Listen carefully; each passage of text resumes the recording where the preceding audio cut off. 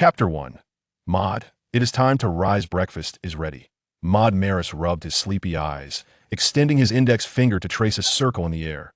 Suddenly, his fingertip emitted a luminous white glow, and a resplendent golden ring materialized before him, within which lay an abyss of darkness, as if leading to another realm. He reached inside and retrieved a set of casual attire. The golden ring vanished. Maud donned the clothing and picked up his glasses from the bedside, making his way to the mirror. Reflected in the glass was a slender young boy with golden hair, fair skin, and an air of cleanliness, adorned with a pair of black-framed spectacles, reminiscent of a youthful scholar. This year was 1991, the year he would once again apply to Hogwarts School of Witchcraft and Wizardry. If successful, he would become a contemporary of the illustrious boy who lived, Harry Potter. Indeed, a second application that he was the sole student in Hogwarts history to have received an acceptance letter only to be rejected by the Sorting Hat, deemed devoid of the talent for magic. Yet now, circumstances had shifted. Maud's room was situated on the second floor, with a living room below, adjacent to the kitchen and dining table. Descending the staircase, he encountered a gentleman with the same golden hair, seated on the sofa, engrossed in a newspaper. His father, Tummel. "Good morning, father." "Good morning, Maud." His mother, Danny, was seated at the dining table, partaking in breakfast. "Maud, are you truly resolved to attend Hogwarts?" Danny inquired with concern, torn between the fear of another rejection and the apprehension of her son navigating the magical world alone. Maud seized a piece of bread from the table and took a hearty bite. "Yes, mother. But fret not. I am well aware of my choices." Tummel, momentarily lifting his gaze from the newspaper, remarked, "Your magical abilities have improved significantly over the past 2 years. This time, it should be a different outcome." He lamented on behalf of his child. "How did that Sorting Hat fail to see the truth when I enrolled?" Tummel, too, had been a student at Hogwarts and was a wizard himself. Maud chuckled softly. "Forgive it, it is merely a hat." Deep down, Maud understood that the Sorting Hat had not erred. He had practiced the magic refinement techniques bestowed by his father, but had yet to sense the birth of magic. His current magical prowess arose from an ancient wizard's method known as the source of magic, a technique so sophisticated that it could bypass innate talent and extract magical energy. After a brief conversation, his parents departed for work. Maud gazed out the window, basking in the radiant sunlight. The weather was delightful. In the coming days, barring any unforeseen events, the owls from Hogwarts School of Witchcraft and Wizardry would soon flutter in through the window. After a brief respite, Maud returned to his chamber. He closed his eyes, focusing his mind, and envisioned a towering peak in his consciousness, its summit, blanketed in pristine snow. One could almost feel the biting chill emanating from it. This was the golden key he had inherited from his past life, linking him to the ancient wisdom of sorcerers and scholars embodied in the sacred Kunlun Mountain. Maud circled his index finger once more and cast the ancient spatial storage spell. This incantation did not require a wand, yet necessitated a blend of alchemical elements, transforming his finger into an alchemical tool through potions. From within the luminous portal, he retrieved a tome titled The Pranks of Archimel. Within its pages lay a collection of playful spells bequeathed by the sorcerer known as Archimel, harmless, yet delightfully entertaining. In his previous life, he had relished reading, especially during such weather, in moments of leisure, basking in the sunlight with a comforting book in hand. This particular volume had been procured by his father merely days ago, and he was struck by the notion of mastering the spells contained within, using them to barter knowledge. With Kunlun Mountain, exchanging knowledge was indeed the sole avenue to acquire wisdom from Kunlun. The Pranks of Archimel was ingeniously crafted, intertwining storytelling with the learning of playful magic. It could serve as both a narrative and a guide to mischievous spells. At this moment, he had completed the first chapter and had grasped the essential details and intricacies of the spell to resurrect a pumpkin head. He meticulously revisited the spell in his mind, ensuring he had fully comprehended the nuances of this whimsical magic. His attention returned to the Kunlun Mountain in his mind, gently touching the peak. A rush of refreshing energy suddenly flowed from the summit into his consciousness, as if a portal had been opened in an instant. Countless characters began to swirl back and forth within this passage. Maud discerned the phrase resurrected pumpkin head among them, utilizing this spell to exchange knowledge with Kunlun. The knowledge he could acquire was somewhat contingent upon the type of magic he possessed, yet the value of the spells he might obtain remained a matter of sheer luck. An array of characters cascading from the zenith of Kunlun coalesced in his mind, forming an elaborate article. It detailed a simple spell employed by ancient sorcerers to celebrate a particular festival, known as the Vampire's Disguise. Maud exhaled softly. Quite pleased, he diligently studied and absorbed the intricacies of this spell before retrieving his wand. Edward's disguise, Edward's disguise. After several attempts, the magical energy surged within him, casting a radiant glow upon his form. Maud felt his physique transforming. He was growing taller. A sleek black suit enveloped him, and he gazed into the mirror. Reflected back was no longer the golden-haired youth, but rather a striking young gentleman. With dark hair and eyes, holding a cane and clad in formal black attire, his every movement exuded an air of nobility. Maud felt a peculiar sensation within his mouth. He opened it wide. In the mirror, the young gentleman clad in a black suit revealed elongated, pointed fangs. He was a vampire. Maud repeatedly attempted the magical disguise of a vampire. He concluded that he merely appeared to be a vampiric noble, with the fangs serving as mere adornments.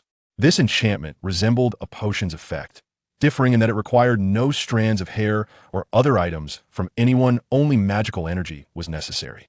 The visage he assumed was not that of another person, but a countenance conjured from thin air. The duration of the transformation depended on the amount of magical power one possessed. As Maud observed the fluctuations in his magical energy, he determined that this spell could last a day or two. It was quite an intriguing magic that he ceased the incantation, glanced at the time. It was 20 minutes past 11, and looked out the window. He reverted to his original appearance, settled back into his chair, and resumed his reading. Shortly thereafter, a peculiar sound emanated from outside. Oh!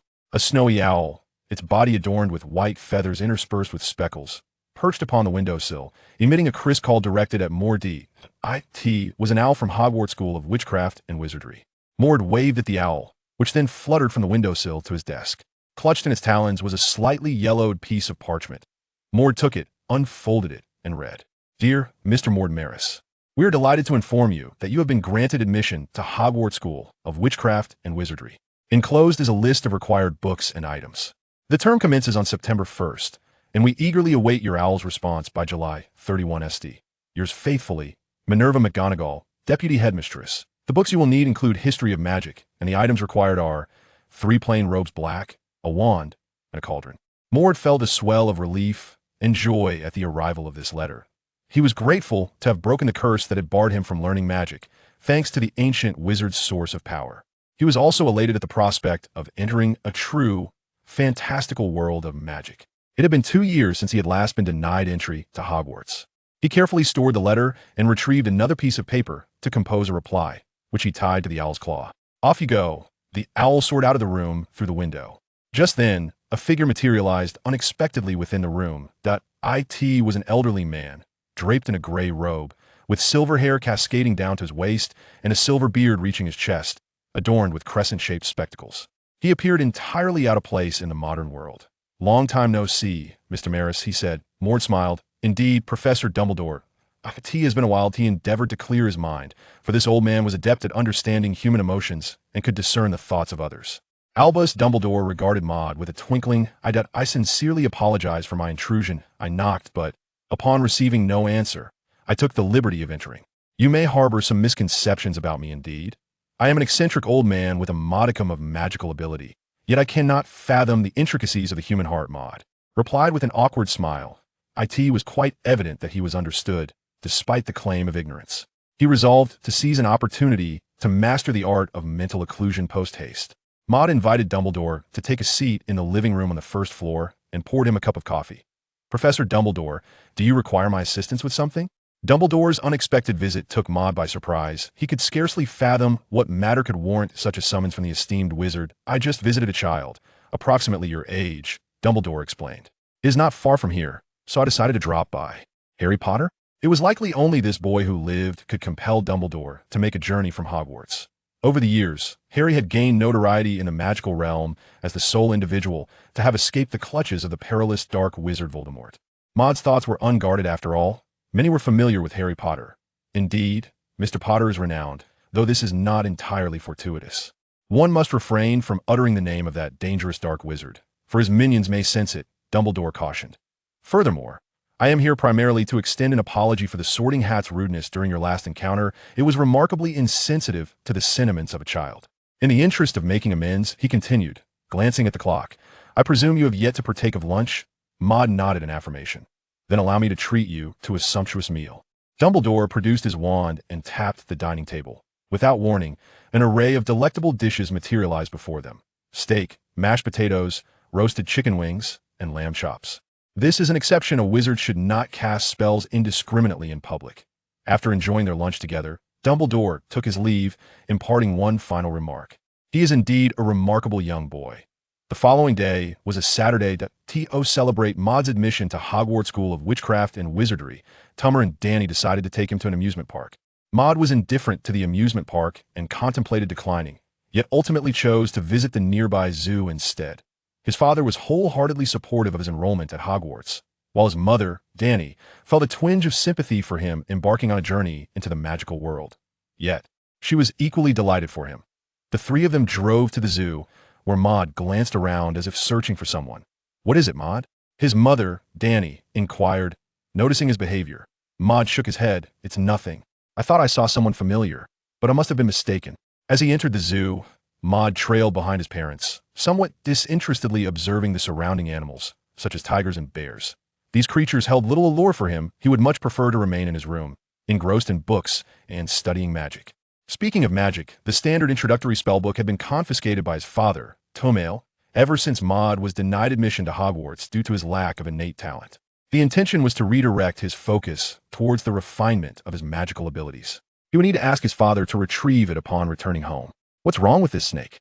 Why isn't it moving?" Maud instinctively turned his gaze towards the source of the voice. It was a middle-aged couple accompanied by two young boys. One boy was chubby, appearing to be overnourished, while the other was small and slender, wearing glasses and sporting tousled black hair. Maud squinted at the boy in glasses, noticing a lightning-shaped scar on his forehead. Harry Potter, the boy who lived. Naturally, the adults beside him were his aunt and uncle, the Dursleys. "I am going to check over there. You don't need to worry about me. I'll wait for you at the entrance later," Maud informed his parents before walking away. Tomail chuckled. "It's probably just an old friend or classmate. Let them catch up." Meanwhile, the chubby boy, Dudley, began his complaints anew. "This is so boring. The snake isn't moving." "Move," Dudley shouted. Maud approached and stood beside Harry, echoing Dudley's sentiment. Sometimes, being quiet is far better than being restless. Dudley, unable to comprehend the underlying meaning, felt insulted and glared at Maud. "Who are you? Why are you butting in? Just go away." Indeed, his spoiled disposition was evident, and Maud found amusement in teasing such a brat. "Which family do you belong to? How can you be so rude?" Dudley's parents turned their attention towards Maud, their expressions reflecting displeasure. Maud continued to gaze at the python behind the glass wall, disregarding them entirely. He had anticipated such behavior from the Dursleys. Feeling embarrassed, the Dursleys decided to leave, taking Dudley with them, but they left Harry behind. "Hello, I'm Maud Maris. It's a pleasure to meet you," Maud greeted. Harry was taken aback by the unexpected attention. "Hello, I'm Harry Potter," he replied. "Actually, I'm familiar with you, Harry. I shall simply call you Harry." Maud observed him closely. Even at this moment, Harry possessed a distinct wizardly aura, despite being merely an 11-year-old boy. Harry was puzzled as to how Maud knew him and nodded in response. "May I inquire how you came to know me? Did you attend the same school as I did?" "At this moment, I cannot disclose that information," Maud teased. "In a few days, you shall discover the answer." As Maud pondered over the forthcoming days, he envisioned Ruby as Hagrid, the keeper of keys and grounds at Hogwarts School of Witchcraft and Wizardry, forcefully breaking down the door of the Dursleys' residence on a rainy day, his towering figure instilling fear in several onlookers, causing them to stifle laughter. Indeed, that serpent is remarkably large. Harry, bemused by Maud's laughter, nodded in agreement. The two fell silent, their attention fixated on the snake. Suddenly, Harry spoke up. "I sincerely apologize. Dudley was exceedingly rude just now and interrupted your rest." The python suddenly raised its head. "Can you understand what I'm saying?" The python nodded again. Harry was a bit surprised. It was his first time chatting with a snake. He suddenly turned to look at him, feeling like he had just exhibited some signs of mental illness. He ruffled his hair. "Sorry, I actually tend to talk to myself a lot." Maud looked at him and thought, "You will probably be a mental patient who talks to snakes for a lifetime." "It's nothing. I also like to talk to animals. Maybe they can really understand, or perhaps we just happen to have that talent." Harry nodded happily. "I think so too. This snake, it might be special. It's very smart." Harry started chatting with the snake again, and the python crawled over, resting its head against the glass wall, as if carefully listening to Harry's words. The snake moved. The snake moved. Dudley, the fat boy, ran over, pushed Harry aside, and knocked him to the ground. Harry looked at Dudley's chubby face, unable to control his anger, and stared at the glass wall. It seemed as if nothing had happened, but Maud clearly saw the glass wall suddenly vanish in an instant. Dudley, who was leaning against the glass wall, lost his balance, and fell into the python's display area, landing in a small pond inside. Mom, help me. The python crawled over, scaring Dudley to crawl backward. However, the snake avoided Dudley, climbed over a small section of the fence, and exited the display area. It came to Harry, flicking its tongue as if saying something, and nodded. Harry stared at it blankly and said to it, willing to serve. Maud observed the whole process without panic. He knew that the snake would not harm anyone in the park. It just wanted to escape. He couldn't understand what the snake was saying. To him, it was just the sound of it flicking its tongue. Indeed, the talent of the snake charmer was quite remarkable. Moody also thought that if Harry could control this power well and raise a few more snakes to place in Hogwarts, it would provide extra pairs of eyes and enhance safety. He also thought of Voldemort, who had the same talent and could control snakes, but that was another matter. The commotion caused by Dudley was soon heard by the Dursleys, who shouted nervously. Harry's uncle, Vernon Dursley, approached him, glaring at him with anger and dissatisfaction. Please don't misunderstand. Moody stepped out. I did this. Vernon clearly didn't believe it. Don't lie to me. It must be that little brat, right? Mr. Dursley, then take a look. What is this? Vernon looked at Moody. Two beams of light shot over. Maud's pair of pupils suddenly turned into flickering white light. The light radiated out, illuminating Vernon's face. And due to the angle, only Vernon witnessed this scene. Maud's entire demeanor seemed somewhat eerie due to his pair of misty white eyes. Vernon was frightened and kept retreating, pulling his wife, Petunia Dursley, with him. Petunia was anxious about her child's safety and, feeling a bit impatient, shook off his hand and shouted, What are you doing? Vernon pointed at Maud, saying this person is one of that kind. Seeing this situation, Maud patted Harry on the shoulder and told him, I believe we will meet again soon. Maud left. This magic is also an ancient magic, exchanged with Kunlun using a small spell learned from his father. Its uses are probably just to scare people and for lighting. As for why wizards cannot perform magic in front of muggles, the Dursleys actually knew about the existence of magic long before. There is still some time until September 1st. Maud requested the beginner's standard spells from his father and began to read them carefully. He spent several weeks learning some simple magic, such as the unlocking spell, the illumination spell, and the marking spell. These everyday spells were relatively easy to learn, while spells like the fire spell, which conjures a raging flame and has stronger destructive power, were more difficult for beginners. However, while it's easy to start learning magic, mastering it to a deeper level is quite challenging. Maud plans to exchange the spells he has learned well with Kunlun Mountain today. A cool breeze descends from Kunlun Mountain, connecting to Maud's mind. Soon, the knowledge exchange is complete. Maud watched the spell in his mind. The spell was called Mage's Special Identification, which is used to identify something. What does it do? Maud glanced at his wand. It was a wand with a unicorn hair core, measuring 12 3/4 inches long, bought for him by his father, and it worked well enough. Maud learned for a while and finally mastered this magic. The digital world of the appraiser. In Maud's eyes, a faint blue light seemed to flash, and then he looked at the wand in front of him, lowering his head to look at himself. A line of text appeared in his eyes.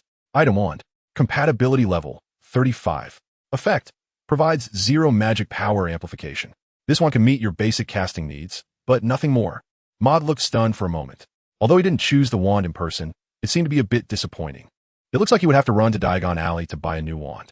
Maud looked around again. Wooden bed. Compatibility level 70. Effect. Provides you with a good sleep experience. This is a bed that has a deep emotional connection with you.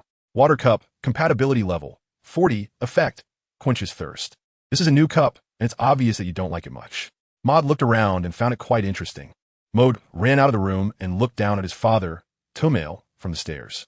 This time, the match he chose was not for himself, but for his mother, Danny. The matching degree with her was 95, with the effect of providing emotional support. He and she were a great fit and very much in love. Indeed, he could also discern people well. Emoda thought of the matchmaking industry, and with this magic, finding a partner for someone is just like playing, right? It seems that for ancient wizards, finding a partner is quite a simple matter. Maud returned to the room, having used quite a bit of magic. This spell was very useful.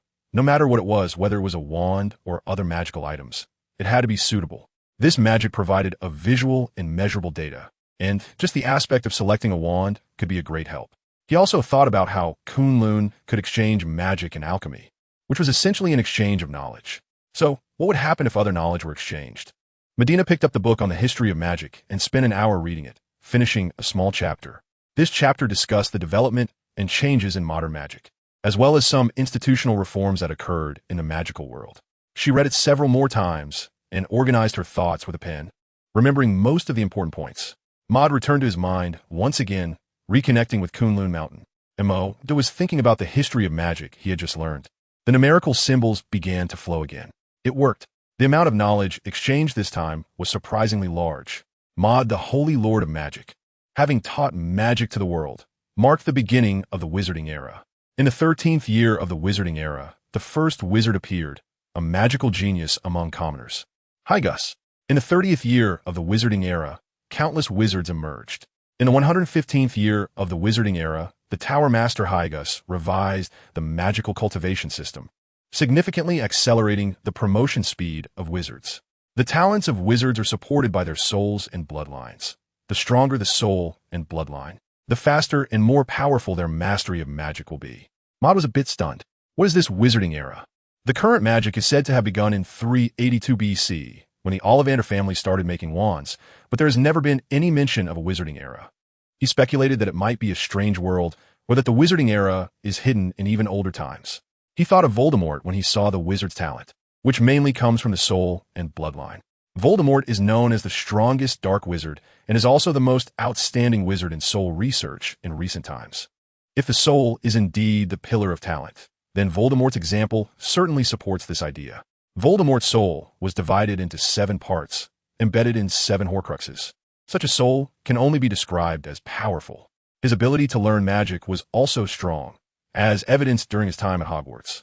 A strong soul may indeed be a path to becoming stronger. Maud continued to read. In the 130th year of the Wizarding Era, Hagrid broke through the shackles of boundaries and gained a longer lifespan. In the 565th year of the Wizarding Era, the first human miracle wizard appeared, and that was Hagrid. This was the first time humanity stood before the gods, possessing the power to converse with them on equal terms. Miracle wizards, equal to the gods, conversing with the gods. Not only was it extraordinarily powerful, but this magical talent should have only lived for about 600 years, yet he had caught up to the deities. This lifespan did not frighten Maud. He knew that Nicholas Flamel, the alchemy master, lived to be 665 years old, if not longer. In comparison, it was evident that Nicholas Flamel had considerable talent in alchemy, but his wizarding talent was not impressive. The subsequent history of ancient wizards became mixed, discussing various aspects, including the development of alchemy, the population of the wizarding world, and the advancements in magical scripts. After Hagrid ascended to become a miracle wizard, it seemed to unlock a shackle, leading to the rapid development of countless magic-related industries, and more magical geniuses emerged. A millennium later, 3 more miracle wizards appeared. It was written, "Wizards are a path. Those who walk this path have the opportunity to become beings as powerful as the gods." Yes, still human, because wizards do not need to become divine. They only need to become miracle wizards. From this, it can be seen that wizards no longer look up to the gods. They are a proud group, and that was the end of it. Maud touched his chin, pondering something. It seemed like a new world had been opened to him. It appeared that gods really existed, and above the wizards there was a realm of miracle wizards. He felt a surge of excitement, but it was merely that, excitement. The text did not explain how to become a miracle wizard. Even if it did, the difficulty level would likely be such that even a genius like Dumbledore would find it hard to ascend. If one day he could truly walk this path, it would surely be a result of defying fate and changing his destiny.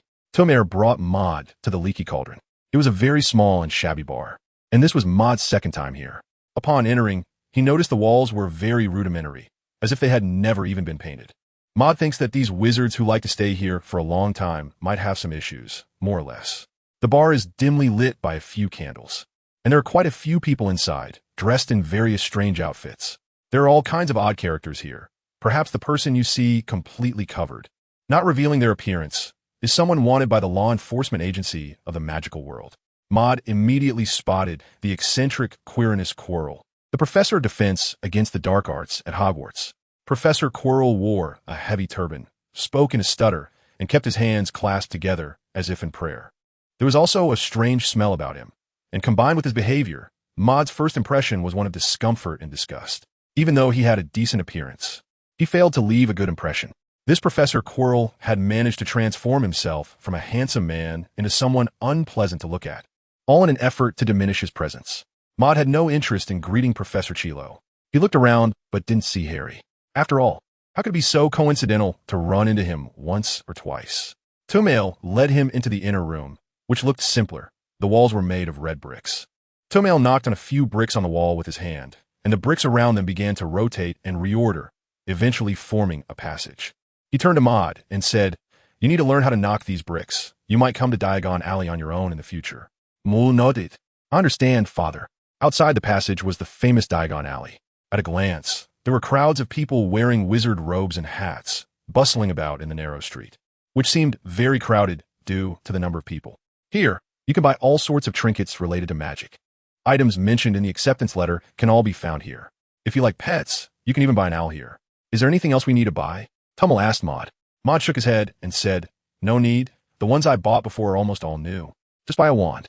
To buy a wand, you need to go to Ollivanders' wand shop here. In this wand shop, you can almost find all the wands. If there's a wand that isn't here, it's probably not available anywhere else." On the way, we passed Gringotts, which is the bank of the wizarding world, managed by goblins inside. Maud couldn't help but think of the things stored in the 713 vault. Did Hagrid come and take it away with Harry? Soon, the two arrived at Ollivanders' wand shop. This is Ollivanders' wand shop. If you need to repair or replace a wand in the future, you can come here, Tummel introduced to Maud.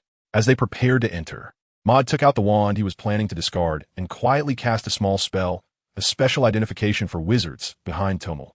Putting the wand away, Maud entered the door and closed it behind him. "Is anyone there?" Tummel called out loudly. Coming. From behind a shelf stacked with wands, a wooden ladder suddenly slid out. A thin old man stood on the ladder, with a head full of fluffy silver hair and eyes that seemed to sparkle. This was an old man particularly obsessed with wands, known to everyone as Ollivander. Ollivander looked at Tummel and then at Maud beside him. "I remember you, Mr. Marys. How's your wand holding up?" Tummel replied, "Of course it's fine, but I work in the Muggle world, so I use my wand very little. This time, I'm here to buy a wand for my child, Maud." Ollivander looked at Maud again. "Is this young Mr. Marys?" Maud nodded. "Yes, Mr. Ollivander." He remembered that the old man had a great memory. It seemed that he remembered the names of almost every customer, and perhaps even the exact ones they had purchased. Ollivander walked away, lost in thought, and approached a shelf. With trembling hands, he took down a small box. He opened the box to reveal a reddish-brown wand and handed it to Maud. "Here, give it a try." A string of numbers flashed in Maud's eyes. "Wand, your compatibility level, 30. This is worse than having to replace that wand." Maud took the wand and waved it at the shelf. Bang! An invisible force suddenly broke through the cabinet, creating a hole. Emoda is somewhat puzzled by this performance. Why does an unsuitable wand seem to have such strong power? Could it be that the magic power cannot be directed to form spells and can only exist as shockwaves, making it unsuitable? It seems not. Ollivander walked back to the shelf and took out another one. Matching degree, 60. Mord waved his wand again, blowing off one corner of the shelf. Ollivander took out several wands, none of which seemed quite right, so he took out a few that might be suitable and placed them on the table to try together. "Mr. Marys, why don't you give them a try?" Matching degree, 2568. Emoda saw that among these wands, there was one with a high compatibility level of 93, but he didn't make it known. Instead, he tested them one by one. Finally, he reached this wand. Maud took up the wand, and immediately a strong wind swept through the entire shop, making the store seem a bit brighter. Ollivander nodded in satisfaction. "This one will do. The core of this wand is made from." Maud is quite satisfied. The feeling of just waving is very comfortable, and the touch is also quite good. Maud looked at the wand and decided he wanted this one. He raised his head, and suddenly a flash of light caught his attention. It was a wand placed on the shelf, still unwrapped. Matching degree, 100. Maud was startled. It was completely full. Before Ollivander could finish speaking, Maud interrupted him. "Excuse me. Mr. Ollivander, can I choose another one? I think that one up there might suit me better." Ollivander was taken aback. He turned to look at the wand Maud was pointing to, which had just been completed and was still unwrapped. He said nothing more and took the wand down. As soon as Maud received the wand, he felt the magic within him begin to flow gently and surge, like waves, growing stronger with each wave. Whoosh! A gust of wind, much stronger than before, tousled the hair of several people and caused many cabinets to topple over. The light was as intense as that of a lighting charm, illuminating the room as if it were daylight. Ollivander and Tummel stared in astonishment. "Maud, how did you know this wand was a perfect match for you?" Tummel asked in surprise. Ollivander also fixed his gaze on him intently. Maud was happily stroking the slightly dark red wand, smiling with joy. Guessing, I thought this one looked quite nice, so I wanted to give it a try. Maud refused to speak the truth, feeling better about making a fortune in silence. A glint seemed to flash in Ollivander's eyes. He said nothing more and instead began to introduce the wand. It was made of willow, measuring 11 inches and 5/32 long, with the core being the heartstring of a Swedish short-snout dragon. Maud listened while looking at his wand. Match level, 100. Effect, grants you a 50 increase in magical strength and a 10 increase in casting speed. This is a perfect wand for you. It seems to have been made just for you. After completing the transaction, Maud walked out of Ollivander's wand shop with his father. Thinking about the recent destruction, the cabinets had exploded, things were flying everywhere, and it was a complete mess. He guessed that Ollivander might be inside saying, "Merlin's beard." Bang bang. Suddenly, an explosion sounded from the nearby Gringotts, and thick smoke billowed out. A stream of red flames shot past Maud's feet. Maud jumped up suddenly. "Merlin's beard. Quick, get behind me." Tomail reacted, pulling Maud behind him, and he waved his wand. Armor protection. An invisible force stood in front of them, unseen. But Maud could feel it. It was a very strange sensation. Soon this magic took effect. Flames and some fragments of rock and dirt splashed over, but they were all blocked by this invisible wall. Maud looked at the scene in the distance. At the entrance of Gringotts, a group of goblins was continuously pouring out. They appeared very short, about the height of a child, with wrinkled skin, sparse hair, and a pair of pointed ears, resembling strange old men. This was a group of intelligent creatures from the magical world. They were surrounding a person wrapped entirely in a black robe, whose face was obscured and only a pair of eyes were visible. There was no dialogue between the two sides. Instead, they were continuously casting spells. Maud also witnessed the magical battle from the wizard for the first time. The man in the black robe waved an ancient wand in his hand. Suddenly, flames erupted in the clearing outside Gringotts, appearing out of nowhere, as if a grand bonfire had been lit, causing many fairies to start retreating. He pointed his wand toward the sky again, and a brilliant flame emerged from the tip of the wand, swaying gently in the wind, and instantly shot towards the fairies like a flying firebird. The fairies, possessing special talents, did not need wands to cast spells. A few fairies extended their short hands and simply waved lightly. Bang! It was as if their palms had touched the flames, and an invisible force extinguished the fire, creating the illusion of rippling, transparent water in the air. Their bodies also took a step back, as if they had been impacted. Maud could tell that the dark-robed person's magic was very powerful, while the fairy's strength might be somewhat lacking. He guessed that this dark-robed person was likely here to steal something from the Vault 713 at Gringotts. This meant that Harry and Hagrid must have taken the item not long ago, and he had just missed it. As for this person's identity, it could either be Professor Quirrell or another one of Voldemort's minions. The dark-robed person's wand pointed repeatedly, emitting a strange frequency, and flashes of fire erupted, accompanied by a howling wind like cannonballs. Intense flames burned in the air, dimming the surrounding light. It seemed like it was raining fire from the sky. Transparent walls appeared before the fairies, blocking the flames. Although they extinguished the fire, the fairies were still pushed back by the shockwaves. More and more fairies emerged, beginning to withstand the pressure and counterattack the dark-robed person. Flames and silver streams of light intertwined in the air. Suddenly, a loud roar echoed through the sky. Roar!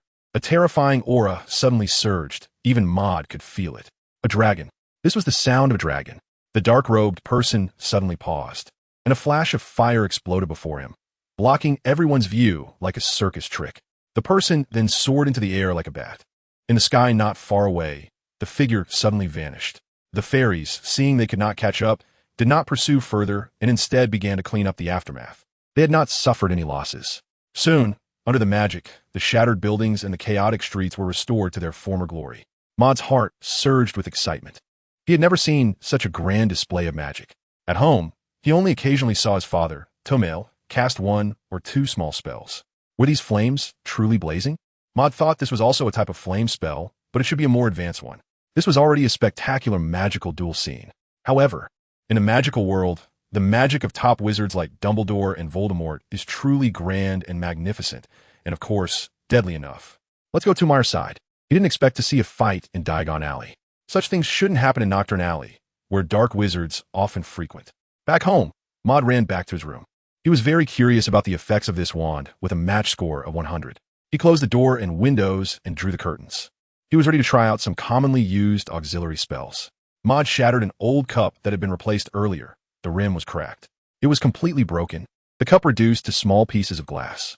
Restoring it to its original state, the wand flicked with a slight motion, and before it could stop, a silver light flashed above the wand. A pile of tiny glass pieces had already gathered together, transforming back into its original form. The effect of this wand in the wizard's special appraisal is a 50 increase in magical strength and a 10 increase in casting speed. The casting speed was already noticeable. It was indeed faster than using the previous wand. What happened? Mo? Tummel suddenly ran up and knocked on the door, shouting loudly. He had heard the sound of the cup breaking. The recent events in Diagon Alley had left a deep impression on him, and he wondered if something had happened to Maud, if he had been hurt just now. No, it's fine, father. I just accidentally broke a cup. Mulhood replied. That's good. Be careful. Only then did Tumir feel relieved and walk away. Emoda thought that he couldn't break any more cups. He looked at the notebook on his desk, tore off a few pages, and then shredded some paper, scattering it all over the floor. Everything returned to the way it was. Maud felt a bit sluggish, as if the angle of the wand's movement wasn't quite right, so he waved it back and forth several times. After repeatedly tearing the paper and restoring it, he finally felt much smoother. There is a skill to waving the wand as well. As for the intensity of the spell, it couldn't be tested with a restoration charm. The only ordinary spell that Maud could experiment with was one. A flickering light. A strong beam of light was released from the wand, appearing particularly dazzling in the dimly lit room after the curtains were closed. Maud estimated the difference between the new wand and the old one he had used before. It should be significantly brighter, but he had no concrete idea of how much. So, Maud decided to take out the old wand and give it a try. This wand would only be stored in his spatial magic after today, serving as a backup, and it might never be used again. Once again, he cast the Lumos spell, and this time, there was quite a noticeable difference compared to before. The current light could not illuminate the entire room, and in the limited areas it reached, it appeared somewhat dimmer, confirming the actual effect brought by the amplification of the new wand. Maud drew a golden, glowing circle with his fingers and tossed the old wand into it. This spatial storage magic was really useful. Maud is very fond of this spatial magic. The visual effect is much cooler than Shadow Step. He wonders when he can learn a real spatial magic that allows people to traverse space. This one should have a name. Moore touched the new wand. Since it's related to the heart of the dragon, let's call it the Dragon Heart Wand. Soon, it was September 1st. Moore, hurry up. And Mo Duh was still packing his luggage in the house, while his father Tummer was already standing at the door in a neat suit. The train leaves at 9 o'clock. Here it comes, here it comes. Maud put the last few daily necessities prepared by her mother, Danny, into the suitcase. Take some pastries too, Maud. Danny handed over some packaged pastries. I just made these last night. No, thanks? Maud's suitcase was already full, and he really didn't want to stuff anything else in it. In the end, with no other choice, he moved his index finger. The space opened up, and a golden halo suddenly appeared in the air. Maud placed the pastries one by one inside. This space magic was truly very large. This was the first time Tomeyer saw Maud perform this magic he had never seen before. What kind of magic is this? Where did you learn it? Maud smiled, thinking about what kind of excuse he could come up with. Ding dong. The clock suddenly chimed. Dear, ask again next time. It's just magic. It's already 8 o'clock. Danny didn't understand magic and looked at the clock ringing, urging the two to hurry. Fortunately, the road wasn't too congested, and the two of them rushed without time to chat. They finally arrived at King's Cross Station in London. The two hurriedly ran to the platform. Soon, Maud saw several red-haired people. The Weasley family? Red hair, blue eyes, and a pair of twins, no doubt about it. George, stop messing around. It's time to get on the train. Ron? Where's Ron? Hurry up, move faster, said a red-haired lady. Maud looked in the direction where Ron was. A boy with red hair and blue eyes, covered in freckles and about the same size as him. Hello, are you also here to take the train to Hogwarts? Mrs. Weasley noticed Maud and Tummel. Tummel walked over and shook her hand. Hello, you must be from the Weasley family, right? My name is Tummel Maris, and I am a wizard working in the Muggle world. Hello, it's a pleasure to meet you. I am Ollie Weasley. Is this your child? Oh, they are really cute, Mrs. Weasley said, ruffling Maud's hair. Hearing the compliment about being cute, Maud awkwardly adjusted his glasses. At his age, he should indeed be praised for being cute. But his mental age, or rather his actual age, didn't quite match that term. Yes, Mum, Maud Ripid. Let me introduce myself. I am Maud Maris. Mrs. Weasley bent down to meet Maud's gaze. Little Maris, are you starting school this year? My son Ron is the same age as you. You might become good friends. Ron, come here. The two adults continued their conversation. Maud greeted Ron for the first time and introduced himself again. Ron widened his eyes and curiously looked at Maud, saying, I know I just heard your name. I'm Ron Weasley. Those two over there are my brothers. One is named George, and the other is Fred. Oh, they are twins. Can you play wizard's chess? It's a great game. Let me tell you, I'm really good at it. If you enjoy it, you definitely have to play a couple of rounds with me. Mole smiled awkwardly. Indeed, he was crazy about wizard chess, and he mentioned it to me during our first meeting. However, Ron had a good personality. He was straightforward and sometimes quite funny, which he liked. After chatting for a while, and because he understood Ron's personality well, they quickly made progress in wizard chess and became friends. Not long after, Maud saw someone walking by with luggage, looking familiar. It was Harry. He raised his hand, signaling Harry to look over. Harry, over here. Are you looking for platform 9? Huh? Harry looked over with a puzzled expression. He had just asked the staff here, and there was no platform 9, feeling a bit frustrated. Are you Maud Maris? He suddenly exclaimed with surprise. You're a wizard too? Maud left. When Ron and Harry first met, they chatted for a while, and Maud then explained to Harry how to find and enter platform 9. Soon, they were ready to head to the platform. George and Fred jogged towards a pillar between platform 9 and platform 10, and Maud began to think maliciously about whether they would end up with bumps on their heads. The moment they touched the pillar, they suddenly blended into the wall, like a drop of water merging into a pool. The magical world is truly unreasonable. Ron and Harry followed suit, and Maud hurriedly pushed his luggage and jogged towards the pillar. As he got closer, his vision darkened, and then he collided with the pillar, but he felt no resistance at all. After a moment, his vision suddenly cleared. It was still a train station, but the train was no longer the same as before. A sign on the platform read, Platform 9. Beep beep, the train was about to depart, so Maud quickly boarded the train and waved goodbye to his father, Tummel. The space on the train was not very large, and it was quite crowded, with almost every compartment filled. Maud only knew Ron and Harry, so it was natural for him to follow them into a booth. Wait, just as he sat down, Ron suddenly pointed at Harry. Are you Harry Potter? Yes, Harry replied, feeling a bit confused. What's up?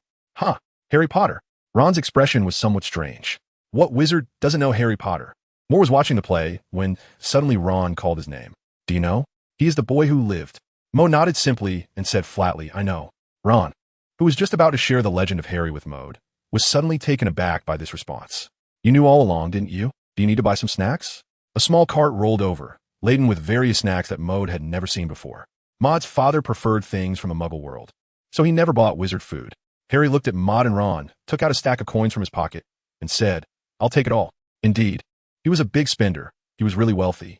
Maud is very interested in the snacks of the wizarding world, so he started to eat various strange things with the two of them. He held a handful of Bertie Bott's every flavor beans and popped one into his mouth. He was lucky and didn't get any weird flavors like earwax or booger. They were all peach and orange flavors like fruit candies. By the way, Fred taught me a spell. Do you want to see? Ron looked at Maud and the others with a bit of pride. Maud nodded and said, sure, but before that, let's have some pastries. His mother had brought too many pastries, and she definitely couldn't finish them all, so she decided to invite a few people to join. He didn't intend to hide his space storage magic, and it was unavoidable to take things in and out at Hogwarts, so there was no way to conceal it. This space magic originally didn't require a wand, but Maud thought for a moment and deliberately took out his wand, waving it in the air. The space opened, and a golden light ring appeared out of nowhere. Maud reached in and took out some pastries. Oh, there's even a pot of hot milk. I accidentally brought that along too. Maud took out a cup of hot milk, which was still steaming. Ron and Harry stared in amazement. What kind of magic is this? Merlin's beard. The milk is actually still steaming. These words were very pleasing to Maud. No matter how old he was, he always enjoyed this. The container holding the milk was not insulated, and it had been 2 or 3 hours since breakfast, so it should have cooled down by now. Maud was also a bit surprised. It was the first time he realized that his storage magic also had the effect of keeping things warm. He waved his hand and said, come on, eat up, I brought some cups too. Suddenly, the chairs were filled with pastries, and 3 cups of steaming hot milk were poured. The 3 of them blew on the steam, rising from their cups, sipping the milk while enjoying the pastries. Feeling particularly cozy. Did you see the red-haired little girl who ran in and was stunned by the scene before? How do you have hot milk? This girl had big eyes, her hair was a bit messy, and she carried a strong, scholarly air. She was a girl who loved studying. Seeing the 3 people in the booth staring at her, she felt a bit abrupt. Sorry, my name is Hermione Granger. I'm here to look for a toad. Have you seen one? Maud and the others shook their heads. Perhaps it was in another compartment, but not here. Maud said, Miss Granger, would you like a glass of milk? The 3 of them had gathered, and their adventure was about to begin. I guess I have an extra light bulb. Can I? Hermione pointed to herself. You You could just call me Hermione. However, I want to ask, where does your milk come from? I remember there's no place that sells such things here. Maud had not yet answered when Ron shouted out loud. Magic. My brother, his magic is amazing. Ron looked proud, as if the magic just performed was his own. Brother? Emoda found it somewhat amusing that they had just met for the first time and already became the brother mentioned by Ron. It was just a simple space magic. Maud once again cast a storage magic and took out a clean cup, saying, "This is a magic that can only store items. It's not very useful." He poured a glass of milk, ready to hand it to Hermione, but found that the girl was now staring intently at the golden ring, even reaching her hand inside, planning to peek in and see what it looked like. Maud laughed out loud. Indeed, a girl full of curiosity. Hermione? He reminded her. Ah, Hermione finally reacted, feeling a bit embarrassed. Her face flushed, as if startled and also a bit shy. I haven't seen this spell before. It's not in the standard spellbook for beginners. She took the coffee that Maud handed her. Where did you learn this? Can you tell me the name of this spell? Maud smiled and didn't tell you. He did it on purpose, suddenly feeling a sense of wicked fun. You. Hermione was indeed annoyed. What a petty thing. Hermione took a fierce sip of milk, as if she wanted to drink Maud in as well. She suddenly froze for a moment. I know you. Huh? Moody was somewhat baffled. Ron and Harry looked over, surprised that Moody was so famous. Hermione continued. You're the one who was rejected from Hogwarts School of Witchcraft and Wizardry 2 years ago. And you are also the only person in Hogwarts history to receive an acceptance letter and then be denied admission because you have no magical talent. Well noted. Truly a know-it-all sister. Huh? Both Ron and Harry exclaimed in surprise. You were denied admission with no magical talent? What Maud just cast could not be magic. Is it an illusion? No way. Could it be that the professor's eyesight is failing? Moda chuckled. That's right, it's indeed me. But this is nothing here. There's the only miracle of the magical world. Maud looked at Harry, and Hermione suddenly reacted. You're the boy who lived, Harry Potter. I've read your story. Harry nodded blankly. Can you really not tell me about that magic? Hermione still didn't give up, her eyes wide as she stared at Maud. Maud shook his head. It was indeed a simple magic, learned from others. Really? But I didn't see anyone create or use such magic in the book of magical history. By the way, Hermione, do you know what kind of people our professors are? Maud changed the subject, finally diverting Hermione's attention. The four of them sat down and continued to drink their milk, and Ron introduced himself as well.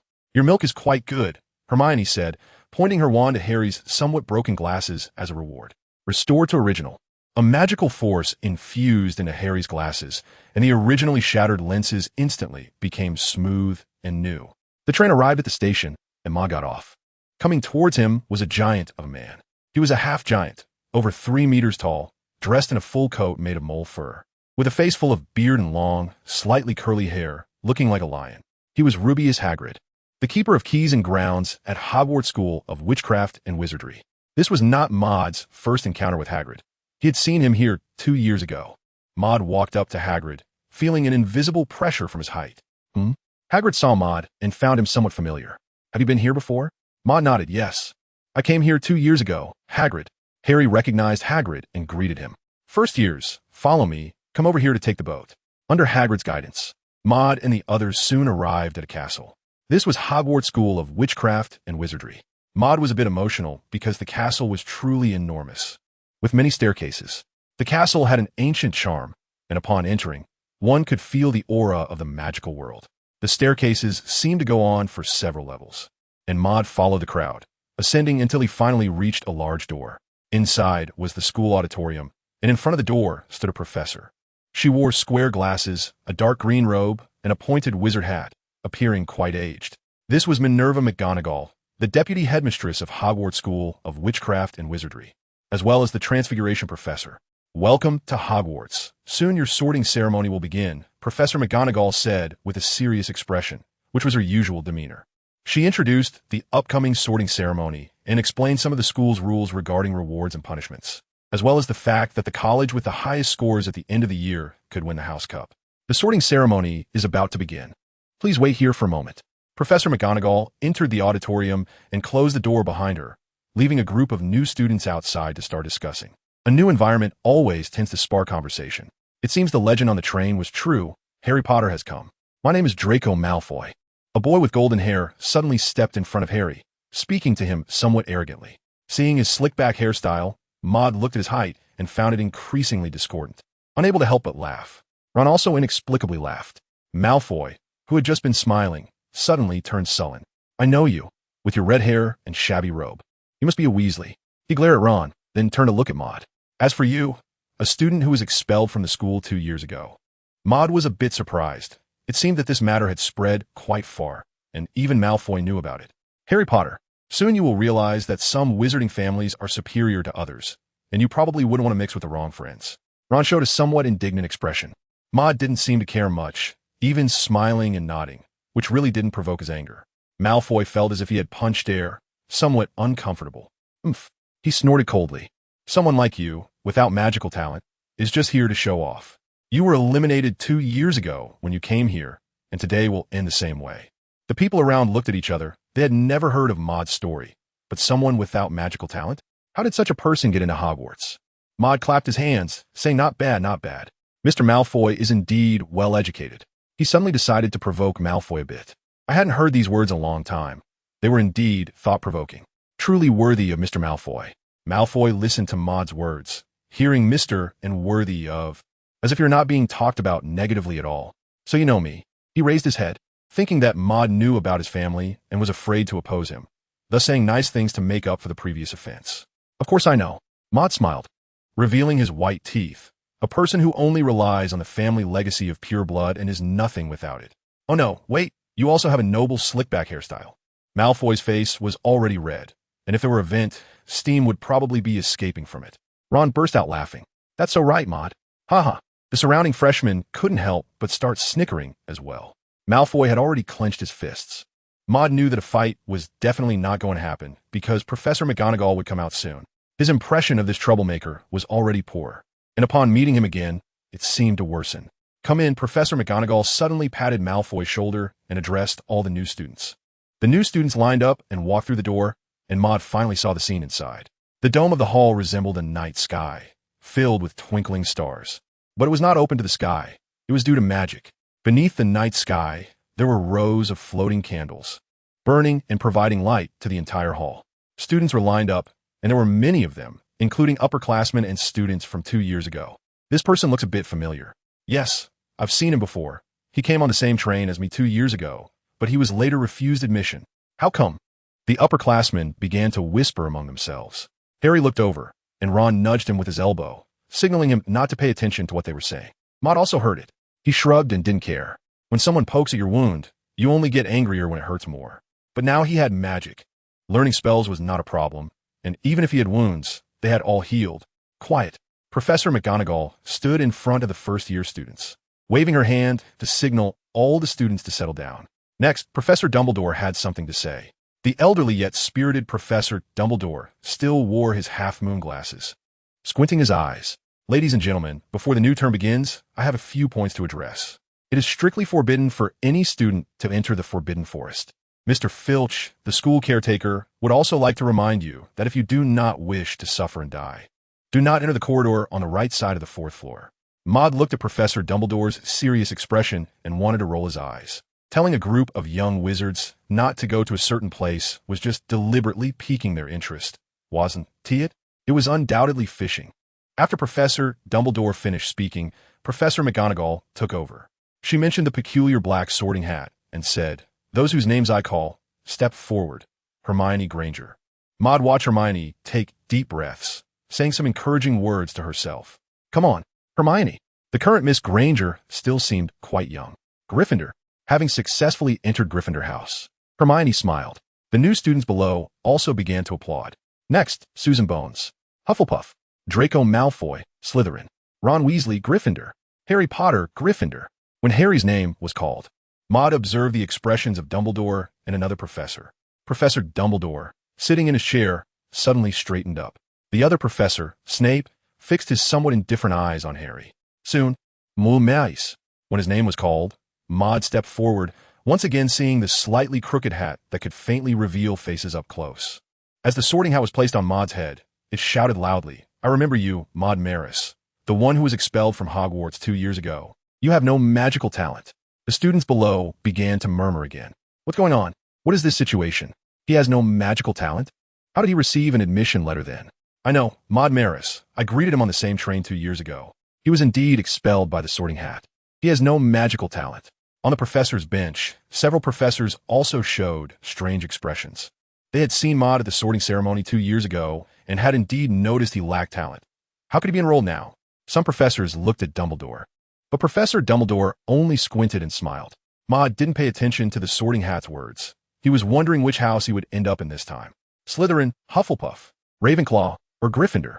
He still felt that Gryffindor might be better, so he followed Harry's example and thought about Gryffindor in his mind. How could this be? How could you have magic? How could you suddenly have magic and magical talent? The Sorting Hat was somewhat confused. It didn't want to believe it had made a mistake 2 years ago, as it had never been wrong about anyone. Sorting Hat, go ahead. Don't waste everyone's time. Professor Dumbledore spoke from behind. How could this be? How could this be? Professor Dumbledore took out his wand and suddenly cast a spell that brought the Sorting Hat back to its senses. Oh, sorry, Professor. This person, Maud Maris, is being sorted into Gryffindor. This time, its voice was not very loud. Maud nodded in satisfaction. Although he was being pointed at by a crowd, the result was still good. In the magical world, he had finally made his way in. Applause erupted from the audience. But the ones truly clapping enthusiastically were probably only 3 people. Harry, Ron, and Hermione, the 3 he knew. The path of the strong is always lonely. Maud's self-indulgence. Cool. Ron gave a thumbs up. Now your reputation might be even bigger than Harry's. Emoda rolled his eyes. If you want this reputation, I can give it to you. The dormitory has already been assigned. Maud and the other freshmen followed the upperclassmen all the way to the Gryffindor dormitory.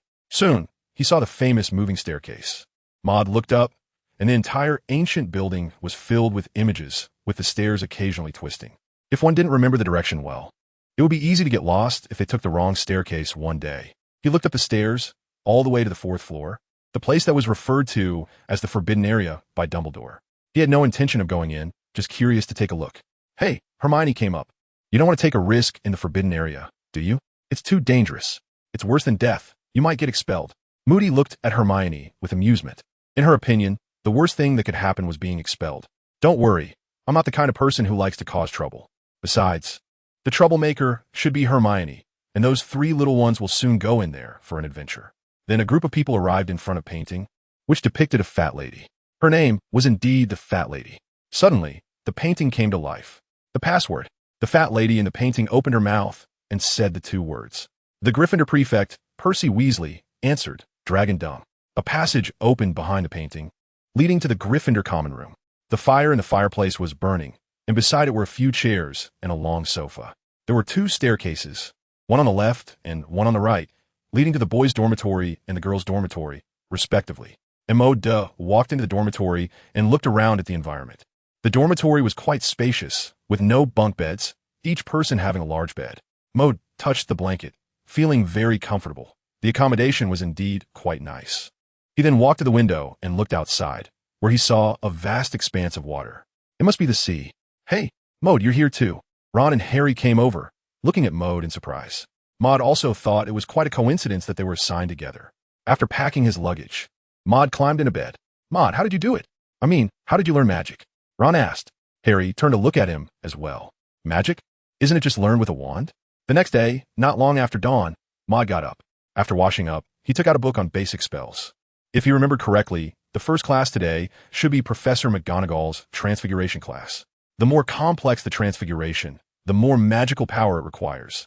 The simpler the Transfiguration, the less magical power is needed. Similarly, the difficulty of transfiguring something complex increases with its complexity. To learn it, one must not only have a rich imagination, but also practice continuously. Maud had actually been exposed to this Transfiguration spell before. He had a general understanding of the incantation and wand techniques, but he was not a genius in this area. He could only truly master this magic through constant practice. Maud thought, could he exchange some new knowledge with Kunlun for the knowledge he had not fully mastered yet? There must be some common ground in the related magic. Perhaps he could start learning the transformation spell from here. With this in mind, Maud sank into his thoughts. The snow-capped Kunlun Mountains stood tall in the void of his mind. Maud sorted out her understanding of the transfiguration spell in her mind and transmitted it to Kunlun through the channel. Kunlun received it, but this knowledge transfer was somewhat strange, intermittent. Was it successful or not? Emoda observed closely, and finally, the exchange of knowledge concluded smoothly. This time, the knowledge was indeed incomplete, and a few large characters of the fragmented spell floated in his mind. Emoda carefully read the words in his mind. The fantasy spell is a magic invented by foals, which transforms one's own fantasies into illusions through magic.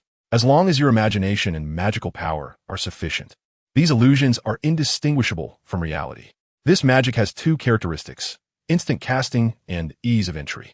If one day your strength is sufficient, you could even create an illusionary world. Ding, ding, ding. The alarm clock on the bed rang, which meant there were only 20 minutes left until class. He turned his head to look at Harry and Ron, who were still sound asleep. Moore got out of bed and gave a couple of slaps, of course, on the arm. Harry woke up and asked what's going on. Maud was speechless. No wonder he could be late on the first day. Soon, Harry woke up and ran to wash up. Ron was still asleep. Maud's 2 slaps only made him grunt and roll over. Maud hit him twice on the head, making his head buzz, and finally woke him up. "Ah, what a terrible morning," Ron said, rubbing his head. The 3 of them jogged to the classroom. Maud pushed the door open and was the first to walk in. He glanced at the time and arrived just on the dot. As for the 2 behind him, they happened to be late, which made Maud chuckle to himself. There was no saving them now. It couldn't be helped. In the classroom, the students were all holding quills and writing something. On the podium, Maud also saw McGonagall, who was currently in the form of a cat. He noticed Hermione turn around and wave to her. "Oh, Harry, Maud, glad you made it." Just imagine if old McGonagall found out, bang. And Maud directly slapped him on the head. "You, Ron, were immediately stunned. Why did he hit him for no reason?"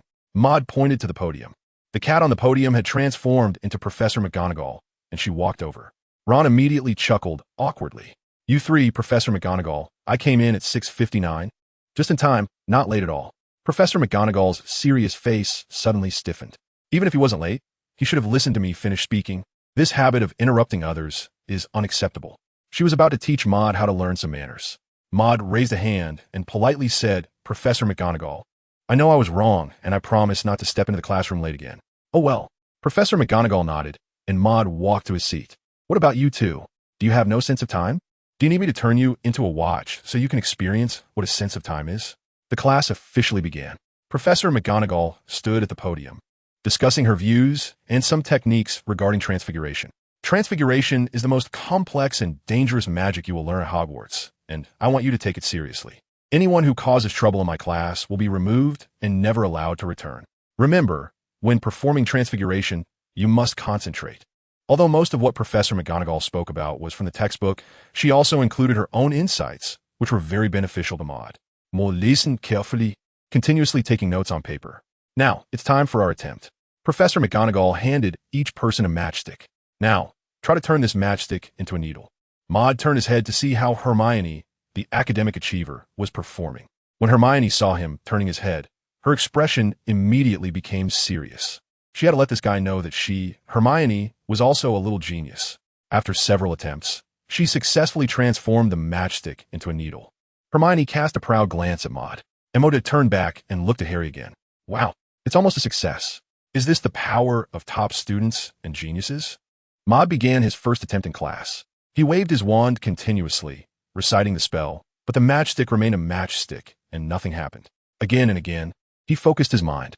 Moore followed the notes step by step, but after many attempts, he still didn't see any results. Ron patted him on the shoulder, saying, "We really are a pair of unfortunate brothers." Professor McGonagall walked over and sighed. "This child may have talent, but it doesn't seem to be very good." "Ha!" Malfoy happened to see this scene, and he raised a silver wand, whispering mockingly at Moore. "A useless person like you should stay in the broom cupboard and spend your life with a broom." Maud's impression of him worsened again, thinking about when he would give this troublesome kid a complete childhood. As the class was about to end, he was almost the focus of the whole class. Forget it. Maud recalled the contents of the fragment of the transformation spell he had fantasized about.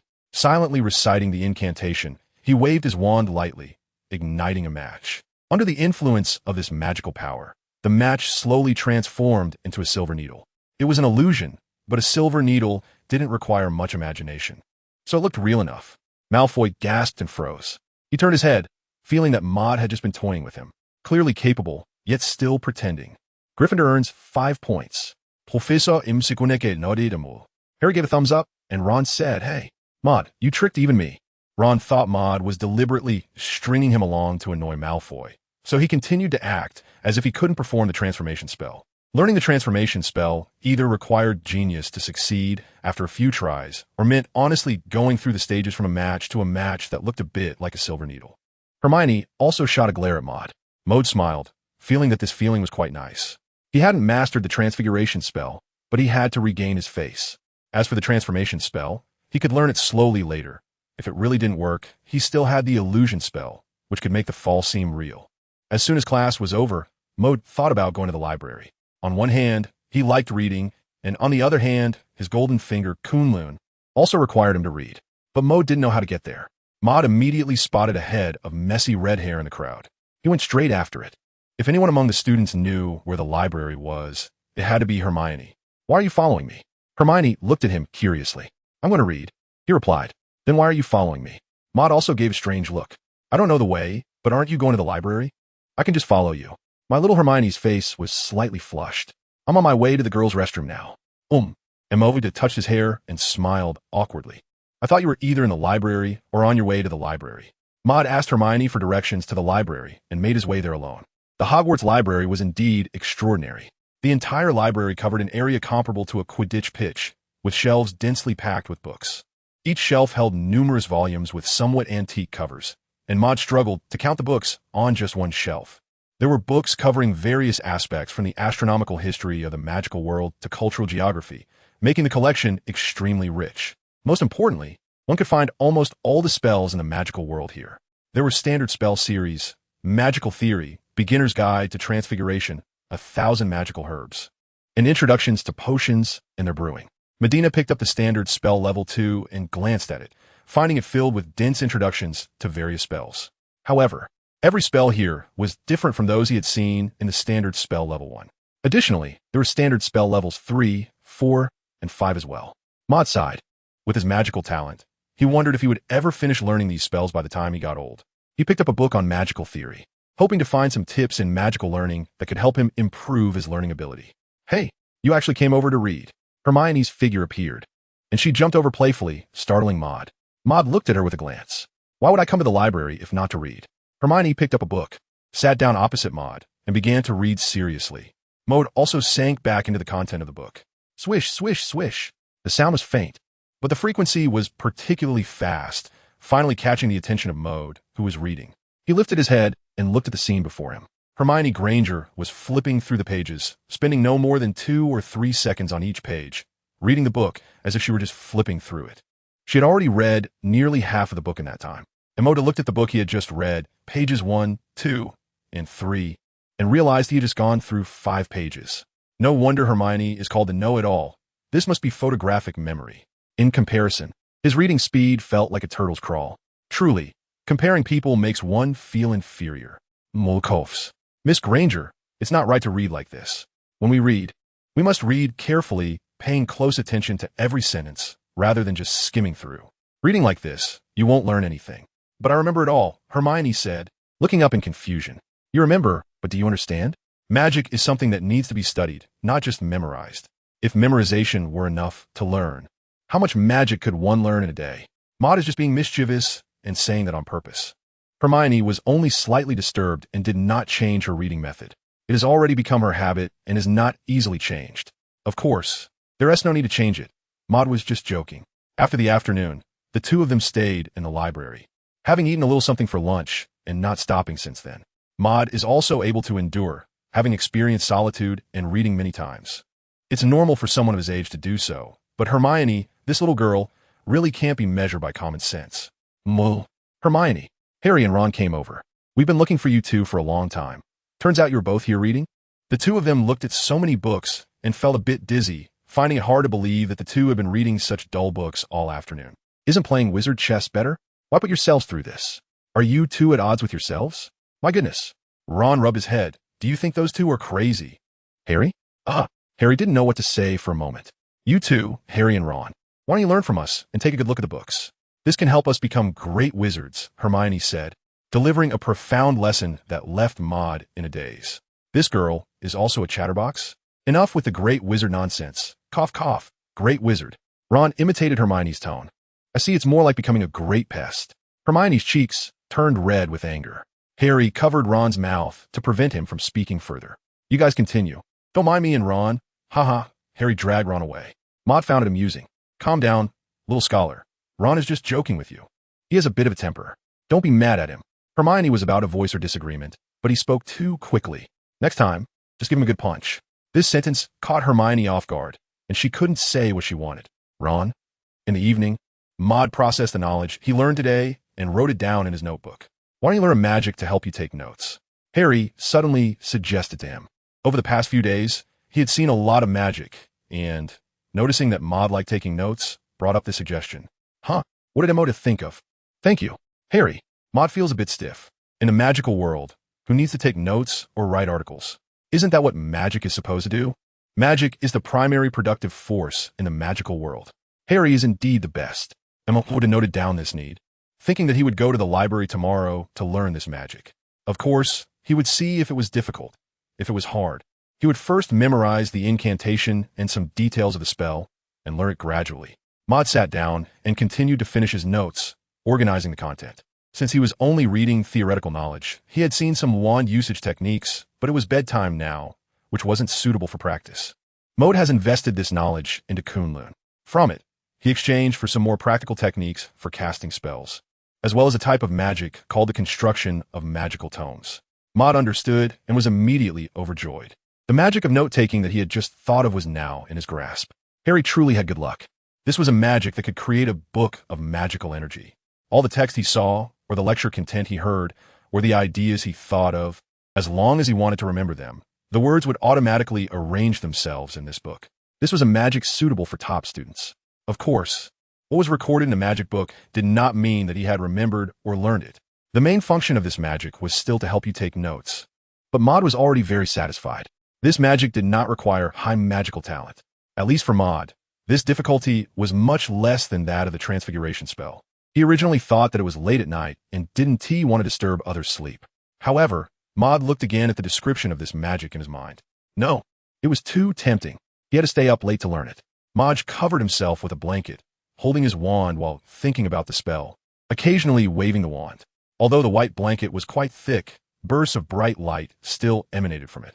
Ron and Harry, who had just gone to bed, neatly pulled their blankets over their heads.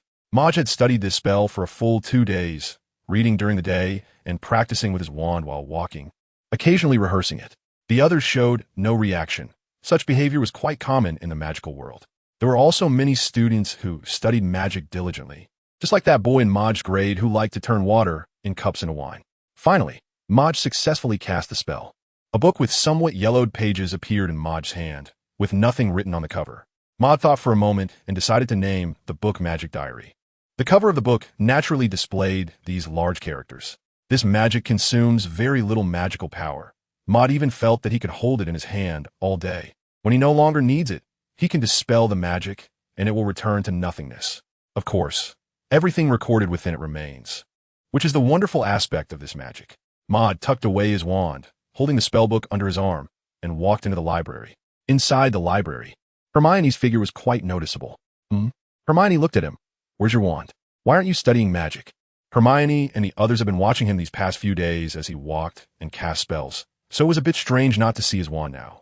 After finishing up, Maud made a gesture indicating he was done, picked up a book, and sat down. This time he was studying the basics of potions. The effects of daffodil bulbs, the method of brewing aging potion, and the special properties of bubblewort. Maud's reading speed hasn't improved much, but his speed in noting key points and questions has increased significantly. On the table, the magic book that Maud placed there, seemingly quiet, suddenly revealed a stream of text beneath its cover. These words documented all the key points he found important. Whenever a book is written, it tends to be lengthened for clarity and comprehension. By extracting the key points, Maud will be able to review them when needed in the future, greatly increasing both his learning speed and query speed. Beneath each key point, there were also some questions that emerged regarding parts he didn't understand. How to better integrate the various effects of the aging agent. Emma just suddenly caught a glimpse of a familiar figure entering the library. Looking up, it was Professor Snape. Emma opened the magic book and looked at the page full of questions he had accumulated. And the answers to those questions are right in front of him, aren't they? Professor Snape. Maud waved his hand and happily greeted Snape. Oh, it's Mr. Maris. Snape still wore his cold gaze, combined with his hooked nose, making him appear somewhat dark. To put it simply, he didn't look like a good person. Is there something you need, Maris? Of course, Professor Snape. May I ask you some questions? Snape glanced at him with some confusion and nodded. Apart from Slytherin students, very few people actively approach him to talk. Even among Slytherin students, There were hardly any who truly asked him questions. Maud turned to the page filled with questions in the magic book and began to inquire. Professor Snape. The book Basics of Potions mentions the effects of gillyweed, but does not specify whether this herb can be brewed into a potion. The book also talks about bubble juice, but does not introduce its method of preparation. Could you please tell me how it is made? It seemed that Maud was asking questions earnestly and had taken notes. Snape nodded. Although he still wore that expression, he felt quite satisfied inside. This is how a student should behave. Look at that famous Harry Potter. Where is he messing around now? Gillyweed can indeed be made into a potion, which can enhance its effectiveness, allowing it to extend the time one can breathe underwater from 1 hour to 2 hours.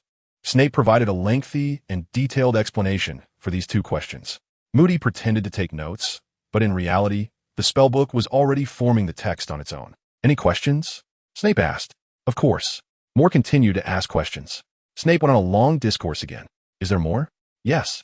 Snape. Why does the student have so many questions? This time, Snape shortened his answers a bit, but he was still clear. Moody even began to take out the book Basics of Potions, reading it while having the magical book take notes and asking Snape questions, then having the magical book record his answers. What about this question, Professor Snape? Mo Quidditch. Snape was a bit restless. Mr. Maris, how many questions do you have left? 5 more. Oh wait, now there's 6. Snape glanced at his notes, which were filled with questions. He had just answered quite a few, leaving only 6 questions, which wasn't too many. So, Snape patiently began to answer again. Finally, after answering the 6 questions, Snape stood up. Well then, see you next time, Mr. Maris. Maud grabbed his clothes. Wait, Professor Snape, I have 3 more questions. Why does this student's questions keep increasing? Snape showed a smile, albeit a somewhat forced one. Mr. Maud, you really are a very curious person. Seeing that Snape was getting a bit impatient, Maud dared not ask further. He reluctantly put away his potion book and sat back down opposite Hermione. The harvest was good. In just one morning, he had read through an entire chapter of the basics of potion making, and the whole book only had 5 chapters. This chapter already covered almost all the foundational potion knowledge they were supposed to learn their first year. The rest was just practice. Where did you just run off to? Hermione asked when she saw him return. To ask questions. Who? Professor Snape. Oh. Hermione covered her mouth. You mean that scary-looking Professor Snape? Maud nodded. He only looked fierce, but he was actually a pretty good professor. He even praised my curiosity. Of course, Hermione might not take that to heart. Professor Snape would probably have to continue bearing the blame. What book is that? Hermione noticed he was holding a book that looked quite ancient. This girl's observational skills are really impressive.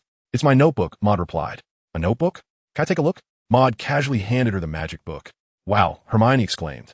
You just asked so many questions? She pointed to the questions and the densely packed answers behind them, her eyes seemingly sparkling. How did you manage to take so many notes just now? Seeing Miss Granger's strong curiosity, Maud explained the magic book to her.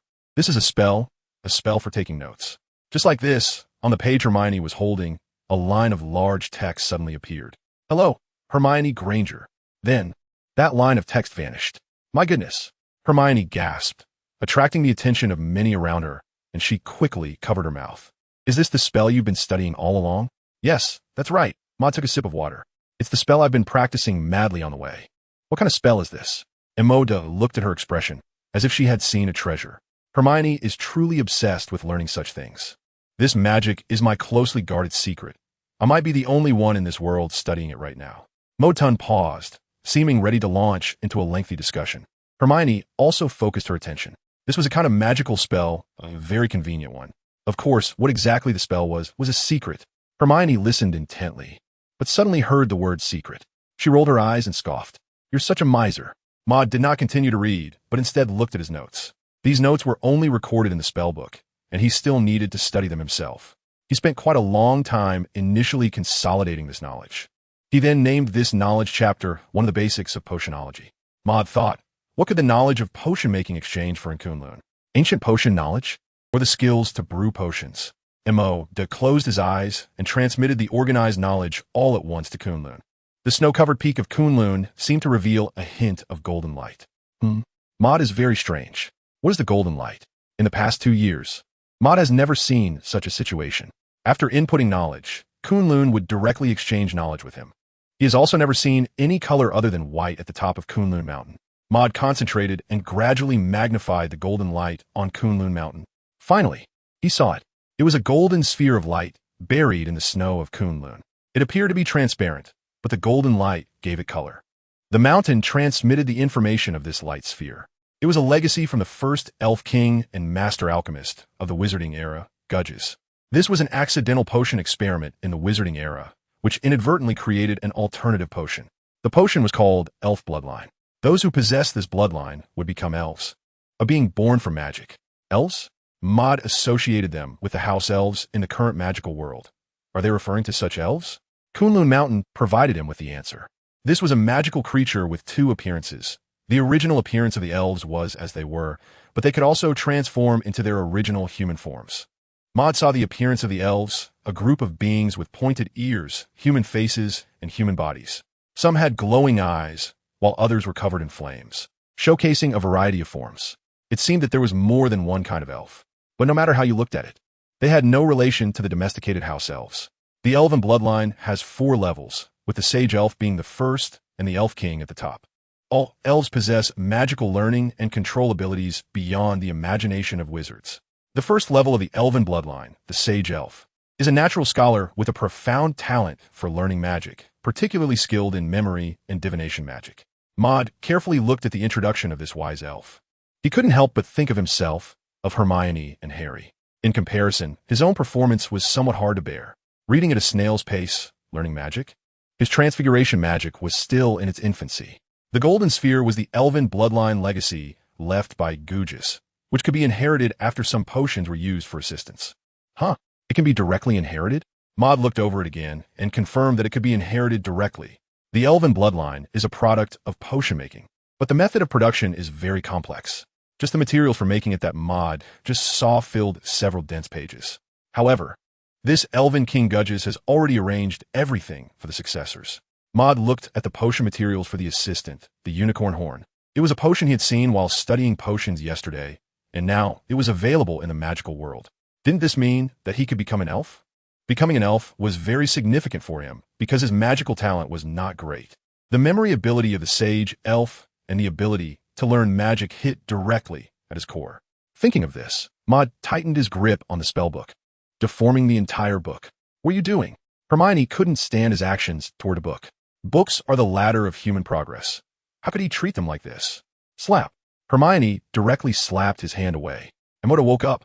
Oh, sorry, I got a bit engrossed. Hermione scoffed. Engrossed? I don't believe that. Who gets so absorbed in their own notes like that? Maud returned to his mind, continuing to receive this information. From another perspective, the elf was no longer human. Not human. Maud looked at the introduction of the sage elf. Strong memory, high talent for learning magic. What kind of person is this? Does a human have the fragrance of an elf? Maud decided not to be human anymore. The second level of the elven bloodline. Flames came to an abrupt stop. Maud felt a bit disappointed, but the only knowledge of potions he had learned was what he had exchanged.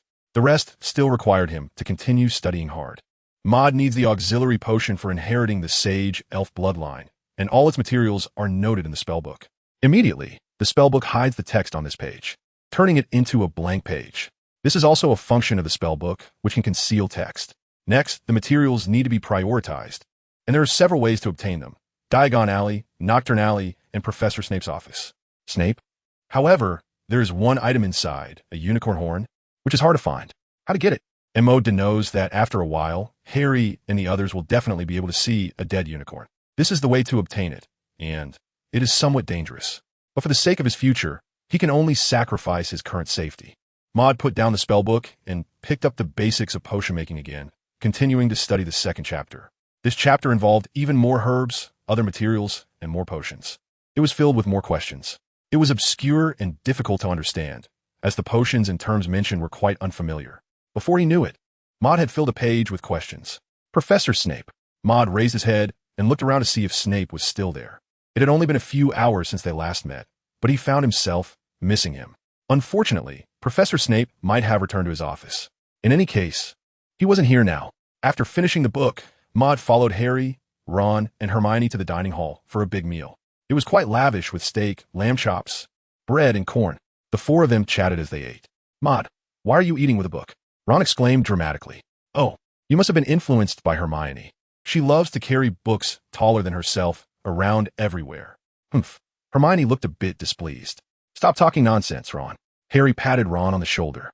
Hermione, don't listen to him. He can be such a chatterbox sometimes. Maud nodded in agreement, and there was nothing wrong with that statement. He grabbed a chicken wing and took a bite. Ron was just a chatterbox, but he was actually a good person. Seeing that Maud was about to compliment him, Ron nodded. Ron just wasn't good at studying and liked to provoke others, but apart from not knowing any magic, he had no other bad traits.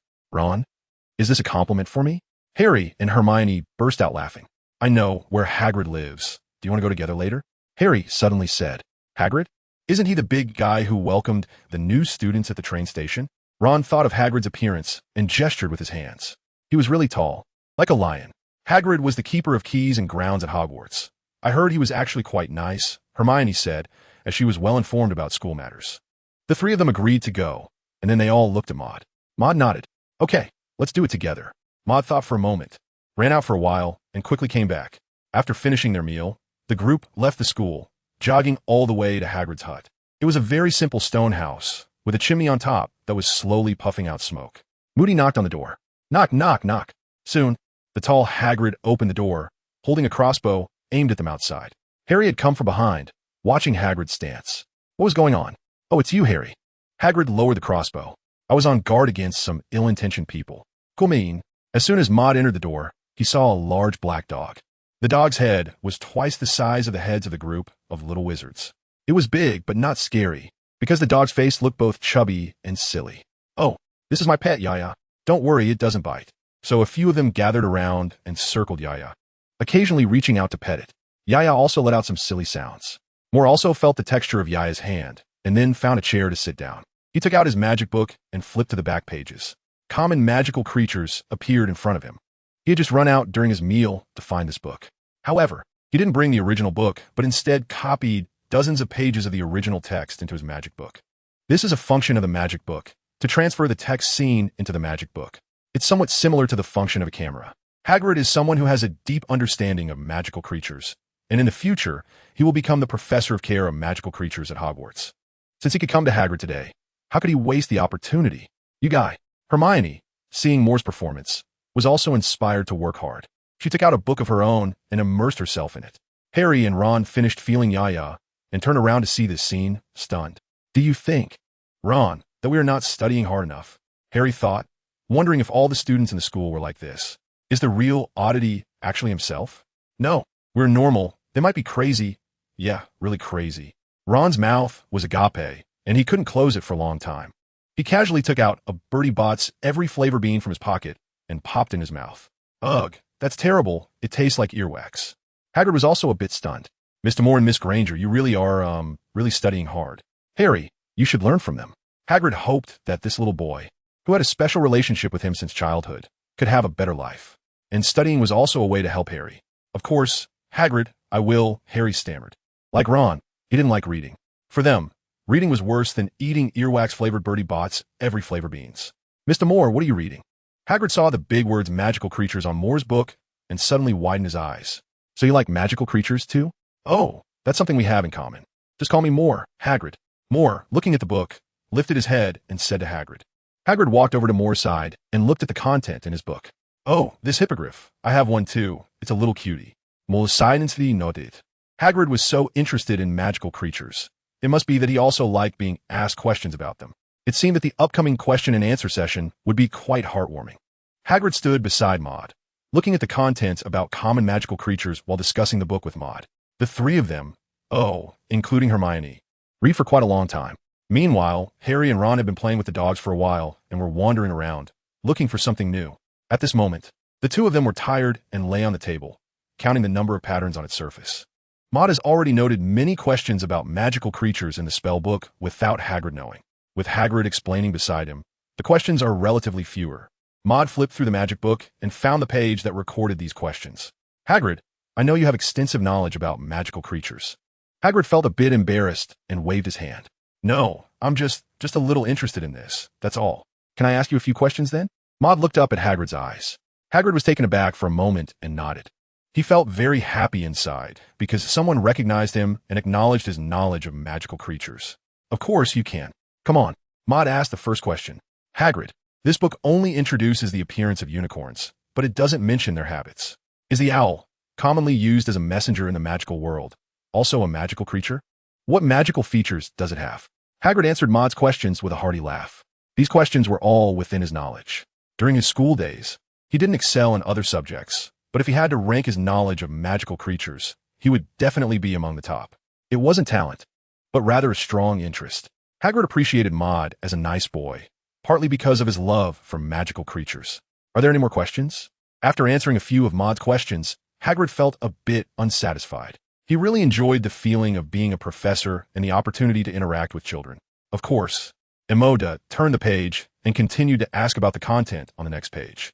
Then, he went on to read the book on common magical creatures, continuing to accumulate questions. Hagrid's answer was that the magic book would help him organize them and keep a record in the book. Coughing a bit and feeling somewhat dry, I will drink some water and continue. Mol noted.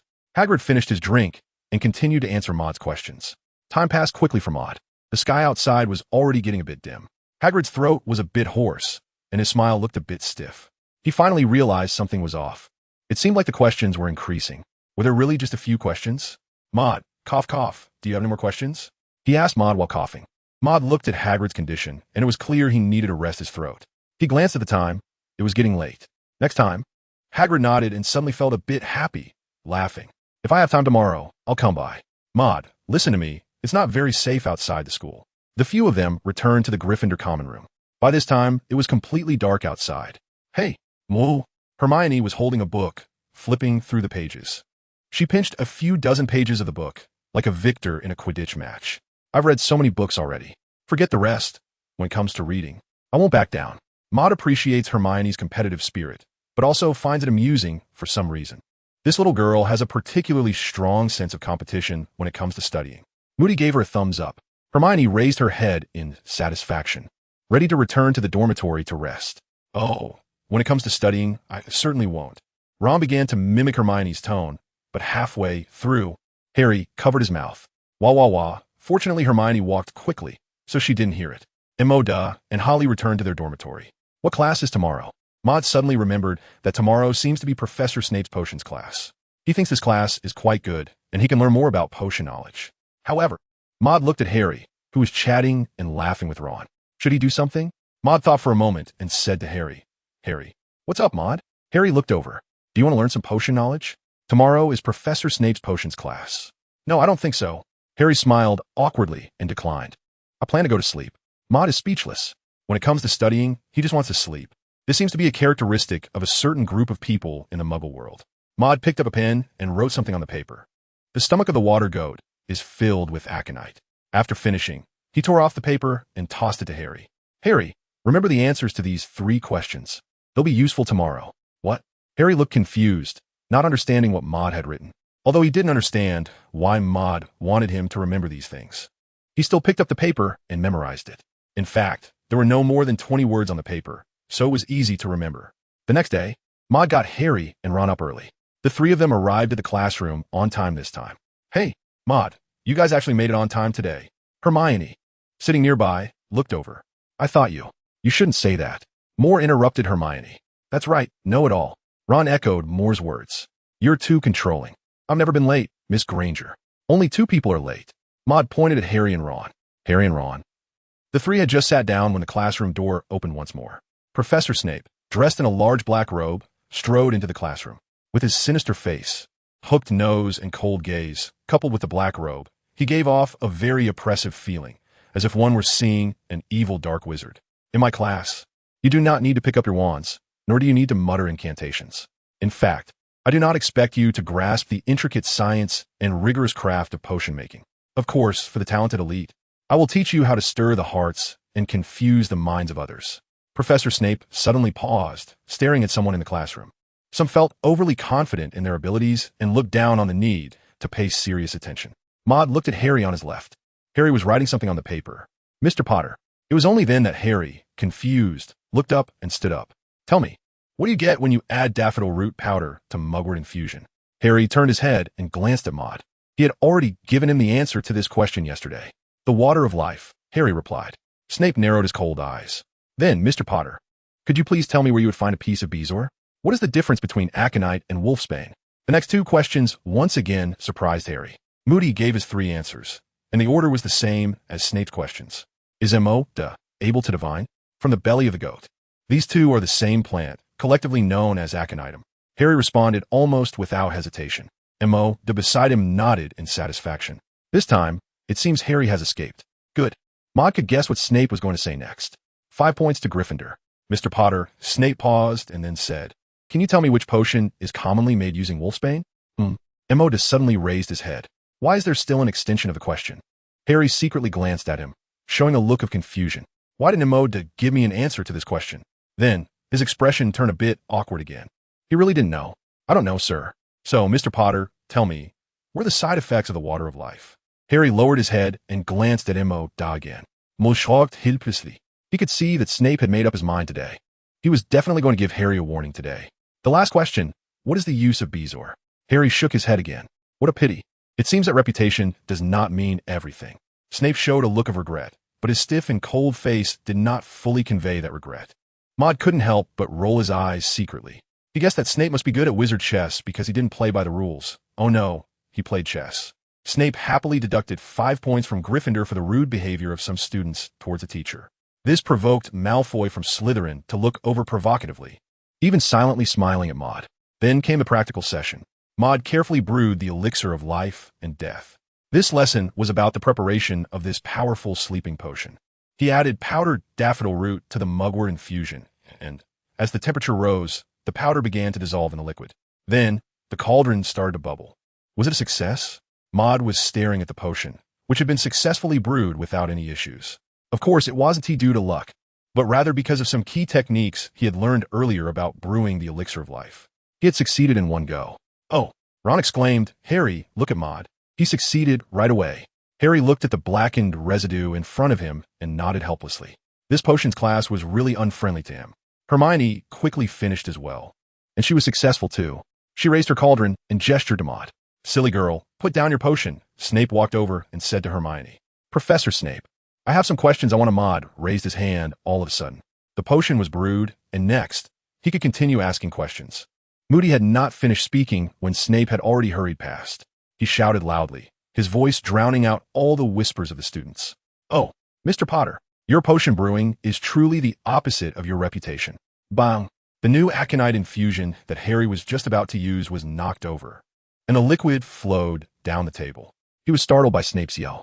My goodness, Ron said with a long face. This is just the worst of the worst. Ron's pants were already wet, soaked by the spilled aconite infusion. Harry was also wet, looking quite embarrassed. He hadn't meant for this to happen. Who knew what had gotten into Snape? He had been so focused on pouring the aconite infusion when Snape rushed over and started shouting. When you're concentrating, who wouldn't be startled by someone's loud shout? Moore couldn't help but chuckle at the scene. He really didn't expect Snape to refuse his question like that. Potter, I didn't expect your hand to have a mind of its own. Professor Snape didn't linger and walked straight to the podium. 5 points off for Gryffindor. Harry. Hermione immediately shot a complaining look at Harry. Finally, class was over, and Ron and Harry hurried out of the classroom, ready to change their clothes. Hermione was packing her books and turned to Moore. Why are you still here? Moore pointed at Professor Snape. Hermione immediately understood. Just as Snape was about to leave the podium, Moore stopped him. Professor Snape, can you answer a few simple questions for me? I really can't find any answers in the book. Professor Snape's indifferent expression changed slightly, but finally settled down. All right, a few questions? This time he was experienced. After all, this Maris couldn't take up too much of his time, could she? Maud flipped through the magic book in his hands and counted the number of questions on it. Oh, there are 45 questions. Professor, there are only 45 questions in total. Your voice, Professor Snape, was a bit hurried, then it became cold and slowed down. Too many, Mr. Maris. I can answer at most 15 questions for you. Maud nodded with satisfaction. He did not intend to solve so many problems all at once. He was clear about the difference between long-term meals and just having one grand feast. Professor, after consistently taking a certain dose of this compound potion, will its efficacy diminish? Does the expansion potion work on humans, magical creatures, or both? Are there any techniques for preparing the shrinking potion? How can one tell if the potion is successful? Snape answered some of the questions, but suddenly paused at the part about the shrinking potion. This is third-year material. You don't need to master the shrinking potion right now. However, Maud explained, Professor, I want to become a potion master like you. He described such a future, brewing glory, canning immortality. This was a reference to something Professor Snape had said in class. Maud didn't want to be stopped here. He wanted to learn more about potion knowledge and see if he could fully unlock the inheritance of the Elven bloodline. Professor Snape exhaled a breath of frustration and said, "Then let's continue." After finishing the 15 questions, Maud gained several pages of notes. "Thank you, Professor Snape." Moody was about to leave. At that moment, Snape blocked his way with his hand. "Do you have any questions about defense against the dark arts, Professor Quirrell? I just saw him in his office." He paused. "You should be waiting for students like you, who enjoy learning, to come and seek his guidance." Moody suddenly understood. Professor Snape was planning to divert the blame. Oh, that's not quite right. It should be said that he wanted to recommend himself to Professor Quirrell. Maud thought of Professor Quirrell's identity and felt a bit worried.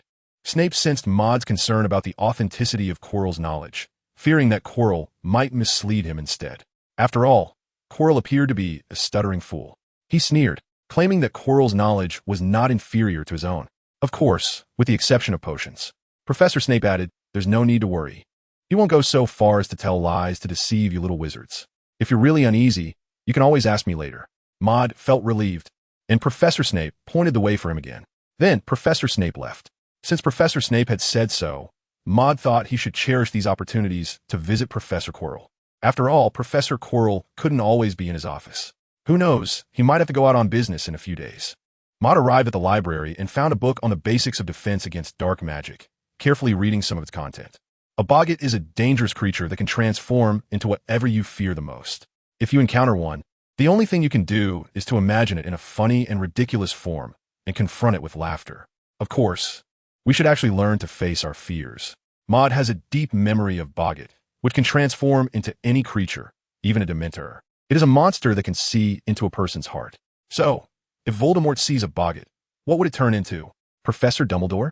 Emoda almost burst into laughter at the thought of this scene. Of course, this was something that could never happen. Even without his eyes, Voldemort would not be easily approached by a boggart. Maud continued to read. Werewolves were originally humans, but they would transform during the full moon. After transforming, they would lose their sanity. You could think of them as animagi that can only transform during the full moon. Facing various dark magic and dangerous creatures, you need to master some basic defensive spells, such as the disarming charm, the obscuring charm, and the binding spell. This book also introduces the incantations for these spells, as well as their real-world applications. This knowledge was very useful for Maud. Soon, Maud added another category in his spell book, Dark Magic Defense. Notes on this page quickly accumulated, and questions arose one after another. He was becoming more fluent in using the spell book, and his reading speed was increasing as well. "Hey, isn't that Maud Maris?" Malfoy walked over, still sporting a shiny golden slicked-back hairstyle, with a habitual smirk on his lips. "Studying so hard, are we?" His tone was particularly flippant. "But is it useful? No matter how hard a muggle tries, they will always be just a Bertie Bott's every flavor bean that tastes like earwax." Maud raised his head upon hearing this. He almost burst out laughing. This hairstyle on the little wizard's head was indeed quite special. Yes, yes. Maud nodded in agreement. Although the earwax-flavored Bertie Bott's every flavor beans might also come from a pure blood family, their taste was still hard to swallow. Maud seems to be giving a further explanation of Malfoy's words. "You, Malfoy, are once again at a loss for words. All right, coming from a pure blood family. The taste of earwax-flavored Bertie Bott's every flavor beans. Could you please step aside?" Maud waved his hand. How could he delay someone else's learning? Looking at Malfoy's angry back as he left, Maud thought to himself, the completion project from Malfoy's childhood might also need to be put on the agenda. Emoda didn't know how long he had been reading. He flipped through his spellbook. He hadn't read much of the basics of dark magic defense, and the problems had accumulated quite a bit. Perhaps it was because it was his first time encountering dark magic defense, mixed with some unfamiliar spells that were not part of his daily routine, which made the accumulation of questions happen more quickly. He decided to ask these questions today. Moody walked out of the library and directly to Professor Quirrell's office door. He knocked on the door. "Professor Quirrell? Are you there?" "Who is it?" Professor Quirrell stammered. It seemed that he had to exert all his strength to say each word. "Professor, I am Moody Maris, a first-year student. I came to seek your guidance on a few questions about defense against the dark arts." The door opened. Professor Quirrell stepped out, wearing a plain brown robe and still wearing a turban, with his hands tightly clasped in front of his chest. "Oh, Mr. Maris, what questions do you have?" Maud pointed to the inside of the office and said, "Professor, can we go in?" Chilo rolled his eyes, as if pondering something. Then he said, "Of course." The two entered the office. Chilo's office was simply equipped with only a bookshelf, a desk, a few chairs, and a wardrobe. Maud looked at his wardrobe and did not see any long robes other than the brown one. He guessed that Chilo should have a black robe as well. Chilo was already sitting in his office chair, looking at Maud, and suddenly smiled. The smile was a bit awkward, as if his face had frozen. Mr. Maris, do you have any questions? Go ahead. Maud felt somewhat uncomfortable hearing this. He suddenly admired Professor Chilo a bit. How did Chilo get through this year? Moody took out the Book of Spells. Professor, I saw an introduction to Boggets in the fundamentals of dark magic defense. But the book doesn't describe what it looks like. Has no one ever seen its true face? Also, is there no way for werewolves to invoke its reason other than fighting it? Professor Quirrell continued to answer Moody's questions with his stammering voice. He didn't like this little wizard in front of him. He had finally managed to set aside the persona he maintained outside and could relax a bit, but now this little wizard had come to disturb him. Boggett. The Book of Spells recorded Professor Quirrell's response. Maud also looked carefully at Chilo, as if he were seriously listening to what he was saying. Maud found that Professor Chilo's scarf seemed to have moved, but he did not speak up or react in any way, because he knew what was under the scarf. Chilo squeezed out an ugly smile and spoke to Maud. Is there anything else you want to ask? He suddenly paused. Maud's action of flipping through the book was a bit exaggerated. Professor Quirrell looked down and happened to see Maud's notes. Under the big words defense against the dark arts, there were two slightly smaller words, questions. Below there was a dense mass of text, filling an entire page. Professor Quirrell smacked his lips. Oh, I say, Mr. Maris, you haven't had lunch yet, have you? Maud nodded and replied, of course, Professor Chilo, but it's okay, I'm not hungry right now. Professor Chilo seemed to smile at Maud, which brought out that strange smile again. Maris, eating and studying shouldn't conflict. You can ask questions anytime. I happen to be hungry too. Medina took out some pastries. Chilo. Come on, Professor Chilo, don't be shy. He placed the pastries on the table. Although they're pastries from the Muggle world, they taste quite good. Maud stuffed a piece into his mouth, and then forced another piece into Professor Chilo's mouth. Professor, I didn't quite understand the part you just mentioned about werewolves. Maud flipped through the magic book to check the answer he just recorded and asked again. It was just noon, and there was still a long time left in the day. After asking some theoretical questions, Maud took out those defensive magic spells and inquired about the casting techniques and details. Magic relies on practice, but learning the techniques is still essential. Maud asked these theoretical questions with the purpose of better learning magic. Finally, he resolved the issue of defense against the dark arts. After leaving Professor Chilo's office, Maud stretched and felt refreshed. He returned to the dormitory, where no one was present. Maud sat on the bed and flipped through the notes of the magic book, studying them carefully. This knowledge, after being understood once and then interpreted by the teacher, became very easy to absorb. It didn't take long for Maud to organize a portion of the knowledge on dark magic defense. Maud had concentrated his mind, and the Kunlun Mountains appeared in his mind once again. He transmitted the dark magic defense knowledge he had just organized to Kunlun. Obviously, it seemed that this knowledge was lacking, as Kunlun had no reaction. Maud thought again and added knowledge of magical creatures. A new ancient magic entered Maud's mind. The lightning magic was created by the wizard Jinbemo, and it was the first time since the Age of Wizards that a magic controlling thunder and lightning appeared. The method of cultivation is not difficult, but to truly master it, one must endure some physical pain. Wizard Jinbemo once endured the blue baptism from nature atop a mountain. Maud looked down and saw that the lightning magic was easy to learn, but to truly possess its power, one needed to feel the force of lightning for themselves. It is said that this magic helps you absorb lightning, allowing you to truly master the power of lightning. Maud turned around and looked back. Blue baptism? Isn't that just the big lightning on a rainy day? This golden shell Maud is really more ferocious than a giant dragon. This knowledge also introduced the wand-waving techniques of this magic, which are very simple and easy to understand. Maud learned to wave the wand, feeling the frequency of the wand as the knowledge from Kunlun suggested. Once, twice, 3 times, it became more and more familiar. What's the spell? Maud looked down and seemed not to see the spell until he reached the end. Lightning struck. Zila. A flash of lightning appeared from Maud's wand and instantly vanished. Huh. Although the introduction mentioned that it was easy to learn, did he really succeed on the first try? Maud looked around. He didn't find anything damaged. The lightning magic at the entrance really had no destructive power. Gulu Gulu, his stomach growled. Maud put away his wand, dealt with lunch, and was indeed feeling a bit hungry now. He walked out of the dormitory. In the Gryffindor common room, there were 2 little wizards. Ron and Harry were sitting on the sofa, eating chocolate frogs, a snack from the magical world. Moo? Harry waved at him. What was that answer you gave me? Confusion was written all over his face. Can you really do divination? Maud smiled, and Harry remembered this matter. He answered mysteriously, I can't tell fortunes. But I can't say I completely can't. Harry was even more confused. What does this mean? Oh, Harry, you and Maud are playing riddles with me. Ron was unaware of what was happening. Quick, tell me, Harry. Harry explained the guessing game to Ron, and Ron understood. Maud, you must be able to tell fortunes, right? Ron shouted loudly, oh. Fortune tellers are a very mysterious group, even though most of them are a bit eccentric. Maud shook his head and then nodded. Harry and Ron exchanged glances. Don't dangle a licorice candy in front of us, Ron said, frowning as he usually did. Just tell us already. Mo left taken. Then his expression changed and became very serious. This is my secret. You can't tell anyone, he said. Harry and Ron nodded. Of course, Harry said. I'm a person who loves to dream.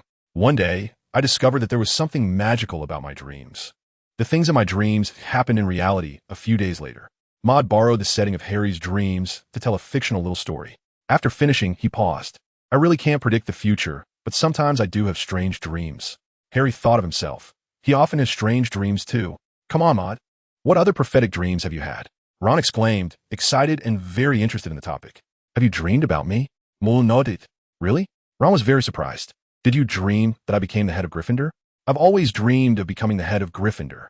Harry looked at Maud curiously, waiting for his answer. I did dream about it. Maud said slowly.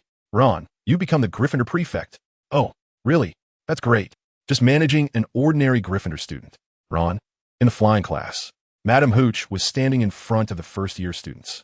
She wore her usual loose black robe, somewhat like a bachelor's gown, with short silver hair.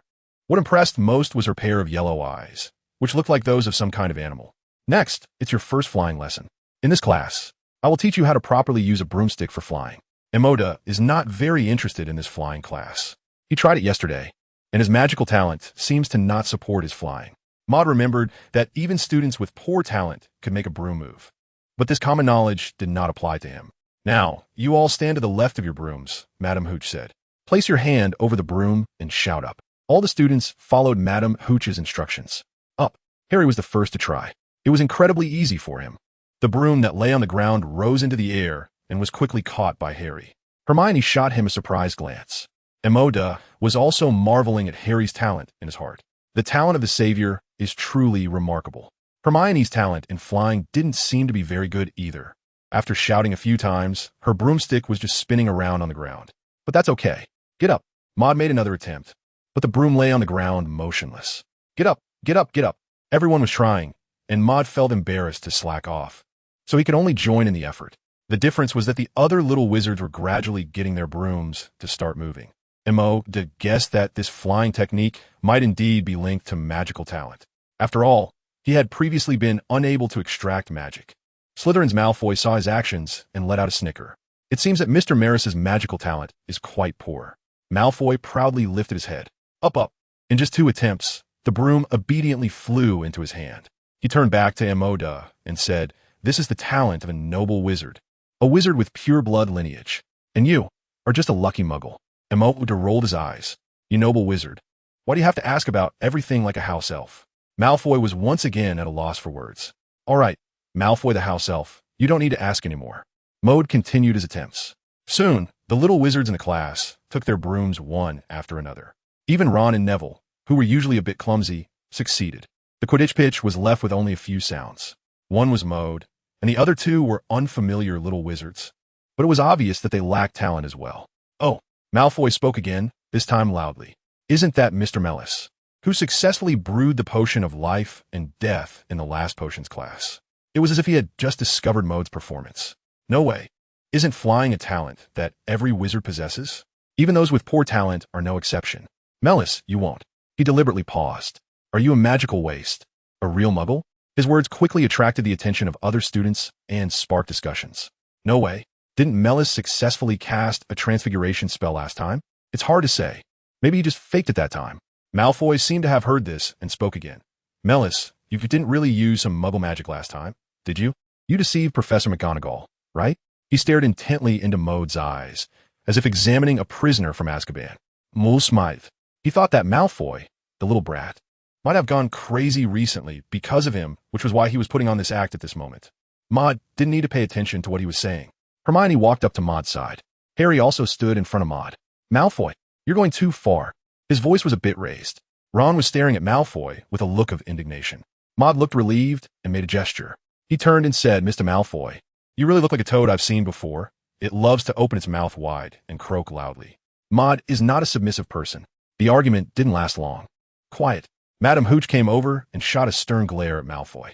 Every student who can come to Hogwarts is a wizard. Madam Hooch then turned to Maud. She had also noticed Maud's performance and said with a smile, Mr. Maris, don't worry. You might just have a poor talent for flying. Madam Hooch said this in a halting manner. Emoda could tell that Mrs. Witchy's words lacked confidence. She was comforting him, but also had some doubts about whether he really had magical talent. Maud nodded and smiled, replying, Mrs. Hua, I am fine. No need to worry. Mrs. Hua looked at his condition and finally felt relieved. The class continued. Maud stood aside, just listening, and did not participate in the flying training. The chubby Neville Longbottom was still sent up into the air by his broomstick, fell and got injured, and was taken away for treatment by Madam Hooch. Oh, did you see that silly look on his face? Malfoy picked up Neville's memory ball. This is a magical object from the wizarding world. He provocatively glanced at Harry and the others, then tilted his head and sneered at Maud. I'm going to hide this memory ball and make Longbottom find it himself. What do you think? Is it good to put on the rooftop? He jumped on his broom, planning to fly to some rooftop. He glanced back at Harry and the others with a bright smile. As a result, smack! Malfoy felt someone grab his broom. He lost his balance for a moment and fell face first onto the grass. Raising his head, Malfoy saw a face that made him very uncomfortable. Oh, Mr. Malfoy, you really should be more careful. But you should also listen to Madam Hooch. Flying alone is very dangerous. The flying lesson was over. Maud is preparing to go to the library.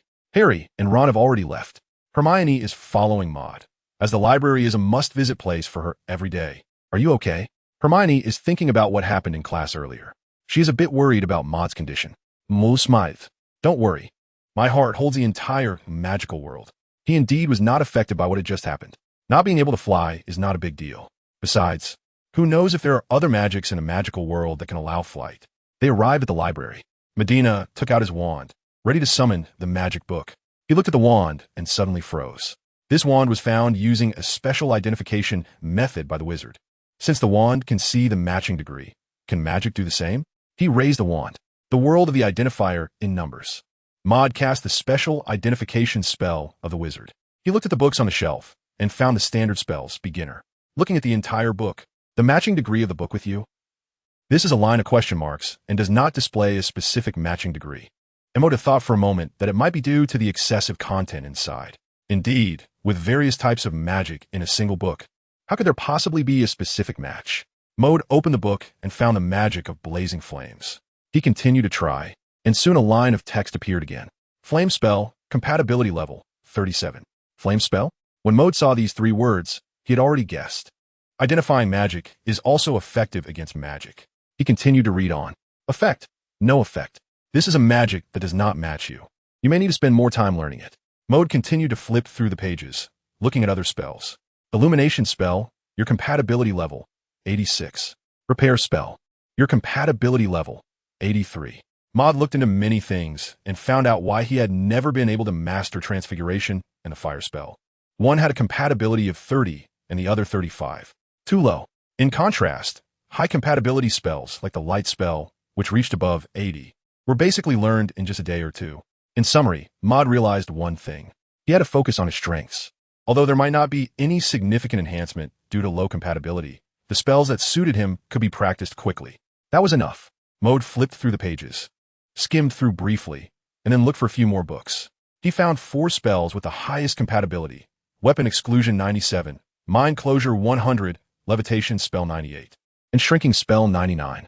The spells with a compatibility of 90 did not show any effects, but the one with 100 did. Mind Closure, compatibility level, 100. Effect, closure degree increased by 20, can be cast without a wand, and when mastered to the highest level, can be cast without incantation. You are simply a natural mind closure practitioner. Mastering this magic is easy for you. The closure degree increased by 20. Maud didn't know what the actual effect was. However, the ability to cast without a wand and without incantation is definitely worth training. Maud knew that within Hogwarts, there seemed to be only 2 people who could cast the legilimency spell without a wand or incantation: Professor Dumbledore and Professor Snape. Maud recorded all the text related to these 3 spells in a magic book. Aside from weapons, the levitation charm and the shrinking charm definitely cannot be practiced here. If the book gets damaged, it's unknown what the punishment would be. However, the mind-cloaking spell does not have such obvious effects. He sat down across from Hermione and carefully looked at the magic book. The mind-cloaking spell is a magical art that can resist external magical mental infiltration.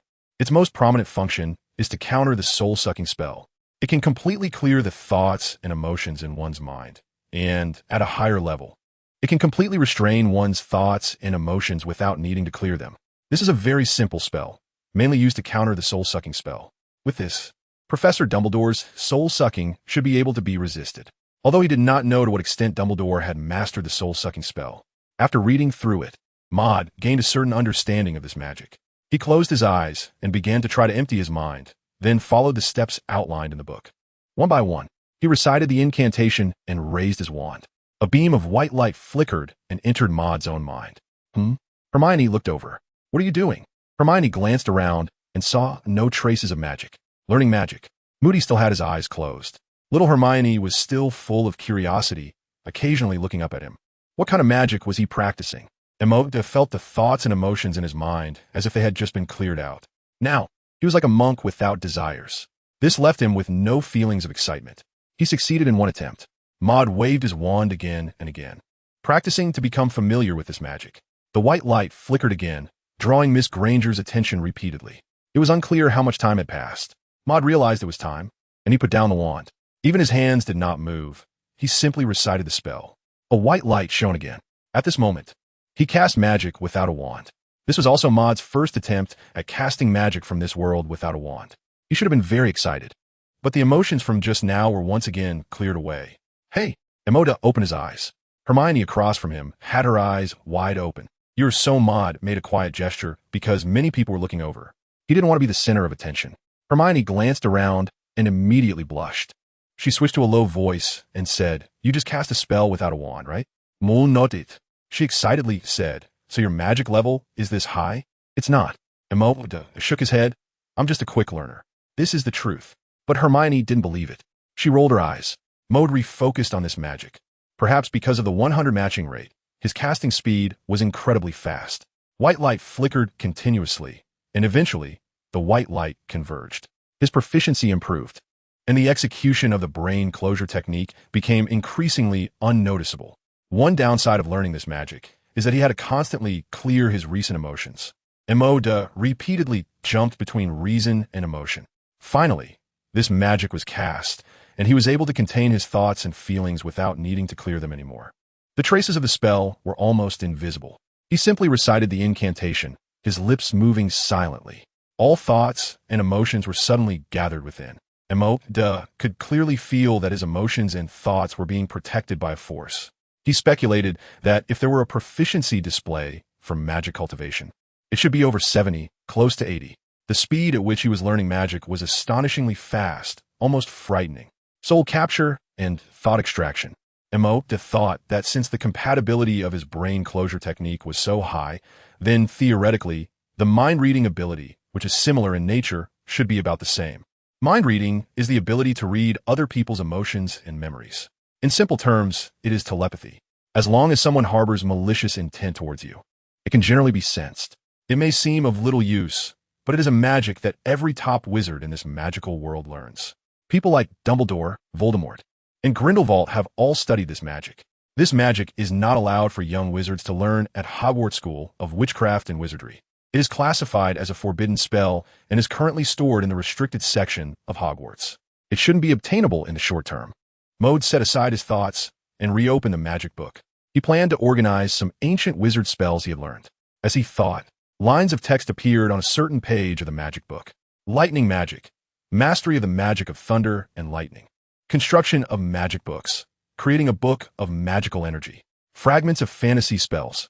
Turning fantasy into fantasy. Maud has completely written down all the spells, methods, and details from magical training. He wants to find a magic that truly suits his practice. The identification of magic has restarted.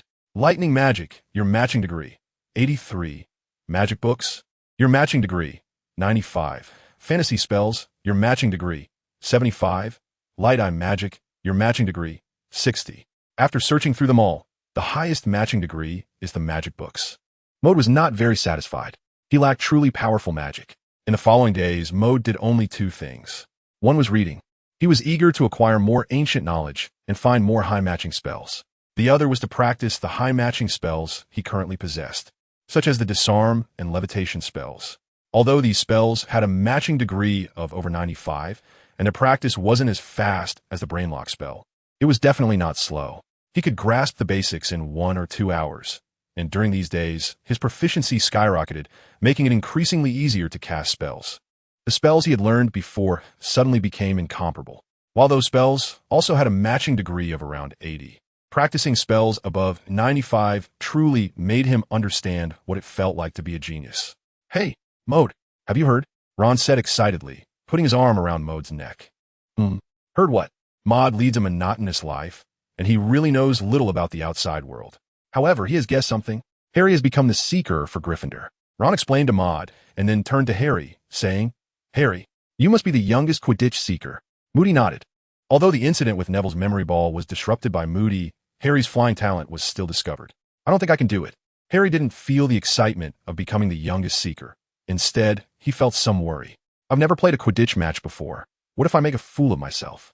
Maud looked at Hermione, seeing that she was still lost in thought, and didn't speak up. He turned to Ron and asked, "Ron, what is your dream?" The topic prompted Ron to open up again. "Oh, Mole, I told you before, my dream is to be the head of Gryffindor." He described the wonderful vision of becoming the head, his eyes shining a bit. Maud smiled and said to Harry, "You see, someone like Ron, who can't do any magic, is always late to class, and never studies, can still imagine himself as the head boy." "Ron?" Harry was taken aback.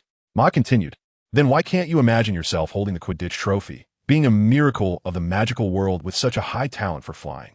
"Harry, you are a genius." Harry felt a bit shy, but he also felt a sense of relief.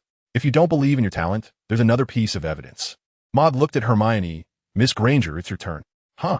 Hermione looked at Maud with a puzzled expression. "I do know where your flying talent comes from. It's proven by bloodline." The group arrived at the trophy room of Hogwarts. Hermione pointed at one of the trophies. Moody also looked back. On a golden trophy, it read, "Seeker, James Potter." "Oh, Harry, you never told me your dad was also a Seeker," Ron exclaimed. Harry touched his head and laughed. "I didn't know before either." Maud nodded. "Not only have you inherited your father's flying talent, but you have also inherited his magical talent." Harry was immersed in a beautiful imagination and nodded as well. Maud looked out the window. It was already late. Next, he had to go back alone. Maud is well aware of what will happen next. "What about using your weapon against a 3-headed dog? Removing its claws? That's too risky. It's time to go." Harry and the others were ready to leave. "Oh, you go ahead," Maud said, looking at the other trophies. "I'm quite curious about this place. I'll leave later." Maud didn't remind anything either. It's hard to say whether this is part of Dumbledore's plan, and he didn't dare to get involved. Besides, Harry and the others were just startled. They wouldn't lose a hair. After Harry and the others walked for a while, Maud was ready to head back to the dormitory. The stairs at the entrance of the trophy room had turned back, no longer facing the direction of the forbidden area on the 4th floor. Maud looked at the door of the forbidden area, where a light was lit at the entrance. "Adventure awaits, little wizards." In the distance, the Hogwarts caretaker, Filch, was approaching. With a fierce look in his eyes, his expression was somewhat menacing. This was his usual demeanor. Emokda quietly left and returned to the dormitory. Maud tidied himself up and sat on the bed. He once again passed on the knowledge he had learned to Kunlun. The snow-covered Kunlun exchanged knowledge with him once more. Silence magic, a small spell that can seal others' mouths, brought forth a wealth of new knowledge in his mind. This was the 6th exchange of magic in the past few days. This time he acquired 3 spells. Mode recorded these in the spellbook and began to identify. Silence magic. Your matching degree, 45. Flamebird. Your matching degree, 67. Frost Witch's magic. Your matching degree, 100. A 100 matching degree? Maud was somewhat surprised as he carefully examined the situation of the magic identification. The magic of the Frost, which has a matching degree with you of 100. Effect. Increases Frost aura by 20, with a locking effect within a certain range. It can be cast without a wand, and when practiced to the highest level, it can be cast without incantations. This is a powerful magic that is incredibly suitable for you. It will take you to the Frost Throne. Maud watched the introduction of this magic in his mind. The magic of the Frost, which was created by Lady Gunnera, the Frost Witch. This magic can produce sharp frost arrows, which come with a frost domain. Once within a certain range, the frost domain releases a chilling aura that begins to freeze the surroundings. Maud looked down and confirmed that the frost arrows released by this magic had two main characteristics. One is freezing, and the other is locking. Freezing is an inherent effect of the magic itself, while locking is an effect brought about by full match compatibility. In the dormitory, no one had returned yet. Harry and the others were probably still experiencing an exciting adventure journey. Maud stroked his chin. This magic should be newly practiced, and its destructive power wouldn't be very great. Creating a frost arrow might not even require a full release. So, practicing it should be fine, right? Thus, Maud began to concentrate on practicing this second spell with a 100 match rate. After only roughly memorizing the spell, Maud took out his wand, recited the incantation, and cast a magic for the first time. A frost gleam appeared at the tip of the wand, and a small frost arrow materialized out of thin air. Maud looked at the frost arrow, which should be about 30 centimeters long. It presented a blue color overall, with wisps of white smoke swirling around it, filled with a cold aura. The arrowhead gleamed with a metallic luster, appearing extremely sharp. Maud curiously touched the shaft of the frost arrow. Hiss! An indescribable coldness enveloped him, as if it penetrated to the bone. Just as Maud was about to retract his hand, white shards of ice appeared on the arrow he touched, quickly spreading and freezing his entire palm within them, swiftly moving up towards his arm and shoulder. Maud had no time to react, and his hand couldn't be pulled away at all. Maud was startled himself, feeling the magic being retracted. As the frost arrow disappeared, the ice that had frozen his palm also began to melt and evaporate. This is freezing. Maud regained his senses and felt surprised. This magic was indeed very powerful. Maud continued to practice magic, constantly casting, releasing, and retracting spells. In this Gryffindor dormitory, a bluish light kept appearing and flickering. As his proficiency increased, Maud discovered something wonderful. The frost arrow he released was continuously growing larger, from 30 centimeters to now 40 centimeters, and it was still increasing. Gradually, Maud also began to put down his wand. Without the wand's 20 power boost, the frost arrow diminished a bit. However, casting without a wand proved to be more effective for improving his magic. With a flick of his finger, a bluish frost arrow appeared in front of him. Throughout the process, Maud thoroughly enjoyed himself. This was the second time he experienced an accelerated pace of magical training. It could no longer be described as progress, but rather as soaring. Then, he also lowered his palm and simply recited the incantation. The frost arrow manifested along with his gaze. Maud also felt another effect brought by full match, which is locking. He felt that as long as he looked at someone, no matter where the arrow was aimed or if it missed, he could ultimately hit the target. Maud's curiosity arose, and he threw his pillow into the air. A frost arrow shot by, trailing a blue glow. It directly hit the pillow, but Maud intentionally slowed its speed, so the frost arrow did not penetrate the pillow. Instead, at the moment of impact, the pillow was frozen into a large ice block. Before the pillow hit the ground, Maud retracted his magic, and the pillow returned to its original state, just a bit damp. Maud's conjecture: if a person is frozen and the ice shatters, does that mean the person is gone too? He looked at the time. It was already past 9 in the evening. If he practiced a bit longer, Harry and the others should be back. Continuing to practice, the blue light flickered again in the room. "Oh, Harry," Ron whispered to Harry. "That three-headed dog was really terrifying. Do you think it's really guarding something like Hermione said?" Ron and Harry were talking as they walked into the dormitory. In the dormitory, Maud was still sitting on the bed practicing magic. In front of him, a blue icy arrow was condensing. "Oh, moo," Ron shouted upon seeing this. "What are you doing?" The frost arrow had appeared out of thin air and was already about half a meter long. Maud was just very focused and didn't notice anyone coming in. At that moment, when Ron called out, he was taken aback. In that moment of distraction, the frost arrow lost its magical restraint and suddenly grew to about 1.5 meters, swaying slightly. Then it fell to the ground. Bang! The frost arrow hit the ground, and a burst of blue light erupted. Layers of ice blocks began to form on the ground, quickly spreading throughout the entire dormitory. The ice continued to creep up the walls, freezing the ceiling and rapidly moving towards the door. "Ah!" Ron shouted, and Harry jumped up suddenly. But it was of no use. The two were soon frozen at the door, becoming two ice sculptures. Sitting on the bed, Maud looked at the situation in the entire dormitory with a confused expression, feeling as if he was in an ice cave, freezing cold. He snapped out of it and quickly retracted the magic. The frost arrow disappeared. All the ice melted away, as if everything had just been a dream. The only trace left was the water stain on Ron's pants. Maud suddenly felt weak, A sense of being drained of magic surged in his heart. Just now, this frost arrow had almost depleted all his magic. What happened? The head boy of Gryffindor, Percy Weasley, ran over. He looked at the panicked faces of Harry and the other two, and then glanced at Maud on the bed. He heard Ron scream, "No!" Without waiting for Harry and the others to speak, Maud began to explain. Just now, Ron might have seen something strange. Maud's words were not finished when Percy saw a wet stain on Ron's pants. "Oh, I thought something had happened, but it turned out Ron had wet his pants." Percy Weasley didn't say anything more and turned to leave. Moody also looked at Ron and Harry's pants. Only Ron's pants were wet. He couldn't help but chuckle. Ron also realized it and shouted in the direction where Percy had left. "Hey, Percy, that's not how it is." Harry patted him on the shoulder and said with a laugh, "No need to shout. Ron, Percy has already gone far away." Maud shrugged and expressed regret to him. "You scared me, Ron. I'm sorry if you need it." Ron looked glum. "Maud, what was the magic from yesterday?" Harry asked curiously. "Just a little magic." Maud has become accustomed to using little magic to explain all of his spells. What a good phrase. Little magic. Ron complained. "You turned both of us into ice blocks." Maud, "Harry, what are you talking about?" Hermione perked up when she heard the word magic. "Turned into ice blocks?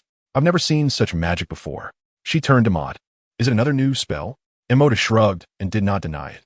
"I was more curious about what you encountered last night." Mentioning this, Ron's face showed a proud expression. "Let me tell you, last night we encountered the legendary." His voice suddenly became very small. "Cerberus. It's a huge one. Its mouth is much bigger than our whole bodies." Ron recounted the experience of last night, and, after finishing, he looked at Emoda with pride. "You missed an amazing event last night." Maud smiled. "You missed the exciting moment of the three-headed dog kissing you." "Ron?" "All right, the charm class is starting. Let's hurry." They entered the classroom. Moody immediately spotted the small figure of Professor Flitwick. He was dressed in a green wizard's robe, with silver hair and a face that looked full of wrinkles. Moody even thought he might be older than Professor Dumbledore. Looking at the diminutive man, he realized that he had once been the champion of the Hogwarts dueling club in his youth. "Good morning, everyone. Today, we will be teaching the levitation charm. This charm is one of the fundamental spells for wizards. It allows objects to float. You can see the feather in front of you, and in this lesson, we will try to make it float." Flitwick explained the levitation charm in great detail and taught some wand-waving techniques. Emoda took some notes and felt that he had made another step in the practice of the levitation charm. These days, he had been practicing this spell quite a bit. "Now, everyone, let's start making it float." It seems that there are still relatively few students who love to learn. Emoda looked around and did not see anyone making the feather float. Harry, however, was trying it for the first time and managed to make the feather move a bit. "Wingardium Leviosa." Ron's voice sounded next to Emoda. Moody also noticed the problem. It was obvious that he wasn't paying attention in class, and his pronunciation was not standard. He might have a bit of a regional accent. Hermione couldn't help it. "You can't wave your wand like that, and your pronunciation is wrong." She told him that he had mispronounced the spell. But Ron looked at her with dissatisfaction. "If you're so smart, you do it." Maud turned his head and didn't continue to look. He was preparing to practice his levitation spell. "Wingardium Leviosa." Huh. Before he could finish the incantation, Maud heard a cold laugh. He looked up. Oh, it was that little troublemaker Malfoy again. "Mr. Maris, you're not going to perform a trick again, are you?" Maud smiled and said, "Yes. I really plan to do that." Malfoy immediately slapped the table, drawing the attention of the surrounding little Slytherins. "Mr. Maris, you're going to perform a trick for me." Everyone watched closely. Instantly, laughter erupted from the Slytherin side. Of course, the laughter was mocking Maud, the talentless one. Moody nodded with satisfaction. Since all the Slytherins were so supportive, he decided to show off his skills. He turned around, glanced at the feather on his table, and then looked at Malfoy across from him. "Mr. Malfoy, I can't control this trick very well. Would you like to step back a bit?" Malfoy laughed. "What? Do you want me to float too?" Maud shook his head, wondering how he could have such an idea. It was just for safety's sake. "If you can do it, then go ahead." Malfoy laughed dismissively, more expressed that he had never heard such a request before. He raised his wand, feeling the power amplification of the wand 20, and began to chant the spell.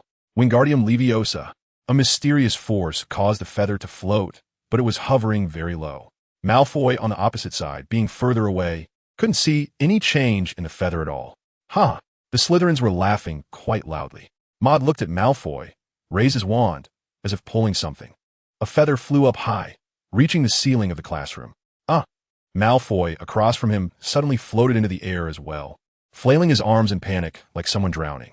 Maud's wand dipped slightly, The feather floated down again, and across from him, Malfoy also sat on the table. Oh, Professor Flitwick, who had just stepped away for a moment, saw this scene and let out a gasp. My goodness, what an incredible talent. The surrounding students looked over in surprise. Moo? How'd he learn the levitation charm so quickly? Oh, didn't Malfoy say he had no talent? He couldn't even take off during the last flying lesson. Hermione's eyes widened in disbelief. She could only make the feather float, while Maud was now able to lift a person. 10 points to Gryffindor. Professor Flitwick announced loudly. The Gryffindor students immediately cheered. However, Mr. Maris, what you did is somewhat dangerous. You shouldn't cast magic on a fellow student, Flitwick continued. Maud smiled and nodded. Professor Flitwick, this is my first time casting, so I'm a bit inexperienced. I couldn't control the wand properly, which is why this accident happened. I will be more careful. Maud certainly felt that he was not skilled enough. It was quite challenging to make Malfoy float just now. He turned to look at Malfoy again and said, I'm really sorry, Mr. Malfoy, for putting you in such a dangerous situation while you were watching the trick. Maud is still smiling, and even more brightly. Malfoy has calmed down from his earlier panic. He gritted his teeth and glared fiercely at Maud. He vowed to himself that he would make this clueless Maris pay the price. After class, Maud followed Harry out of the classroom. Hermione had a lot of books and was packing up a bit slowly, so she hadn't come out yet. Harry and Ron were talking about what just happened with Maud. Maud, your levitation spell is really impressive, Harry said. Ron nodded, feeling a bit pleased. Malfoy's arrogant face was all red from anger. Maud smiled as he watched the two people chatting without interrupting. Ron began to talk about what had just happened in class. It should be Leviosa, not Leviosa. Oh my god, you have no idea. Hermione was just like bam. Maud knocked him on the head with a bang, interrupting his words. What are you doing? Maud pointed behind him. You don't know that talking bad about someone behind their back can get you caught by the Dark Wizard? Ron looked back. Where's the Dark Wizard? He was talking about me. Hermione stepped forward. Her expression was not very good. Maud shook his head helplessly. Hermione, go ahead. Ron. In the end, Hermione left in anger. Maud has started to collect materials needed for evolution spirits. He can't go out of Hogwarts right now and can only ask his father, Tummel, to help find some herbs. He decided to skip Snape's office. After all, it would be difficult to explain if he got caught later. Maud had already written a letter and sent the school's messenger, the owl, on a trip. The letter didn't mention much of a purpose. It only stated that he needed these items for something at school. Most of the materials were ordinary herbs. Not rare at all. They could likely be gathered completely in Diagon Alley. The truly hard-to-find item was only one, a unicorn horn. Maud, munching on a chicken leg, murmured to himself. He suddenly thought of Hagrid, who often dealt with these magical creatures. Could he possibly have a unicorn horn? It was very likely. He couldn't sit still any longer, grabbed 2 more chicken legs, and planned to leave the dining hall for Hagrid's hut. Oh, Maud, where are you going? Harry looked at Maud, getting up to leave, thinking something must have happened. I need to see Hagrid about something. With that, Maud had already run to the door of the dining hall. Harry and Ron exchanged glances. Soon, they arrived at Hagrid's hut. Moody knocked on the door. Hagrid, are you there? After a while, Hagrid opened the door. His tall figure appeared in the doorway. Oh, it's you, Moody. Are you looking for me? Moody also got straight to the point. Hagrid, have you ever seen a unicorn? He thought, even if unicorns live for a long time, they must eventually age. Hagrid was taken aback for a moment and then nodded after a while. Of course, there are such magical creatures in the Forbidden Forest. Oh, sorry, I'll let it slip. The Forbidden Forest is very dangerous. You can't go in there. Moon nodded. Hagrid still had that big mouth. No wonder he let slip some important things later. Hagrid, do you have a unicorn horn? This thing is very important to me. Oh, what do you need that for? Hagrid asked, somewhat puzzled. I don't remember which potion requires a unicorn horn, even though my potion grades aren't very good. Seeing Maud's expectant gaze, he continued, I do have one, but it's not from the Forbidden Forest. I found it in Knockturn Alley. I suspect some dark wizards went hunting for unicorns again. They're really despicable. Unicorns are such pure creatures. Do you? Maud blinked, and suddenly a feeling of surprise surged in his heart. It really exists. Hagrid, can I buy this from you? Or, if you need something, I can trade with you. Hagrid shook his head, and Maud thought he was refusing. Hagrid then said, this thing is of no use to me. Since you need it, I'll give it to you as a gift. Hagrid went into the house and rummaged through things. Finally, from a small cabinet, he pulled out a long horn. Hagrid handed it to Maud. Take it, Maud. Maud took the horn in hand, feeling that it was somewhat smooth. He examined the unicorn horn, which had a spiral pattern and emitted a faint white light. Almost like a reflection. He looked at it repeatedly, confirming that this was indeed a unicorn horn. He had succeeded. He had obtained the rarest ingredient for the potion to evolve ancient spirits. He looked at Hagrid with gratitude, saying, "Hagrid, this is very important to me. Thank you so much. I'll treat you to some muggle delicacies when I get the chance." Hagrid smiled and nodded, looking a bit silly. In the afternoon, Tomail personally came over to deliver some materials he had purchased in Diagon Alley. Maud nodded at the herbs. All the materials were ready. However, he did not expect Tomail to come in person. If it had been delivered by Owl, it might have taken several trips and probably wouldn't arrive until tomorrow at the earliest. He looked up at Tomail and asked, "Father, what brings you here today?" Tomail smiled. "I have a day off today, and I happen to have some free time, so I took a trip to Diagon Alley. I brought it for you." The two chatted about some family matters before Tomail left. Maud, feeling excited, prepared to brew the potion for evolving Pokemon. He recorded the related potion-making knowledge, as well as the techniques and details of brewing this potion in his spellbook. Then, he listed the key points again and studied them carefully. He had purchased extra materials, and the unicorn horn was ground into powder at the last moment to be added to the potion. So, Maud began to attempt making this potion. The materials were enough for him to try 2 or 3 times. He carefully poured in the wormwood and bezoar, ignited the crucible, and started heating it. Once it reached a fixed temperature, he began to add the remaining herbs. Unfortunately, the magical world did not have thermometers. Otherwise, he could have measured the temperature directly for more precision. Moore stared at the potion in the cauldron that had already melted into liquid, which had begun to bubble with a gurgling sound. The smell was gradually emerging, somewhat pungent and a bit nauseating. Moda was thinking, is this really a success? Will this thing make me vomit my stomach acid? The color doesn't look very appealing, a dark purple-black, which is really hard to stimulate my appetite. Bang! It was obvious that the potion had failed. The liquid began to turn a charred black color, looking as if it was burnt. Maud also confirmed that he is not a potion-making genius who can succeed in one attempt. Pour out and start over. There are 2 more chances. Maud was more focused, carefully studying the key points in the magic book, taking it step by step. It was hard to tell how much time had passed. A completely purplish solution appeared in the cauldron. This potion should have been successfully brewed. A fragrant aroma wafted from the solution in the cauldron. Maud sniffed. It smelled like a type of floral fragrance. In any case, it was much stronger than the pungent odor from before. Once the purple solution stopped bubbling, Maud added the powdered unicorn horn that had just been ground into it. The solution began to boil again, and the color slowly started to change. Maud looked at the solution as it changed from purple to white, then turned red. It seemed like the colors of the 7 colors of the rainbow had gone through, and gradually the color stabilized. Finally, the solution in the crucible exhibited a golden color, very close to the color of the currency galleon in the magical world. Emoda looked again at the descriptions of the successful effects of this potion in the magic book and carefully compared them. Finally, he confirmed that it was a success.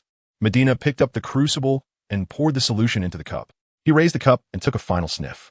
It still had the same refreshing fragrance, quite nice. He set the cup down and turned his head to focus, concentrating on his mind. On Kunlun Mountain, a hint of golden light shimmered amidst the white snow. Emoda imagined closing the distance, and then the golden light began to magnify, until it seemed that Emoda could touch this glowing golden sphere. He drank the auxiliary potion from the cup, experiencing a sweet taste, with a light floral fragrance at first, followed by a sweetness reminiscent of fruit candy. As the potion entered his mouth, the golden sphere seemed to be drawn by some energy and began to tilt. At this moment, Emoda noticed that a crack had appeared on the golden sphere at some point. The crack started to lean downwards, and a golden liquid, similar to the potion in his cup, began to ooze out. Thus, a stream of golden nectar poured down from the peak of Kunlun Mountain, unknown where it flowed into the void. Emoda felt a sudden warmth rise in his body, his heart pounding faster and faster.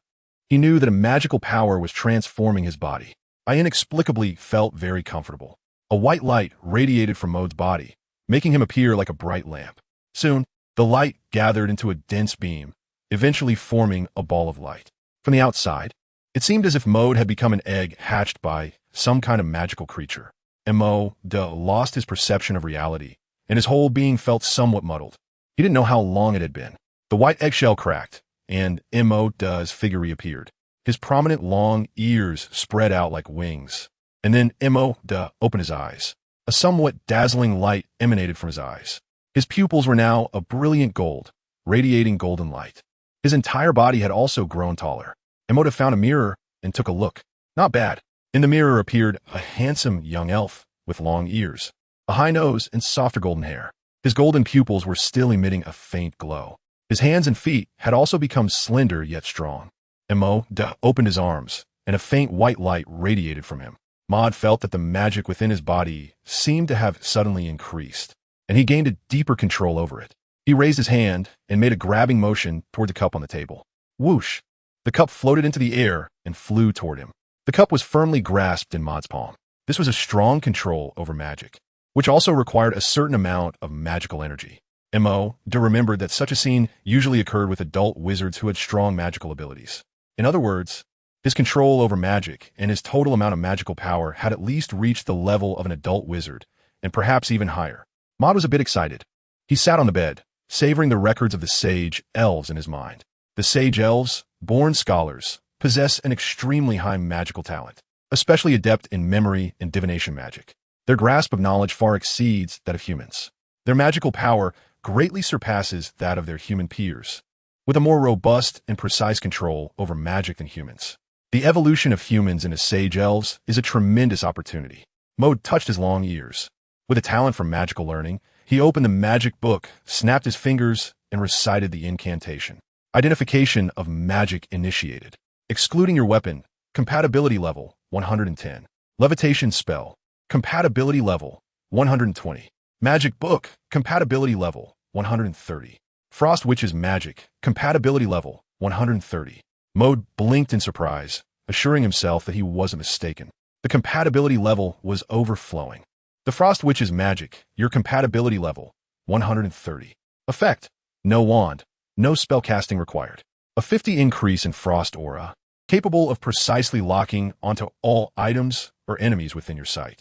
A sharpness boost of 30. Your frost arrows can almost pierce through any flesh. This is an unparalleled magic for you. This time, there was an additional feature, sharpness. Maud looked at other spells, the ones he hadn't successfully practiced before. Flame. Compatibility level, 100. Effect. No wand. No incantation required. Burn time increased 20. This is a spell that you can easily learn, and it is especially suitable for you. Transmutation. Compatibility level, 100. Effect. No wand. No incantation required. Transmutation time increased 20. Almost all the spells he recorded began to approach a compatibility level of 100, with only a few lingering around 90. The spells with a compatibility level of 100 all possessed 1 or 2 special effects. For level 130 spells, he had only seen 2 so far, the spellbook and the Frost Witch's magic. The effect of the spellbook is as follows. You can instantly copy the content of an entire book. You can replicate all the images in the spellbook. Your spellbook can record 1 spell and increase its power by 20, which can be released once a day. 3 characteristics: copying, replicating images, recording spells. This is the magical talent of a sage elf. Above the sage elf, there are 3 higher tiers of elves. What kind of magical talent and abilities would the highest tier, the Elf King, possess? Maud stopped the surging joy in his heart and looked at the divination magic talent in the introduction. The sage elf was particularly skilled in divination, but he had not learned any divination magic yet. Just as he was thinking, Maud felt as if something was about to burst out from his eyes. He covered his throbbing eyes. Suddenly, in Maud's golden pupils, a familiar scene flickered. A green-skinned giant was raising his huge wooden club, smashing it against the toilet. Inside the toilet, a little witch was frantically trying to dodge. Maud suddenly had a bad feeling. This time during the giant incident, Hermione should be rescued by Harry and Ron, and all 3 of them would be fine. Where was this feeling coming from? The magic in his body was boiling, and Maud's eyes were still twitching. Maud's heart began to ache. A strange premonition washed over him. It felt like this time Hermione would die, or would something happen to Harry or Ron? Maud rushed to his feet and ran straight towards the girls' restroom. As he ran, his ears suddenly shrank, becoming normal-sized. His long ears were too obvious. It would be hard to explain if someone saw them. As for his other features, the golden pupils and slightly taller stature seemed impossible to hide. Help! Little Witch Hermione looked panicked as she was being chased by a green-skinned giant. How did this giant suddenly appear at Hogwarts? Bang! The giant laughed, revealing its ugly teeth, and swung down a club, smashing a toilet stall to pieces. Its strength was immense. To it, these walls seemed like they were made of paper. Hermione was knocked to the ground by falling chunks of dirt and splintered wood from the stall. She had hidden here, crying due to Ron's words from the morning, without even bringing her wand, making it impossible to save herself. So Hermione could only cry out, "Help! Help!" But no one heard her. Harry and Ron, who were supposed to arrive by now, were delayed by Slytherin's Malfoy and were on their way. Hermione hid under the sink, hoping it would shield her from the giant's downward gaze. But it didn't work. The giant swung down toward the sink again. The sink shattered upon impact, and the club hit the ground with a thunderous crash next to Hermione's ear. She crawled away just in time to avoid the blow. But soon the next attack came, and the club fell again from above. Ha! The giant made disgusting slurping sounds. Hermione, run! Harry and Ron finally arrived, picking up pieces of rubble from the ground to throw at the giant. Finally, they caught the giant's attention. The giant turned its head, grinning stupidly. Another swing came down. Harry and Ron jumped aside in fear. The giant missed them and instead smashed down on the floor. This was enough to make Harry and Ron lose their balance and fall. It turned its head again, looking at Hermione. Outside, it seemed to be raining, with flashes of lightning occasionally illuminating the room through the window. Thunder rumbled loudly. At this moment, the giant raised its club, thicker than a human head, and swung it down. Ron and Harry had just gotten back up and could do nothing. The two of them ran forward, suddenly exchanging glances. They planned to tackle the giant to stop its movements. Mo finally reached the corridor outside the restroom, having run all the way there. If only he had learned a teleportation spell by now, but unfortunately, he hadn't had the chance. At last, he approached the restroom. He could already hear the screams coming from inside, including Hermione's, as well as Harry's and Ron's. Maud's gaze pierced through the corridor, seeing the scene 100 meters away. Hermione was hiding next to a broken sink, leaning against the wall, shouting something loudly with her eyes closed. In front of Hermione, a tall troll was almost touching the ceiling, raising a huge wooden club, the shadow of the club already looming over Hermione's head. Next to her, Harry and Ron were not, as he had imagined, one riding on the troll's head and the other casting a levitation spell to counter the club. The two were heading toward the troll, also towards the club. If that club came down, all three of them could die. What to do? Maud could see that he wouldn't make it in time and had to resort to magic. What kind of magic? The distance was so far. In his sprint, Maud could only think of the Frost Witch's magic and the levitation spell. He wasn't sure if it would reach, if it were the old him. He definitely couldn't do it, but after evolving into a spirit, he had more confidence. Without time for further thought, Maud snapped his fingers. A blue, eerie light suddenly illuminated the corridor, as if responding to the flash of lightning. In that light, a frost arrow over 2 meters long, radiating a cold and sharp aura, appeared. The moment the frost arrow emerged, it locked onto the green figure of the giant 100 meters away. It shot out with a howl, as if stirring up a gust of wind. In Maud's view, the speed of this giant arrow might be comparable to that of the golden snitch, or even slightly faster. In the blink of an eye, the blue frost arrow had traversed several dozen meters and was almost in front of the giant. And the wooden stick? Hermione was too close to the giant and could very well be struck by the giant stick first, or be caught in the impact of Maud's frost arrow. Maud stretched out his finger again and cast the levitation charm. Wingardium Leviosa. This was a non-verbal spell, and Maud habitually recited it in his mind without voicing it. A beam of white light suddenly shone from the tip of his finger, which was aimed at Hermione. An inexplicable force suddenly surged into Maud's hand, and he felt some pressure in his hand. He yanked sharply towards himself. Hermione, who was screaming under the shadow of the giant, suddenly felt something pulling her. In the next moment, her figure soared into the air, and Hermione felt the rush of wind by her ears. It was as if she was flying. Hermione opened her eyes and realized she had passed through the gap between Harry and Ron, speeding down the corridor outside the restroom, as if riding a broomstick. No, perhaps even faster. At the end of the corridor, Hermione saw a figure with golden hair running, one hand raised in the air as if grabbing something. Moo. Although Maud's face had changed somewhat, Hermione recognized him immediately. It was Maud. Moo. Hermione finally shouted out loud, somewhat speechless due to the shock. Maud nodded, lowering his hand to let Hermione land safely. At the end, the frost arrow glimmered with blue light, having pierced through the towering body of the giant. The moment blood gushed out, the icy aura had already frozen it and the blood into a massive ice block, crashing down to the ground. It's over. Moody let out a breath. Harry and Ron stared blankly at the sudden change before them. The girls' bathroom they were now and was frozen all around. It felt like they had returned to an ice cave once again. Everything was cold, yet familiar. Maud observed the giant monster that had turned into an ice sculpture and confirmed it was dead. He put away his magic. The enormous frost arrow that had pierced through the giant's body suddenly transformed into blue light and vanished without a trace. The ice blocks on the ground also faded away, and everything returned to its original state. The thawed giant's corpse fell to the ground, raising clouds of dust. Maud thought for a moment, and unleashed a blazing fire, attempting to cover the gaping wounds left by the frost arrows on the giant's body. The flames engulfed the entire giant, startling Harry and the others once again. Professor McGonagall and the other professors were almost there. Maud was unwilling to expose the frost magic. Soon, Professor McGonagall appeared in her green wizarding robes. "Oh, my goodness. You all better explain this to me." Professor McGonagall hurried over, followed closely by Professors Snape and Quirrell. McGonagall looked at the fallen giant, and then at the few young wizards in front of her, somewhat shaken. The giant was definitely not something first-year students could handle. In her view, the actions of these young wizards showed that they were not considering their own lives at all. She looked seriously at Maud and the others, waiting for an explanation. It was the dusty-faced Harry who spoke up. "This is my fault, Professor McGonagall." Hermione finally snapped back to reality. "I went to find—" Hermione wanted to take all the blame upon herself. "Professor McGonagall, there's something wrong here." Maud suddenly spoke up, interrupting Hermione. He also looked at Professor McGonagall with a serious expression. It all began when Hermione stepped out to wash her hands. She was unaware of the troll incident. On her way back, she heard a loud noise coming from the bathroom and thought someone was in the corridor. However, she saw a huge green-skinned monster.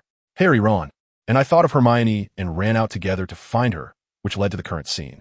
Moton paused for a moment and then said, "I suspect that someone deliberately injured the giant and led it to the school. This is a conspiracy." This statement was mostly factual, though it also contained some of Moton's own thoughts. Harry, Ron, and Hermione stared wide-eyed at Moton. "Wasn't this injury caused by you?" "And this scorched wound was caused by us, Professor McGonagall. I just happened to learn the fire charm, and I can barely use it."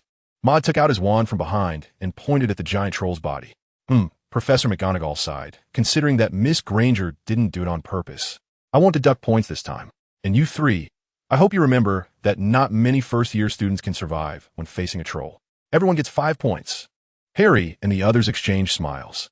Moody also stood by, laughing, but his eyes were observing Snape. To be precise, it was the wound on his foot. He only took a glance before turning his head away. Harry noticed this as well, a look of confusion appearing on his face as he exchanged a glance with Snape. Professor McGonagall took a step forward, and Snape followed. This left Professor Quirrell twitching his mouth occasionally, as if something was moving inside. His expression was quite strange. Before leaving, Moody turned his head to look at the bathroom once more, and he saw a familiar figure. A pair of deep blue eyes looked back at him. It was Professor Dumbledore. The monstrous events had come to a pause. Moody asked Harry and Ron about the situation before they rushed to save Hermione. He found it strange that Harry and Ron hadn't arrived in time this time. The two explained that they were stopped by Malfoy. Maud can only attribute the answer to the butterfly effect. Perhaps his appearance has already changed something. "Maud, what is going on with you?" Harry looked at his face. Emota's face is somewhat different from before. The previous appearance can still be vaguely recognized, but it has become softer and more spirited. His eye color, which was previously black, has now turned golden. The overall temperament of the person looks completely different from before. "A little magic." Molly explained. This sentence is really useful. Little Witch Hermione rolled her eyes.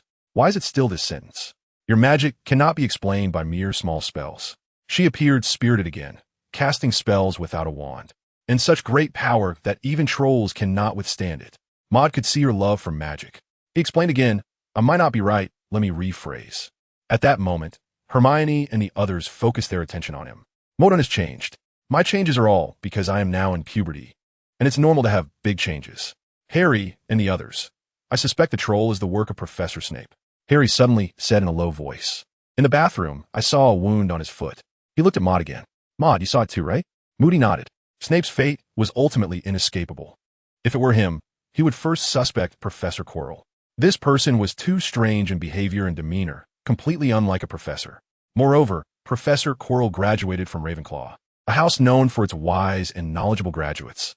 Yet, there was only someone like Quirrell, who appeared rather foolish. Hermione and Ron were somewhat puzzled. Snape had avoided the three-headed dog.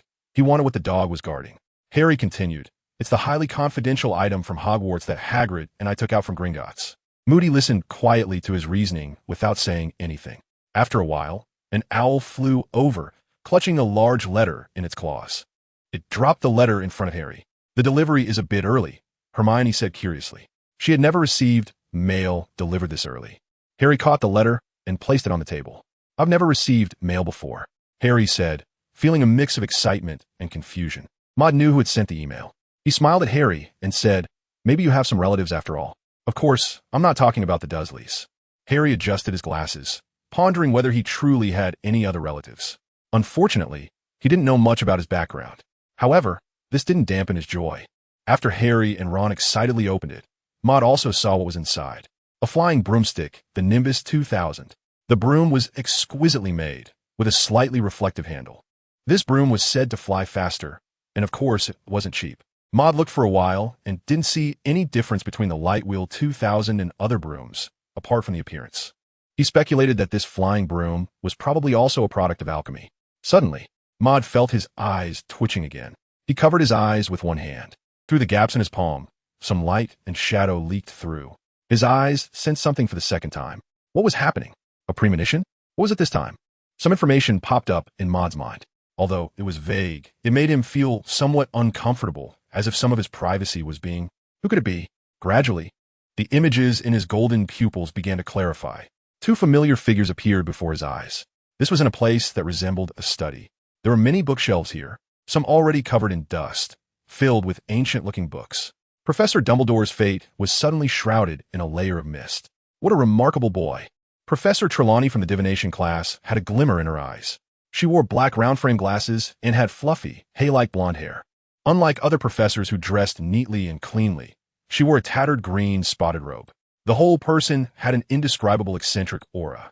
Professor Dumbledore nodded, his long silver beard still striking. The last time I saw him, I knew. Professor Trelawney, what did you just see in his fate? I saw a strange figure. Professor Trelawney described. It was tall like a giant, perhaps even taller. Its body was engulfed in flames and lightning, as if it were some kind of never-before-seen magical creature. Dumbledore lowered his glasses, revealing a pair of deep blue eyes. Oh, I see. His magical transformation is significant. But no matter what, as long as we confirm he has nothing to do with that person, it will be fine. The image disappeared. Maud was somewhat surprised that Professor Dumbledore had divined him. He speculated that Dumbledore must have seen the scars left by his magic from the troll. That's why there was a scene just now. However, it makes sense. Voldemort's presence is unpredictable, and as the most powerful dark wizard, he can indeed help a person gain powers that do not belong to them in a short period of time. Back in the dormitory, Maud planned to practice magic. He was very interested in mastering new spells or more advanced and powerful magic. For him, it was a form of enjoyment. Maud snapped his fingers and cast the identification spell. Your weapon, compatibility, 110. Effect. Each time you cast a spell, there is a 30 chance to stun the enemy.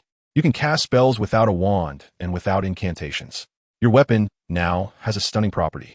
Illumination spell, compatibility, 115. Effect.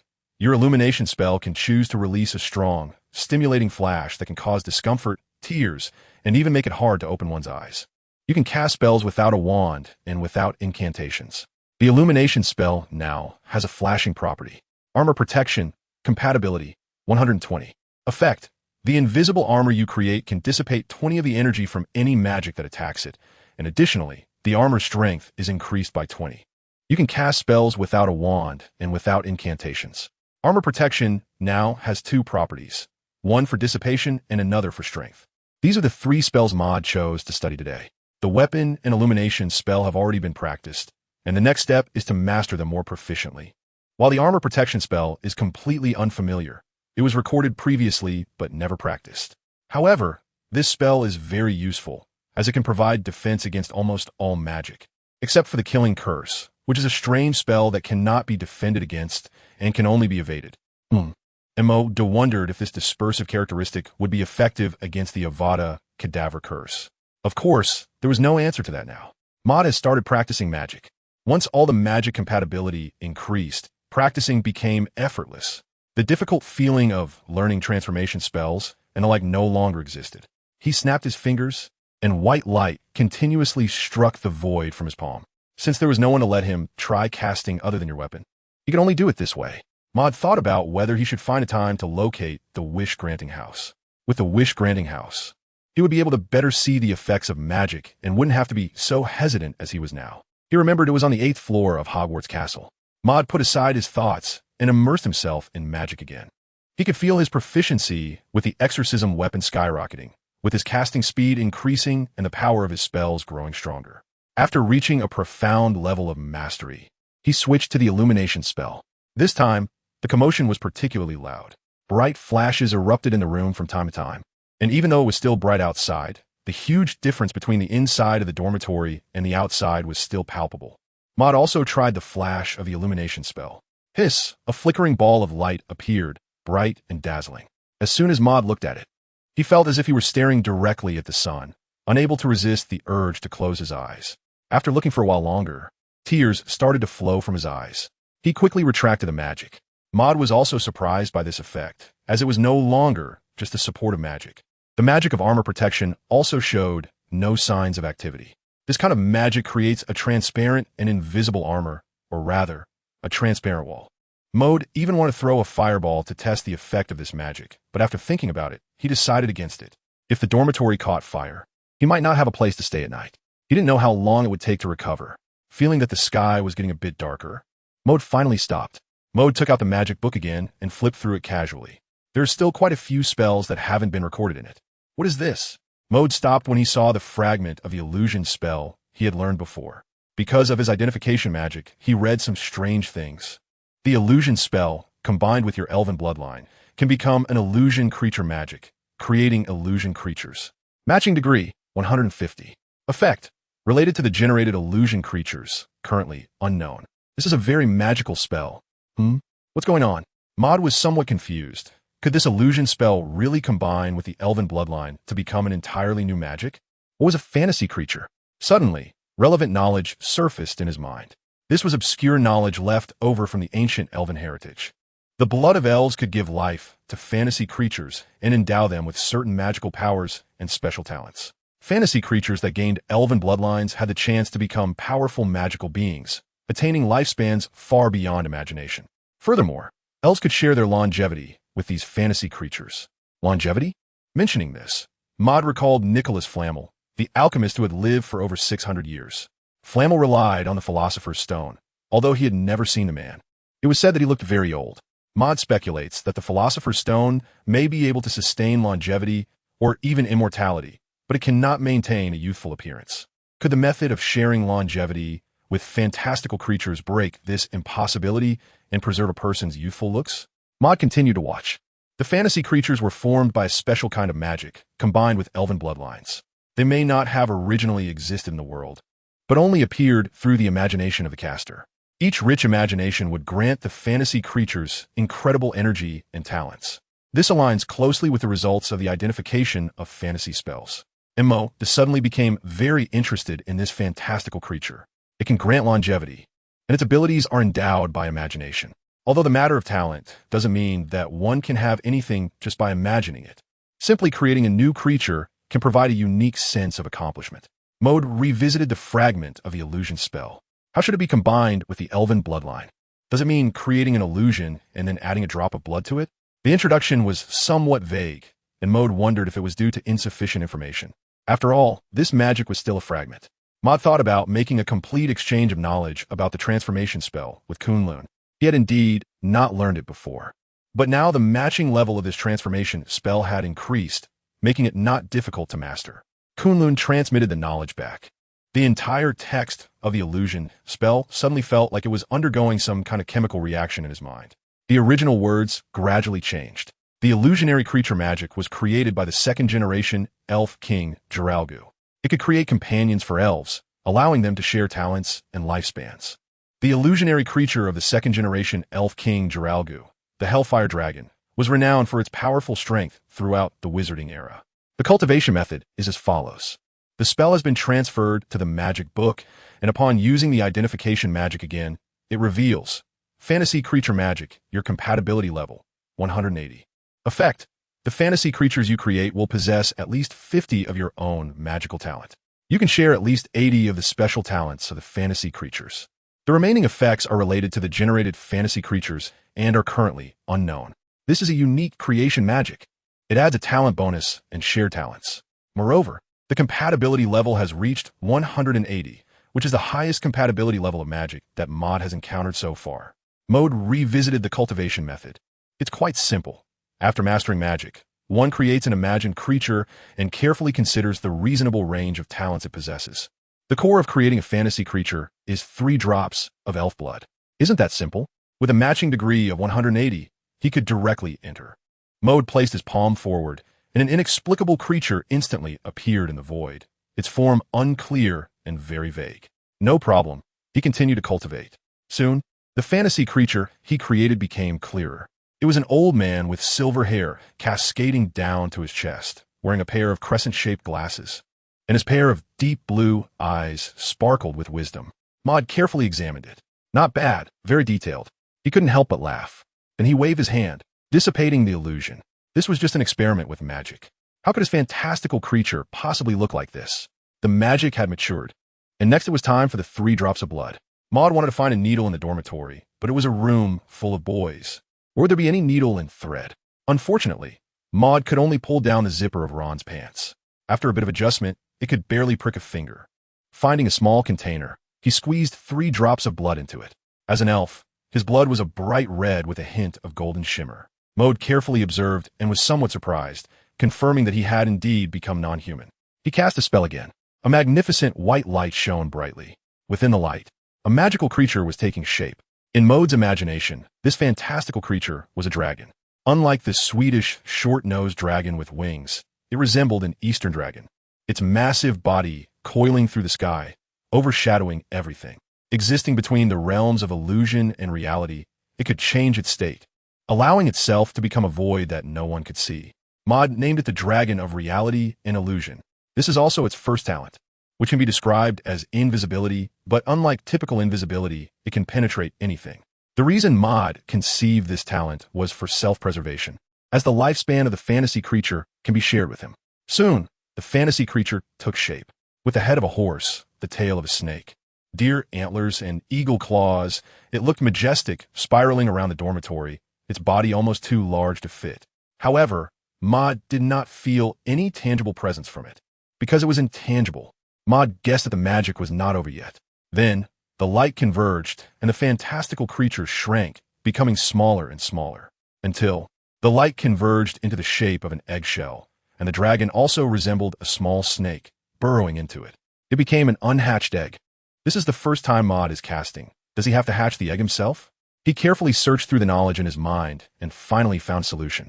When a fantasy creature is born, it becomes an unhatched magical creature egg. The way to hatch it is to input enough magical power into it. Oh, Maud stepped forward and touched the egg. It felt smooth to the touch. The eggshell was covered with dense, mysterious patterns, which shone in gold and appeared striking against the white, jade-like shell. Maud infused his magic power and immediately felt strong. He could sense that his magic was being devoured by something. The speed was rapid, quickly draining 1/10 of his vast magic power since becoming an elf. Soon after, it took away 2/10, 3/10, and then 4/10. Maud began to sweat, and his magical power suddenly decreased sharply, giving him a feeling of weakness. Finally, when it reached 80, he stopped. Maud tapped the egg, which almost overwhelmed him even before it was born. He began to look forward to its appearance after hatching. The magic inside the shell glowed with a blue light, which then gradually faded away. Soon after, the shell started to crack. Crack, crack, under Maud's tense gaze. The creature stretched out a claw, broke through the shell, and crawled out. It was a small snake that looked quite ordinary, but had 4 tiny claws. A snake? Maud guessed that this fantasy creature must have hatched out small, but why does it look so ordinary? The black scales are smooth and tightly packed, making them look more like a layer of snake skin than scales. Its 4 little claws are particularly small, probably about the size of Maud's pinky nail. From a distance, doesn't it just look like a black snake?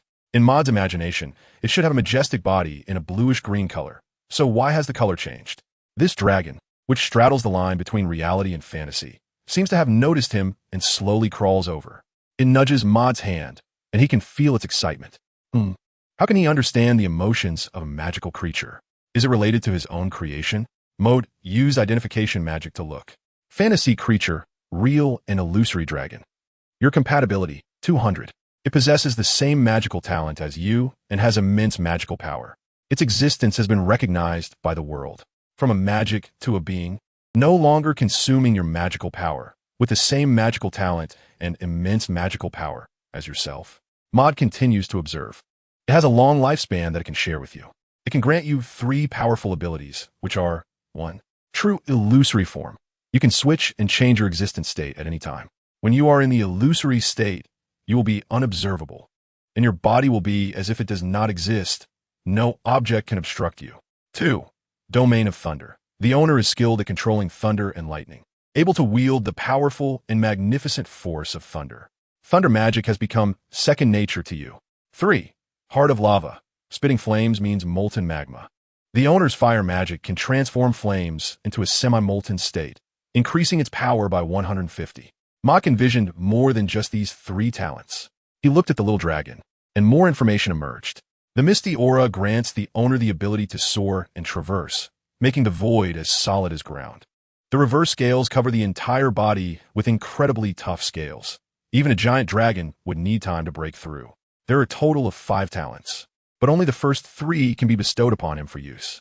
He envisioned even more, but unfortunately, they could not be realized, perhaps because his ideas were too exaggerated, losing logic and reason, or maybe he had already reached the limit of fantasy creature talents.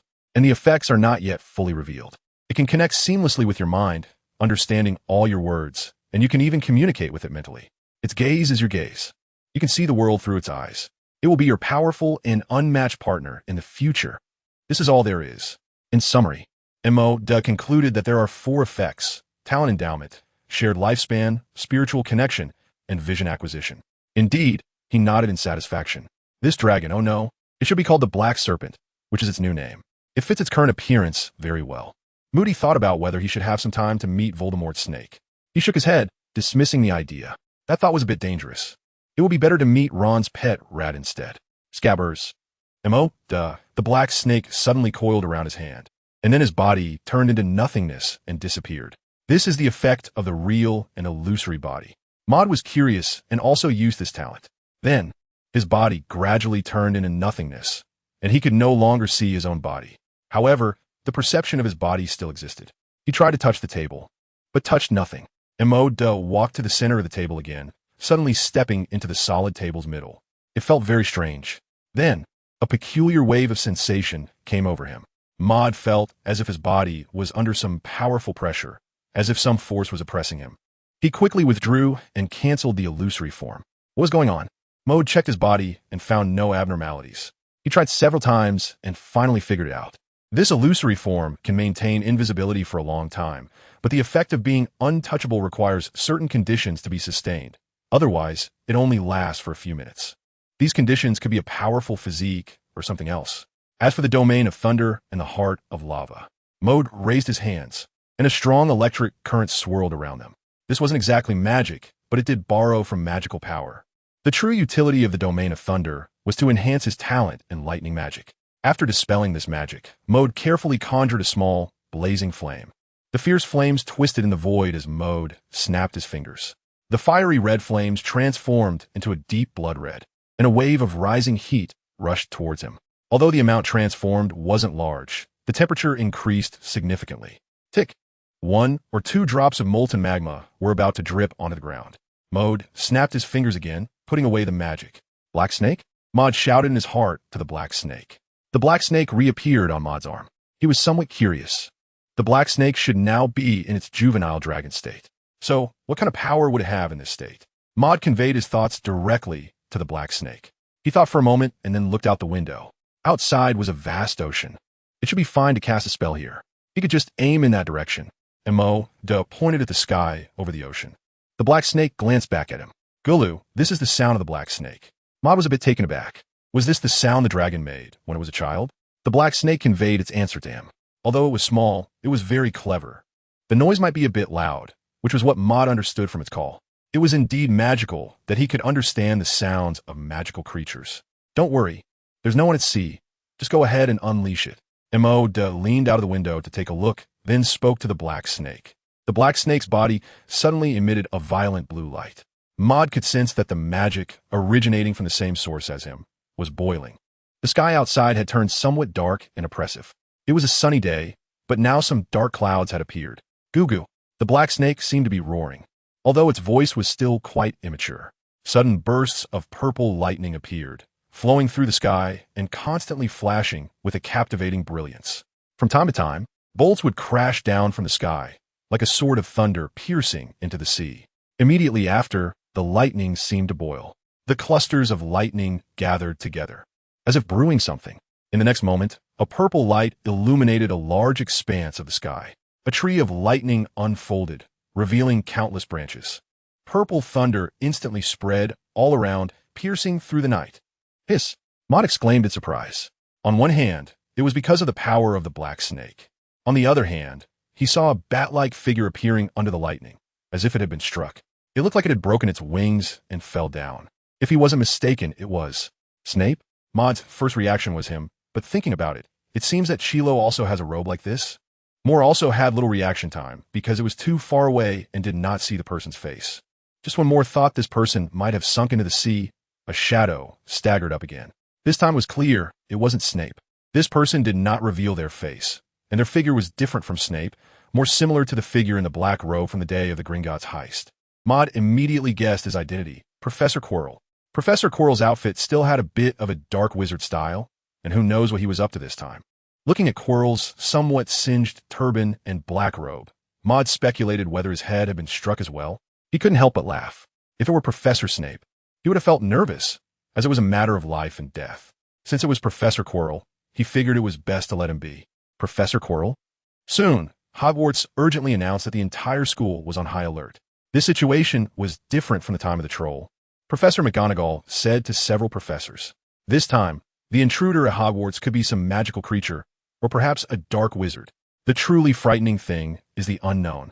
If it's a magical creature, that would be okay, but if it's a dark wizard capable of defeating Professor Quirrell," the atmosphere among the group suddenly turned heavy.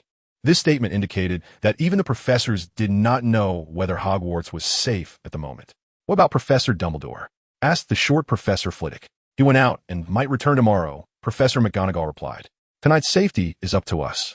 In the dining hall, all students were not allowed to leave their dormitories after nightfall. Professor McGonagall, with her usual stern expression, announced this message to all the students in the dining hall. Moody looked at the surrounding students who were discussing animatedly, and the few serious-faced professors on the stage. Professor Snape still wore that indifferent expression. Moore felt that he was the only one playing a serious role in this situation. He guessed that in the next few days, the professor would be inspecting every corner of the school until they discovered something.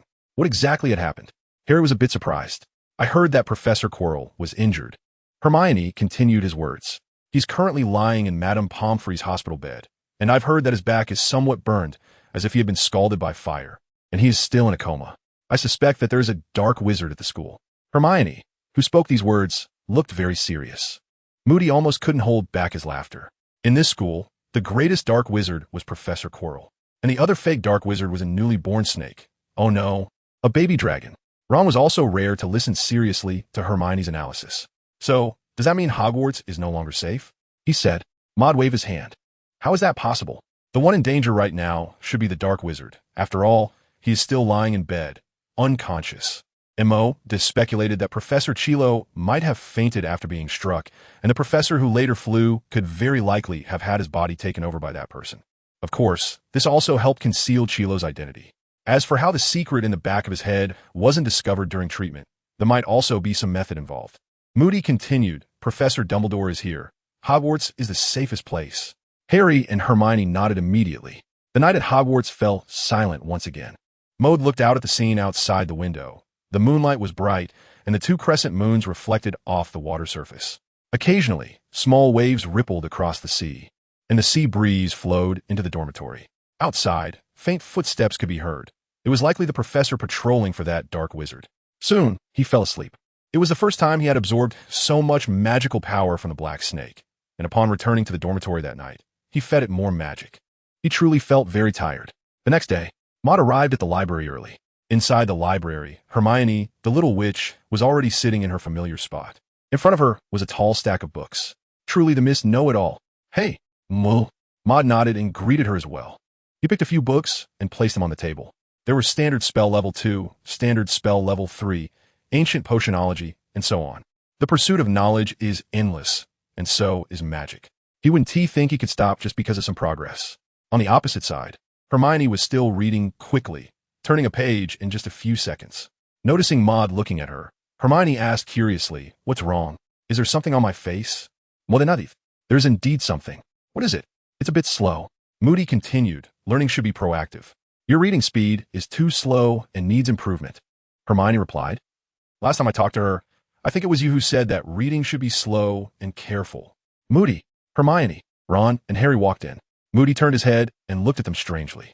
What are you two doing here?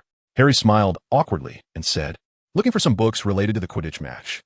I'm about to participate in the Gryffindor versus Slytherin Quidditch match. Well noted. The Quidditch match was indeed about to start preparations. Harry should be learning something from Gryffindor's Quidditch captain, Wood. The two of them each took a book and reluctantly began to read. Their reading speed was even slower than Maud's before. Maud guessed that it was about reading one line, forgetting one line, and then looking back at the previous line. He also devoted himself seriously to studying. He was very interested in the speed of knowledge acquisition introduced by the wise elf, which far surpassed that of humans. After all, he shouldn't be slower than Hermione, right? Emoda opened the book Standard Spells Level 2. Instantly, he felt a sense of magic. At a glance, the dense text seemed to transform into a vivid picture, instantly imprinting itself in his mind. Maud recalled once again, and the text on the previous page was all clearly visible. He could even conduct a preliminary organization and understanding of the knowledge within it. And all of this was completed in an instant. Maud was somewhat overjoyed as he gazed outside. He kept speeding up the pace of flipping through the book, wanting to feel the limits of the sage spirit. Originally, the few of them were sitting together, with only Hermione's sparse but fairly quick sound of turning pages. However, with Maud joining in, the sound of flipping pages became faster, and the movements grew slightly larger. Hermione and the others looked up. On Maud's hands, the pages were being flipped over somewhat roughly, as if searching for something hidden within the book. It even stirred up a slight breeze. At that speed, Hermione felt that while she was reading one page, Maud could flip through 10 or more. Just as a few of them were taken aback, a familiar and elderly voice rang out. Mr. Maris, you can't treat books so roughly. Maud raised his head and met a pair of deep blue eyes. Come in my office for a moment, Mr. Mellis. Professor Dumbledore lowered his glasses and looked at him with a smile. Professor Dumbledore? Maud looked at Professor Dumbledore somewhat awkwardly. As for reading books, that could be set aside. The main issue was that the current dire situation at Hogwarts was caused entirely by him. Maud quietly cast a brain lock spell, retracting and protecting his emotions and thoughts. Follow me, Mr. Maris. Amidst the curious gazes of Harry and the others, Maud followed Professor Dumbledore. In front of Dumbledore's office, a massive stone beast blocked the way. It opened its stone mouth. Password: Cockroach Cluster. Professor Dumbledore said, smiling at Maud. Cockroach Cluster is quite a nice snack. Maud, Dumbledore likes to eat sweets, but things like cockroach clusters. Dumbledore might be the only person in all of Hogwarts who can stomach them. The stone beast spun upwards, revealing a staircase leading up. The two of them walked in. This was Dumbledore's office. The entire room was cylindrical in structure. On the sides, there was a row of bookshelves filled with books, some of which had yellowed covers, showing their age. On the walls, portraits of Hogwarts' past headmasters hung. From time to time, the people in the portraits would blink. Next to the bookshelf, there was a bird with bright red feathers, its long tail shimmering with golden light. It was called Fawkes, a true phoenix. Just as Maud was carefully observing Fawkes, Professor Dumbledore had already seated himself in the office chair. Mr. Maris seemed quite interested in the phoenix. Dumbledore gestured to a chair beside him. Please sit down, Maris. Maud sat down. Compared to talking to this mind-reading Dumbledore, he preferred to be with the phoenix. Of course, Dumbledore shouldn't be able to see his thoughts now. Very good, Professor Dumbledore nodded. Is it the brain closure technique? Mr. Maris, your talent is really impressive. He learned the brain closure technique well. How did Professor Dumbledore perceive that? Professor Dumbledore, you must be mistaken, right? Maud didn't admit it. He rubbed his head. Really? Dumbledore blinked. I'm quite familiar with this magic as well. Maybe I really misread the situation. He picked up a pile of cockroach-shaped candies from the table and put them in his mouth. Mr. Maris, would you like some? Maud shook his head. No, Professor Dumbledore. I can't bring myself to eat this thing, even knowing it's just candy. Professor Dumbledore placed his hands on the table, his fingers interlaced. Mr. Maris, I've heard about the situation at the school. What do you think about it? Maud was somewhat taken aback. Did Professor Dumbledore know something? Was it about Professor Chilo at the school? Maud turned to show a serious expression like Ron's from last night. I think, under the protection of Hogwarts, we will all be safe. Dumbledore smiled. Maris, I have seen wizards as talented and sharp as you. I wanted to bring you here today to share a piece of advice. Dumbledore paused. What determines a person's fate is their choices, not their abilities or talents. I hope you and Gryffindor can benefit from this. Oh, and one more thing. You look mature now. No, you've grown a bit. Mode blinked his golden eyes and touched his face. Maud walked out of the principal's office, having learned two things. The first was that Professor Dumbledore had a certain understanding of him, his talents and magic, and even the situation with Professor Quirrell. The second was that Professor Dumbledore hoped he could experience the spirit of Gryffindor and avoid going down a crooked path like that person. Indeed, it was Professor Dumbledore. Most lightly, truly vec. This was also a compliment. Back in the library, Maud continued to read. His movements slowed down a bit, but he still read quickly. Did Professor Dumbledore come to see you for something? Hermione asked curiously. Harry and Ron were no longer in the library. They couldn't stay put. Professor Dumbledore. Emoda said, it's nothing much. Hermione rolled her eyes. You really know how to talk people into things, just like last time.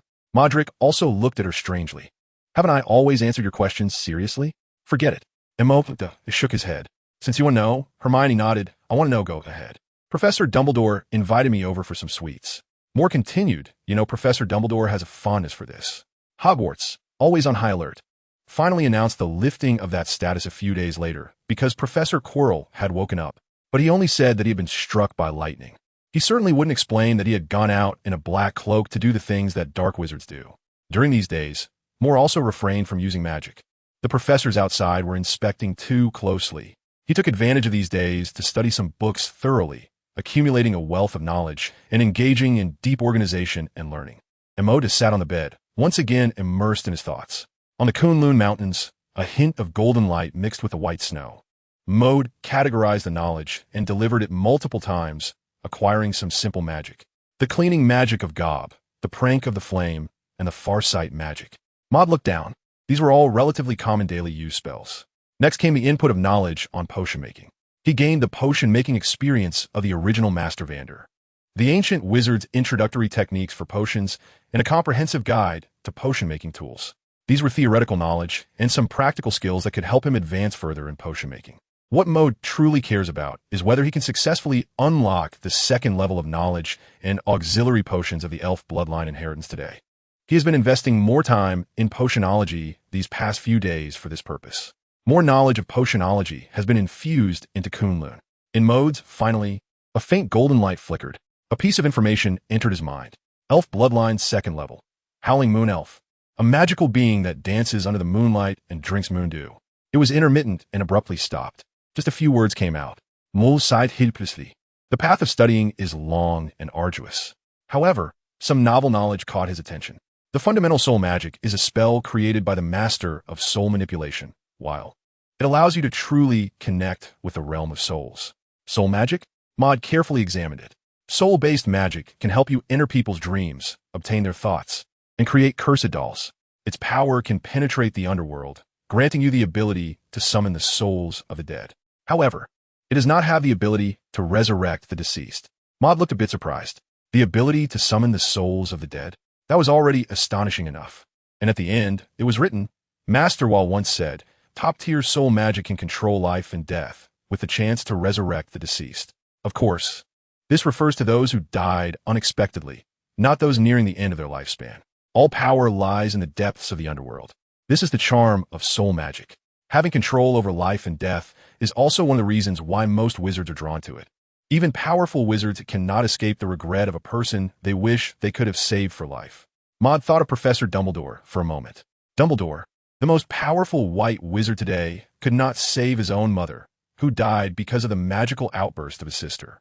He also could not save his sister, that timid little girl, who ultimately died due to uncontrolled magic. This was a knot in his heart that he could never untie. And this master of manipulating souls, Weir, had already intervened in the realm of life and death with magic. What an impressive person. He noticed another title of Weir, the Miracle Wizard. Suddenly, everything seemed quite normal. Since this was on par with gods, inventing a magic to resurrect the dead should not be difficult. Maud is very interested in this soul magic. He snapped his fingers and cast a divination spell. Soul basic magic, compatibility with you, 120. Effect, dream travel time amplification 20. To some extent, you can manipulate the actions of the cursed target. Of course, your magic power must exceed that of the other party. Summoning the souls of the dead, time, amplification 20. This is a magic that breaks the boundaries of life and death. There is an additional characteristic, manipulation. He carefully began to practice this magic. In the afternoon, There is a class, Professor Snape's potions class. Another one of Snape's classes. Ron sighed. I don't like Snape at all, nor that disgusting potion smell. Harry nodded. Over the past few days, he has figured out one thing. Professor Snape really likes to target him, whether it's asking questions or releasing trolls. Although it wasn't directly aimed at him, it almost got his friend killed. Hermione also couldn't bring herself to like Professor Snape because of this. Moody shook his head. Ron, what you see may not necessarily be the truth. Harry and the others looked over curiously. Do you believe Professor Snape? Maud? Harry asked. Do you think Professor Snape is not that kind of person? Moody nodded. Of course. How could someone like Professor Snape possibly make things difficult for you in Harry and Potions class? But haven't you seen that in the previous few classes? Harry was often asked some strange and difficult questions and lost quite a few points for Gryffindor. Ron retorted. Moody nodded again. Of course I saw him. But the Professor Snape you mentioned. Maud paused for a moment and continued. He probably prefers to lock you in a dark, sunless library, making you wish you were dead. After all, dark wizards never use words to deal with people. Ron? Upon entering the classroom, the little wizards inside were discussing something. After all, there have been quite a few strange occurrences these days. First, Professor Quirrell fainted in the dining hall, telling everyone that a troll had come. Then, the troll mysteriously disappeared. Recently, Professor Quirrell was struck by lightning and fell into a coma for several days. Although it felt terrifying at the time, once these events were over, they turned into vivid stories. I heard that Professor Quirrell has woken up. Yes, I went to visit Professor Quirrell and the sight. Oh my, what happened? His back was burned like that, and he looked much thinner than before. I heard he is sometimes a bit out of his mind. Last time the troll came, Professor Quirrell also fainted due to injuries. By the way, do you think a troll was captured or killed? Moore touched his nose and followed behind Harry and the others as they walked in. These matters were related to him, but he was unwilling to discuss them. That said, poor Professor Quirrell really was a pitiful sight. Quiet. My class is not for you to discuss this. Professor Snape walked in. He still wore a cold expression, dressed in black robes. As he walked, the robes occasionally billowed up. Turn to page 57 of the Potions Basics. Today we will learn how to use the tools for potion making. This is crucial for our ability to brew a good potion. Moore found Professor Snape's explanations quite easy to understand. Maud compared the comprehensive guide to potion tools he had in mind from Kunlun. Professor Snape truly lives up to his reputation as a master of potion making. This is a reference book that has been passed down through the Wizarding Age, created by several ancient wizards proficient in potion making. The fact that it has been able to endure speaks to its practicality and accuracy. Some of the content Snape discussed, which deviated from the textbook, resonated with this comprehensive guide to potion tools. As he spoke, Snape suddenly paused. He glanced at Harry. Although Harry appeared to be diligently taking notes, it was still evident that his mind was not focused on the class. Mr. Potter, are you once again lost in the fame of bravely battling a troll? Harry looked bewildered. The other students below turned to look as well. Harry Potter fighting a troll? Could it be that Harry Potter, the boy who lived, had once again created a miracle by defeating the troll? Moody sighed. Harry had clearly picked up bad habits from Ron, not paying attention in class. It was a familiar scene again. Professor Snape asked a few questions, and Harry shook his head each time. As a result, Gryffindor lost 5 points once more. Fortunately, Miss Granger occasionally raised her hand to answer questions, finally managing to salvage some points. Next, during the practical session, it was still the brewing of the draft of Living Death. Maud completed it easily. He also helped Hermione next to him explain some key points, allowing her to finish potion brewing. As for Ron and Harry, the two of them were busy cleaning the table again. In potion making, Harry's talent was nowhere to be seen. Moore watched Snape on stage, who was also brewing potions. It was clear that those materials were not the ingredients for the elixir of life. He observed Professor Snape add a certain ingredient to the cauldron, habitually comparing it to the knowledge in his mind. Professor Snape, your brewing method is incorrect. Maud couldn't help but say it out loud. Professor Snape turned his head and gave Maud a cold glance. Is there something you want, Mr. Maris? Maud suddenly realized that he was being a bit too flashy and wasn't sure whether to respond. After thinking for a moment, he decided to answer. Professor Snape, this wormwood should be the auxiliary herb for this potion, right? It's best to add it in the last 2 minutes. That way, the potion should work better. Snape did not respond, but continued to look at him coldly. After a while, he said, Mr. Maris, you should read some textbooks. Those miscellaneous books bought from Diagon Alley, or wherever, are just the trash products of certain wizards. Speechless. It seems that Professor Snape thinks he is just talking nonsense. Sit down, Maris. Don't make me say it again. Emoda nodded and was about to sit down when a gust of wind blew into the classroom. Maud saw the herbs that Professor Snape had placed aside blown by the wind to his palm, mixing with another herb. However, Professor Snape did not notice. He had just been talking to himself and was momentarily distracted. Professor Snape raised his hand and skillfully grabbed the herbs next to the cauldron, preparing to place them inside. Professor, but it was too late. The cauldron in front of Professor Snape was already filled with thick smoke, and the herbs inside had turned to char explosion. Moody spat out the last two words.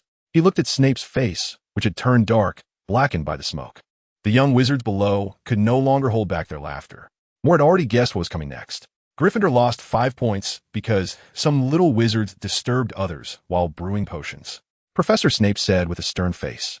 Ron was pleased with Snape's situation and felt that Moore was finally sharing his misery, so he pulled Harry over as soon as class was over. See, he said, lowering his voice a bit. Professor Snape is not just targeting Harry. He's targeting all of Harry's friends. Maud spread his hands. Maybe he didn't take this matter to heart. Snape's potion brewing mistake was indeed caused by his disturbance. A mistake is a mistake. There's no need to cover it up. However, when he told Ron and Harry, they wouldn't listen. But the advice he gave to Professor Snape was all authentic ancient knowledge, extracted from the essence of a chapter proposed by the top potion masters of the wizarding era on improving the success rate and efficacy of potion brewing. Knowledge cannot be wrong. Maud did not go to the library, but returned to the dormitory to continue practicing foundational soul magic. This type of magic has a high compatibility, but the training is slower than the previous magic because it requires more practice. Maud wanted to traverse through dreams. It was still early, and he wasn't sure if anyone was asleep. He recalled the basic knowledge of soul magic and then snapped his fingers. Suddenly, he lost sight of his surroundings. The version of him lying on the bed had closed his eyes, as if he had entered a deep sleep. A wisp of gray light shot out from his body and began to dart around. The color was very faint, and it moved so quickly that normal wizards could hardly see it. It was searching for someone who had fallen asleep. As soon as this gray light entered a person's body, Maud would be able to wander in their dreams. After searching through the Gryffindor dormitory, he found no one asleep. So, the light moved over to the Slytherin dormitory. It slipped into the mind of a blonde boy and instantly disappeared. Maud suddenly felt a bright light in front of him. He opened his eyes and saw his body, which was almost transparent. He looked at his surroundings. This was a manor. A pale-faced, thin boy with golden hair, slicked back, was standing in front of a similarly blonde middle-aged man. Oh, Malfoy. He had entered Malfoy's dream. He looked at the middle-aged man. Was this Lucius? Mord looked over Lucius Malfoy. This man was a true Death Eater, one of Voldemort's henchmen. With his light blonde hair and pale, pointed face, he dressed quite properly, looking like a gentleman. But he had a pair of cold, gray-blue eyes that seemed filled with arrogance and scheming. Draco. Lucius spoke to his son, Draco Malfoy. Draco nodded and listened seriously. He was much more attentive than he was in class. We pureblood wizards are far more noble than other wizards. Mord had no idea what was happening, but from the looks of it, he felt Lucius was brainwashing his child again. Meanwhile, Professor Snape, leaving the classroom due to a potion failure, was also in a bad mood. He certainly did not expect that the previously inquisitive good student had turned bad. A prank? It must have been learned from Potter. He splashed some water on his face in his office and then went to Dumbledore's room. Oh, Professor Snape seems to be in a not-so-happy mood. Dumbledore adjusted his crescent-shaped glasses and said to Professor Snape, "Did something unpleasant happen in class with the young wizards, Mr. Potter?" Professor Snape did not respond, but instead turned to discuss Quirrell's situation. He had been assigned by Professor Dumbledore to monitor Quirrell. Professor Quirrell should not have much time to do anything during this period. Dumbledore listened to Professor Snape's report on Quirrell. Clearly, Quirrell, who had been struck by lightning, had only just woken up and was still weak. Things should be quieter for a while. Dumbledore then smiled at Professor Snape. "Isn't it, Mr. Potter? Is it Mr. Maris?" Professor Snape finally responded, coldly nodding. His demeanor had always been like this. A cold expression had become second nature to him. "I was brewing the truth serum when Maris disturbed me." Dumbledore nodded. "I don't think Mr. Maris is someone who enjoys pranks." "I thought so too," Professor Snape continued, "until he told me that the wormwood should be added in the last 2 minutes. Indeed, Dumbledore pondered. He understood a bit about potion making as well. He had never heard of adding something in the last 2 minutes. All potion brewing must strictly follow the order of adding ingredients. He changed the subject, however. "I think sometimes making some changes is not a bad thing." Dumbledore winked. No wizard creates or improves a potion without trying it first. Snape did not object, but he also did not nod. Not to mention that he still had great confidence in his own experience, especially in potion making. He was a true master of potions. Maud was following Lucius and Decora, spinning around in a dream. The two talked for a long time. An 11-year-old Draco's mind. The words in the dream didn't seem to hide any secrets. They were mostly casual chatter, along with the concepts and sense of honor of pure-blood wizards that his father Lucius conveyed to him. Maud shook his head, no longer spending effort to listen to their conversation. Instead, he turned to observe the entire dream world. It was very realistic. Every brick and tile, every blade of grass and tree, even the subtle textures were clearly visible. Inside Malfoy Manor, Maud didn't see anything related to dark wizards. He guessed that if there were any, they were hidden away by Lucius. He raised his head and saw a vast blue sky, with only a few white clouds drifting by. That was M.O. that suddenly saw a black dot in the sky. As he looked, the dot enlarged before his eyes. In an instant, he found himself right in front of the dot. Oh no, it should be the dot that came before him. He was still standing in place. The dot that landed on the ground was surprisingly large. Maud guessed that it should be several times larger than the Quidditch pitch. It was pitch black, as if a new world was hidden in the darkness. It was quite magical. He felt a sense of curiosity about this black world. M.O. reached out his hand and touched it, but the front half of his hand suddenly disappeared into the black curtain. What do people's dreams connect to? M.O. had a guess. He stepped in, and everything went dark.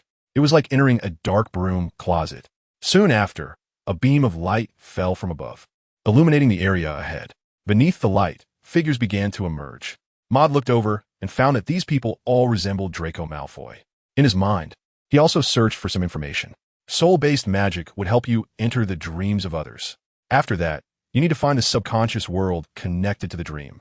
Once you find this world, you will see the desires and thoughts of people, which are the materials for creating cursed dolls. So, are these people just thoughts? I want to defeat Harry Potter. I want to receive the cheers of everyone.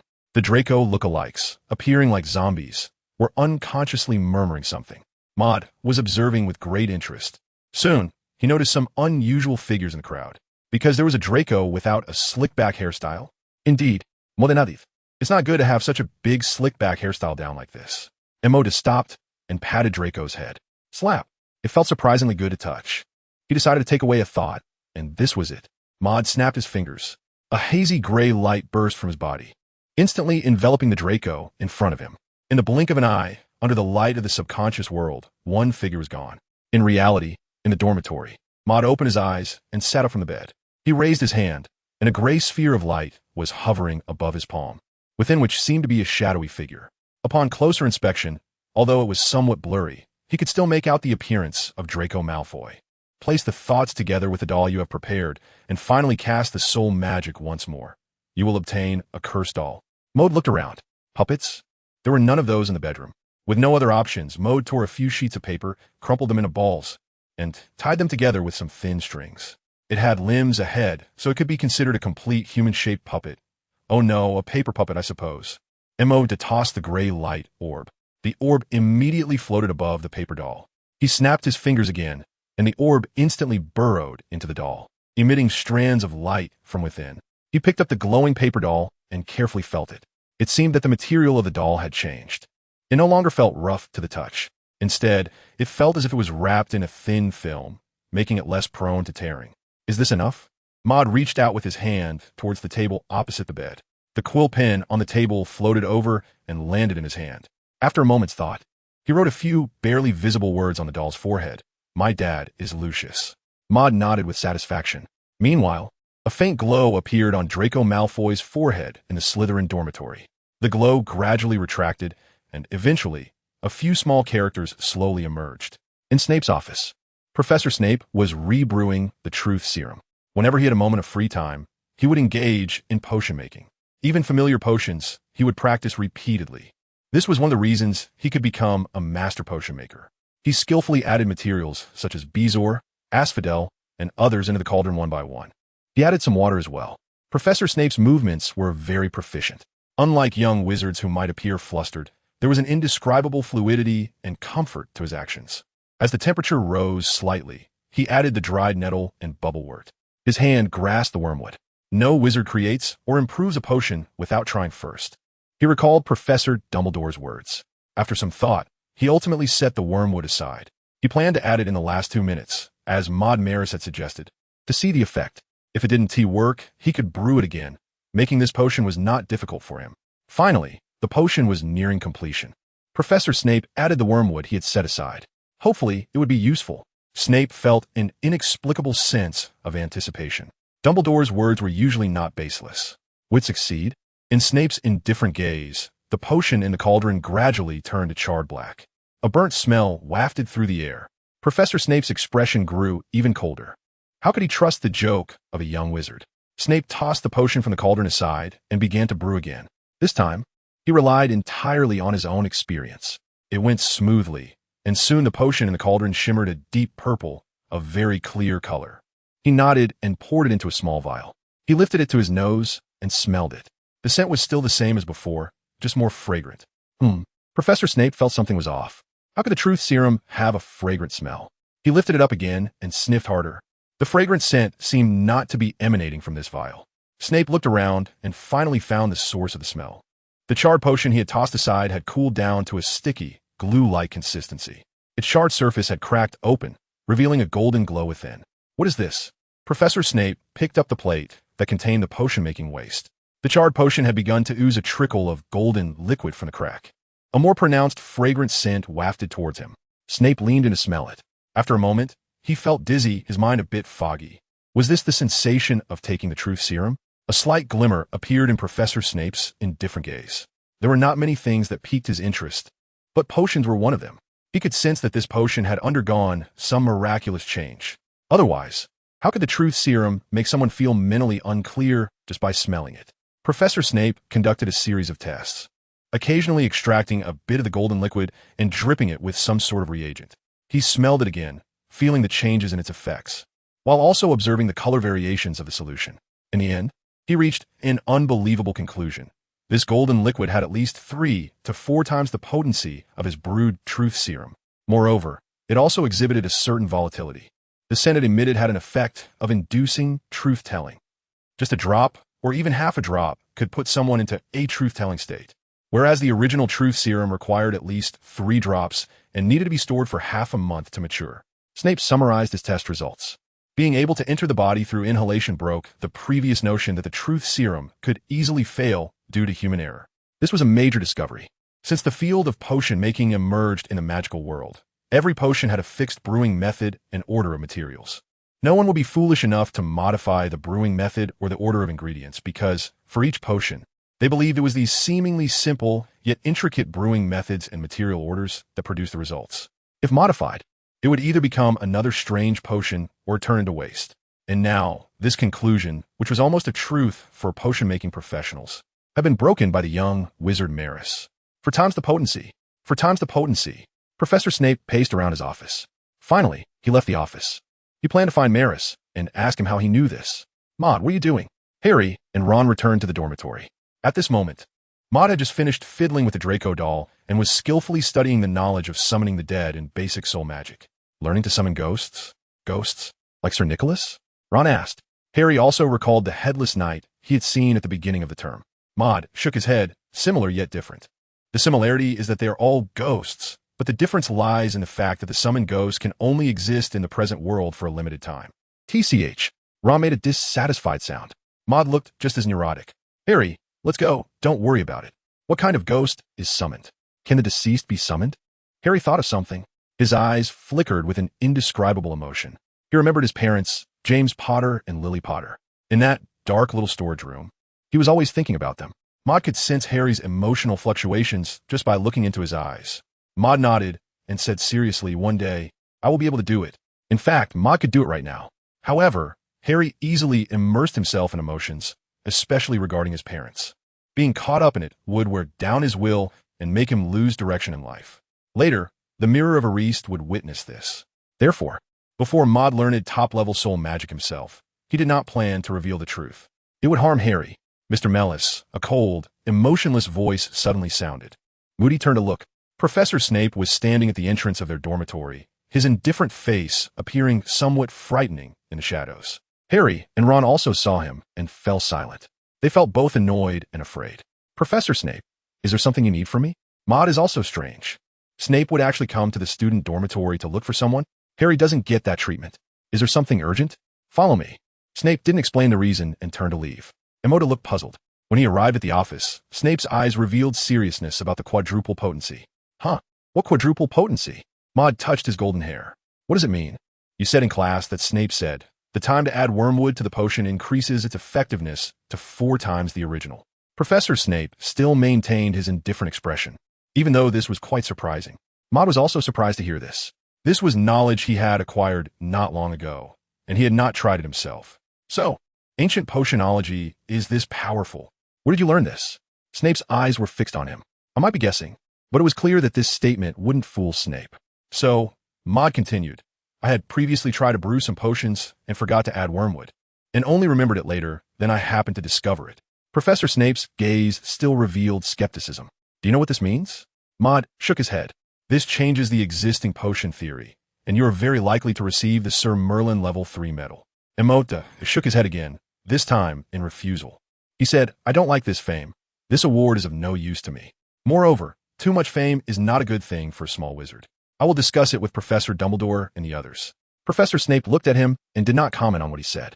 We will see what kind of reward to give you. Well, Maud thought for a moment and decided to persuade Snape to give up this idea. Compared to fame, Maud preferred to work quietly and make a fortune in silence. Oh no, it should be becoming a great wizard in silence. Professor Snape, Maud looked at Snape and asked, do you have someone you want to meet? Maud thought of the magic he was about to practice.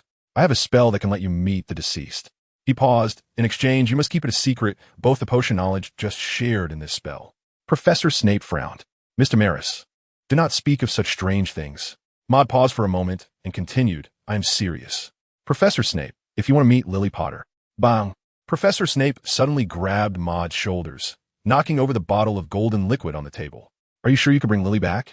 Professor Snape completely lost his usual indifferent expression. His mouth was agape, and there was a glimmer of something in his eyes. Calm down, Professor Snape. Maud was speaking while curiously observing the rare expression on Snape's face. After a while, Professor Snape finally regained his composure. He sat back down in his chair. This is not something I can currently achieve. Mother explained. I simply let the soul of Lily Potter return in the form of a ghost. She is able to communicate with people, but cannot touch anyone until she is truly resurrected. Moton paused for a moment, and time was only about an hour. Snape stared into his eyes. Tell me, how did you learn this kind of magic? His voice gradually regained its usual calmness and indifference. Did you receive the legacy of the Dark Wizard?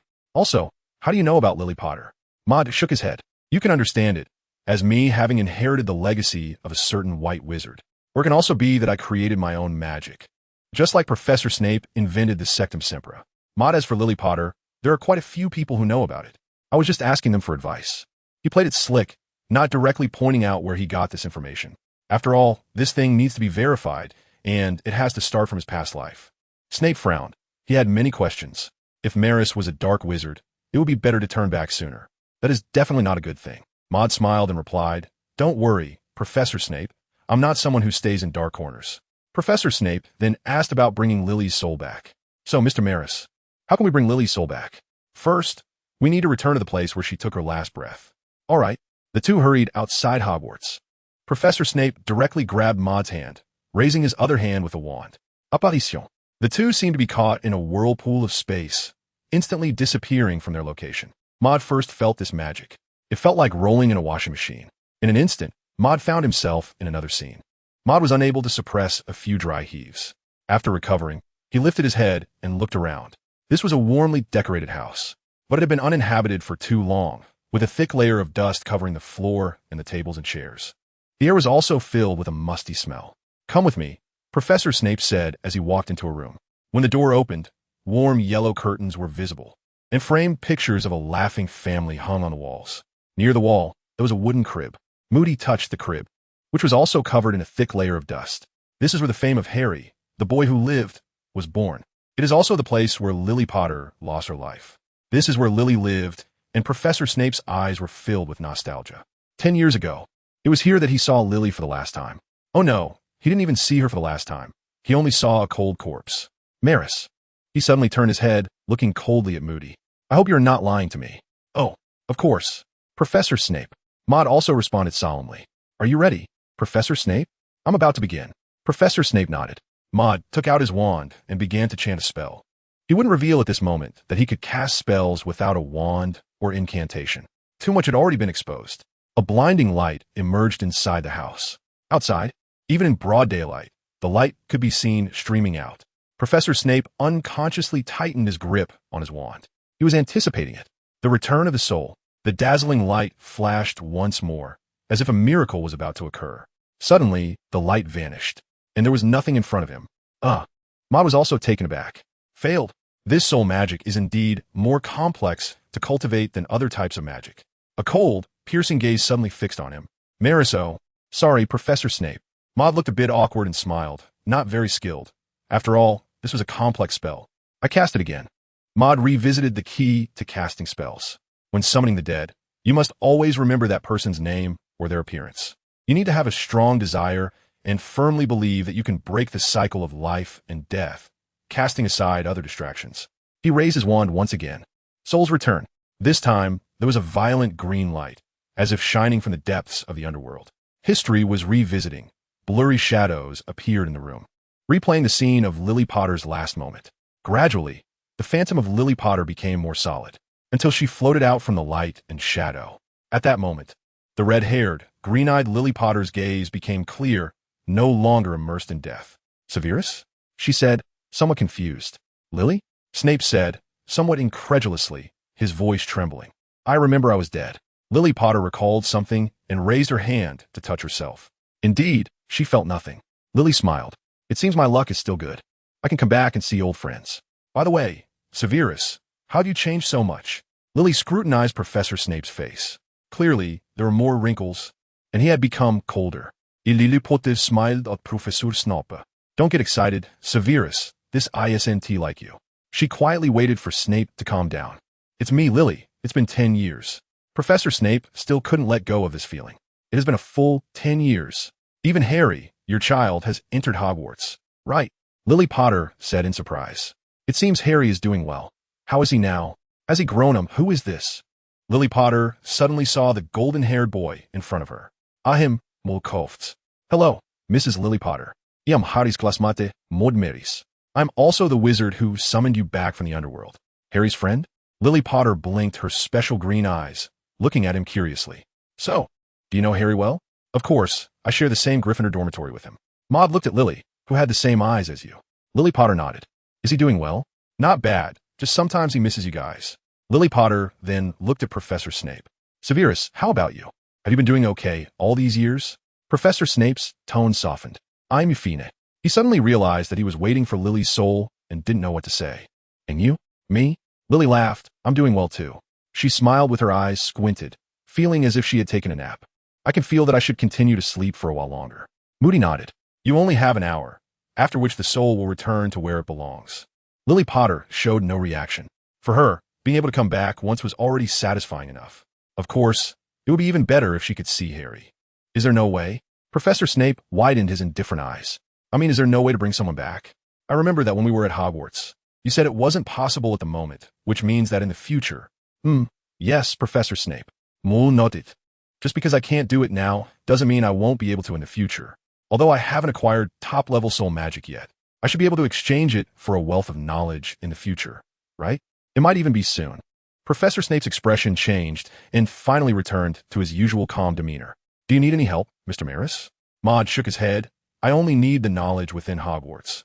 All knowledge is my magical nourishment. Of course, if I need help in the future, I will come to you. What a studious child.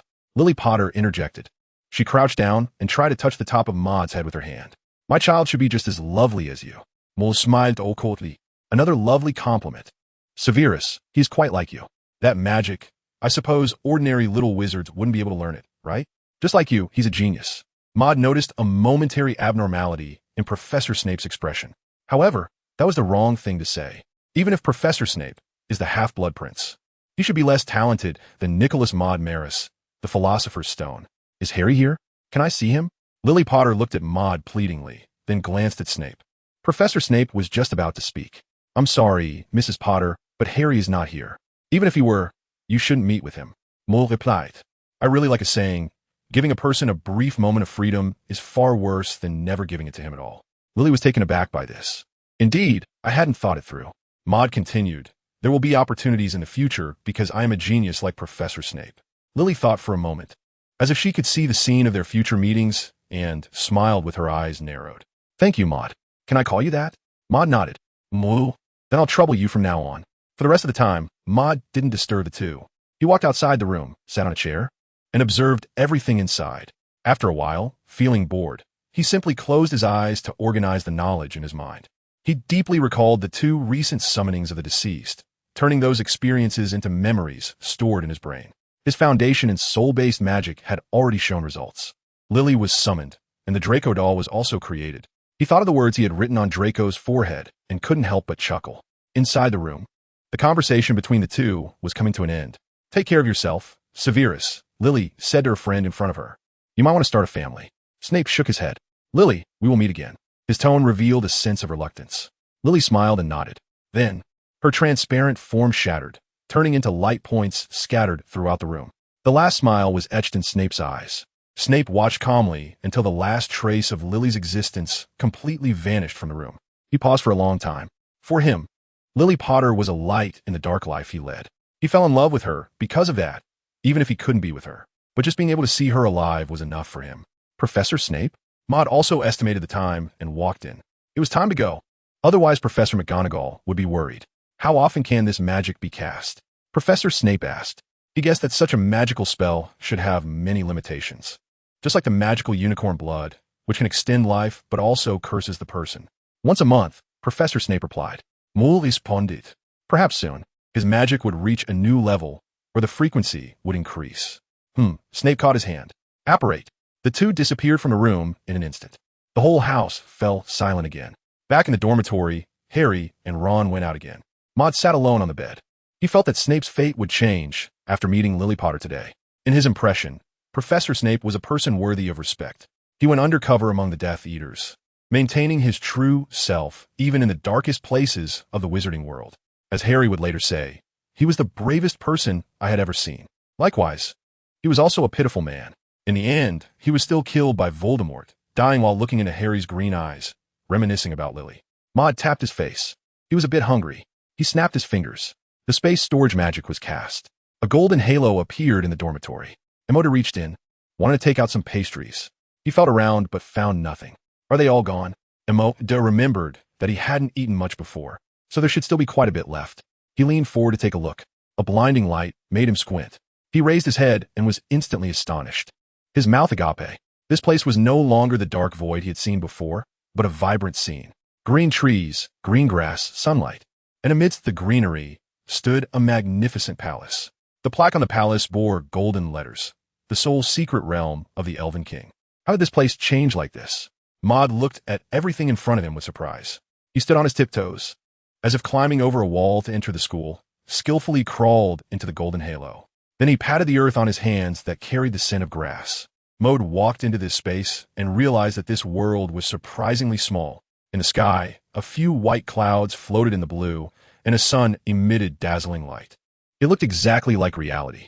On the ground, Maud could even see the end with just his eyes. It seemed like a piece of land that had been divided. This made Maud a bit disappointed. He had thought it was a benefit for travelers, like a spatial ring. Oh no, a spatial magic linking to another world. Maud looked around. Here, apart from the grass and trees, there seemed to be no other living beings. He squatted down to examine the flowers and plants, but did not recognize what they were.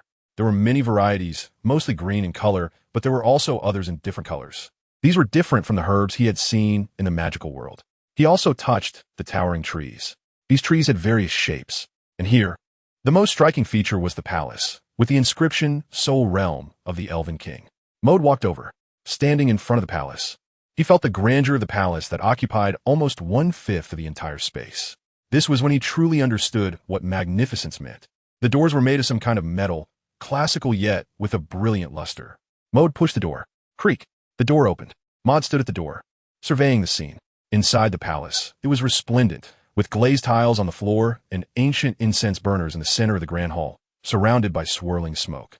Looking around, one could see several oil paintings hanging on the walls, depicting noble ladies, elderly men with silver hair, and gentlemen in suits. The entire palace had an indescribable visual impact. Where is this? The sole realm of the Elf King? Since it is marked with the Elf King, it must be related to him. But isn't the inheritance of the Elven bloodline supposed to be in the Kunlun within my mind? When did a soul realm pop up? And I didn't even know about it? Emoda is thinking about something. At this moment, in front of Emoda, a line of blood-red text appeared out of nowhere. Hello, young junior. I am Nicholas Garf, the third-generation Elf King. Nicholas? The text gradually faded and new text reappeared. This is a little gadget I created using some kind of magic entrusted to a special being for safekeeping.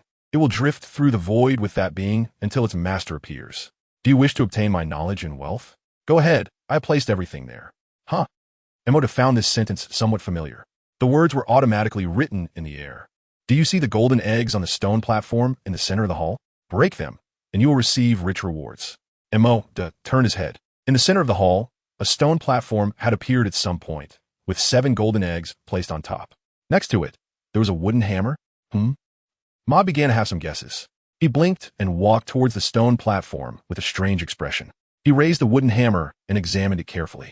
The hammer was purplish red, with feather patterns carved on it, and holding it in his hand, he could smell a refreshing scent of grass and wood. Emoda looked at the several golden eggs in front of him, which were almost identical. After thinking for a moment, he swung down a hammer. Bang! It seemed that there was a transparent protective layer on the golden egg. The wooden hammer struck the surface, and it seemed to create ripples in the air. However, the golden egg inside remained completely unmoved. Can't break it. Emoda changed to a golden egg and continued to smash it. Still no good.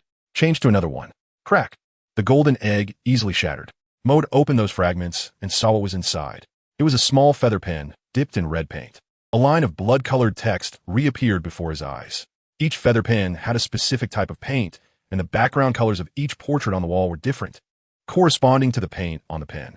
Find the corresponding portrait and use the feather pen to dot the person's forehead in the painting. The text disappeared. Maud looked at several paintings in the hall. The one with a red background was indeed the only painting that was red. It depicted an old man with silver hair wearing a wizard's hat.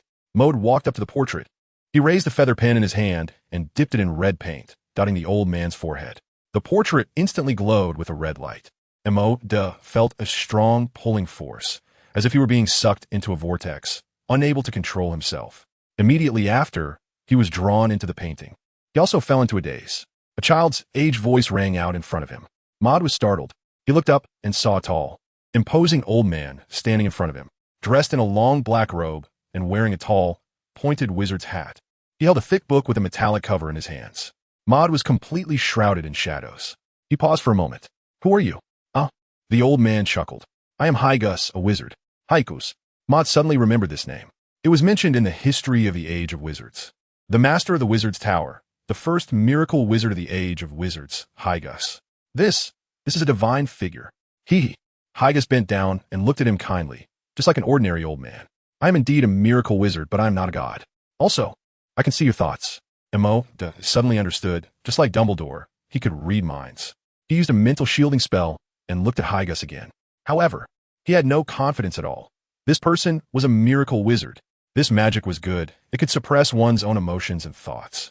Hygus glanced at him with appreciation, then shook his head. But for a miracle wizard, it was ineffective. Do you have something to say? Maud looked a bit worried. After all, the gap in strength was too significant. I came to do something for an old friend. His name is Nicholas Garf. Oh, the third-in-line Elven King. Hygus looked at Maud as if appraising a piece of art. The aura of the two worlds is somewhat similar to Nicholas. Your amount of magic is decent, but the quality is lacking. He paused and continued. You lack the foundational basis of magic. Your magic is just accumulation. You need a method to establish a solid foundation. He extended his finger and touched the dazed Maud standing in place. Blue light burst from his fingertip, instantly enveloping Maud's entire body. A powerful surge of magic, accompanied by vast knowledge, rushed into Maud's mind and body in an instant. Take a closer look at the knowledge in your mind. This magic will help you build a true foundation of magic. Maud felt a sudden pressure in his mind. The wizarding realm is divided into candlelight, daylight, nebula, legend, and miracle. The candlelight realm is the beginning of building the foundation of magic. Here, we need to shape a multi-layer magical structure, the magic tower. Each layer represents each realm. After candlelight, one needs to learn how to utilize vast knowledge to create a magic circle on each layer of the magic tower. The magic circle represents a gifted spell and also serves to stabilize and purify the magic power within you. The specific methods are as follows. Maud looked at the way magic was utilized inside and the methods of constructing magical buildings, immersing himself within his own body. The magic gathered into a ball within him. And under Maud's precise control, it gradually began to take shape in his mind as the image of a tall tower. When Maud felt that the tower formed by the magic was somewhat loose, a surge of dense magic flowed in. This was the magic of Hagrid. This magic enveloped the entire magical tower, compressing it tightly like molding clay. Finally, it fused into the magical tower. Maud observed the magical tower within his body. It was an octagonal tower with a total of 5 levels, presenting a transparent blue that shimmered brilliantly. At each of the 8 corners of every level, there seemed to hang a flame, giving the tall structure a magical hue. The tower's body was carved with some mysterious patterns, quite intricate, as if representing some important significance. Inside the magical tower, the first level began to continuously generate new magical power. This magical power, which had previously been like formless water, now had a source. In Maud's perception, the magical power became purer and heavier. And Maud opened his eyes. He felt that his body seemed to have undergone some changes. The most obvious one was strength. He clenched his fist and felt like he could knock Ron out with one punch. Ron? Hagrid looked at him with a smile. How do you feel? Maud nodded. Very well. Unprecedentedly well. Your face has changed quite a bit, Hagrid commented. Not bad. Even better looking than when I was young. Maud touched his face, and there were no mirrors or anything around to see clearly. Hagrid felt a bit empty. Light burst forth. It was as if a scroll was slowly unfolding in the air. A full-length mirror appeared before Maud. He saw a young boy whose handsome face, originally transformed by elven blood, underwent a significant change again. His pair of golden eyes became elongated, with bright and spirited golden pupils. His nose was tall and straight, and his skin was as smooth as white jade. If he could still pass as an ordinary person before, now he would definitely be considered a pretty boy. This was not a good thing for the low-key Maud. By the way, Senior Hagrid, you said that the drawing of that magic circle requires investigation of things to create it. Oh, you mean this? A blue magical power surged from Hagrid. This magical power connected to Maud's head like a straw. Some new knowledge flowed into Maud's mind. It was truly amazing. Maud suddenly became particularly curious about the magical power of the miracle wizard. Wouldn't it be the case that if the miracle wizard unleashed a fiery blaze, the entire magical world would be gone? This is not a good thought. Hagrid chuckled. When you reach this level in the future, you can see for yourself. However, destruction is not something that suits us wizards. Do you have any other questions? He asked. Maud thought for a moment and shook his head. That's it then. Hagrid waved goodbye to Maud, as if bidding farewell. Suddenly, Maud felt the surrounding scenery being pulled back by a force, the space changing in an instant. In the blink of an eye, he found himself back in front of the painting in the Great Hall. The old man in the painting still looked the same as before, as if everything that had just happened was an illusion. Amazing. Maud sighed. He summoned the magic book and recorded the recently learned spell in it. Then he cast an identification spell, wanting to see what effects this spell had. The identification results appeared before his eyes. Wizard advancement spell, compatibility with you, 150. Effects, grants you 150 in magical control finesse and 150 in magical purity. Increases your magical power by 150. It can refine your elf bloodline, allowing it to integrate with you more harmoniously and rapidly. It enhances your physical attributes by 150. It grants you a casting speed of 120, including both wandless and wand casting. While you're casting, it will provide you with a 50 speed boost. This is the supreme tome of the wizard's inheritance, and it is your opportunity. Maud was somewhat surprised. He had never seen a magic spell with so many enhancements, even for a spell with a matching degree of 150. No wonder it was given by the miracle wizard. It was indeed a good thing. He was also curious. Since the advancement method that Hagrid had given him was already so rewarding, what would the rest be? What kind of knowledge would it pertain to? Or would it involve some magical artifact for himself? And which miracle wizard would he meet next? Maud came to the stone platform again, trying to use a wooden hammer to break open the remaining golden eggs, but he was unsuccessful. He felt that he might be missing something, or perhaps he was just too weak. Maud has struck the golden egg again. Today's limit has been reached. Thank you for your patronage. A line of blood-red text suddenly appeared. Immediately afterwards, something like petals suddenly fell from above, and a red banner appeared out of nowhere, reading, "Congratulations. You have won the miracle wizard Hagrid's inheritance." Maud was taken aback. These 3 generations of elf kings have such a twisted sense of humor. Maud walked out of the palace. Bang! The door slammed shut, startling him again. At this moment, in Professor Snape's office, a golden solution spilled onto the floor, evaporating into the air. An invisible gas lingered in the room for a while before seeping out through the cracks of the door and windows. In the corridor, several little wizards seemed to have caught a whiff of something. What is this smell? I don't know, but it smells pretty good. A little wizard sniffed hard. It must be a potion brewed by Professor Snape, right? This smell is somewhat. The next words didn't have a chance to be spoken. Soon, a group of dazed little wizards appeared in the corridor. Some were lying on the ground talking about something, while others were slumped against the wall. Quite nice. Monstrous. The state of his magic and body felt unprecedentedly good. It's just a pity that he hadn't figured out the rules of the Soul Secret Realm. He had no clue how to obtain the next reward. Professor Snape was in trouble. What? Really? Voices were coming from outside the dormitory. Maud touched his golden hair, feeling a bit puzzled. Did Professor Snape get into trouble? Emma walked out of the dormitory. In the Gryffindor common room, several upperclassmen were talking. I heard that Professor Snape's potions class had an accident. Yeah, those students passing by his office couldn't get up. I saw it too. I didn't pay much attention to it. I don't like Professor Snape. He is a bit biased towards Slytherin. Potions? Maud heard the potion and suddenly remembered what Professor Snape had told him. Could it be the potion he brewed after I gave Snape the advice? Maud intended to go over and take a look. Hey, a tall senior lifted his head and saw Maud. Want to come over and sit for a while? Maud was taken aback for a moment, and he replied, No, thanks. Let's go. The senior gave Maud a gentlemanly wink. Modun was suddenly startled. He waved his hand and quickly ran out of the common room. Something was off about that person. He didn't expect that the Gryffindor common room was also full of hidden talents. On the way, many young wizards were discussing Professor Snape's situation. It seemed that the matter had become quite significant, and Mo started to feel a bit worried. If it really was that bottle of potion, could he still keep a secret? Or should he let Professor Snape take the blame instead? Maud walked along and suddenly felt many people's eyes staring at him. He looked around in confusion and recalled the scene in Gryffindor, which made him realize something. He touched his face. The change in his appearance this time was indeed quite significant. He couldn't help but feel a bit sad in the days to come. Even walking might not be low-key anymore. Hey, Moo! Hermione spotted Maud from a distance and called out to him loudly. Harry and Ron were standing next to her. The three of them had probably just arrived as well. Emoda waved his hand to greet her. As soon as Emoda got closer, the three of them were stunned. What happened to your face? Maud shook his head and said, This is the change brought by puberty. Hermione interrupted him, rolling her eyes. That excuse is just too lame. Madaha smiled and gave a thumbs up. What's the situation now? Maud looked around. There were already quite a few little wizards gathered here. At the entrance of Snape's office, it seemed someone had collapsed inside. It's the smell of a potion, Hermione explained. I can smell some, and it makes me feel a bit dazed. This is likely the effect of the Veritasrum. She suddenly scratched her head. But I read in a book that only 3 drops of Veritasrum would be effective. Its smell isn't like this. Emoda recalled the scene from the last class.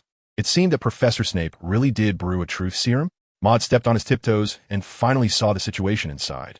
There were 7 or 8 young wizards sprawled on the ground. They were not unconscious, but appeared to be in a daze, mumbling something. The surrounding conversations were quite loud, making it difficult for him to hear clearly. Oh, that's Malfoy. Ron pointed to a figure in the corner. This person had his back to them, not showing his face. But that hairstyle was really too eye-catching. The few of them curiously walked around. Malfoy squinted his eyes, appearing half awake. Ron laughed out loud. How could this noble wizard be sleeping at someone's doorstep? Shoo! Hermione made a gesture for silence. Let's listen to what he's saying. Miss Granger was very curious and wanted to find out if this was indeed the effect of a truth serum. Moody was listening carefully. Malfoy's voice gradually became clearer. Mom, that Firebolt 2000 broomstick looks really nice. Can Dad buy it for me, pretty please? The goosebumps on Emoda's skin have all risen. How can a cold and aloof young master act cute? It seems that Mr. Malfoy's character is not sustainable. Ha! Harry and the others could no longer hold back and burst into laughter. This Malfoy. Maud thought about the situation again. Truth serum should ask questions and receive answers. But these little wizards were just talking to themselves. Is this really a truth serum? I think it's very likely that Professor Snape has improved some kind of potion, Hermione said. Or it could be an invention of a new potion. Hermione paused, her eyes seeming to shine with a certain light. Only a master of potions with extensive knowledge could achieve this. Although he is annoying, his knowledge is genuine. Hermione began to talk about the difficulties of inventing a brand new potion or improving an existing one. Her eyes grew brighter. Maud was suspicious that Hermione had already begun to idolize Professor Snape. Quiet down. A stern voice suddenly called out. All the young wizards stopped their discussions. Professor McGonagall made her way through the crowd to the center. She crouched down to check on the young wizard's condition. Soon, Professor Snape arrived as well. Snape looked at the young wizards' faces and sniffed the lingering scent in the air. He thought of something and hurriedly opened the door to his office. Before long, he was by his desk, discovering the shattered vial labeled with truth serum. Inside, there was only a little bit of golden liquid left. Had Professor Snape found the cause? Professor McGonagall followed him in and saw the potion bottle fragments in his hand. Snape paused. He must have found it. He recalled the scene of the vial breaking. Some subtle expressions appeared on his indifferent face. This might be my doing, McGonagall nodded and said seriously. Professor Snape, as educators, we must ensure the safety of our students. She glanced outside again, listening to the young wizard's murmurs. What potion caused this? Is this a new potion, Professor Snape? She had never seen such a potion. Truth serum, Snape replied as he stepped out of the office. Maud looked over. The eyes of the two instantly focused on each other. Maud understood immediately. It really was related to him. The potion that turned these little wizards into this state, although not made by him, was improved based on his suggestions. Coupled with the previous conversation with Professor Snape, it was bad. The Sir Merlin's third-class medal was probably unavoidable. Professor Dumbledore had also arrived. His deep blue eyes blinked as he looked at Professor Snape. Was it caused by the potion, Professor Snape? Snape nodded. It was indeed an improved potion. Professor Dumbledore smiled and turned to glance at Maud. Not bad, not bad. Moody, he guessed that Dumbledore knew this matter was related to him. As expected of Professor Dumbledore, he figured it out right away. A truth serum? Professor Dumbledore looked at the little wizard's appearance. The effect is different from that of a typical truth serum. He listened to what the little wizard was saying. I've never seen a truth serum with such strong effects. Professor Dumbledore smelled the scent in the air and continued speaking. Just the smell in the air can have an effect. Very impressive. Dumbledore instructed a few things and walked away. Meanwhile, the little wizard collapsed on the ground, was taken to Madame Pomfrey. Maud stayed behind. He walked into Professor Snape's office. Mr. Maris, this matter cannot be kept secret any longer, Professor Snape said in his usual emotionless voice. No, Professor Snape. Maud shook his head. This has nothing to do with me. Snape? Moore continued. This potion was made by you, so it is your invention. I won't take credit for someone else's work. Professor Snape refused. Mr. Mellis, you understand reputation much better than Potter. You are more than capable of bearing this fame. Maud shook his head again. When a person is blinded by fame, they cannot see the road clearly. Listen to me, Professor Snape. You are more suited than I am. In the end, Maud left contentedly. Bribery is indeed effective. Lily Potter was truly impressive. In the office, Snape, conflicted inside, wore a stern expression, not knowing what he was thinking. Harry and Ron were doing their homework. Hermione sat nearby reading a book. Moat is pondering something. The Wizard of the Candlelight Realm needs to construct a magic circle on the first floor of the magic tower. The final form of the magic circle possesses two abilities. One is to purify magical power, and the other is to grant you a unique personal spell. A spell that belongs to you? Can you create magic on your own? Moat continues to study the knowledge gained from Hygus. Every magic can actually be expressed through a magic circle.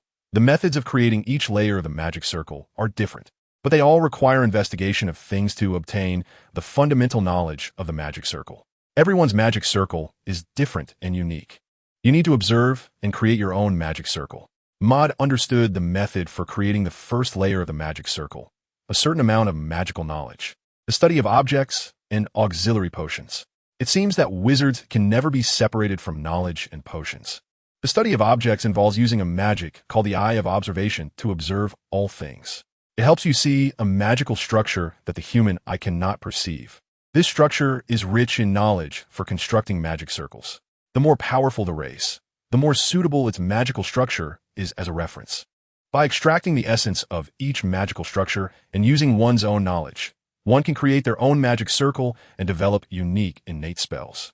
When it comes to power, Maud thought of Dumbledore. However, Dumbledore is a person, not a race.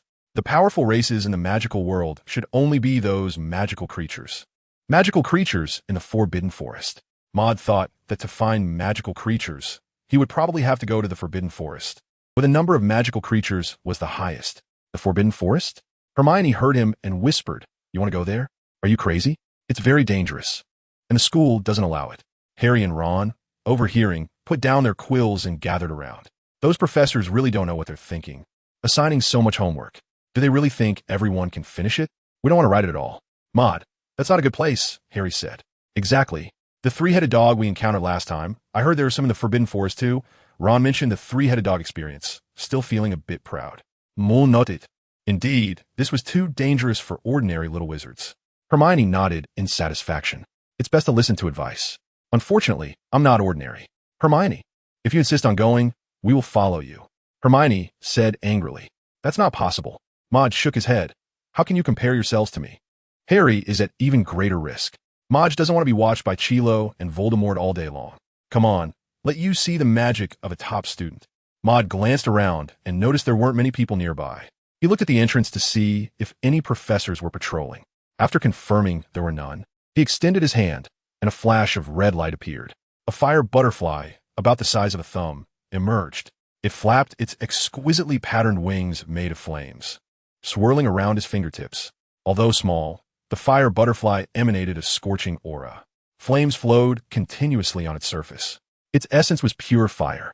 However, the creation of this small butterfly required a strong mastery of magical control and purity of magic.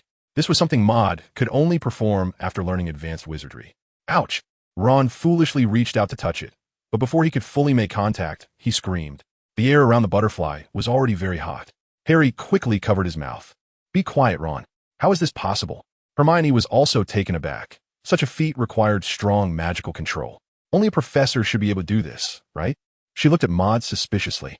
Could it be another new spell? Moody shook his head. No, this is the fire-making spell. What? Harry exclaimed. You can cast it without a wand and a spell now. Maud shrugged and did not deny it. So, learning is the right path. Maud looked regretfully at Harry and Ron. With the two of you not loving to study, writing assignments so slowly, no wonder your magic is so poor. P.S. Big shots. Please continue to urge updates and give me 5-star reviews. Oomph. Ron retorted disdainfully. He thought of how Maud looked last time in the library. The speed of turning pages was, in his eyes, like the golden snitch flapping its wings. Even Professor Dumbledore noticed. Ron continued, with your speed of studying, who can compare to you? Even Miss Know-It-All would have to bow down. Harry nodded in agreement. Hermione, Emopta, shook his head. That's not the case. I'm just a bit faster. Hurry up and write, or I'll have to write under the covers with a lamp tonight. Maud continued to think about the Forbidden Forest. He felt that he should do more preparation, such as practicing some offensive magic. Offensive magique. Maud thought of the lightning magic, which was easy to learn but fundamentally powerless. He hadn't continued his training before, because this magic required experiencing the blue baptism next. He didn't dare to approach it lightly, but now he had the resources. Maud touched the invisible black snake on his hand. The black snake could release lightning. Wasn't this just a controllable power bank? Oh no, a discharging treasure. He looked up at Hermione, Harry, and Ron, and suddenly had a small idea in his mind. Do you want to try getting struck by lightning? Ahem. Do you want to try practicing a magical spell? Maud thought that the blue baptism should be something everyone shares together. Magical magic? Hermione widened her eyes, looking at him in confusion. Harry and Ron looked over with great interest. Is it like the magic from last time when we killed the troll? Harry asked. He remembered the frost arrow that Maud used to save them last time. That scene was truly spectacular. Yeah, that magic was great last time. Ron's eyes sparkled a bit. It was just as exciting as a Quidditch match. The three of them looked over with anticipation. Emopta shook his head. A few people were a bit disappointed. However, it might be more powerful than that magic. Maud smiled and stretched out his hand. On his palm, small bolts of lightning flickered with a blue-purple glow, crackling softly. The lightning appeared out of nowhere, using his palm as the ground, constantly darting back and forth. This scene was like a thunderstorm unfolding in the world from Maud's hand. In fact, this was the result of the combined effect of lightning magic and the thunder domain granted to him by the Black Serpent. A few onlookers gasped in amazement. Shoo! Maud urged them to be quieter to avoid drawing others' attention. What kind of magic is this? Hermione looked at him, her eyes sparkling with curiosity. This magic is called lightning magic. There's no need to ask about its origins. Emopta blocked Hermione's further inquiries. He didn't want to make up a story. Learning this magic requires enduring pain, but I don't know exactly how painful it is. Moody looked at them with a serious expression. Are you still planning to study? The three nodded in unison. Of course, what does this count as? I've been through a lot of painful things. Ron recounted stories from his childhood. The twins, Fred and George, wickedly turned his teddy bear into a spider. Ever since then, he had developed a strong fear of spiders. I said, no matter how painful this is, it can't compare to spiders. Emma looked at him, squinting and smiling. A few people found a place where they wouldn't be disturbed. Harry and the others were gathered around his magic book, looking at the training methods for lightning magic. Maud summoned the black snake. The black snake emerged from his hand. Goo-goo, it rubbed against Maud's hand, appearing very affectionate. What is this? Harry did not find the black snake scary. On the contrary, it felt somewhat familiar. Moreover, this snake was much smaller than the pythons he had seen at the zoo. Hermione and Ron, however, were hesitant to approach. After all, snakes were not exactly seen as gentle pets in their minds. No need to worry. This snake is very obedient. Maud continued. Are you all ready? The text on lightning magic is not much, and it's quite simple to get started. The three nodded. Then let's begin. Maud looked at Ron. You go first, Ron pointed at himself. Me? Yes. At a glance, Ron seemed tough and resilient. A little electric current probably wouldn't be a big deal for him. All right then. Maud shouted in his heart to the black snake. Be careful. The current starts at the lowest power. He carefully explained the details of releasing the current to the black snake. He then had to try to cast the spell toward the air. Goo-goo. The black snake raised its head, and the magic power within it began to operate. Suddenly, a small lightning bolt appeared in the air. The lightning struck the ground, turning into strands of electric light that danced across the surface. Not bad. The power is not great. It should be just right. This snake can cast magic? Hermione's eyes widened. Is it also a magical creature? Moon nodded. Then let's begin, Ron. The black snake turned to look at Ron. Suddenly, a purple lightning bolt appeared above Ron's head and struck down directly. Hisses, Ron's body trembled uncontrollably, and his hair stood on end. Emma was very satisfied.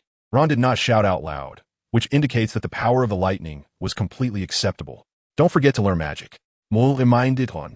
He then turned to look at the two of them, Harry and Hermione, who were standing there in a daze. You two should get ready too. The two swallowed nervously. Ron's expression seemed far from relaxed. Maud started as well. So, the four of them trembled in the flickering purple electric light. The black snake's magic was well controlled, and they only felt a tingling sensation. From time to time, Harry and the others would grab their wands and recite spells. Mo felt that a certain energy within him seemed to be increasing. This was not magic, but something indescribable. It could enhance the power of lightning magic. When a wizard absorbs lightning through lightning magic, the essence of the lightning will be stored within your body. It does not dissipate. Rather, it becomes an intangible substance similar to a talent. The more abundant this substance is, the stronger your lightning magic will be, and of course, the consumption of magical power will also increase accordingly. This is the explanation within lightning magic. Maud thought for a moment and asked the black snake to cast a stronger lightning spell on him. It didn't hurt. Sure enough, due to his talent in the realm of lightning, he had a strong resistance to it. So he instructed the black snake to gradually increase the power. It wasn't until Maud's body was covered in fine purple lightning that he felt a hint of pain. Soon, Harry's magical talent made him the first among the trio to learn lightning magic. Not just the basics, but he had already infused it with a certain level of lethality. He cast the lightning spell. Lightning on me. A small arc of lightning flickered in the air. Zap! Lightning struck down from above, hitting the flying broomstick in the room. Instantly, the handle of the broomstick was charred black, and even a few flames ignited. Fortunately, Harry had just learned it, so the power wasn't strong. He quickly extinguished the fire. This was the flying broomstick compartment, and he didn't want to ruin all the brooms here due to a fire. Hermione looked over in surprise. She had still been hovering at the entry level of magic. Harry, Ron said, trembling slightly due to the lightning. You're learning too fast, right? The difficulty of entering lightning magic and the subsequent training is different. It is written in the lightning magic. This magic is easy to learn at first, but the following training significantly increases in difficulty. The absorption of lightning energy also varies depending on personal talent. Harry scratched his head and smiled a little shyly. Hermione, not willing to lose, continued to study this magic. Lightning on me, lightning on me. Mull? Harry wanted to share his joy with Maud. I did it, but he couldn't see Maud. Where'd he go? Harry felt a glow shining behind him, so he turned his head to look. He saw Maud covered in purple lightning, as if wrapped in a purple curtain. Harry could only vaguely see Maud's face glowing with purple light. Meanwhile, on Harry himself, only wisps of purple lightning circled around. Harry, Maud is as fierce as the legendary dragon. No wonder he performed that way during the last giant incident. It's no surprise that someone who works so hard at studying is a top student. Harry shook his head and continued training. Before long, the lightning spell was cast. Hermione's somewhat cheerful voice came through. The intangible material she had accumulated was enough for her to perform this magic. She glanced at Harry. Miss Granger's pride would not allow her to fall behind. She turned to look at Ron. Ron clearly had not fully adapted to the intensity of the lightning, so he couldn't train the magic well.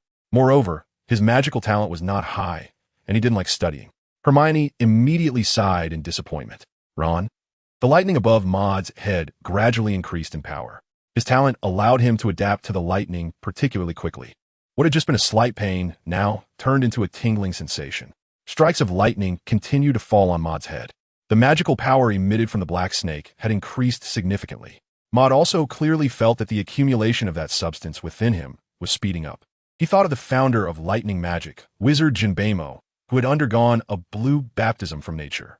If one were to directly endure such power, how fast would the cultivation of lightning magic progress? Of course, Maud was just thinking about it.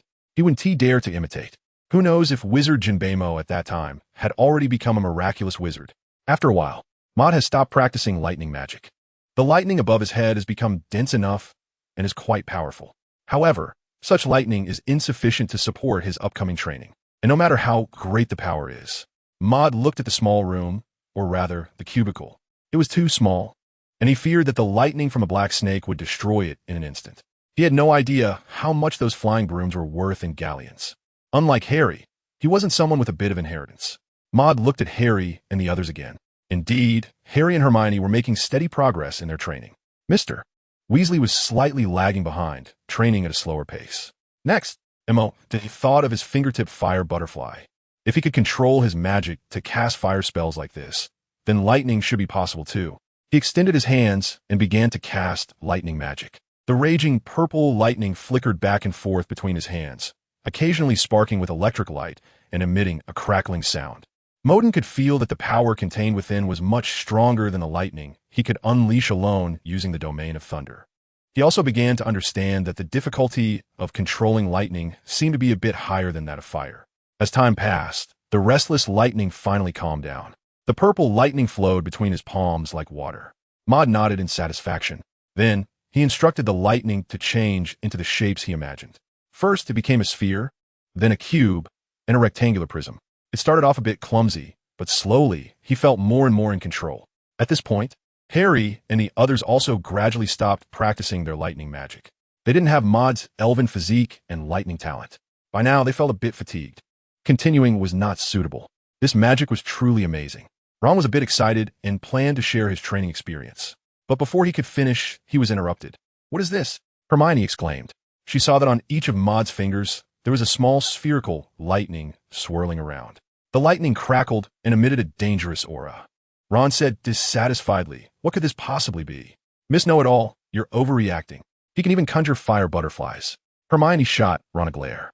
"This lightning magic is completely different from the fire spell. Can't you feel it? The energy of the lightning magic is restless and volatile. Ordinary wizards simply can't control it." "Ahem, Hermione, maybe you're the only one who learned the fire spell," Harry said. Meanwhile, Maud, immersed in manipulating the magic, had the lightning in his hand change shape once again. With his palm facing up, a lightning sphere the size of his palm coalesced. Countless sparks of lightning emitted from it, flashing with a dazzling purple glow. The sound of the lightning was like the chirping of 1,000 birds. "Ahem." Emoda felt a bit childish. He flipped his hand again, and the lightning orb transformed into a thunderbird. The thunderbird's purple feathers were distinct, with even the patterns in the feathers clearly visible. Its wings were large, with a spiral pattern in the middle, and it constantly emitted flashes of lightning. It looked quite extraordinary. Not bad, not bad. Emoda was very satisfied with this lightning mimic.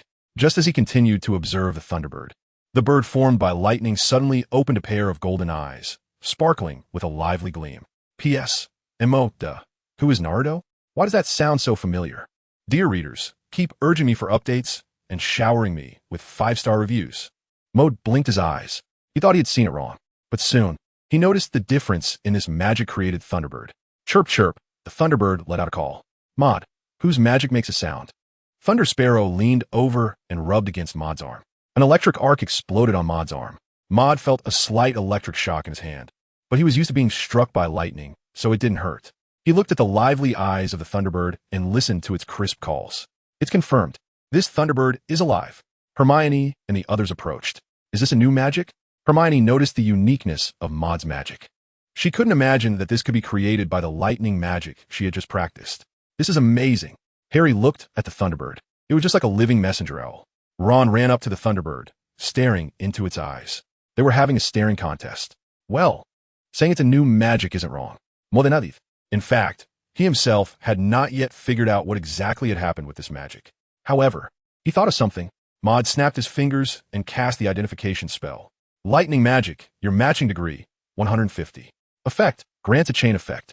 When your mana is sufficient and the proficiency of this spell is high enough, there will be a chance to trigger chain lightning. Your lightning magic has activated the ability of magic spirit, a being born from magic, which uses magic as its body, bringing life to your spells. With them, your magic will become unprecedentedly flexible. Magic spirits are immortal. When the magic dissipates, they will return to you, and when you cast the next spell, they will appear again. Currently, magic spirits X2.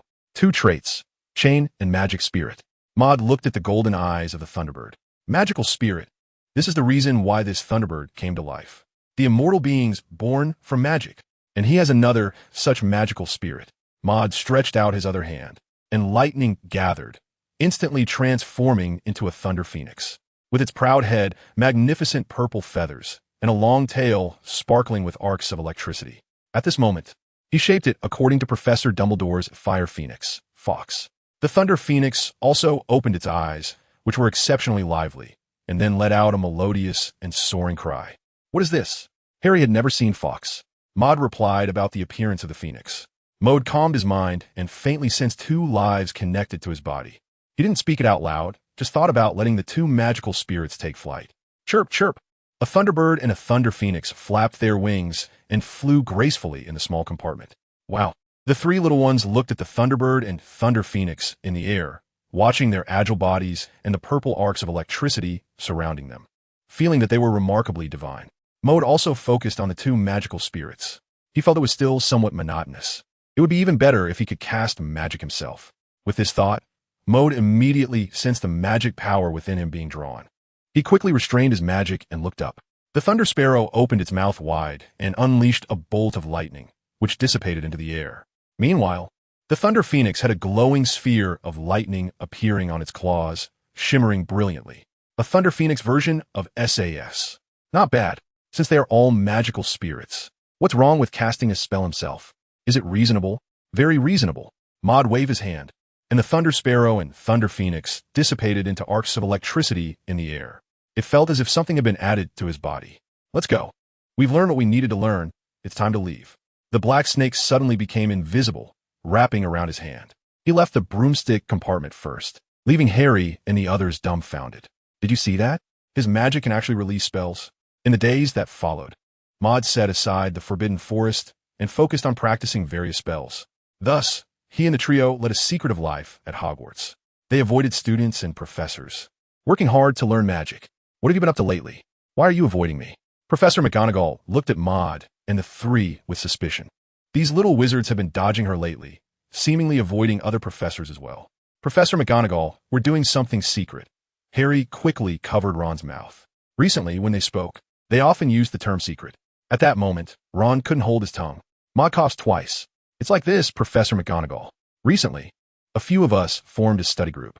We like to find a place where we won't be disturbed, so we can study well, which makes us more efficient. Maud looked at Professor McGonagall very seriously. As for avoiding you, that's definitely not the case. We're just walking to a less crowded place, looking for a quiet spot. Professor McGonagall looked at them with a skeptical expression and nodded. All right then, I'll reluctantly believe you. Once Professor McGonagall left, Hermione shot Ron a glare. Are you really that stupid? Telling the professor we're doing something we shouldn't, and then getting detention together? Ron sheepishly scratched his head. Let's go to a new place today. A more convenient place to practice magic. Maud thought for a moment and said to Harry and the others, Where's the new place? Hermione asked. The room of requirement. Moody brought them to the 8th floor of Hogwarts Castle. They stood in front of a portrait of Troll. Oh, and there was a person inside it. Is this the Troll? Hermione felt disgusted when she saw the portrait of the Troll. She almost died under the Troll's Club. Well, this painting is actually a story. Maud replied. This guy is a total fool, trying to teach a troll to ballet dance. And then you can see he's being chased and hit by the troll. Hey, this guy is really stupid, Ron laughed. In the picture, the trolls suddenly looked up at them, startling Ron. Are you saying that the room of requirement you mentioned is in there? Harry asked, and Moph shook his head. Opposite this portrait. Maud pointed to the wall opposite the portrait. He began to envision the scene of learning magic, walking past the wall 3 times. A light door appeared on the wall. This was the entrance. The others marveled and walked in. Inside the House of Wishes, it transformed into a vast open space due to Maud's needs. Maud nodded in satisfaction. This was indeed a good place to practice magic. Harry and the others were curious for a while, then continued their training in lightning magic. Maud thought of another magic related to the Eye of Observation, which pertains to his improvement in the wizard realm. The Eye of Observation was created by outstanding ancient wizards. It can see a certain magical structure of all things. This magical structure is the source material for the magic circle structure. The specific cultivation method is as follows. M.O. carefully observed. It didn't seem difficult. He snapped his fingers, and it looked like magic was swirling in his eyes. Then, he looked at Harry and the other 2. Behind each of them, a complex pattern blooming with blue light appeared out of thin air. The intricate lines seemed to contain a wealth of information. This was the magical structure. M.O. felt something strange about the magical structure behind Harry. The color looked off. As he stepped closer, he finally saw clearly. Behind Harry, there were 2 patterns that almost overlapped. One pattern was a deep blue, appearing very pure. The other pattern was gray, and on its lines, it seemed to surge with the breath of death. Maud looked again at the magical structure of Ron and Hermione. It still had only 1 pattern on them, and it was very similar. What's going on? Is it Voldemort's? Maud stared at the gray magical structure that was emitting gray smoke. It didn't look like a good thing at all. Maud thought for a moment and cast the identification magic again. The hidden remnants of the soul within the body, your compatibility level, 100. Effect: become a spare body for the remnants of the soul. Evaluation: your union with it is simply seamless. Emota. Maud looked at the first few words and confirmed it. This magical structure was the fragment of Voldemort's soul attached to Harry. However, this strange structure was vastly different from those of Hermione and Ron, and completely unlike Harry's own blue magical structure. It seemed that Voldemort was truly not human. He had become another species, a world of his own. Maud thought of himself again. He looked up and saw behind him a magical structure glowing red like flames. The lines within it also didn't resemble those of a human. Startled from his dying illness, he sat up. Maud, why are you looking at me? Harry raised his head in the lightning and locked eyes with Maud. Moore shook his head. I'm observing the air. Harry immediately had a black line on his face. He ignored Moore and continued to practice his lightning magic. I have to say, Harry's lightning magic was progressing quickly. With good magical talent, it might also be compatible with lightning magic. He once again walked ahead of Hermione and Ron. Maud continued to focus intently on these magical structures. The magical structures of the same race were mostly similar, with only slight differences. He planned to start learning from the magical structures of humans, first accumulating experience before seeking out some powerful magical creatures. How to learn about these magical structures? The knowledge given to him by the miracle wizard Hygus mentioned. Reach out and try to touch the magical structures. Imagine that you have already made contact. Infuse your magic into your palm, and you will see a new world. Maud reached out his hand, first getting close to Ron's magical structure. He imagined that it was a physical object, and he had already touched it. The magic power of the Maud was controlled to the palm, and the palm suddenly emitted a glow. M.O. suddenly felt the world turn upside down. The images in reality were jumping and spinning. By the time he regained his composure, another scene lay before him. A blue eerie light filled the entire world. In front of him were dense lines resembling spider silk. These lines crisscrossed, rooted in the void, and returned to the void. It was like a spider's den, a web cave. Maud reached out again and gently tapped a line in front of him. Countless pieces of information flashed before his eyes, some of which were dazzling. All of this was knowledge about magical structures and magic circles. Magical. Maud can only give such an evaluation of the magical structure. Although there is a lot of information, much of it is repetitive. For others, processing this information is difficult. But he is different. The sage elf's talent for knowledge control is displayed. A vast amount of information is instantly brought into his mind, and in that moment, he can perform some basic processing. And Maud discarded all redundant knowledge, leaving only what remained in his mind. Maud felt that processing information this way was too slow, so he grabbed a handful of lines. This time, the amount of information increased significantly. After spending quite a long time, Maud finally organized the knowledge of Ron's magical structure. He was a bit tired, but the gains were substantial. If a system panel had appeared at that moment, it would have displayed Beginner Magical Structure Knowledge Mastery. 3. Exiting Ron's magical structure world. Mode found himself standing still, having not moved at all. What are you doing? Hermione and Ron looked at him with strange expressions, and Harry turned his head as well. This was a new way of learning magic, disregarding the odd looks from the others. Maud entered the blue magical structure of Hermione and Harry again. With the previous foundation of Ron's knowledge of magical structures, and the reason that most magical structures among the same race are similar, the speed of understanding has improved significantly. Soon, the knowledge of these two magical structures was also recorded. Next, Maud looked at the gray magical structure above Harry's head, which came from Voldemort's lingering soul. He exhaled a breath of murky air. Damn it, the atmosphere was really unfriendly. Entering this magical structure, Maud looked at the grayish world before him.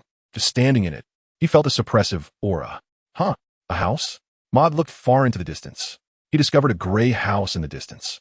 Oh no, it should be called a small castle. But how could there be such a thing inside a magical structure? He flipped through Hyggis's knowledge. Inside magical structures, sometimes the products of souls, known as desire entities, can enter, which can lead to changes in the world within. Once, a wizard entered a vast and boundless magical structure world.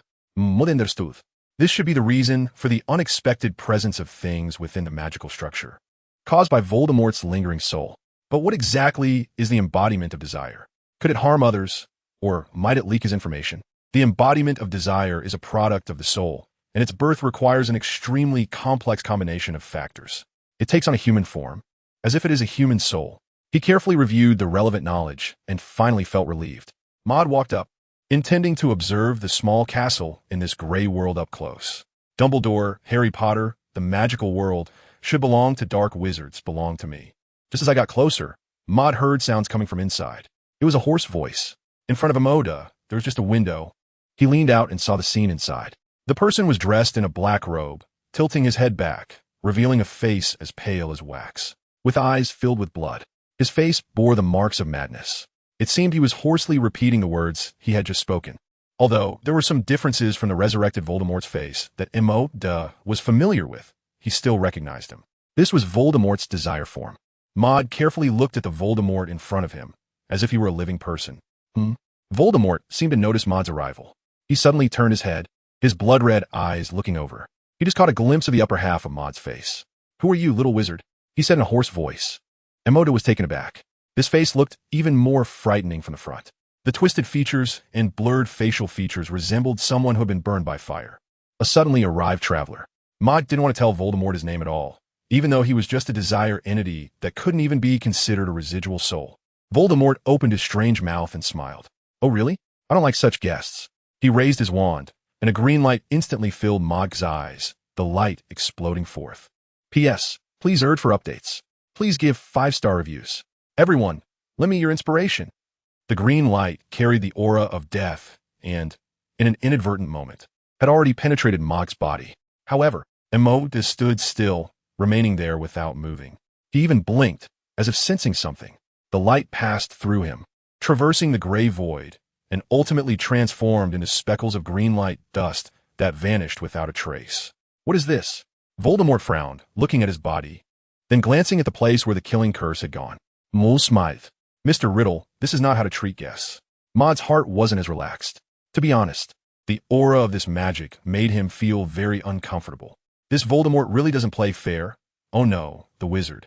The reason he didn't move was that Hygus knowledge recorded information about the desire body in magical structures. In magical structures, all magic related to death or killing intent is ineffective. Within a magical structure, even if a wizard dissipates, it will only harm their spirit, and they can recover after resting for a few days. The desire body cannot communicate with the outside world. The magical attainments of the desire body are no different from the original body, but its magical strength will be significantly weakened. So, right now, Voldemort's desire body is in a terrible situation. Maud's words were not yet finished when he snapped his fingers midway. Orange flames surged forth, the fire tongue danced wildly, and a scorching heat filled the room. In an instant, the flames transformed into a fire lion, baring its fangs and giant mouth, lunging towards Voldemort. This was the first combat trick he had just learned. If you don't agree, just say half of it. Just as the fire lion was about to pounce on Voldemort, a soft sound emerged, and Voldemort had completely vanished. Then, a figure appeared behind Maud outside the window. Voldemort waved his wand, and a blazing fire tongue shot out, aimed directly at Maud. A blue glow rose before Maud. A frost arrow shot out with a piercing chill. The collision of ice and fire caused the frosty aura of the arrow to rise. Blue lights bloomed on the ground. Ice blocks formed, spreading all around, climbing up the walls of the small castle like geckos. Whoosh! Voldemort vanished from his spot once again. Indeed, Voldemort had returned to the castle. He looked at Maud outside the window, pacing back and forth. "You're just like me when I was young, so talented. Your magic is interesting, it can entertain me." He glanced at the charred ground burned by the fire lion and smiled. "The Avada Kedavra curse is ineffective here, but other spells, like the fire spell, seem capable of hurting people, including killing you." Voldemort's blood-red eyes suddenly lit up. He frequently pointed his wand, and bursts of flames erupted. In an instant, the fire illuminated the entire castle. Maud snapped his fingers, and a transparent force enveloped him. Then frost arrows floated in the air. A cold aura spread out. Blue and red lights dominated the sky. The sounds of collisions, walls exploding, and ice forming echoed continuously. The castle had already been dismantled for the most part. The wall between the two was also gone. Maud's frost arrow is ultimately stronger than Voldemort's fiery desire. From time to time, frost arrows pierce through the flames, attempting to penetrate Voldemort. He senses that Voldemort's magic has likely weakened to a level similar to his own. However, Voldemort's prowess in combat is considerably greater than his. Bang! The frost arrow smashed through the floor, releasing a burst of blue light, forming a sheet of ice. Yet, Voldemort's figure is nowhere to be seen. He has already evaded using disillusionment. At this moment, Maud realizes his own flaw. He doesn't even have a movement spell. No wonder he's being kited by Voldemort. But fortunately, Voldemort might be targeting a wizard who has a resurrection coin. Oh no, an immortal little wizard. With a snap of his fingers, 2 thunder phoenixes appeared, blinking their lively eyes. Their long tails sparkled and jumped with purple arcs of electricity, emitting a high-pitched cry. "Phoenix?" Voldemort looked up at them. His wand moved continuously, flames shooting out like cannonballs. "Yes, Mr. Riddle, they seem to really like you." Maud smiled. The 2 magical spirits were summoned by him to interfere with Voldemort's use of apparition. Another frost arrow shot through the air. With a whoosh, Voldemort vanished from his spot. As Voldemort reappeared, he was about to wave his wand. The Thunder Phoenix opened its mouth and released a miniature lightning bolt. Crackle! The lightning flickered with a purple glow and rushed forward. But in midair, it was blocked by an invisible force. Armor protection? Maud looked at Voldemort. He didn't plan to deal with Voldemort so easily. Anyone who becomes a leader in a domain is not simple. "This magic is good," Voldemort said, looking at the 2 phoenixes with satisfaction. "To be honest, you should serve me, little wizard. Share power with me and brew immortality." Maud shook his head. "I don't have so many thoughts. Being an ordinary little wizard is just fine. Study hard and make progress every day, right?" Voldemort responded with a strange smile. He raised his wand high, and the wand came down. Torrential flames surged like giant waves. A huge fire serpent was born, spitting out flames. Maud raised his head, looking at the exaggerated physique. It was truly daunting. Releasing this magic seemed quite laborious for the current Voldemort as well. His wand continued to emit flames, seemingly replenishing the energy of the fire serpent. And Maud saw this, and took the opportunity to shoot a barrage of blue frost arrows at Voldemort. Bang! The massive body of the fire serpent swayed and intercepted all the frost arrows. Even the ice surface that was about to form was turned into rolling water vapor. So strong. Maud is also fighting magic for the first time, and it's against the ceiling of a dark wizard. Although it feels very dangerous, it is indeed thrilling. Next, it's the comparison of countless frost arrows and a massive fire serpent. The giant serpent lashes out at the void, flames shining with dazzling light in the air. The blue light rushes in, but disappears entirely in the red light. The fire serpent is protecting Voldemort behind it, and cannot move for a moment. Maud looked at the sky, where 2 unmanageable thunder phoenixes hovered. Under his gaze, the 2 phoenixes merged into one. Amidst the purple glow, a gigantic phoenix gradually took shape. A significant amount of magic power was drawn from within him. The giant thunder phoenix opened its pair of phoenix eyes, sweeping its long tail, causing a sharp cracking sound of thunder in the void. The 2 magical spirits jointly controlled this enormous phoenix, flying towards the giant serpent. A massive bright light obscured the sky. The thunder phoenix's thunderous claws collided with the giant serpent's fiery body. Thunder and flames met. Purple lightning pierced through the void. Dazzling arcs of electricity danced everywhere, while the flames surged like waves, crashing against the void. Clang! The Thunder Phoenix let out a high-pitched cry, spreading its wings made of lightning and soaring upwards. The giant serpent spewed forth a stream of fiery red flames towards the phoenix. With a sweep of its wings, the Thunder Phoenix immediately diverted the flames. Crack! It seemed that Voldemort had paused for a moment. He clapped his hands, while the fire serpent continued to battle the Thunder Phoenix. Hogwarts students, huh? This outfit is quite nostalgic, Voldemort remarked, raising his wand again. In his eyes, the magic of this young wizard was filled with creativity. He was quite talented, but unfortunately, his power was not used for himself and could instead become an obstacle. His wand pointed at the fire serpent. The massive serpent's body rolled upward, instantly overshadowing the descending Thunder Phoenix. The fire serpent began to coil, aiming to crush and incinerate the Thunder Phoenix clean. Moody also saw this scene. He turned to look at Voldemort again, but Voldemort's figure had already disappeared. Another disapparition. Are you ready? Ready for death? A hoarse voice sounded from behind. Of course. Maud turned around and smiled. He looked behind Voldemort, as if there was someone behind him making eye contact. Professor Dumbledore, I've been waiting for you for a long time. Voldemort did not look back. His years of combat experience were extremely rich. However, he hesitated for a moment. Clap. Maud snapped his fingers in the direction of the sky, Thunder Phoenix. By the time Voldemort reacted, a flickering sphere of light had already appeared on Maud's finger. The dazzling properties brought by the high compatibility of the illumination spell gained a stronger stimulating effect after he entered the candlelight realm. Voldemort could no longer open his eyes, tears streaming down uncontrollably. He was not panicking. He raised his wand, and flames began to swirl around him, consuming everything in their path. On the other side, with his eyes closed, Maud was connecting with two magical spirits in his mind. Transparent walls emerged around him, protecting him within. This was a protective armor. The flames surrounded Maud, but could not break through the transparent walls. Meanwhile, as the fire snakes coiled around, the Thunder Phoenix transformed into a sharp purple longsword. The thunder sword glimmered with electric light, its blade shining like a purple gem. Under the control of the magical spirits, this enormous thunder sword let out a sound of slicing through the air and swiftly cleaved through the body of the fire snake.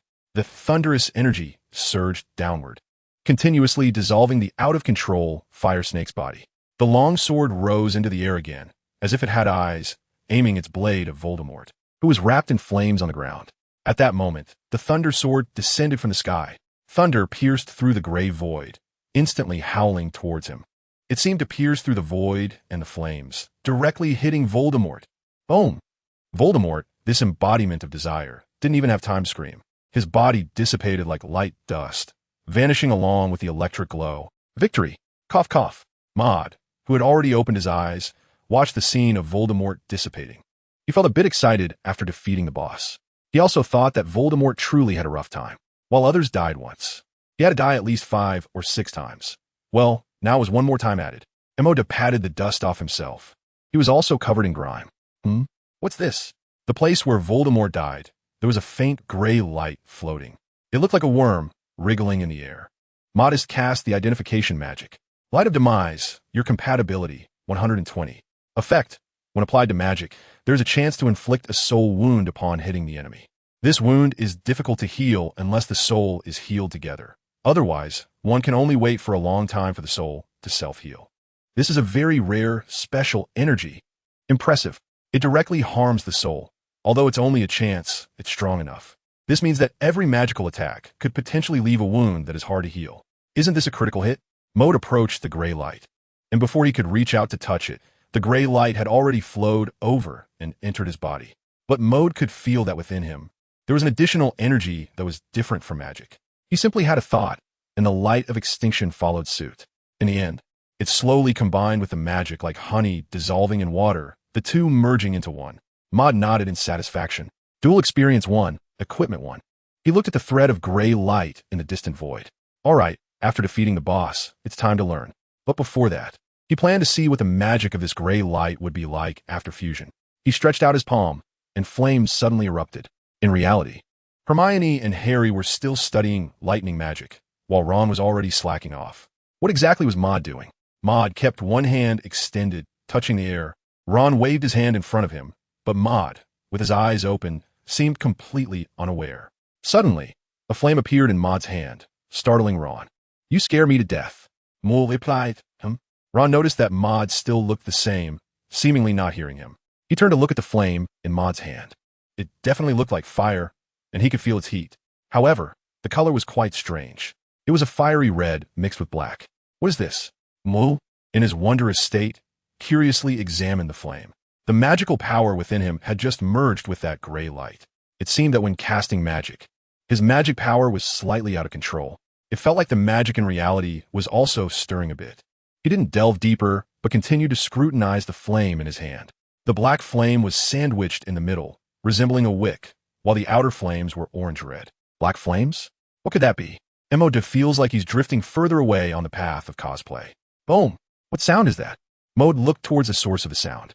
The already dilapidated small castle collapsed with a loud crash. Gradually, it disappeared in the smoke and dust. In its place was a long golden rope. The rope, like other threads, seemed to be emerging from the void. The golden light illuminated the surroundings. What is this?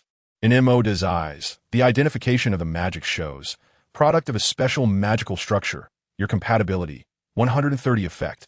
If you eat it, you will gain incredible abilities. Eat it? Maud looked at the long rope, lost in thought. P.S. Maud, just finished a boss fight. I need a wave of updates and 5-star reviews to help me restore my magic power. Please satisfy me, everyone. Can this thing really be eaten? This golden rope shines with a golden light, and there are mysterious patterns on it, looking just like a fairy binding rope. Quite extraordinary. But rolled up, it's not small, and Maud is somewhat doubtful whether his stomach can handle it. Maud can't help but reminisce about the digestive tablets. Well now, brave Maud, don't be afraid. Maud arrived in front of the golden rope. He touched the golden rope with his hand. The patterns on it made the texture of the golden rope uneven. He leaned in closer to take a look, and it seemed that there were extremely tiny characters written on the rope. Unfortunately, Maud could not understand them. Maud stretched out his hand and pulled. The rope in the void easily fell down, and he rolled it into a bundle, holding it in his hand. Maud picked up one end of the rope and tried to bite it. It actually tasted pretty good. This piece of rope, upon entering the mouth, was surprisingly like jelly, truly melt in your mouth. The flavor resembled beef broth, with a fresh and sweet aroma. However, the rope was still a bit long. Maud ate for a long time and finally swallowed it completely. He patted his belly, feeling a bit full. What ability will he gain from the magical power? Maud is quite looking forward to this non-human magical structure product, Voldemort. After all, he is also a luck-based villain. The golden rope that entered his stomach transformed into golden light and dispersed into Maud's body. In Maud's perception, it felt as if his body was giving birth to some kind of tissue. The warmth and the strange sensation of bodily changes continued. At times it felt comfortable, while at other times it was somewhat uncomfortable. It took quite a while before it finally settled down. What is this feeling? Maud did truly sense that there was something extra within his body. He stretched out his hand, and blue smoke swirled around it. Eventually, it formed an eyeball. The entire eyeball was blue, only the size of fingertip, crystal clear, resembling a sapphire. It occasionally rotated its pupil, displaying remarkable agility. This as Maud's perspective began to warp. It was as if he had two viewpoints. One showed the scene in front of him, while the other revealed himself. This sense of spatial disorientation was quite uncomfortable. Maud closed his eyes, leaving only one perspective. He looked at his body in a strange way. Soon, he connected with the blue eyeball in front of him. It seemed to be directly linked to his brain. Maud simply thought about closing it. The blue eyeball emitted blue light, completely obscuring the pupil. The world before him was plunged into total darkness. Maud opened his eyes and snapped his fingers. The identification magic was cast. The magical blue eyeball, compatibility with you, 150. Effect, it can provide you with a broader perspective, allowing you to see scenes that are currently invisible to you. The blue eyeball has excellent vision, capable of capturing everything within hundreds of meters. It will grant you a 360-degree view with no blind spots. When it is destroyed by a certain force, it will rehatch within your body. This is its basic ability, and next should be the characteristics provided by the 150 compatibility. It possesses invisibility, allowing you to monitor enemies without them realizing it, except for powerful wizards. It can perform eye insertion, anchoring itself in a specific location, making it impossible to be shaken loose. Maud suddenly thought of something. Welcome to the Summoner's Rift, cough cough. The specific method of warding is as follows. It's very simple. Just place the ward, literally meaning that. Emoda blinked his eyes. Is it really an eye poke? He stretched out his index finger and suddenly poked the blue eyeball. The blue eyeball transformed into blue smoke, swirling around his finger. Mode looked into the distance and raised his hand to point at the ground far away. The blue smoke transformed into tiny spikes and suddenly shot out. It plunged into the ground and turned back into a blue eyeball, extending thin blue lines that resembled plant roots. Soon after, the blue eyeball vanished right before Mode's eyes. Mod has gained another perspective. Mod thought of something again, and he raised the blue eyeball with one hand. The blue eyeball returned to his hand from a distance. He placed the blue eyeball on the back of his head. Now, Voldemort's sneak attack from behind would be useless, right? In light of Mr. Maris's excellent answer, Gryffindor gets 10 points. Professor McGonagall's serious face rarely showed a smile. Maud Maris has learned Transfiguration very well and is particularly serious in class. In her eyes, Maris embodies the 3 good qualities that a good student should have. Professor McGonagall's Transfiguration class has finally ended. Mode has also gained a lot of different perspectives and knowledge about Transfiguration. He picked up his well-noted spellbook and happily walked out of the classroom. Mode, do you want to go to the cafeteria together? Harry came over. No, I plan to go to Hagrid's hut and bring him some Muggle World snacks. Maud replied, what food? Ron leaned his head closer to Maud. Emote expressionlessly pushed his head away. Some pastries are certainly not as good as the cafeteria's delicacies, but a wizard should find them to taste quite special. Were they like the pastries on the train last time? Can we go together? Ron asked. He thought the pastries from last time were quite tasty. Moody shook his head. Hermione gave him a glance, as if she understood his intention. She didn't say anything either. Maud separated from the 3 and headed alone to Hagrid's hut. Halfway there, he felt something was off behind him. It seemed like someone was following him. So he spread out his hand, summoned the blue eye, and placed it on the back of his head, observing, oh no, counter-tracking techniques. This is practical application. Maud thought that Harry and the 2 others were following him. However, to his disappointment, in the blue eyes, he saw a pale-faced, light golden-haired troublemaker. Oh, and there were also 2 tall, plump little wizards following behind. What did Malfoy want to do? What Maud thought of first was to report his whereabouts and let Gryffindor lose points. If he were to be harsher, it would be to teach himself a lesson outside of school with the 3 of them. Mole smiled. He took out a doll from his pocket with a reverse hand. On the doll's forehead, it was written, "My dad is Lucius." The font was a bit smudged, probably because Malfoy had noticed the writing on his face and wiped it off. But it didn't matter. As soon as they stepped out of Hogwarts Castle, Maud reached out and slapped the dolls but hard. Ouch! Malfoy rubbed his own butt and looked back at Crabbe and Goyle. A hint of dissatisfaction and a touch of weirdness showed on his face. What are you 2 idiots doing? P.S. Dear friends, the previous level is heavily guarded by the Emperor, and I would like to ask for some encouragement and 5-star reviews to help me break through this level. Please lend me a hand. Crabbe and Goyle looked at Malfoy in confusion. Their already small eyes were almost squinted into a slit at that moment. We didn't do anything. Oof. Malfoy shot them a glare and didn't say anything more. He turned back to continue observing the detestable Maud Maris. This time, I won't let you off easy. However, not long after, he fell another slap. Crabbe, Goyle. He glared angrily at the 2 behind him. Enough already, idiots. I'm doing something very important. Maud was quite interested, tapping on the doll while observing the play of the 3 people behind him with the blue eyes on the back of his head. He felt that the education from the Dark Wizard was really lacking, always maintaining a stern face and radiating various negative emotions. This was clearly not good for mental and physical health. So, Maud twisted the doll's arm and vigorously scratched its armpit. The effect was obvious.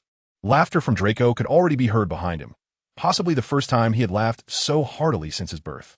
Not bad at all. Moore nodded in satisfaction. Unfortunately, the effect still did not reach its best. He did not have the dolls of Crabbe and Goyle. So, under Malfoy's orders, Crabbe and Goyle continued to follow Moore. Maj didn't want to continue being followed by the Malfoy trio. Flame spell? Invisibility? Emoda thought for a moment and snapped his fingers. Lightning swirled around his hand. In an instant, several fingertip-sized purple butterflies appeared on his palm.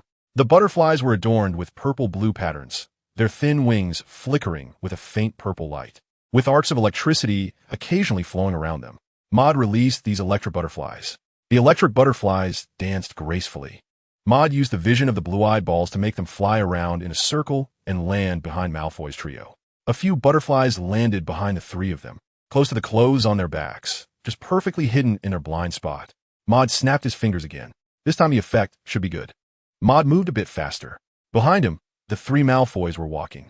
Suddenly, a strange tingling sensation spread throughout their bodies, causing them to collapse to the ground. After a moment, the tingling subsided. The three Malfoys stood up again, wanting to continue chasing Maud.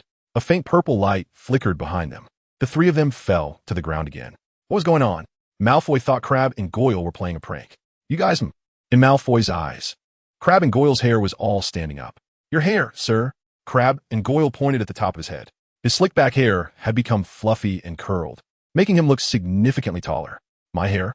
Malfoy thought of something and turned to look. Maud, who had originally been not far away, had already disappeared. He squinted his eyes. Maris, Maud, who had arrived at Hagrid's hut, took out some of the pastries and other food he had left. He invited Hagrid to enjoy a fresh and special Muggle meal. The two chatted for a while. Moody asked him about the situation in the Forbidden Forest, mainly inquiring about dangerous magical creatures and whether there had been any outsiders visiting. He didn't want to face these unknown dangers directly. Hagrid, on the other hand, answered the questions selectively. He didn't want to arouse Maris's curiosity and lead him to a dangerous place. Interestingly, Hagrid's mouth was quite reliable. Emoda understood these things, had enough to eat and drink, and was ready to leave. I'm leaving now. Hagrid, see you next time. Maud walked out of Hagrid's hut, waved goodbye to Hagrid, and said, Okay, Maris, oh no, Maud. I really like today's pastries. Hagrid also waved goodbye, slowly closing the door. Creak, the magical creatures of the Forbidden Forest. Emoda is quite looking forward to it. He confirmed the situation around him. Touching the black snake in his hand, he activated his illusory form. His figure instantly vanished from Spot. The vegetation in the Forbidden Forest is extremely lush. Some tree roots are sprawling on the ground, making it easy to trip over them from time to time. The atmosphere here is also not very pleasant. Maud could sense that some energy was lingering in the air, like Voldemort's magic. What a coincidence. It's his first time here, and he encounters this? Dark wizards? Or Quirrell? Maud thought for a while. He looked at himself, feeling a sense of nothingness. The illusionary body talent of the black snake allowed him to hide very well, even in the face of sudden danger. He could activate the untouchable effect of the illusionary body and escape in time. With this thought, Maud felt that being a bit more cautious wouldn't hurt. He continued to walk deeper into the Forbidden Forest. Before long, a flash of green suddenly caught his attention. He looked up. A tall, bulky figure with green skin was holding a huge wooden club. It turned out to be a green-skinned giant. A giant? That works too. Standing behind the green-skinned giant, a flash of purple lightning appeared in his hand, crackling ominously. Maud's body was revealed due to the use of magic. This is the current flaw of invisibility. Once magic is cast, the invisibility state cannot be maintained. However, there is enough time. With a wave of Emoda's hand, a lightning ball shot swiftly towards the giant's head. The purple glow arrived in an instant. Bang! Maud snapped his fingers. The shining lightning orbs transformed into electric sparks that scattered in all directions. In an instant, a fine web of lightning appeared out of thin air, flickering with mesmerizing electric light, enveloping the giant's head. The giant let out a strange cry, and before it could swing its wooden club, its entire body was already ensnared by the lightning web. A strong electric current erupted from a net, and dazzling purple light spread all over its body. Zazzup! The electric sparks flickered incessantly, flowing endlessly. Meanwhile, the giant had become motionless. Maud snapped his fingers and cast the eye of observation. He saw the top of the giant creature's head, a huge magical structure pattern. The greenish sheen was somewhat nauseating. Maud was about to reach out to touch. Huh? He heard the sound of footsteps on branches and leaves in the distance. His body instantly disappeared. He had become invisible. Maud looked towards the source of the sound. It was several eight-eyed giant spiders. Their bodies were covered in thick black fur, and their huge limbs made a clicking sound. Maud looked a bit creeped out. These carnivorous and vicious spiders must have seen the giant monster lying dead. Maud was unwilling to let the giant be taken away just like that. After thinking for a while, he walked to the side of a giant tree and summoned the blue-eye orb. Tossing it out, the figures of several eight-legged giant spiders clearly appeared in the vision of the blue-eye orb in the distance. Maud snapped his fingers again. Suddenly, a row of electric orbs appeared in front of him. A burst of purple light flashed behind the trees, and the sound of thunder spread through the air. Emoda suddenly thought a phrase. Do you know where I am? I am watching you, but you don't know where I am. I coughed, and one by one, the lightning orbs of purple light swirled, with electric sparks jumping around, making a sharp hissing sound. Then the lightning balls shot out like bullets. P.S. I ask all the great leaders for updates and 5-star reviews. Save my inspiration that is about to run out. The glaring lightning orbs darted out, leaving long purple streaks in the air. When the 8-eyed giant spider saw the purple light, the lightning balls were already right in front of it. Maud could feel that this lightning magic seemed a bit different this time. As he thought about it, he guessed something. The lightning ball lightly landed on several giant 8-eyed spiders. Immediately, a dazzling purple light burst forth from their black bodies, spreading all over. Ziz! This was not the end. The purple light grew more intense, as if brewing some powerful force, until it became difficult to look at. A thick bolt of lightning suddenly appeared out of nowhere. It swept across the bodies of several giant 8-eyed spiders like a devouring purple golden dragon. The lightning branched out, resembling countless leaves, as if penetrating through the giant spiders. Boom! Maud didn't have time to blink. In the blue eye, several giant spiders had already collapsed on the ground. Their bodies were charred and even rotting, emitting smoke. Maud seemed to smell a strange scent of something burnt. The chain lightning effect was triggered. Impressive, impressive. Emo himself thinks it's wonderful. But there's still something missing. At this moment, if there were a legion in front, and he was riding a tall horse, taking out a magic book and shouting, "Chain lightning," that would be perfect. Maud looked at several 8-eyed giant spiders with an observant eye. Above, several massive magical structures floated, their color matching that of their bodies, which was black. Maud thought for a moment and snapped his fingers. A small purple thunderbird appeared out of nowhere. Tweet! The thunderbird's golden eyes sparkled lively as it looked at Maud. Maud retracted the blue eye and placed it on the thunder sparrow. Then he released the thunder sparrow. The thunder sparrow flew back and forth above Maud, and from Maud's perspective, he could see the surroundings from above. This is called TPP, cough cough, it's called the God perspective. This way, he felt much safer. Even if he temporarily overlooked the blue eye's vision, the magical thunder sparrow would remind him. Maud touched the giant's green magical structure. In an instant, he entered a green world. Maud looked at the lush green void above his head and felt somewhat uncomfortable. However, it was much better than the oppressive magical structure world of Voldemort. He quickly entered a state of learning. A vast amount of magical structure knowledge flowed from the threads in his hands. Emoda organized this knowledge in his mind and found that it was not much different from Ron's knowledge of magical structures. It was clear that the troll was not a particularly powerful magical creature. Next, he examined the magical structures of several 8-eyed giant spiders. It was dark inside, and it was almost impossible to sense any light. However, the knowledge contained within seemed even more profound. If the troll could be considered a basic magical structure, then this should be regarded as close to an intermediate level. After working through all, he felt particularly fulfilled. Moore has gained a deeper understanding of the magical structures. He has also discovered that his knowledge of these magical structures is becoming increasingly fluent and faster. Maud looked at the entire forbidden forest in front of him, as if he saw a wealth of magical structural knowledge beckoning to him. Mouse spirit grass? Maud saw a mouse spirit grass in front of him. He had quite a high demand for herbs. Whether for the Elven bloodline or for the promotion of wizard levels, herbs were needed to create auxiliary potions. So along the way, he began his journey of harvesting herbs.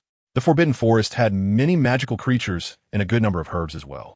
Maud has encountered a variety of herbs, red, yellow, and purple. Esculus herbs, daffodils, and wormwood. Maud harvested and casually knocked down a giant spider. He placed the herbs into the spatial magic, which was currently located within the sole secret realm of the Elven King, along with the items he had previously stored there, such as a spare wand, some snacks, and a few pieces of clothing. He packed them together. After the mutation of the spatial magic, the storage space had greatly increased compared to before. Maud was very satisfied with this. Emoda thought of the undetectable extension charm again. This spell was later used by Hermione to create a large space in a small bag, storing many miscellaneous items, such as tents and clothes. If it could be used to trade with Kunlun, Emoda thought that this spell should be able to exchange for something good. Although this spell is strictly controlled by the Ministry of Magic, the fact that Hermione was able to find it indicates that there is a way to learn this spell. Could it also be in the restricted section of the library? Emoda suppressed his thoughts and continued to hide in the Forbidden Forest, searching for magical structures and potions. What is this? Maud raised his head and saw a magical silver-white structure, shimmering with pure white light. Just looking at it made him feel at ease. And the source of this magical structure was a unicorn? The unicorn held its head high, its long silver mane cascading down from its neck, with deep and lively eyes that resembled a forest sprite. Its entire body radiated light, making it stand out in the eerie environment of the Forbidden Forest. With the combination of magical identification and the eye of observation, information about the magical structure emerged. The pure magical structure's compatibility with you. 150. Effect. It will provide you with the highest level of magical structure. The magic circle established with this structure will possess a powerful magic purification effect. Other effects are unknown. Mort only saw the words top level and felt his eyes light up. This unicorn eye, the descendant of Nicholas, oh no, the heir of the elf, must have it. He planned to find an opportunity to befriend the unicorn, and if that didn't work, he would just knock it out. Emode was just about to step forward when a unicorn glanced at him and turned to dash away at lightning speed. Emode was taken aback. He quickly chased after it and had the thunder sparrow above follow the unicorn. The unicorn didn't run very fast and occasionally turned its head to glance at him. Is it waiting for him? Maud's eyes flickered. He let the thunderbird fly higher, its blue eyes looking into the distance. Sure enough, he spotted several figures. A wizard cloaked in black robes, a huge centaur, and lying behind the centaur, an injured golden unicorn. Chilo Voldemort, the dark wizard. Maud knew the meaning of a unicorn. He was also unsure who the wizard really was. However, the green light on the wand, along with the appearance of the little unicorn, basically confirmed that he was the dark wizard. Maud stopped a few hundred meters away from that place. He thought for a while and ultimately made a decision. Save it. Save the little unicorn. And wouldn't the friendship of the unicorn come? However, there are ways to save, and Maud thought of something and smiled. And ahead. Don't try to stop me, you foolish centaur, the dark wizard said in a suppressed voice, pointing his wand at the tall centaur in front of him. Give it up. Dark wizard, you cannot continue to harm this unicorn under the protection of the centaurs, the centaur said, looking down at the dark wizard, his face full of beard, his voice deep and resolute. The dark wizard no longer spoke. His wand glowed green once again. Maud, greetings everyone. A new day has arrived, and I once again seek your support for updates and 5-star reviews. With enough reviews and support, the dark wizard will be rendered powerless. In the vision of the blue-eyed orb, a faint green light constantly weaves through the forest, accompanied by an aura of death. Occasionally, flames erupt like a ferocious beast hunting for prey. The fire has ignited many trees in the Forbidden Forest, creating a scene of blazing light and thick smoke. The dark wizard skillfully dodges the centaur, trying to approach and attack him, even taking the time to mock the centaur before him. How can you block my path, you lowly creature? It turns out that this dark wizard is somewhat stronger than the centaur across from him.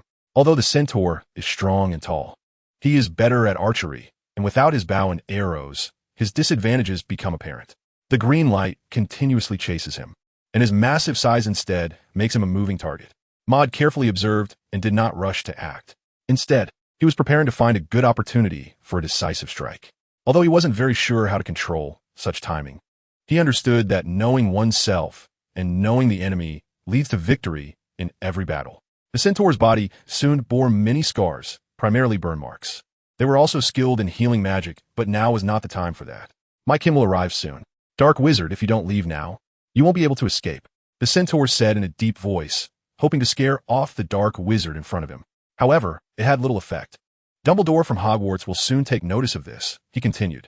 Haha, the dark wizard let out a cold laugh. Perhaps Dumbledore's reputation intimidated the dark wizard, prompting him to take greater risks and approach him more closely, aiming to kill him quickly. But the centaur also appeared agile and was not so easily killed. As time passed, the dark wizard grew impatient. He looked at the scarred centaur and then at the small unicorn. Do you want to save this unicorn? His voice made the centaur very uncomfortable. The centaur sensed trouble, but the dark wizard had already waved his wand, casting the killing curse once more. This time, the target was not the centaur, but the small unicorn it was protecting. The green light, carrying a sense of danger, shot out. The centaur hesitated for a moment, but decided to step forward to block the spell. However, it was clear that he could not outpace the spell. He could only watch helplessly as the killing curse approached the small unicorn. A silver adult unicorn charged in, using its body to shield the small unicorn. Prepare to take the hit. It let out a hissing wail, as if bidding farewell. It was a truly touching scene.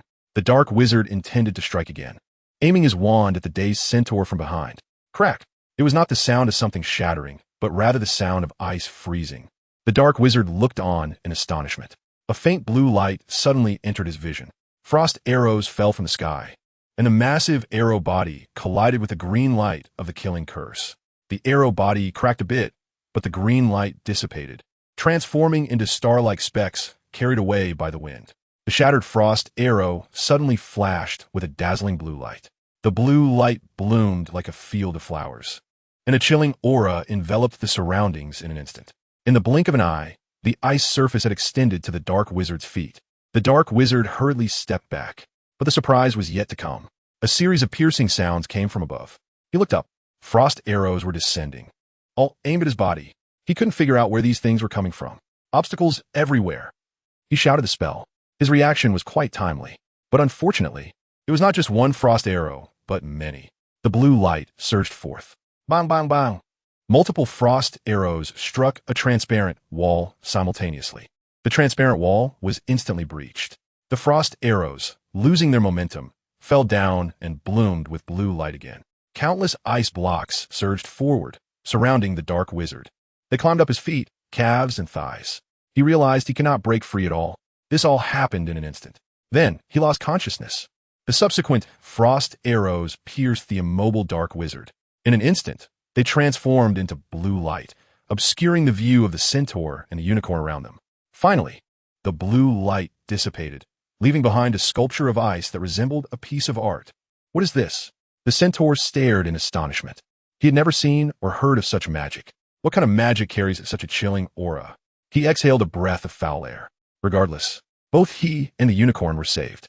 The centaur looked at the two unicorns, one large and one small. The golden small unicorn was affectionately rubbing against the silver adult unicorn's body. Meanwhile, the adult unicorn's gaze remained fixed in the distance. The centaur instinctively looked over. A handsome gentleman with black hair and black eyes, dressed in a proper black suit, was slowly walking towards them. Who was he? He looked at the young gentleman with some wariness. "Hello," said Maud, disguised as a vampire gentleman using a transformation spell, smiling kindly at him. "My name is Nicholas Jaws, but you can just call me Nicholas. Oh, I forgot to mention."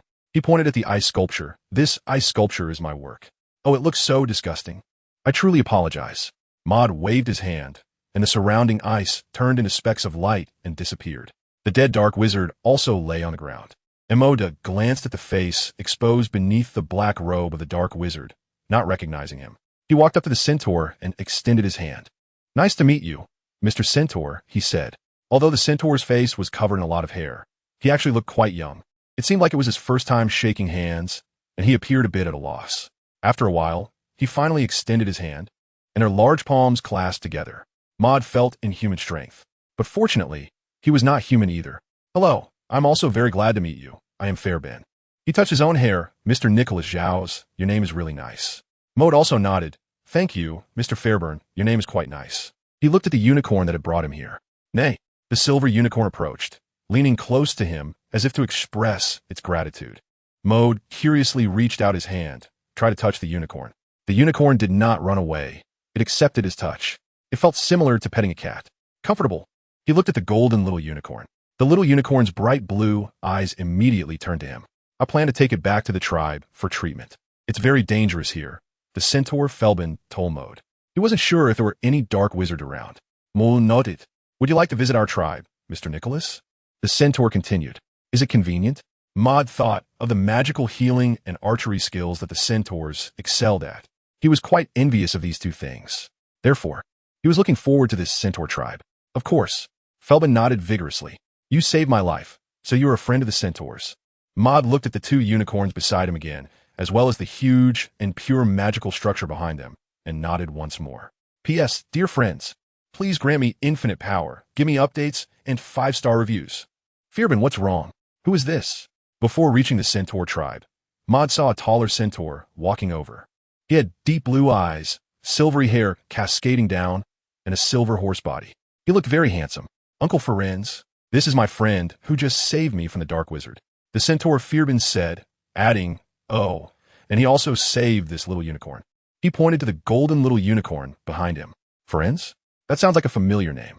Maud observed the centaur named Felunz beside him. Comparing him to the Felunz he remembered, who had a face resembling that of a horse. He couldn't help but marvel. This was no longer just a centaur. This was a true Prince Charming. "Oh, hello.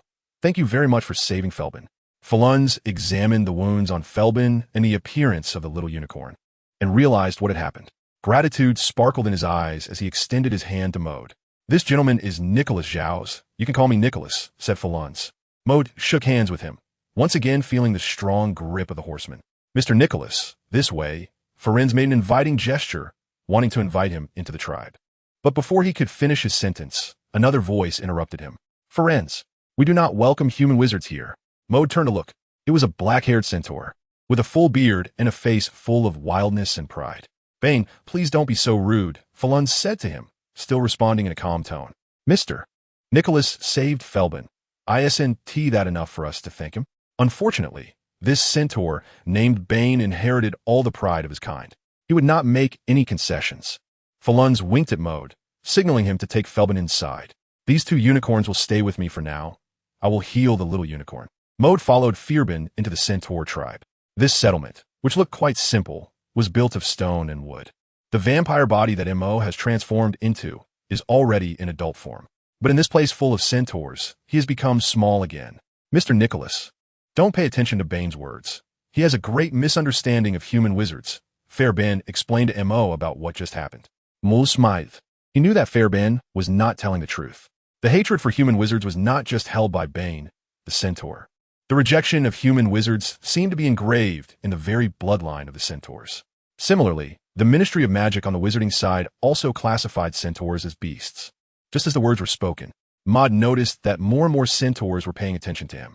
They gradually gathered around, as if to watch a clown. Fairbairn's face turned red, seemingly feeling embarrassed. "This wizard just saved me," he tried to explain to the surrounding centaurs, but not many were really listening. Maud looked at the situation and realized that the visit to the horseman tribe was probably ruined. Just as this thought crossed his mind, it seemed that a turning point had appeared. He saw a horseman in the distance, with a dignified face, walking towards him. He spoke some words to the other horsemen, and they dispersed. Then, this horseman also turned to leave. However, before departing, he glanced at Maud, his gaze revealing curiosity and disbelief. Maud touched his head, not quite understanding the situation for a moment. "That was our clan's respected elder, Fearbin, who told Maud. He often chatted with our clan elder." "Clan elder?" Maud was curious and asked a question. He speculated in his heart that the recent situation should be related to this elder of the clan. "Yes." Fearbin showed a proud expression. "The elder of the clan is the most skilled in divination and healing within our clan, and was the most talented archer when he was young. He is a very kind centaur." He did not say the last sentence out loud, that this elder is also quite biased against humans. "Divination, archery." Maud touched his chin and thought for a moment, then looked at Fearbin. "You're hurt?" "It's nothing. This little injury doesn't matter." Fearbin patted his chest, only to hit a wound. "Ouch." He showed a pained expression. Maud seemed to see a foolish person. Why not go for treatment first? But Felbin insisted it wasn't necessary. "Shall we go see our centaur's archery practice range?" He changed the subject. "If it weren't for me forgetting my bow today, how could the dark wizard possibly have hurt me?" Felbin said this with a hint of boasting. After saying that, he scratched his head. "Of course, there are more skilled archers among the centaurs, and they are better than me." Mul nodded. He initially wanted to let him experience Ron's emotional journey, but after thinking it over, he decided against it. It didn't fit his aloof demeanor. The two arrived at the archery practice range mentioned by Fairbairn. There was a large open space, a few targets standing in the distance, and a group of centaurs practicing archery. A young-looking centaur pulled back a massive bow. His veins were bulging, and the bowstring was drawn tight like a full moon. The centaur squinted at the distant target, a confident expression on his face. He released the string. Whoosh! The arrow shot off instantly. It seemed to disturb the surrounding air currents, and fallen leaves fluttered along its path toward the distant target. Thud! The arrow landed squarely in the center of the target, even piercing through the thick target. On the wooden target, only the arrow's tail was seen quivering slightly. "Good job. No wonder he's Grinton, the talented archer of our young centaur generation." The surrounding centaurs cheered for the young centaur Grinton. Fairbairn also showed an envious expression. Clearly, his archery skills were not as good as Grinton's. Grinton looked around, basking in the admiration of the crowd. In that moment, Maud seemed to see a centaur version of Draco Malfoy. Grinton noticed Maud standing out from the crowd. Oh no, standing out among the humans. He openly expressed his disdain on his face. A human wizard. The surrounding centaurs also looked over. Instantly, the scene of spectators unfolded again. "Who are you? What are you doing here?" Grinton looked down, arrogantly staring at Maud. In his eyes, Maud was merely a weak, short, foolish wizard. Nicholas is my savior. Fairbairn blocked the crowd's view. He came here at my invitation. It's nothing, Mr. Fairbairn. Maud smiled and tried to pull Fairbairn. Can't pull? Maud felt a bit awkward as he glanced at the tall figure of Fairbairn. Just now, he had mistaken him for Ron's small frame. He walked around to emerge from behind Fairbairn. I came here to take a look at the target in the distance. I'm here to practice archery. He indeed had this thought. It was quite normal and reasonable for an elf to learn archery, right? Archery. Ha ha ha ha. The centaurs around them burst into laughter. Archery? With your weak and frail body? Glinton said with a hint of sarcasm. Of course. Maud smiled as he looked at the bow and arrow in Glinton's hands. How about you let me try your bow? Glinton held up the bow and measured it against Maud's height. You're quite the comedian. You're almost as tall as this bow. He exaggerated. But since you want to embarrass yourself, I don't mind lending it to you. He tossed the giant bow and the arrows he was carrying onto the ground, as if giving alms to a beggar. Maud didn't say anything. He opened his hands, and a surge of magic instantly flowed. The giant bow floated up and landed in Maud's hands. This scene momentarily halted Glinton's smile. Maud easily held the giant bow, feeling its weight and solid grip. The physique and strength of the elves should not be underestimated. As for archery, he had no idea what to do since it was his first time. He had a bit of a new idea. Not bad, he commented, and without picking up an arrow, he simply drew the bow. You foolish wizard. You don't even have an arrow. He paused again. Before him, Maud drew the giant bow, and a blue, shimmering frost arrow floated on the bowstring. P.S. I have some matters to attend to this afternoon, but I finally managed to finish this chapter. A 2,600-word chapter. Dear readers, please urge me to update and leave a 5-star review. On the giant bow, in Maud's hands, a similarly gigantic frost arrow was knocked. He smiled. Archery? Is there anyone who understands my frost arrow better? Autotargeting is activated. Autolok kofkof. Maud didn't dare to fully touch the frost arrow, only pinching it lightly. He was afraid that if he touched it, he would freeze himself. Maud suddenly felt the blood in his body boiling. It seemed to be excited. His blood seemed to want to tell him something, but it seemed the time was not right. He shook his head and temporarily set aside this thought. Maud's gaze returned to the center of the distant target. He activated the Frost Witch's ability at full match. Lock on. The tip of the frost arrow swayed as it locked onto the small black dot far away. Then, Maud released the bowstring. Bang! The frost arrow, propelled by his magical energy, sliced through the air with a shriek. It seemed to transform into a brilliant stream of blue light. In an instant, it covered the hundreds of meters distance. The eerie blue frost arrow pierced through the entire wooden target, and the blue light instantly bloomed. Ice crystallized. The ice spread. At the moment the wooden target shattered, it had already become an ice sculpture. And on the ice sculpture, dazzling light was refracted. How about that, Mr. Glinton? Maud turned to look at Margaret. Is this bow and arrow working out for you? Grinton and the surrounding centaurs had just recovered from the shock of the arrow. They had never seen such a strange arrow, nor one that flew so fast. Wow! A somewhat simple-looking young centaur exclaimed. His mouth dropped open and stayed that way for a long time. Shut your mouth. Grinton shot him a glare. The centaur finally realized and quickly quieted down. Grinton's expression changed, but he managed to calm himself. He continued in a mocking tone. Who knows if you're using magic? Archery is an art, something you human wizards never understand. He added, if you can do this with the arrows on the ground, oh no, just beat me and I'll apologize. Otherwise, you can get out of our tribe. Grinton, you can't be so aggressive, Fairbairn shouted, his face slightly flushed with anger. Although he envied and even admired Grinton's archery skills, such prowess was not a reason for Grinton to be rude to Nicholas, his own benefactor. Maud did not immediately respond to Grinton's words. He glanced at the arrows on the ground, deep in thought. He reached out again, and a long arrow fell into his hand. Sure enough, Maud felt his blood boiling again. This time, he focused directly on the Kunlun in his mind. In Kunlun Mountain, strands of golden light were gathering at the peak, eventually forming a golden card. The golden card suddenly merged into Maud's body. Maud's expression became somewhat strange. Some information appeared in his mind. Congratulations, young junior. You have drawn the golden card bloodline magic arrow of the elves. Welcome back to Nicholas Gaff's little shop. The introduction of the bloodline magic arrow of the elves is as follows. The bloodline magic arrow of the elves was created by the third-generation elf king Nicholas Gaff. It is a magical elven bloodline spell applied to arrows. It allows you to achieve precise strikes with your arrows, as well as elemental and diverse attack methods. It is said that this magic was created by a young Nicholas Gaff during an archery contest against the summoner wizard Wu Bianhai. With this magic, Nicholas Gaff defeated the legendary archer summoned by the wizard Wu Bianhai in one fell swoop. Maud felt a change in his body as he turned to look at Glinton. Of course, it's not a problem, he said. This time I won't use magic, implying that those who understood would understand. Glinton appeared a bit surprised. In his imagination, this Nicholas should have left their centaur tribe in disgrace. How dare he compare himself to a genius archer of the centaur race? Emoda ignored him. He was facing the wooden target in the distance, drawing his bow and nocking an arrow. Maud felt the blood surging within him. A familiar sense of archery naturally welled up in his heart. This time, his posture appeared extremely proper, as if he had practiced hard. In his mind, the content about the Elven bloodline magic arrows also surfaced. Your blood is filled with the essence of a genius archer. Your bow and arrows will receive the blessing of magic. Maud tightened the bowstring with force. He closed one eye, seemingly aiming at the target. On his hand, where it touched the bow and arrow, a hidden energy was entering the arrow. This energy was a combination of the bloodline magic wind speed arrow and sharp arrow. It was a very concealed magical power, capable of even deceiving the wizard of the Witch's Edge and his legendary archer. Moderson released the arrow. The long arrow shot out from the bowstring. He reached for another bow and arrow, and it was in his hand. Once again, he drew the bow and released it. All of this happened in an instant. The two arrows, one after the other, seemed to carry immense power. A sharp conical airflow emerged at the arrowhead, forming a small tornado that swept up the leaves around the arrow, spiraling away at high speed.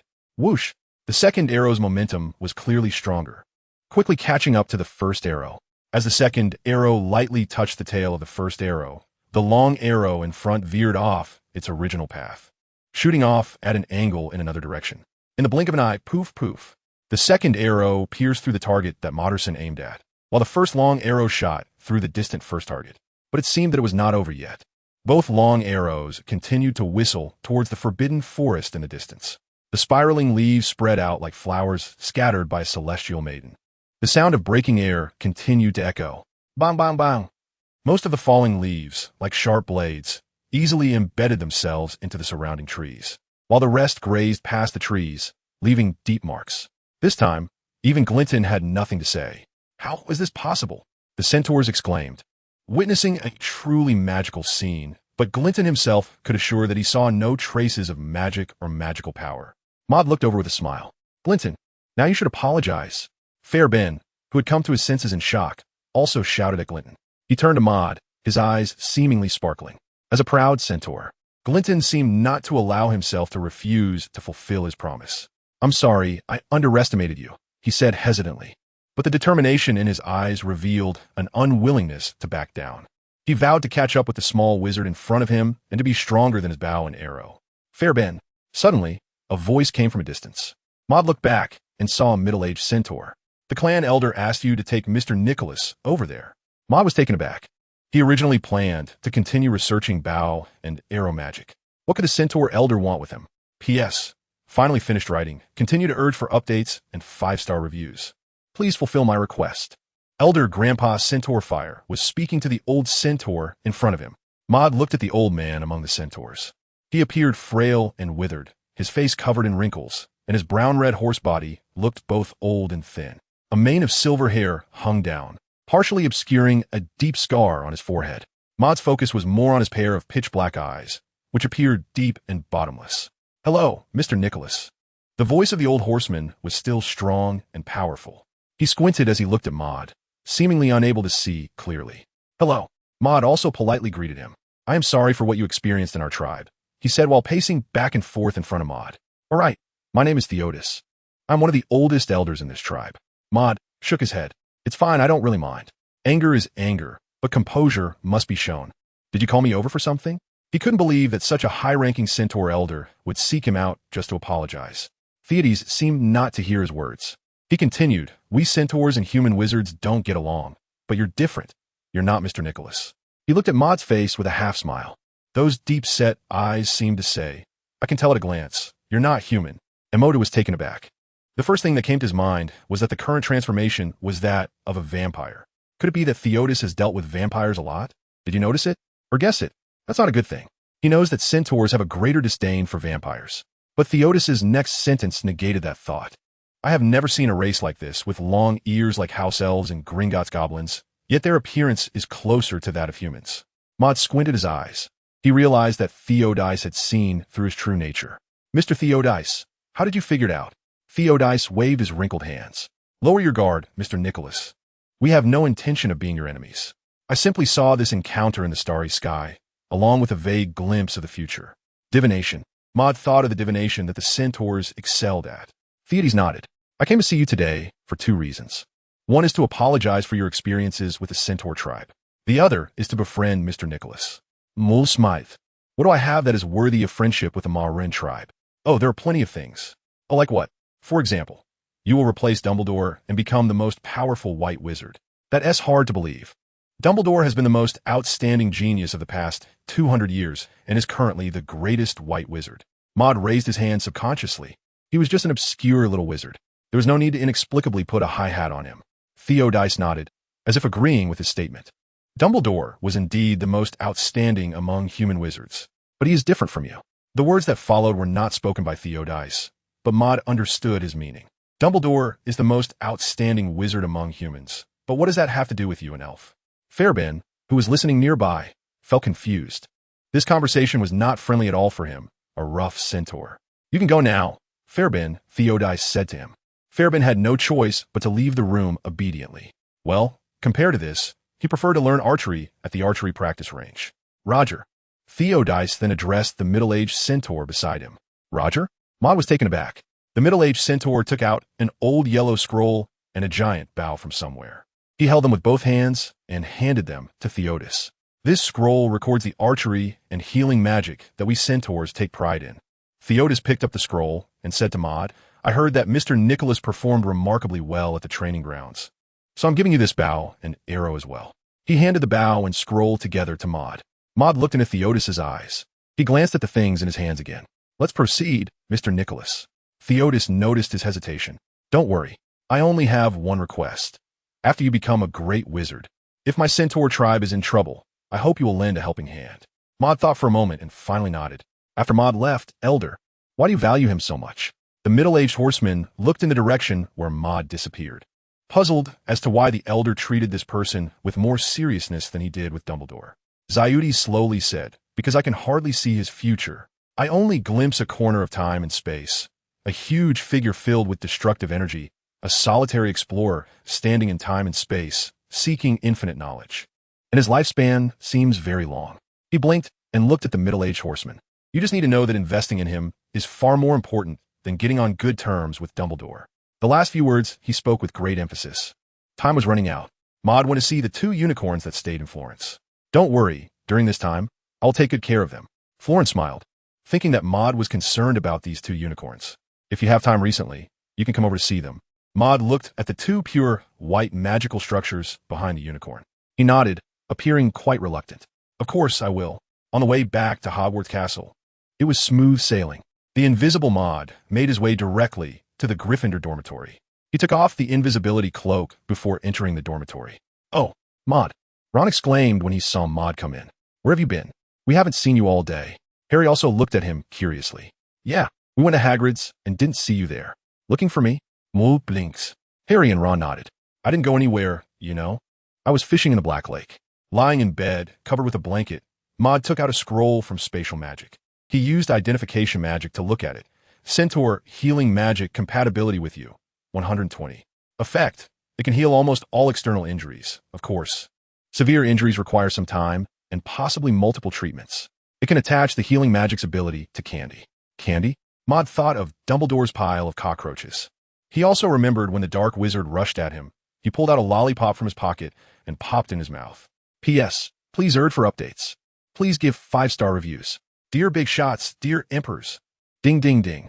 Moore opened his sleepy eyes and looked at the shimmering surface of the water outside the window. The sky was already bright. He turned his head to take a look at the 2 who were sound asleep. Oh no, Harry and Ron. He got up, washed up, and came in front of Harry and Ron. Seeing them sleeping so comfortably, he couldn't help but smile. Just like always. Time to get up. Mort also slapped the 2 of them lightly, but it was clear that they had already gotten used to this level of force and continued to sleep comfortably. Even Ron pulled up the blanket, wrapping himself up completely. Madra pulled his cup and could feel that Ron had pressed down the edge of the blanket. Blanketzel.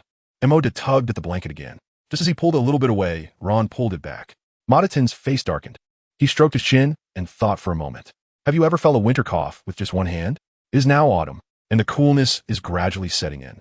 Maud reached into the blanket with a smile and touched Ron's warm neck. Ah! Ron shouted. Who? Who is it? Harry, as if he had a nightmare, suddenly woke up. What happened? He looked at Ron and Maud in confusion. Maud waved his hand. It's nothing. Ron had a nightmare. Ron? We're already up. If we wait any longer, we'll be late. The morning class is Professor Flitwick's Charms class. Professor Flitwick's class is much more relaxed and free compared to other professors' classes. Therefore, the young wizards ended the lesson in a pleasant atmosphere. Maud, what did you do yesterday? Hermione looked at Maud and said seriously. She was very clear about where Maud had been. Even if your magic is good, you should still pay attention to safety. Modenadith, don't worry. Seeing that he was unwilling to reveal anything, Hermione rolled her eyes. She continued speaking. By the way, it seems that someone in our school has received the 3rd level medal of the Order of Sir Merlin, but it's unclear who it is right now. Maud squinted his eyes. He thought of Professor Snape and that improved potion. Sir Merlin's 3rd class medal? Harry asked in confusion. He wasn't very familiar with the matters of the magical world. It's a kind of honorary medal, Hermione elaborated to Harry. She enjoyed this feeling of sharing knowledge, not unlike a lecture. Harry, you don't take your studies seriously enough. Hermione finally shot a glare at Ron. Ron immediately protested. What does Harry's lack of seriousness in studying have to do with me? Oh, you don't take your studies seriously enough. Ron mimicked Hermione's tone. Harry quickly covered Ron's mouth.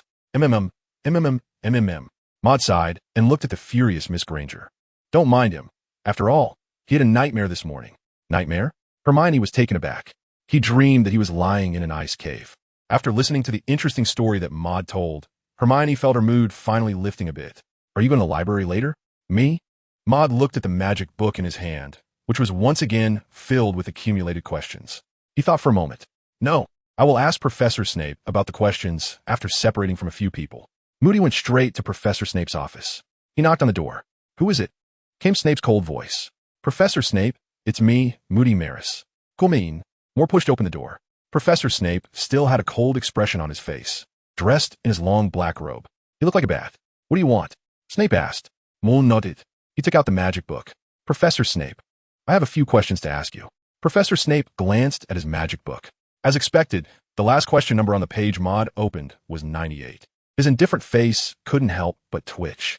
Isn't that too many, Maris? Not really. Maud looked at the potions questions and then flipped to the defense against the dark arts questions. Professor Quirrell's defense against the dark arts questions should be a bit more, right? But it's just 165 questions. Whether the number of questions is too many has to be compared to no. You see, Professor Snape, isn't this much more pleasing? Maud nodded in satisfaction. Professor Snape, is there any special detail to pay attention to in the production of White Fresh? For example, how can we increase its success rate? Does White Fresh have limitations in its effectiveness? If a wound is too deep, will it be unable to exert its full effect? Maud has gathered several pages of notes. He looked at these notes and felt particularly fulfilled. This is the daily life of a little wizard academic. Sir Merlin's 3rd level medal. Professor Snape, did you know? Maud asked. Professor Snape glanced at him. Of course, this is your medal, Maris. Maud shook his head. Professor Snape, you are mistaken again. The medal belongs to that potion, and that potion was made by you. I merely offered a trivial suggestion. Professor Snape stared at him without saying anything. The cold look made Maud feel a bit uncomfortable. He quickly broke the silence. Ahem, when will the medal be awarded, Professor Snape? In a few days. After the Quidditch match, Snape replied. Quidditch. Maud finally remembered that Quidditch was just a few days away. Just think, Harry and the others could already ride their broomsticks, soaring through the sky, sweating it out for glory. Yet he, Nicholas Flamel, the wise elf Maud Maris, still couldn't fly? Isn't it normal for elves to have wings? Unfortunately, the elder Nicholas's imagination was still not rich enough. He hadn't invented a flying spell. Maud thought for a while and came up with something. Professor Snape, may I have the honor of learning apparition from you? He thought about the awkwardness of not having any positional magic. Apparition could make up for this shortcoming. Additionally, Maud was quite looking forward to what other magic could come from apparition. Could it be his second space magic? This magic can only be practiced when you turn 17. Maris, this magic is very dangerous. Professor Snape shook his head. Professor Snape, top students and geniuses are different. Moreover, I can only learn more magic and improve my magical skills to revive Lily Potter faster, right? Moody suddenly felt that he was being too rude, bringing up Madame Lily Potter once again. Madame Lily Potter, sorry for the last billion times. Snape seemed to think of Lily's emerald green eyes, recalling the last time he met Lily's soul. His eyes revealed a sense of nostalgia. He seemed to be lost in thought, involuntarily looking towards his bookshelf. Books? Remembered that Professor Snape also had a habit of taking notes. Could it be that he had written down his learning experiences with apparition? No, as a professor, I cannot break the rules. I must be responsible for my students. Professor Snape rejected him again. Maud didn't say much more. He glanced at the books and smiled. P.S. Dear everyone, please grant me the power to update more and give 5-star reviews. It's Double 11 again. Are you shopping? Dear Professor Snape's notes. After Professor Snape left the office, Maud became invisible and returned here. He thought about how Professor Snape's gaze was a hint. Isn't this just like a monkey who, after being knocked on the head 3 times, understands the meaning of come find me at midnight? Although Professor Snape was reluctant, his body was still very honest. He picked up a book. Standard spells? The edges of this book were slightly curled, indicating it had been flipped through quite a bit. Maud opened it and found that it was indeed filled with dense notes. Professor Snape truly lived up to his reputation as a former top student of Slytherin. Maud looked through some materials and found that almost every spell had Professor Snape's unique understanding and special techniques written under it. This made the originally stiff and rigid spells much more accessible and easier to cast. More noted. He set down the book and looked at the other few books in front of him. With a snap of his fingers, he summoned the spell book. Maud activated the Magic Books feature to instantly duplicate the entire contents of the book. Soon, the magic book seemed to have thickened significantly. Maud opened the magic book. The magic book displayed the content of the standard spell just reviewed, and Maud was just thinking about changing to another book. The first page of the magic book turned into a selection of large characters from an 18th century spell. Maud nodded in satisfaction and returned to the dormitory. Maud began a search for any records related to Shadow Shift. His sage spirit talent was unleashed, and soon he found the text about Shadow Shift in the book. The details of casting the Shadow Shift spell and a review of learning it were outlined. This is a dangerous but very convenient magic. Maud nodded and continued to read. The key to casting the disillusionment charm is target, determination, and composure. In my understanding, Professor Snape explained this magic very thoroughly. He even clearly recorded his daily practice experiences and the insights he gained. Maud was determined to deeply comprehend. As for trying, this magic is forbidden to be used within Hogwarts. Maud could feel that he was no exception. However, this would not affect the learning of the sage spirit. With a certain understanding, Maud focused on his mind. He exchanged knowledge with Kunlun Mountain. Countless symbols rushed into Maud's mind. A spatial teleportation portal? This was clearly a type of spatial magic. Maud suppressed a slight excitement in his heart as he carefully examined it. The spatial teleportation portal was created by the spatial master Eudemoning. It can open a gate to another space, and by passing through this gate, you will arrive at the place you desire in your heart. Where the heart wishes, the body will follow. The specific cultivation method is as follows. Maud is once again immersed in learning. I don't know how much time has passed. Maud opened his eyes and transmitted the spatial magic into the magic book. He cast the identification spell. Spatial portal, compatibility with you. 130. Effect, grants you the ability to traverse space. As long as your magical power is sufficient, you will be able to reach every corner of the world. Your spatial door can be used multiple times by many people. In fact, as long as you are skilled enough in this magic and your magical power is adequate, the size of the door will be determined by you. The casting of your first spatial portal will be protected by temporal energy, making it impossible to be interrupted by any magic. Time to recharge temporal energy, 3 hours. You can freely change the color of the spatial door until it achieves the desired effect. In total, there are 3 characteristics: size control, uninterruptible, and color changing. Emoda looked at the last color-changing feature and felt a sense of familiarity. Isn't this just the skin cough? Maud snapped his fingers in front of him. A golden light appeared in the originally dim dormitory. Soon, the golden light unfolded like a painting, forming a dog hole. Maud lowered his head, examining the circular light with a diameter of only 50 centimeters on the ground, lost in thought. Is this also called a door? Maud lay helplessly on the ground, peeking out to take a look. The scene in front of him changed rapidly. In the blink of an eye, he saw another place. Towering trees, thick roots sprawling across the ground, and in the distance, a small house. Lying on the ground, Maud smelled the mixture of dirt and plants. This scene was very familiar. It was in the Forbidden Forest, not far from Hagrid's hut. This indicated that this magic completely disregarded the limitations of Hogwarts. From today on, Maud became the second person at Hogwarts who could traverse space freely, like Professor Dumbledore. Maud withdrew his magic and paced back and forth in the dormitory. He pondered why the portal was so small just now. Was it due to a limitation of magical power? No, Maud felt it was something else. He recalled the knowledge he had just encountered and reviewed it again. The knowledge of this magic was much more extensive than any magic he had learned before, and also more obscure and difficult to understand. Maud repeatedly learned step by step based on the knowledge within. The golden frame unfolded in the air again and again. Finally, it formed a halo as tall as a person.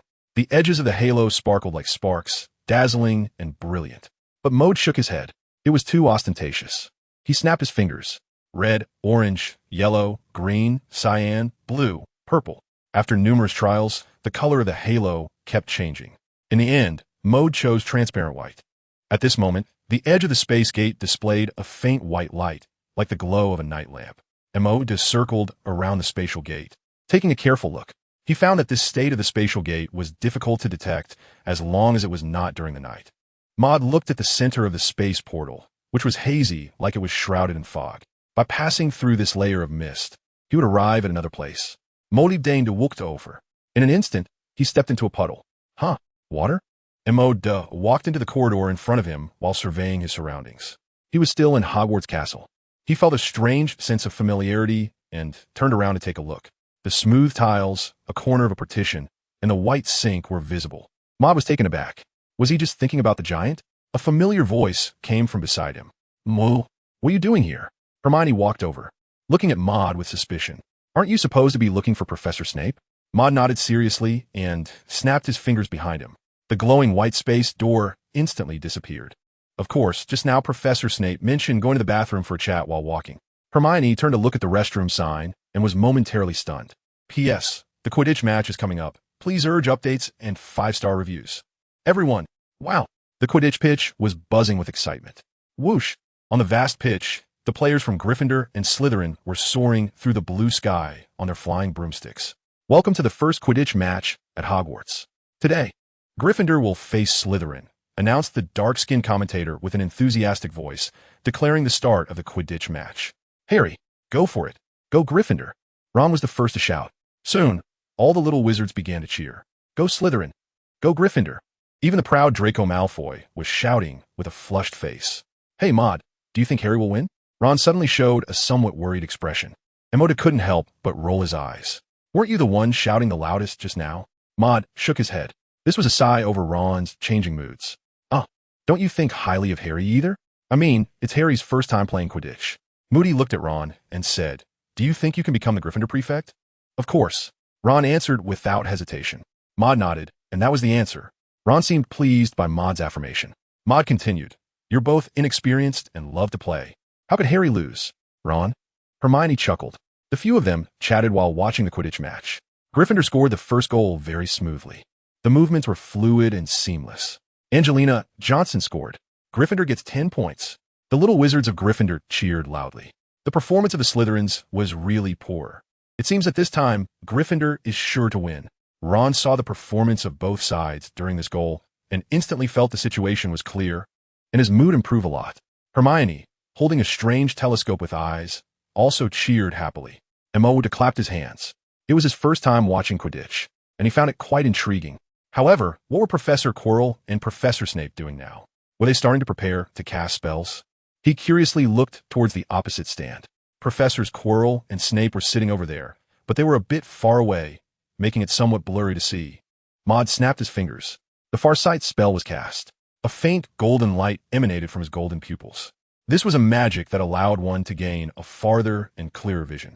The golden light in his eyes had a similar function to that of a telescope. But the effect, Maud looked again at the opposite stand. A pair of enormous eyes, turned upward, came into his view. Maud was taken aback. Wow, is it this clear? He adjusted the intensity of the magic. The scene in the stands emerged. Professor Quirrell was sitting in the second-to-last row on the right. His hands were rubbing together as if in prayer, and his eyes seemed vacant, as if waiting for something. Professor Snape's seat was 2 places in front of Quirrell. He was staring coldly at the entire arena, occasionally glancing in Harry's direction. He was quite concerned about this child with emerald green eyes, just like Lily's. If Harry were to become a girl. Emoda shook off the strange thoughts in his mind and looked back at the match. Cheers erupted from Gryffindor once again. Gryffindor won the game again. Maud doesn't really care about winning or losing. He listens to Hermione and Ron's discussion while watching the match in front of him. It's a rare moment of relaxation. It would be great if he could have a bucket of popcorn and a soda right now. The match continues to be fiercely contested. He doesn't know how long has passed. Gryffindor's Quidditch captain, Wood, has experienced who knows how many times in his life being knocked out by a bludger. Maud felt that this might be what it means to dedicate oneself to art. Without the leadership and goalkeeping of Wood, Gryffindor continued to lose matches. High up in the air, Harry showed a worried expression. At that moment, a small golden snitch suddenly darted through the air, soaring upward. Harry saw the golden snitch flash past him and hurriedly chased after it on his broomstick. The time should be right. Moody instinctively looked towards the opposite stand. Professor Quirrell began to stare at Harry motionlessly, showing no other signs of movement. Meanwhile, Harry's broomstick above him started to sway uncontrollably like a wild horse that had broken free from its reins. Harry couldn't manage to control it all. Professor Snape also began to chant some spells, but compared to Quirrell, Snape's movements were obviously much more pronounced. No wonder Snape was taking the blame. Emoda knew that this situation would soon be broken, ending with Harry safely capturing the golden snitch. Therefore, he quietly continued to watch. But soon, something was amiss. Under his long-distance magic, he saw Harry's feet gradually coming together, seemingly stiffening. It was a very subtle movement. Were his legs frozen in place? Maud turned back to look at Chilo again. He noticed that Chilo's fingers seemed to be moving. No one around seemed to notice this. Professor Snape was still reciting some counter curse. It was difficult to detect the change in Chilo's spell. Was it another butterfly effect? What would happen to the uncontrollable legs on the broom that had yet to regain control? One of Maud's palms was shielding. On the other palm, a small lightning ball, about the size of a jelly bean, began to appear. Soon, the lightning ball burrowed into the ground and, under the control of the magic spirit, transformed into a purple beam that shot away in an instant. The target of the lightning ball was Professor Chilo. When the lightning ball reached Professor Chilo, it transformed into a tiny butterfly. It flapped its wings and gracefully landed on Professor Chilo's leg in the last row, beginning to flicker. Moody saw Professor Quirrell suddenly twitch. The spell was interrupted, and Harry returned to normal.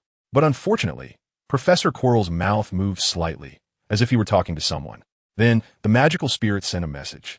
It was blocked by a transparent wall. Maud narrowed his eyes, sensing something. The magic power within him was being drawn by the magic spirit in the distance. The lightning butterfly, under the control of the magic spirit, was gradually growing larger. Suddenly, the lightning butterfly emitted a dazzling purple light, slightly illuminating the surroundings. What is this? The people around were quickly drawn in. They all looked towards the back of Chilo, seemingly conversing about something. Chilo was also taken aback, pausing the incantation once more.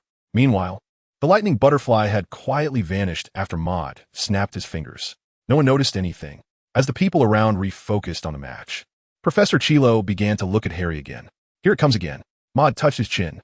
He took out his magic book. What's wrong with Harry? Why does his broomstick look good sometimes and bad other times? It's Professor Snape, Hermione said, putting down the telescope in front of her and handing it to Ron. Her tone was very anxious. He's casting a spell. I'll take care of it. Maudera held her back. Let me go, Hermione said, stunned. Maud stepped forward confidently.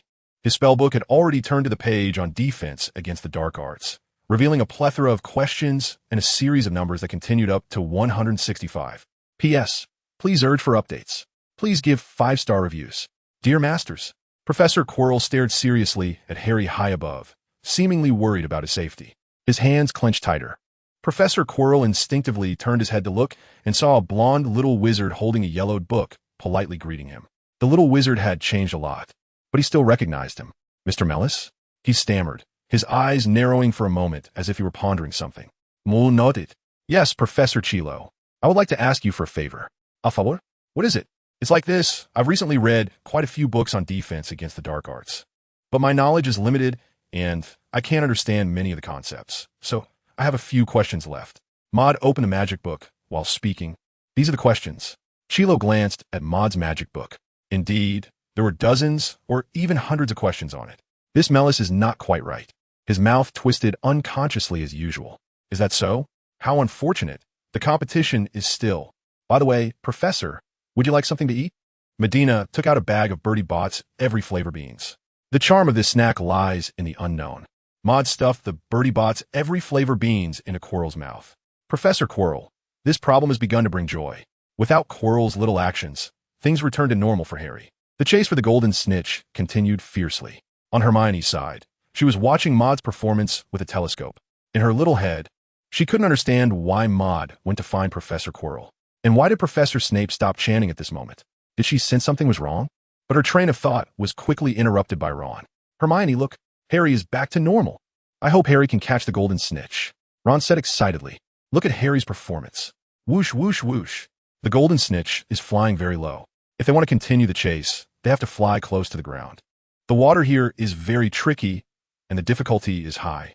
Therefore, Slytherin glanced unwillingly at the golden snitch, which was hovering high in the air. But Harry gritted his teeth and chased it down.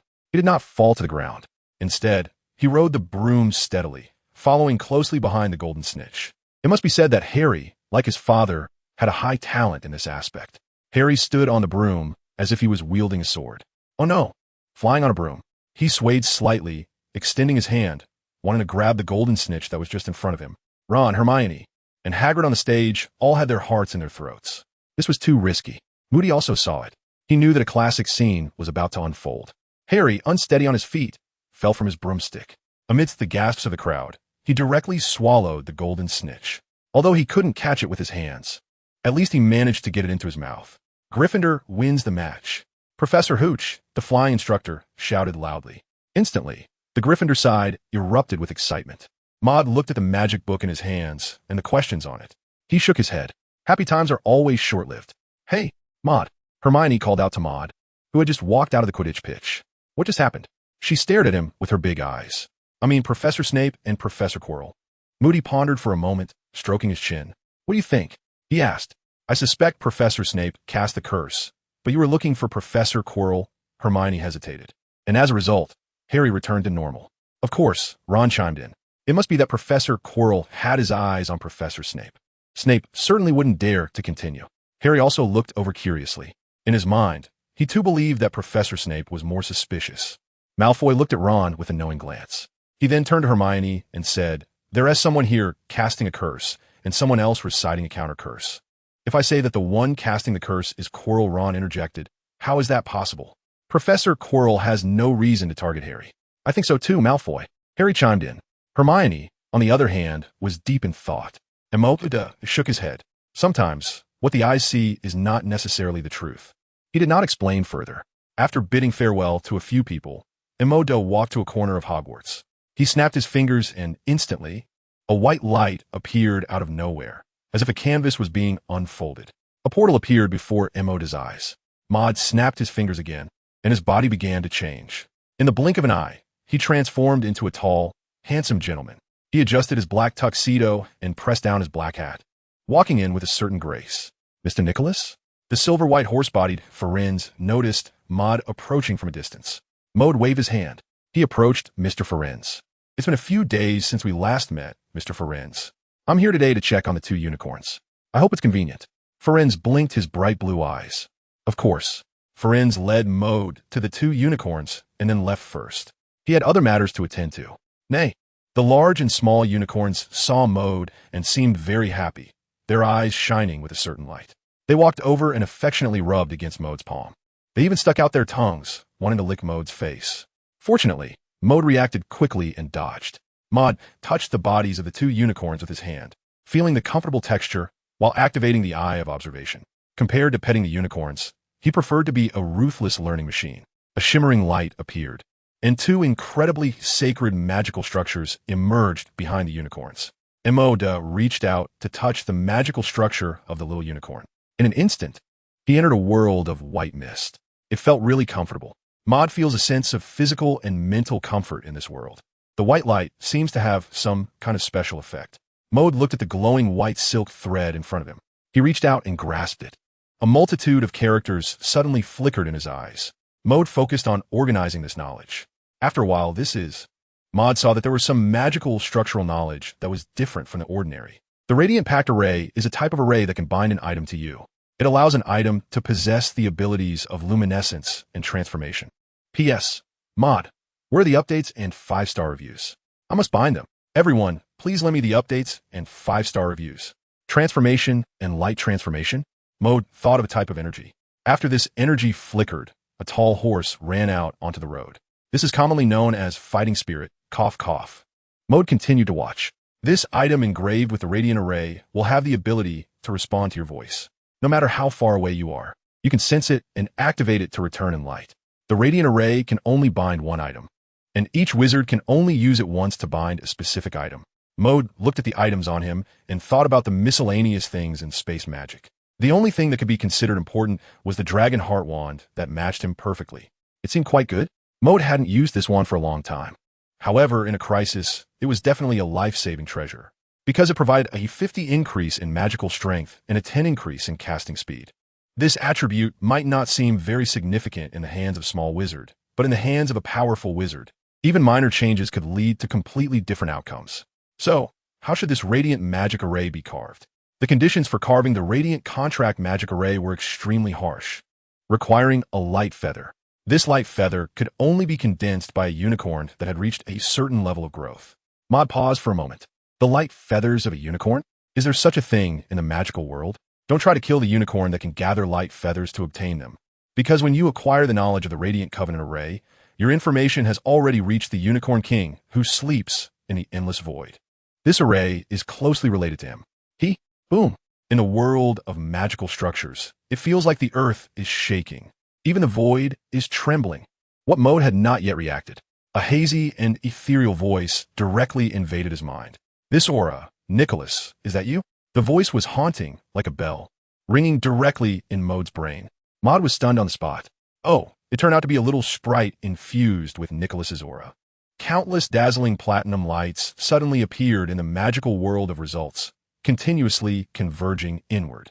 A beam of light that obscured the sky gradually took shape. The enormous light then shifted and transformed into the form of a 4-legged giant beast, and a massive horn also emerged. Mod looked up. In the mist, a giant creature with a shimmering golden light on its head, resembling a unicorn wearing a golden crown, appeared intermittently. Its form was breathtaking, like a towering mountain. The unicorn beast radiated auspicious light, filling the entire magical structure world with brilliance, as if it had penetrated through this world. Mod stopped for a long time, truly unable to speak. Nicholas's voice poured down from above, like a sound from the heavens. How nostalgic it is, Nicholas is Jr. Where did you see Nicholas? Mod finally snapped back to reality. Nicholas? Mod thought of the soul realm within his spatial magic. The Elf King? Are you looking for the third Elf King, Nicholas Gaff? Mod felt a current of air swirling above. A voice slowly came through. Motor made an effort to calm himself down. He pondered his words. I haven't seen the Elven King Nicholas, but I have his soul realm left within me. Oh, a beam of light fell from the sky, and a huge golden light illuminated Motor. Modton felt a warm sensation in his body. Immediately after, the unicorn giant let out a sound that seemed to carry joy. Found it. It seems that something within Mod has been triggered. Blinding white light continuously radiates from his body. Countless points of light appear above Mod. A huge canvas unfolds in the air. Within the canvas, golden light flickers, as if ink is flowing, depicting something. The voice of Nicholas, the unicorn beast, carries a sense of nostalgia for old friends. Ha ha! A grand and deep voice suddenly resonates throughout the void. Attabill, it's you.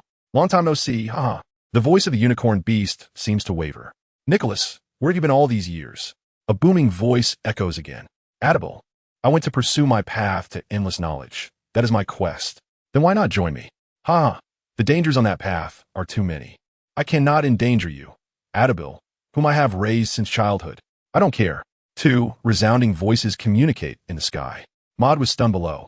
He realized that Nicholas had left something on him, or rather in his soul's secret realm, that allowed him to traverse the void and communicate with the Unicorn King before him. This Unicorn King was raised by Nicholas. He didn't dare to think too much, because it was unlikely that the ethereal being and the giant beast in front of him couldn't hear his thoughts. He didn't know how much time had passed. This child, what is he to you? The ethereal voice of a unicorn giant came. Ah, he is my junior, whether in this life or the past. Ha. Nicholas's voice carried an unexplainable grandeur. Moddergang listened, feeling his blood boil with excitement. Since this could also be considered my junior, I will gift him some small items. A beam of white light suddenly appeared within Moddergang's body and gradually dimmed. Nicholas conveyed your location to me. Ha ha ha. That's good. I am at peace now. The voice was soon interrupted by a tremendous noise. Boom! A huge, clear light column, unknown from where it came, instantly pierced through the void and landed on the body of the unicorn beast. Then, with a roar, the unicorn beast raised its head and howled. The entire ground of the magical structure world trembled incessantly under Moddergang's shocked gaze. The unicorn beast trod upon the void, like a deity, radiating terrifying and dazzling platinum light. It soared upwards. A gigantic black hole appeared in the snowy white magical world's void, emanating an unmatched powerful suction. The unicorn beast stepped lightly into it. Before it left, a voice came through. Young Junior, we shall meet again by fate, haha. The scene suddenly dissipated, and the black hole disappeared. Everything returned to tranquility, as if it were a dream. But this was not a dream. Moddergang knew. Inside his body, there was something more. The shining physique, the guardian light feather of Adabel.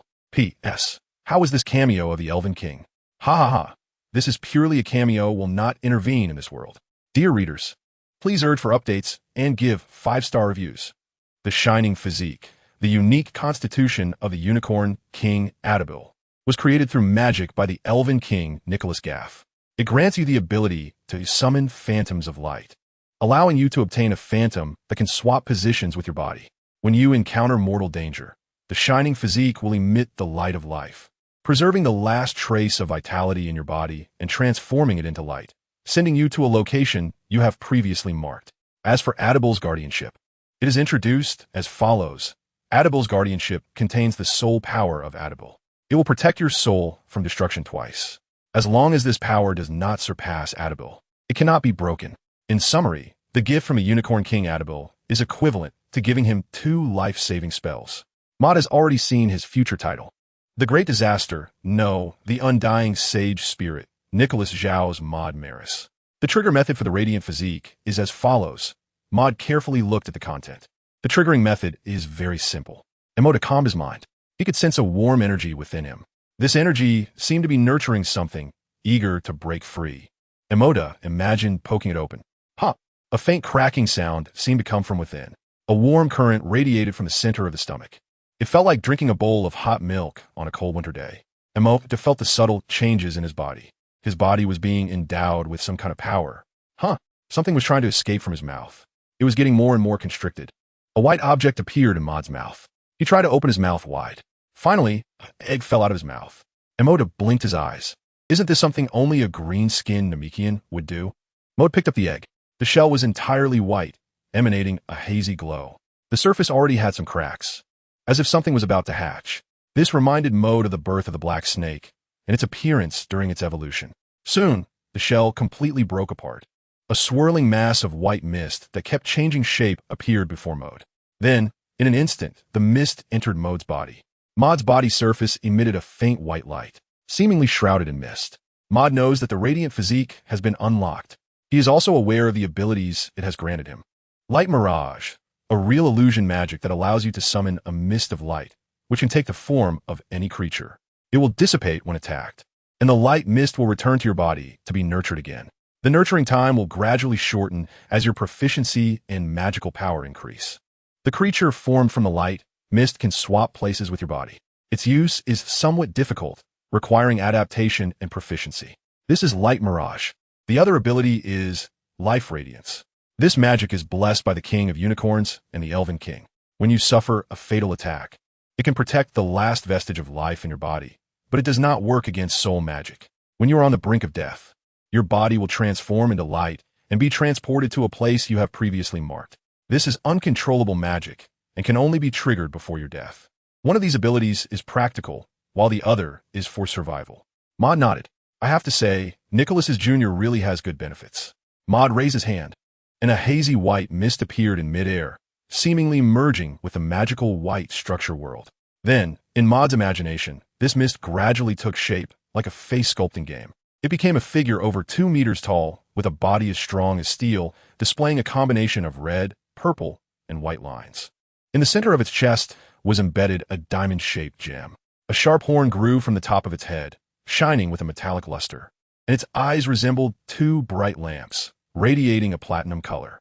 It looked incredibly robust. Just standing there, it felt as if a BGM had appeared behind it. A new storm has emerged. How can it remain stagnant? Ahem. Maud looked at this design with great satisfaction. It completely replicated the image in his mind. Moreover, Maud could even feel the warmth of this body, as if he were close to a real person. This is the true effect of the light phantom. Maud snapped his fingers habitually. The small giant of light, over 2 meters tall, dissipated, transforming back into a cloud of mist. It began to gather again, presenting a different shape. This time, Maud imagined his own appearance. In Maud's expectant gaze, a golden-haired young boy appeared, with a pair of long, soulful golden eyes, a nose as upright as a peak, and skin as smooth as jade. Everything was quite nice, except for one flaw.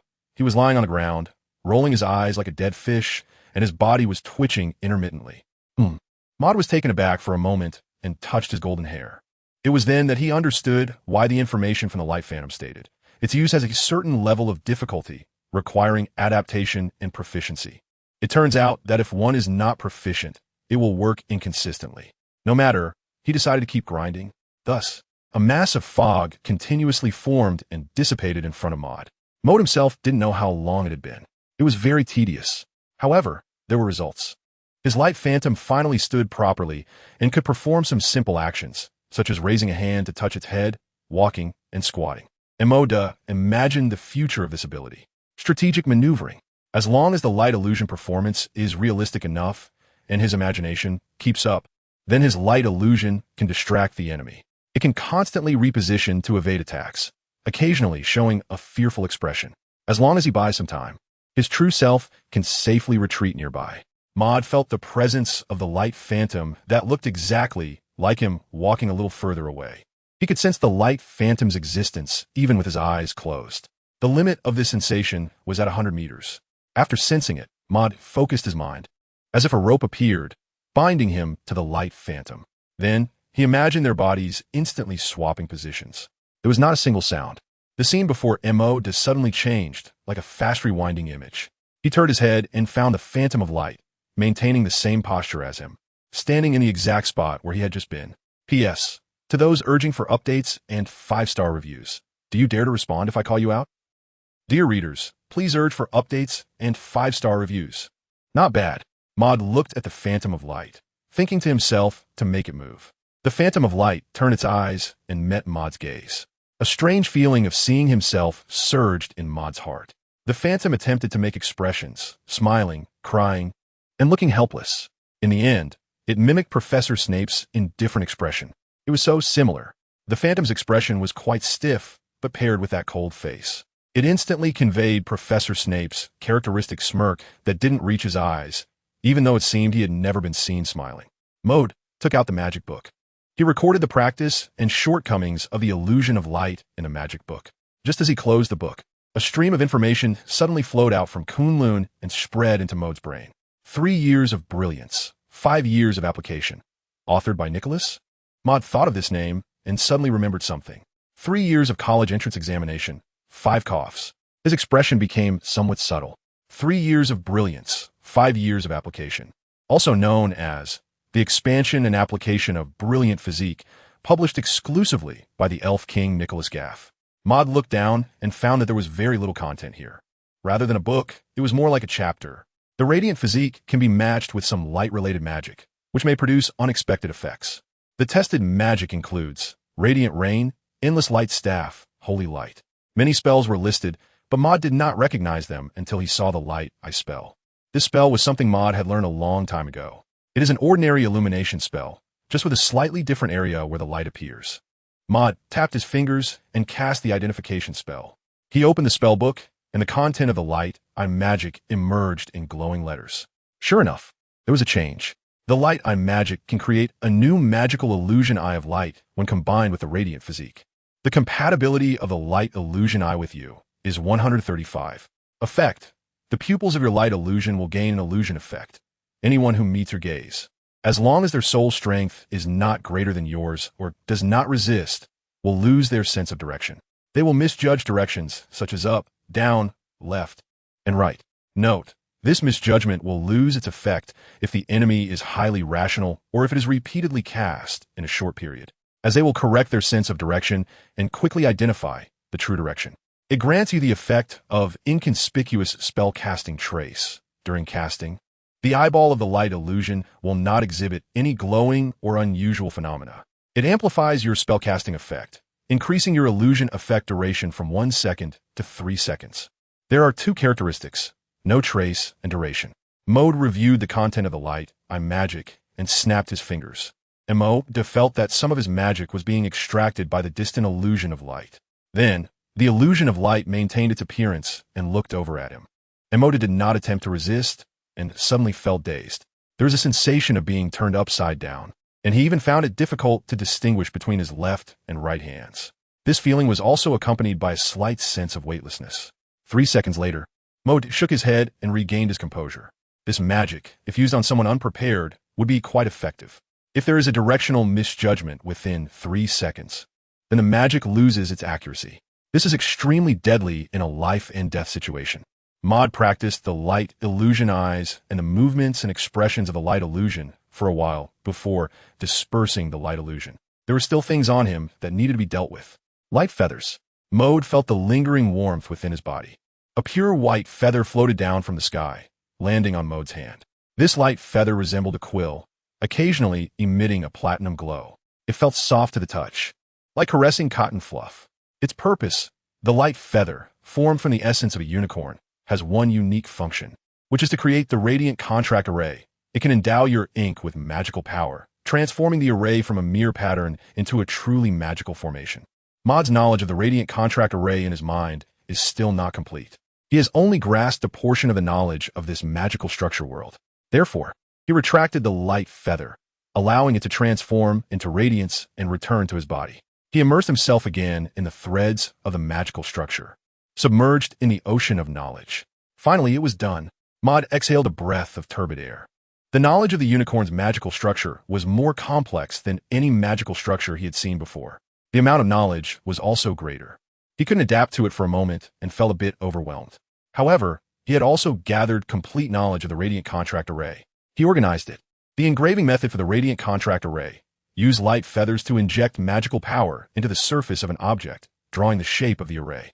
The energy of the light feathers and the magical power will merge in one place, causing the words and patterns you draw to produce different effects. When drawing, you must not be distracted. You must calm your mind. Maude returned to reality and drew out his Dragonheart wand. From today on, it would become a new wand, officially named the Radiant Dragonheart wand. The place where Firenze had settled the 2 unicorns was very quiet. He had also told Maude that it was safe here and that almost no one would come to disturb him. Therefore, after confirming the surroundings were secure, Maude found a wooden stump to sit on. He planned to complete the creation of the Radiant Pact magic circle here.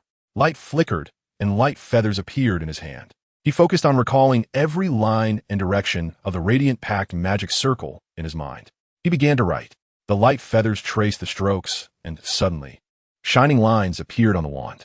But in an instant, it was interrupted. A strong repulsive force surged at the tip of the light feather. Maude did not pay attention. The radiant array recorded this situation. When carving the array, one can feel the repulsion from knowledge. This tests your skill and patience in drawing the array. Maude was about to continue writing when an indescribable feeling surged in his heart. His left eye twitched incessantly. A scene suddenly entered his mind. A male wizard with a deep scar on the left side of his face was weaving through the skyscrapers of the Muggle world on a broomstick. His wizard robes looked somewhat different from those Maude had seen before. His face displayed madness, and his wand was continuously spewing flames. The flames rained down from the sky, igniting many skyscrapers and also burning numerous people in the Muggle world. Maude's vision suddenly fell from the sky and rushed into a room in a tall building. His father, Tomail, dressed in a suit, was looking at the documents in his hand, deep in thought. A flame burst through the glass window and surged in. Inside the room, the clock ticked away. Time, 5:53 p.m. Emoda's mind was suddenly filled with countless thoughts. P.S. Everyone, please urge me to update and give me a wave of 5-star reviews. The final scene lingered at the doorway of a room filled with countless flames. The fire roared fiercely, and it seemed one could smell the scent of burning. People outside were shouting and screaming. Emoda is looking forward to something. However, in the room, no one comes out. Emoda, it's time to get up. Breakfast is already ready. Maude thought of his father's voice calling him to breakfast every day. thought of Tumir's wrinkled, smiling face, and thought of the way he read the newspaper. A surge of immense anger suddenly ignited in Maud's heart like a flame. He could hardly suppress the trembling of his body. Calm down, calm down. Imovica forced himself to calm down. He needed to think about something. This scene was the foresight ability of the sage spirit. In other words, this event should not have happened yet. Time. Maud put away his wand and light feather, snapped his fingers, and a portal of light instantly opened. He stepped inside. London, Surrey County, Little Whitting. Maud's room. Imoda walked out of the space portal. His proficiency with the spatial teleportation was not sufficient to take him directly to his father's company. He nervously glanced at the clock on the wall. Time. 5:40 p.m. There were still 13 minutes until 5:53 p.m. There was time to stop it. Imoda took a slight breath. He was afraid. Afraid of encountering what happened last time with Hermione. The distance between what was foreseen and what actually happened was merely a few minutes, or even less. Maud snapped his fingers again. A white halo appeared. Maud imagined the rooftop of his father's toenail company. There, very few people would go. At this moment, a scar-faced wizard named Sta Reguff was traversing the Muggle world. He was dressed in a gray hooded wizard robe, and this trip was to settle a grudge. However, his quest for revenge was interrupted by Muggle police. His enemy had also escaped. As a pure-blood wizard from America, how could he swallow this humiliation? Revenge. He must give these Muggles a harsh retaliation. Ha. The dark wizard genes coursing through his blood began to stir. Sta Reguff, as if going mad, rode his flying broom high in the building, cheering loudly. His wand began to sparkle with flames. Waves of hot fire sprayed in the sky, crashing down fiercely. Whether it was the tall buildings or the streets, they were all baptized by flames. The crowd ran around in panic, screaming. Sta Reguff continued to ignite bonfires here and there, as if he was throwing a wild party of his own. He even laughed more crazily. Soon, aurors from the Ministry of Magic appeared everywhere, starting to manage this embarrassing scene.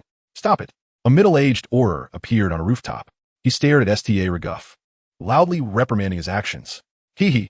Sta Reguff let out a harsh, hoarse laugh. Don't try to stop me, or you'll die. His flying skills were excellent, so he was not afraid of anyone intercepting him. If worst came to worst, his family could protect him. In his view, there was nothing that couldn't be solved by interests. The middle-aged auror's expression was not good. He seemed to recognize the identity of the wizard before him, and appeared to be wary of his magic, as he was not skilled at casting spells in the air. Just this moment of hesitation, Sta Reguff had already ridden his broom far away, and this direction was toward Toenail Company. The speed of the flying broom was incredibly fast, and soon, Sta Reguff had shaken off the group of aurors behind him, who seemed foolish in his eyes. He raised his wand, intending to continue his bonfire party. Boom! A purple lightning bolt suddenly descended from the sky. It exploded in the clear blue sky without any warning. Countless arcs of electricity danced in the air. Sta Reguff hurriedly dodged on his broom, but soon a purple light shone brightly. A lightning sword fell from the sky again. Who? Come out! Reguff shouted loudly. He had already guessed that someone was causing trouble. Otherwise, how could there be thunder on a clear day? Boom! More lightning struck down. Ultimately, the lightning forced the scar-faced wizard to fly lower and lower. He turned and headed into the distance, wanting to evade this damned thing. Maud stood on the rooftop of a tall building, stroking the black snake in his hand. His golden eyes glimmered with a faint light. This was the Farsight magic. Maud is guiding the black snake to strike more accurately, but after all, the distance is too great. Gugu the black snake calls softly, as the magic within it surges violently. In the distance, lightning strikes down one after another. In the clear sky, the sound of thunder echoes continuously. Maud looked at the distant figure awkwardly dodging, his gaze sharp as a knife. He suddenly smiled. If he got a little closer, that figure would definitely not escape the lightning of the black snake. That would be best. The rules of the Ministry of Magic no longer applied to him, because the Ministry's rule was that wizards could not use magic in the Muggle world. What did that have to do with the black snake? It was just a little snake? Oh no, a little dragon. But unfortunately, he turned his head. The aurors in the distance noticed the situation in the sky. Another wizard? The middle-aged auror squinted his eyes. He wasn't sure, as he had never seen magic like this before. A few aurors cleaned up the scene and erased the memories of the Muggles who had seen Reguff. Then, they began to head towards Reguff's direction. Before long, in Maud's distant view, he saw several aurors arriving late. Among them, one auror seemed to sense his gaze and looked over at him. Maud snapped his fingers and instantly became invisible. The lightning suddenly ceased. Maud continued to gaze at the figure of the wizard in the distance, watching him move further away, gradually descending. It seemed like he was about to land. That place. Maud remembered that there was an abandoned factory there. The scar-faced wizard would have no chance of escaping from there. Maud avoided the horror sight. The portal opened. He stepped in once again. His figure and the portal vanished in an instant. The undying steel factory.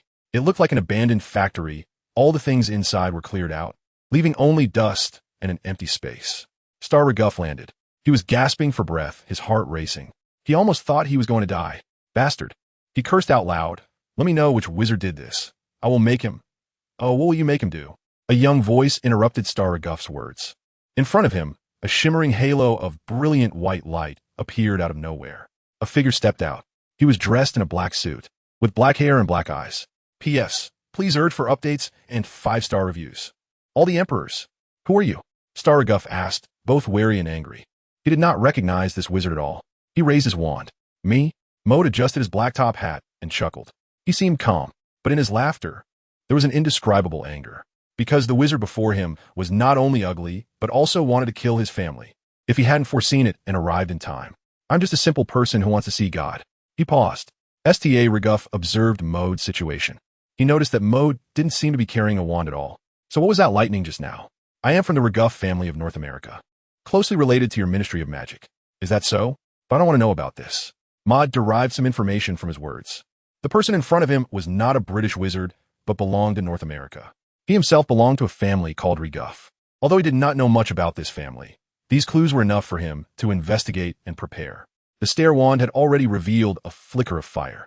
Just as the blazing flames were about to spew out, a look of surprise flashed in Sta Reguff's eyes, and he quickly turned to dodge. A purple beam shot past his body, narrowly grazing him and charring his hand. He looked back towards Maud again. The person had already disappeared. Where'd he go? He waved his wand. Armor protection. A transparent wall shielded him. He cautiously looked around, but in any direction, there was no sign of anyone. Come out. Starigaff shouted sternly. He hoped this would prompt his opponent to speak and reveal their location. A stiff voice came from afar. Sta Reguff hurriedly turned to look. Maud's figure appeared there. Sta Reguff immediately cast a fire curse. He intended to use this fire curse to make this seemingly inexplicable enemy suffer and die painfully. The golden-orange flames seemed to transform into a ferocious beast, ready to engulf Maud. The roaring sound of the flames churning in the air echoed in the empty factory. The scorching heat spread all around. Sta Reguff seemed to have already envisioned Maud being consumed, and he let out a strange laugh, like a cold-blooded beast without intelligence. But Maud's figure suddenly disappeared. Just before being touched by the flames, it transformed into a beam of light. Star Reguff was momentarily stunned. I heard that stiff voice again. Star Reguff looked back, and the black figure was already behind him. It seemed to be sneering. Unforgivable, not a spell. Star Reguff cast the fiery curse once more. Fiery flames spewed from his wand, forming a curtain of fire, and rushed towards Maud's figure again. What a pity. The figure of Maud has disappeared again. Here. Maud's figure appeared and disappeared around him, and that stiff voice echoed from time to time. Star Reguff finally sensed something was wrong. This isn't you, is it? Right, young wizard? He squinted, seemingly calming down. But inside, he was becoming anxious and afraid. This kind of magic was something he had never heard of, and the unknown is the most terrifying thing. Is it? The voice came from behind him. Aren't you going to look behind you? Do you think armor can protect you? Whoosh! A sudden sound of slicing air came from behind. Star Reguff hurriedly turned around. Frost arrows, shimmering with blue light, shot towards him.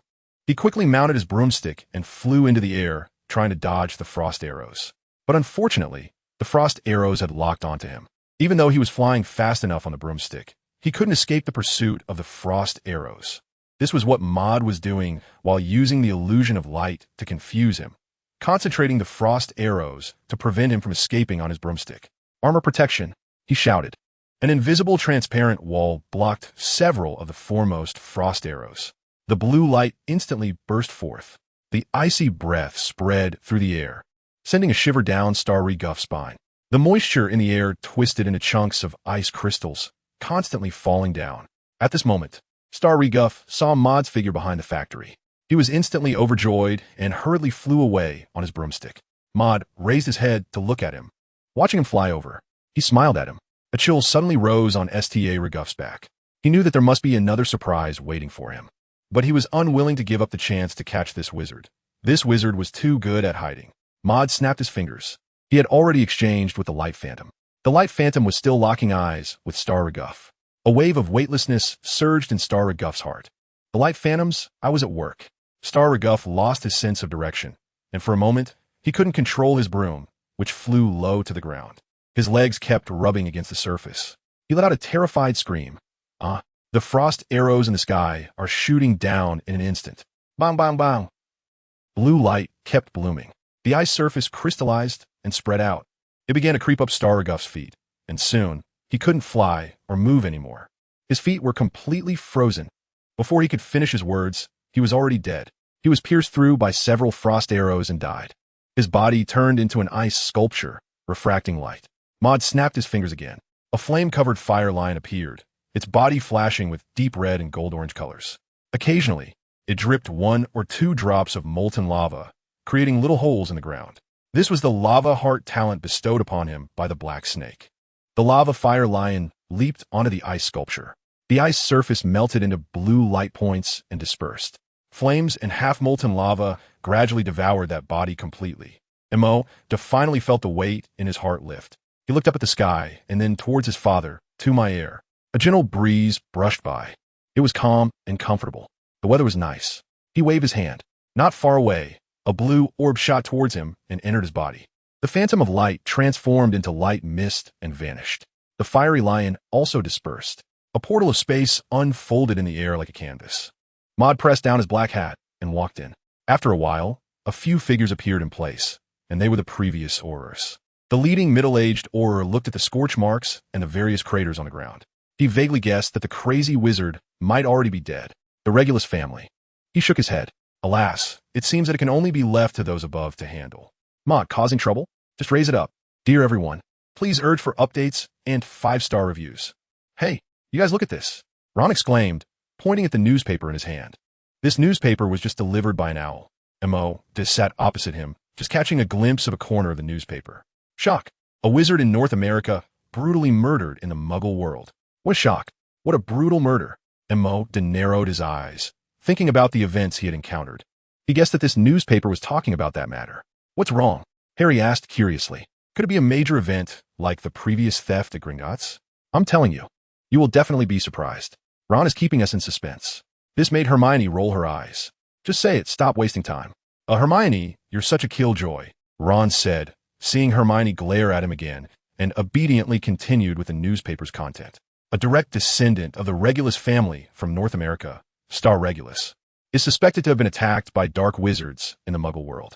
The reason for the murder is currently unknown. Star Regulus came to the wizarding community in Britain to represent the Regulus family for a friendly visit with the Ministry of Magic. Minister of Magic Cornelius Fudge stated that they would do everything possible to investigate the truth and provide an explanation to the Regulus family. The newspaper also printed a moving picture showing scenes of the fight between Mold and Star Regulus, as well as footage of Cornelius Fudge being interviewed. Maud frowned slightly. The newspaper made no reports on Star Reguff's actions. Instead, it meticulously depicted various parties expressing regret and condolences for his plight.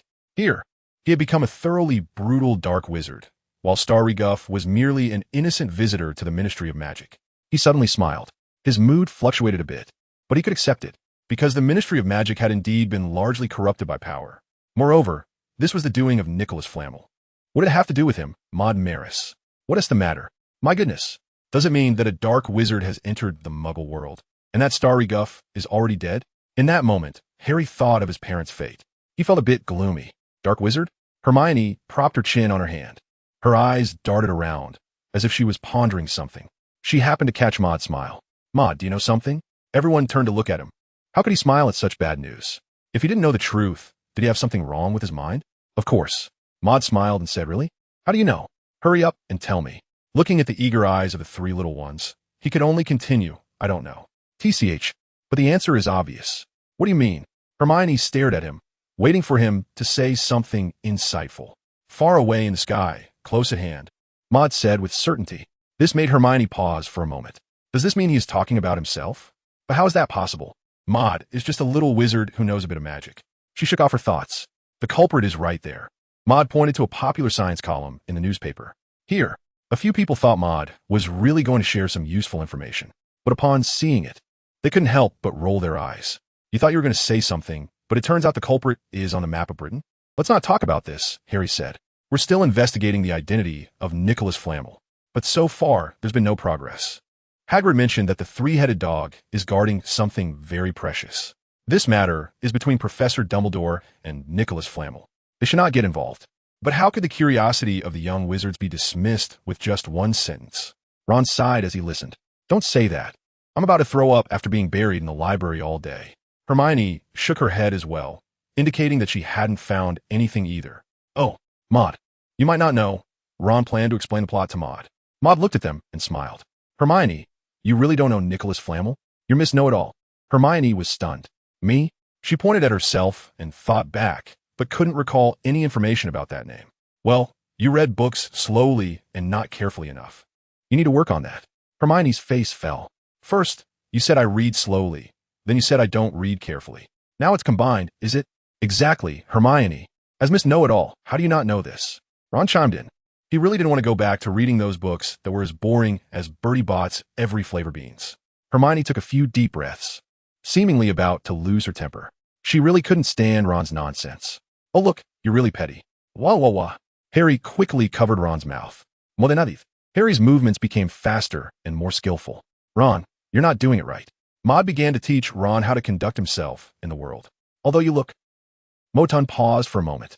It was very ordinary, but you shouldn't directly point out others' shortcomings. After all, you are also... As he spoke, he observed the expressions of a few people. He nodded in satisfaction. Isn't the atmosphere better now? Mr. Mellis, a cold voice echoed again. Maud turned around instinctively. Professor Snape? The professor, dressed in black robes, had silently approached the group from behind. I need to talk to you. He gestured for Maud to follow, moving ahead. Oh, I really pity you, Maud, Ron exclaimed, his mouth agape. He probably wants to use you to feed the three-headed dog, so he can go get something. Mo left. You little brain, you really thought well. No more thinking from now on. He followed Professor Snape. The two of them arrived at Professor Snape's office. 2 things? Professor Snape said. I need you to help me with 2 things, Mr. Maris. Mole nodded. The first thing is to make you my potions assistant. Professor Snape was still amazed by Maud's suggestion for potion brewing last time.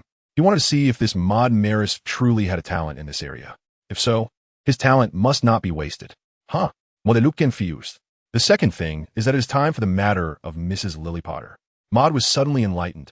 The time has come. The tool person should be online now. P.S. Maud, tool person online? Professor Snape, could you give a little encouragement and a 5-star review? Then let's get started. Professor Snape's face remains as indifferent as ever. Maud looked at Professor Snape and thought of an idea. Which one to start with? Professor Snape, huh? I think the second thing is more important to Professor Snape. After all, it's about Lily Potter. The corner of Professor Snape's mouth suddenly twitched. Mellis. Moody examined Professor Snape's expression. It wouldn't do to keep a cold face all the time.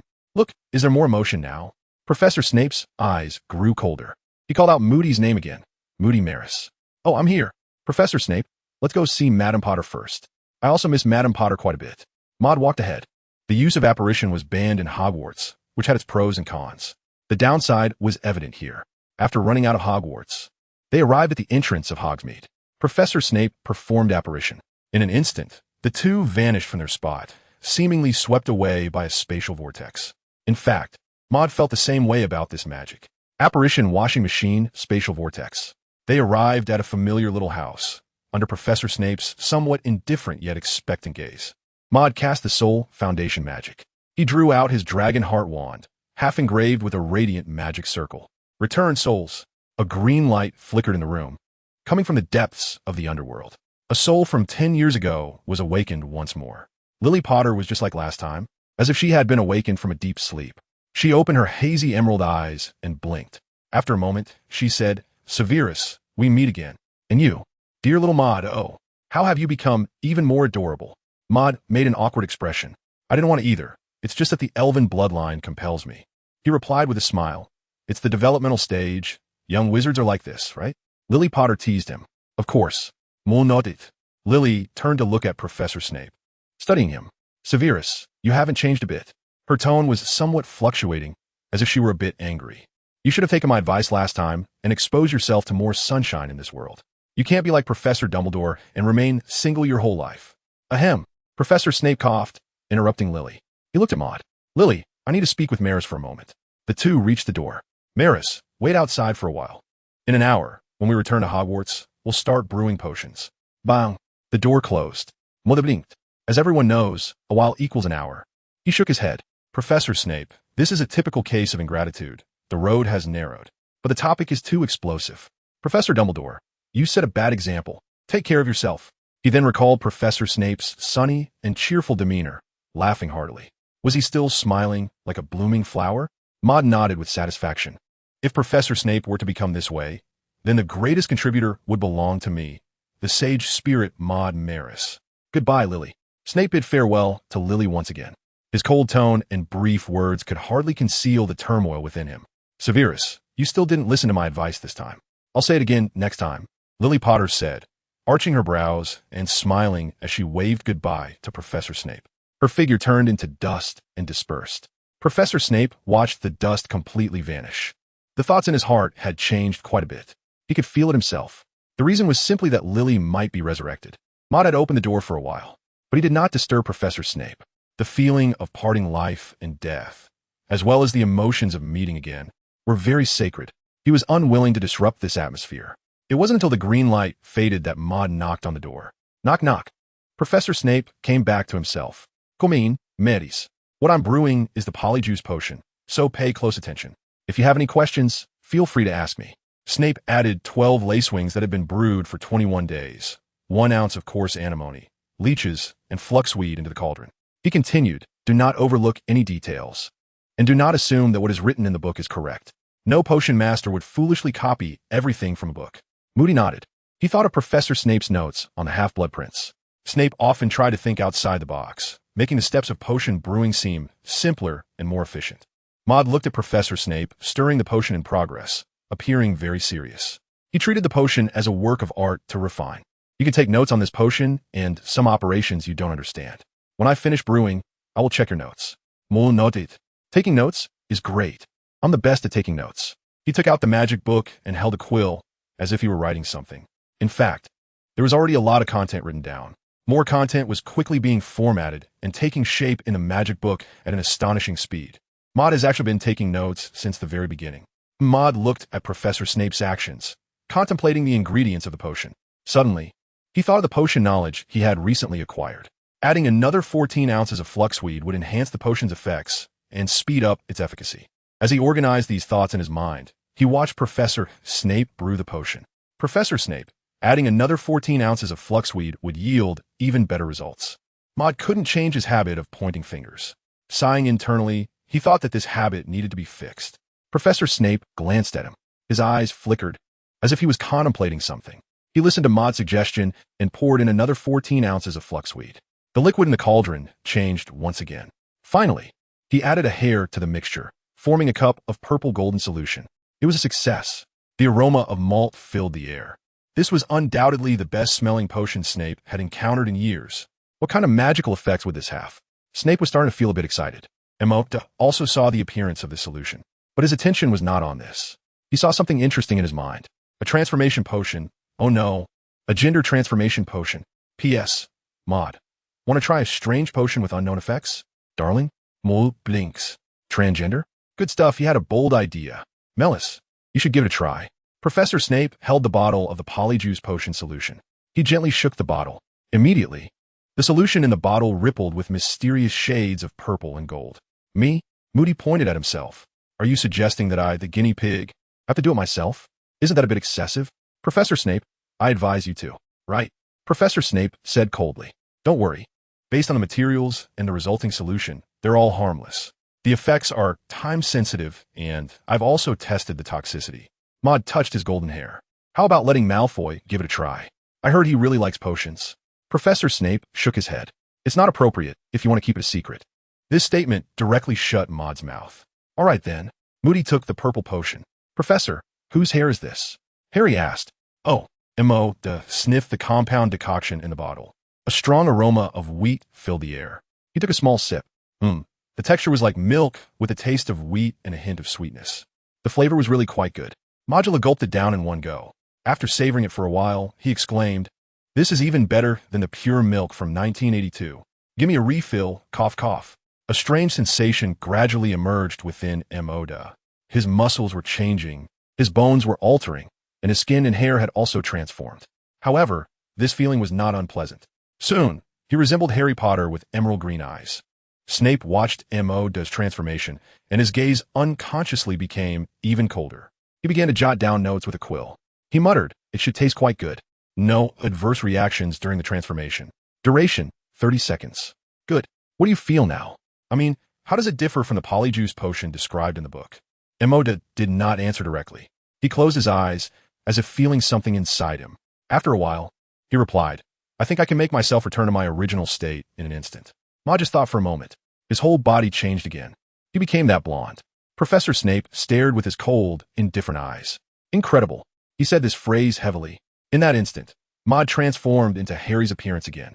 Maud summarized, "I can feel the consumption of the potion in my body, which indicates the duration of the transformation. This potion should last for an hour and a half.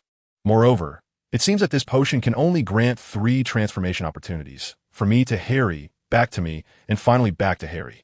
After that, I can only wait for the effect of the potion to wear off." "Very good," Professor Snape nodded.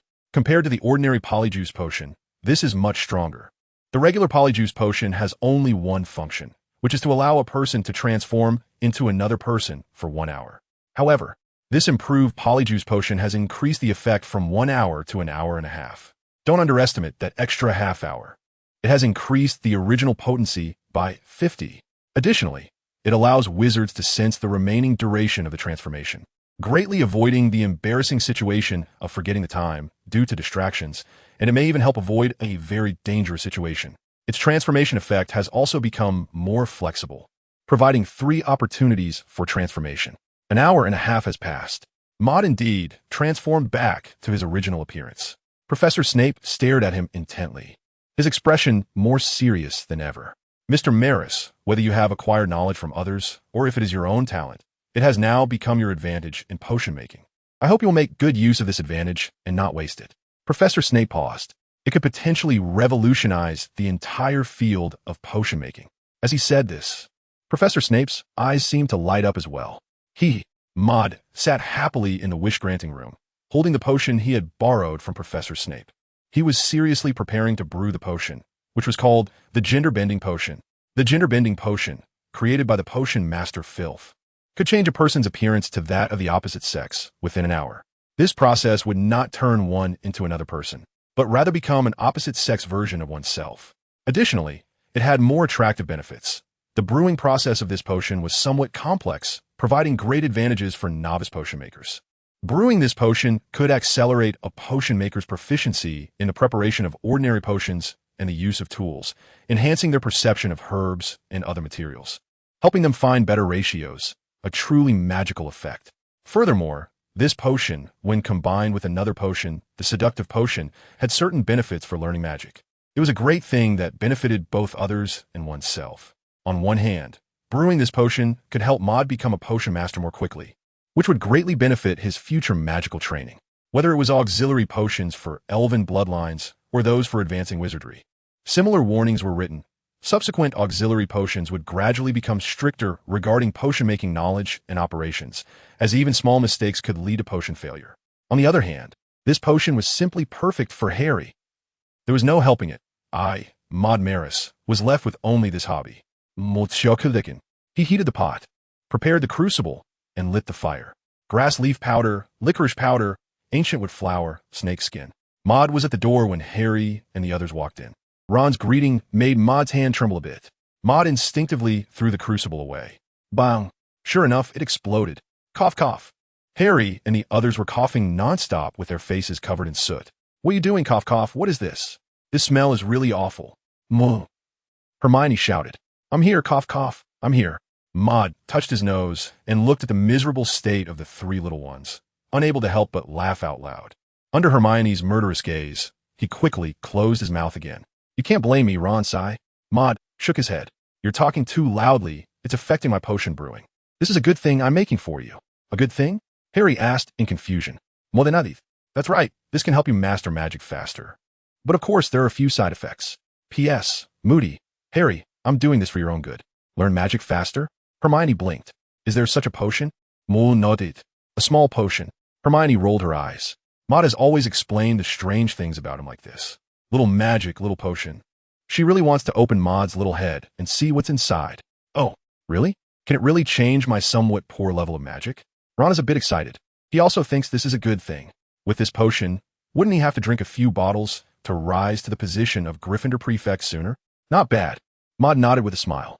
Ron's understanding of himself deepened. Hermione stared at Maud's face again. Why do I feel like you have ulterior motives? Am I wrong? You're mistaken. What are the side effects of this potion? I don't know for now. We'll only find out after trying it. Really? He ignored the skeptical look Hermione gave him. Maud looked at Harry as if he were examining a piece of art. Harry felt a bit creeped out by the gaze. All right. You all go aside and don't disturb me. Maud spoke as he picked up the cauldron and sat back down to continue brewing the transformation potion. Harry and Ron had no interest in potion making. This stuff was practically synonymous with Old Bat Snape. Just looking at it was unpleasant. However, Hermione crouched down and looked at Maud. Can I watch? Miss Granger's curiosity never seemed to wane. Moody thought for a moment and agreed. It wasn't something that needed to be kept secret anyway. At worst, he could just credit Professor Snape for the achievement. Maud added grass leaf powder, licorice powder, ancient wood flour, and snake skin to the heated crucible. He began to brew the first layer of the potion. The preparation of this potion is divided into 4 layers, requiring 4 times of brewing the base solution, which are then used as materials to be fused and brewed once more before finally becoming a transformation potion. Emoda couldn't understand why the brewing process of such a useful potion was so complicated. The solution in the crucible began to bubble. After a while, signs of solidification started to appear. Moody poured the ingredients into the beaker to brew the second layer of the potion. Hermione knew that potion making required concentration and should not be disturbed, so she sat quietly beside him, watching. The basics of potion brewing from Mo seemed to be stronger than hers. She hasn't been studying potions less recently, yet she still can't catch up to Mo. Did Professor Snape give him special treatment? Or is it just how geniuses are? Damn it. For the first time, Hermione's status as a top student is being questioned by herself. Maud brewed the potion and accidentally exploded the crucible again, ruining 4 to 5 batches of basic potions. Finally, he reached the last step. He carefully poured 4 cups of basic solution along the inner wall of the crucible in sequence. The dark red solution gradually turned light red after stirring, and then became even lighter, until it transformed into a transparent solution with a hint of green threads. Maud looked at the solution with satisfaction. It was just barely a qualified potion for transformation. The color wasn't great. He hadn't refined the solution to its best state, but it still had a certain degree of transformative effect. As for the other charm potion, he would brew it next time. It was quite exhausting. Maud reflected on his feelings during the potion brewing process. He had come into contact with most of the tools needed for brewing potions and became more familiar with their use.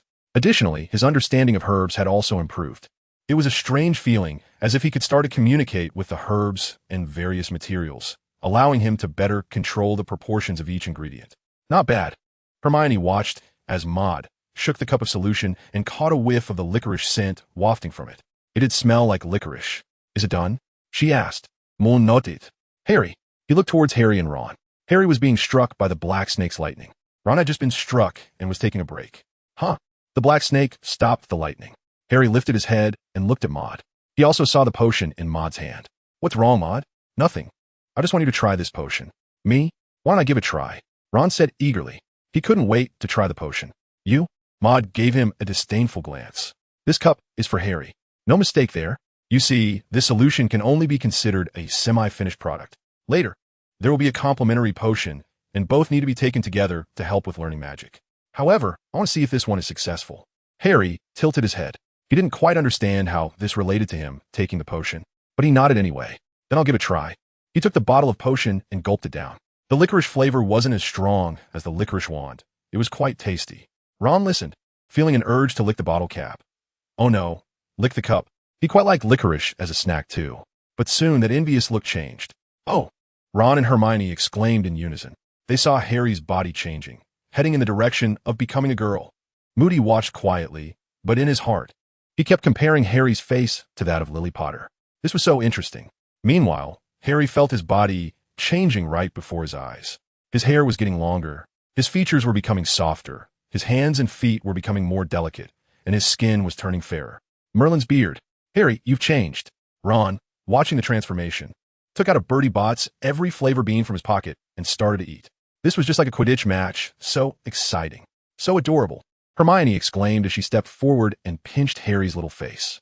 Oh no, Harry's little face. Almond-shaped bright green eyes, a dainty nose, soft black hair.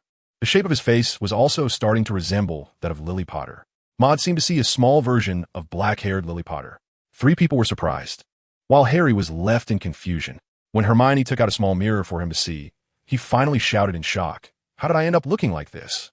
Even his voice had changed to a slightly cute, childish tone. Mole blinks. He had already imagined Snape's eager expression. P.S. Dear readers, please urge for updates and give 5-star reviews. My grades have started to drop again. Help me out. What's going on? Harry looked at Maud with his emerald green eyes. Ahem, I don't know either. But this should be a side effect of this potion. Maud looked at Harry's cute little face and shook his head. 1 bite kills the side effects. Definitely not the effect. What is this potion called?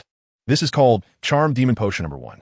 When used together with Charm Demon Potion number 2, it will have the effect of assisting in learning magic. Harry nodded, somewhat understanding but still confused. So how long will the side effects of this potion last? Hermione finally put down her little hands that were pinching her face and also stared over. It should be less than an hour. This side effect is really strange. Isn't it? Hermione said. Who knows? Moody shrugged. Ron also came over. He looked carefully at Harry again. I said, Moody, will drinking the potion make you look like this? Ron thought about the effects of the potion. Not drinking it seemed hard to bear, but drinking it would lead to this appearance. Wouldn't that undermine his future authority as a Gryffindor prefect? Mole nodded. Good and bad go hand in hand. Fortune and misfortune are intertwined. If you can't accept it, that's fine. At worst, just be a good student who doesn't excel. Ron scratched his head, momentarily lost in thought. Moody looked at Harry again. The effect has come out. Shouldn't Professor Snape take a look? Shouldn't he give his opinion on the effectiveness of his potion? Wait, Hermione also looked at Harry and suddenly thought of something. Isn't there a potions class with Professor Snape in the afternoon? Harry's face immediately turned sour. What should I do? I can't just go over like this, can I? Maud's eyes lit up. What a coincidence. It must be a coincidence. He didn't check the course schedule. No problem, cough cough. Maud tapped Harry on the shoulder. Your height hasn't changed much. Just wear a plain long robe that covers your face a bit later. Maud and the others walked ahead, blocking Harry's figure. A few of them returned to the Gryffindor common room. Harry changed into a slightly larger robe and paired it with a hat that looked a bit like a wizard's hat. The brim was wider, capable of blocking out light. If one didn't look closely, only the outline of his face could be vaguely seen. Moody nodded. Hermione looked at Harry's worried expression and comforted him. It's okay, Harry. From this position, I can't see your face clearly. Maud said something too. Even if you saw it, just say you accidentally drank the compound tincture I brought. As for where it came from, Professor Snape. Harry finally felt a bit relieved. The distance from the Gryffindor common room to the classroom wasn't very far. Harry's outfit was slightly strange, but it only attracted a few curious glances. Smoothly, they arrived at the potions classroom. What if Professor Snape calls on me to answer a question? Harry whispered in a high-pitched voice. His tone was quite abnormal. Wouldn't that expose him? It's fine, Harry. Just say your throat is sore and that you're not feeling well, Hermione said. Soon, Professor Snape pushed the door open. He swung his black robe and walked in with a cold expression. Turn to page 45 of Basics of Potion Making. Today, we will learn. Professor Snape paused. He noticed Harry's strange outfit. Mr. Potter, what are you doing? He said coldly. Have you done something you shouldn't have? Which is why you're dressed like this. Harry was so nervous that he couldn't speak. Professor Snape stepped forward and grabbed Harry's head. He leaned down, slowly lifting Harry's face. Molles pupilles suddenly contracted, as if he had seen something surprising. Malfoy knew he had seen Harry's face. On the other side in the Slytherin seats, Malfoy was also watching the scene. The corners of his mouth had already curled up. He could already imagine how embarrassing Harry would look later. Harry Potter, haha. Then, in Malfoy's watchful gaze, Professor Snape gently adjusted Harry's hat and even patted him lightly on the back of the head. Malfoy, is this what an angry professor is supposed to do? Mr. Potter, if you're feeling unwell, remember to take a good rest, Professor Snape said before turning back to the podium. Harry looked completely bewildered. He couldn't understand what was wrong with Professor Snape.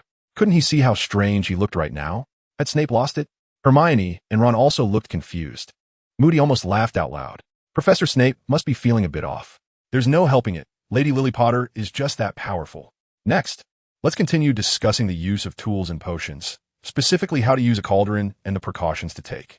In this class, Snape's tone seemed to have changed to Moody's ears. Was it less indifferent? Maud guessed that Professor Snape was lost in memories. Back to the scene of meeting Lily under the tree in his childhood. Harry's appearance was indeed too impactful for Professor Snape. Next, I will ask a few questions. In the last lesson, I mentioned that Professor Snape rarely asked Harry questions. Instead, he asked Malfoy, "Mr. Malfoy, you answer this question." Malfoy was doing quite well in potions and answered the question easily, casting a smug glance towards Maud. Not bad. Snape looked around the room, but his gaze seemed to be fixed on a certain direction. He coldly said, "Did you all hear that and not take notes? Is it only Mr. Potter who takes notes?" Gryffindor gets 10 points. Ron gaped, watching Harry with a quill, writing something unrelated to the lesson on the paper. "My goodness," he whispered. "Has Professor Snape gone mad?" After class, Professor Snape called Maud over. "Marys, did you do this? I mean, Potter's appearance." Professor Snape quickly guessed that this matter was related to Maud. Maud knew he couldn't hide it and nodded. An unexpectedly created potion. Snape had a half smile. "What is the effect of the potion?" It changes, but the words weren't finished. "I heard that the Ministry of Magic sent someone to our school." "Oh, why?" "I heard it's about what was mentioned in the newspaper last time, the matter of Sturgis Podmore." The little wizards were discussing. Maud lowered his head, his gaze flickering. "Who is it? Minister of Magic Cornelius Fudge? P.S. Please urge for updates and give a 5-star review." Maud thought about whether he might be exposed. The deed had already been done, and he felt no regret at all. After all, Star Reguff was not a person. He recalled how he handled the situation. He should not have been discovered. At that time, he still looked like Nicholas Zhao's. Even if he were discovered, it would be a matter concerning Nicholas Zhao's. Mulkisteken.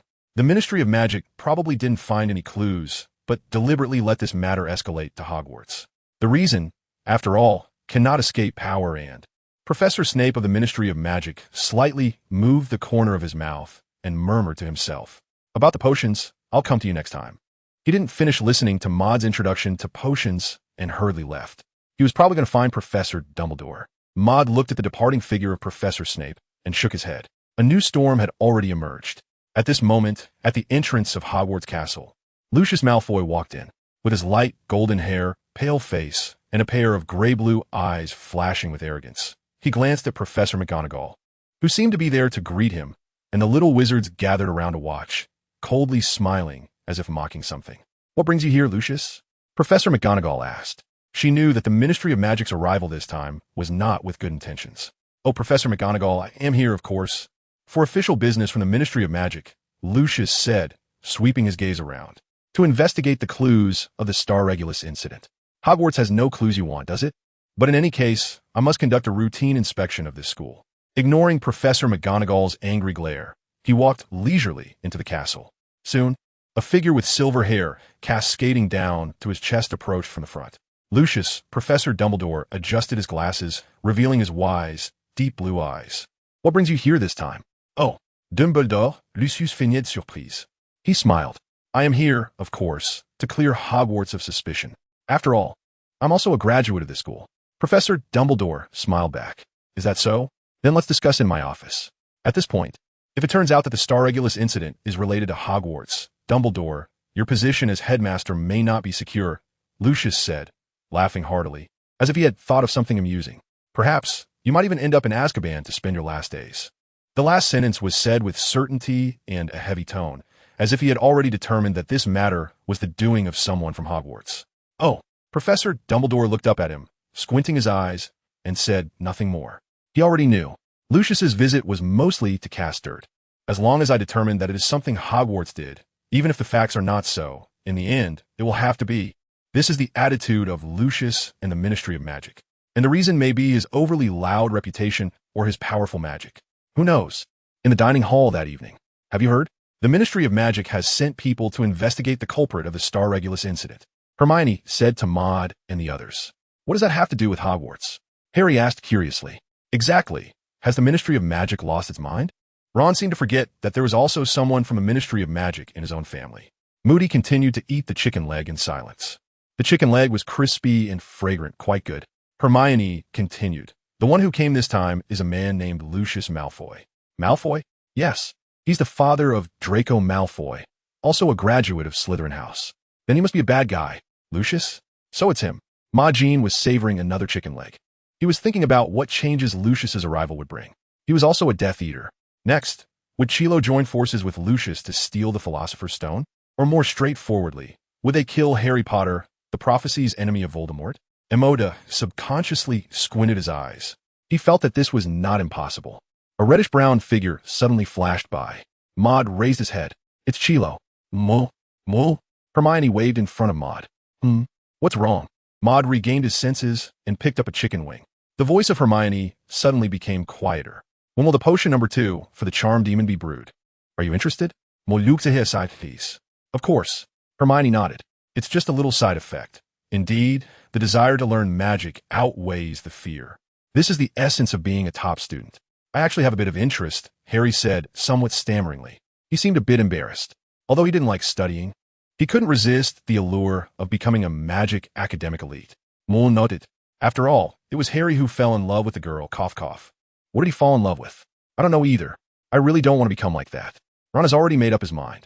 Becoming a girl is too absurd and could leave a stain on one's career. Absolutely not. Oh, really? Mull smiled. He turned to look at Hermione and Harry. The succubus potion number 2 should be ready in the next few days, and soon you will be able to experience its effects. When it was developed, it was the time of Harry Potter's return. As for how effective it is, Maud isn't sure either, but it shouldn't be too bad. By the way, what's wrong with Professor Snape today? Harry finally asked. He clearly saw me, but he didn't say anything. Instead, Maud was able to solve that fill-in-the-blank question. He even kindly patted the back of your head. Thinking of this scene, Maud almost laughed again. I feel like the way he looks at you is like he's looking at someone very familiar. Hermione noticed the look in Snape's eyes at that moment. It's like the gaze my dad has when he looks at my mom. Saying this, she couldn't quite believe it herself. Harry involuntarily shivered. At this moment, recalling Professor Snape, something's off with you. In my opinion, Snape might have been in Slytherin for too long and is starting to go crazy, Ron said, shaking his head as if it were true. A familiar voice rang out, Mr. Maris. M.O. instinctively turned around. Professor Dumbledore? I need to talk to you about something. Dumbledore blinked his bright blue eyes. Maud thought about the reason Dumbledore was looking for him. He silently cast the brain-locking spell and walked outside. Professor Dumbledore looked around and said, Let's go to my office. The two walked under the moonlight, chatting casually. Mr. Mellis, do you know why I'm looking for you? What is it? Maud first thought of the Philosopher's Stone and Lucius. P.S. Please urge the authors for updates and give 5-star reviews. Moore followed Professor Dumbledore directly to his office. Professor Dumbledore was still sitting in his office chair, resting his chin on his hands as he looked at Moore, saying nothing. His pair of deep blue eyes seemed to see right through Moore's heart. Mind reading, huh? Having cast the brain-blocking spell, Moore had now grasped the essence of this magic. Moore blinks. All sorts of chaotic thoughts surged in his mind. Professor Dumbledore's desk looks really nice. This phoenix is becoming cuter by the moment. I heard Ron has a crush on Professor Dumbledore. Professor Dumbledore still looks so energetic. Professor Dumbledore chuckled. Your clemency is getting better and better. Oh, sorry. I didn't mean to. Maud nodded. He didn't trust the old Dumbledore in front of him. Always peeking into privacy. How terrible. Of course, this thought was protected by the brain closure spell. As the saying goes, he smiled on the surface. Professor Dumbledore put away his smile. Mr. Maris, I know your magic is marvelous and powerful, at least much stronger than any of your peers. Professor, you must be mistaken, right? How come would possibly admit that? Is that right? Professor Dumbledore lowered his head, letting his glasses slide down his nose, revealing his blinking blue eyes below. It's all right. I want to ask you for a favor, Professor Dumbledore, but I may not be able to do it. Dumbledore nodded and continued. I hope you can help me protect Mr. Potter. The situation has changed, and Mr. Potter is likely in danger. His expression became very serious. He looked at Mud, staring into his eyes. Can you help me, Mr. Maris? As long as it doesn't endanger your own life. It really is about this matter. When Mord came in, he had his suspicions. He shook his head. Professor, it's not that I don't agree. It's just that if I do agree, I might not be able to complete this task. He paused, then continued. I'm just a small wizard. How can I possibly protect Harry if something goes wrong? Dumbledore did not refute him, but he continued to look into Mord's eyes. It's fine. If that's the case, it's my own lack of consideration. Can you agree to my request, Maris, for the sake of an old man who's over 100 years old? Additionally, I will personally pay you a certain fee. Sighing, Mord walked out of the headmaster's office. Professor Dumbledore truly is a tough one. He still took on this task. He hadn't walked far. Maud saw Professor Snape walking towards him. Against the backdrop of the night, he looked just like a bat. Mr. Mary's, his uniquely cold voice rang out. Professor Snape. Maud has already known that Snape specifically came to find him.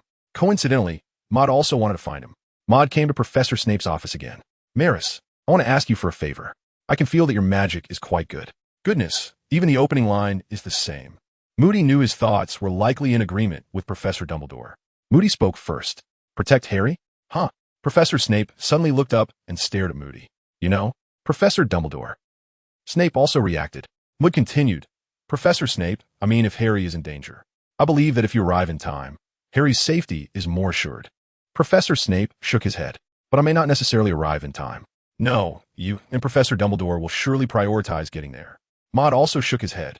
Professor Dumbledore was able to lift the restrictions on apparition within Hogwarts. The Phoenix, he kept also had similar abilities to apparition. Therefore, as long as someone could intercept and hold back their pursuers, they would definitely be able to catch up. The root of fear of the unknown comes from a lack of firepower. So, Professor Snape, you must firmly hold the second-in-command position at Hogwarts. And the method should start with the wand. Professor Snape, to be honest, I have done some research on wands. Could you take out your wand for me to take a look? Snape's cold gaze flickered as he contemplated something. He took out his wand and handed it to Maud. Maud cast the identifying spell. He often used this spell and had become highly skilled at it. Since it was only a supportive magic, Maud could almost cast it silently. However, it still drew a puzzled look from Professor Snape, who seemed to have noticed him casting the spell. Maud looked at the wand in his hand and then at Professor Snape. A line of text appeared directly in his vision. Wand. Compatibility with him. 90 effect. Able to use magic smoothly, no other effects.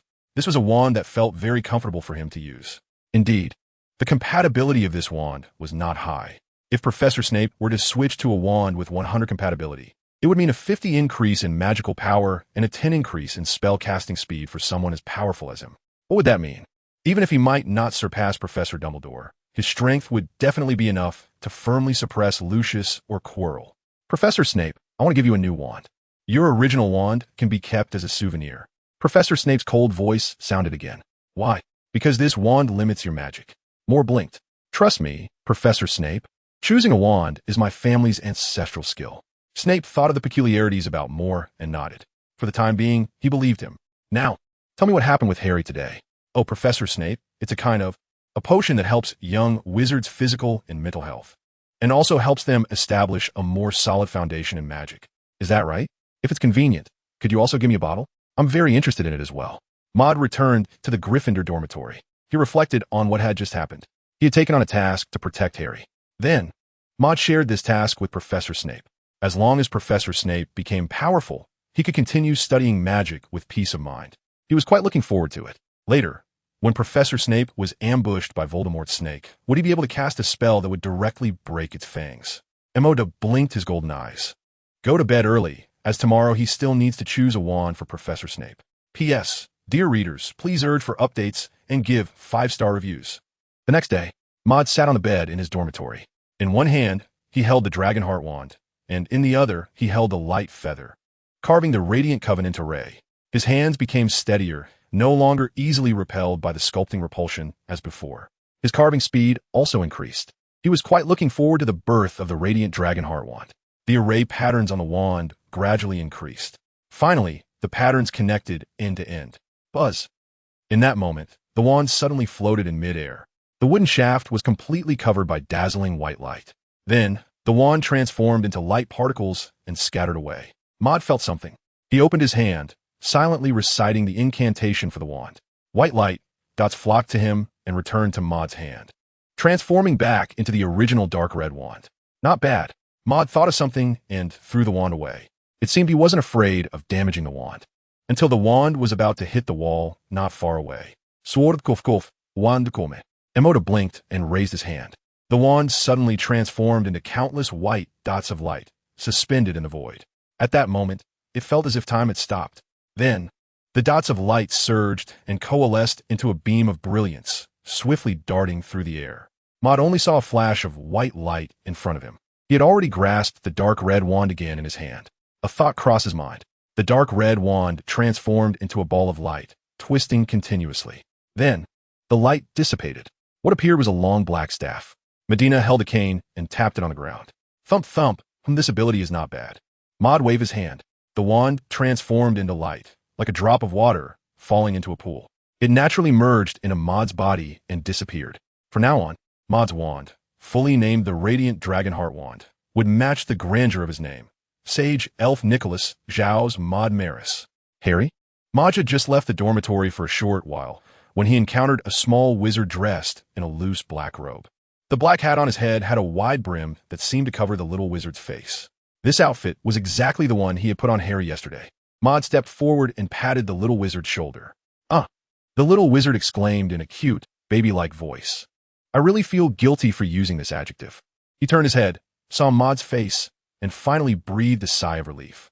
Maud, why did you scare me? Maud looked at Harry's almond-shaped emerald green eyes in a strange way. Harry, what is going on? Do you have some weird thoughts? What are you doing? Moody asked. Oh, this is really not a good story. Harry began to recount his experiences. Emma listened to Harry and understood what had happened. It turned out that Hermione had brewed the polyjuice potion. Last night during dinner in the cafeteria, Hermione had asked him whether she could brew the polyjuice potion. She also inquired about some details regarding the brewing process of transformation potions. Maud thought that the transformation potion wasn't very important, and its spreading among the three of them didn't matter, so he agreed. As a result, Hermione brewed 2 bottles, asking me and Ron to help him try it out. Ron's bottle didn't work, but mine seemed to have succeeded. The reason I say seemed to have succeeded is that the effects of this potion were delayed by a full half hour. Fortunately, Harry and Ron had safely put on their oversized robes and wide-brimmed hats first. This time, Harry acted much more naturally. As he was walking alone on the way, the potion took effect, and once he put on the hat, no one could tell. Harry was heading to the Gryffindor common room when he ran into Maud, who had just come out of the common room. So that's how it was. Maud touched his chin. He looked at Harry's face, which was once again filled with sorrow, and comforted him. The effect of this medicine should last a shorter time, so don't worry, it will be over soon. Suddenly, bang! A person rounded the corner and collided with Harry, who was chatting with Maud. Both Harry and the person fell to the ground. Harry's hat fell off, revealing his long black hair beneath it. What an annoying nuisance. Young Master Malfoy, with his light golden slicked back hair, turned to see the little wizard who almost caused him to fall, ready to curse him out. But as he looked down, he saw a cute little face, green eyes, a delicate nose, and fair skin. He suddenly choked. Malfoy looked at the scene, blinking his eyes involuntarily. Soul encounter. Love it. You. Harry looked up and saw Malfoy's annoying face, wanting to retort. However, he noticed that Malfoy was staring at his face. Wait a minute. Harry touched the top of his head. The hat fell off. He frantically looked at the ground, picked up the hat, and put it back on his head. Finally, it covered his face and hair again. Young Master Goyle, beside him, saw Malfoy in a daze and cautiously stared at Mold, nudging Malfoy. Oh. Malfoy came to his senses, his expression becoming arrogant again. Young Master, it was her who bumped into you, Goyle shouted, pointing at Harry on the ground. Although he didn't know who this was, being with Mold made her the young Master's archenemy. Just when Goyle thought Malfoy was about to scold the little wizard on the ground and reprimand the nearby Maris, young Master Malfoy helped the little wizard up from the ground, brushing off the dust from his robe. Sorry, I really apologize. I didn't see the road when I turned the corner. It was my fault. Harry was stunned. Is this really Malfoy? Does Malfoy look like this? Harry knew that Malfoy probably didn't recognize him. His voice wasn't very good for talking right now, so he could only respond in a cute voice, it's fine. Malfoy's gaze made him a bit scared. Harry didn't dare to stay any longer and turned to leave. Moore glanced at Malfoy, who was still in a daze, and then at Harry, who was walking away. He almost laughed out loud. Young Master Malfoy, you're going the wrong way. Maud shook his head and continued walking towards Professor Snape's office, leaving Malfoy staring blankly at Harry's back. Who is this little witch? How annoying. Annoying what? It should be annoying. I don't know either. Knock knock. Come in. Professor Snape's cold voice came from inside the office. Maud pushed the door open. Professor Snape. We can go now. To Diagon Alley. Diagon Alley. The narrow street was still filled with crowded people. The sounds of bustling trade constantly reached their ears. Do you need to buy anything, Marys?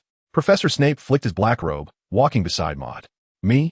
I do have some things to buy. Emma thought of the materials for the auxiliary potion. Let's go.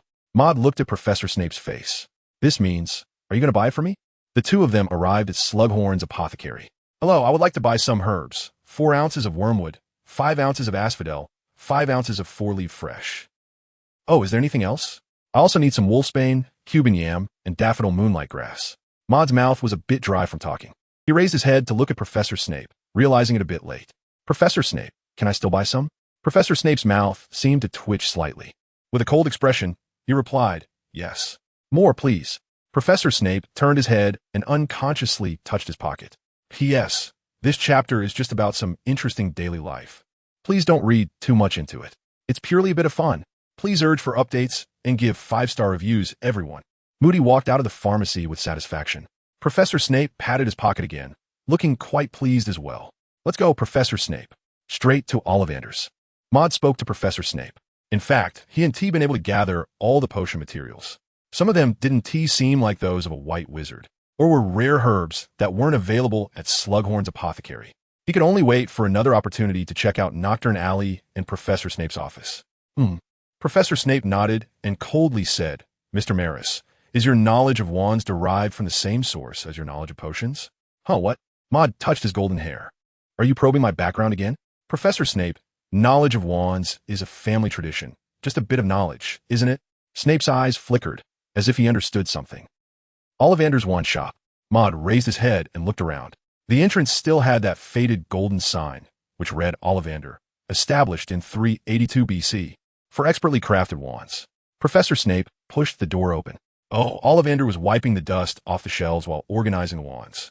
Hearing the sound of the door opening, he turned to look. Isn't this Mr. Snape from Hogwarts? Yes, Ollivander. I'm here to buy a wand. Professor Snape's indifferent voice sounded. For Mr. Maris? I remember he just bought one not long ago. Ollivander looked at Maud, recognizing the young wizard as well. Last time he surprised me quite a bit, he winked. His eyes seemingly filled with a certain sparkle. Moody nodded at him in response to his greeting. Not getting myself a new wand? A new wand? Yes. The previous one is already worn out, so it's just the right time to get a new one. Ollivander looked Snape over, then turned and walked toward the shelves, carefully selecting a wand. Maud took the opportunity to cast a discernment spell. Soon, Ollivander brought out several wands for Professor Snape to try one by one. However, his eyes suddenly shifted and fixated on Maud. This surprised Maud. He knew that Ollivander was very obsessed with anything related to wands. Was he trying to steal a lesson? Maud knew he couldn't see anything, so he started matching wands for Professor Snape. Snake Nerve Core Wand, match rate, 86. Vila Hair Core Wand, match rate, 70. Dragon Nerve Core Wand, match rate, 65. Unicorn Feather Core Wand, match rate, 95. Professor Snape tried them all. The Unicorn Feather Wand appeared exceptionally bright in his hand. He waved the wand and looked over at Maud. Moody shook his head and turned to look at the other shelves of packaged wands. Ollivander, I'm sorry, but I don't feel this one is quite right. Could I see some other wands? Snape said to Ollivander. Ollivander squinted and smiled, nodding in agreement. He then took out a few more wands. Maud looked again and shook his head. Ollivander was not angry. On the contrary, he seemed to enjoy the situation. He knew that this little wizard must have some magical understanding of wands. If he could learn something from it, how about that? Mr. Snape. Ollivander took a brand new wand out of its packaging and placed it on the table. Maud looked again with the discerning magic. Snake Nerve Core Wand, compatibility, 77. Snake Nerve Core Wand, compatibility, 97. Dragon Nerve Core Wand, compatibility, 89. Unicorn Feather Core Wand, compatibility, 100. Found it. Professor Snape nodded and more. The Unicorn Hair Core Wand was right beside him. Snape picked up the wand. As soon as he held it, a sudden feeling surged in his heart. It felt just right. It was as if the length and material of this wand were custom-made just for him. Professor Snape raised the wand. Let's give it a try, he said. Mr. Ollivander noticed the exchange of glances and movements between the two. He knew that this wand would be very special for Snape. Snape nodded. At that moment, the indifferent man suddenly felt an inexplicable anticipation. He hadn't felt this way in a long time. He raised the wand and pointed it at a wall in the shop. Whoosh! A powerful magic surged within Snape's body. It erupted from the tip of the Unicorn Hair Core Wand, transforming into a strong wind. It blew upward from the ground. The shelves by the wall gradually floated up, as if lifted by a giant. The wind grew increasingly fierce, until, suddenly, the dark shop was illuminated as if it were daytime. The wand in Professor Snape's hand sparkled with an intense light that was hard to look at. The wind stopped. The light faded. Everything returned to normal. Professor Snape's eyes were fixed on the wand, sensing something. Yes, he said after a long pause. I'll take this one. Ollivander nodded. He looked at Maud. Mr. Maris, you have an incredible understanding of wands. If you are willing. Maud didn't wait for him to finish and shook his head. He knew what Ollivander wanted to say.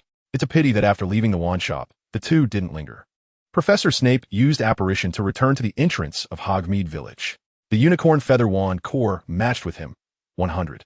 Effect: 48 spell power increase, 12 spell speed increase. This wand is truly a perfect match. Maud looked at this information, and it was somewhat different from the enhancement of his wand. The spell power enhancement decreased by 2, but the spell speed enhancement increased by 2. However, the overall difference was not significant. Professor Snape truly seemed to be a perfect match with this wand. Well, it was indeed a match made in heaven. How did Professor Snape feel about it? Maud asked. Professor Snape was rubbing the grayish-white wand. Your own wand is the same, right? I can feel that it brings me a different kind of power. Maris.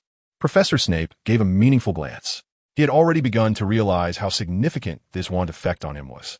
It was incredibly smooth to use, even better than his previous snakeskin wand. In fact, this wand even amplified his magical power. Maud suddenly stopped, his eyes staring into the distance. Elves have better vision than normal people. He saw some strange things. In Maud's eyes, a faint golden light began to radiate. The spell of distant sight had been cast. In the Forbidden Forest, a figure in a black robe, holding a wand, emitted a dim green light. Opposite his wand stood a silver unicorn that radiated white light. Professor, why not try the wand? It was another scene of hunting unicorns. Is it Quirrell this time? Moody squinted. Snape acting alone with Quirrell? Or was Snape acting alone as Voldemort possessing Quirrell? What? Professor Snape saw Moody's serious expression. He looked up, but didn't see anything. There's something in the Forbidden Forest, right? Yes, Professor Snape. A man who looks like a dark wizard, and a unicorn that is about to die under a wand. Professor Snape's eyes flickered, and he hurried away. Professor. Maud threw over a bottle of potion. He had sneaked it out of Snape's office along with some herbs. It was Polyjuice potion, some wizard's hair. Snape instinctively caught it. The bottle was labeled Hargus. This was a wandering wizard he had encountered before, but he was already dead. After thinking for a moment, he twisted open the Polyjuice potion and drank it down. Professor Snape endured the churning in his stomach and continued running towards the Forbidden Forest. His face quickly transformed into that of a stranger wizard. Professor Snape raised his black unicorn feather wand. A surge of intense and massive flames erupted from the wand. Fire spell.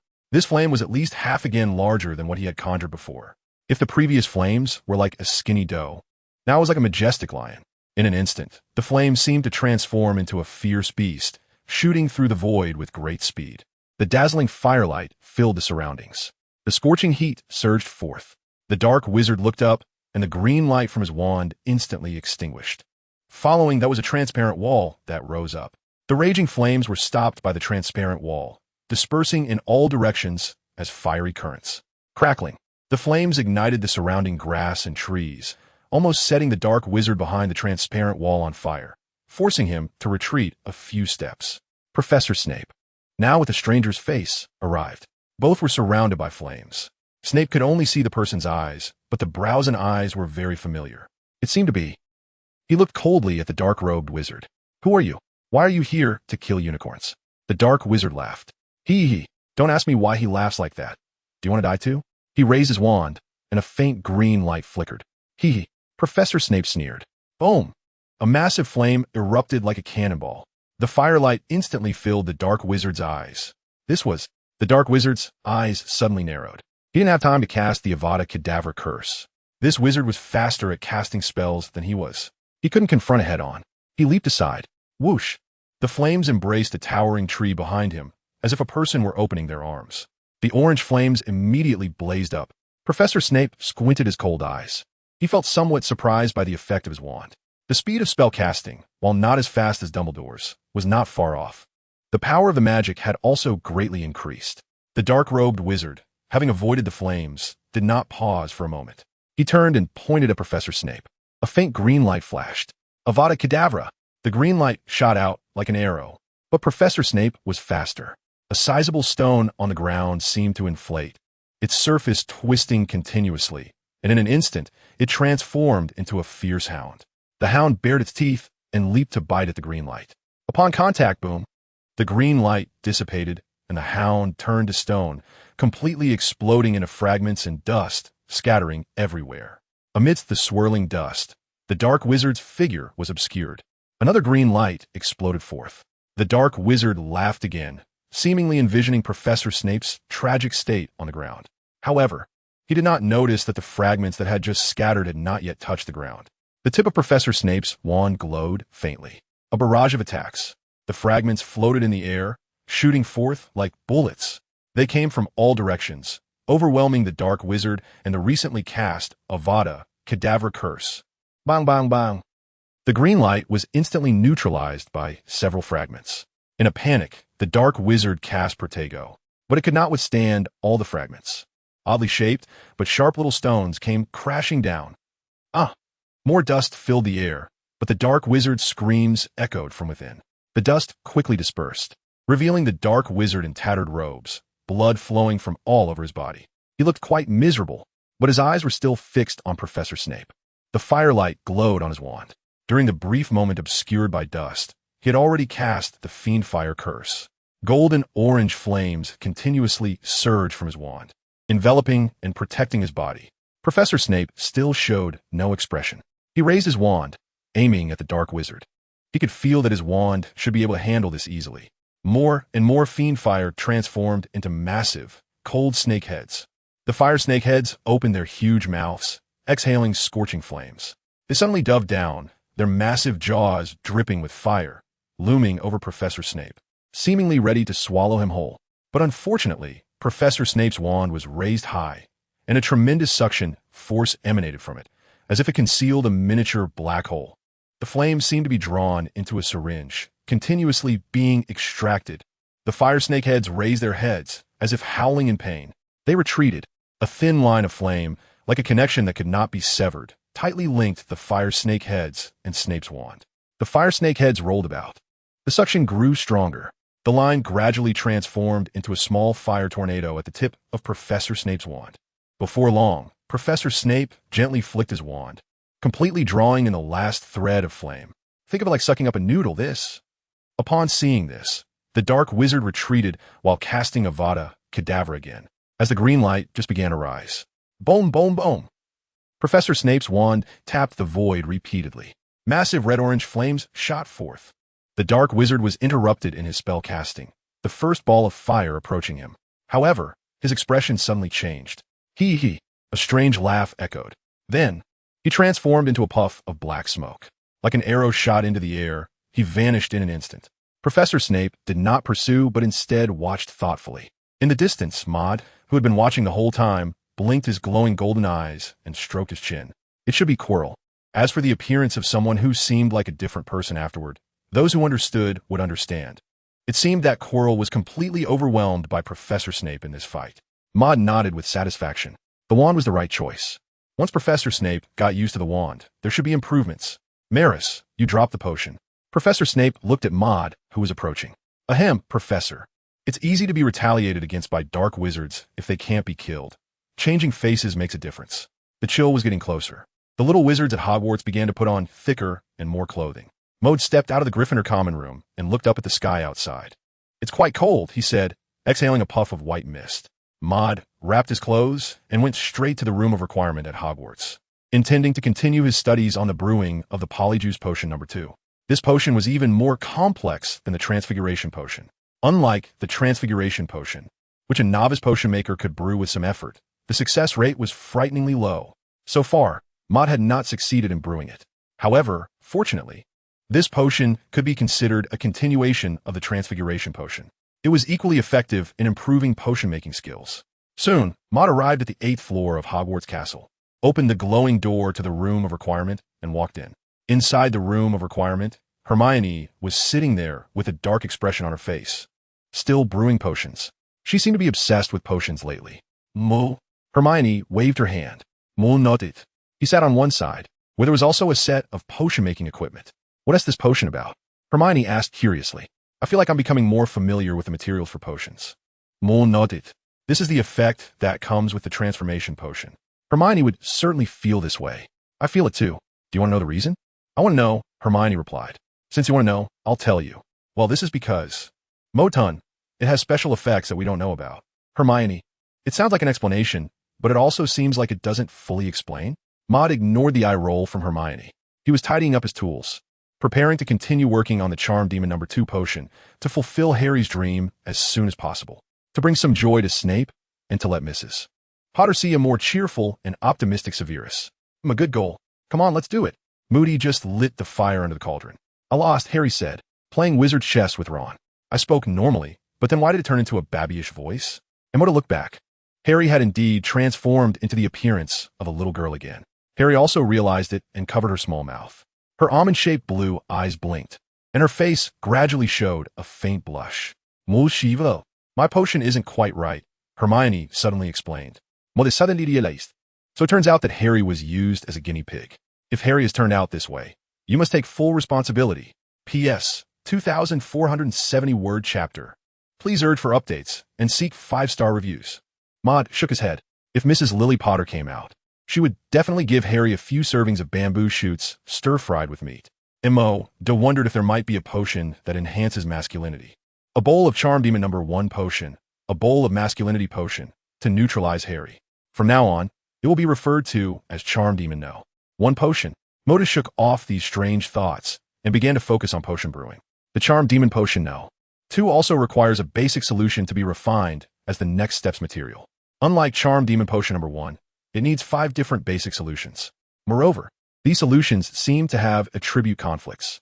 If the proportions are not balanced, they will immediately turn into charred residue or even explode when mixed together. Ginger, garlic, cough, snaketail powder, flowing liquid grass, and shriveled figure. Maud was soon immersed in it. Harry, do you think Maud will succeed this time? Ron said after finishing a game of wizard chess. Yeah, he should be able to, Harry replied, observing Maud's noticeably more skilled technique.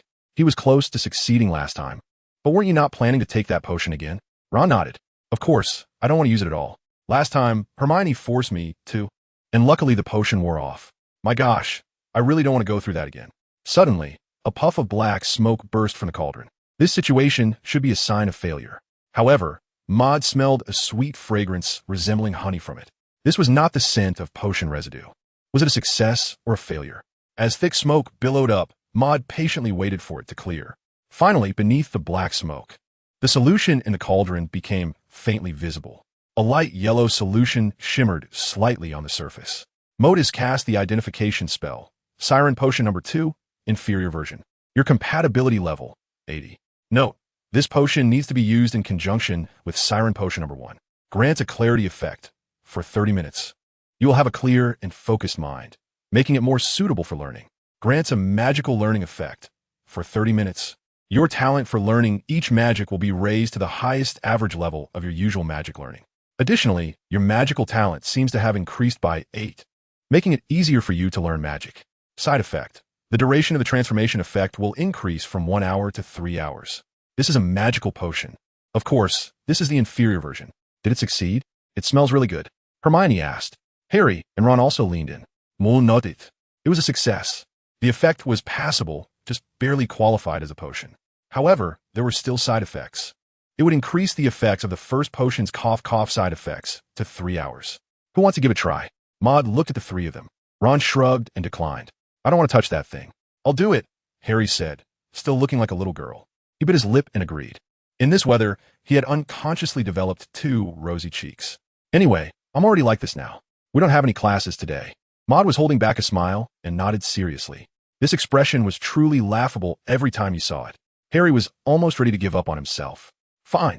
Maud poured the solution into a cup and handed it to Harry. It should taste okay. Harry took it, sniffed it. It smelled like honey with a hint of burnt flavor. He gulped it down in one go. The texture was incredibly smooth, and the taste was fresh with a slight sweetness. How do you feel, Harry? Hermione looked at him with concern. She gently touched Harry's long hair, which was also very smooth. Oh no, Harry's hair is truly a sight to behold. Harry lifted his head. His eyes seemed to be shining. I feel like the whole world has suddenly become clearer, and my mind is exceptionally sharp. You should try magic, Hermione said. Enhancing magical learning ability is the charm of this potion. Study this. Maud tossed his spellbook to Harry. The book flipped to the spell, Flames Galore. He knew that Harry had never mastered this spell. Harry's bright green eyes blinked as he picked up the spellbook and looked inside. He took up his wand. Flames galore. Flames galore. Flames galore. On the 3rd try, it seemed that a spark of fire ignited from the wand. Hermione's eyes lit up. How is it, Harry? Is it helpful for learning magic? Harry's excited little face turned red. It's useful. I feel like I can learn this fire spell in no time. Maybe just 1 or 2 hours. Maud nodded in satisfaction. He knew that Harry's magical talent was not very comprehensive. He learned spells related to dark magic defense, like Disarming Charm, Obstacle Charm, and Patronus Charm quite quickly. However, other spells seemed to be more average. He later practiced the fire-making spell, but the results were not good. He also couldn't match Hermione with the levitation charm. However, this potion raised Harry's learning talent for various spells to the highest average level, making his magical talent appear much more well-rounded. This potion could have a significant effect on both Harry and Hermione. As for Ron, he just needed to be a good son to Hermione. Maud went back, preparing to review the process of brewing the potion he just made and take some notes. Hermione stopped him. Maud, can you make another bottle for me to try? Her eyes were sparkling. Maud shook his head. It might have just been luck. I'll try my best. Hermione nodded. By the way, Christmas is coming soon. Are you guys going home? Probably not, Maud replied. I might go back, but I'm not sure yet. Ron said, suddenly thinking of something. Harry, did you forget something today? What? Isn't what supposed to find you to practice Quidditch today? Time is running out. Oh, my goodness. Harry was stunned and let out a cute little scream. His long eyelashes fluttered, and his bright green eyes expressed disaster. There's that too? Moo blinks. Dressed as a woman playing Quidditch? What a coincidence. This time it really is a coincidence. It has nothing to do with me. Maud Maris. P.S. I try to make these daily writings interesting, so sometimes they inevitably get a bit quirky, but my values are still very upright, and I won't do anything messy. Remember, the values in this book are super upright. So am I. Please urge me to update, and give me a 5-star review. Jingle bells, jingle all the way. Maud sat on the bed, humming a tune, while looking at the various notes in the magic book. There were notes on potions, magical structures, and spells. He reorganized the notes inside, according to his own logic and language, gradually building a closed-loop magical knowledge system that belonged to him.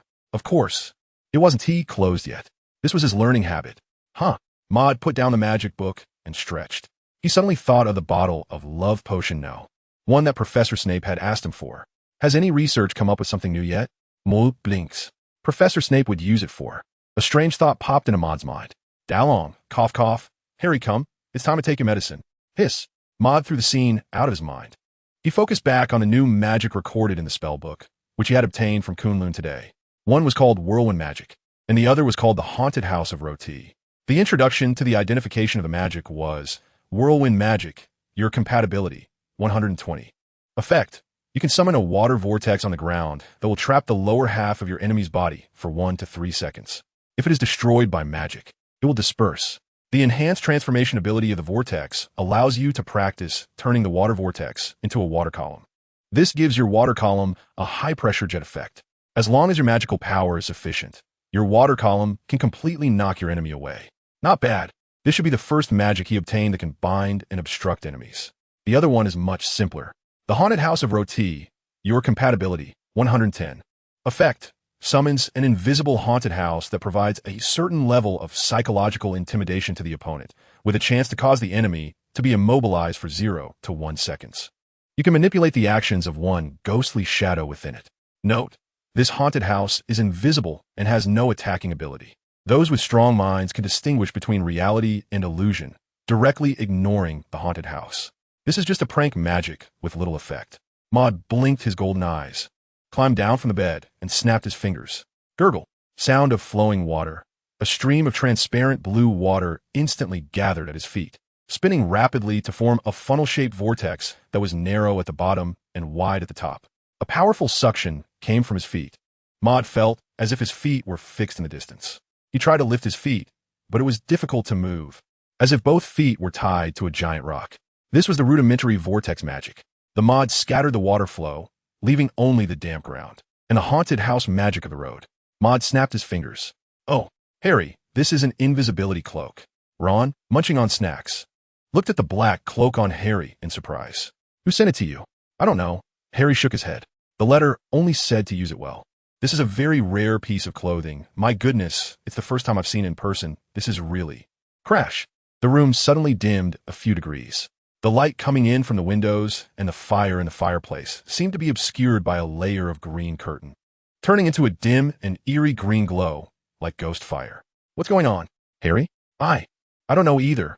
Ron suddenly felt a bit scared. He tightly grabbed Harry's hand. It can't be that a dark wizard has come in, right? Or worse, a few big spiders have run in. Harry shook his head. He appeared relatively calm.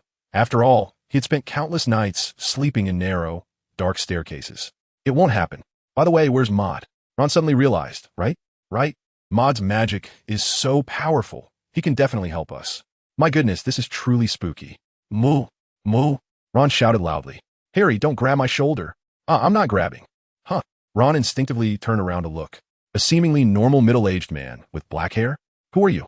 He cautiously grabbed his wand, intending to ask who this person was. In the next moment, the head suddenly detached from the body. The head floated in the void, the hair dripping wet, sticking out a long, pus-dripping tongue, with blood tears constantly flowing from its eyes. Bang! Bang! The light suddenly returned. Emodus stood on the stairs, awkwardly snapping his fingers. This magic was a bit difficult to operate. It worked, but the range was hard to control, and it was a bit tricky. Oh, Mode! Harry covered his ears. He didn't see anything. Maud waved his hand and came down. Harry patted Ron on the shoulder, which caused Ron to scream in pain. After a while, he finally calmed down. Ron finally lifted his head, patted his chest, and took a deep breath. Merlin's beard. Moo. Did you chase away that he didn't know how to describe it? Person? Or monster? Cough, cough. Maud nodded seriously and handed Ron a package of pastries. As compensation. That's right, I'm just a little ghost. With a flick of the hand, poof, I'm gone. Thanks to you, Maud. Ron immediately forgot about what had just happened and began to eat the pastries eagerly. So delicious. What are you guys doing? Maud looked at Harry. Oh, I received an invisibility cloak. Harry handed the black, cloak-like invisibility cloak to Maud. But Maud touched the invisibility cloak and didn't reach out to take it. It felt just like ordinary clothing. Harry said, I plan to wear this invisibility cloak to the restricted section to look for information on Nicholas Flamel. Mon nodded. This was the scene of a chance encounter with Professor Snape and Professor Quirrell in close interaction. However, Harry, felt a bit worried. Isn't it not good to break the school rules? Maud looked at Harry strangely. Did Harry actually back down?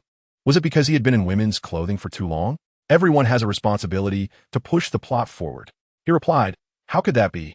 Professor Dumbledore said that the restricted section is off limits, Harry said. Moody shook his head. The school rules don't say that, Harry. Huh? Harry looked at him in confusion. What Professor Dumbledore said was that if a young wizard gets caught by Filch in the restricted section, the consequences will be very serious. Do you understand what that means? As long as you don't get caught by Filch, it's basically just a game of hide and seek. Professor Dumbledore. Motun paused for a moment. Of course, if the cross-dressing is done well, the effect would be even better. What? P.S. I'm out of inspiration and have revised it several times. Please urge for more updates and give 5-star reviews. Harry touched his little head. What does cross-dressing mean? Why do it? Ahem. Maud coughed and explained. You see, Harry has an invisibility cloak, so you can definitely return safely. However, there's another risk. It's best to go to the restricted section when there are no people around. At night. The restricted section at night will have no light. So, if you want to read, you need to carry a lantern and lift the invisibility cloak, which increases the risk of exposure. Harry nodded, somewhat understanding. At this point, if you take the Siren Potion #1, you become Harry, another person. What if you're seen? Even if Filch searched the entire Hogwarts, he wouldn't be able to find that person. In Snape's office, Professor Snape, clad in a long black robe, held the black unicorn feather wand. He stroked the patterns on the wand and waved it toward the wall. Wingardium Leviosa. A large glass jar, placed against the wall, suddenly floated up. Snape squinted his cold eyes, lifting the wand lightly. It appeared again. He felt again the magical power that had been dormant for many years, as if stimulated by something. It ebbed and flowed like the tides. This was a sign of magical vitality. It meant he might break the magical shackles that had bound him for years and climb higher in magic. This was the 7th or 8th sensation he had experienced in these days. He kept casting and canceling the levitation spell. The feeling of magical change was becoming more and more apparent. Before long, Professor Snape stopped the magic. But this time his eyes flickered. The magic didn't settle down as it had before when he stopped using the wand. The magic within him, although not as vibrant as before, was still subtly flowing. This was the first step in activating the magic within him. His perception of magic seemed to have broken through his own limits. Snape felt that he could sense the magic of others as long as they were around him. This ability seemed to have only been seen in Dumbledore. This ability is my personal speculation. Please don't criticize. On Christmas Eve, in the dormitory, Harry changed into a loose wizarding robe. Gurgle. He downed the Siren Potion #1. His body changed. Almond-shaped blue eyes, long eyelashes, a delicate little nose. Harry Potter successfully evolved. Harry habitually blinked his big eyes, his small eyelashes fluttering. Maud nodded in satisfaction. Be careful on the way, Harry. Harry always felt that this title was a bit strange. This is obviously a mistake made by the input method. Is the pronunciation not standard? He puzzledly nodded his little head, put on the invisibility cloak, and set off. Maud looked at Harry's departing figure. He stroked his chin. What a great opportunity to watch a show and experience the Forbidden Zone at night. The more forbidden it is, the more it feels like getting $1 billion for free. Knowledge here, Nicholas Flamel the wise elf, Maud Maris come. Maud snapped his fingers. It was as if he had put on an invisible cloak, and his figure instantly disappeared. He quietly followed behind. As for how he followed, he dropped a blue eye on Harry's hat. The invisibility cloak wouldn't obstruct his vision, and the blue eye could also see the scenes in Harry's eyes. Additionally, Maud could sense the position of the blue eye. The night at Hogwarts was cold and desolate. Most young wizards had gone home for Christmas. Harry made his way to the library on the second floor of Hogwarts Castle. The restricted section was a special area within the library, a zone forbidden for young wizards to enter. So, this is the restricted section? Just like the regular open areas, it was filled with bookshelves and heavy books. Harry curiously walked in. Monsters of the 15th century, famous for the fire crab. Harry looked at the covers of the books on the shelf. Nicholas Flamel, where are you? Moody followed him in, standing at the door, leaning against the wall, ready to watch the show. Soon, a piercing scream echoed in the empty, quiet castle on the second floor. A strange book opened in Harry's hands, and suddenly a face appeared, as if it were imprisoned within the pages, desperately trying to break free, emitting a horrible wail. Who came? Filch's voice. Harry hurriedly grabbed the invisibility cloak that was on the table. In his haste, he accidentally knocked over the lamp he had brought. Crash! Glass shattered everywhere. The light went out. A person and a cat entered as well. I know you're there. You can't hide, Filch said, holding up the lamp, the dim light illuminating his somewhat fierce-looking face. Moe blinks. He thought of another sentence. Don't hide in there and stay silent. I know you're coughing. But obviously, Fudge's words were just meant to scare the little wizard.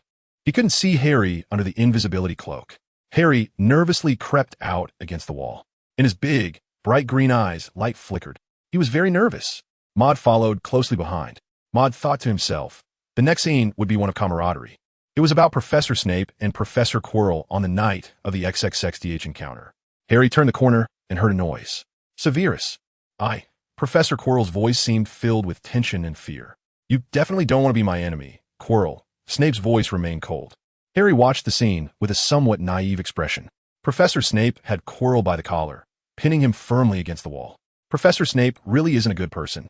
He thought to himself. Professor Snape seemed to have sensed something. His sense of smell was very acute, a special advantage he had as a potions master. He felt a strange odor right behind him. Snape thought of the old James Potter. He instinctively reached out to grab, but grasped nothing. Harry was so frightened that he stumbled back, his little face pale. Professor Snape squinted his eyes. He calmed himself and used his newly acquired, more sensitive magical sensing ability to scan the surroundings. This was the first time he had used this marvelous ability. Indeed, he could clearly perceive that there was a magical presence nearby in that invisible space. However, the magic was weak. Was it a little wizard? He frowned and turned to look at Quirrell. We'll find time to talk later. Suddenly, Filch came running over. He saw the two professors. Oh, professors. I found this in a restricted section. He held up the broken lamp. This indicated that a certain little wizard had not been behaving and had run out. Professor Quirrell seized the opportunity to leave, escaping from Professor Snape. Filch also turned to continue searching for the missing little wizard. As for Professor Snape, he did not leave. He turned around and looked at the void behind him. Maud stood not far away, watching their reactions. This time, the plot seemed to have changed. Professor Snape should have noticed Harry behind him. The reason was unclear to Maud. He also hadn't realized that the new wand had allowed Professor Snape to advance further in magic. However, Maud still found it inexplicably amusing, because Snape and Harry were about to meet again. P.S. Please urge for updates and give 5-star reviews. Come out, Professor Snape said to the air in front of him. His indifferent voice echoed in the darkness. Do I have to do it myself? A disobedient little wizard. Such a voice in this atmosphere seemed especially terrifying. It seemed to be influenced by the environment. Harry covered his mouth, panicking and stepping back. He could easily imagine what a wizard who looked like a bat, who killed giants and intended to steal something important from Hogwarts, would do upon realizing that he was witnessing him threaten another professor. Harry's green eyes scanned around, hoping someone he knew would notice this scene. Even if Professor Quirrell came back, that would be fine. But unfortunately, there was no one and no tools to help him escape. Harry thought about just turning around and running, but footsteps in such a silent castle were clearly audible. That would only make Snape angrier. He could only expect two outcomes: either be expelled from Hogwarts, which would be the best case, or fall under magic. Don't make me say a second time. Professor Snape's colorless eyes still accurately fixed on Harry's position. He stepped forward, reaching out. Harry turned to escape. However, a corner of the invisibility cloak was caught by Professor Snape. In a panic, Harry collided his nose against the wall beside him and fell to the ground. Ouch! A cute voice echoed in the corridor. The pain in his nose made Harry's tears flow uncontrollably. Let me see. Which foolish little wizard? Professor Snape suddenly froze. He saw the face of the little wizard in front of him. Green eyes, long eyelashes, a delicate nose. Still so familiar. Lily. A strange color appeared in Professor Snape's indifferent gaze. Harry instinctively covered his nose and eyes, thinking to himself that he could no longer escape. Next would be magic or a threat. Get up. A cold yet gentle contradictory voice sounded. Huh? Harry blinked his green eyes. Was he so nervous that he was hallucinating? At that moment, a large hand grabbed his shoulders and helped him up. Did someone save him? His inner fear was suddenly suppressed by confusion. Harry looked up, lifting his little face. His green eyes were filled with doubt. His nose was red, and there were tear stains on his face. What he saw was still that cold expression, still Snape's face. But Professor Snape's gaze was different than at any other time. He was momentarily stunned. Professor Snape's eyes sparkled with a certain light as he examined the child before him. So similar, too similar. He thought of Lily under the tree that year. Looking just like this. Lily's child. He couldn't help but reach out and gently pat Harry's long hair. Huh. Harry didn't know whether he should move. This situation was too bizarre.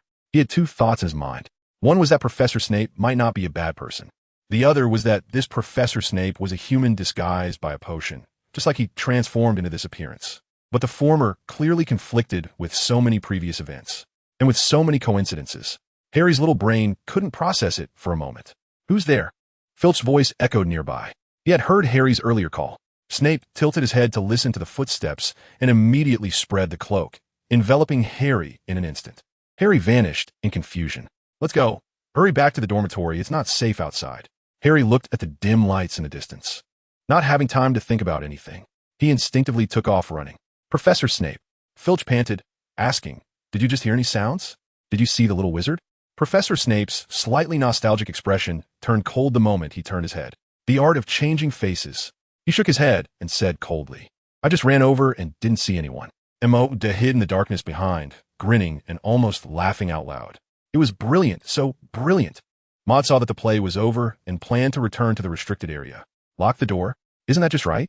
Maud activated the untouchable effect of the illusory body. He walked past without stopping, easily passing through the wall.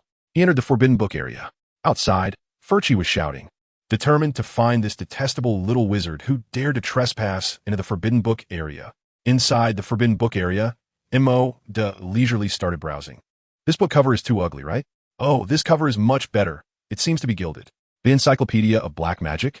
No cultivation methods. And this one, Maud was thrown to the ground, pressed down tightly.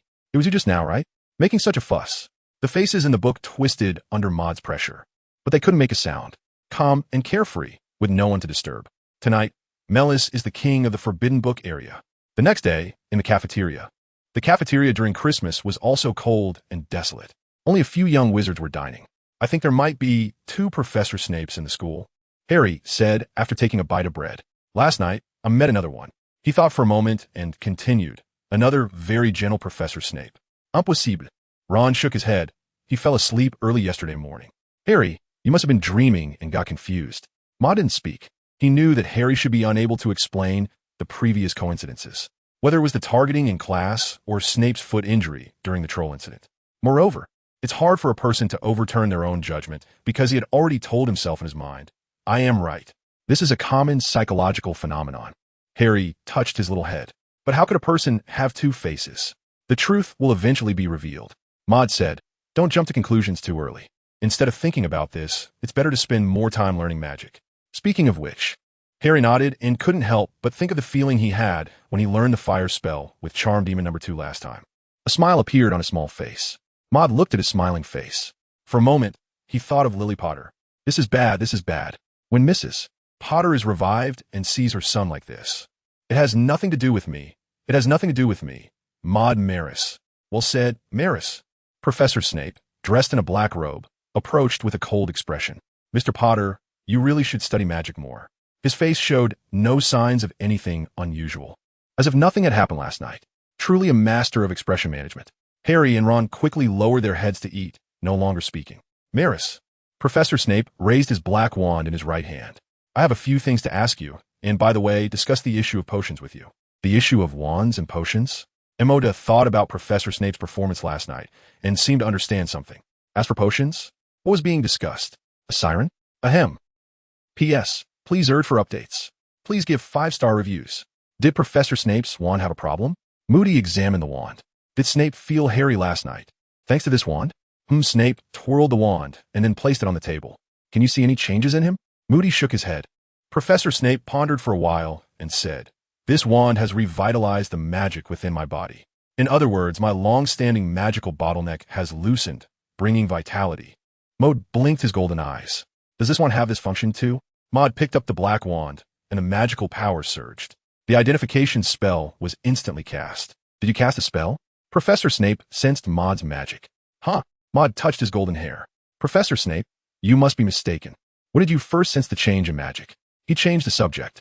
Snape glanced at him deeply, faintly sensing the magical aura of an adult wizard from this young wizard before him. Was it when you cast magic the day after returning from Diagon Alley? Maud's eyes were fixed on the wand. The wand, with a core made of mutated unicorn feather, had a compatibility of 100. Effects grants a 48 increase in spell power and a 12 increase in casting speed. Special effect. After being perfectly attuned to the magical energy of its owner, the wand unexpectedly activated the vitality characteristic. When the wand's owner uses this wand to cast spells, it stimulates the activity of the magical energy within their body, making it vibrant. When the vitality is sufficiently abundant, coupled with certain talents, it can break through most magical energy bottlenecks. Of course, accumulating vitality takes time. Additionally, this special vitality grants a more sensitive magical energy sensing ability. Each breakthrough of a magical energy bottleneck requires increasingly more vitality. This person and this wand are truly a perfect match. Special effect? Emoda was taken aback. This magical sensing ability should be the reason why Professor Snape could see Harry under the invisibility cloak. The input method misled me. Additionally, just now, Professor Snape was very certain that he had cast a spell, which should also be the effect of this ability. This is just an additional ability. What is truly powerful is that this characteristic will allow Professor Snape to break through the constraints of magic. Maud knows that after Dumbledore's death, Snape would become the new headmaster of Hogwarts. This position requires not only ability and knowledge, but also strength. Although Snape's power is not on par with Dumbledore's, he is second only to Dumbledore in magic at Hogwarts. If he breaks through his current realm, wouldn't he be catching up to Dumbledore? Maud thought. One day, Professor Snape would take over the title of the strongest white wizard from old Dumbledore, and from then on, in both the light and dark sides, I, Batman Snape, would call the shots. Ahem, thinking too far ahead. What do you think, Melis? Professor Snape looked at Maud's dazed expression and guessed that he had figured something out. Modon took a moment to his thoughts. Professor Snape, this wand has been imbued with your magical power and possesses a unique ability that belongs solely to you. Its name is Vitality. Maud explained the effect of Vitality to Professor Snape. Professor Snape squinted his cold eyes, pondering something. After a long while, he nodded. So that's it. He originally thought that the wand merely restored his magical power to its previous vitality. After breaking through this bottleneck, the vitality would fade again, and this state of magical power might be the endpoint of his magical ability for life. But the truth is, this wand can continuously increase his vitality, allowing him to break through more magical bottlenecks. A présent surprise. What about your wand, Melis? Does it have this effect as well? Maud shook his head. His own wand smelled nice, but others' wands smelled even better. Could it be that Professor Snape is the true child of destiny? Glorious Dragonheart wand. You should be more aware. You've grown up and need to learn to cultivate yourself, to break through your own limitations. Such a possibility is relatively rare. Professor Snape nodded. What you just said, the ability that belongs solely to me. Yes, Professor Snape, the wand has already recognized you. Only in your hands will it have various magical effects. In the hands of others, it is just an ordinary wand. How is your current success rate with potion number 2 for the Banshee? Me? About 1/3. That's about the same as mine. The House of Requests. Maud has finished his magic training, focusing mainly on the following spells: lightning magic, frost witch's magic, space teleportation, light illusions combined with the light phantom eye, and a fire spell infused with the power of lava. Oh, and the newly acquired vortex magic and the previous Elven bloodline magic arrow. The greatest value of the Elven bloodline magic arrow, after Maud's research, is that it can provide a 10-speed increase to the frost arrow. Additionally, it seems to harmonize the conflict between the frost arrow and lightning magic, allowing Maud to see the potential for magical combinations. These are currently the most widely applied, practical, and powerful spells he has mastered. He also practiced other spells casually. He feels that his magic system is somewhat bloated, but he is still unclear on how to streamline it. He still lacks sufficient magical knowledge. Currently, Maud has divided his magic system into 2 main parts, primary and secondary, to facilitate time allocation for training. In terms of time management, he adheres to the 80-20 principle. Important spells take up 80 of his training time, while the less significant spells occupy 20. The 80-20 principle is eternal. Maud stretched lazily and noticed Harry, who was also practicing magic nearby, looking a bit absent-minded. Has Harry already seen the Mirror of Erist? Maud blinked his eyes. He stepped forward and patted Harry's shoulder.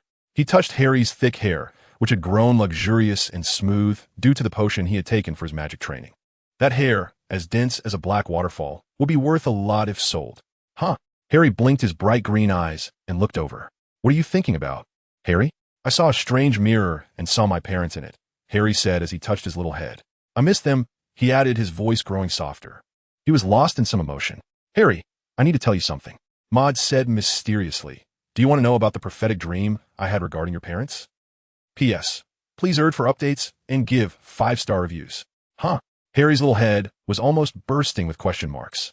Then, it seemed that a golden light flashed in his crystal-clear blue eyes, and his tone was somewhat excited. Really? Mol nodded. Not bad. Do you want to hear it, Harry? Harry quickly nodded. Once upon a time, there was a mountain, and on the mountain, there was a temple. Harry? A long time ago, but I'm only 11 this year. And isn't this a prophetic dream? Oh, sorry, I mixed it up. Maud's interruption left Harry with a dark expression, even overshadowing his feelings of confusion. Maud recounts a precognitive dream. It was a place filled with green light, but it seemed particularly dark and eerie. I dreamt of 2 people, a man and a woman, who were imprisoned there. That place was extremely hidden, as if no one knew where it was. The person who imprisoned them was a very powerful black sorcerer, skilled in various dark magic, and you should know who it is. Moody felt that his words were reasonable and well-founded. When casting the soul magic to bring back Mrs. Lily Potter to the present world, the result was green light. Rounded up, the green light comes from the afterlife. Therefore, the afterlife is a place full of green love. Harry nodded, but he was still filled with doubt. Imprisoned? But I heard Hagrid say that they died at that person's hands, that mysterious man. Mo shook his head. You forgot what I told you. What the eyes see is not necessarily the truth.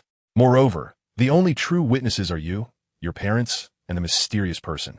In short, they're all talking nonsense. Harry furrowed his brows and touched his head. He felt a bit confused. Mo continued. They're held captive by the mysterious person. So, the biggest obstacle to rescuing them, as you know, is the mysterious person. In my prophetic dream, I saw someone rescuing them from that green, dark place.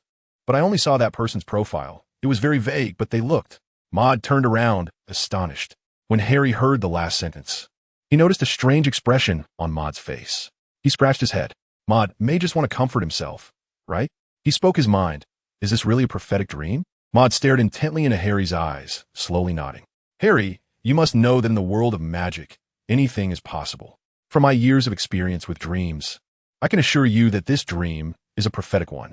Harry looked at Maud's earnest words and his solemn face, which didn't seem to indicate a lie. Suddenly, Harry felt the world become much clearer. He recalled the day he met his parents, and he could experience the embrace of his parents once more. Exhaling this breath, Harry felt as if a huge stone had dropped from his heart. Maud nodded in satisfaction. At such a young age, so sentimental and so detrimental to health. I'm much better now. Thank you, Maud. Emoda shook his head. I just shared a prophetic dream. Harry, you can't learn like Ron, who is just studying beside you every day. Sigh. What is Saith? Ron? How does this involve me? Harry, Your task is to study magic hard and strive to take down the faceless, mysterious man as soon as possible. Me? Can I do it? Of course. The night was deep. Gryffindor, dormitory. Harry suddenly woke up. It seemed he had a nightmare. He looked at the snowflakes falling outside and stared blankly. Maud was woken up by him, and he sat up as well. Seeing Harry's somewhat dazed expression, he asked, "What's wrong?" "Oh, Maud, I had a strange dream." "Oh." Maud thought for a moment. "Tell me," he said. Harry pondered his words. "I dreamt of two figures wrapped in black robes, searching for something inside Hogwarts. They seemed to be preparing to place it in a few trolls at the castle entrance, as if they were about to come in. Then, they discussed going to find the three-headed dog." Moody squinted his eyes. This should be Voldemort's memory. There were two people. One was Quirrell, and the other was likely Lucius. "I have a feeling something might happen tonight, that important thing Hagrid mentioned." Harry rubbed his face with both hands, trying to calm himself down. "I need to go out and take a look." He was just about to take out the invisibility cloak. Emote snatched it away. "Little brat, it's late at night. Hurry up and go to sleep." "Harry, I'll go take a look. At least my magic is stronger than yours." But Emote put on an invisibility cloak and disappeared. "Don't follow me, or you might get me into trouble." He knew Harry's personality. He would definitely follow him. So, he had to say something serious. Harry's foot, which he had lifted, indeed came back down, and he stood there in a daze. Worry flickered in his emerald green eyes. After leaving the dormitory, Maud took off the invisibility cloak and put it into the space magic. Then, he looked up at the distance at the entrance of Hogwarts Castle. Golden light flickered in his eyes. He cast a long-distance spell. Indeed, there was a light flickering in the distance. Something must have happened. The professors still at the school had probably rushed over. At this moment, if one person could distract the three-headed dog and another could rush in, it should be possible to safely enter the passage beneath the three-headed dog's feet. As for retrieving the object protected by the three-headed dog, the Philosopher's Stone, and facing the challenge of the Mirror of Erased, it was hard to tell if Voldemort knew any methods. Maud has given himself a task, to stir things up. If Voldemort really gets the Philosopher's Stone, he will lose a stable environment to learn magic. Emote threw the blue eyeball outside the Gryffindor common room to prevent Voldemort from breaking in. This guy has no shame. Do you expect him to follow the rules? Is Professor Snape still keeping an eye on Quirrell? Modus pondered for a moment. He snapped his fingers, and a spatial door appeared in place, shimmering with a faint gray light at the edges. Maud's figure transformed into Nicholas Zhao's. He adjusted his black top hat and walked in. To avoid a direct encounter with Chilo and the others, just to be safe, Mo arrived at the 5th floor of Hogwarts Castle. As soon as he got there, he heard Professor Snape's voice. "What are you doing, Lucius?" Professor Snape's indifferent voice echoed in the cold corridor. "Lucius?" If Lucius was here to block Snape, then who would distract the three-headed dog? And who would go to get the Philosopher's Stone? Maud glanced his eyes. P.S. The logic of this chapter is a bit difficult to clarify. I wrote it several times. Please urge for updates and give good reviews. Hogwarts Castle, 4th floor. Professor Snape. Something like this happened tonight. Someone must be up to no good at Hogwarts, Lucius Malfoy said with a cold smile in his icy blue-gray eyes. As a member of the Ministry of Magic and a former member of Hogwarts, I certainly have the responsibility to investigate the truth with you. He paused and continued. Besides, you are still our Draco's favorite professor, aren't you, Lucius? Snape's indifferent gaze scrutinized him. He glanced subtly down at the room where the three-headed dog was located. Quirrell should have gone in. So, does Lucius really not know anything? Snape pondered for a moment. If you want to follow, then follow. He stepped towards the 3rd floor, but Lucius reached out to stop him. Professor Snape, did you see any suspicious person? Can you tell me about it? Let me do my part. Maud stood in a corner, listening to their conversation. He blinked his golden eyes. The show hadn't started yet. Right now, Lucius seemed only interested in buying time, which meant Chilo should go lure the three-headed dog. Sure enough, not long after, a roar erupted. Then from a room on the 3rd floor, the sound of chains being pulled echoed loudly. Professor Snape's expression changed. He hurried over. This time, Lucius didn't stop him. He just coldly watched Snape walk away. He chuckled arrogantly and turned to walk in another direction. His target was also the room on the 3rd floor. Moo, who had just become invisible and was standing not far from Lucius, witnessed this scene. Lucius Malfoy speculated that Lucius was likely the one responsible for retrieving the Philosopher's Stone. It was a very simple and practical strategy. There wasn't enough time for Quirrell and Lucius to distract the three-headed dog, so Lucius would use the identity of a Ministry of Magic employee to delay Snape. After that, while Snape was chasing Quirrell and couldn't focus on him, Lucius would be able to retrieve the Philosopher's Stone without any obstacles. However, there was still a question. Weren't they afraid of encountering Professor Dumbledore? There was another possibility. Professor Dumbledore might have left for some business that night, and the reason for his departure was likely related to the Ministry of Magic. A faint sound came from Lucius's direction. Maud squinted his eyes. A snake? A mysterious person. He pondered for a moment and followed. However, having learned from the previous experience with Professor Snape's magical sensitivity, he did not get too close. Soon, with the sound of an explosion, a large hole suddenly opened in a room on the 4th floor. Roar! A huge, pitch-black three-headed hound emerged from the hole. It roared angrily, slamming against the walls, forcing itself out of the relatively small cave. Amidst the billowing smoke and dust, a disheveled figure ran off into the distance. He was wearing a thick black robe that concealed his entire body. In his hand, he held a flying broomstick. Maud looked at his intentions at a glance. Chilo planned to walk his dog, riding a flying broomstick to walk a three-headed dog. Not far away. Boom! A bright red light erupted. A massive flame shot out like a lion pouncing on its prey, rushing through the air. The target was none other than the unknown figure of Professor Chilo, flying in the sky under a black robe. However, the flying broomstick was too agile. The flames missed their mark. The scene became chaotic in an instant. Chilo rode the flying broomstick, soaring through the air, intending to lead the three-headed dog away. The three-headed dog, seeing Professor Chilo darting around like a fly, jumped around in anger, kicking up clouds of dust. Meanwhile, Professor Snape coldly stared at Chilo's figure, occasionally casting spells to influence him, while also surveying the surroundings, searching for someone. Lucius walked into Snape's blind spot, a cold smile playing on his lips. He observed the changing situation while heading toward the room on the 3rd floor that had been broken into. Moore took everything in and blinked. At that moment, he felt as if he were standing in the atmosphere. Professor Snape must have guessed something. He was worried that someone, possibly Lucius or someone else, might take the opportunity to steal the Philosopher's Stone.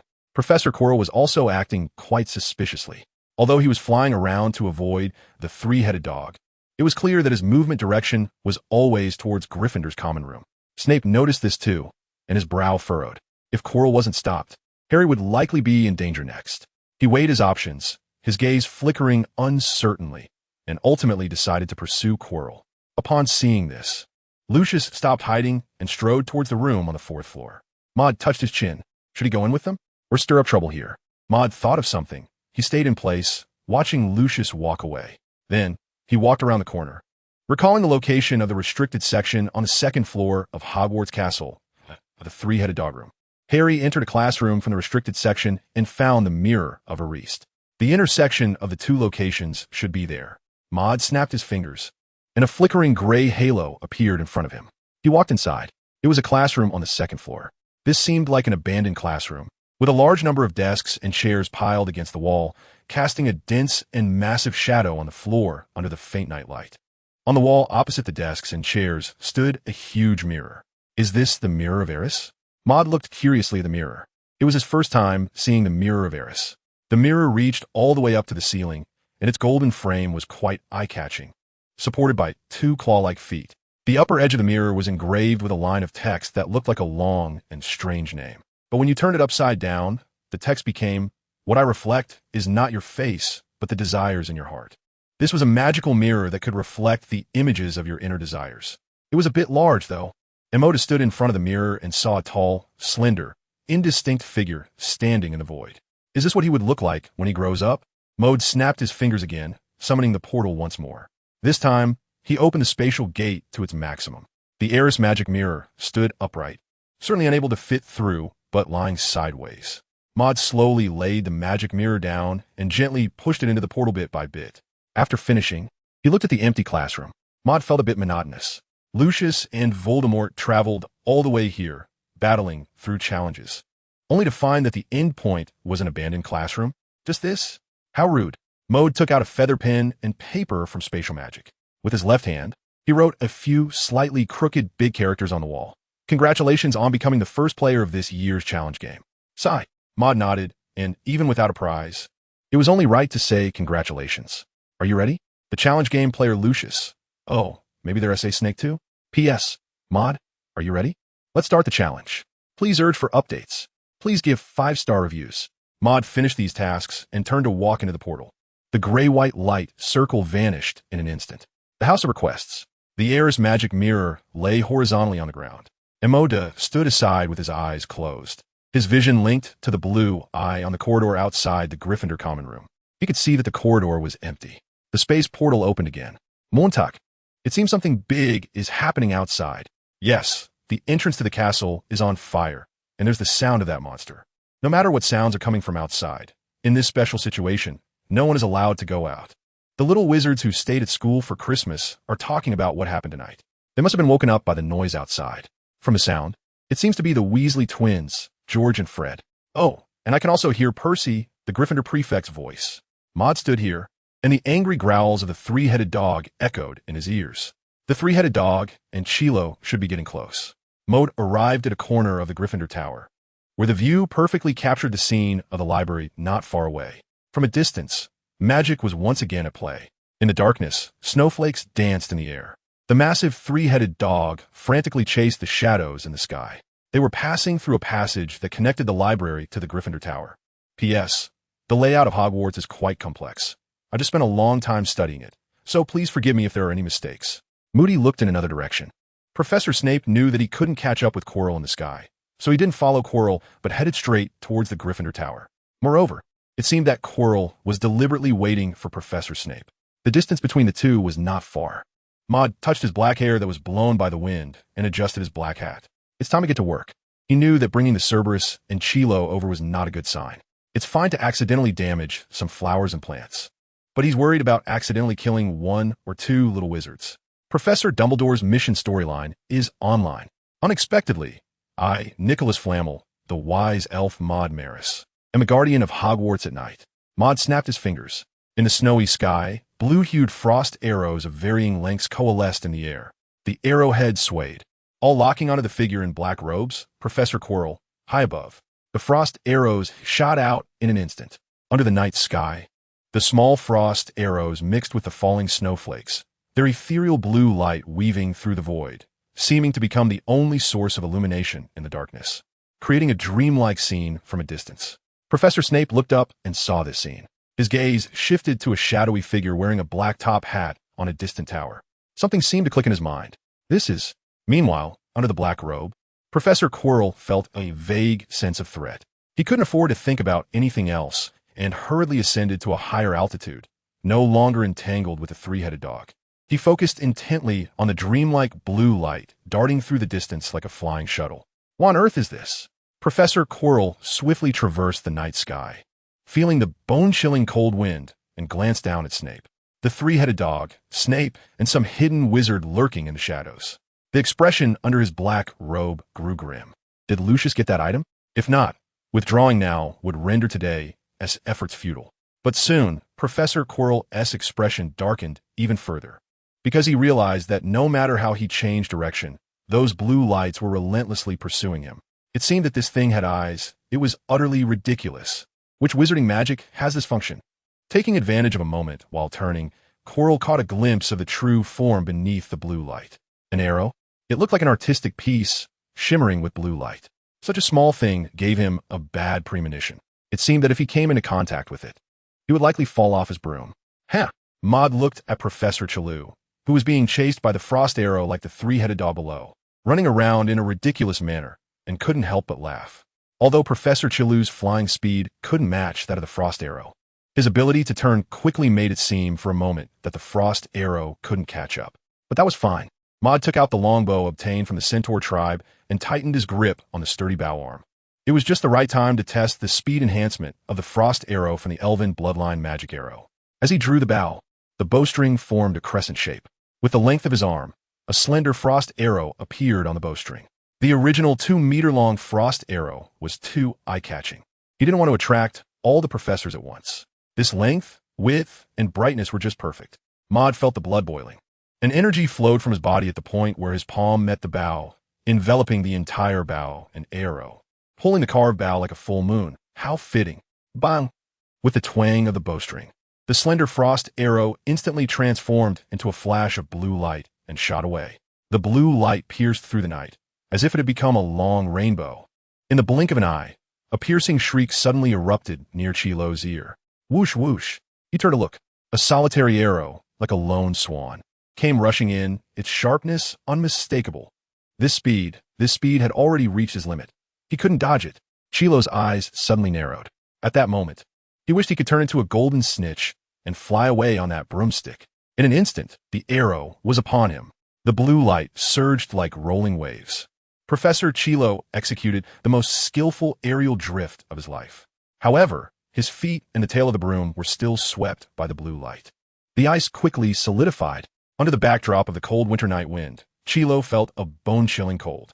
As the blue light dissipated, his feet, from his calves to his soles, as well as the handle of the broom, were frozen into ice sculptures. Professor Chilo urgently descended and shot towards the nearby forbidden forest. In Maud's view, this descent with such momentum, well, he would probably fall like a dog eating shit. Maud turned his head and happened to meet Professor Snape's gaze. Professor Snape nodded. Maud's eyes narrowed. Professor Snape might have guessed who he was. Soon, Professor Snape turned around and headed towards the rampaging three-headed dog. The crisis was averted.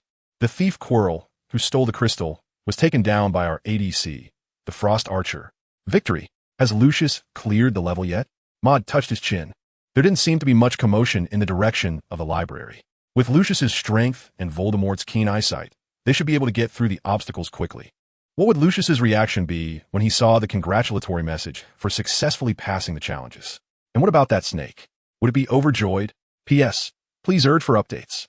Please give 5-star reviews. Those stubborn old-timers like Dumbledore really wasted time setting up these games. Lucius brushed the dust off his black robe, his eyes still revealing the arrogance of the past. Lucius, hurry up and get the things, a hoarse voice echoed from within his robe, filled with a chilling aura, accompanied by a faint hiss. Now is not the time for idle talk. Lucius nodded and strode toward the final barrier. Here was the place where the Mirror of Ariste was kept. Did those ridiculous Hogwarts professors really think that those few games could stop the Dark Lord and the Death Eaters? How naive and somewhat adorable. Lucius pushed the door open. The creaking sound of the door was particularly sharp in the quiet night. He was finally going to see the legendary Philosopher's Stone. Lucius surveyed the place. It was clearly an abandoned classroom. The stacked desks and chairs against the wall, covered in dust, were proof of that. And the Philosopher's Stone was supposed to be hidden here. A smile crept onto Lucius's lips as he stood in the center of the classroom, looking around. However, his smile soon froze on his face. Where was the stone? This was different from what they had been informed. At the end of the challenge, there should be the Philosopher's Stone. But here, it was empty, aside from desks and a wastebasket. What else was there? Several magical challenges just to protect an abandoned classroom? Had Dumbledore gone mad? Hiss. A small snake with brown and black patterns slithered out from Lucius's robe sleeve. It moved around the empty classroom. Soon, the snake reached the wall where the Mirror of Ariste had previously been placed. The hoarse voice spoke again. I smell several scents. One of them is very strong, carrying the scent of herbs. It must be from someone who left not long ago. Voldemort, hidden within the snake's body, spoke. The brown and black snake continued to slither, as if searching for something. Finally, it arrived at the location where Maud's portal had opened. The scent suddenly disappeared here, which was strange. The snake's head swayed as if pondering something. They might have changed places at the last minute. Of course, it was also possible that this was originally a trap. In any case, our plan has fallen apart. There was no trace of the Philosopher's Stone here. Beneath the calm voice, the chilling aura intensified. Dumbledore. Lucius frowned, seemingly enduring something. He looked up and saw something written on the wall. He raised his wand, and the tip glowed as if it were a flashlight. Congratulations. You were the first to complete this year's challenge game. A game? Did Dumbledore know they would come here and treat them like clowns? The flames of emotion could no longer be hidden in Lucius's gray-blue eyes. Had they intentionally set up several obstacles? And in which twisted professor's suggestion had they left a few crooked words at the end of the challenge to mock their fruitless efforts? Hee. Lucius sneered. Those decaying people at Hogwarts should have disappeared long ago. Oh no, it would be best if all of Hogwarts were destroyed. Lucius fiercely swirled his robe, and, with that snake, retraced his steps. Moore stayed on the 4th floor of Hogwarts Castle. Hidden from view, he looked down towards the 3rd floor. Sure enough, before long, he saw Lucius happily swaying as he walked out of the three-headed dog's room, his robes billowing. Even the snake was hissing along as his accompaniment. Quite nice. Moore blinks. Professor Dumbledore still didn't understand the charm of the game. In this kind of adventure game, the most important thing is a sense of glory. You see, hasn't Lucius's gaming experience risen all at once? Lucius gradually walked out of Maud's sight. Emoda waited for a while longer, confirming that they would not be coming back. Snap! With a snap of his fingers, Mode summoned a spatial portal and returned to the abandoned classroom once again. Maud looked around the entire classroom. Lucius did not destroy it in a fit of anger. Perhaps he considered that doing so would only worsen their situation. Maud used magic to erase the words on the wall. Then, he huffed and puffed as he brought back the mirror of Arise through a portal. The tall mirror with a golden frame once again stood by the original wall. Everything looked just as it did before, without a single change. He clapped his hands in satisfaction. The situation at the castle entrance should have come to an end. Just a few trolls. How could they possibly pose a challenge to the professors of Hogwarts? Moreover, the guardians of the students within Hogwarts were not just the professors. Maud left. Soon, several professors from Hogwarts hurried here. They found traces of magical damage at the previous checkpoints. The most obvious were the tall wizard chess pieces, which were damaged to varying degrees. So, what about the mirror of Arise? Was the philosopher's stone taken? At the moment the door to the abandoned classroom was opened, several professors observed the intact mirror of Arise, taken aback for a moment. Then, a weary Professor Dumbledore returned. He blinked his bright blue eyes and examined the mirror of Arise for a while, discovering that the philosopher's stone was safely inside the mirror. Don't worry. That thing is just fine, Professor Dumbledore said, thoughtfully while looking at the dust on the ground. The professors exchanged glances. Gryffindor common room. Moo? When Maud walked in, Harry noticed it. He quickly ran over and carefully looked at Maud. Thank goodness, you're all right. Moody waved his hand. What could possibly be the matter? Harry appeared startled. But Ron was different. Ron remained calm in such a major event. He continued to snore as usual. What's going on? How's the situation outside? Not bad, peaceful. Huh? Harry scratched his little head. Peaceful? Is that a new term to describe emergencies? Those two wizards in black robes. I'm asking, did my dream really happen? Well, noted. Do you want to know? This is a big deal. Harry nodded. Then I'll tell you. Maud's deep voice sets the atmosphere of the story. What you dream about are actually two evil wizards. They hold a dangerous thought and plan to come to Hogwarts while we are all asleep. Modun, sneaking around playing the level-up game. I dreamed they added more giants. I'm tired, oh well. P.S. Please update faster. Please give 5-star reviews. Hogwarts Dining Hall. It's bad. It's bad. What's wrong? I heard some bad things happen last night. I also heard noises outside. Professor Quirrell broke his leg. Huh? Why is it Professor Quirrell again? Maud just scooped a mouthful of potato and beef into his mouth and nearly spat it out upon hearing the words.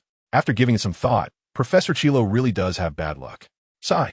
Last time he was struck by lightning, and this time he broke his leg. Not checking the calendar before going out. What terrible luck. Maud, what exactly happened last night? Ron said with his mouth full of meat pie, mumbling. Early in the morning, he heard George and Fred discussing it. He was so out of it last night that he had no idea what was happening outside. I heard Harry say that you might know the truth. Me? Maud shook his head. I'm just guessing. The professors should be the ones to explain the specific situation. The noise last night was so loud that Hogwarts will definitely have an explanation. As for how they will explain it, I'm not sure. If it conflicts with the professor's story, I might as well not say anything. Emma started eating grilled sausages again. With one bite, they sizzled and oozed oil, so delicious. The food at Hogwarts is truly the best. Maud was eating while starting to think about the upcoming plot developments. It was clear that what happened last night would definitely impact what was about to happen next. Would Hogwarts move the mirror of Arise to a different location? Or would Professor Dumbledore destroy the Philosopher's Stone in advance? Molybdane is unclear. Professor Dumbledore harbors a series of calculations in his heart. The little abacus is working quite well. Even the matter of the Philosopher's Stone might just be his fishing incident. Of course, this is merely speculation. If this matter is indeed Professor Dumbledore fishing, then the subsequent events might just be able to return to their original track. Maud thought about his apparent oversight last night. If Voldemort has become a snake, would he have the keen sense of smell that snakes possess? A snake's tongue can collect chemical substances from the air. It would be best if he didn't, but if he did, his scent might have been exposed. Next, he might need to try to mask his smell or pray that Voldemort hadn't turned into some animal. He needed to come up with a plan. Soon, Professor McGonagall walked in seriously. She was still wearing her deep green robes and square glasses. Hogwarts students, please be quiet. I have something to tell you. The few little wizards below stopped talking and looked up at Professor McGonagall. She continued, what I want to talk about is regarding last night. I believe many of you heard the unusual noises last night. They were indeed the result of a struggle that took place at Hogwarts. But do not worry. All the trolls that wandered in last night have been cleared away. In the coming days, the professors will patrol every corner of the school to eliminate all dangerous factors. Maud listened to Professor McGonagall's words, narrowing his eyes. The source of everything that happened last night pointed to the Philosopher's Stone. The root cause had been identified, but had Professor McGonagall and the others figured out who was behind it? Professor Quirrell would still be monitored by Professor Snape, as long as no one interfered. Professor Snape could completely handle this task. But what about the other one, Lucius? Had Hogwarts listed him as a suspect? And could he be monitored? That was hard to say. This time, Hogwarts professors would cooperate with the Ministry of Magic. Once Professor McGonagall said this, Maud understood. Hogwarts had probably already listed Lucius as a suspect. Under the pretext of cooperation to maintain Hogwarts safety, they could openly understand Lucius's next moves. So, what would Professor Dumbledore do next to rearrange the situation? And how would Voldemort and his followers break through? In Professor Snape's office, Professor Snape was brewing the Amortentia potion, looking very focused, as if he were sculpting a work of art. Moore stood by, observing and learning the details of his potion making.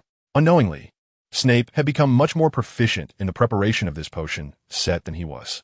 No wonder he was the youngest master of potions. Professor Mirius Snape stirred the solution in the cauldron while speaking in a cold voice. Is there something you need, Professor Snape? You understand the significance of this potion recipe for a potion master, right? Moody nodded. He knew that Professor Snape was referring to the magical effect of this potion that enhances familiarity with herbal materials. This potion must not be leaked, otherwise. Your days ahead will not be easy. Of course, Professor. Emoda nodded. He understood this principle.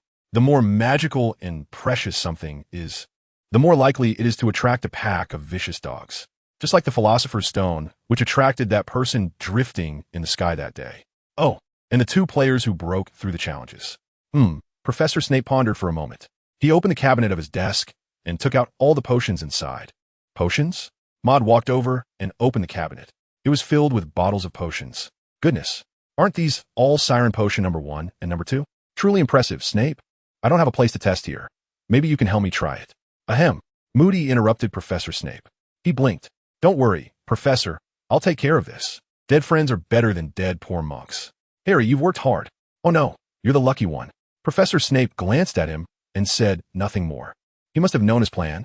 Moody also observed Professor Snape's reaction. He guessed that Professor Snape was likely to be outwardly indifferent but inwardly fervent at this moment. After all, Harry was so cute, so much like Lily. Shouldn't he be hugged and lifted high? Bring me the Moony herb. Moony herb? Maud looked at Professor Snape strangely. This was not the material needed for a potion of charm. Could it be that Professor Snape's innovative spirit had kicked in? Moody still handed the mooncalf grass to Snape. Professor Snape, have you improved this potion? No. Huh. Then what are you? A first-time attempt.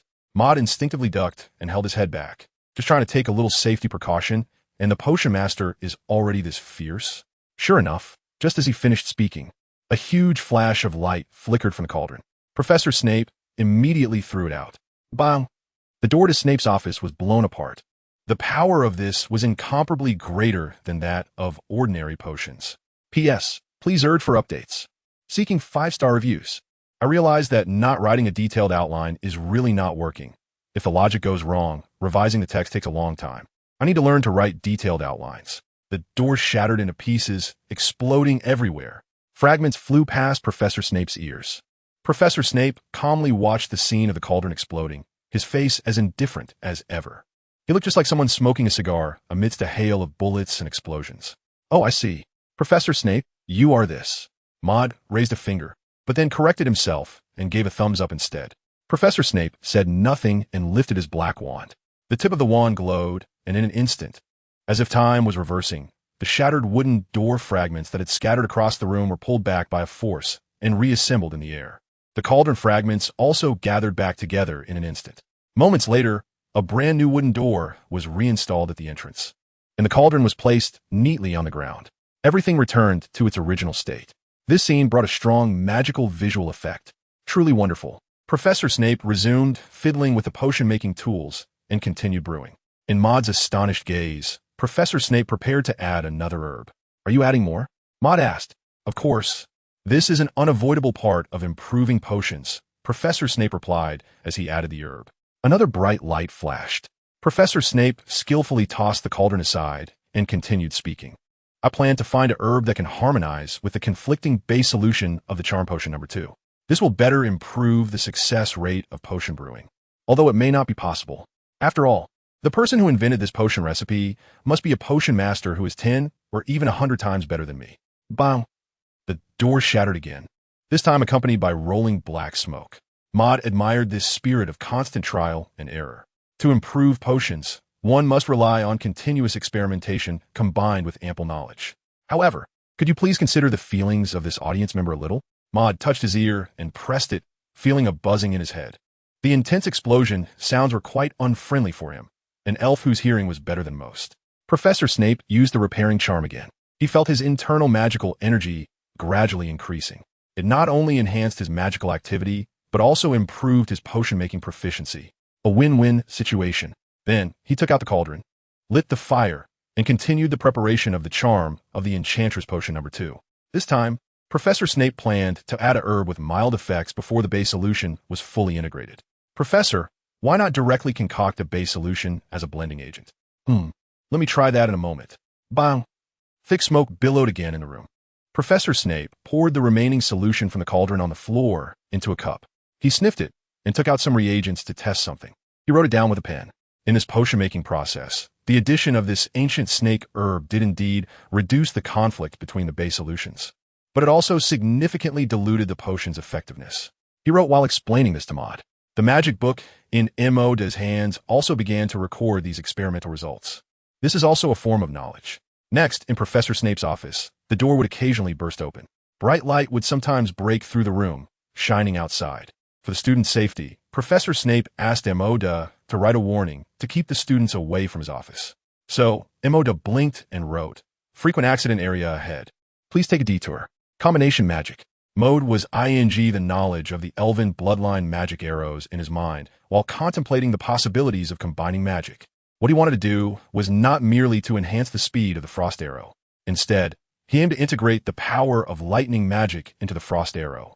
Previously, Maud had already attempted this. The Elven bloodline magic arrow could indeed reconcile the energy conflict between lightning magic and the frost witch's magic. Although the effect was not obvious, it was a feasible path. However, this path was not without its explosions. But after experiencing the explosive baptism from Professor Snape, how could I, Nicholas Jowls, the sage elf Maud Maris, possibly be deterred? Maud had envisioned this combination magic and named it Lightning Release Flashing Pitch Black Gale Frost Magic Arrow. For short, Ice Thunder Arrow. Once unleashed, the frost arrow is enveloped in countless spiral lightning patterns, shooting through the air with lightning effects and freezing properties. Maud is not sure what specific magical effects it will produce. He will only know once it takes shape. However, this is the first attempt at combination magic, which is very significant, so regardless of whether the final magical power is strong or weak, it is no longer very important. Maud thought to himself, pulling back the bowstring. The bowstring tightened, forming a full moon shape. He looked at the dummy target inside the House of Wishes, and a slender blue frost arrow floated on the bowstring. Then, he infused the energy of the Elven bloodline magic arrow into the bow. Finally, purple lightning crackled from his palm, gripping the bow arm. Arcs of electricity dancing wildly, instantly filling the entire longbow, transforming it from an ordinary bow into a purple-patterned thunder bow. Fortunately, the energy of the Elven bloodline magic arrow tempered the lightning, making it less ferocious. Maud focused intently as he pulled the lightning towards the frost arrow. The lightning gradually covered the frost arrow, 1 millimeter, 2 millimeters, 5 millimeters. Blue and purple light suddenly converged, creating an indescribably beautiful halo.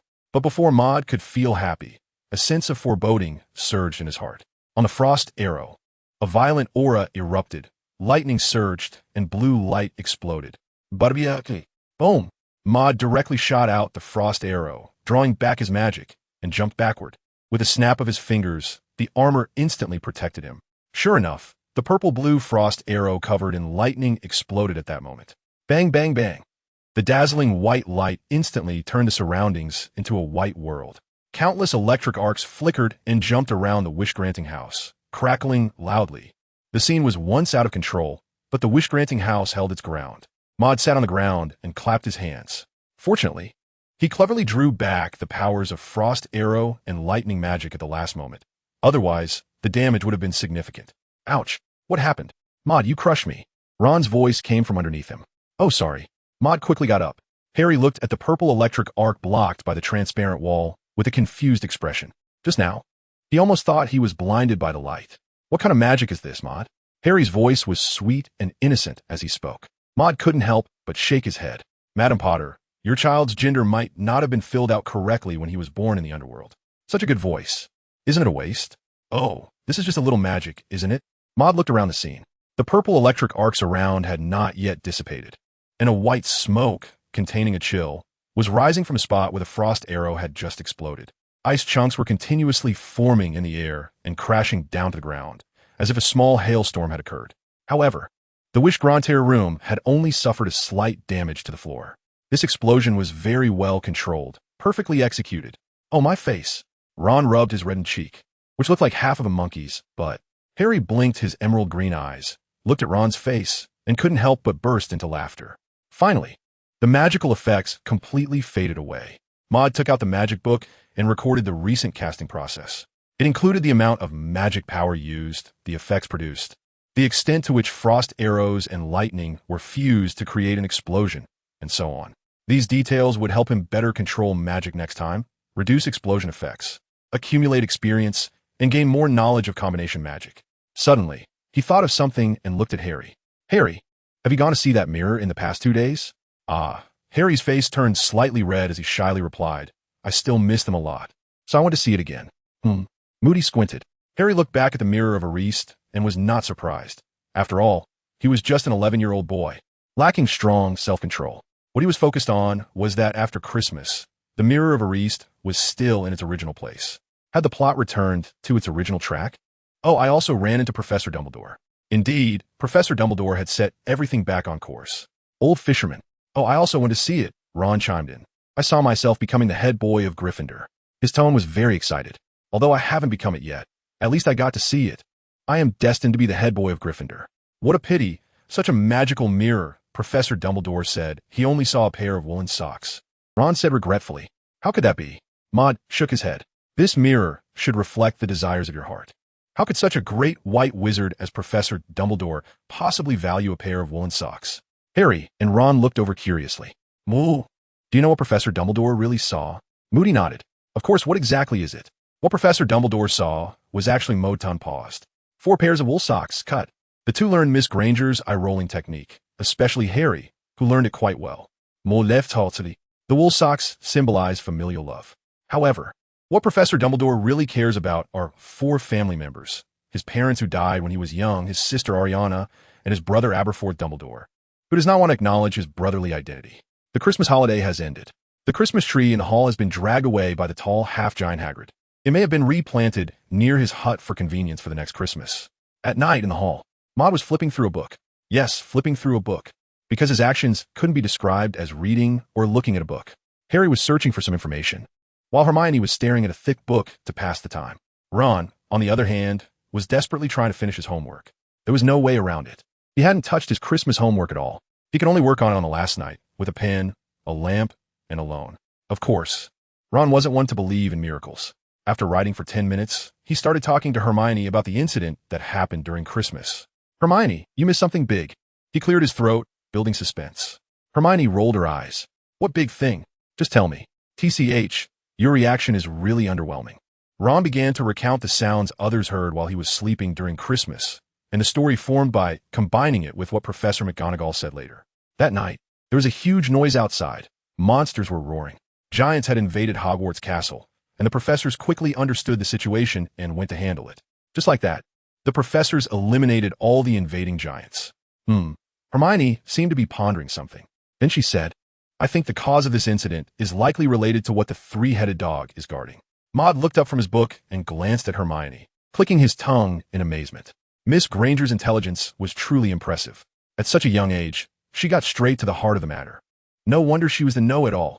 Speaking of this incident, Maud thought of the challenges guarding the Philosopher's Stone. Maud touched his chin. He thought about the last incident with Star Regus. Revenge would come sooner or later. It was just a matter of time. Sooner or later, the Regus family or the Ministry of Magic would find the clues. Emoda thinks he might need something like a giant wizard chess set, or perhaps an alchemical product that can store magical energy. The purpose, of course, is to protect his family. So he should learn some alchemy knowledge? Well, that sounds good too. Maud does not believe that learning alchemy will make his magical system more chaotic and bloated. Alchemy can be seen as a deep understanding and application of magic, a thorough practical study and learning of magic. When used well, alchemy can expand the application fields of magic, enhance its power, and so on. Moreover, inventing a new alchemical product is also particularly interesting. In short, this is also great knowledge. Oh, I finally found it, Harry exclaimed excitedly. Nicholas Flamel. I found his introduction. He handed the card filled with writing to Ron. Ron curiously took it and read the text aloud. Dumbledore's greatest achievement was defeating the dark wizard Grindelwald in 1945, discovering 12 uses of dragon's blood, and his contributions in alchemy with his partner Nicholas Flamel. He read the last sentence very loudly. After flipping through so many books, he was almost developing feelings for the name Nicholas Flamel. Oh, I said I was familiar with this name. Hermione thought of something, her eyes brightening. I saw this name on the train. She got up to tidy her books on the table, following me. Harry and Ron quickly followed suit, forgetting about their homework. Emoda blinked and followed behind. He planned to look for books on alchemy and similar subjects to gain more knowledge, and see if he could research some magical alchemical product himself. Of course, this would take quite a bit of time. P.S. Dear readers, please urge for updates. Please give 5-star reviews. In the library, Harry and Ron sat on chairs, each holding a book.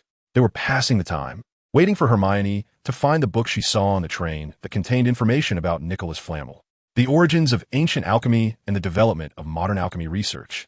Maud was also looking for books related to alchemy. His fingers rubbed against the covers of the books on the shelf as he carefully examined the titles, occasionally pulling out 1 or 2 books to check the contents inside. As a major category within magic, Maud imagined that there should be at least a whole bookshelf dedicated to alchemy-related books. However, after looking through the collection, he found only about half a bookshelf's worth. Many of the books merely introduced the history of alchemy, while the books he wanted that focused on learning methods for alchemy made up only a small portion of the collection. He picked some content-rich alchemy books and sat down opposite Harry and Ron. Bang! Harry and Ron both jumped in surprise, looking up to see a large stack of books casting a wide shadow under the light. 1 book, 2 books, 7 books, 12 books? Moo, are you planning to finish all these books tonight? Ron stared with his blue eyes at the thick stack of books, feeling a bit dazed and sleepy. He expressed his disbelief, wondering if anyone could read that many books in a lifetime. Mo shook his head, took out 3 relatively thin books, each about half a thumb thick. He decided to read these 3 books tonight to pass the time. Rather than reading, it was more about memorizing. His current state of reading involved flipping through the books from beginning to end, trying to remember the content inside. The biggest benefit of memorizing things was to score full marks on exams. However, some knowledge is not just about memorizing. To truly make knowledge useful, it needs to be pondered over and thoroughly understood. Oh, passing time, huh? Is it storybook? Ron understood. He was also passing the time. He was reading a storybook about a wizard who, after turning into a little mouse, lived an exciting and interesting life in an ordinary family's home. This was what adults referred to as a children's book, and it was quite fun. After reading the story, it was like knowing a story. Passing the time was fine as long as the story was interesting. Learning could wait until the day before the exam. Harry blinked. He felt that things weren't that simple. Emoda, can I take a look at one of those books? Moon nodded. Harry casually picked a book from Maud's pile and carefully examined the cover. The title of the book was on the principles and practices of alchemy, and the cover featured a man wearing gold-rimmed glasses, exuding an academic vibe, occasionally winking at him as if greeting him. Curious, Harry opened the first page. A dense array of scholarly terms and various alchemical symbols flooded his vision, and his little brain instantly froze. Snap! Harry quickly closed the book and returned it to the pile. Good grief. Is this something a primary school student like me can read? He looked up and saw Maud flipping through the book at a pace of 10 pages a second, his face full of enthusiasm, and he was even mumbling to himself as if he had found something interesting. Indeed, Maud still didn't seem like a normal person. This book was quite fascinating. Maud nodded, very satisfied with the content of the book in his hands. It discussed the relationship between alchemy and magic, and described methods for easily integrating magic into alchemical products. It could be considered an introductory textbook, written in a straightforward manner, and included some interesting experimental examples that resembled stories. The examples inside reminded Maud of some ordinary alchemical product he encountered during his life at Hogwarts: moving pictures, screaming books, and self-stirring frying pans.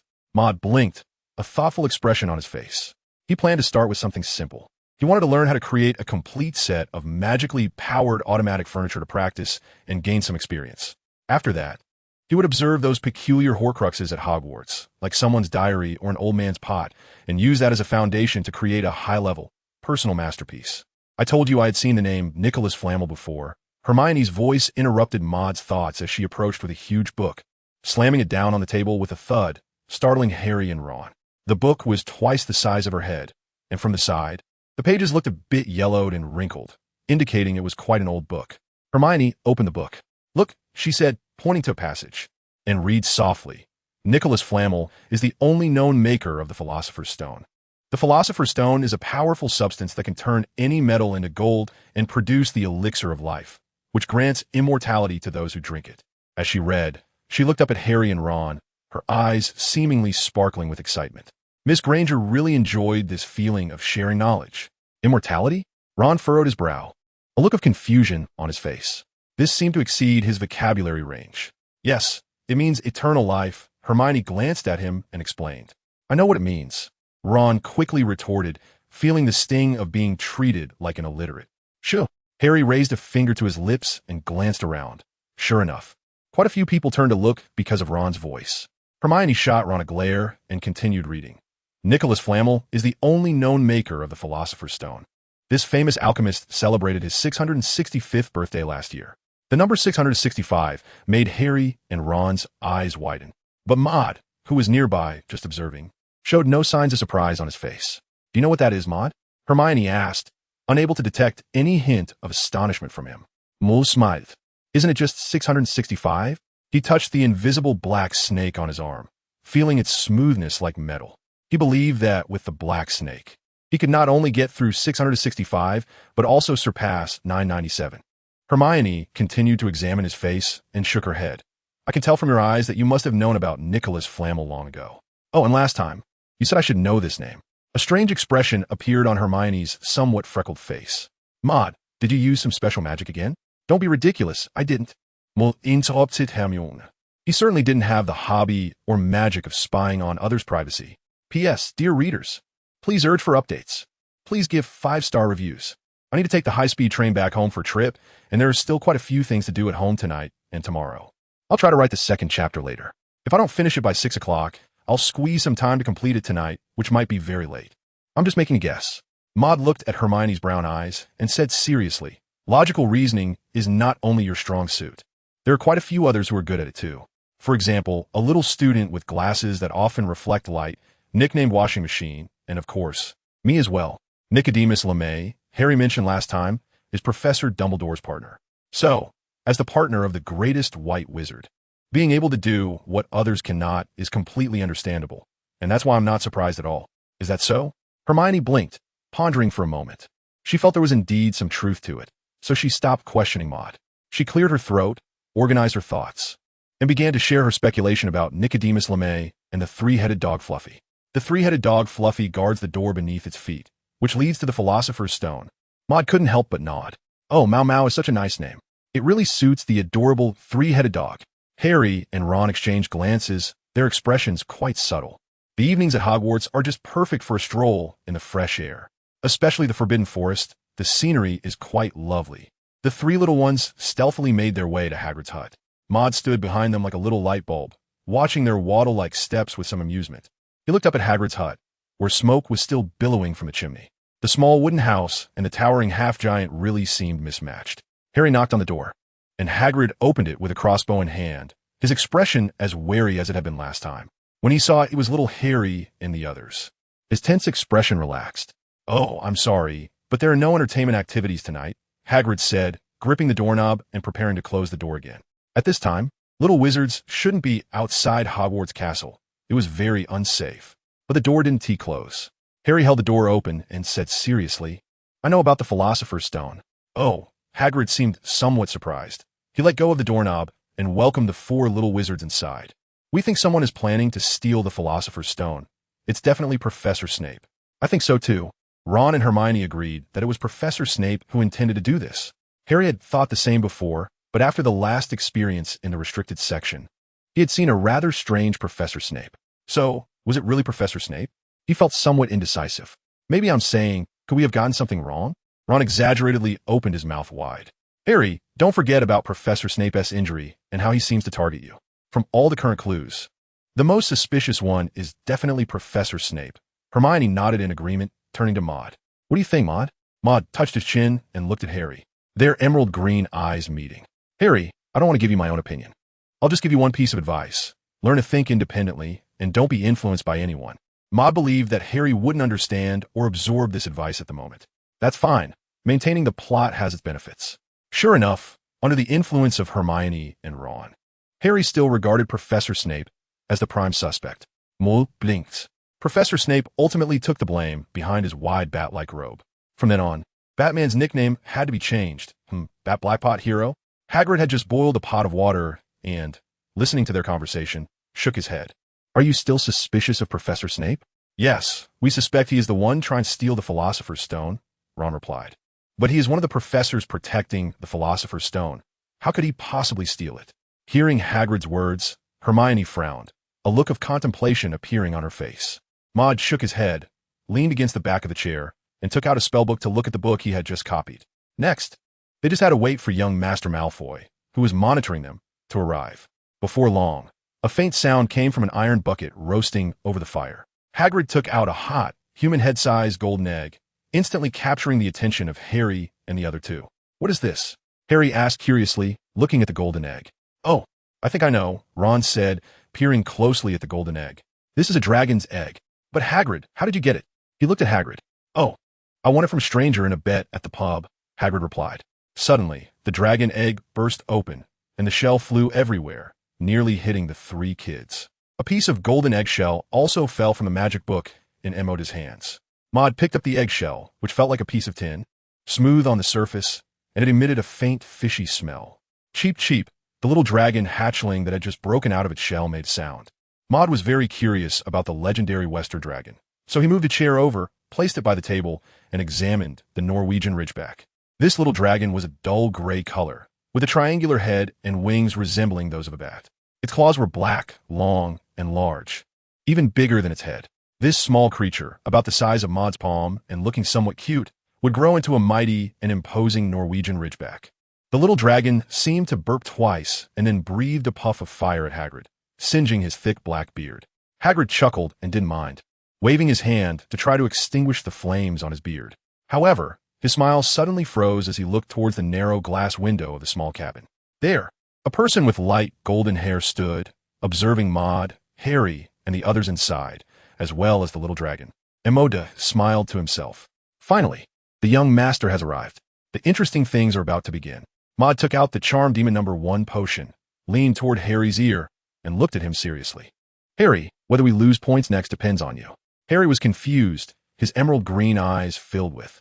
What do you mean? Maud blinked at him. It was a brilliant plan. After you take this, talk to Malfoy and tell him that if he squeals, you will be implicated too. Trust me. As long as the performance is done well, we will be just fine.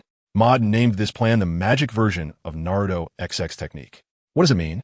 I don't really understand either. As for whether it will succeed, Maud actually doesn't care. If it succeeds, Gryffindor 1 lose points. If it fails, let Harry and the others see Voldemort, who is drinking unicorn blood in the Forbidden Forest at night, so they can understand the truth further. How it goes will depend on the chance encounter between Harry and young Master Malfoy. P.S. Late night typing, please urge for updates. Please give 5-star reviews. Just for fun, there won't be any romantic drama. The pale, golden-haired figure was running off into the distance. Young Master Malfoy thought of Maud and Harry's ugly faces and couldn't help but smirk coldly. He muttered this time, I want to believe I can't deal with you, Maris. Oh, and the seemingly invincible Harry Potter. He had been waiting for this opportunity for a long time. Both Maud and Harry seemed very eager to oppose him, especially Maris. Every confrontation with Maris left him at a disadvantage.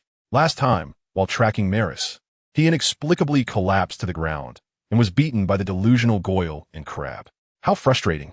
And this time, with Maud and Harry, it's a 2-for-1 deal. Gryffindor's points are definitely going to be deducted.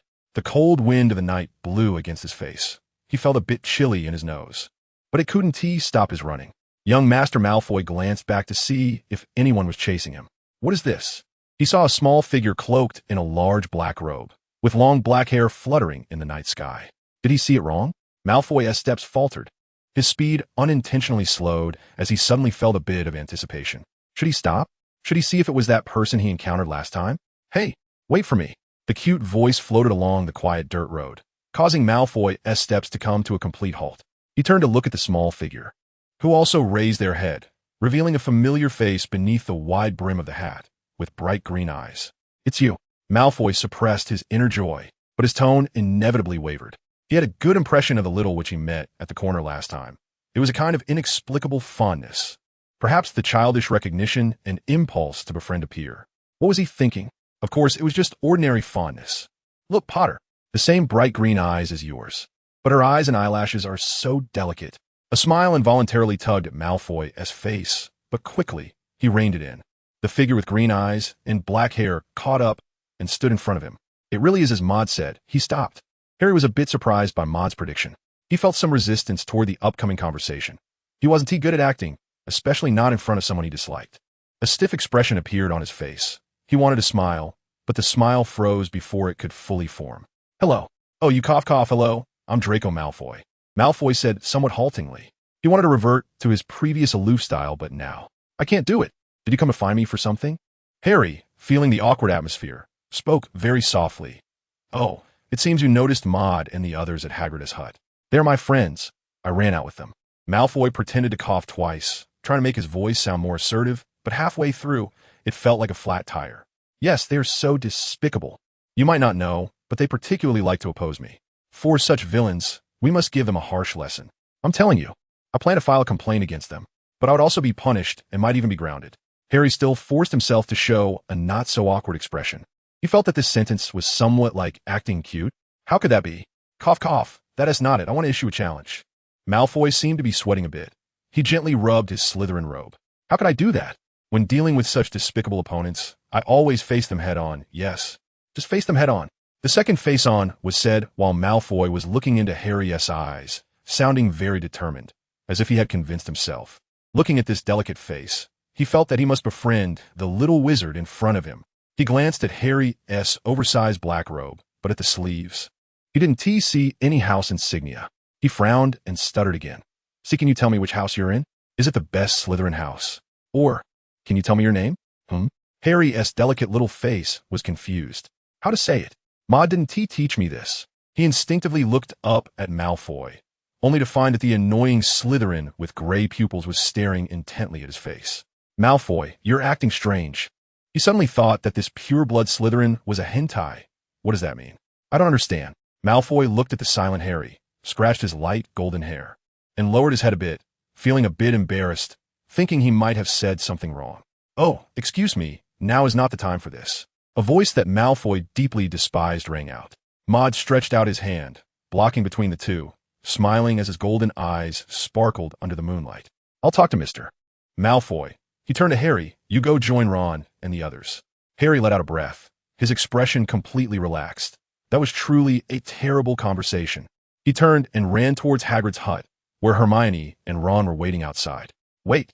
Malfoy finally realized that his plan was foiled again. He felt dissatisfied and glared fiercely at Maud. What are you doing? Maris, don't be angry, Malfoy. Maud thought inwardly, trying to suppress his laughter. But he had already learned the true art of face-changing from the Sichuan opera master. He smiled at Malfoy. I know you want to know his name, but Maud's expression suddenly became serious. You may not know that he is in danger now. Malfoy obviously froze for a moment. Telling you his name is equivalent to putting him in danger. How is that possible? Malfoy's brows were tightly knitted, and his inner worries stubbornly showed not a hint. Are you trying to deceive me? Maud looked seriously into his eyes and shook his head. His pupils slightly shifted as if he thought of something, and he continued, like you, was born into a pure blood family.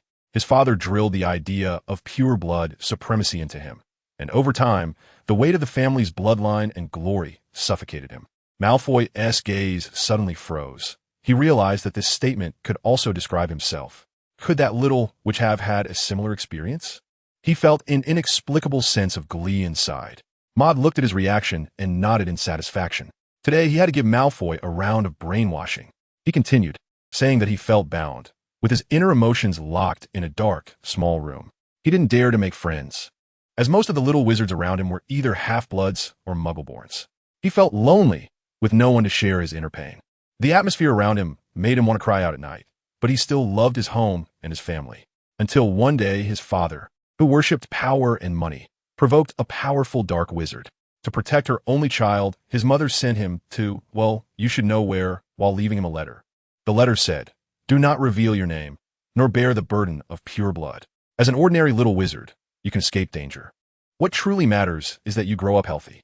Pure blood should not be your burden, even if it is an emotional one. If it has become a burden, then throw it away completely. P.S. 2,400-word chapter. Please urge for updates. Please give 5-star reviews." Maud's low voice set the emotional atmosphere of the story. Yes, his mother had noticed the emotional pressure he had been under. This made Malfoy realize that he might have that kind of pressure too, and he suddenly felt a surge of sympathy and heartache for that unknown little witch. She must be having a hard time. He and she. I found I can no longer use. This little wizard was truly miserable. Wait. Malfoy suddenly looked up at the handsome face in front of him that he wanted to punch, feeling that his pure blood status seemed a bit ominous. Cough. As a proud heir of Slytherin, how could he show weakness in front of his enemies? Oomph. Malfoy raised his slicked back hair that shone in the moonlight, his tone filled with masculinity and toughness. This time, for his sake, I won't hold it against you little wizards.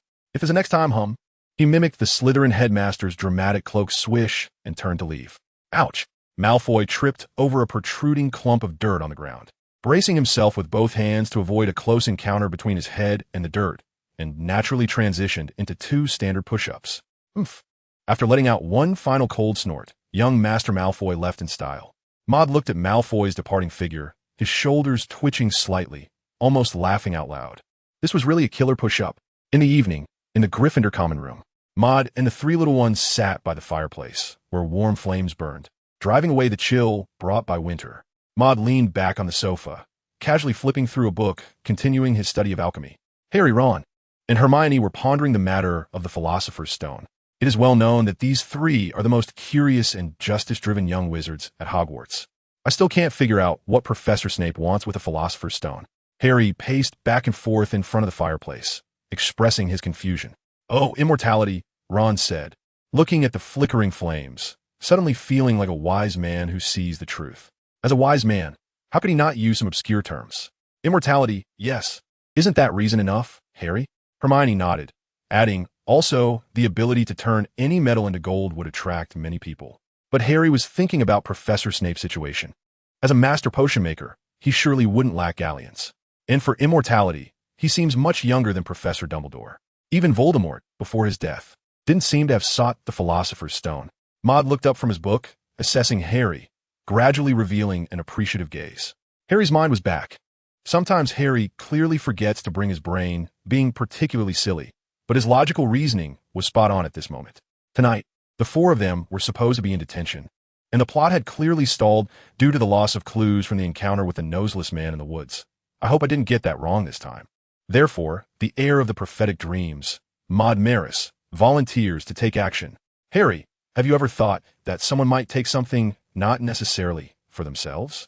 Maud said slowly, causing Harry and the others to feel the truth in his words. I had a strange dream. A dream? Another prophetic dream? Harry exclaimed, looking at him in surprise. Quick, tell us about your dream, Maud. Ron and Hermione curiously turned their attention to Maud. Mon nodded, and he began to recall what would happen in the Forbidden Forest. In a dark forest, there was a willow tree that could strike. The Forbidden Forest. Harry and the others exchanged glances. One night, an indistinct dark wizard arrived here, as if he had come back from the underworld, his body enveloped in the aura of death. He squatted on the ground, leaning over, gnawing on a creature with a single horn. That creature was pure white, like a spirit of the forest. After M.O. to finish the story, he lowered his head as if in thought. I checked the information, and this unicorn-like creature is a magical animal called a unicorn. Its blood can grant life to those who are dying, but the blood comes with a curse, causing the user to become a half-living, half-dead being. Hermione's eyes seemed to be shining, and her mind was racing. Ma continued, as for that dark wizard, I couldn't find anything, but in my dream, someone called him the Noseless Man, and there were other titles as well. I only heard the pronunciation of the first 2. Combining the 2, I suspect. The 3 little ones listened intently. The mysterious person's nose must have been knocked off by someone. The three little ones? Do you mean that Hermione rolled her eyes at Maud, as this guy is always so off track? The Philosopher's Stone is a gift that Professor Snape intends to offer to the mysterious man? Maud nodded. This isn't something I said, Professor Snape. You need to recognize that yourself. Voldemort had many followers before, Hermione said thoughtfully. In this way, the events surrounding Christmas also make sense. Harry adjusted his glasses, which gleamed suddenly. Diagon Harry was online. Voldemort's former followers had infiltrated Hogwarts, attempting to directly seize the Philosopher's Stone that they had failed to obtain before. Maud nodded in satisfaction. Among the three little ones, only the slouching Ron remained at this time. The night grew deeper. In the quiet night, the sound of rustling echoed endlessly in a certain dormitory of Gryffindor. What is that sound? Maud lay half-reclined on the bed, holding a white pillow in his arms. Feeling the warmth spreading from his chest, he put down the alchemy book he had already finished reading. He focused in his mind where a snow-covered Kunlun mountain was situated, shimmering with a dazzling golden light. He planned to use the alchemy knowledge he had learned to exchange with Kunlun, hoping to obtain advanced knowledge, preferably an upgraded version of alchemy. A cool breath descended from the peak of Kunlun Mountain, penetrating deep into Maud's mind. Countless symbols whirled within, dazzling his senses. Many pieces of knowledge that did not belong to him appeared in Maud's mind.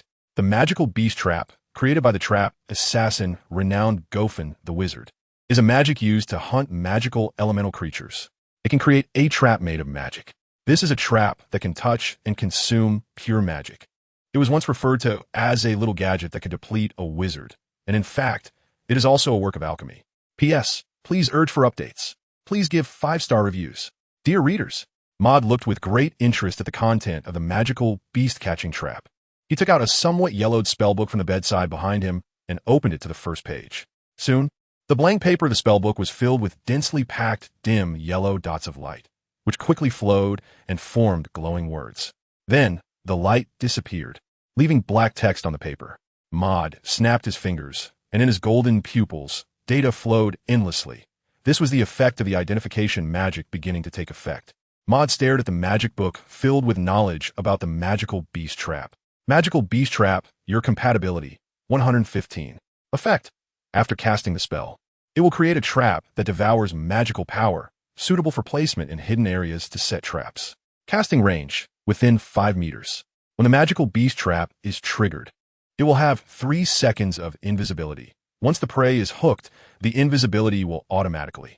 It will not cause physical harm to the wizard, but can drain the magical power flowing within the wizard, leading to a significant reduction in the wizard's magical power when casting spells, decreasing the spell's effectiveness. The draining effect lasts for 5 seconds, after which the trap will automatically disappear.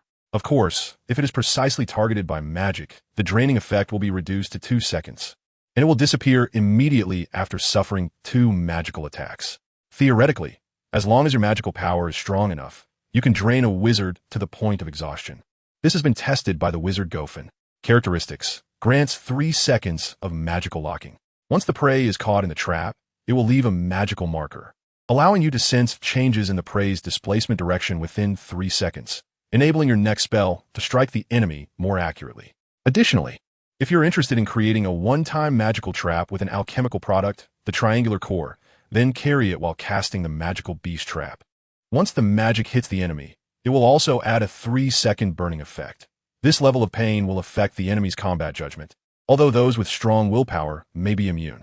Maud conducted an in-depth reading of the alchemy of the magical beast trap's triangular core, but unfortunately, the highlight of this core lies in its unique magical combination. Its alchemical method does not transcend the existing framework of alchemy.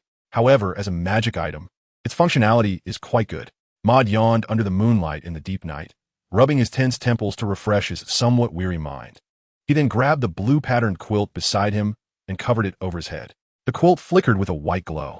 "Oh, I heard that the final exams at school are always very difficult," Ron said, looking sadly at the stone path filled with the marks of time. "I wonder how my grades will turn out."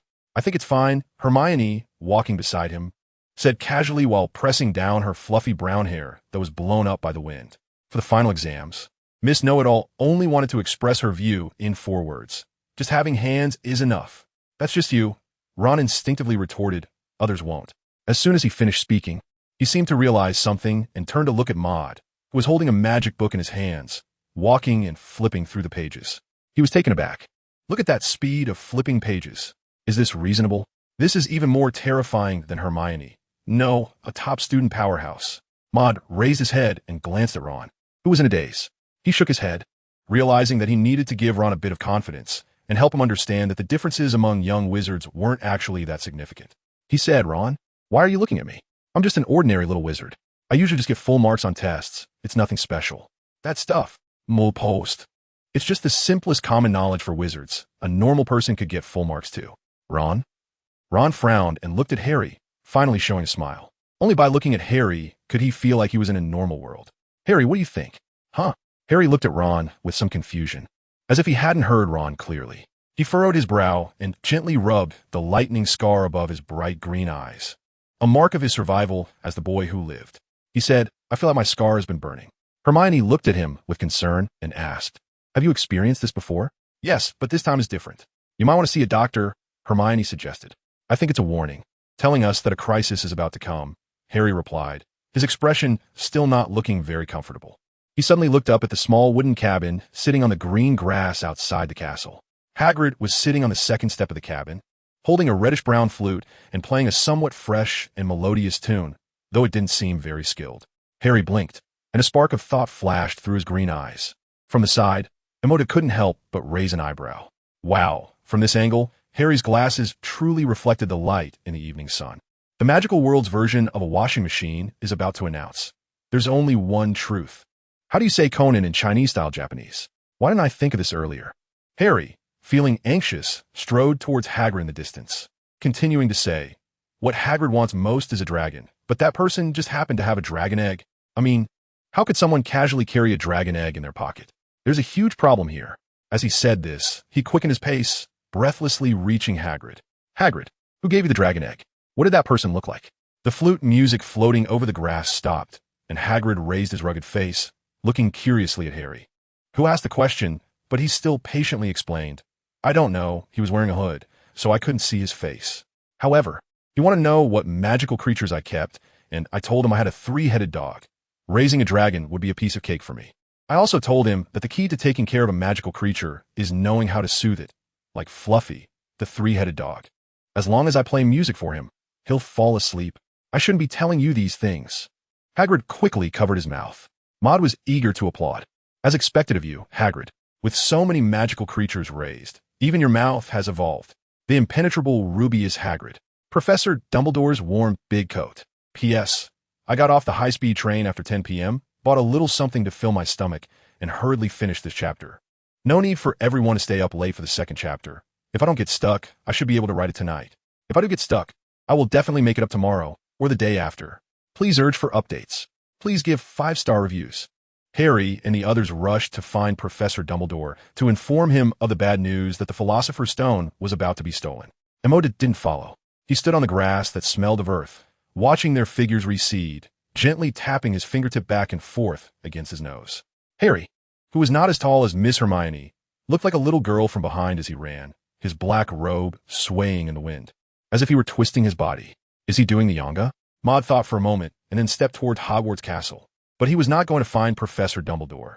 Instead, he intended to look for Professor Snape. Upon entering Hogwarts Castle, Maud went straight to the door of Professor Snape's office. The atmosphere here still seemed somewhat gloomy, and the sign on the door was as twisted and strange as the branches of a willow tree striking in the night. Maud guessed that it might be the cold aura emanating from Professor Snape that had poisoned the entrance as well. Professor Snape, he said. Come in. Professor Snape's voice sounded like the mechanical sound of a rusty axle, devoid of any emotional fluctuation. Creak. Maud pushed open the seemingly damp wooden door which, despite having weathered many incidents, remained sturdy. Maud walked in, taking out an ancient-looking spellbook from behind him. As he approached Professor Snape's desk, he flipped to the page on potion-making issues, revealing a sheet of yellow paper filled with dense serial numbers. Professor, I have some questions I'd like to ask you. Maud thought, since I'm already here, why does this sound so familiar? Asking a question shouldn't be too much, right? Professor Snape's sharp gaze pierced through the air, directly landing on the last line of numbers in the magic book, 98. He nodded, his face lighting up with a smile. Is that all the questions, Maris? Not yet. Professor, there's still 21 questions left. After a while, how many questions are left, Maris? Just 23 questions left. Professor, it will be quick. Snape? After a while, seeing Maud turn to a blank page, Professor Snape's cold face finally cracked a barely noticeable smile. His mouth opened slightly, as if releasing a heavy breath. This Maris. Everything is fine, just too damn many questions. The damn earlier was clearly a typo. Professor Snape knew it was getting late. He looked at Maud and said, "Do you have anything else?" "Of course, Professor." Maud nodded, his expression shifting from the joy of gaining knowledge to solemnity. "I heard Harry and the others say they plan to protect something very important to Hogwarts. I think this action will be very dangerous." Maud directly reported, It's been so many years since I did that. I'm a bit out of practice." Of course, in fact, Maud wanted to use this information to probe what Snape knew. For example, how the challenges guarding the Philosopher's Stone had changed. Professor Snape lifted his eyelids slightly, seemingly touched, but the muscles on his face seemed too lazy to move. Only a glimmer of light reflected in his black eyes. "I know, but it's fine. Hogwarts is well prepared. Whether it's mischievous little wizards or those ill-intentioned dark wizards, they will be in for a surprise at that old place." He spoke slowly, occasionally glancing down at the golden-haired Maud. Indeed, Maud gained some of the information he wanted to know. From the sentence, he picked up on 3 pieces of information. First, the challenges guarding the Philosopher's Stone have been modified. What exactly they have been changed to is still unknown, but it can be confirmed that these challenges can now effectively defend against ordinary dark wizards. Second, these challenges seem to be adjustable in difficulty. They can be used not only to protect the Philosopher's Stone, but also to test a certain four-eyed little wizard, honing his will and abilities. Third, Professor Snape revealed that he knew Maud was the archer from that night, and he also trusted this little wizard who allowed him to meet Lily. Maud unconsciously squinted his eyes and nodded. Professor Snape slowly shifted his gaze to his black wooden desk and continued, "In here, I have prepared a surprise for a certain ill-intentioned wizard who is about to arrive, using the new wand you found for me." Maud blinked his golden eyes that shimmered in the dim light of the room. He remembered that Professor Snape had previously set a challenge that was supposed to be a potion reasoning question, but now it seemed that this challenge had become more interesting. Could it be that Professor Snape had prepared an enhanced version of the killing curse for some unknown, limping dark wizard? He felt a bit excited. Professor Snape looked at a black-covered book with no title and issued an eviction notice to Maud, saying, "It's late. You should return to your dormitory now, Maris." Moore stood up, stretched his back, and picked up the magic book from the table. "All right, Professor." Just as he was about to open the door, Professor Snape's voice came again. "Just in case, I still need to trouble you to look after Hallie?" Snape didn't call him Potter. It was the first time he had changed his wording. When he mentioned those 2 words, his tone was filled with softness. In that moment, Moore felt he must not have heard wrong. He clearly said Hallie, which, when transliterated, was indeed Hallie. Maud made an okay gesture, which left Professor Snape momentarily stunned. Then he heard Maud say, "I'm helping out with this, of course. I'm helping with the benefits given by Professor Dumbledore. Isn't that golden galleon tempting? By the way," Maud suddenly remembered something. He poked his head out from the wooden door and said, "Professor, where's Professor Dumbledore?" "He went to London. The Ministry of Magic has something going on." Of course, the head of the ministry, Lucius, went with Professor Dumbledore. "Oh, is that so?" After leaving Snape's office, as he walked on the dimly lit stone path of Hogwarts, Maud looked up at the few stars in the sky, which seemed particularly bright today. Maud thought that tonight's story should be quite exciting.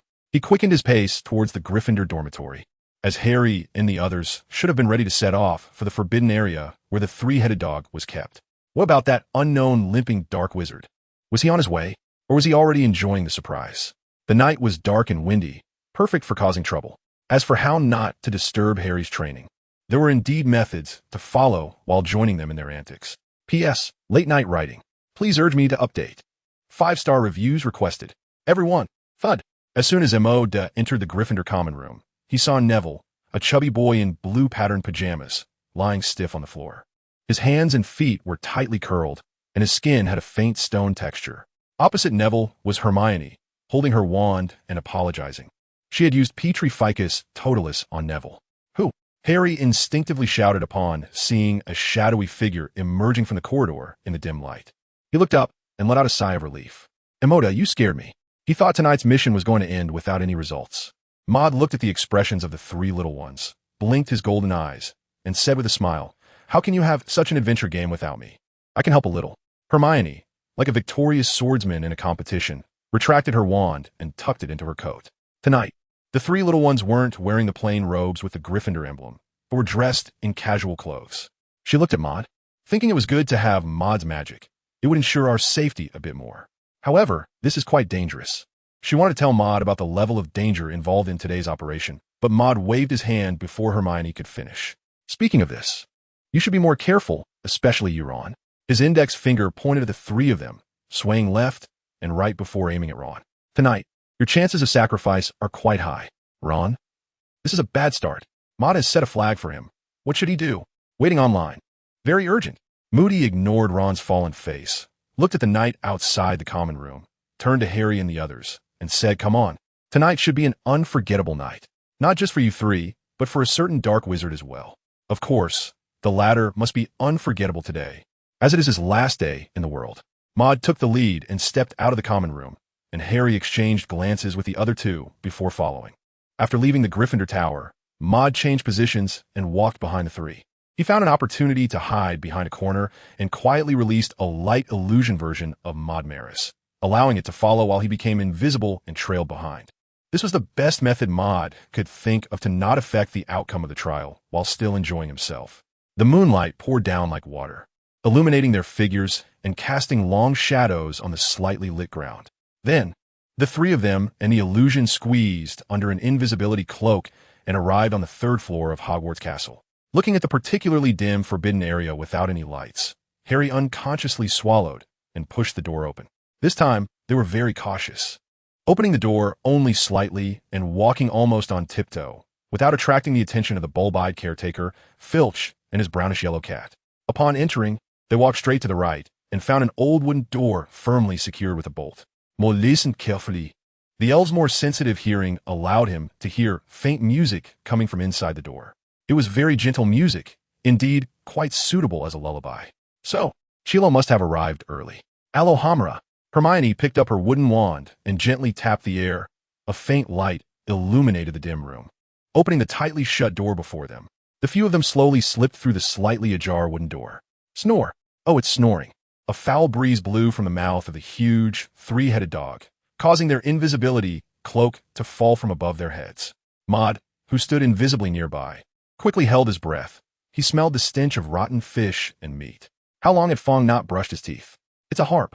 An ancient wooden harp leaned against the wall, seemingly played by invisible hands, with melodious sounds drifting from its strings. Harry looked at the harp, furrowing his brow, but unfortunately, his eyelashes were not long enough to produce the look Snape liked. Someone had cast a spell on this harp, he said, as he walked over to the massive black paw of the three-headed dog, pointing at the passage blocked by a wooden board with handles beneath the dog's feet. We need to move its paw. Ron and Hermione nodded. The group, enduring the stinky snores of the three-headed dog, began to carefully and forcefully move the furry dog leg.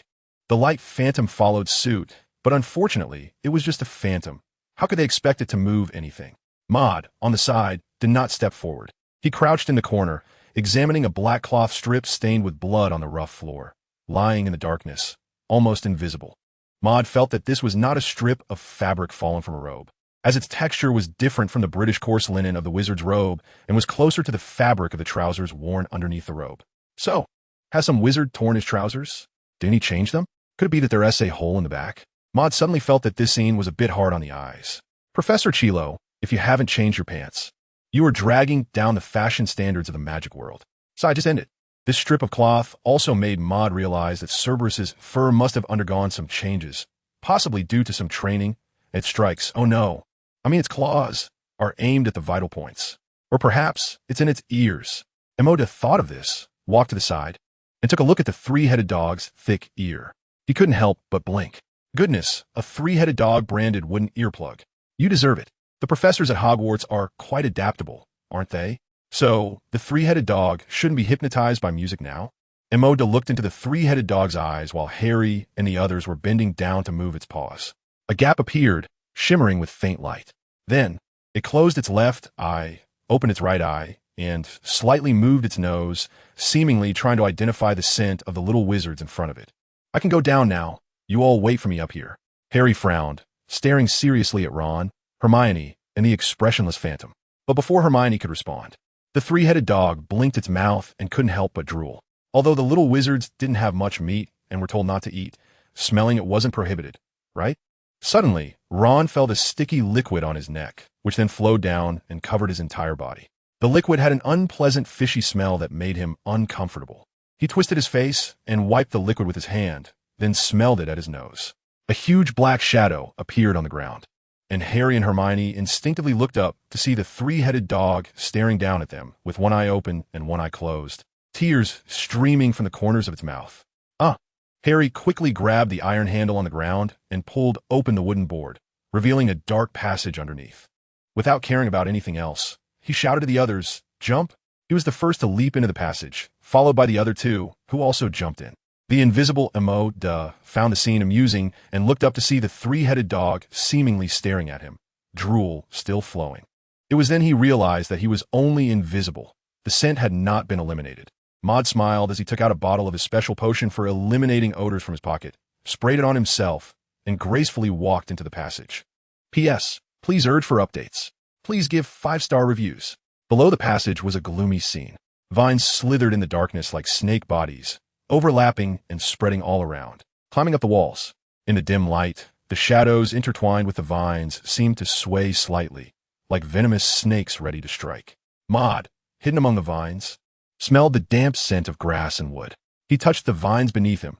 They felt like bloated dough, somewhat soft, just enough to serve as a decent cushion. He gently rubbed his chin, surveying his surroundings. What changes would this level bring? Oh no! Ron felt his chest, sensing his heartbeat. He almost thought he was done for. But then, relaxing, he stretched and smiled, relieved to have these plants around. But before he could finish his thought, he felt the vines beneath him stirring. Startled, he tried to stand up.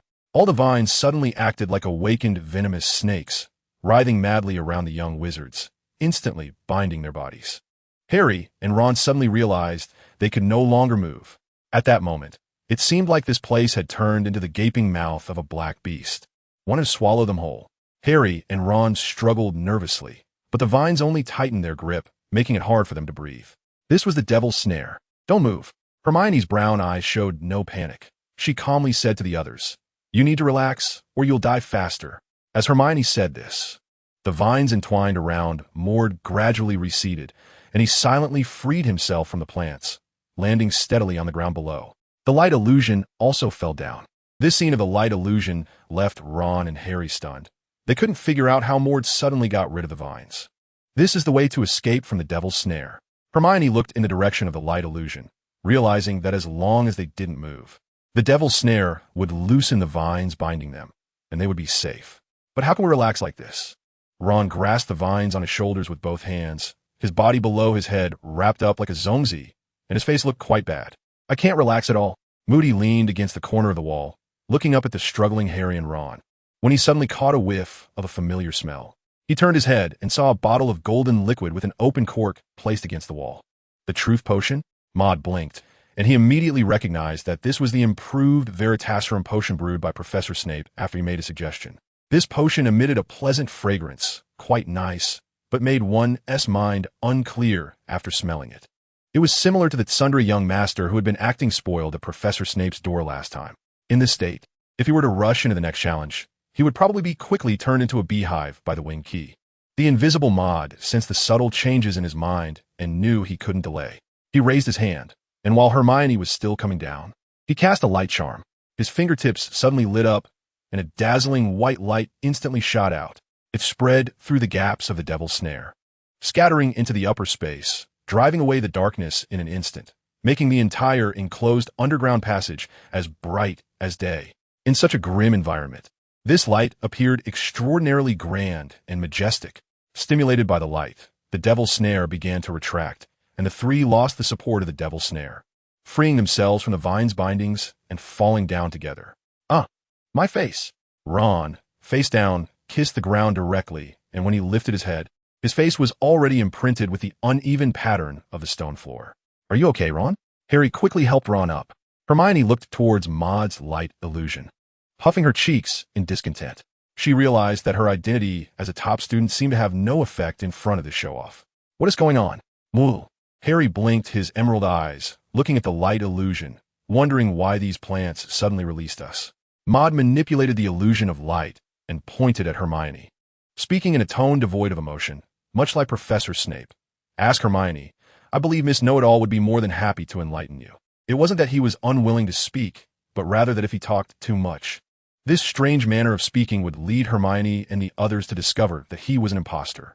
Hermione glanced at the imposter Maud with curiosity, ran her fingers through her slightly messy hair, and explained, "It's because the Devil's Snare is very afraid of light. This was mentioned in Professor Sprout's herbology class." "So that's how it is," Harry nodded, supporting Ron as they made their way to the next challenge. The third challenge was the flying key task set by Professor Flitwick, and Harry passed it without much danger, thanks to his exceptional flying skills. The only change in this challenge was the position of the flying broomsticks. Instead of being in the center of the dark, spacious room, as before, they sprang out from a mechanism in the wall. And the condition for their appearance was that Harry had to touch the door that could only be opened with a special key.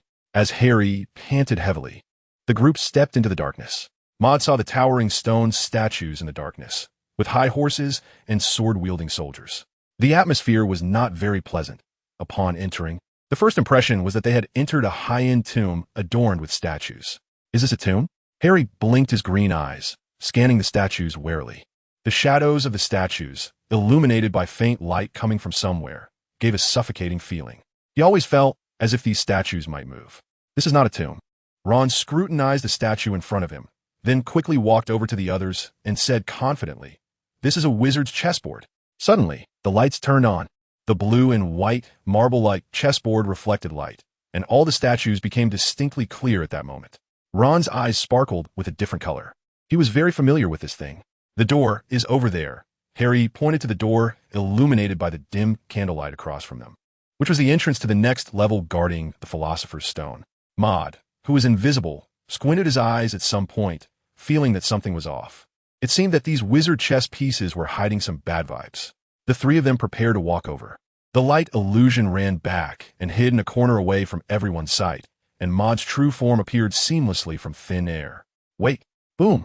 The knight statue holding twin swords twisted and suddenly transformed into a tall stone serpent, with enormous eyes like lanterns flashing red light. Its huge mouth open wide, lunging down from above. P.S. I wrote half of it, realized the plot was too klitsch, deleted it, and revised the outline several times. Please urge me to update. Please give 5-star reviews. The three of them watched as the statue suddenly transformed into a fierce giant snake. The blood-red snake eyes seemed to contain some magical power, reflecting in their eyes and turning into a pool of blood moon. The three felt their bodies suddenly become uncontrollable. Harry's green eyes widened, and at that moment he seemed to smell a non-existent fishy odor from the serpent's mouth, as well as the long-delayed scent of death from 10 years ago. But he thought more about his two friends, Ron and Hermione. They might lose their lives today because of their adventurous actions. Suddenly, the sound of water echoed in the room, and a cold spring surged beneath the feet of the three, powerful suction instantly toppling them over, sharp stone teeth barely grazing their heads. The three quickly regained control of their bodies and felt the immense pressure from the giant serpent above them. The serpent coiled its body, sweeping its tail, and a huge wave of air surged up, instantly knocking aside 2 large stone statues nearby, as if it were venting its anger. "Run back! Don't stay there!" Maud shouted anxiously at the three after casting the vortex spell. In his right hand, a round moon-like blue light was floating, and a huge and exquisite frost arrow was forming. The light flashed and disappeared.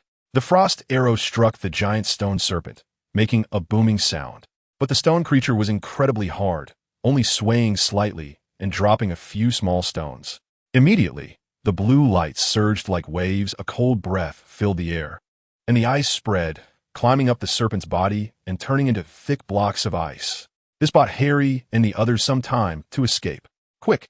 Harry shouted, waking the still-dazed Hermione and Ron. He grabbed one of them and quickly ran towards Maud. Roar! The chessboard began to shake incessantly. The giant serpent twisted its body, completely breaking off the ice on it and shaking it off. Seeing that Harry and the others had temporarily escaped danger, Maud exhaled heavily. Flames began to swirl behind him, and a blood-red fire lion stood in the void, flames dancing on its body, occasionally shaking off a drop or two of molten lava that corroded the chessboard. He narrowed his brilliantly golden eyes under the light. observing the unusual stone serpent before him. The wizard chessboard malfunctioned, and the statues transformed into a giant serpent. The strange serpent eyes and hard serpent body.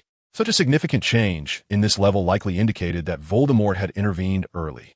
The reason was probably that Quirrell had suffered considerable losses in the previous level.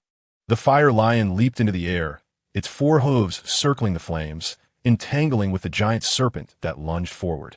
Maud turned to assess Harry's situation, snapped his fingers, and in an instant, his vision shifted, swapping places with the light illusion in the dark behind him. The giant snake twisted its body, trying to shake off the insubstantial fire lion, rolling over and shattering the chessboard into pieces. Maud observed it, seemingly catching a glimpse of black patterns. Was this a new dark magic spell, or was it related to alchemy as well? Maud projected the blue eye directly, and a thunderbird swooped in to catch it, circling back and forth above the giant serpent. God's perspective unfolded in Maud's eyes. At that moment, the black patterns behind the giant serpent were completely imprinted in his vision. They resembled the bizarrely twisted branches of a willow tree striking in the night, intertwining on the gray-white stone to form a scene of a black snake devouring. The strokes seemed to dance under the light, with black smoke slowly rising above them. Just looking at it gave Maud a nauseating feeling that made him want to vomit. Emoted glanced around the room. This room, for the giant snake, was not very large, and if it continued to wreak havoc, the room might collapse.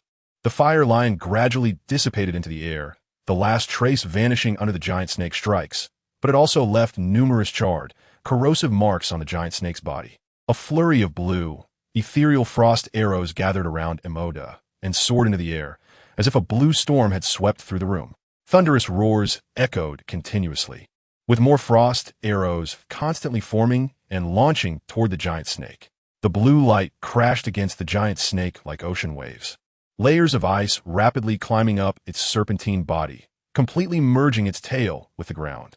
Above, the snake's head, under the relentless barrage of blue light, shed large chunks of stone debris, leaving several holes of various sizes. Finally, the snake's eyes lost their red glow, the black patterns along its body faded, and the snake's head broke off and crashed to the ground. The storm subsided, and the dust and smoke gradually dissipated. In the light, a headless ice sculpture of the snake's body reflected a brilliant radiance. Maud confirmed that this level was safe through the blue eye of the thunder sparrow above. He turned to Harry and the others, who were pressed against the stone wall behind them, nervously watching the scene on the chessboard. Maud stepped out from the dark corner, casually retracting the illusion of light. Moo! Harry and the others rushed forward, examining Maud with concern in their eyes. Are you okay? Harry's tone was somewhat unsteady, filled with guilt. Hermione didn't say anything but gave Maud a tight hug. Ron was patting Maud's back, seemingly checking for any wounds, which sent a shiver down Maud's spine. Maud pulled Ron's hand away and stared seriously into Harry's eyes. Harry, the next things are beyond our control. This giant snake forces him to reassess Voldemort's power. If this is the giant snake created by Voldemort in his residual soul state, regardless of what knowledge he has drawn upon, it only indicates that his magical prowess is even higher than we imagined, compared to the desire form of Voldemort we encountered in the magical structure. This should be much stronger. The desire form of Voldemort was said to be significantly weakened, but just how much was he weakened? Maud felt that his understanding of ordinary wizards in a magical world had limited his perspective and led him to strange judgments. How could Voldemort, who could stand against the entire magical world and is considered one of the most dangerous dark wizards in history, be only slightly stronger than an average adult wizard? He speculated that if he encountered Voldemort possessing Quirrell next, and they fought. Maud, your magic. Hermione, who had regained her composure, stared at Maud with her brown eyes, recalling the scene of their magical duel, where the swirling frost arrows once again shattered her perception of Maud's magical strength. But before she could finish her sentence, a huge sound like a knife cutting through a stone wall came from the door across. Immediately, Maud heard a horrible shriek. P.S. I thought about this chapter for a long time, and I might try to organize the framework of magic next. Please urge for updates. Please give 5-star reviews. What sound? Harry and the others drew their wands in unison, as if facing a great enemy. Moody frowned, his golden eyes fixed intently on the large door. He heard the rising sound of the wind. Something was rapidly approaching outside, likely Voldemort. Harry's training could only go so far. The next events were not for a young wizard to partake in. Maud opened the wooden door that led to the previous level with one hand. while snapping his fingers with the other.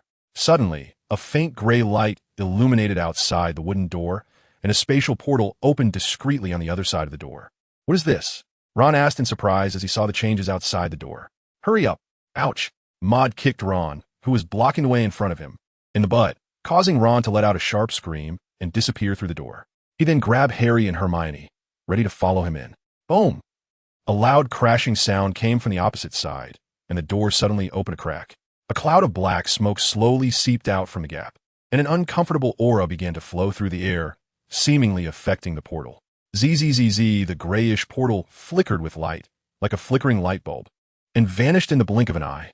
The magical structure supporting the portal was disrupted by this familiar magical aura. Maud first learned about the drawbacks of the portal, his eyes flickering, knowing that a fight was inevitable, but he was unwilling to reveal his appearance. A young wizard with powerful magic was like honey that attracted bees. He released Harry and Hermione, reached into his robe, and took out a bottle of polyjuice potion, with a white label on the outside that read foul. The name of a wandering wizard lost to history. He gulped it down, the taste of ash rising from his stomach, and soon his body began to grow taller. Muscles twisting, gradually forming into a strange red-haired adult man, the wide robe now stretching to his calves. Then there was a loud crash. The door was burst open, and thick black smoke shot out like an arrow from behind the door, quickly rolling toward the group. Following it was a wave of fiery red flames carrying a blast of heat. The flames seemed to chase after the black smoke, anticipating where it would drift. But the smoke merely turned in place, and the flames continued to rush forward, igniting a stone wall, the fire illuminating half of Maud's face. The black smoke surged again. Maud, now in the form of an adult wizard, pointed with a raised hand, and a transparent barrier appeared in front of him. However, the black smoke flowed around the barrier like water encountering a stone, and when it gathered again, it had already reached behind the barrier. Maud was slightly taken aback. In this state, Voldemort could not be intercepted. A faint purple light suddenly flickered, and a lightning bolt, like a long sword, fell from the sky. Boom! In Maud's eyes, the lightning undeniably struck the black smoke that Voldemort had transformed into, but the black smoke only dissipated a few strands. Pause in the air for a moment, and then rush back again. Maud's body was engulfed in flames, as if something was being nurtured within, but there was no time. Voldemort was already close, with a clear target, Harry alone. He let out a hoarse, unpleasant laugh, like the screech of a bat. He planned to capture a young wizard and bring him the Philosopher's Stone from the Mirror of Erist. Now, this so-called nemesis who had not been killed 10 years ago was right here. Wasn't it a perfect opportunity? Harry, in a moment of desperation. Hermione didn't think much and pushed Harry aside, throwing herself into the black smoke. The black smoke that Voldemort had transformed into hesitated in the air, seemingly caught off guard by this scene. But he quickly swept away Hermione and headed once again towards the Mirror of Erist, where the Philosopher's Stone was hidden. For him, the most important thing now was still to take the Philosopher's Stone. Maud squinted, seemingly deep in thought. He didn't rush to chase after them immediately. He knew the reason Voldemort had taken Hermione, and for the time being, she wouldn't be in danger. Rushing in would only result in no one being saved, and he might end up in danger himself. A figure in a long black robe rushed into the wizard chess room, barely avoiding the swirling black smoke. His gaze focused on Hermione's brown hair within the smoke, and with a flick of his wand, a flame shot out once more. "Mr." Melis's cold yet familiar voice echoed in the half-lit, half-dark room. Maud recognized the face. It belonged to a wandering wizard named Helga's. This person was none other than Professor Snape, who had used the polyjuice potion. He nodded at Snape. Clearly, Professor Snape also recognized him after drinking the potion. "Take Mr. Potter away," Snape said, looking at Harry, who had just been knocked to the ground by Hermione and was now in a state of confusion due to the sudden turn of events. "That foolish girl. I will get her out safely," he said without saying much more, flicking his cloak and running back. Hermione. Harry seemed to awaken from a dream. He anxiously scrambled to his feet, but tripped over a stone and fell back down. "Calm down, Harry." Maud helped him up, patting his shoulder, trying to calm him down because, after all, being anxious wouldn't help at this moment. He thought for a while and decided to send Harry back first. But Harry refused to go, shaking his head vigorously and staring intently in the direction of the next checkpoint. "Hermione was captured to save me. How could I escape first?" "Are you really sure?" "Stay behind. You could very likely lose your life." Maud intends to respect his opinion. He possesses a certain special power that might really come in handy. He activated the space magic, and took out a set of loose robes, as well as a bottle of Charm Demon #1 potion. He only brought one bottle of the Polyjuice potion. After all, Professor Snape's office isn't a place for selling Polyjuice potion.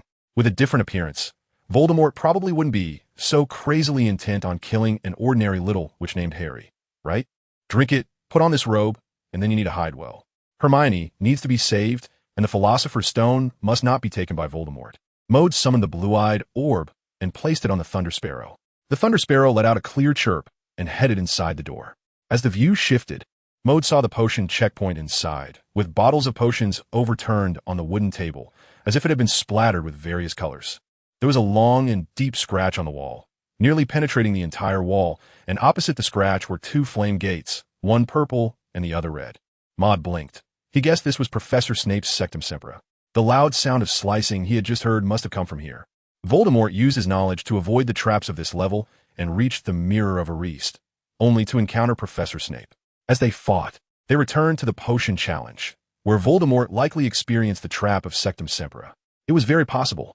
The Thunderbird went further inside, where there was a long staircase leading down, as if entering an underground chamber. Descending the stairs and taking a detour, they arrived at the Mirror of Ariste. Maud had not noticed this path during his last visit. Hogwarts Castle truly had many hidden passages. The abandoned classroom, which should have been in darkness, was now filled with firelight. A little girl with brown, fluffy hair lay unconscious on the ground in front of a transformed Professor Snape, whose black robe looked somewhat tattered. Hermione should be okay for now. They just needed to find an opportunity to take her away. Maud nodded and looked at Voldemort, or rather, Voldemort possessing Quirrell. He had removed the turban, revealing two faces on his head, which looked quite bizarre. There was a significant wound on his body, extending from his left shoulder down to his abdomen, oozing bright red blood. His back, along with his robe, had a large hole burned through, appearing charred and blackened. Voldemort suddenly lifted his head, using Quirrell's face to pull a ghastly smile. His smile was reflected in the blue eye of the Thunderbird and in Maud's eyes as well. He raised his hand, and a flash of green light flickered away. P.S. 2,550-word chapter. This thing is too brain-burning. I foolishly looked for references in different styles of writing, and upon reading, my mind instantly got stuck because after finishing two pieces, one Western fantasy and one Eastern fantasy, my writing style became all over the place. I beg for updates. I seek 5-star reviews. The green light instantly struck the Thunderbird, and even under the control of the magical spirit, it didn't have time to escape. The Thunderbird dissipated into an electric arc, and the blue eye flickered with a faint light under the arc before falling to the ground, once again entering a state of invisibility. Maud's vision returned to the present, and he blinked his golden eyes, pondering something. He was somewhat puzzled about Voldemort's state in the black smoke. The heavy armor could not stop him, and although the lightning magic was cast hastily, its power was not insignificant. However, the damage caused by the lightning strike was minimal. He thought about the magic on Harry. If Hermione hadn't pushed Harry away, would Voldemort in the black smoke have been directly burned to death by the magic on Harry? It's hard to say. In this magical world, spells of the same level can cancel each other out. The black smoke state is also a form of magic from Voldemort, and the magic cast by the most dangerous dark wizard would counteract the magic left on Harry by Lily Potter. Even if it couldn't completely cancel it out, it shouldn't be lethal. Magic, Maud murmured, speculating that magic might not be as simple as imagined in the hands of a powerful wizard. He turned to look at Harry, who had already donned an invisibility cloak resembling a black cape, now showing only a small head, with her bright green eyes accentuated by long eyelashes, looking very lively and spirited, though they also flickered with worry.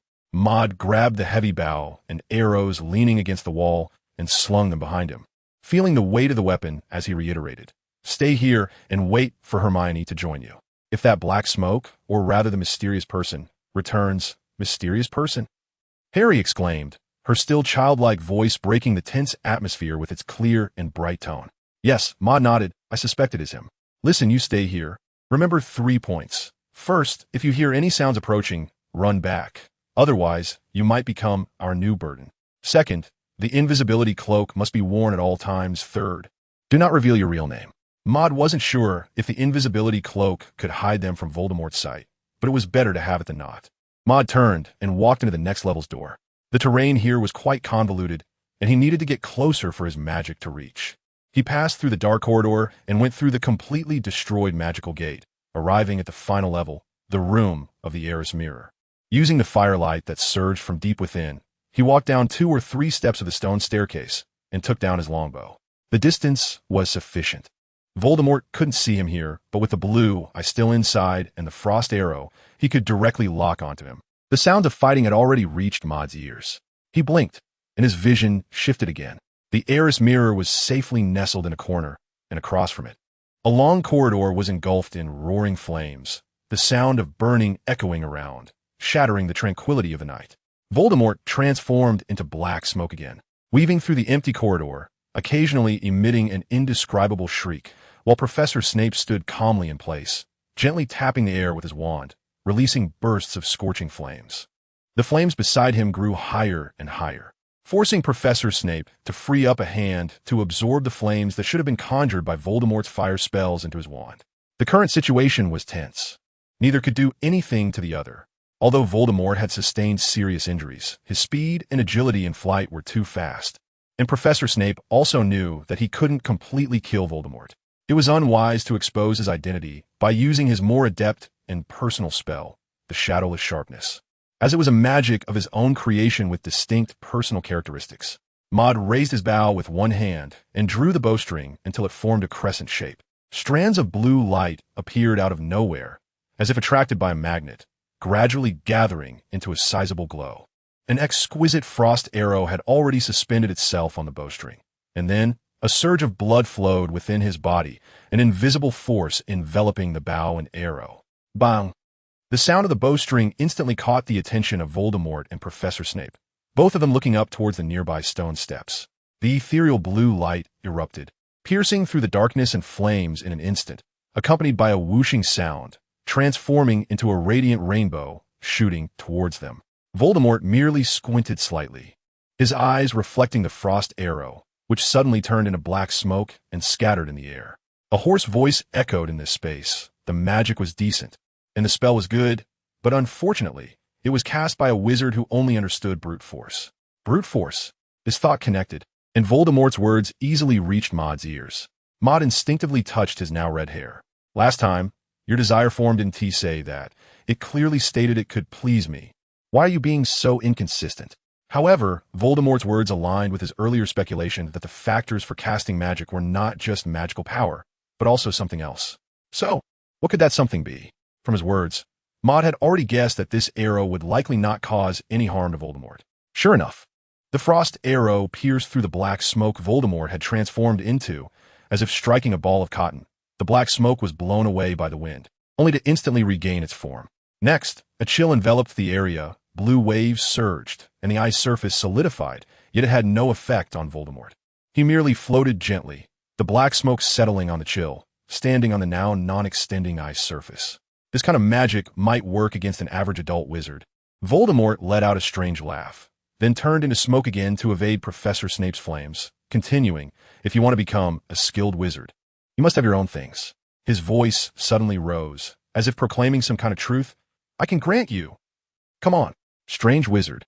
As long as you help me obtain the Philosopher's Stone, you will become my capable assistant, sharing power and wealth with me, sharing knowledge and immortality. Although his voice was hoarse and unpleasant, it was filled with emotional and tonal power, making Maud inexplicably feel a surge of blood. Goodness, can all leaders speak so well and manipulate people like this? Maud did not respond, and chose to continue drawing the bow. He wouldn't listen to a creature that is neither human nor ghost talking about ideals and making grand plans. P.S. Please urge for updates. Please give a 5-star review. Maud could see something from Voldemort's recent performance. The Voldemort who transformed into black smoke accepted the attack of the frost arrow, but was unwilling to come into contact with the frost aura. He only landed once the aura dissipated and the ice surface stopped freezing, indicating that the frost aura carried by the frost arrow had an effect on him. Additionally, he chose to evade the flames released by Professor Snape, which further indicates that Professor Snape could harm him. Isn't that enough? Today, Nicholas, oh no, found Maud Maris the Ice Archer, and Professor Snape's assistant. Do you know what is the most disgusting about ice? Today, let Voldemort experience it. Great might, heavenly dragon. Bang, bang, bang. Maud shot arrow after arrow, and as he pulled the bowstring, the frost arrow instantly formed, its ethereal blue light darting through the air, intertwining with the flames in the night. transforming into wisps of nearly invisible white smoke. Voldemort, seeing that Maud did not respond, remained neither angry nor annoyed, simply murmuring a regretful, "What a pity." Habitually, he raised both hands, holding his wand from above, aiming towards the direction of the frost arrow. A flicker of flame burst forth from the wand, quickly expanding into a massive wall of fire, the flames dancing wildly and igniting the surroundings, completely blocking the approaching blue light. The frost arrow was like a blue firefly thrown into the flames, momentarily halting the fiery blaze, but soon it vanished without a trace. The icy breath within it had some effect, as the cold surged forth with the blue light, temporarily suppressing the flames. However, the fire, like a phoenix reborn, instantly reignited as the blue light dissipated. Maud observed this strange scene through his blue eye. Today, Voldemort had brought him a lot of thoughts about magic. The good vision and appropriate distance of the blue eye allowed him to see some subtle details in the flames, such as a nearly transparent film that suddenly appeared on the surface of the flames when it came into contact with the frost arrow, and also the flickering flame on the ground that resembled black char after the fire was extinguished by the cold. These should be what Voldemort referred to as the unique traits that a brilliant wizard should possess. What could this be? Maud was contemplating the issue, his hands never ceasing their movements, as blue light continuously flickered on the bowstring. Even if he couldn't directly confront Voldemort, he had to cause him some trouble and reduce his range of movement, so that Professor Snape could more easily strike him with magic. The frost arrows conjured by the bow were ultimately very fast, managing to evade some of the fire curtain and reached Voldemort's vicinity. The blue light surged, layers of icy breath stacking up, affecting Voldemort's speed as he transformed into black smoke and landed. Voldemort frowned, growing increasingly annoyed by the ice arrows that swarmed towards him like flies. Professor Snape focused on Voldemort's figure, tirelessly casting fire spells, the flames shooting forth like beasts emerging from the forest, racing through the void.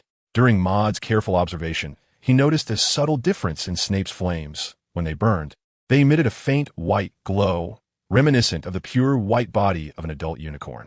So, was the reason Voldemort, even in his black smoke form, had to evade these flames due to this glow? However, Voldemort was still too fast and agile, and Snape's spells rarely managed to hit him, let alone inflict any substantial damage. Perhaps it was only when Voldemort brought someone along that his flames could catch up, which might be one reason why Hermione could be saved. Instead, it was Professor Snape who had his robes set alight multiple times by Voldemort's flames, occasionally having to dodge the flickering green light of the killing curse, his long robes becoming increasingly tattered from the flames and the friction with the ground. And he had accumulated many more wounds. Although Snape sustained only minor injuries, this situation was not looking good. Maud blinked his eyes, which were illuminated by the interplay of firelight and blue light, and spoke in a rough voice. "Mr. Helgas, that fool Chilo is too good at hiding. What should we do?" "Voldemort and Chilo. Go ahead, Mr. Farr. My magic will soon catch up with him," Professor Snape responded to Maud in a strangely indifferent tone, showing no sign of urgency, calm as the water of a deep pool. Soon, Maud observed Professor Snape's flames with blue eyes once again, and finally, amidst Snape's repeated casting of fire spells, he noticed a change. The white brilliance of those flames was gradually increasing, and the speed at which they shot out was also gradually accelerating. From the beginning, when Voldemort could easily dodge them, to now when he had to pay attention to the trajectory of each fireball, this indicated that although Voldemort still appeared relaxed, in reality, his pressure was continuously mounting. What kind of power is this? Mr. Helgas, the power of emotions that belongs to every wizard. Emotions? Voldemort also understood such things, so Maud asked without hesitation. Incorporating emotions into magic? Is this the power that truly powerful wizards possess in this magical world? Maud contemplated the various confrontations between Harry and Voldemort along their original trajectories and seemed to grasp something. Yes, the power of emotions. Voldemort suddenly rasped, continuing Maud's words. "I prefer to call it desire. Incorporating this is not easy at all." He paused and continued. "It is like an eternal tombstone. How many wizards have stopped here? How many people have spent their entire lives without understanding this domain? Gaining the power to control, it seems so distant and unattainable to countless ordinary wizards, even to many pure-blood wizards. However, once we possess it, we leap to become powerful wizards with wealth that others cannot reach. We gain the ability to control our own destinies. We gain immense power over others. Lacking time. Voldemort's voice shifted from high to low. You are now lacking time, and this duration might be your entire life. But fortunately, I happen to have a good method that can easily help you enter the door to this new world. Voldemort's voice echoed with ups and downs, and a strange magical force emanated from his throat, drawing Maud to listen closely, to immerse himself in it, and to imagine himself gaining this power and wealth. Woefully, trying to ignore the words, but he found that the voice still clearly invaded his mind. Temptation? Is this also a kind of magic? He simply put on the hood of his black robe, and immediately a pair of pointed ears revealed themselves in the faint white light, like birds spreading their wings, then slowly folded back, covering his ear holes, completely sealing off his hearing. The world became utterly quiet. Elven plugs. Truly the best way to deal with a talkative Voldemort. Maud hummed a tune, drawing the bowstring again in the darkness. The spring breeze, unaware of romance, stirred the young heart, causing yesterday's Voldemort to retreat down the corridor under the frost arrows of Maud and the flames of Professor Snape, who followed closely behind. Moving further away from Hermione, Maud suddenly felt a breeze behind him, as if someone had run past. Harry? Maud squinted his eyes. Did Harry want to save Hermione? Voldemort could probably return in an instant from this distance. P.S. 2,330-word chapter. Requesting updates. Seeking 5-star reviews. Harry wasn't running slowly. He had already descended the stone steps, and Maud heard the faint sound of footsteps coming from the last step. Maud opened his mouth, but did not speak. In this empty space filled only with dust and flames, sound traveled quickly and clearly. If Maud called out to Harry, Voldemort would react, realizing there was an invisible little wizard present. For a dangerous dark wizard, revealing an invisible little wizard was far too easy. Maud's vision landed on the blue eye, while Professor Snape was continuously casting the fire spell. This magic seemed unable to stop. Even a brief pause would cause the brilliance of the flames to diminish slightly. Professor Snape was only moving quickly to dodge the killing curse, leaving the flames that resembled the fangs of a venomous snake to Maud's frost arrow for defense, as if maintaining an inexplicable tacit understanding with Maud, who was at a distance on the stone steps. In this situation, a chilling aura constantly spread.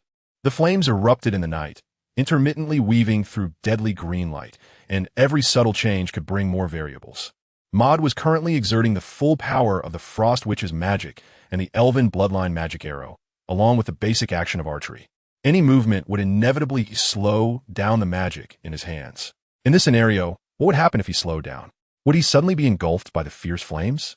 Or would his life be taken directly by the killing curse? Maud could only let Harry go alone to rescue Hermione. He was not optimistic about Harry's actions, as the likelihood of being discovered was too high.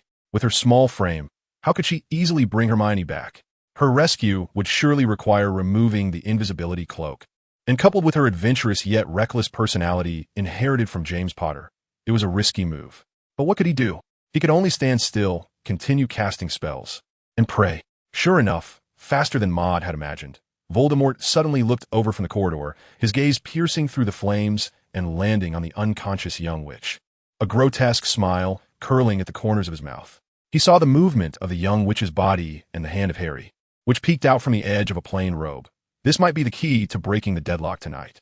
The wizard named Quirrell had powers beyond his expectations, much stronger than an ordinary wizard, and his strength was gradually increasing. However, Quirrell's body was too weak to support his magic, so to break the stalemate, he had to take risks. If he abandoned this body, as long as he obtained the Sorcerer's Stone, today's losses wouldn't be considered losses at all. As for Quirrell, just a pitiful, ignorant waste. Abandoning him was no big deal. Hee. Voldemort raised his head, emitting a sharp, piercing sound. His arms spread wide, and his large black robes fell down like a bird spreading its wings. His entire body suddenly transformed into a cloud of black smoke, directly piercing through the bright flames and rushing away. The black smoke seemed to ignite, a stench of rotting flesh wafting through the air, accompanied by the burning white smoke dispersing around. This level of flames was unbearable for Voldemort, as it would bring intense nerve-stimulating pain and could spread, causing his body to lose mobility due to burns. From discovery to contemplation to daring action, Voldemort appeared extremely decisive. Professor Snape's cold eyes watched the black smoke rushing by recklessly, and the ignited corner of the smoke seemed to have made him realize something. He hurriedly turned his head, like a head controlled by an axle, and his eyes met those of the young witch, who was struggling to carry Hermione. Voldemort, the flames, the green eyes. In an instant, it was as if time had reversed. He seemed to be back in that cozy little house 10 years ago, under the dim light of the night. A woman lay helplessly on the cold floor, her familiar yet warm pale face, her brilliant eyes forever lost. "Can you tell me a story about magic?" A little girl once asked him. She loved to hear him tell stories about magic, but after that, she could no longer speak. In that moment, Professor Snape thought of many things. A layer of haze seemed to fill his eyes, and his eye sockets deepened. For Voldemort, if he knew that the young witch before him was the nemesis foretold 10 years ago, would he spare her? Snape didn't know, but he dared not gamble. He couldn't afford to take that risk again. He had already lost once. His hand, which had been lightly gripping the black-gray wand, trembled slightly, but the tip of the wand still accurately pointed towards the dangerous black smoke of the dark wizard. A thin line of flame, sprinkled with sparkling white dots, slowly sprayed into the void, suddenly transforming into a crescent-shaped flame, standing between Professor Snape and the black smoke, looking like a razor-sharp flame blade. Snape had no time to think about the change in the appearance of his magic, nor could he afford to feel the sudden surge of emotional power in his magic. The wand lightly tapped the void, and the red flame, mixed with the white flame blade, instantly pierced through the void, shattering all flames, stones, and darkness in its path, producing a sharp sound that echoed through the room. ZZZ. Maud, who intended to use magic to help Harry escape, was momentarily stunned by this scene.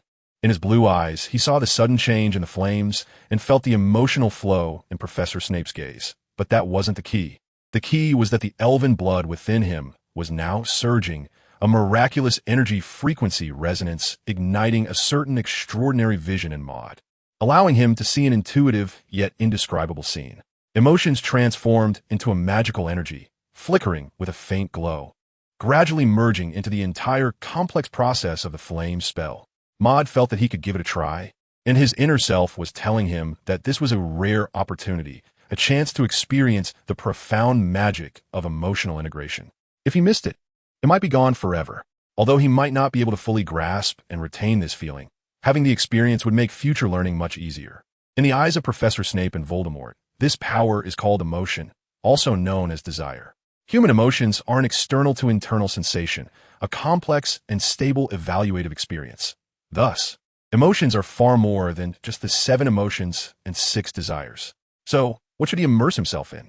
The protective feelings of guardianship, the desire for immortality to escape death, or that strange, inexpressible sensation of moving from death to life. Maud thought of more, but he noticed the magical brilliance of Professor Snape at that moment. He inexplicably felt that this thing was what they called a guardian. Simulating it with the same emotions should be simpler and smoother. At this moment, a scene of his father Tummel and the flames played in his mind. That incident with Star Reguff setting fire in the Muggle world was when this emotion within him was at its peak. He raised his bow, an arrow, blue light gathered, with strands of white spots mixed in. P.S. Please urge for updates. Please give 5-star reviews. The setting of magic infused with emotions has been thought about for quite a while, although the written description might be a bit awkward due to lack of writing skill. This setting fits the original work best, because the original mentioned that Harry possesses a power that Voldemort does not have, and that power is positive emotions such as friendship and family affection. Thus, he inexplicably gained an advantage and defeated Voldemort. Emo felt something in his mind surging out, transforming into these white dots in the air, gathering with the blue light. It was a wonderful sensation. He felt as if he were using a straw to sip the last bit of bubble tea in the cup, greedily wanting to absorb all the insights of this power. Even though it was a wishful thinking, Maud guessed that the integration of emotion into magic is not an instant process. Even if he cast this spell, he still had to learn to build a non-existent channel for emotions to intersect with magic. For now, at best, he was just mimicking others, filling energy into the spell according to the route. Once the spell was cast, he would only be left staring blankly at an empty view without a reference diagram. Observing Professor Snape and Voldemort's magic, Maud noticed that different emotions infused into magic produced various remarkable effects. For instance, Professor Snape's flames that increased in speed with each casting, Voldemort's resilient and rekindling flames, and his own smoke-based flight technique that was unobstructed and immune to ordinary magic. It was like opening a blind box, and Maud felt a certain anticipation for what his future magic would become. The Maud bowstring remains taut. A slender azure arrow is gestating in the light. The frost arrow can be said to have taken shape, but not fully formed. The emotional power it has absorbed is still transforming the frost arrow. White light spots seem to turn into soft threads, entwining around the blue arrow shaft, merging into it. Suddenly, the arrow shaft is adorned with intricately carved spiral patterns. And then, with the tail of the arrow as its stem, a series of snow-white petals resembling night-blooming cereus unfold, emanating a crisp chill that travels towards the arrow shaft and tip. Meanwhile, a white thread connecting both ends emerges. Maud looked at the new frost arrow, a blend of blue and white like a work of art, and could sense something different, such as its harder arrowhead. But there should be more to it than that. Maud slowly released the bowstring, aiming at the firelight below the stone steps, and shot an arrow into the distance. The blue-white ice arrow instantly pierced through the void, leaving behind blossoms of ephemeral shadows in the air, so fast that the shadows seemed almost intact like real objects. A tremendous sound of energy echoed briefly in his ears, and the swirling airflow around the arrow accumulated more and more, creating a wave of energy. Then, the ephemeral shadows disappeared, vanishing in a flash of white light that flickered intensely, resembling twinkling starlight. This time, it accelerated so much that it couldn't even leave a shadow behind.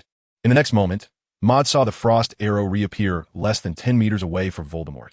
Maud flashed his eyes and observed the performance of the long arrow. The already fast frost arrow, infused with emotion, achieved another breakthrough in speed.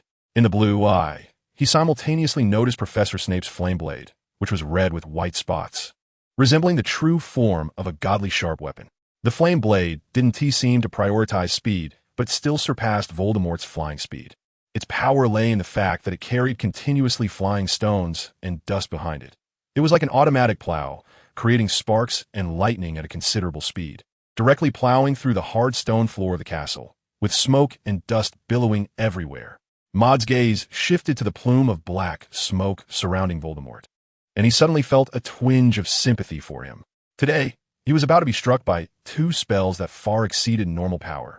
Directly experiencing the sensation of death for the first time, oh no, the second time, Voldemort seemed to sense the energy of the 2 spells approaching from both sides, constantly increasing his speed, and the flames atop the black smoke surged more violently, remnants of the fire he had just passed through from Professor Snape. However, he clearly could not reach Harry before the 2 spells hit. In a flash, he dispersed the smoke, which instantly transformed into a long rope, significantly increasing his speed. This boost allowed him to outrun Professor Snape's fiery blade, but Maud still watched calmly as his frost arrow vanished once again as if traversing through the void, leaving a glimmer at the original spot. Voldemort might have anticipated this change, but it seemed he could no longer alter anything. Suddenly, the black smoke began to bleed, droplets falling like rain on the stone floor, as Quirrell's body could no longer withstand it. Truly splendid magic. Interesting person, a hoarse voice echoed. Yet Voldemort showed no signs of panic. In the blink of an eye, a white-blue light flashed in the center of the black smoke, a brilliant frost arrow piercing through it in an instant.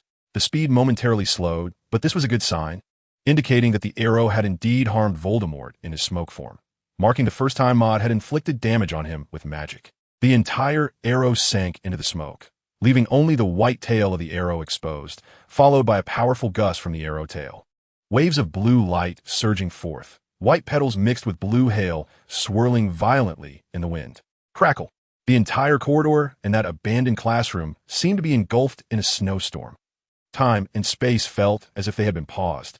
The black smoke froze in midair, and from the point of contact between the black smoke and the frost arrow, layers of waves began to form, like an ice surface brushed with white paint, an intense chill rising in the night.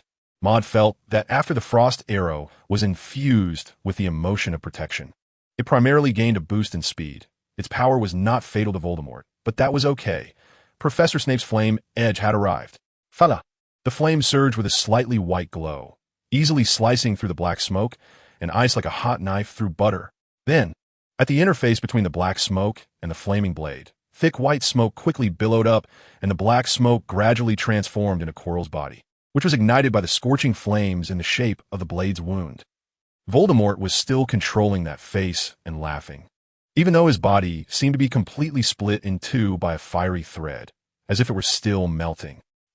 I don't want to die. Professor Quirrell's painful voice came from within his body. Immediately, the flames seemed to be doused with a bucket of gasoline, engulfing Quirrell's entire body in an instant. His body blackened and charred, and Quirrell's voice abruptly ceased. Professor Snape seemed to breathe a sigh of relief, but he still strode quickly towards the dazed Harry. Maud also ran over. Is he dead?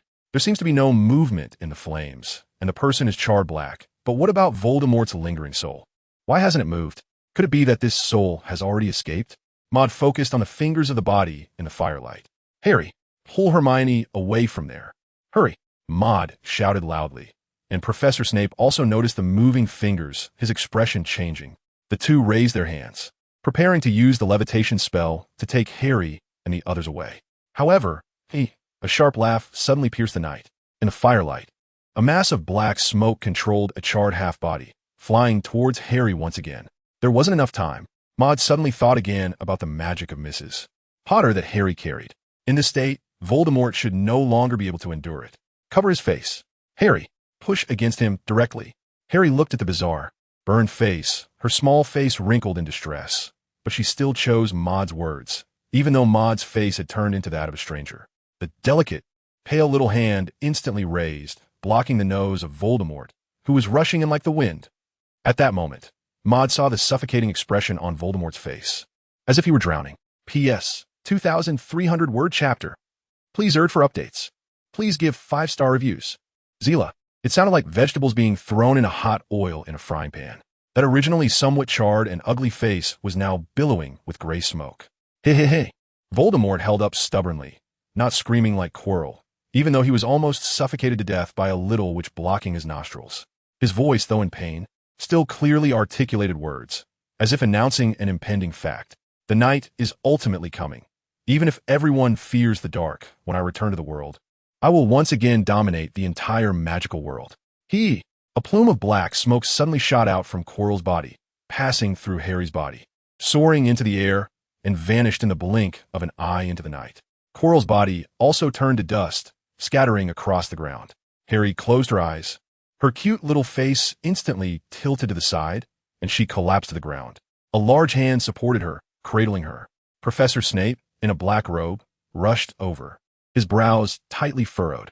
He touched Harry's forehead and checked her breathing before letting out a heavy breath. Harry was saved.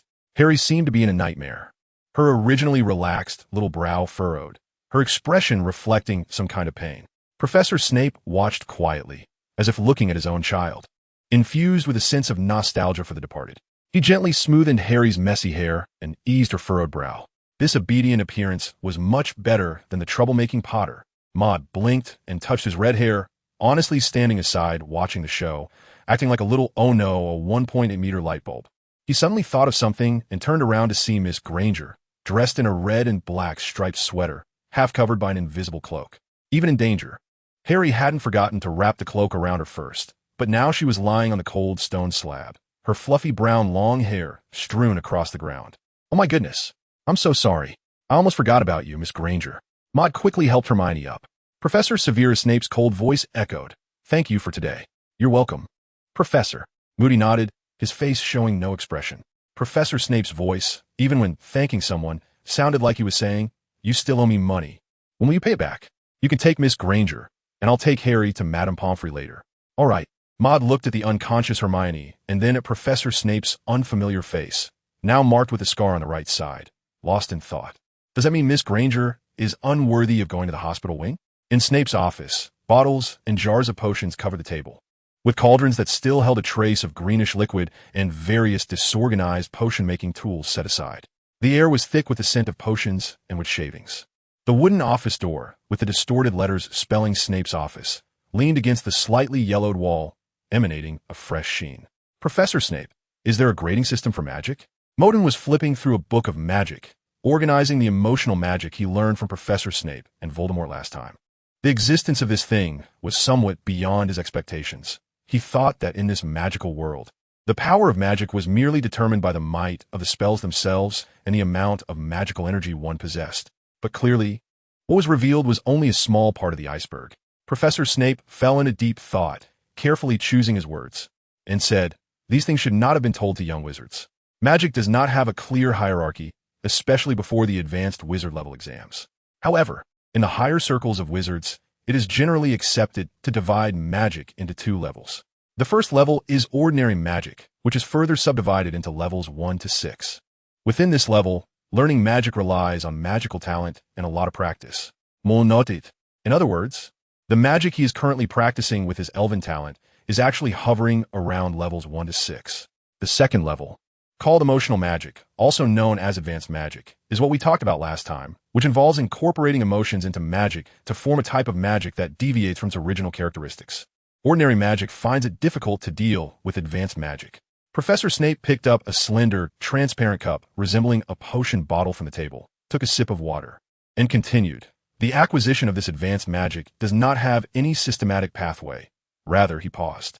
It is like trying to fish for the moon in water. Sometimes you just can't reach it, but other times it feels like everything falls into place and you can easily grasp it. So, can someone suddenly learn it? Maud thought of Harry a few years later. By then, Harry would be able to fight Voldemort fiercely. Don't be fooled by the fact that he had cast emotional magic last time. Now he looked like a student who had copied answers for homework. He had some impression, but if asked to write the answers again, he would only scratch his head in confusion. Professor Snape's cold gaze lingered on Maud's face. Of course, who? Tom Riddle.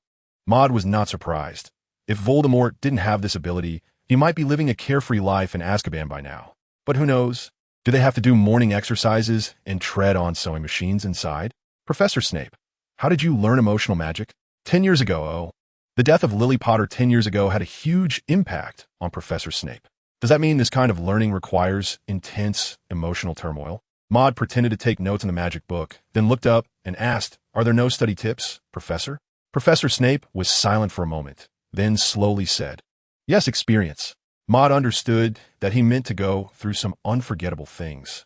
This is also why, in the magical world, truly powerful wizards often appear very old. Maud nodded thoughtfully. He believed that emotional magic should have a learning method, but since this magical world has developed for a relatively short time, no one has been able to organize a set of learning methods. What about ancient wizards? Do they also know about this emotional magic? Is there a learning method for it? Maud recorded a to-do list in the spellbook. Seek knowledge about emotional magic, channel, library, including restricted areas, Kunlun.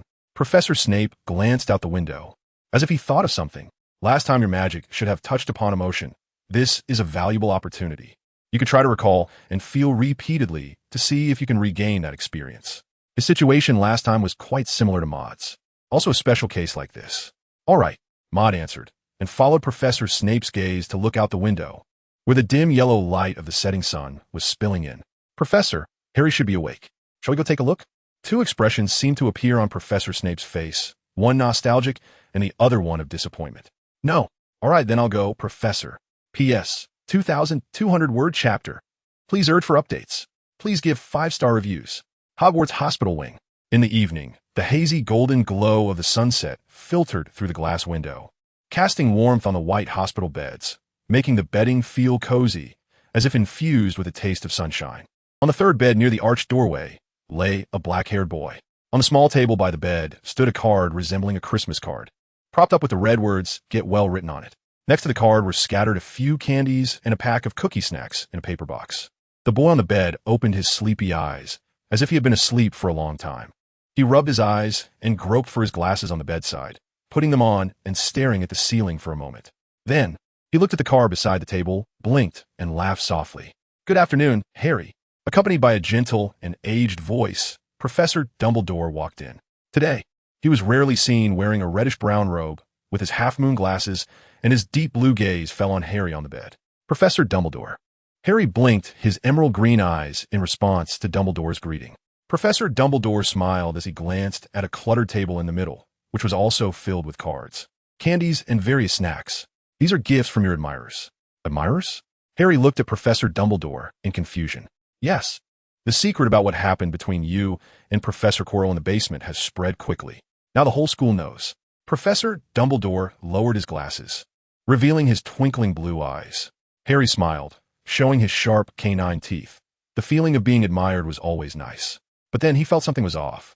"I'm being admired? Why am I being admired?" He tilted his head, seemingly pondering what he had actually done. The last scene he remembered in the basement was Professor Quirrell's charred face and a cloud of black smoke. But He remembered that he had just walked over, shared half of the invisibility cloak with Hermione, and then passed out. His entire contribution seemed to be just being a burden and slapping Quirrell? Oh, it seems your friend Ron should have helped you open this box of chocolate frogs. Ron? Right. How are Ron and Hermione? And Maud? Don't worry, they're all fine. Nothing happened to them. Just as Professor Dumbledore finished speaking, 3 figures entered the room. Are you awake, Harry? Moody looked at Harry's complexion. Harry had just been through a brush with Voldemort's lingering soul. His face was pale, but now it had regained much of its color. He would probably be able to be discharged from the hospital soon. Moody, Hermione, Ron, Harry shouted in surprise as he jumped out of bed, almost stumbling and falling. Maud smiled and pretended to support him, and the group ultimately embraced each other in a bundle. Except for Ron, who was kicked away. Everyone had a bond of life and death, right?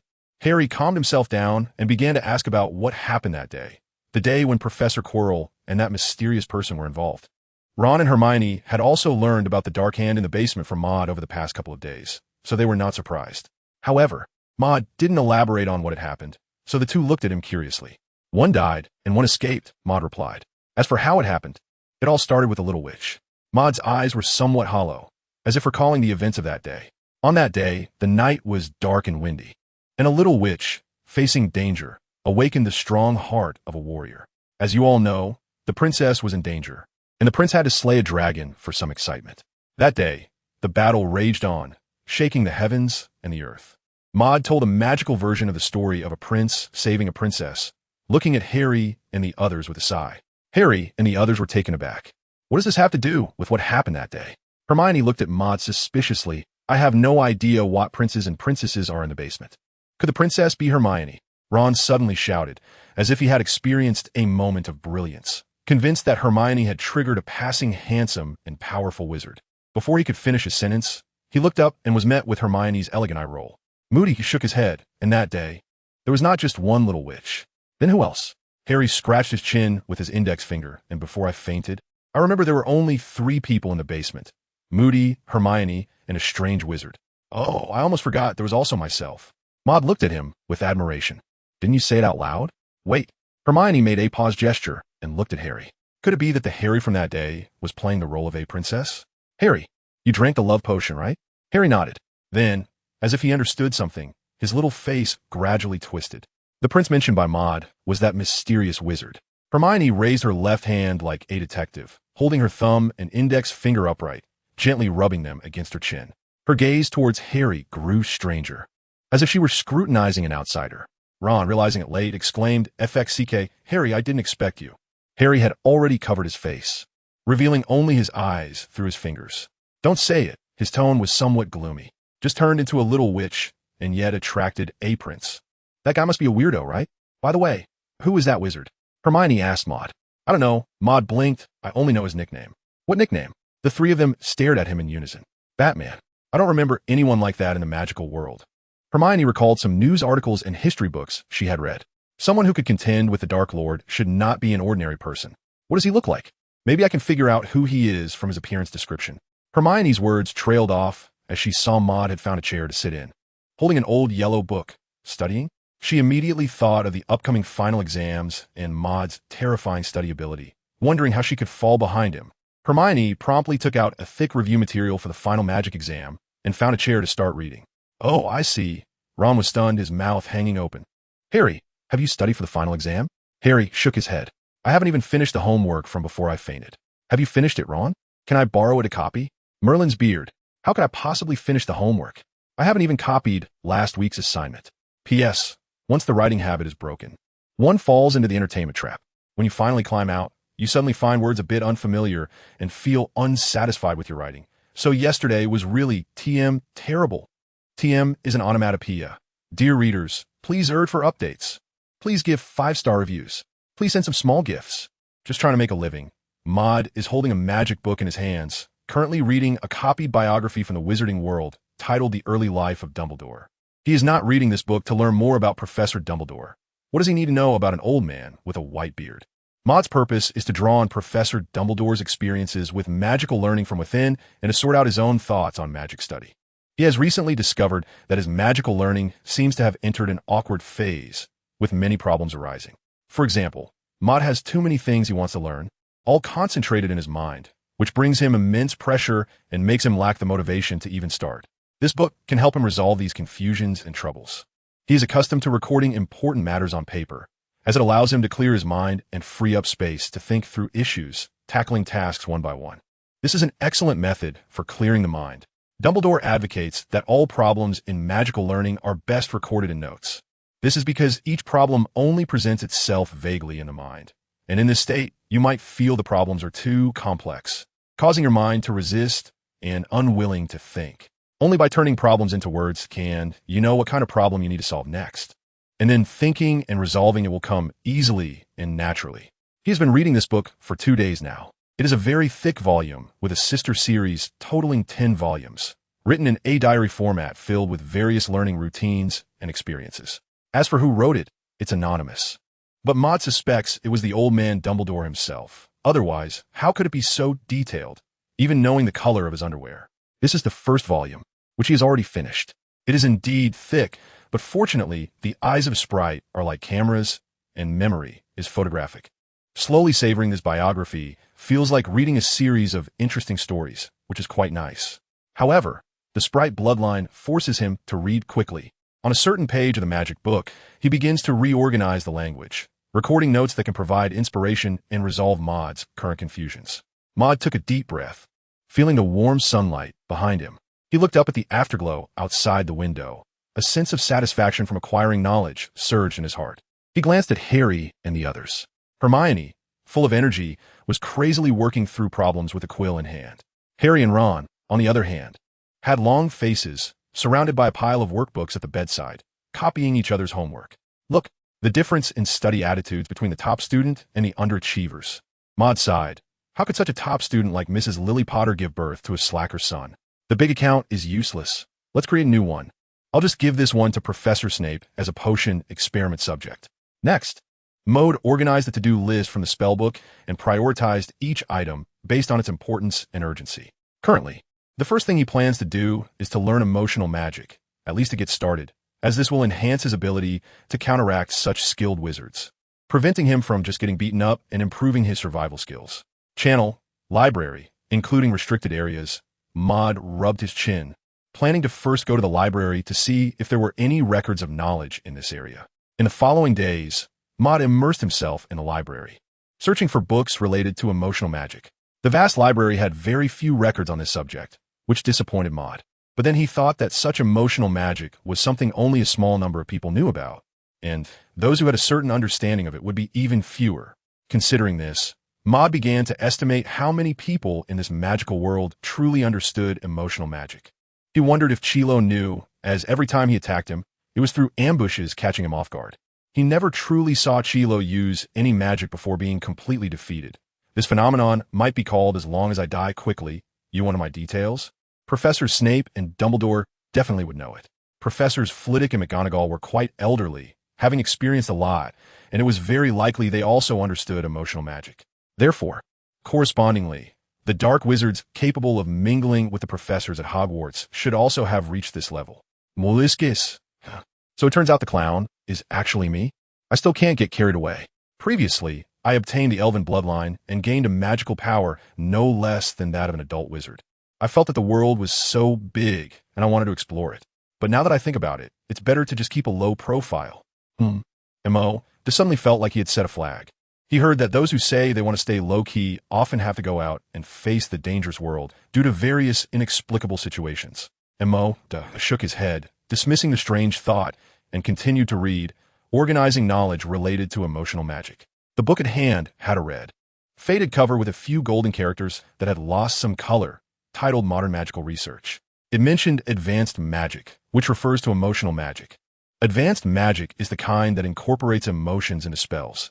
Its first appearance is difficult to trace, but it is said that the alchemy master Nicholas Flamel had witnessed someone performing an extraordinary fire spell in his youth. This magic broke through the limitations of existing spells, achieving miraculous effects, including, but not limited to, rekindled flames, rapid disarm spells, and an invulnerable flying state. Maud looked on and nodded. The rekindled flames and the elusive flying state were performances that Voldemort had already shown him. He continued to observe. Not all magic is suitable for the integration of emotions, nor can all emotions bring practical effects to magic. It's like eating Bertie Bott's every flavor beans. Each integration is a surprise. The advancement of this type of magic requires not only skilled spellcasting techniques and sufficient knowledge, but also luck and intense emotions. Wizards known to use this advanced magic almost always experienced a highly stimulating event that suddenly infused their magic with emotion.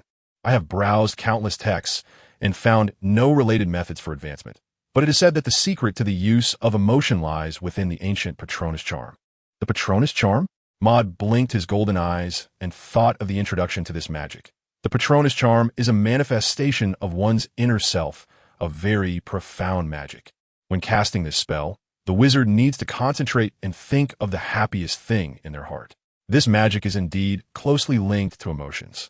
So, can we find knowledge related to emotional magic from it? P.S. Please urge for updates. Please give 5-star reviews. Maud closed the old book with a dusty cover in his hands and set it aside. He dusted off his hands, raising a cloud of dust, and looked at the open books on the table. Surprisingly, he had roughly gone through all these books, but not a single one mentioned the Guardian Spirit spell. Was it because he hadn't found the right bookshelf, or was this magic simply not suitable for young wizards to practice, and therefore not placed in the open area? Maud rubbed his chin, thought for a moment, and decided to go directly to Professor Snape to get the method for practicing the Patronus charm. He tidied up the books on the table, stacked them neatly, found their original places one by one, and returned them to the bookshelf before heading straight to Professor Snape's office. "Speak, what is it?" Professor Snape said, his fingers interlaced on the desk, his cold gaze falling on Maud's face. "Professor, I want to learn the Patronus charm," Maud said while picking up a bottle of freshly brewed potion from the table. Sniffing it, it seemed to have the scent of charm number 2 potion. "Professor Snape, the Patronus charm," pondered for a moment. "Is it related to emotional magic? Do you think it's possible to learn about emotional magic from it?" Maud put down the potion in his hand, corked the bottle, and replied, "Yes, Professor. I read about it in a book. It's also an ancient magic related to emotions. Actually, there's no need to rush." Moody shook his head. "Now that I see the scenery outside, I can no longer stop to appreciate the flowers planted indoors. To put simply, it's like when you've seen Harley. It's hard for Harry to catch your eye again. It's the same principle." Well, Professor Snape did not refute this any further. He walked out from behind his desk, approached a small bookshelf by the wall, pulled out a thin black notebook with a matte cover, and returned to his chair. He dusted off the top and placed it in front of Moody, his eyes revealing a sense of nostalgia. "This is the notebook I kept while studying the Patronus charm here. It also includes the methods for learning this spell." This magic was influenced by Lily. The animal formed by his Patronus is a doe, just like Lily. This girl had a significant impact on him. Medina picked up the notebook and opened the first page, where was written Lily Evans. He couldn't help but be stunned. The handwriting was elegant and rounded, unlike the writing he had seen before from Professor Snape. In other words, this notebook belonged to Lily? Professor Snape seemed to sense his confusion and said, "This notebook was bound together by me. In fact, the first half contains Lily's notes, while the second half is my own." Emo was taken aback as he casually flipped to the second half. The pages in the latter part were slightly cleaner, and, compared to the earlier pages, it was evident that these were new notes organized later. The text was in an italicized English font, similar to italic, giving off a feeling of elegance and uprightness. Maud flipped through it again, and it seemed that something was stuck in the middle. He suddenly turned to a certain page in the middle. On this page, it was written Severus Snape. In the crease of the book, there was a small bookmark with a silk thread featuring a moving picture, or rather a photograph, of a black-haired boy and a reddish-brown-haired girl holding hands closely, lying on a patch of grass, both beaming with smiles. Did he forget to take it out? Moody instinctively looked up at Professor Snape, seemingly seeing him suddenly turn his face. It was just that Professor Snape maintained his turn posture, staring at the brown patterns on the table, his tone still as indifferent as ever. "Just an ordinary bookmark." "Oh." Maud nodded. "I understand, I see it now. It is indeed an ordinary bookmark, featuring 2 ordinary people, smiling ordinarily on an ordinary patch of grass. Where are the naive emotions of adolescence?" Maud carefully flipped through the contents and found the method for learning the Guardian Charm on page 12. The purpose of the Guardian Charm is to produce a silver-white guardian in the form of an animal, which will only reveal its true shape once the spell is successfully cast. Its casting requires 2 essential conditions. First, complete mental concentration, and second, a deep and meaningful feeling of joy. If there is anything unclear, Feel free to ask me. Professor Snape stood up, tidying the potion tools on the table, and said, "If there's nothing else, you may leave."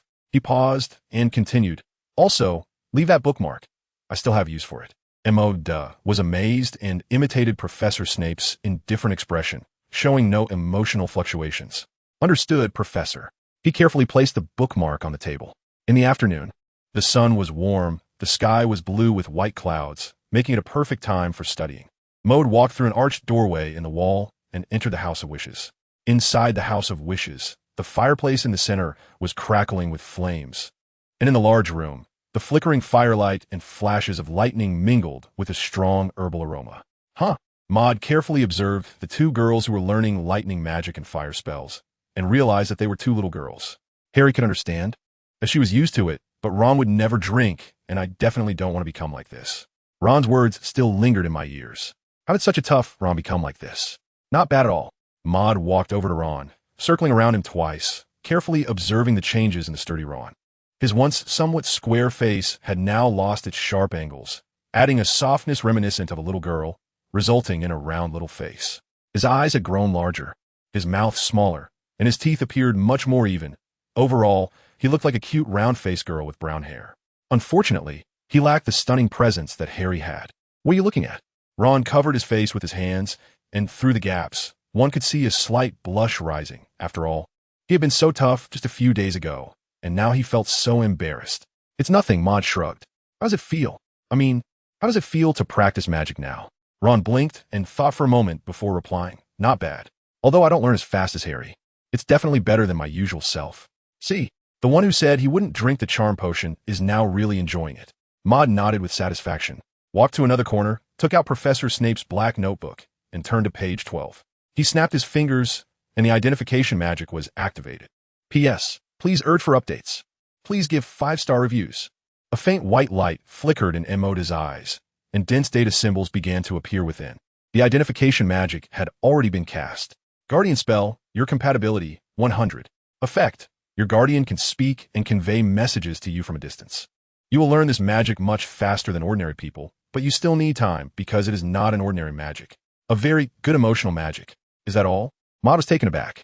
Since the awakening of the Sage Spirit's bloodline, the magic he had acquired had almost always had 1 or 2 special effects. Suddenly seeing this single effect panel left him feeling somewhat disappointed. However, upon closer thought, the word emotion written in the evaluation indicated that this magic was indeed linked to emotional magic. Coupled with the phrase, "not an ordinary magic," it further confirmed this point. Since it was a type of advanced magic, such a situation was understandable. He concentrated, carefully examining his thoughts, not resisting their emergence, allowing them to change, and becoming an observer. Then, he would enter a quiet atmosphere. A long passage followed, outlining the method for concentration, interspersed with some experiential notes. Judging by the handwriting, it should be the work of Mrs. Lily Potter. Next was the experience of meaningful, joyful emotions. When you enter a state of complete concentration, repeatedly, mentally reciting the word joy, continuously giving yourself mental suggestions. Once the suggestion is in place, joyful scenes from the past will continuously flash in your mind. At this point, try to shift your attention to the emotional changes, focusing on them, searching for the joy that can completely immerse your body and mind. Finally, maintain this joyful emotion, operate the magic, and let it naturally combine with the magic. This process was quite mysterious. Maud read it several times, but still couldn't see how it could be applied to other magics.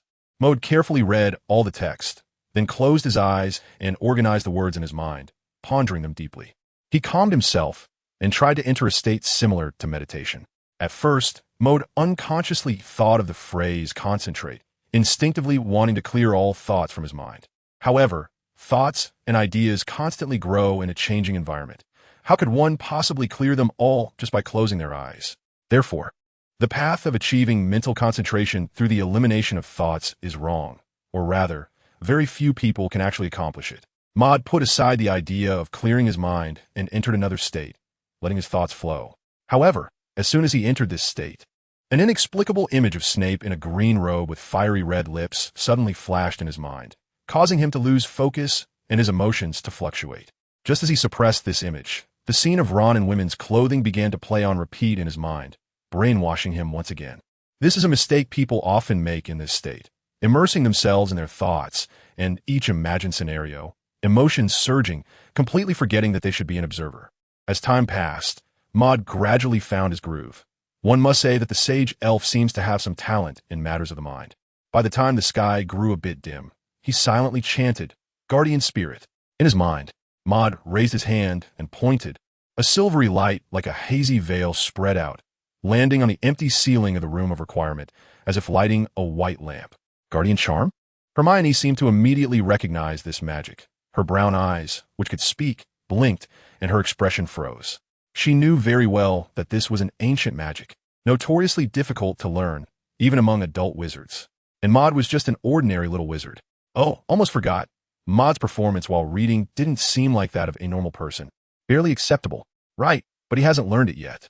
Maud looked at the silvery light curtain in front of him and said, "I couldn't form it into an animal, so I said I haven't learned it." The complete Guardian Spirit spell is to summon a silvery phantom in the shape of an animal.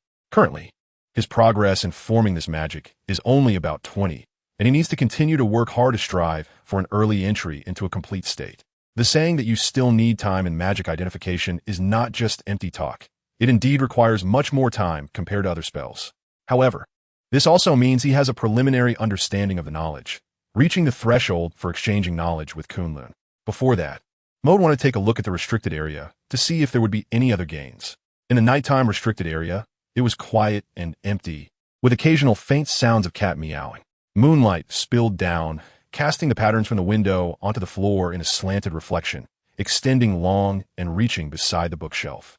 In the dim light, a figure suddenly appeared, dressed in a long black robe and wearing a wide-brimmed wizard hat that covered his face completely. He lifted his head to reveal a pair of golden eyes, sparkling with intelligence, as if reflecting a crescent moon. Maud looked around, listening to the distant sound of cats meowing, and then started to stroll among the bookshelves. Was there any knowledge related to emotional magic in the restricted section? He had been here before, but at that time he was just looking to broaden his horizons, so he skimmed through the material and didn't pay much attention. In that state, reading was merely a way to pass the time, and the efficiency of absorbing knowledge was very low. Emoda often reads books. He knows that if you truly want to learn knowledge, you should approach reading with a purpose and questions. This way, your attention and subconscious will assist you, and you will quickly find texts related to your purpose and questions, greatly improving your learning efficiency. On the good and bad of black magic, a modern history of the development of black magic. Maud took a rough look and didn't see any book titles related to emotional magic. After thinking for a while, he planned to first find some books that introduce the origins and development of dark magic, as well as some learning books on dark magic. Books that introduce the origins and development of dark magic are the most likely to involve emotional magic, because the scope of dark magic covered by these books is broader than that of other books. As for the learning books on dark magic, as long as they contain complete learning methods, he can use identification magic to see if they involve emotions. Of course, he wasn't sure if identification magic would be able to reveal that, but it was worth a try. After spending some time, he found 10 books. They are The Rise and Fall of Dark Magic, A Modern History of Dark Magic, The Stories of Grindelwald and Dumbledore That Must Be Told, actually a serious biography of Grindelwald, Anonymous Wizard Study Notes, The Fiendfire Curse, The Killing Curse, and so on. P.S. Next comes the eagerly anticipated knowledge exchange from Kunlun related to dark magic. Seeking updates. Seeking 5-star reviews. Lady Loris, come here, be good. Meow. Outside the restricted section, the sound of a cat meowing and Filch's hoarse voice could be heard. Maud leisurely found a stool, leaned against the stone wall, and began to read a book. The first book, The Story of Grindelwald and Dumbledore That Must Be Told, Maud remarked that the more inappropriate the title, the greater the reader's interest. This book is actually a biography, and its content is quite rich, mainly introducing the experiences of the young Grindelwald. At that time, the carefree and unruly Grindelwald encountered Professor Dumbledore, and they experienced indescribable events. Of course, it involved fighting and killing. During this process, he continuously learned various forms of magic, which of course also included some dark magic. Unfortunately, the events he experienced were too bloody and unsuitable for young wizards, so this book was placed in the restricted section. He discovered a magical spell that broke the original framework and produced astonishing effects. Subsequently, Grindelwald continued to learn, and finally, on a certain day, several years later, the extraordinarily talented him mastered it. A ball of hot, burning blue flame appeared in his palm. These words are the only ones mentioned in the book, possibly related to emotional magic. Maud shook his head with some regret and closed the book. He glanced out at the night sky and, considering it was getting late, decided to directly copy the other books into the spellbook. The old yellow-covered spellbook appeared in his hands, and he began to copy each book. Under Maud's control, faint glimmers flickered in the dark, forbidden book area, quickly and quietly copying the remaining 8 books, leaving only the last one, the anonymous wizard's study notes. From the cover of this book, Maud read the introduction, walking on the boundary between darkness and light, constantly climbing the peak of magic. I am just an ordinary wizard seeking immortality. This book is merely a personal record of magical learning experiences. It was precisely because of the words personal record of magical learning experiences that Maud took it down from the shelf. Most of the books placed here were far from ordinary. They either involved cruel events or dark magic. Given this deduction, it was highly likely that there were notes on dark magic within. The cover of the book was thick and looked quite ordinary. Maud opened the first page. The paper was white with a hint of yellow, which is quite new compared to other books. The text inside had an elegant style, and the overall presentation was very neat. Maud touched the magic book and began to copy the contents inside. Creak! A face suddenly emerged from the paper. The three-dimensional face protruded from the page, emitting wisps of white smoke, as if the person trapped inside the book wanted to escape this prison, letting out a sharp, anguished scream. It was very similar to the screaming book Harry encountered last time. This seemed to be a protective mechanism for certain books in the restricted section, and Maud reacted quickly, immediately closing the book, and the shrill scream stopped instantly. However, hurried footsteps were already heard outside the door, and the sound of the cat grew louder. Moody tucked a few books under his robe and disappeared. Who? Filch's angry and hoarse voice came in. Is that little wizard from last time? This time, I must catch you, you little brat. He entered with a lamp in hand, the dim light reflecting his shadow, which was directly cast on the wall of the restricted section from a doorway. His footsteps sounded heavy, and the boots he wore made a loud, clattering noise as they struck the ground. At his feet, a dark gray cat twisted its body and stealthily followed him inside. Not coming out yet? Filch sneered. You can't escape today. He was almost fed up with this little wizard who always came to the restricted section. Having been here last time, coming again this time was like stepping on his own cat's tail, deliberately opposing him, wasn't it? Punishing students was one of his greatest pleasures. Punishing those who made mistakes was reasonable and added to the fun. Today, I will stand right here at the door and see how you leave. Sitting in a chair, Moody held a book, blinked, and glanced sideways at Filch's bulging, somewhat disgusting eyes at the door. Standing at the door? Isn't that even better? Maud stood up generously, walked a little slower to lessen the sound of his footsteps, and then began to put several books back on the shelf. The shelves were arranged in layers, just blocking Filch's view at the door. Only the last anonymous wizard's study notes remained. Maud peeked out from the bookshelf, sizing up Filchy and the cat that was squatting on the ground, scratching its belly with its paws. He thought for a moment, reopened the book, and a human face reappeared, ready to scream. Maud turned it upside down and stepped on it. Crushed it. The sound indeed did not come out. Soon, wisps of white smoke floated out from the gap in the book, and the thickness of the book became thinner, as if the human face had disappeared. Maud crouched down and carefully lifted a corner of the book. Sure enough, the human face was gone. He couldn't understand why such a thing would appear in a book, and why it could disappear so easily. Was it just meant to scare little wizards, or to remind the administrators that disobedient little wizards had entered the restricted section? He took out the spell book, his figure and shadow revealed, but separated by the shelves. A faint light flickered, and before long, the copying was complete. However, soon after, the human face reappeared. Maud hurriedly closed the book before the face screamed, returned it to the shelf, and then put away the magic book, making his figure disappear once again. He walked to the door, closely examining the angry expression of Filch, squatted down, and waved at the cat that seemed to have caught his scent. I stand before you. How much do I resemble my former self? Modest walked out of the restricted section, leaving behind a lonely Filch, who was holding a lamp and twisting his sore limbs, staring blankly into the pitch-black restricted area. It is said that on this night, it was Filch's first time staying up all night at Hogwarts. Upon returning to the dormitory, the lights were already out. The white curtains on the beds had been drawn, and Harry and Ron were buried under their blankets, sleeping soundly, with faint snoring sounds coming from the room. Maud climbed onto the bed, resting against the moonlight behind him, and took out the spellbook. The content of the anonymous wizard's study notes began to appear on the spellbook. Having just read a biography, he decided to look at something about magical studies this time, a change of pace. Maud opened the book and roughly flipped through it to understand the general content of each section. There were several sections: black magic, ordinary magic, potions, and alchemy.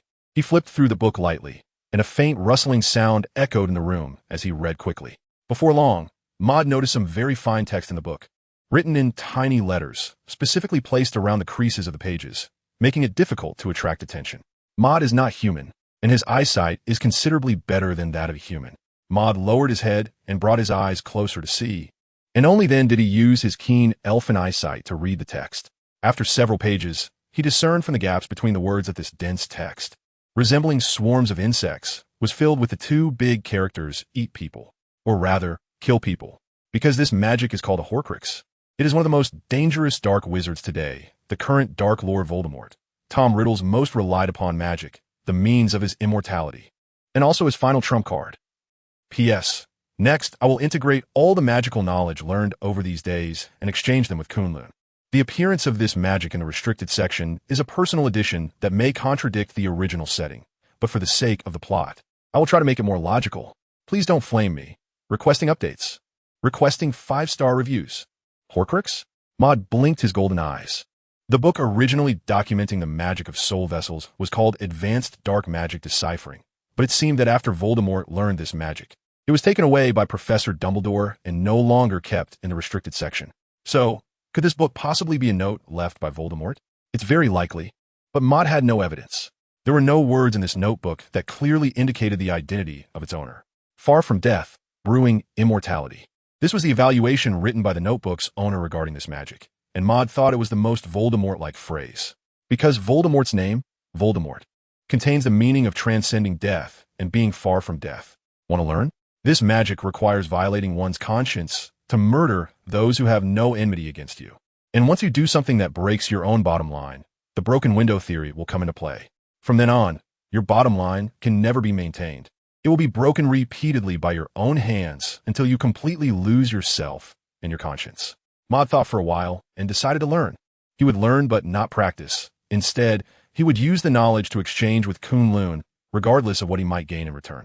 Maud also believes that he can completely resist the desires brought by this magic, as it offers nothing more than immortality and a semblance of eternal life. But he has long found substitutes for these two things. His lifespan has long been bound with that of the Black Serpent. Your life is my life. This is the secret of the elves' longevity, using the grievances of those you have murdered to aid in splitting your soul. The suffering of others is the ladder to our immortality, hiding the split soul in a specially crafted soul vessel from then on. Death will be as gentle as a breeze to you, always by your side, yet unable to touch you. This is what is meant by death like the wind, always accompanying me. The text is filled with various twisted values. Yet within those words, the grievances and suffering bring Maud a sense of familiarity with emotional magic, capable of helping to tear the soul apart. Maud's finger rubbed against his chin as he speculated that this soul device was also a form of emotional magic and should not be inferior to the Patronus charm. The manufacturing method of the soul device is as follows. Click to expand. Maud quickly read through the text at a glance. He closed his eyes and rearranged the words according to his own habits, gradually forming a series of process steps, which then transformed into vivid images. Through this method, he grasped the knowledge contained in the text. In the following days, the young wizards were busy reviewing this year's classroom knowledge in preparation for the final exams. However, Maud expressed that the final exam could have hands or even feet. So easy. After all, I, Nicholas Zhao's the wise elf Maud Maris, have long held the first place in Hogwarts monthly exams for the entire year. It's starting to feel a bit stale. Maud has been focusing on the to-do list of learning emotional magic knowledge these days, continuously reading and organizing information, studying the Patronus charm and Horcruxes.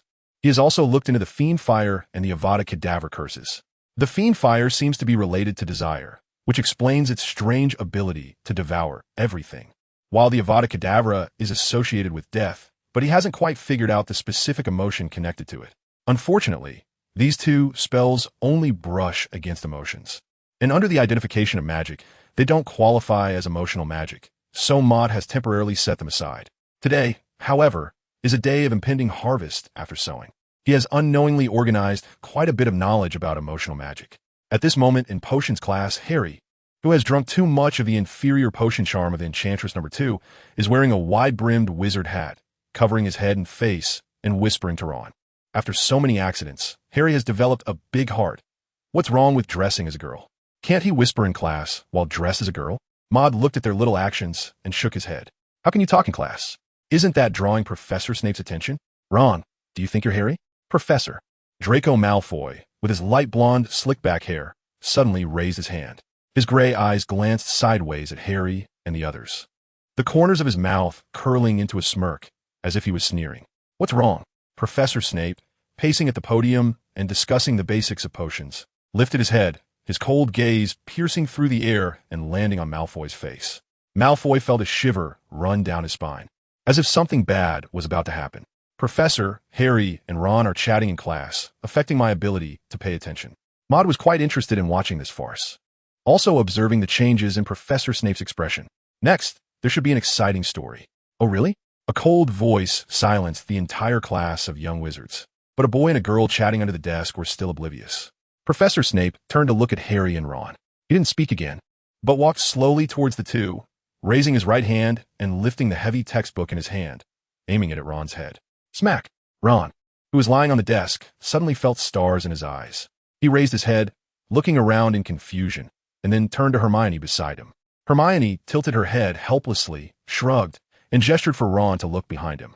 Ron seemed to guess something. His limbs felt stiff, and his head turned slowly like a rusty axle. Oh, Merlin's beard. He saw Professor Snape's indifferent face and the gaze that looked at him as if he were a corpse, instinctively covering his head with his hands. Harry also sneakily glanced with her bright green eyes, covering her head, but the imagined textbook beating did not come. As footsteps sounded, Professor Snape turned back to the podium. As he walked, he said, Mr. Weasley of Gryffindor is not paying attention. Gryffindor House loses 5 points. Malfoy had his mouth wide open, and although he was laughing silently, it was clear he was very happy. Unfortunately, it was too early to celebrate. Mr. Malfoy had disrupted a professor's class, and Slytherin lost 10 points. Malfoy's smile instantly froze on his face. Professor Snape casually directed his gaze at a certain little wizard in a large black robe, and his voice seemed to drop a notch. Potter resisted the temptation of his desk, mate, and listened attentively. Gryffindor gains 10 points. Now, let's continue with the content of potions class. In the room of requirement, Mode closed the magic book and shut his eyes. He focused his attention inward, and a snow-capped peak slowly emerged in the void. Smoke swirled around the summit like a veil, with a hint of golden light scattered within. A cool thread of light projected down from the peak, piercing through the black void and connecting with Mode's brain. Numerous symbols began to flow back and forth, and for the first time, the exchange of knowledge about emotional magic began, which also included the Guardian spell and soul artifacts. Mode was feeling the magical sensation of exchanging knowledge while organizing the newfound information in his mind. A fragment of vague and scattered text caught his attention. 1,000 faces left by the thousand-faced sorcerer, unknown specific name, a magical inheritance. The soul fragments coalesce in the roundtable conference room, drawing from the bloodline or soul talents of almost any creature, partially, to create a doppelganger that can share the burden of magical learning. P.S. 2,400-word chapter. The burden of learning is heavy, and the magic system is cumbersome. Find a doppelganger to share the load. I currently thought of fun doppelganger, like a completely black creature that can absorb emotions and fly, which might help him take on the learning of ice magic. Requesting updates. Seeking 5-star reviews. A doppelganger to share the burden of magical learning? Maud was captivated by the fragmented text before him, sparking a great interest in this magic. His current predicament stemmed from an unwieldy magical system and the complexities of magical learning. He needed to learn diverse forms of magic while also focusing on improving his realm and bloodline. He couldn't neglect potion making and alchemy, as they were also very useful for him at present. Mode also considered specializing in a particular type of magic and giving up on others. However, the advantage that Kunlun brought him was the access to various novel and advanced magics ahead of their time. Learning more magic was essentially maximizing the use of Kunlun as his golden finger. To give that up would mean abandoning his golden finger advantage and the powerful magical competitiveness that asymmetric innovation provided. Therefore, he is currently more eager to find a way to lighten his learning burden, and this magic appeared just in time. The cool sensation in his mind continues, and data characters are constantly traveling back and forth between Kunlun and his brain. The amount of knowledge this time is quite substantial, and the duration is slightly longer. Finally, the cool feeling at the back of his head fades, and under Mode's organization, All the characters begin to turn into coherent sentences and tidy paragraphs. This time's harvest has also surfaced, a magic that is unique to each person. A painting? What about the knowledge of emotional magic? Emoto was taken aback for a moment. He went through in his mind and confirmed that all the knowledge of emotional magic this time had exchanged for these two things. According to the exchange rules of Kunlun, what was exchanged for the knowledge of emotional magic should all be related to emotions. So, is there a surprise hidden within? Mode focused intently on the Thousand Faces magic. The Thousand Faces magic is a magical legacy left by the Thousand-Faced Sorcerer. It breaks through the natural barriers of the mind's void and establishes a round-table conference room within, constructing 7 seats composed of objectivity, imagination, affirmation, inquiry, emotion, control, and learning. The objectivist rarely expresses emotions, excels at understanding and solving problems from an objective perspective. The imaginative, rich in imagination, adept at understanding things from novel and imaginative angles, and thinking through problems. The affirmative approaches things with great optimism, skilled at viewing issues and problems positively, and offers constructive viewpoints. The inquisitive possesses a strong curiosity towards all things, including magic, and is good at proposing topics with developmental value, serving as a guide for magical learning. Played by the host Soul. 7 seats, 6 avatars. Maud carefully read each word and understood that these 6 avatar positions represent 6 different personalities or different ways of thinking. For example, the avatar in the objective observer position can be described as a cold, learning machine, as it is very rational and views any issue like an onlooker, even if the issue involves itself. Each time a position is created, its special magical power automatically links to the host's soul, drawing enough soul energy through a relatively gentle absorption method, except for the scholar position. By combining 2 out of several elements such as hair, blood, skin flakes, bones, or soul fragments of a certain creature and infusing a large amount of magical power into the position, the biological tissue's soul will automatically merge with your soul power, resulting in an avatar in that position. The avatar possesses a certain physical form, 50 of the main body's magical potential, almost all of the learning ability, a basic magical power of 10, and the ability to cast spells from a single magical system, as well as the capability to cultivate its own magical power and spells. At the same time, the avatar will evolve the special talents of that particular creature through some unique channel. In simple terms, it will possess a certain talent similar to that creature, having both humanoid and special biological forms. Maud's eyes grew brighter. This is amazing. If we could take magical creatures like the Thunderbird, Phoenix, Dragon, Dumbledore, and Voldemort's organization to use, wouldn't we possess their unique abilities? This is merely an admiration for Professor Dumbledore's talents. Maud's mind flashed with many images of magical creatures, and suddenly he thought of something. Emotion, he murmured to himself.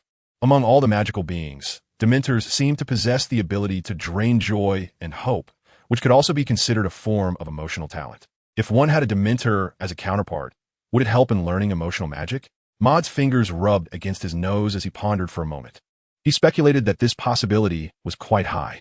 He took out the spellbook, and immediately a new line appeared in the spellbook's to-do list. Learn the Thousand Faces magic. Chosen Doppelganger Dementor. 16. Maud looked back at the introduction of this magic, and the more he read, the happier he felt. The usefulness of this magic was far more powerful than Voldemort's Horcruxes. Voldemort's Horcruxes could only preserve fragments of the soul, but this magic could learn on its own, enhance magical power, and confront enemies, among other things. Imagine this. When other wizards encounter enemies, it's a one-on-one fight, while he, with a wave of his hand, can summon 7 people out of thin air, their wizard robes billowing in the air. With another gesture, 7 spells shoot out, flashing with 7 colors, directly focusing their fire. Moreover, the Thousand Faces ability has one last feature that aligns with the logic of roundtable discussions. When the 7 seats are filled and they collectively discuss a magical bottleneck issue or delve into a difficult problem related to magic, the efficiency of problem solving will increase by 200. In simple terms, if he encounters a bottleneck in learning magic or faces challenges while developing new spells or exploring new magical concepts, as long as these 7 seats are filled, his efficiency in breaking through the bottleneck and solving magical problems will increase to 200 of the original rate. It's a truly magical ability. It's like a warm blanket for top students and geniuses. Absolutely love it. Note, after the soul is drained, the host will experience a period of weakness for 3 to 5 days due to adjustment issues. This concludes the content of Thousand Faces. Maud reviewed the content again, organized the text, and transferred it into the magic book for repeated study over the next few days. Although the steps of this spell seem clearly written, it is still a magic spell that requires understanding and study, rather than just a one-time reading before casting. Moreover, it is likely derived from the powerful and rule-bending magic of soul vessels, making it significantly more difficult to learn than ordinary spells.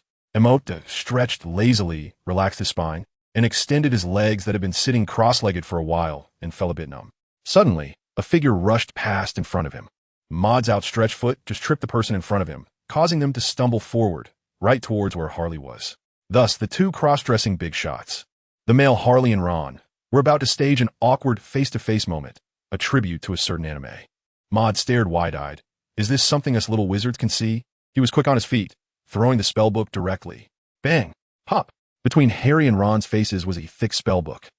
P.S. The 6 seats above refer to a knowledge training model called the 6 Thinking Hats, which is also a decision-making guide. I've made some slight modifications. Those interested can check it out online. Additionally, all interactions of the same gender are meant to enrich the plot, so please don't read too much into it. We scholars only see knowledge, seeking updates, seeking 5-star reviews. Maud looked at the magic book precisely placed between the two and let out a sigh of relief. Such an ungainly scene should not appear in a magical place of learning like Hogwarts, lest it disrupt the study atmosphere for us scholars. What are you doing? Hermione stared blankly, still shaking the flask in her hand, the green solution rippling inside the transparent cup. In her eyes, Harry and Ron maintained a strange posture, separated by an old yellow-covered book, as if they were playing some kind of game. Ahem, what could it be? Maud coughed, breaking the wonderful atmosphere, and pointed at Ron, saying, little boys tend to be a bit playful. Ron must be learning a game from the East called Playing House. Oh, is that so? Of course. Maud nodded seriously, got up and walked over, saying, all right, it's time to study. He gently pulled the heads of the two apart, and the spellbook fell down. Maud reached out, just in time to catch it. He looked at the drool on the cover of the spellbook with some disdain and wiped it with Ron's sleeve. Ron, as M.O. was about to return to his original position, a delicate white hand grabbed the hem of his robe. He looked up and saw it was Hallie. Maud looked at her strangely. Is there something wrong, Hallie? Hallie, feeling a bit shy, scratched her head and nodded. Are there any quick review methods I can use? Maud deigned was surely enlightened. Harry had learned bad habits from Ron, picking up Ron's impatience. Did he really think he could finish a Christmas holiday assignment in one night? Did he think professors were just sitting around doing nothing? Why didn't he ask Hermione? She said it was easy, just read the books, and anyway, he would remember it after reading it 2 or 3 times. Oh, Maud turned to look at Hermione. She brushed aside a few strands of brown hair that were blocking her view and immersed herself in the joyful time of potion making.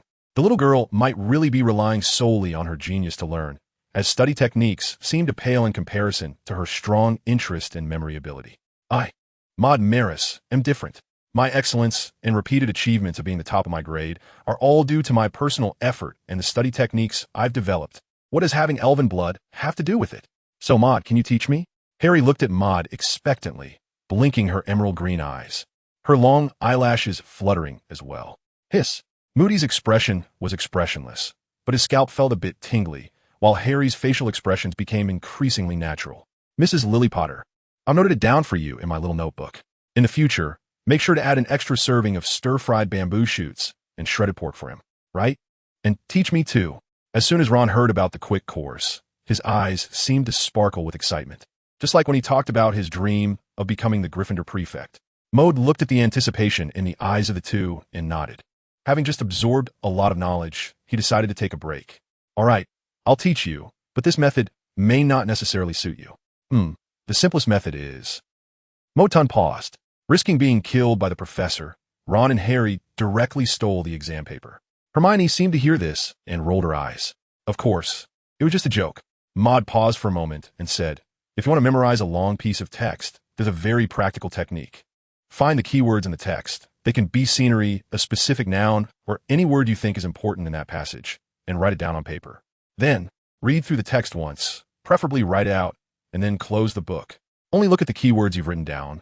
Try to use them to recall your memory. An attempt to write out the passage from memory. He had just explained it in detail, but he didn't believe that Harry and Ron could effectively use this technique, because just the act of copying the text could lead to procrastination in one's mind. Maud looked at Harry and Ron, who were eagerly flipping through their books, and shook his head. Enthusiasm can arise quickly, but it can also fade just as fast. He redirected his attention back to the knowledge in his mind. In addition to the myriad forms of magic, he had also acquired an oil painting. What could this image be?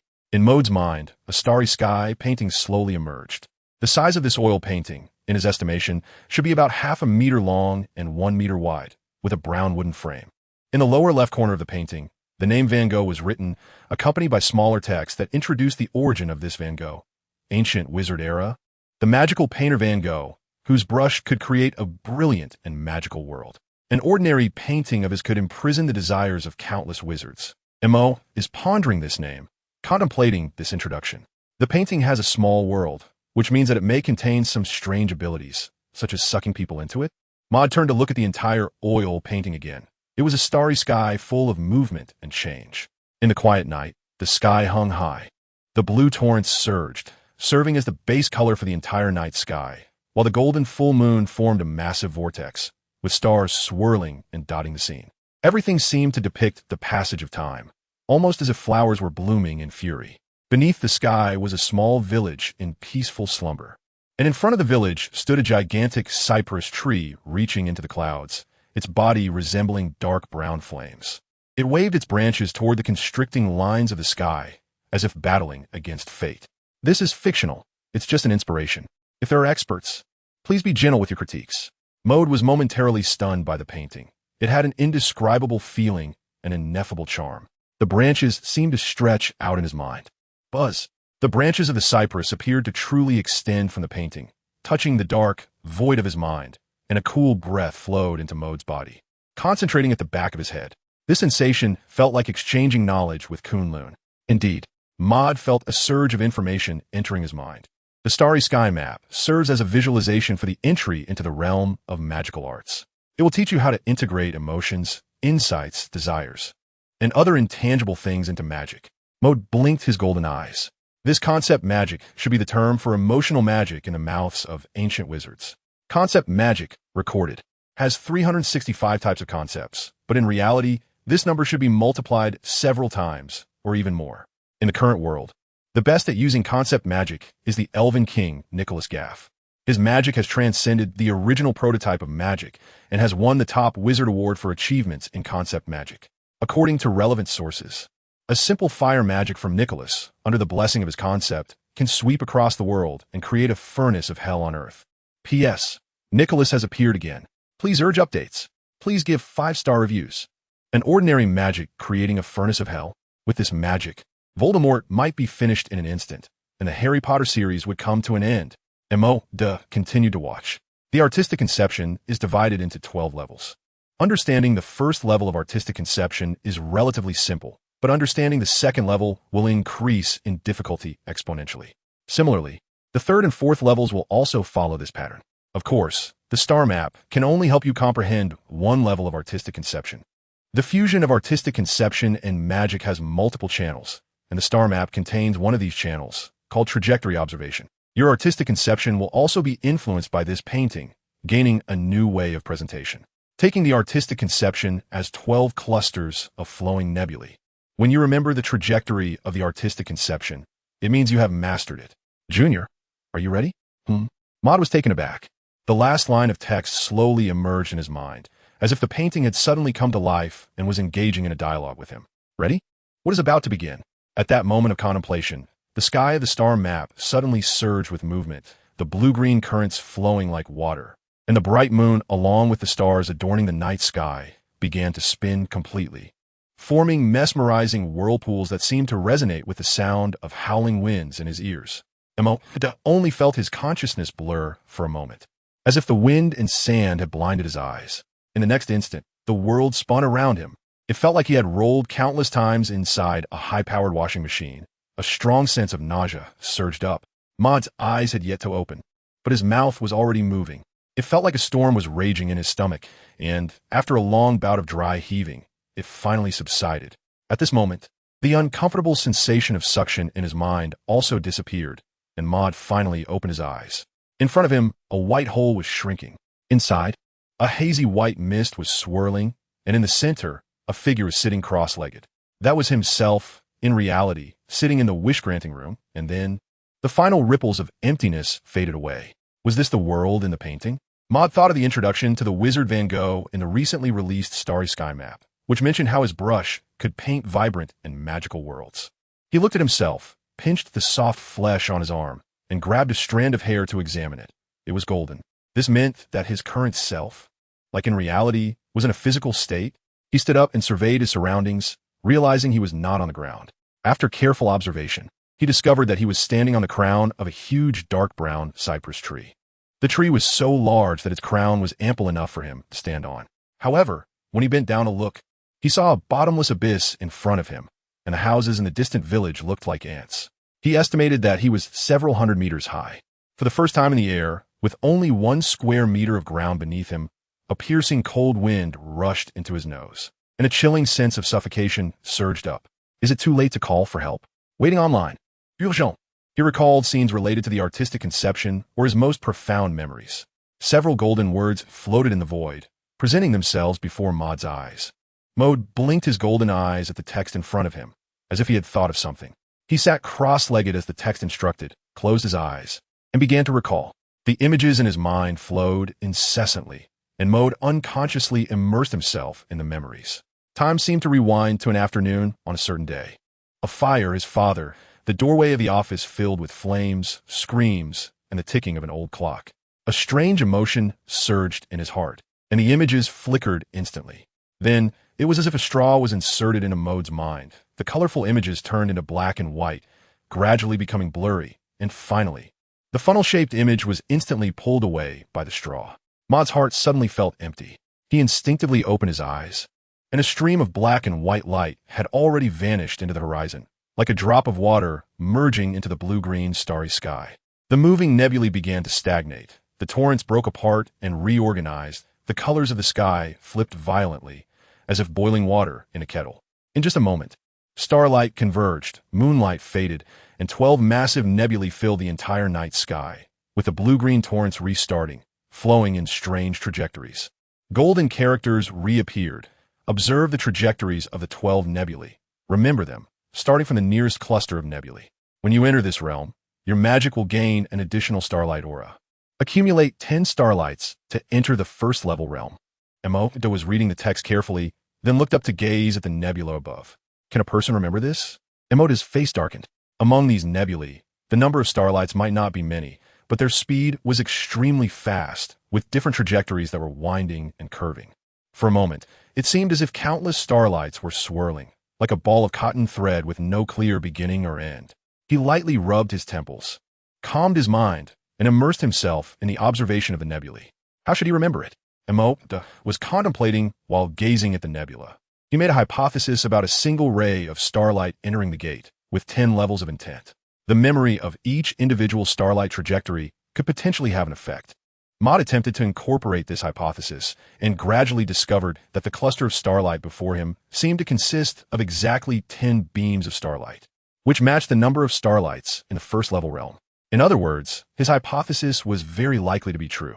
Next, he needed to identify the direction of one beam of starlight from beginning to end amidst the interwoven starlights, and then consider the memory.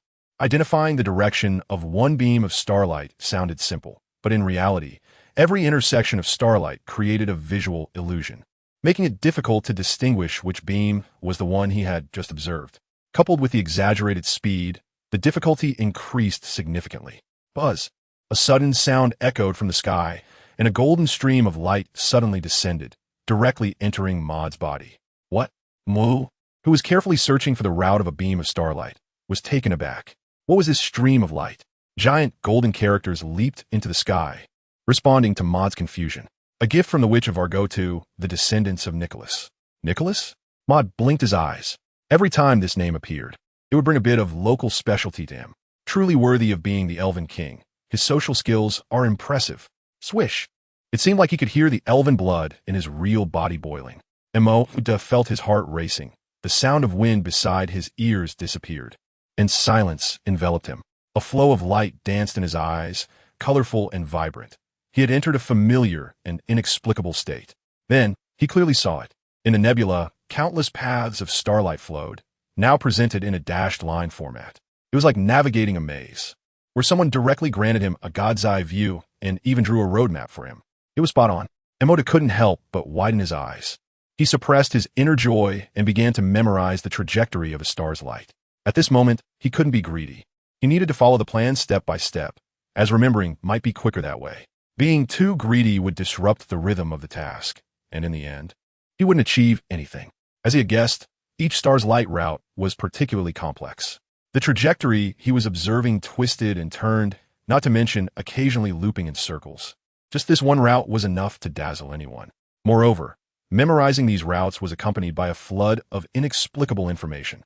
If he didn't process this information, Emoda tried it, and, as a result, a small segment of the route he had memorized completely vanished from his mind.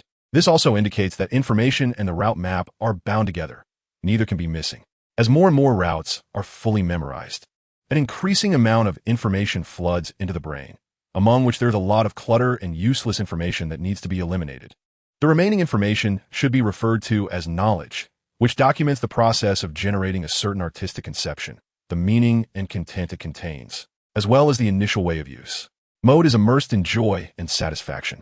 The wise elf's mastery of knowledge has indeed provided him with considerable assistance. His memory and the process of organizing information are proceeding in an orderly manner. However, gradually, he discovered another problem.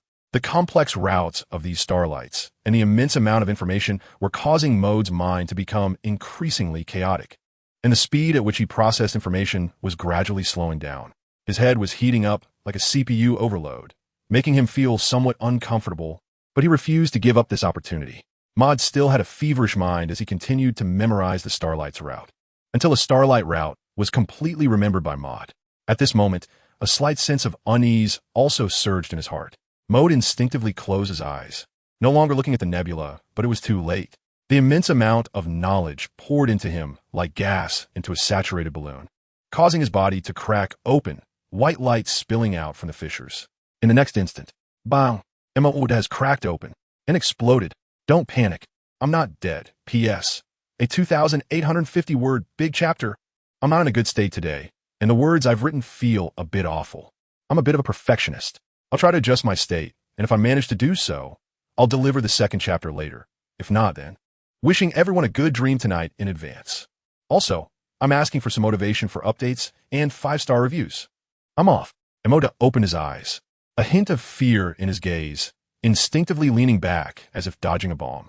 The instinct to seek refuge made him forget, for a moment, that he was the bomb. Fortunately, what had just happened felt like a dream. Before him was still the bright hall. Mod took a deep breath, feeling grateful for surviving the ordeal. The explosion in the painting had truly made him experience the sensation of his body being torn apart in death at that moment. It was even more nightmarish than a nightmare within a nightmare.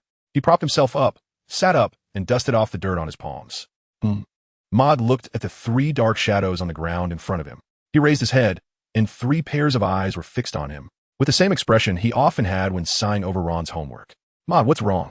Harry asked, blinking her bright green eyes in confusion. Ron nodded thoughtfully. Oh, I know. Mod must have dozed off. I felt the same way last time I fell asleep in class. Hermione was examining Mod from side to side, as if she were investigating a crime scene, looking for clues left by the culprit. She suspected that Mod had just been studying some strange magic again. Sigh. Mod stood up nonchalantly, waved his hand, and said somewhat helplessly, "Don't mention it. I just encountered something strange." Strange? Harry and Ron leaned in closer, exchanging glances, both seeing the curiosity in each other's eyes. Hermione also cast a suspicious look. Well, Mod said slowly just now when I closed my eyes, a wizard appeared before me, claiming to be Merlin. You mean Arthur's closest friend, the legendary wizard? Hermione immediately thought of the name she had seen in some over 500-page history book she was using to pass the time. As she spoke, her eyes filled with suspicion. It was hard for her not to doubt. Mod was a master at storytelling, and his ability to deceive was perhaps stronger than magic. Only Ron, that silly kid, would believe anything he said. Oh, Merlin's beard. You actually saw Merlin. Ron exclaimed, suddenly realizing what this name represented. Harry looked at the others in confusion. Her understanding of the magical world was still too limited. Hermione seemed to notice the doubt in Harry's eyes and began to explain what she knew about Merlin. Merlin the wizard is a powerful wizard renowned in the magical world, with a strong legendary aura. It is said that he was born in the 5th century and was a close friend of King Arthur. I also heard he used to be a student of Slytherin. Ron raised his hand and said, "Idiot." Hermione rolled her eyes.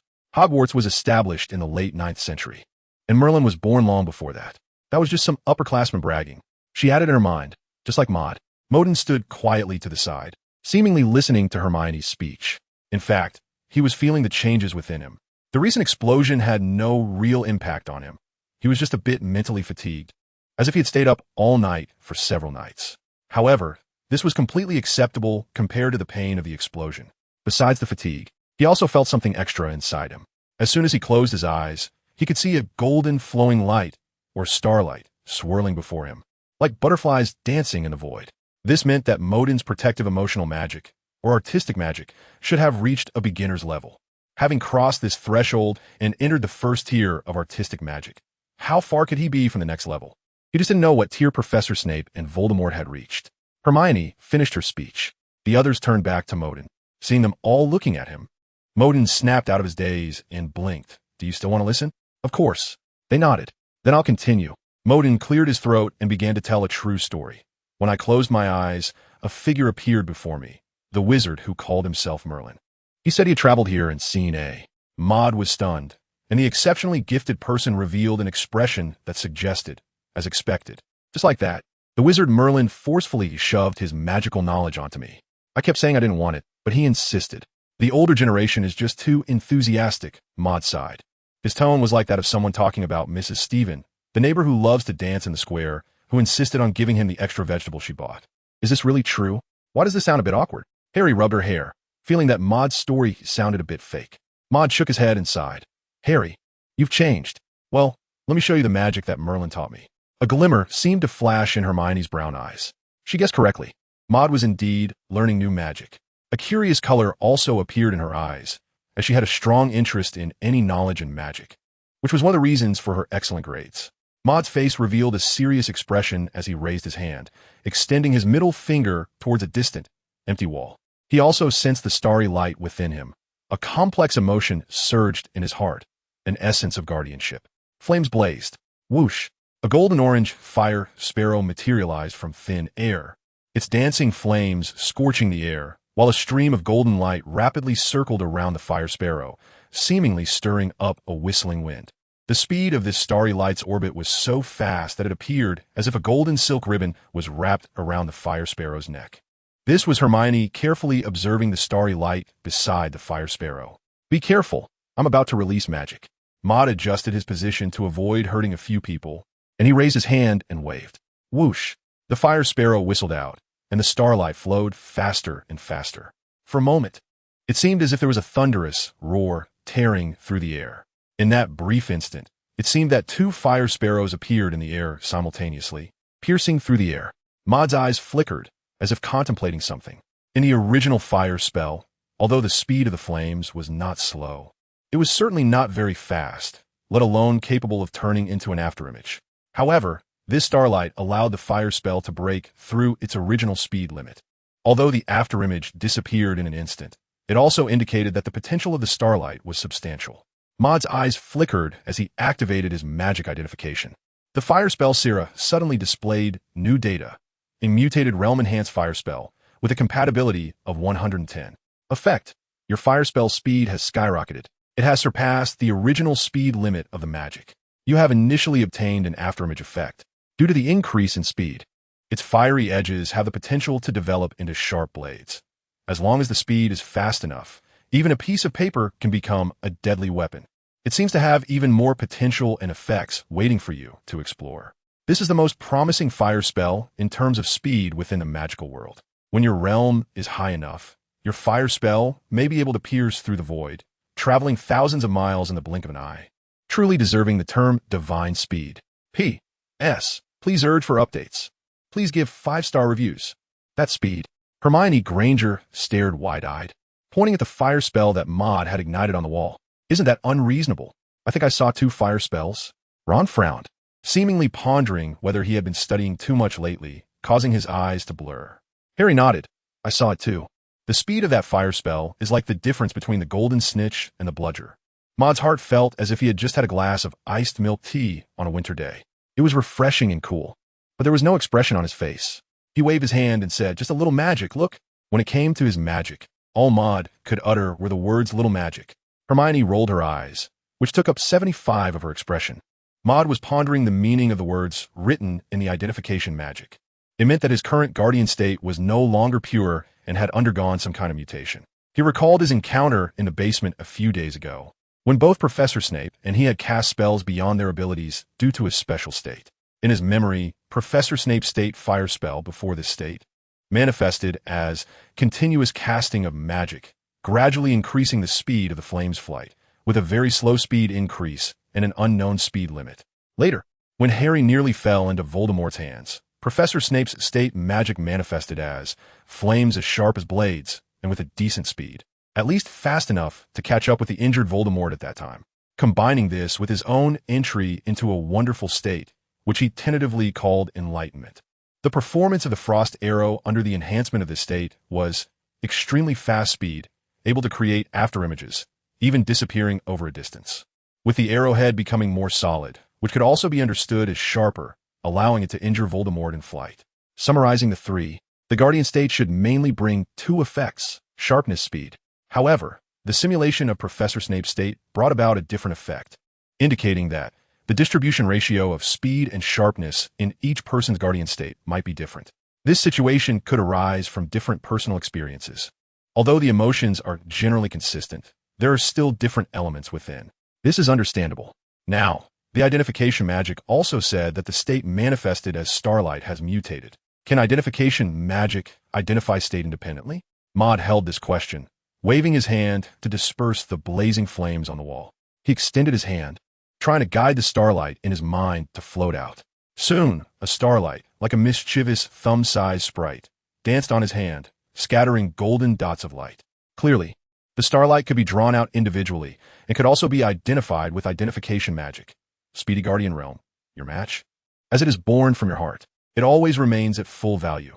Effect: your realm sword takes a skewed path, providing only a minimal sharpness enhancement, with the rest allocated to speed. Thus, your magical enhancement on your realm can be called speedy magic. Additionally, with the blessing of starlight, this realm seems to possess some special ability. Evaluation: this is a rare mutated realm, known in the ancient wizarding world as the extreme realm, because it takes an extreme path, greatly enhancing certain effects. There was once a Yasu wizard who, relying on this speedy guardian realm, made a huge name for himself as the master of wind control in the wizarding world. A wizard commented, "The path of extinction is shorter than you can imagine. His magic can make you run hundreds of kilometers ahead." Modeblinked. Is this the legendary My Knife is 40 meters long, allowing you to run 39 meters first? Impressive. I just wonder if this wizard will shout Hasage before casting a spell. What other effects might arise under the influence of different magical enhancements? Maud raised his hand again in front of the charred, pitiful wall. With a hum, it seemed as if the wind was stirring, and strands of blue light began to gather into a ball, from which a small and exquisite azure frost arrow emerged. The frost arrow was also wrapped in a flowing, brilliant starlight, and unlike usual, there was a thin, almost invisible layer of golden film shimmering on the arrowhead, with the enhancement of the swift guardian intent. How fast would it be? Maud opened the spatial magic and took out the longbow. The frost arrow floated in and landed on the bowstring of the thick, brown-green wooden longbow, with a frost arrow surrounded by golden starlight resting on it, creating a visually appealing scene. With the amplification of bloodline magic, the entry-level speed realm, and the already fast speed of the frost arrow, how fast could it be? Maud guessed that there might be a more lasting afterimage, but its speed should not exceed that of the frost arrow in the last moment of enlightenment. After all, that state was too rare, directly borrowing the artistic conception of others.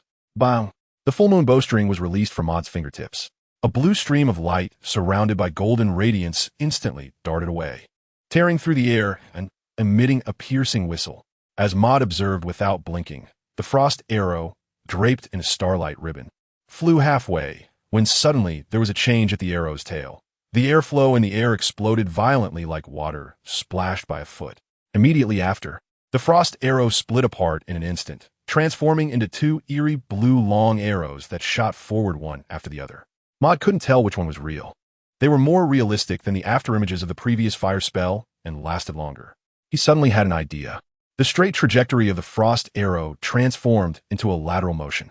As a result, two almost parallel frost arrows appeared in the air, racing towards the same direction. But their speed was also affected. In just an instant, the afterimages disappeared. This is good. Maud nodded with satisfaction. In this way, Frost Arrow created a kind of illusion or distraction, which, when used unexpectedly, should produce a good attack effect. The busy Hermione and the others were also drawn to this spell. Hermione stared at Maud, then looked at the magical arrow, and the more she looked, Maud is becoming less and less human. Everyone else is a little wizard, but your magic is all kinds of outrageous. This magic is really nice, Hermione murmured.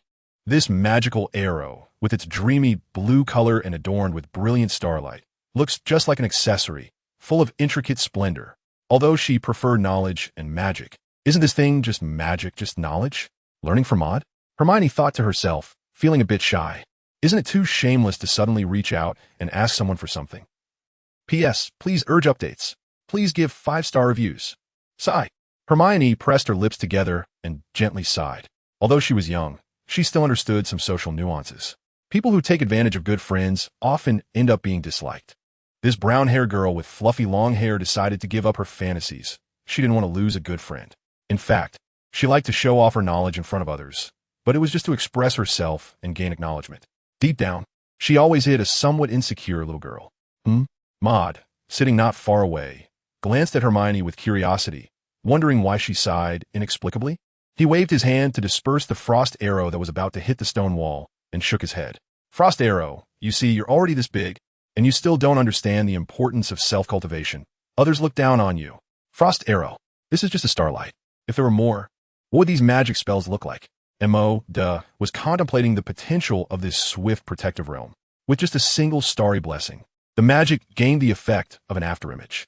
So, what would these spells look like when truly entering the first-tier realm, or even the final 12th-tier realm? The description of the swift flame spell in magic reads, piercing through the void, a snap of the fingers travels 1,000 miles. Just hearing it makes one's blood boil. If even the magic cannot be seen, then there's almost no possibility of breaking it. This might be the kind of skill that allows one to conquer all. Maud sank back into his mind, recalling the starry sky image, a blue-green painting of the night sky, which quickly appeared before him. How to re-enter? He pondered.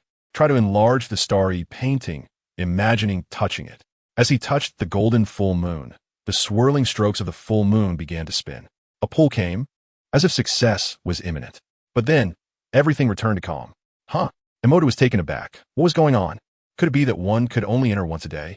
A line of golden text emerged in the painting. Mental state damaged. Not suitable to enter the painting again today. Emoda was taken aback. The recent explosion had indeed impacted him on a mental level. It's quite absurd. Really, it's the first time he has self-destructed from learning too much knowledge. He dispersed the starry map that had emerged in his mind and refocused on the diverse learning experiences of countless individuals. The first clone, that took out the magic book, which stated that the confirmed clone was a Dementor clone. However, Dementors should be inaccessible at the moment. Since he couldn't wait indefinitely and had many things in magic to learn, he planned to select a nearby creature with potential, take some biological tissue, and create a clone to share the burden of his studies. Nearby, Maud wrote the words potential creatures in his spellbook, then began to list the magical creatures he knew of that had potential at Hogwarts. Unicorns, Norwegian ridgeback dragons, phoenixes, and Dumbledore. After thinking for a while, he circled the word phoenix and wrote down the abilities of the phoenix fox that he was aware of: limited rebirth ability, healing tears, strong weight-bearing capacity, unexplained teleportation ability. He also noted possible side effects and doubts. 1. After rebirth, does it still belong to the original phoenix? Or is its offspring? 2. If a phoenix's avatar turns to ashes to prepare for rebirth, will it affect me? 3. With so many gifted abilities, can everyone's uniqueness be replicated? Madra listed several abilities of magical creatures and their possible side effects. In comparison, he still chose the phoenix. No matter how you look at it, the benefits of creating a phoenix avatar are the greatest. With strong talents and a wide variety, and, as a phoenix, the ability to control flames should be sufficient to support his learning of fire magic. So, the next target is locked on Fox. It's decided it's you. Maud recorded this idea and chose his avatar. Phoenix avatar, Dementor, 26. After finishing the recording, He transferred all the knowledge of 1,000 faces into the magic book and began to read it multiple times. Then, he retold it in his own words, replacing all the important concepts and certain procedural steps with his own wording. This is one of the quickest methods of learning knowledge. In the early morning, a light rain began to fall from the sky. The raindrops gently tapped against the castle's stone walls, creating a continuous patter. Such weather is particularly rare at Hogwarts. This rain seemed to reflect the mood of the little wizards today, as it is the day of the final exams. There are a total of 3 exams, all comprehensive assessments of various subjects, with 2 in the morning and 1 in the afternoon. Oh, today is definitely doomed. Ron, who had yet to enter the exam room, looked at the hazy rain curtain outside the corridor with a frown, his somewhat tousled red hair resembling a bird's nest. I played wizard chess all night and didn't review at all, Sai. Me too. Harry's emerald green eyes were also filled with worry, as he had played wizard chess with Ron the night before. If I don't play, I can't focus on reviewing. If I do play, the exam room will turn into a crematorium today. Hermione, holding a quill and a few sheets of white paper, confidently patted Harry on the shoulder. Don't worry. I heard that today's exam questions are quite simple. Oh, come on, Ron retorted, exaggeratingly opening his mouth wide. That one exam was quite simple in your words. How many times have I barely passed? He didn't say this last sentence out loud. Maud looked at the familiar scene, blinked his golden eyes, which held a hint of a smile. Don't worry, it's just one final exam. Harry and Ron both looked over and sighed. This sentence, coming from Maud, who was not exactly comforting, had even less effect. The way this guy studied was already annoying enough, not to mention how he performed during exams. Have you ever seen someone submit their paper in 7 minutes? Have you ever seen someone fall asleep during the exam and still get a perfect score? Let me teach you a secret to avoid being called by the professor for a chat after the exam. Huh, is there really such a thing? Of course. Maud looked seriously at the faces of the 2 people and nodded. What is it? The 2 asked curiously. Motun said, blank paper submission, improper learning attitude. Directly expelled from Hogwarts. P.S. Please urge for updates. Please give 5-star reviews. The rain is getting heavier, and the sky is becoming darker. A damp, cool breeze blew into the castle, accompanied by the rain, and soon the corridor floor was half wet. Everyone began to walk into the examination room. Although it was called an examination room, it was actually the same group of people, and the C10T changed. The invigilator was the infamous Professor Snape, the head of Slytherin House, with his cold, indifferent face staring down at you. Normal little wizards could only lower their heads, feeling the weight of his gaze. Therefore, Hogwarts is not afraid of you cheating. They have psychological warfare down to a fine art. Maud followed the crowd and finally squeezed into a seat. He placed the quill and white paper on the wooden table, then looked up at Professor Snape on the podium and the little wizards around him. Professor Snape scanned the room, seemingly searching for something. When his gaze landed on the face of a black-haired little wizard, a hint of disappointment flickered in his eyes, but was quickly replaced by indifference. The little wizards around him displayed various expressions. Some looked in good spirits, likely having reviewed well. Others muttered to themselves, seemingly reciting some knowledge. And there were those who had given up, like Ron, who could only wear a long face. After each exam, Ron would confidently say, next time I will definitely review, and I will do well. But time and again, month after month, he never reviewed. So he always entered the exam room with such a vivid expression. Thinking of this, Maud couldn't help but smile. As the room quieted down, Professor Snape stood up, and his stern and cold gaze immediately washed away all noise. This exam was a comprehensive test of transfiguration and potions, with a total of 6 pages and a duration of 2 hours. During the exam, no whispering was allowed. Otherwise, he paused, leaving a suspense for the little wizards to imagine. The test papers were distributed. Medina received the test paper, unfolded the long scroll, and looked at several major questions. Please write down all the steps for casting transfiguration. If during the process of making the calming draft, smoke is coming from the crucible and the color of the solution is deepening when moonstone powder is stirred into the solution, what could be the reason for this? How can it be resolved? If the potion exceeds the first-year curriculum, please automatically substitute with another potion and provide a light spray. Maud looked down, shook his head, and thought it was too easy, so simple that he lost interest in solving the problems. This was also a kind of trouble for a top student. He sighed, picked up his quill, and began to answer the questions, estimating whether he could finish the paper in 20 to 30 minutes. About 20 minutes later, Maud put down the quill, and the paper was filled with black ink in all the blank answer spaces. He twisted his sore neck. He hadn't slept well the night before and wasn't feeling very comfortable now. However, it didn't affect his ability to finish the paper. He glanced around and made eye contact with Professor Snape, but Snape said nothing, just nodded. Professor Snape thought to himself, truly a monstrous student. His speed in answering questions was much faster than when he was the Half-Blood Prince. Back then, he had also crushed James Potter and other wizards. And Moda knows that the professor won't mind the so-called whispering, because in this classroom, he ranks first in terms of grades, and no one can claim second place. With such grades, who could he possibly copy from? Maud saw Ron scratching his head, Hermione writing seriously, and Harry biting the end of his quill, looking like he needed to use the restroom. It was obvious that Harry was facing a problem, but judging by his paper, he seemed to be stuck on a multiple-choice question on the second page. Sigh. Maud sighed, feeling sorry for Mrs. Potter's inability to pass down her academic talent. Hermione seemed to sense his gaze, suddenly looking up with her beautiful brows furrowed, clenching her fair fists, seemingly indignant that she had not been the first to finish the questions. Maud nodded and smiled at her. Almost every exam, Hermione would observe his answering situation, but each time she couldn't surpass herself. There's no way around it. In the exam room, Maris is the king. Even Professor Dumbledore would have to be careful. Step by step, Professor Snape, wearing leather boots, walked down from the podium and began to patrol the exam room. As he walked, he came to Harry's side, watching his exam paper, and then a frown appeared on his indifferent face. Tap, tap, Professor Snape knocked on Harry's desk with his knuckles, indicating that he had chosen the wrong answer for a multiple-choice question. Harry felt a huge stone pressing down on his head, and his already limited confidence began to crumble. Gritting his teeth, he changed his answer from B to C. Professor Snape let out a long sound, his voice filled with dissatisfaction. The answer was obviously D. How could he choose wrong from 3 options? Sure enough, Harry was still too reckless, if it were Hallie. His gaze seemed even colder as he knocked on the desk again. Harry hurriedly changed his answer to A with his quill, nervously tapping his toes on the ground. Professor Snape lifted his head, seemingly rolling his eyes, inhaling a breath of damp air, and his face looked like it was about to express exasperation. He knocked on the desk again, attracting the attention of several young wizards. Harry felt even more flustered. He thought Professor Snape was trying to cause him trouble like before in class. He couldn't even hold his pen steadily and, after thinking for a moment, decided not to change it again. Bang!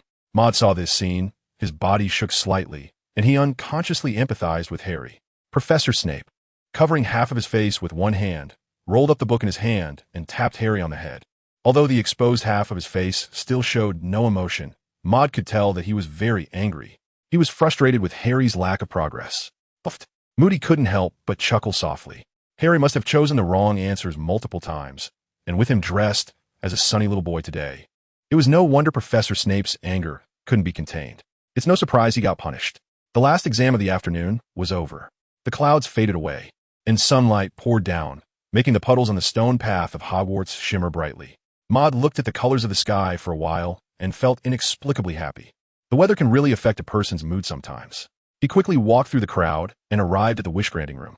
Upon entering the spacious and bright room, he took out the magic book and began to understand the last part of the complex spell. Over the past few days, he had nearly grasped this magic. Yes, nearly grasped.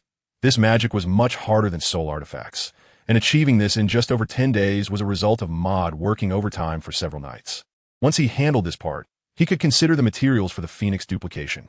A bit of blood from Fox and some ashes shouldn't be too much to ask, right? After all, Professor Dumbledore is an old acquaintance of mine. We've done a certain galleon trade before. P.S. Please urge for updates. Please give 5-star reviews. Maud thought about how to approach Fox. To get close to Fox, he would need to enter the headmaster's office. But every little wizard knows that the entrance password to the headmaster's office changes among various snacks. Previously, it was a pile of cockroaches, and now it might have turned into roasted phoenix jerky tomorrow. So, to get in, it would be best to have Professor Dumbledore take him in.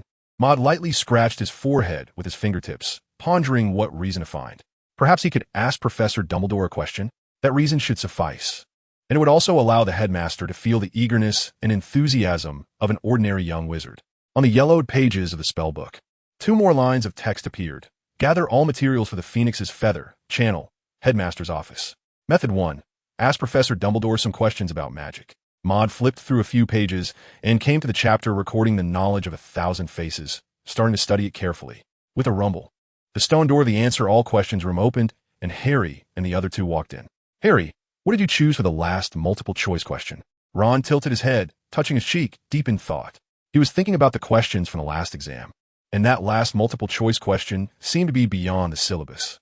I don't know. Harry shook his head, his expression not looking good. The experience of the first exam that day had set the tone for his mood. I usually choose C for the ones I don't know, so for this question, I guess my answer is C. I don't know either. I suspect that question is beyond the syllabus, and I don't even know which professor said it. Hermione said, holding a thick red-covered book titled History of the Magical World in the 18th Century, which was her relaxation project after finishing her exam. Hearing Harry and Ron's conversation, she turned and glared at them. Wasn't this question covered in the second charms class shortly after the semester started? Have you forgotten what Professor Flitwick said in class about the basic principles of spellcasting? The answer is in the third principle. Ron frowned, thinking it was a miracle he could remember anything from over a week ago, and the knowledge from the beginning of the semester was indeed beyond the syllabus, right? So what is the answer? B. Yes, I got it right. Ron cheered, pumping his fist, his face lighting up with a brilliant smile for the first time that day. Hermione sighed deeply, her brown eyes showing helplessness. She thought that perhaps this red-haired boy had been spoiled. Harry was about the same. Don't follow Ron's bad example. Harry, Hermione said seriously, looking into Harry's eyes. Do you remember what Professor Dumbledore told you? Ron felt as if a bucket of cold water had been poured over him. Yeah, I remember, Harry nodded, his tone unconsciously becoming a bit heavy. He said that Voldemort might return. Exactly. Hermione pointed at Maud, who was sitting upright on one side of the bright hall, and said, among the four of us, the most powerful in magic is Maud. But look, what is he doing right after the exam? A truly powerful person is someone who can keep learning. Just look at Professor Dumbledore. He also occasionally holds books. But maybe Voldemort really is dead? Professor Dumbledore destroyed the Philosopher's Stone, Harry said uncertainly. Maud heard the conversation of a few people, thought of something and smiled. He raised his head and continued Harry's words. Harry, even a lion uses all its strength to fight a rabbit. Harry and the others all looked over. If you're not sure whether the enemy is still alive, then do your best to strengthen yourself. When you are strong enough in both heart and magic, the Dark Lord will come. Modon has been done. We can directly have the feast. Voldemort. Mode was once again immersed in the multifaceted world of learning. Holding a magic book in his hands, light streamed through the window, illuminating half of his face and exuding a sense of tranquility. The final section of Multifaceted discusses the understanding of the 7 seats. This includes the concepts of diligent scholar, objective observer, and controller mentioned within.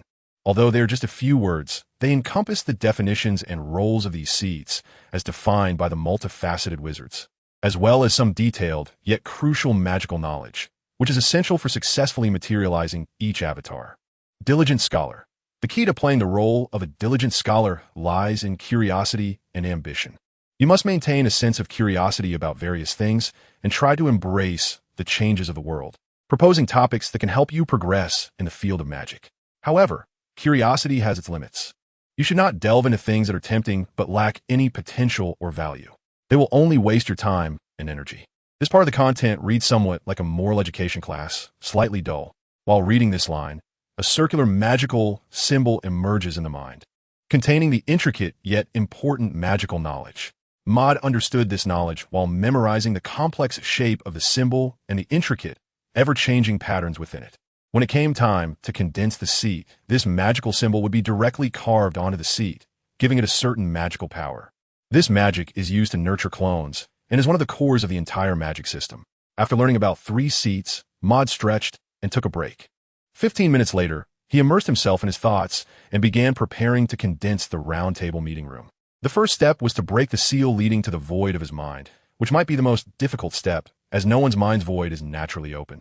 Maud stared at the situation in his mind. The lonely peak of Kunlun Mountain still surrounded by falling snowflakes, the chill penetrating deeply. Is this space of Kunlun Mountain what is referred to as the void?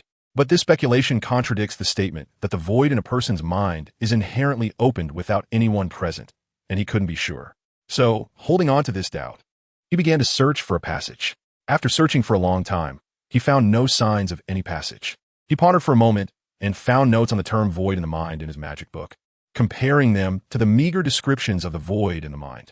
After trying to rule out other unexpected situations, he finally confirmed.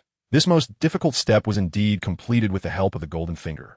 One can only say, Kunlun Mountain, the omnipotent king. Why yes? Then, he directly proceeded to the second step, channeling magical energy into a needle to pierce the 5 locked cores hidden in the void of his mind. Unlocking the human magic array originally contained within the mind's void for modification.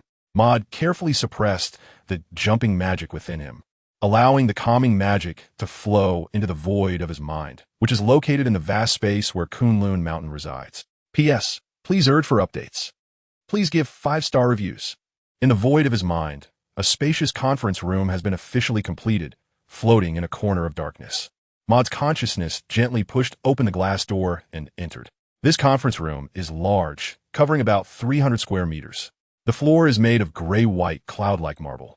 The opaque glass walls are adorned with golden star and moon patterns, and the ceiling is a brilliant starry sky that seems endless. In the center of the conference room stands a massive, circular reddish-brown wooden table. In the blank center of the circle, a purple pointed wizard hat, inlaid with a golden phoenix pattern, is placed on a small round table, appearing very noble. This wizard hat represents the theme of this round table conference, centered on magic, revolving around magic. Truly amazing.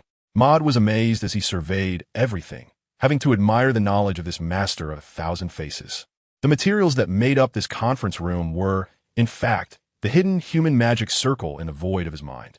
He pierced the void with his magical power, and after unlocking the so-called core, this magic circle appeared. Then, according to his magical knowledge, he modified some of the patterns of this human magic circle. Coupled with some of his own imagination for minor adjustments in decoration, the so-called creation from the void was completed. The atmosphere was quite pleasant. With his wonderful consciousness, Maud sensed a fragrance similar to sandalwood. After just a moment of inhalation, he felt a cool breath in his mind, which was very refreshing. This was indeed a great place for meetings and learning. Maud looked up at the wall directly opposite the entrance of the conference room, feeling that something was missing. He thought for a moment, and a piece of writing appeared out of thin air, hanging on the wall, written in black ink. Study hard. Make progress every day. Next, he waited for Fawkes to obediently present himself. In the auditorium, candle flames floated in the air, illuminating the entire hall. The little wizards happily gathered together, discussing their holiday plans. On the table, a sumptuous feast was laid out, including roasted lamb chops, mashed potatoes, beef soup, and ham. It was dinner time. Maud leisurely took a spoon and scooped up a spoonful of beef soup from the plate, savoring the sweetness on his tongue. The soup tasted really good, especially when paired with the sizzling fried chicken wings and roasted lamb chops. It was truly a delight. Hermione, why are you still reading? Harry asked curiously, watching Hermione eat her vegetable salad while focusing on her book. It had only been 2 days since the final exams, and the holiday was just around the corner. Why was she still at it? Ron nodded, chewing on a piece of lamb chop, mumbling, yeah, you're really killing the vibe. Even someone like him, who didn't care much about grades, found it a bit hard to tolerate this behavior. After all, seeing others study so hard made one inevitably start to criticize themselves. Hermione is too competitive. After taking another small bite of her vegetable salad, Hermione finally looked up at Maud, her brown eyes revealing a sense of determination. I saw Maud's book yesterday. The book he is reading isn't divided by grade levels. The latest one, I remember, covered potion knowledge from the 4th grade. She continued, if I want to catch up to Maud's grades, I have to study like him, or even do more than he does. It's just a pity that I take notes too slowly, and recording the questions isn't quick either. Asking the professor about problems means I have to take notes again. At this point, she thought of Maud's amazing magic book with the involution spell and couldn't help but feel envious. Ahem. Suddenly, Hermione choked on her food, her freckled face turning bright red. You shouldn't get distracted while eating. Maud wiped his hands with a napkin, handed her a glass of water, and looked at her with a hint of amusement. This little girl, driven by her competitive spirit in academics, wanted to make the most of every moment to catch up with herself, because in her somewhat insecure view, her only advantage was her grades and knowledge. And if those were surpassed by others. Gulping down the water, Hermione let out a long sigh. She put down the cup, looked up, and saw Harry and the others staring at her. Remembering her earlier embarrassment, the blush on her face returned. What are you looking at? She lowered her head again, picked up a long piece of bread, and took bites here and there to hide her awkward expression. Emoda blinked, thinking of something. He suddenly took out a magic book from behind him, shook it in his hand, and said, do you want to learn this magic? Hermione was immediately captivated. Looking at the slightly yellowed pages of the book, her eyes filled with delight. Is Maud planning to teach herself this magic? Uh-huh. She nodded vigorously with a piece of bread still in her mouth. Is this magic? It doesn't look like it at all. Harry and Ron looked at the magic book in Maud's hands with some surprise. They had seen this book many times. Maud always held it, but they couldn't see anything magical about it. Isn't this just an old book? Ron asked, pointing at the magic book with his greasy fingers. Maud shook his head. To be precise, this is a notebook, meant only for recording notes and knowledge. This magic might be useless for those who dislike studying. Oh, the two immediately lost interest and continued to bury themselves in their plates. They didn't even want something like note-taking for free. They had a certain aversion to taking notes, because knowledge had not helped them, but instead brought them a lot of homework. It was simply the nemesis of little wizards. Really? Hermione hesitated and spoke again. Can you teach me? Maud nodded and said, of course. He still admired Hermione's dedication to studying. Being able to immerse oneself in learning for a long time is truly not easy for a young wizard of this age. Adding the concept of perseverance to this matter makes it even more challenging. Maud can achieve this due to the maturity brought by his advanced psychological age, as well as the rewards from the Kunlun Golden Finger, especially the latter, each time he exchanges for new and interesting magic or advanced knowledge. It brings him a strong sense of accomplishment, deepening his interest in learning. Moreover, this is just an ordinary note-taking magic. Maud gently turned to the first page of the magic book, and with a thought, golden words began to appear on the blank pages that showed no signs of being triggered. The method of learning magic from this magic book started to be recorded. He checked it over and handed the folded cover of the magic book to Hermione. To be honest, he found it quite interesting that Hogwarts had gained a question fanatic. Surely the professors felt the same way. Unfortunately, Professor Quirrell was unable to enjoy this heavy enthusiasm for learning. P.S. Please urge for updates. Please give 5-star reviews. Ding ding, clang clang, the sounds of spoons, forks, and porcelain plates clashing echoed in the great hall. On the high platform, the professors dined quietly. Below the platform, the young wizards enjoyed the taste of food amidst laughter. In the dim candlelight, eating was quite an enjoyable experience. Hermione rubbed her fingers over the words on the paper, making a soft, rustling sound. She was so happy that her eyebrows curved, softly reading along with the words under her fingertips. After a while, she looked up at Maud and said earnestly, "Thank you, Maud. I will memorize it right now and return this book to you later." Maud held a golden, crispy chicken wing in his hand and started to eat it with beef soup, savoring every bite. Hearing Hermione's words, he swallowed the flaky skin of the chicken wing and said, "No need to be so nervous. I'll take a break after finishing my meal." Hermione was still reluctant to put down her magic book. Focusing on one thing is the most efficient. Maud looked at Hermione's unwilling expression and could sense her love for knowledge and eagerness. He shook his head and laughed, saying eating and studying are the same. "Oh, fine." Hermione nodded and finally put down the magic book in her hands.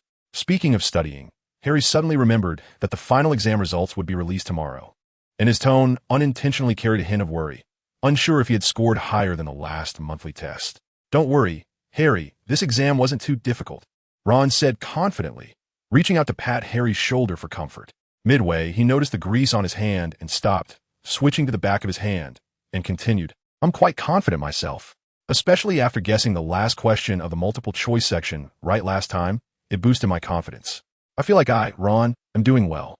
Maud looked at him sideways after taking a sip of soup, feeling that this scene was somewhat familiar, as if Ron had said something similar last time. In fact, Ron often overestimated his exam scores, which might be a special talent brought by his identity as a student, right? Harry sighed, but the comprehensive exam in potions still made me feel terrible. Perhaps it was at that moment that my mind became unclear. That day, Professor Snape had been quite harsh on him, and during the afternoon exam, he felt as if he had been left confused, struggling to answer the questions smoothly. But the change was too drastic. He still remembered how he had talked with Ron in class, when Professor Snape not only did not hit him on the head with a book, but even awarded Gryffindor 10 points. After class that day, watching Professor Snape's back made him feel as if he were in the presence of an elder from home. Did Professor Snape really have something against me? He thought, voicing his inner thoughts. Well, it's quite possible, I guess, that even though he didn't appear during the basement incident, he might be. Ron, holding his knife and fork, brought a piece of beef to his mouth. The mastermind. No, he couldn't finish his sentence. Harry covered his mouth with a piece of bread because the man in the long black robe was walking past them. Speak less during meals. Professor Snape's cold voice drifted behind them. He left a remark and exited the hall. Maud looked at this somewhat comedic scene, blinking his golden eyes. He thought, if at this moment Harry were Harry, and Ron was speaking ill of him in front of Harry. You might just get your head twisted off. Not to mention that. Harry let out a sigh of relief, putting down the slice of bread he had used to cover Ron's mouth. and decided to talk about the exam results instead. Ron had been staring at Professor Snape as he left the hall, finally swallowing hard and chewing on the beef in his mouth, mumbling, "My goodness, this is really scary." "Oh, what? Talking about exam results? I think I might get a decent score this time. Maybe an E."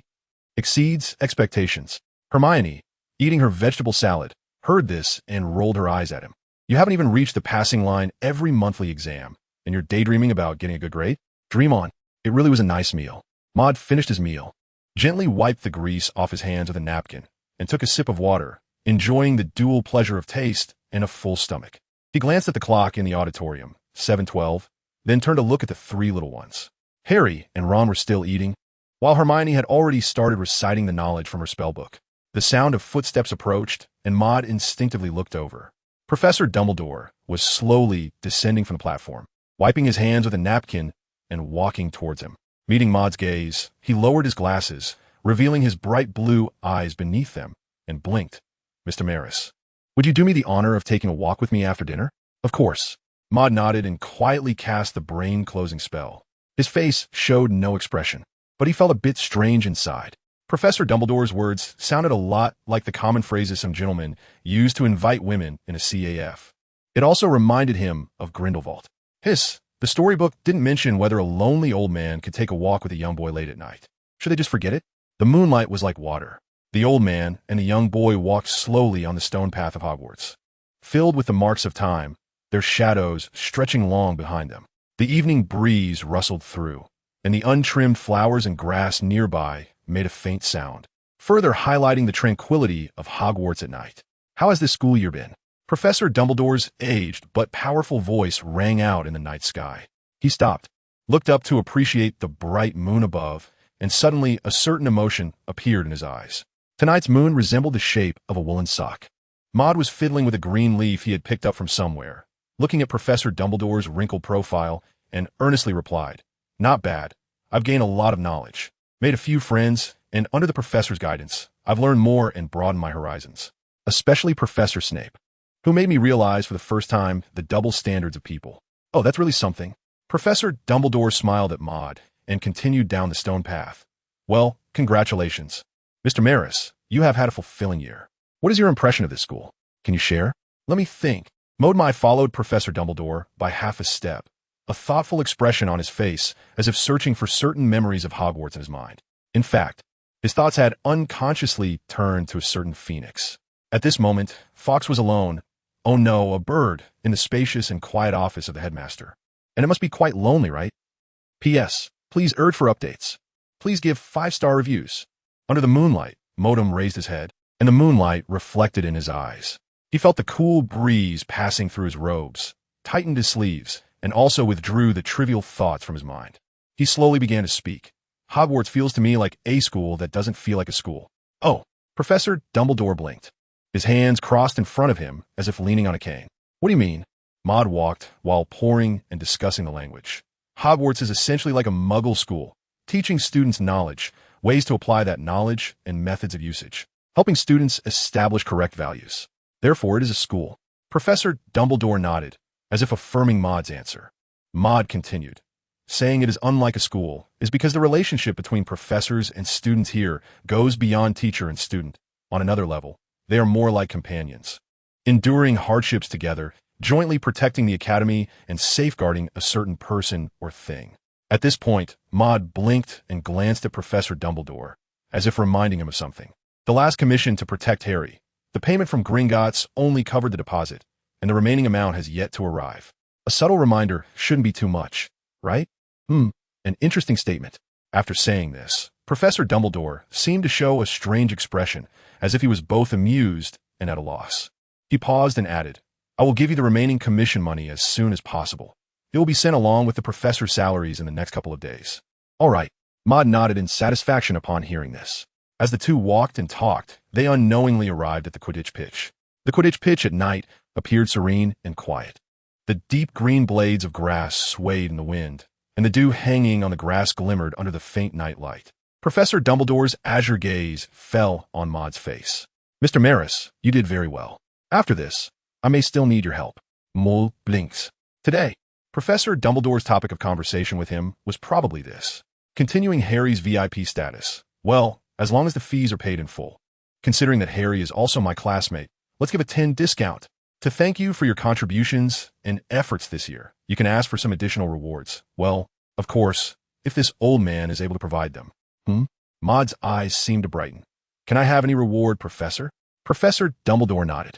I want 3 drops of fox blood and a part of its ashes for some experiments and potions. Maud and Professor Dumbledore looked at each other, seeing their own reflections in those blue eyes, and with a sense of anticipation, asked, "Is that possible?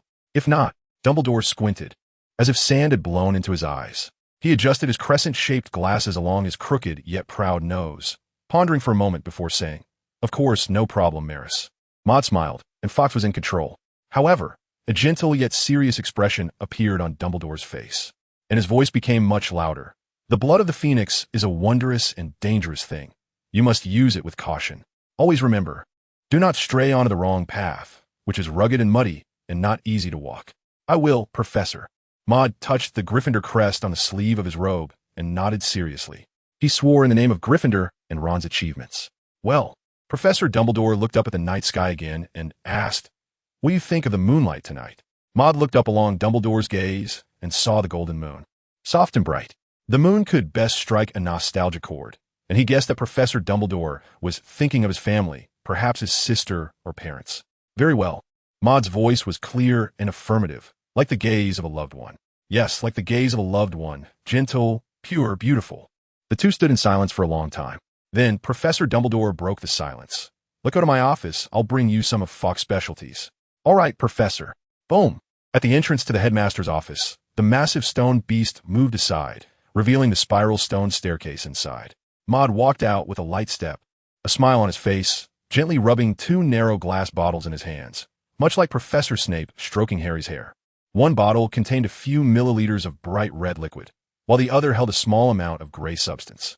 A melodious screech of a phoenix echoed from inside. The warm scene from just moments ago still lingered in Maud's mind. Tonight, Phoenix Fox probably wouldn't settle down until midnight. "Hard work, Professor Dumbledore. Make sure to feed it some milk." "Oh no, I mean give it some herbs tonight." However, Maud found it a bit strange that such a powerful magical creature as a phoenix would need a few drops of blood like a child. He shook his head and quickly made his way toward Gryffindor Tower. In the Gryffindor common room, the flames in the fireplace flickered, crackling and sizzling, casting bright light throughout the room. Harry stood in front of the flames, pacing back and forth, seemingly deep in thought. On the nearby red sofa, Ron was lying back staring blankly at the ceiling, while Hermione squatted with an old yellow-covered book resting on her lap, completely absorbed in its contents. A long black shadow appeared at the entrance staircase, and then a figure dressed in a black robe emerged, lifting his head to reveal a pair of golden, intelligent eyes. "Oh, Maud." Ron turned to look at the incoming Maud, shifting his position to make himself more comfortable. "Did Professor Dumbledore ask for you?" Maud swayed his robe and walked over to Ron, sitting down with a thud and pushing him from the corner of the sofa to the middle. "No, just some trivial matters." Well, Ron, feeling a bit bored, took a Bertie Bott's every flavor bean from his pocket and popped it into his mouth, crunching away. He looked at his hand, and a thoughtful expression suddenly appeared on his face. Was it this hand that had just been picking his nose?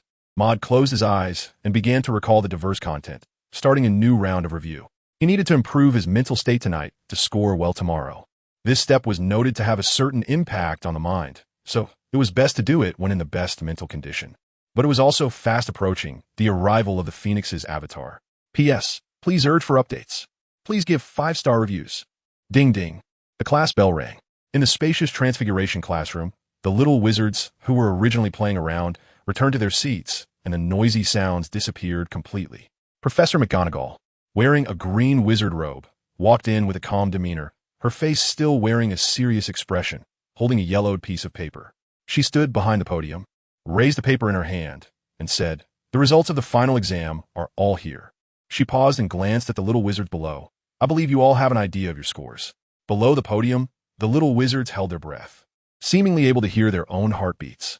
A gulping sound came from beside Maud. He turned to see Ron scratching his head, looking a bit unnatural, like a prisoner awaiting execution. It was a stark contrast to how he had been bragging with Harry yesterday. In one sentence, it was like a strong attack yesterday and being submissive today. He smiled and picked up the magic book in his hand to read. There wouldn't be any knowledge taught in today's class, just the simple announcement of grades. and the results were not very important to him. Now, we will start announcing the grades. Professor McGonagall adjusted her square glasses, cleared her throat, and began reading from the grade sheet. Goyle, Flying Class A, passing. Transfiguration Class A, passing. Charms Class E, good. The remaining 4 subjects are all P, poor. You need to work harder, Mr. Goyle. Uffed. Ron couldn't help but laugh at Malfoy's lackey's grades. Weasley. Professor McGonagall looked up and shot a sidelong glance at Ron, her expression stern. You should not mock others' grades. Gah. Ron swallowed his laughter, accompanied by a long burp, making a strange sound. Ha! The whole class burst into laughter. Quiet. Professor McGonagall waved her hand, and when it quieted down, she continued reading the grade sheet. Coincidentally, the next grades were Ron's. Weasley, Flying Class A, passing. Transfiguration Class A, passing. Charms Class A, passing. Potions Class D, very poor. A total of 3 as, 1D, and 3 PS.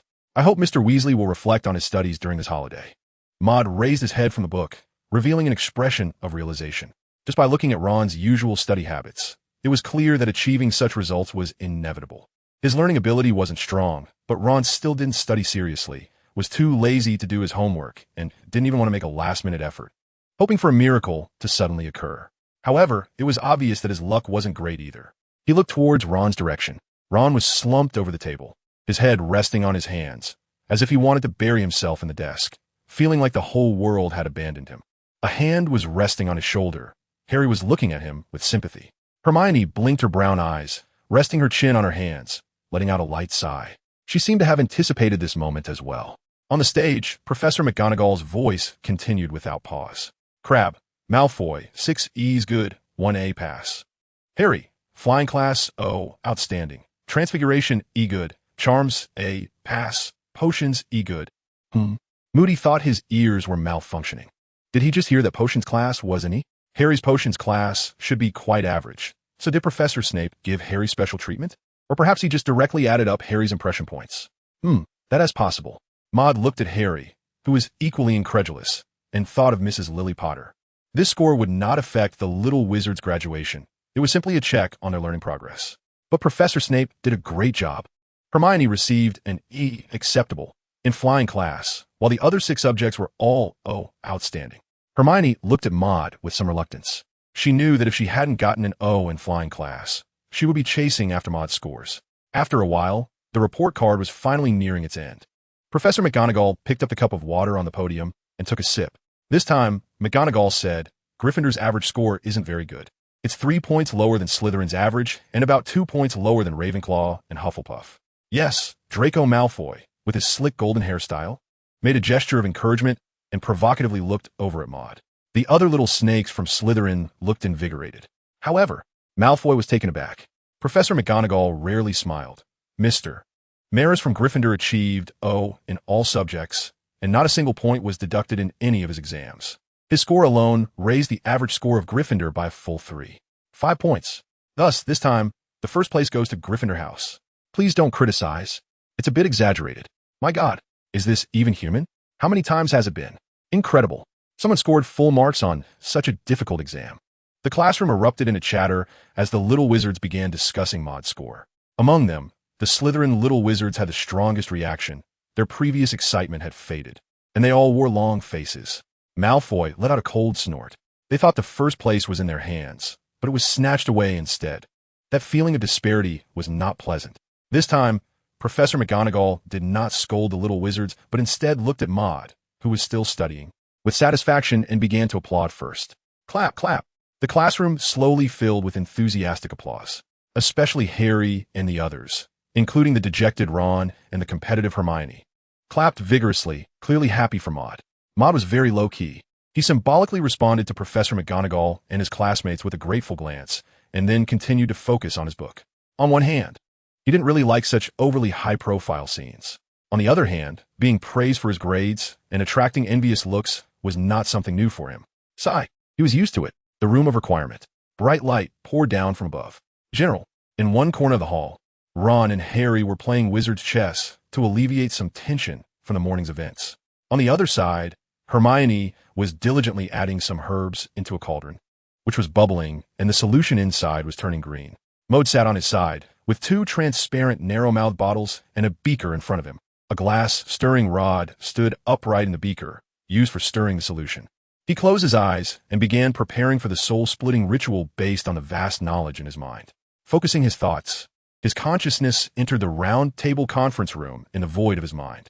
Choose the seat you want to create using magic and imagination, along with knowledge related to the magical symbols of the seat, to carve out a conference chair that matches the round table. In the dark void of his mind, in one corner, the round table conference room rooted in nothingness had a starry sky ceiling, with its glass outer walls faintly reflecting the snowy scenery from the top of Kunlun Mountain. Inside the conference room, a brown-red circular table sparkled with light on one side, as a black lacquered solid wood chair gradually materialized from thin air. On the back of the chair, the words of the imaginer were engraved, and beneath the words, numerous patterns intertwined, gradually forming a crest of a wand and a funnel crossing each other. Immediately, black lines extended within the crest, weaving a pentagram in the air behind the chair. Suddenly, a purple light shone brightly, and a transparent tentacle swiftly pierced through the darkness, seemingly echoing a sound of breaking space within the conference room. Sitting in the ever-responsive room, Maud felt as if someone had slapped the back of his head hard at that moment, followed by a cool sensation as if air was leaking from the back of his head. It was as if a straw had been inserted into his skull, as easily as inserting a straw into a milk teacup. Hiss! Emoda couldn't help but gasp. A certain liquid was flowing in his nose, about to spill out of his nostrils. With this inhale, a sweet and heavy smell of blood filled his mouth. Is this the gentle way of splitting the soul? Maud thought to himself that this wasn't much better. The feeling of powerlessness and nerve pain for being alive and having one's head chopped off was hard to accept. If it weren't for the death of his previous life and his last experience of self-detonation in the star map, which had raised his tolerance for pain, he would have wanted to shout mama right now. He stuffed a clean napkin into his mouth and bit down hard with his teeth to stifle his screams, but instead made strange muffled sounds resembling a bound little maid. Hermione, who was holding a bottle of alluring potion, tilted her head and glanced at him, noticing the white napkin sticking out of his mouth. Does Emoda have this hobby? An amazing story began to take shape in her mind, and she couldn't help but mutter a curse in English about hentai, meaning to change into something. Slurp! Maud almost sneezed, but he managed to suppress the itch in his nose. Could this fragment of the soul cause a sneeze? He wondered as he sank back into his mind, observing the changes in the imaginer's seat. On that solid wood chair, a wisp of smoke, transparent like flowing water, was forming, giving him a sense of intimacy, as if it were himself. He speculated that this should be the soul that had been extracted from him. After a while, the suction in his mind finally eased, and Maud's pain gradually diminished, until the completely transparent smoke formed a water sphere, and everything settled down. The breath finally came to an end. Maud removed the napkin from his mouth and wiped his nose with the dry side, and sure enough, a patch of bright red appeared. He folded the napkin and set it aside, then began preparing the materials for the phoenix clone. He poured the phoenix blood and phoenix ashes from the transparent narrow-necked bottle into a beaker, added a little water, and started stirring. He then placed the beaker on a spirit lamp to heat it, accelerating the fusion of the phoenix blood and ashes. Soon, this step of material fusion was successfully completed, and the red phoenix blood and gray phoenix ashes merged into a substance that looked like mucus. Emoda was taken aback. Can this thing really be eaten? He sniffed the smell in the beaker with some disdain. It smelled like the scent of a big-nosed guy, and he couldn't help but sigh. He didn't expect that guy Fox, who looked handsome and dashing, would have such dirty things inside his body. Maud and the others let the beakers cool down and sat still for a while before picking up the solution, pinching their noses and taking a sip. Gulp, gulp. His eyes suddenly lit up, as if he had tasted something delicious. The flavor of this strange solution fermented in his mouth, surprisingly similar to the taste of happy water for couch potatoes. Loved it, loved it. Maud drank it all in one gulp, making a sound of satisfaction as if he had finished a refreshing drink. Hentai. English version, huh? Maud looked at Hermione strangely and thought, don't think that just because it's in English I won't understand. It just means change X, right? At that moment, Hermione had a look that was hard to bear. She had just seen Maud wipe his nose, and it seemed like there was also something resembling snot in the beaker. Round it up, doesn't that mean? Emoda followed Hermione's gaze, looked at the solution clinging to the wall of the beaker, then glanced at the napkin placed beside it, and instantly understood the truth. He wanted to say something, but hesitated, ultimately covering his face with one hand, feeling a mix of laughter and tears. At times like this, Explanations are too powerless against the harsh reality. In any case, today's social death achievement was in hand. Mode discarded these distractions and continued the cultivation of the Phoenix Avatar. Next, he needed to fuse the materials of the Phoenix Avatar with the fragment of the soul. He split his magical power into two. One part wrapped around the transparent solution that had already entered his stomach, while the other part entered his mind to merge with the water-like fragment of the soul.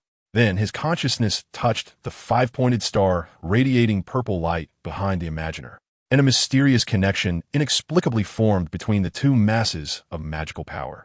Suddenly, the mass of solution in his stomach vanished in an instant, as if drawn into his mind by a magnet. The materials of the Phoenix Avatar encountered and fused with the fragment of the soul, and a thought was transmitted into Mode's mind through the magical power. This was the instinctual message from the fragment of the soul to Mode. All the magical power within Mod surged upward, converging in his mind and rushing into the black void, flowing into the round table meeting room, linking up with the materials and the soul fragment that were merging. It was as if the thirsty Quafu had encountered the Yellow River and the Wei River. The trickling magical power was rapidly absorbed into the material soul fragment, coalescing into a ball resembling mutton fat jade, disappearing almost completely. The color of the mutton fat ball became even more vibrant, and its size gradually increased. A feeling of emptiness, yet not loneliness, surged in Mod's heart. Giving birth to a doppelganger truly stirred mixed emotions. After an unknown amount of time, the mutton fat ball had grown to the size of a small wizard, and its size no longer increased. At this moment, the shape of the ball was oval, and from a distance, it looked like an egg. Was this the end? Mode's consciousness attempted to touch the egg. Knock, knock. The sound of fingers tapping on the egg echoed in the empty conference room. So this egg really is an egg? Isn't this question trivial? Am I an idiot? I'm trying to sleep. Don't disturb me. What? Mode blinked his eyes. The strong voice he just heard came from inside this egg. However, this egg seems a bit arrogant. P.S. Please urge for updates. Please give 5-star reviews. On the circular table, a sheep fat white egg adorned with golden red patterns lay quietly on top, its shell shimmering with a faint white light. Was it you speaking just now? Mode carefully examined the giant egg, which was half the height of an adult and could jump from a chair to the table even before hatching. A background music seemed to resonate in his ears. Is it you, our little hero? Is it you, Zhao? Yes, it's me. A voice that sounded very similar to his, but with a different tone, responded, revealing a hint of impatience in his words. Do you have a name? After a moment of silence, the giant egg replied, I have stolen the blood and power of the phoenix, mastered the flames, and can be called a thief of fire, taking the name of the Greek mythological figure Prometheus. From now on, I shall be called Mizius Maris. Mod nodded, initially understanding this avatar, whose personality was rather impulsive, but shared the same source of knowledge and was also a culture person. What abilities have you gained? Rebirth from the flames, mastery over fire. What else? See for yourself. The giant egg seemed to suddenly feel drowsy, its voice dropping a bit. Our memory link is in one place. You can access my memories. Oh, almost forgot. Mul post. Retracting his consciousness and rummaging through his memories in his mind. Sure enough, something suddenly increased in his mind. If the previous memories were like a huge bookshelf, now there were 2 bookshelves in his mind. One was filled with books called memories, while the other had only a few books, looking rather empty. Mod picked up a fragment of memory from his avatar, and a wonderful feeling akin to a white horse is not a horse, I am not mere rose. Phoenix Avatar, Mizius Maris. Talent 1, Rebirth of Fire. Reborn from ashes and flames, gaining a brand new, vibrant body. It can be used once a month to recover from non-lethal injuries. If truly perished after using Rebirth from flames, this talent will self-seal, reaccumulating vitality, and will restart after a year. Talent 2, Control of Flames. Your avatar possesses a high affinity for fire, able to manipulate flames of higher temperatures, with a natural strong learning ability for fire-related magic. Talent 3, Flame Feather Escape. Transform into a feather of flame, escaping into the void, requiring magic power proportional to the distance. Talent 4, Tears of Healing. Able to heal most injuries, including poison, with a monthly accumulation limit of 3 drops. Besides the powerful load-bearing ability of the Phoenix, all other talents were acquired by this Phoenix avatar, which Mod was quite satisfied with. Furthermore, in this memory, there was an interface connecting to the avatar's senses.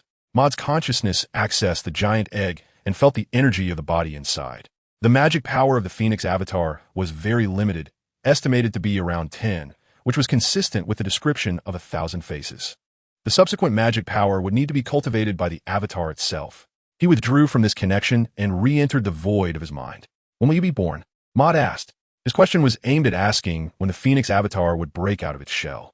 The giant egg shook slightly on the ground, making a creaking sound. Soon, it should be in 3 days. In the martial arts house, Maud finally opened his eyes, and a somewhat blinding light entered them, causing him to instinctively squint. A long period of closed eyes had made him somewhat unaccustomed to the light. Immediately after, more unpleasant feelings surged to the surface. Hiss! Maud's face was wrinkled in distress, and at that moment he realized what it felt like to be utterly drained. Today, let me show you. His soul felt extracted, leaving him mentally fatigued, and he was still somewhat dizzy. The magical energy within him had also been mostly depleted, filling his body with a sense of emptiness and weakness.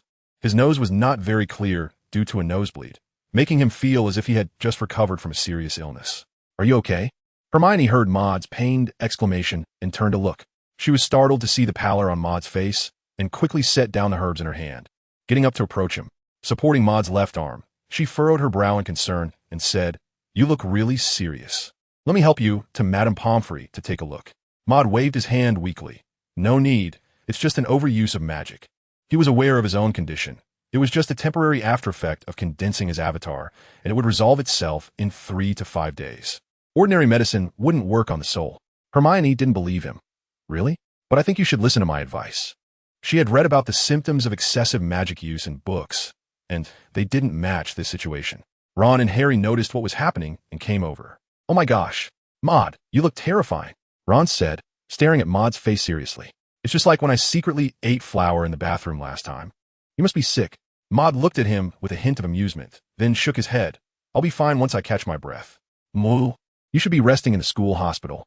Harry's face showed concern. "It's not like every ailment can heal itself while resting." Stop. Maud was at a loss for words. The more the three talked, the more serious it became, and if they continued, it might lead to a feast.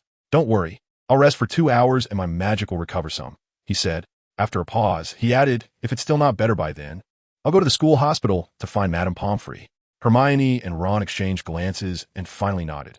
"All right then, but if you feel really uncomfortable, you must tell us." The three of them sat next to Maud, starting to do their own things. However, their minds weren't on what they were doing, but rather on Maud, and they occasionally turned to glance at him. Maud blinked his golden eyes, feeling inexplicably touched. Suddenly, he had a sense of having raised a child who now knew how to take care of himself. "It was worth the effort I put into taking care of the kid in the basement last time." He dismissed his distractions and focused inward, beginning to concentrate on recovering his magic. The magic within him began to flow under his guidance, recovering much faster. At the same time, he was also adapting to the state of mental damage, allowing himself to live and learn normally. P.S. Please urge for updates. Please give 5-star reviews. 3 days later, at the entrance of the auditorium, a cool breeze blew in from the entrance of the castle, bringing with it a faint scent of fresh grass and soil. The pleasant breakfast time ended, and the little wizards dressed in matching black robes poured out, following the dark gray stone corridor to leave. Maud was helped out by Harry and the others. His face had not fully regained its color, but he looked much better. He sighed and said, "It's fine, I can walk by myself." For the past 3 days, Harry and the others treated him as someone who couldn't take care of himself, needing all 3 of them to support him even for a walk, taking care of him to the utmost. They might as well have bought him a diaper. Puffed. Ron shook his head, a piece of toast still in his mouth.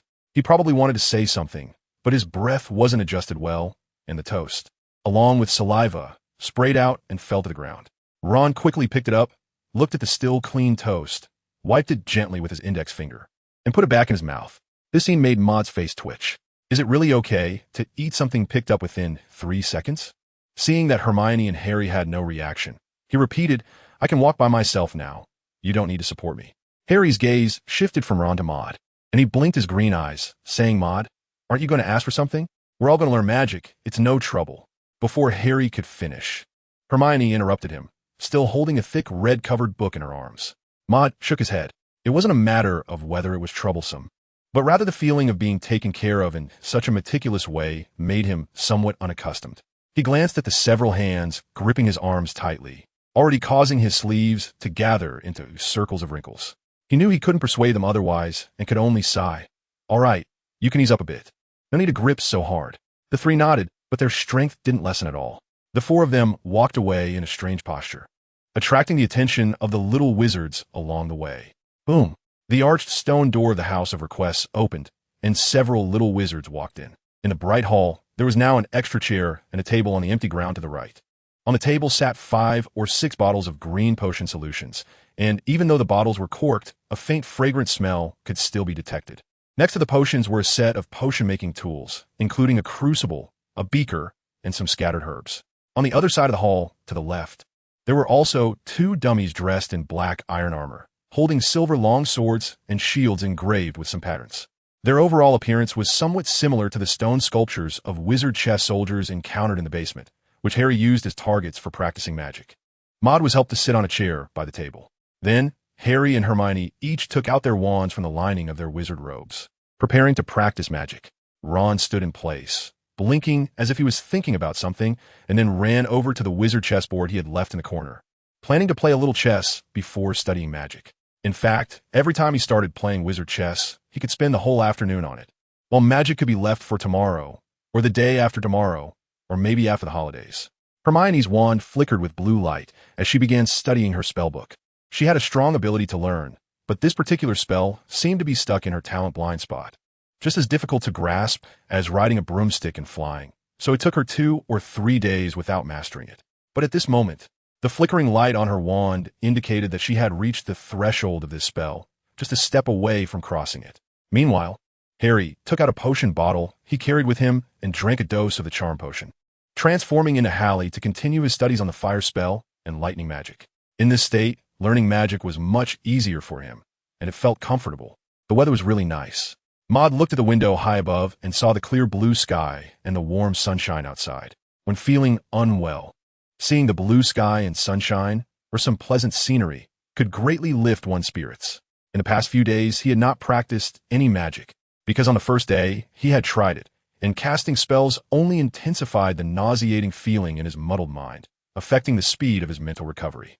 Even using the memory talent of the sage spirit to learn knowledge felt somewhat uncomfortable.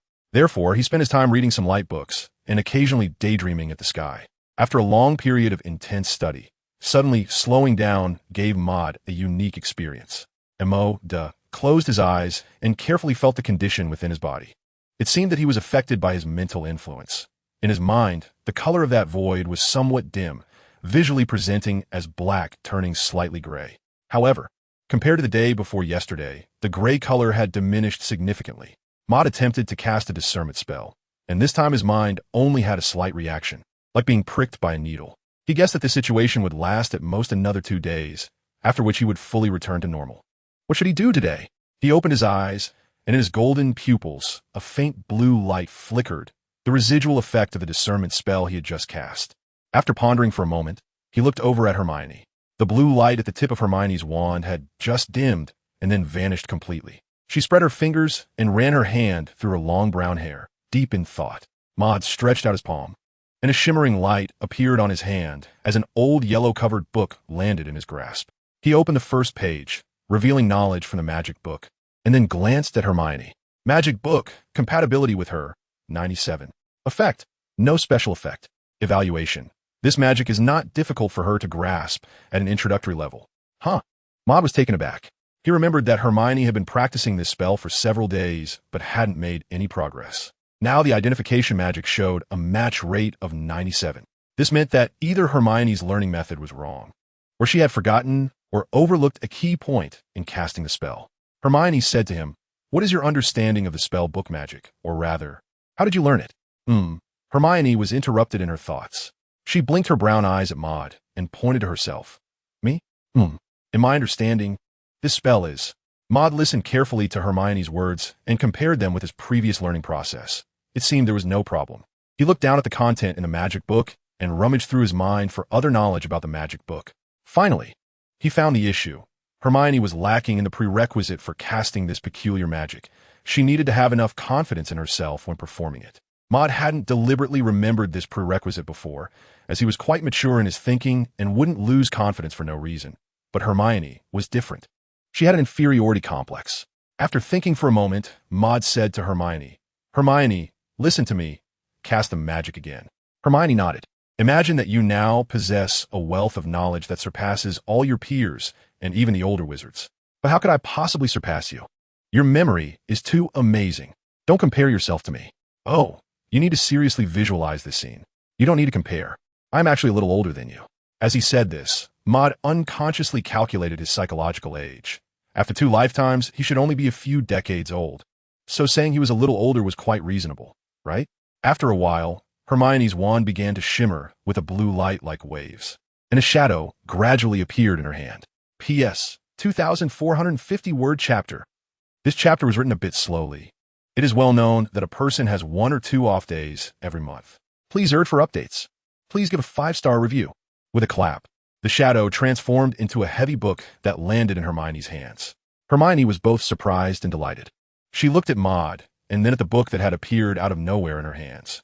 Finding it hard to believe that she had successfully cast the spell on Maud's suggestion, she caressed the red-covered book in her hands and opened the first page. The paper inside was similar to Maud's book, a bit yellowed.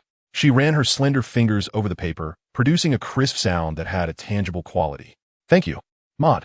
She finally looked up and sincerely thanked him. Try out the function of this magic. At first, it might be a bit cumbersome to take notes through thoughts, but as you become more proficient with the magic, it will become second nature. Mul noted, feeling a slight heaviness in his mind from casting magic twice, like having 2 water bags hanging from his head. So he imitated Professor Dumbledore's habit. Placing his hands on the table, fingers interlaced to support his chin, resting the weight of his head on his hands. Hermione turned her gaze back to her spellbook, immersing herself in the text once again, unable to pull herself away. Maud turned to the other side to look at Harry. Harry was casting a blazing fire spell, attacking a distant armored dummy. Fiery flames erupted from the tip of his wand, transforming into a golden-orange fireball that sped forward, illuminating the entire path it traveled. The dummy moved like a puppet, emitting a faint creaking sound, its movements slow and cumbersome like rusty wheels turning. But it still managed to raise its black-gray iron shield before Harry's fire spell arrived. Clang! The impactful fireball collided with the black-gray shield in the dummy's hand, scattering the fireball into sparse streams of flame that instantly engulfed the entire dummy. Unfortunately, the armor of the dummy was only slightly charred on the surface, and the flames quickly extinguished. Maud was somewhat surprised by the performance of the dummy. The fire spell was indeed magic, and its destructive power was quite strong. This dummy was just a temporary creation from the Room of Requirement, but its quality seemed exceptional, as there were no visible dents or burn marks on the armor and shield. Could this be the legendary Maid in Sea? Harry cast the fire spell several more times, the flames spreading across a corner of the spacious hall. Maud observed carefully, pondering a bit. With his extensive experience of playing with fire, he noticed 2 obvious issues in Harry's casting of the fire spell from his facial expressions and movements. His hands and feet were too stiff during the spell casting, and he seemed to have a bit of fear of the flames. The former could lead to an inability to maneuver and dodge other spells while casting, if facing one enemy. It might be manageable, but facing 2 could be very dangerous. The latter might be the instinct to seek benefits and avoid harm controlling him, but the thoughts generated during spell casting would inevitably affect the stability of the magic. If you fear the flames, it becomes very difficult to truly master them. Harry Maud rolled up his loose sleeves and waved at Harry. Harry noticed him, turned around, revealing his fair little face and those unique emerald green eyes. Harry Mul. He corrected the address and continued. I suggest you pay attention to your movements and thoughts when casting spells. They may affect your journey to becoming a true wizard. Listening to Maud's words, Harry thoughtfully adjusted his round-frame glasses, his eyes crinkling with a smile on his face. Okay, I'll give it a try. She began to attempt to correct her spell-casting habits according to Maud's suggestions. Instead of rushing to refute the advice, she reflected on whether she truly had a problem, and upon discovering the issue, she tried to solve it. Maud appreciated this aspect. It was that smile, oh. Next, it was Ron's turn. The knight moved to e5. The queen moved to e5. Yes, your knight is gone. Ron played both sides, taking his chess game very seriously, frowning at times and excitedly shouting at others. And when angry, he could slap the opponent twice, scolding him for being a sore loser. Maud shook his head. He had played a game of chess with someone before, but he felt that he was inferior to Ron, who could play such an expressive game. Ron was still more outstanding than him. Maud had even begun to arrange an ending for Ron in his mind, a foreboding old age with signs of schizophrenia. He cast aside these strange thoughts and initially considered teaching Ron some magic, given how he had taken care of him these past few days. However, it seemed that what Ron needed to change most was not his learning ability, but his interest and attitude towards learning. If he could channel the enthusiasm and serious attitude he had for wizard chess and magic, his progress in learning magic would surely improve significantly. Of course, there was another solution. If wizard chess became a practical and lethal form of magic, like the giant wizard chess he had seen in the basement, then Ron could easily thrive on his wizard chess skills. Alternatively, Ron could start a live stream to teach chess and earn some galleons, honestly becoming a little wealthy. Inside the room of requirement, Maud observed Harry and Hermione learning magic and couldn't help but let out a long yawn. He rubbed his sleepy eyes and took out a serious storybook called Dumbledore vs. Grindelwald and began to read. This was a book with text and illustrations. Somewhat like a comic book, the fighting scenes were clearly fictional, but the plot was well set up and the battle scenes were well depicted. Overall, it was a decent book to pass the time. What is this feeling? Maud suddenly felt something inside him stirring, like a surge of heat flowing through his body. And soon, these strange sensations amplified in his mind. At that moment, a magical connection suddenly linked to his consciousness. He turned the book in his hand upside down, closed his eyes, and his awareness arrived in the void of his mind, and in an instant he burst into the round table conference room. Sure enough, at this moment, the starlit ceiling and the star and moon patterns on the walls of the conference room seemed to dim significantly, as if suppressed by some kind of energy. On the solid wood chair representing the seat of the Imaginator, intense flames burst forth from the jade-like eggshell, accompanied by flowing tendrils of fire that filled the surroundings. And the empty conference room echoed with the sizzling sound of burning. The Phoenix avatar was about to emerge. This was the information Maud received from his avatar, Misius Maris. He was somewhat excited. What would the Phoenix avatar look like?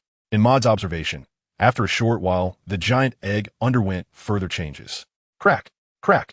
The sound of the eggshell breaking echoed, and the half-human tall, giant eggshell suddenly developed cracks, until the cracks spread across every corner of the bright eggshell. A clean white palm broke through the eggshell, glistening with a hint of oil, pressing against the shell. This hand seemed to be exerting force, with veins visible on the fair skin, as if trying to use leverage to completely free itself from the eggshell. Boom! The fiery red light exploded like a flare. A person-high golden red flame surged upward, filling the space between the floor and ceiling. In the flames, Maud could see that the hand had quietly changed.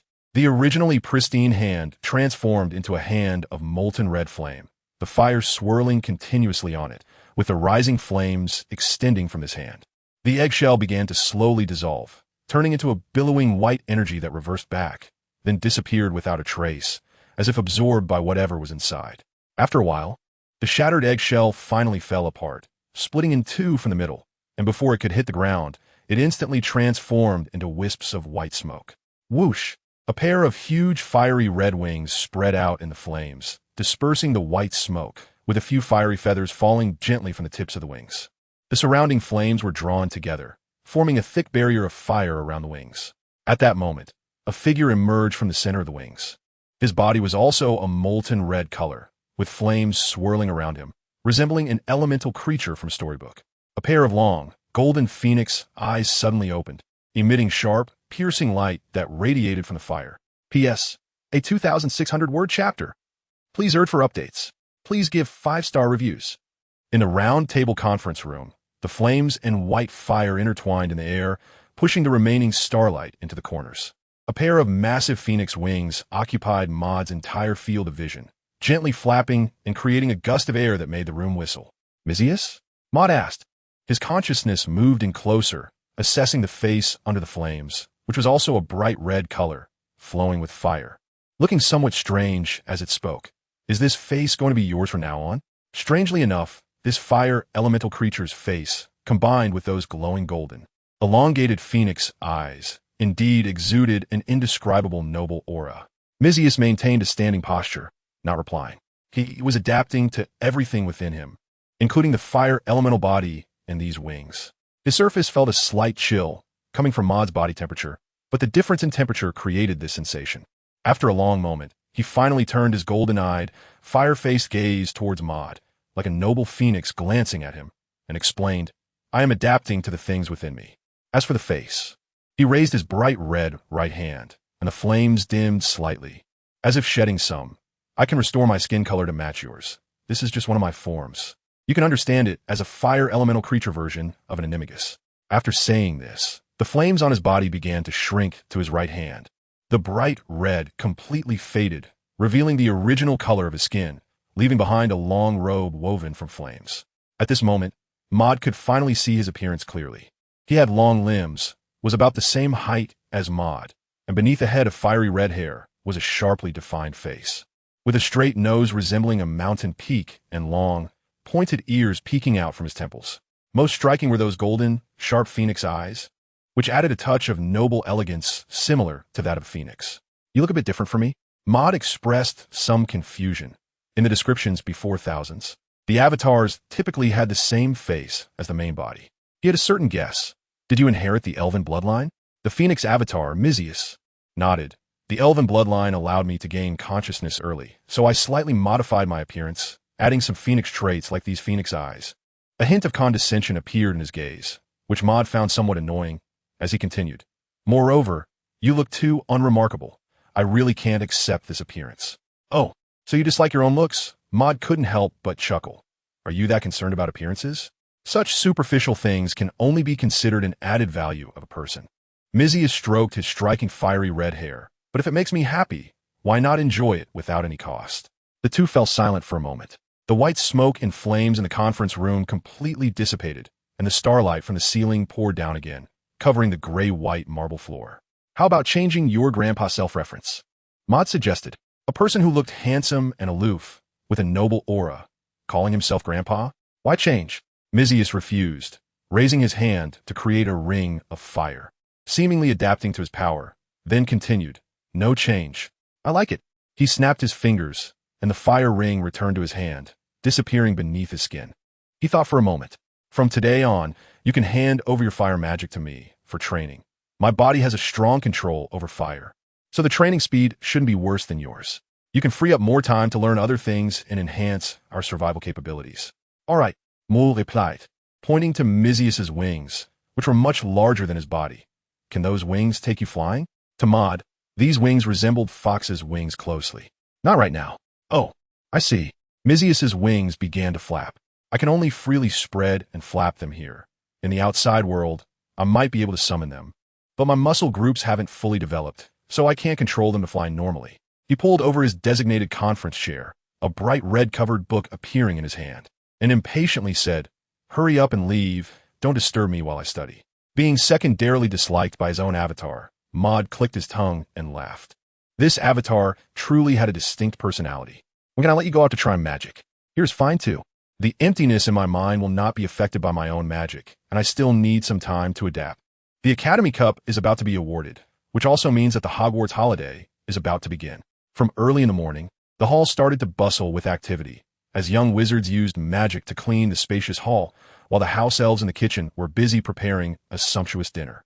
The professors also set aside their work and organized the awards and punishments for all students in their offices to calculate the total scores for each house. At exactly 7 o'clock in the evening, in the hall, the floating candlelight and braziers dispelled all darkness, illuminating the smooth and clean floor, while the stars on the ceiling twinkled endlessly. Long tables were filled with fruits and hot dishes, including pineapples, grapes, apples, ham, and potato wedges drizzled with ketchup, among others. On the high platform, the professors looked seriously at the students below, while the young wizards lined up to enter, taking their seats one by one under the professors' watchful eyes. The noisy discussions quieted down, but it was hard to hide the smiles on their faces, as the holiday was the favorite time for all students.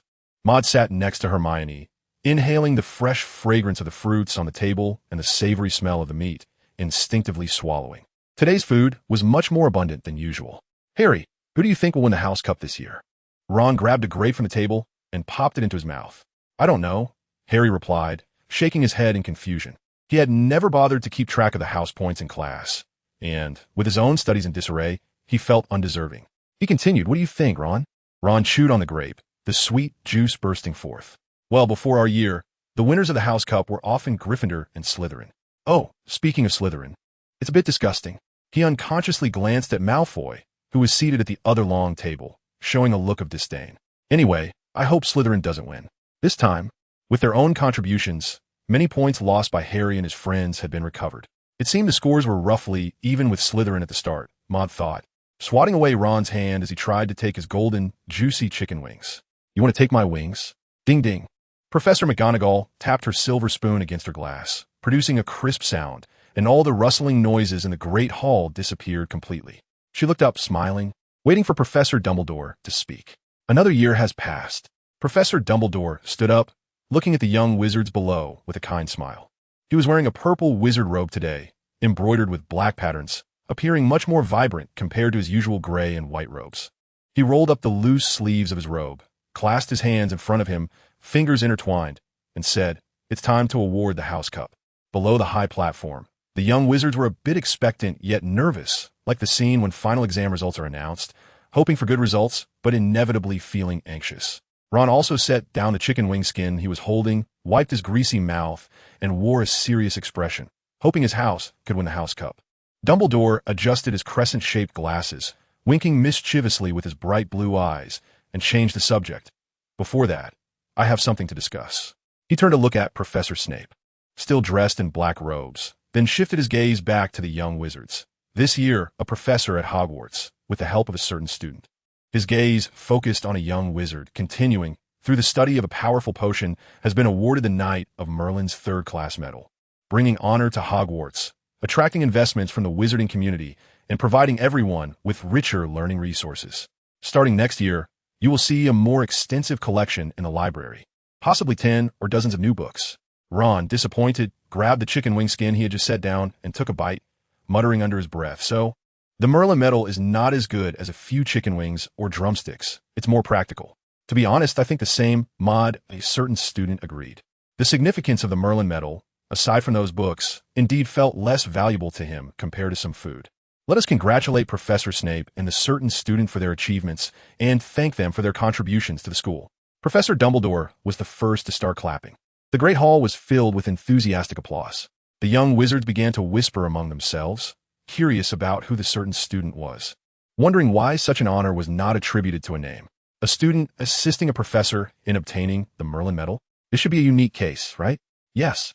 Since the professor mentioned him, he must have done more than just assist. Even a seventh-year student could be considered a potion genius. So why not directly say his name? I only know a certain rat droppings, a few young wizards, some students. Whoever this certain student is, it's hard to guess. I suspect it's Percy Weasley from Gryffindor, or that female prefect from Slytherin. You think a prefect just has good potion grades?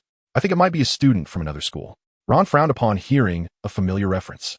I thought it was some teacher looking for me, he thought, as he took another piece of pineapple, its color looking good, the juice both sour and sweet. Maud felt the heavy gaze of an old man on his head and looked at Professor Snape, who was also on the platform.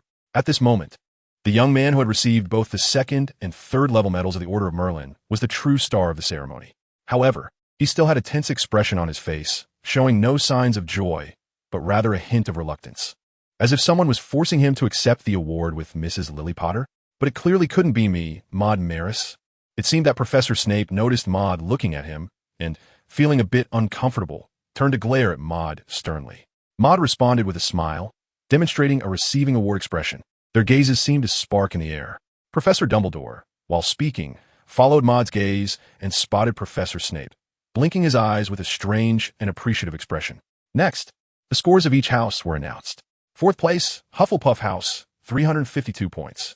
Third place, Ravenclaw House, 426 points. Second place, Dumbledore paused, observing the students of Gryffindor and Slytherin holding their breath for the results, smiled, and continued. There should be no second place. Both Gryffindor and Slytherin have earned 472 points. Yeah, most students from both houses cheered, including Harry and his friends, but a small portion was not very satisfied, such as Malfoy. Draco Malfoy frowned, and in his view, sharing the same score with the foolish little witches of Gryffindor was not an honor. He instinctively glanced in Maud's direction, but Maud ignored him. His frown deepened as he turned to Ron. When Ron met his gaze, he made a U expression, which made Malfoy silently curse damn it in English. Yes, both houses performed well, but tonight, Professor Dumbledore's words truly took a turn, as he said, some things should also be taken into account. Personally, I have some points to award. He winked at Harry, which surprised Harry. Miss Granger, for being able to think calmly while everyone was in danger. I award you 50 points. Mr. Ron Weasley, for supporting and encouraging your friends despite knowing the danger. I award you 20 points. The hall erupted in prolonged applause. Maud also applauded and looked at Hermione and Ron. Hermione was beaming, her long eyes curved into arcs, and there seemed to be a glimmer of light in her eyes. It was clear that she was genuinely excited at this moment. This was the first time she, who often felt insecure, had been encouraged in the wizarding world. Ron, on the other hand, couldn't help but chuckle. After he and Voldemort had ruined the wizard chessboard, Ron failed to demonstrate bravery and skill in this game, making him seem somewhat out of place. Perhaps Professor Dumbledore was worried about uneven distribution and awarded Ron a prize for being a supportive and encouraging partner. For the third item, Mr. Harry Potter, for your outstanding courage and remarkable bravery, I award Gryffindor 60 points. Oh, and for standing firmly in front of friends during this incident, I award Neville Longbottom 10 points. Finally, Professor Dumbledore turned to Maud with a smile and then shifted his gaze elsewhere. For a certain young wizard who has contributed multiple times to Hogwarts safety issues, he paused. I award Gryffindor House 100 points. Maud deliberately pretended not to see Dumbledore smile. He had guessed the scene earlier, so he did not show any surprise. He was calculating the points for Gryffindor in his mind. 50, 20, 712? That seems a bit high. This time, Gryffindor had a total of 712 points, winning the House Cup. Professor Dumbledore waved his hand at the ceiling of the Great Hall with a smile, and a gust of wind lifted the green banners hanging above, emblazoned with the Slytherin crest. In an instant, the banners changed color to red, and the golden Gryffindor crest was shining brightly on them. Yeah, this time, the little snakes from Slytherin did not shout along, but instead hung their heads, and even Malfoy was no exception. But the noise was still loud. This might be the highest house points ever earned since Hogwarts was established.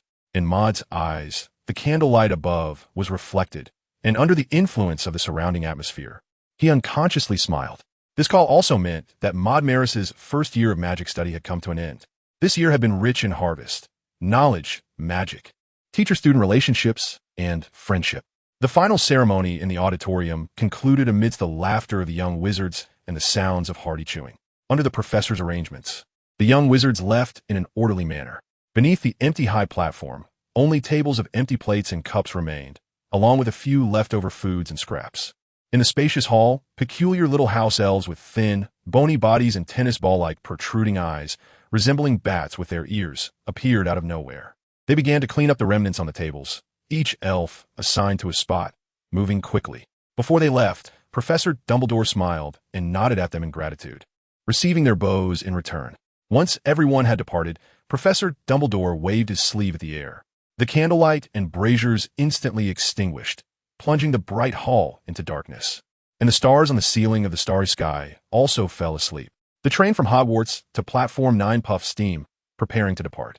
Harry hurriedly boarded the train, holding a gift from Hagrid, a gift album book containing photos of James Potter and Lily Potter. After waving goodbye to Hagrid, he entered the carriage and found the compartment where Maud and the others were sitting. Inside the compartment, Maud was leaning against the window, watching the scenery outside. Hermione was carefully reading a book with a red cover, and Ron was bored, picking at the patterns on the table. Hey, Ron, Harry said, you almost missed the train. What are you doing? Harry raised the album book in his hand, a smile spreading across his face. Hagrid gave me this. He opened to the first page, which displayed pictures of his parents. Now I don't have to look into that strange mirror anymore. At their age, when they encountered something they liked, they would immediately want to share with someone, and this was the most beautiful scene of their age. Maud turned his head and looked at them as they huddled around the table, flipping through the album. He also saw the family photo of Lily Potter and James Potter. Yes, the three of them, with James Potter holding a baby. That was Harry. This book has our photos too? Ron turned the page and saw the three of them. Oh, it should be 4, including Maud. He asked with some confusion. When did Hagrid take our picture? Hermione rolled her eyes. You idiot. This was taken the last time we went to Hagrid's hut. It hasn't been that long. She pointed to the background of a photo and said, that background is the wall outside Hogwarts Castle. Oh, idiot. Ron mimicked Hermione's tone, speaking somewhat exaggeratedly. Miss Know-It-All, you really look like my pet Scabbers. As he said this, he petted the gray little rat in his hand, which squeaked loudly. It's just that it doesn't look as good as Scabbers, huh? Harry quickly covered Ron's mouth with his hand, preventing a war. Maud smiled, closed his eyes, and his consciousness arrived at the round table conference room in his mind. At this moment, the glass door of the conference room was open, and a figure in a fiery red robe stood in the void outside, enormous wings flapping behind it. creating gusts of wind that seemed to come from nowhere. Mizius opened his mouth, looked up, and a wisp of white smoke floated out of his throat, soon followed by a flicker of red light. He threw back his head and roared, Katan. Ji Keiki no Jutsu. Fire release. Great fireball technique. With a bang, a stream of flame shot out from his throat, extending into the air, and then a blazing fireball the size of a human head was instantaneously expelled. The dazzling fireball dispelled the surrounding darkness, its edges waving like the tentacles of an octopus, producing a sizzling sound in the air. Maud watched in astonishment. Although Mizius's performance was somewhat juvenile, he had nearly perfectly replicated a technique from certain work. This scene was visually striking, and he couldn't help but applaud, though his virtual body in the consciousness couldn't make a sound through movement. Mizius exhaled the last of the flames, burped, and then let out a few wisps of white smoke. He noticed Maud's arrival, clapped his hands, and said, How about it? This prototype of magic? How did you come up with it? Maud walked over, looked into Mizius's sharp golden phoenix eyes, and couldn't help but praise. This magic is full of imagination. You've turned a person's fantasy work into reality. This is my personal method of learning magic. He raised both hands, palms facing each other, and a stream of flame flowed between them. He continued, I call it character immersion method. A smile appeared on his sharply defined face. Can you tell me more about it? Of course, Mizius pondered his words. As the name suggests, I try to immerse myself in the role of a character from certain work, seeking inspiration for my own magic from them. He proudly held his head high, glanced at Maud, and added, The creativity of fantasy works is quite good. Some techniques do have something we can learn from, like the element of surprise with this fireball. Who would have thought a wizard could suddenly spew a fireball? And then there's the kind of systematic combat ability these characters exhibit, which we all lack. Impressive. Maud listened carefully, and in the real world, a certain page of the magic book in his hand was recording their conversation. In these days, have you learned any other techniques? He was curious if Mizius had any surprises in store. Unfortunately, I only had time to learn this, and it's still just a prototype. Mizius retracted the flames between his palms, tilted his head at Maud, and shrugged. My magical power is still very limited and needs training. Plus, practicing something new isn't easy. However, if given enough time, once my magical power is sufficient and this magic is perfected, perhaps I can release a fireball large enough. Maud heard this and envisioned a grand scene of a dancing ninja breathing fire. He nodded, unable to suppress his joyful feelings. Perhaps we can share our experiences in learning magic. The two of them chatted enthusiastically in the void, forgetting the passage of time, until the train arrived at the station and Harry tapped Maud on the shoulder, waking him up. We've arrived, Maud. Maud opened his eyes, a smile on his face. He nodded, and the four of them walked out of the compartment, retrieved their luggage, and squeezed through the crowd to the train's exit. A wooden sign hanging high on the platform 9 3/4 read this line, and the pillar holding the sign was the entrance to King's Cross Station in London. You three, remember to write to me, Hermione said, looking somewhat reluctantly at Maud, Harry, and Ron, feeling a bit sad about suddenly being apart from her best, and possibly only friend for a while. I will, if my aunt and uncle agree, Harry replied. Oh, ISNT their time to eat 2 chicken wings instead? Ron shook his head. Writing letters is too much trouble. I can't even be bothered to do my homework. Speaking of which, I just remembered that dreadful holiday homework. Merlin, if only Merlin could help me with my homework, I'd definitely kiss his portrait every day. He thought, and voiced this dream. Hermione showed a gritted teeth expression, as if she wanted to swallow Ron whole. She then turned to Maud. What about you, Maud? You'll agree to this little request of mine, right, just like Harry? She said, shaking her little fist. Maud smiled and nodded. No problem, it's just writing a letter. In fact, if he wanted to, he could go directly to a few people's homes. It was just a matter of summoning a space door. The few of them said their goodbyes to each other and went their separate ways. Surrey County, Little Huijin District, Little Weijin Road. Maud pushed his luggage, looking at the European-style small villa in front of him, then glancing at the lush little lawn and the accompanying small courtyard adorned with red roses. Suddenly, a feeling of homesickness surged in his heart. He blinked and pushed the door open, calling out in a somewhat wavering voice, I'm back. Bang, the door closed gently. Cooing from outside, several owls suddenly flew across the azure sky, their appearance seeming somewhat different from the letter carriers of Hogwarts. P.S. 2,600 words. Please urge for updates. Please give 5-star reviews. I'm back. As soon as Mo closed the door, the sound of footsteps hurriedly echoed from inside the room. Soon after, Danny Maris, dressed in a long dress, rushed out, holding a plate of steaming roasted lamb, looking as if she was preparing lunch. At that moment, a look of surprise appeared on her face. It seemed I caught lunchtime. Emoda smiled at his mother. Oh, dear. Danny snapped back to reality, placed a roasted lamb on the tea table beside her, ran over, and hugged Emoda tightly. As she gently stroked Emoda's hair with her right hand, she said, "When did you come back? Why didn't you call your dad and let him drive to pick you up?" "No need, it's not far." Maud felt the familiar embrace and the smell of home. This scent was quite wonderful. It might be the smell of laundry detergent or some magical sensation. But in any case, it felt very warm. He continued, "Moreover, the phone booth over there is not easy to find." After a long while, Danny finally let go of his hand, carefully examining Maud's face, and said with a hint of sympathy, "It seems my child hasn't eaten enough over there. You've gotten so thin." She then whispered fiercely, "That despicable magic school." Although Maud had gained a few pounds compared to before, parents usually feel that their child has lost weight whenever they come home. Suddenly, Maud thought of something and looked at his mother's brown eyes, asking curiously, "Mother, how did you recognize me?" His appearance had changed significantly.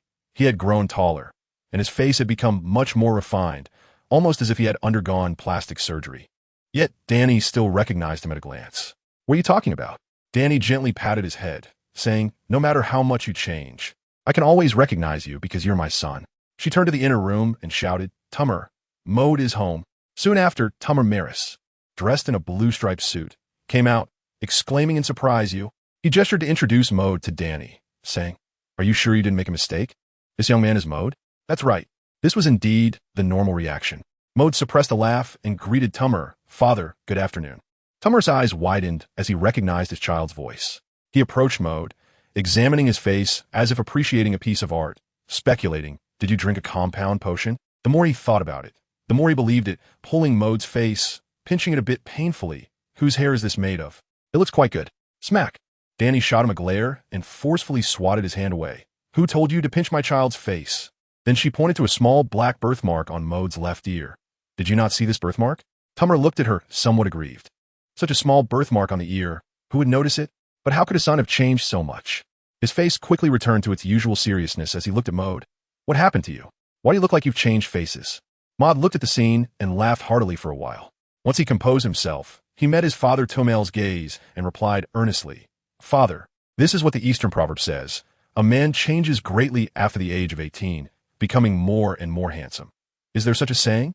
Tomel turned to glance at Danny, trying to get an answer from her. After all, she knew more about the Muggle world than he did. But Danny was currently handling Maud's luggage, wanting him to hurry inside and rest for a while, completely ignoring him. He repeated the word 18, feeling something was off. Looking at the smile in Maud's eyes, he realized his child was joking with him, and he exclaimed in frustration, "You little rascal." In Maud's room, the brown cotton linen curtains were drawn halfway open, and sunlight poured in through the window, casting a glow on the white marble floor, creating some reflections. Maud sat at the table by the window, basking in the sunlight, reading a book while enjoying the warmth on his body. Back home, he felt completely relaxed, but his magic studies had not fallen behind at all. In the past few days, he had organized what he learned this year and also set aside some time each day to observe star charts. Now, his artistic magic had made some progress, and he had already achieved 2 beams of starlight. The third one should be coming soon. He also wrote down his main task for the holiday, which was to study alchemy and try to create 2 alchemical products with protective functions intended for his parents. For this task, he had been reading books related to alchemy, which he had copied from Hogwarts. Maud closed the magic book in his hands, stretched lazily, feeling quite pleased. He looked out at the scenery. Today's weather was exceptionally nice with a blue sky and a few white clouds. His neighbor, Mrs. Fenris, was dressed in a beautiful gown and had just gotten into a black sedan. But why was the middle-aged man driving not Mr. Fenris? Could it be that this gentleman's surname is Wong? Maud shook his head, expressing regret to Mr. Fenris. He stroked the invisible black snake, which then manifested its form, affectionately rubbing against his hand and making cooing sounds. He almost forgot about the existence of this dragon. After all, the black snake could become invisible and absorb his magic at night to feed itself, which was quite considerate, so it was quite normal to forget. The black snake indicated that being able to communicate telepathically wasn't necessarily a good thing. It started cooing again, conveying a sense of grievance and anger. Maud did not pay attention, his mind occupied with studying, while his hands continued to squeeze it, as if kneading dough. Soon it was mealtime, and he prepared to go downstairs to eat. Opening the door, he heard the sound of a football match from the television downstairs. Goal. The The current score is 1-2. In a certain alley in the small Huijin district of Surrey, two figures dressed in wizard robes emerged from the void. "Oh, I say, how much time have we wasted for that idiot Stark?" complained the wizard in the black robe, extending his hand as an owl, which seemed to have flown from nowhere, landed on it. The owl had a piece of yellow paper tied to its claw. He unfolded it and saw a layer of text, with a strange symbol at the end, and the name Reguff faintly visible. Unfortunately, he handed the paper to the wizard in the gray robe in front of him, saying, "This is from a family wizard skilled in divination, who indirectly divined the smallest range based on clues. It may not be accurate." The gray-robed wizard nodded, his expression calm, seemingly deep in thought. He said, "This person still needs to be found. For the family. Allowing a murderer who killed a direct descendant to go unchecked means losing credibility. If this matter doesn't get out, it's fine. In any case, send the information to the British Ministry of Magic. Let them narrow it down to the small Huijin district and eliminate it as soon as possible. If it is him, we'll hand him over, regardless of life or death. If not, we can return to America quickly and not waste time here. That idiot Connolly's efficiency is too low. P.S. Please urge for updates. Please give 5-star reviews. Early morning on Ziowagen Road. Hoo-hoo. Maud wiped the sweat off his body, panting heavily. He had just finished running, having not run for a long time, but fortunately his elven physique was strong enough to allow him to run 10 kilometers in one go. After wiping off the sweat, he put away his towel. "Good morning, Mr. Mellis," said Mr. Fenris, who had just walked out of his house, greeting Maud. He tilted his head back, seemingly breathing in the fresh air outside. "Youth is truly wonderful. How far did you run?" Maud blinked, recalling the scene from yesterday, his expression somewhat peculiar. "Good morning, Mr. Fenris." He looked at the windows of the house, where Mrs. Fenris was making breakfast. He continued, "I can barely run 10 kilometers now. When I was younger, I could run 10 kilometers too. I even participated in a marathon, although I only ran half of it. But you know, that is still 21 kilometers. As he said this, a reminiscing expression appeared on Mr. Fenris's face, but he shook his head. "But not anymore. I'm getting older. After 30, things aren't what they used to be." "Dear." A voice came from inside the house. It was Mrs. Fenris's voice. "Oh, Mr. Fenris waved at Maud. "My wife is calling me. I need to go in and check." After saying that, he walked into his house and shut the white door with a bang. Maud shook his head, turned his gaze back to the street, and while doing some stretching exercises, walked to a nearby convenience store to buy a bottle of milk to quench his thirst. After exiting the convenience store with a gulp, he tilted his head back and took a big sip, savoring the aroma of the milk in his mouth, letting out a sound of contentment. "What is this?" Maud squinted his eyes, and from this angle, he saw owls in the distant sky. Not just one, but 4 or 5 flying separately. He was quite sure that these were the owls used by the magical world to deliver messages. However, he remembered that while owls from the magical world could appear in the Muggle world, seeing 1 or 2 was a matter of luck. The last time so many owls appeared was when Harry's acceptance letter was rejected and even torn up by his Uncle Vernon. Maud's eyes sparkled with a faint light as he gazed into the distance, casting a spell to see clearly the appearance of the owl.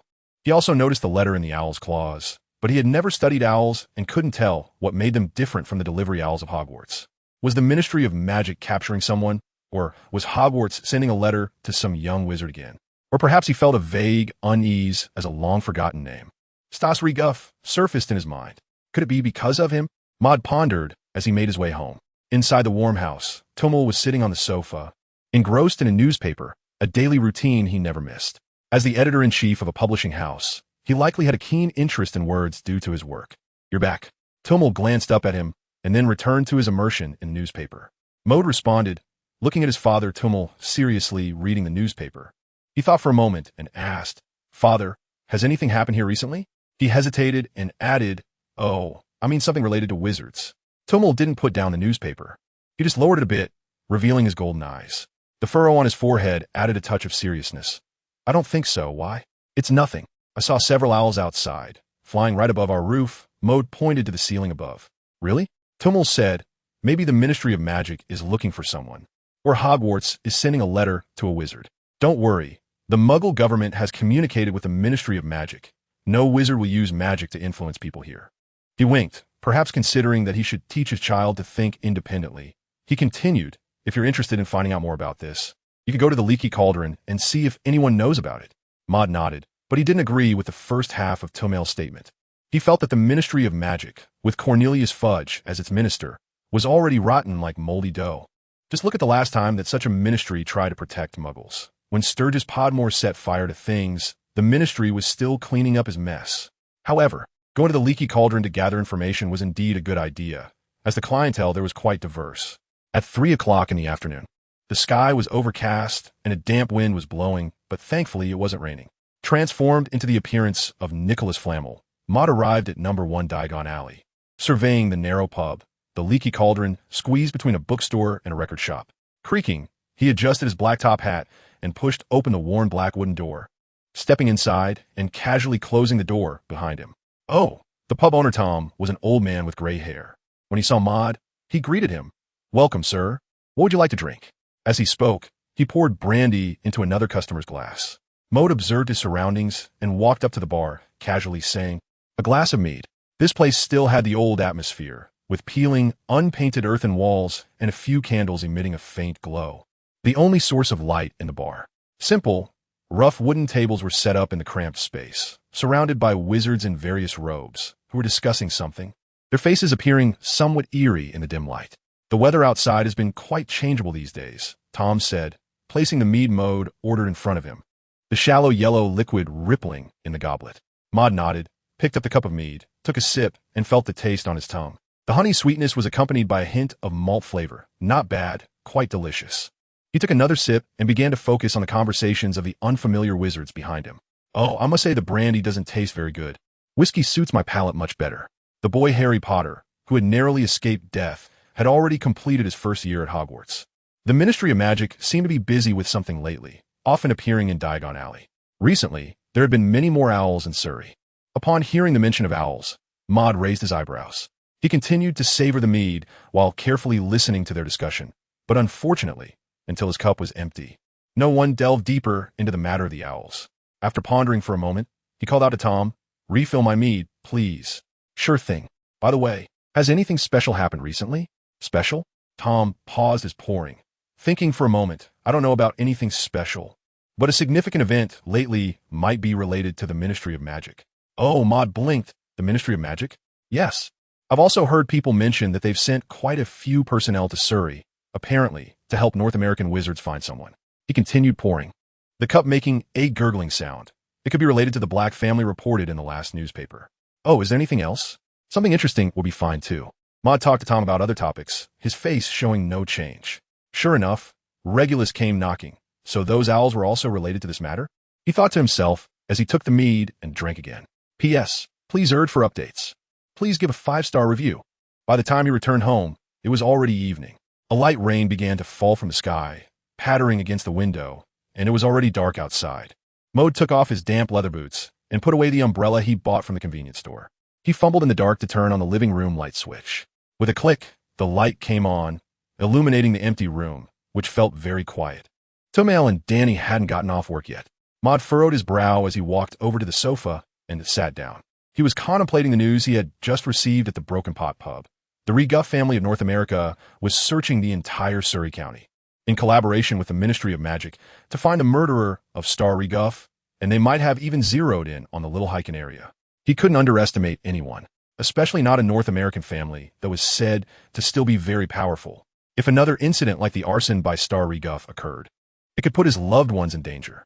Therefore, hoping that the enemy wouldn't come knocking at his door was not his style. He had to take the initiative to break the deadlock. However, he knew very little about the situation now, not even how many people from the Reguff family had come or who they were, so how could he take the initiative? He rested his chin on his hand, lost in thought. It was the weekend again. Tomail sat on the couch, engrossed in a book called The Old Man and the Sea. Danny had gone shopping with her university classmate Mrs. Liss and was not at home.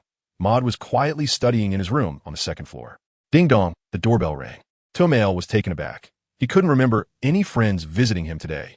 Was it Danny's nurse colleague or Maud's classmate? He got up to open the door, saying, "Please wait a moment."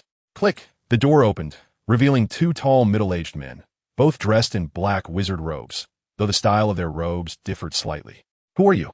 Tomail asked, puzzled. He looked at the gloomy faces of the 2 men and instinctively reached for his wand under his coat. This did not seem like a simple visit. "Oh, Mr. Meliris." One of the wizards waved his hand, a smile breaking out on his scarred face below his left eye. No need to be so nervous. We're just looking for someone, but this person is very good at hiding, so we can only resort to this bad idea of visiting all the wizards living here. He pulled out a Ministry of Magic identification card from his pocket and handed it to Tomail. My name is Macer Smith, an Auror from the Ministry of Magic. The person we're looking for is a dark wizard who killed Mr. Star Reguff from North America, he said, adding, the reason we look so bad is that we stayed up late last night. Oh, this is just a hellish task. He was someone who understood how to read the room, so life as an Auror wasn't too difficult for him. The other wizard remained silent, still wearing a stern expression, his eyes scanning the interior of the house, looking past Tomail. His complexion was much fairer than Macer's, giving the impression of someone who had spent too much time in an office. So that's how it is, Tomail said, verifying the authenticity of the Ministry of Magic identification card and finally relaxing. He made an inviting gesture. Would you like to come in and sit for a while? Mr. Smith and this gentleman? Macer nodded and pointed to his companion, introducing him. This is Mr. Mark Reguff from the Reguff family of North America. Oh, hello, Mr. Reguff. Tomail extended his hand to shake, but Mark ignored him, maintaining a cold demeanor and not even bothering to look at him, which made the atmosphere a bit awkward. Apologies. Macer explained, Mr. Reguff's personality is like this. He is the same with me. Tomail withdrew his hand, feeling somewhat displeased, but not showing it. He invited the two guests to sit on the sofa and went to the kitchen to personally brew 2 cups of coffee, bringing them out. The television was already on, broadcasting today's weather forecast. London, sunny, temperatures 13 to 15 C. Wow, this black coffee tastes really good, just like today's weather, Macer exclaimed after taking a sip, then took out paper and a pen, beginning to jot down something. He looked up and asked Mr. Meliris, have you seen any wizards around here recently who are dressed or behaving strangely? Or have you seen any unfamiliar wizards? Tomail thought for a moment and shook his head. No, I've only seen muggles these days. It seems there are very few wizards around here. Is that so? Do you have any wizard friends nearby? Unfortunately, I haven't dealt with any wizards outside the magical community for a long time. Maud stood on the staircase of the 2nd floor, listening to the conversation below. He had sharp hearing. In fact, he had heard the conversation between the 2 unfamiliar wizards and his father Tomail when they were at the door. He smiled, a hint of frost glinting in his golden eyes.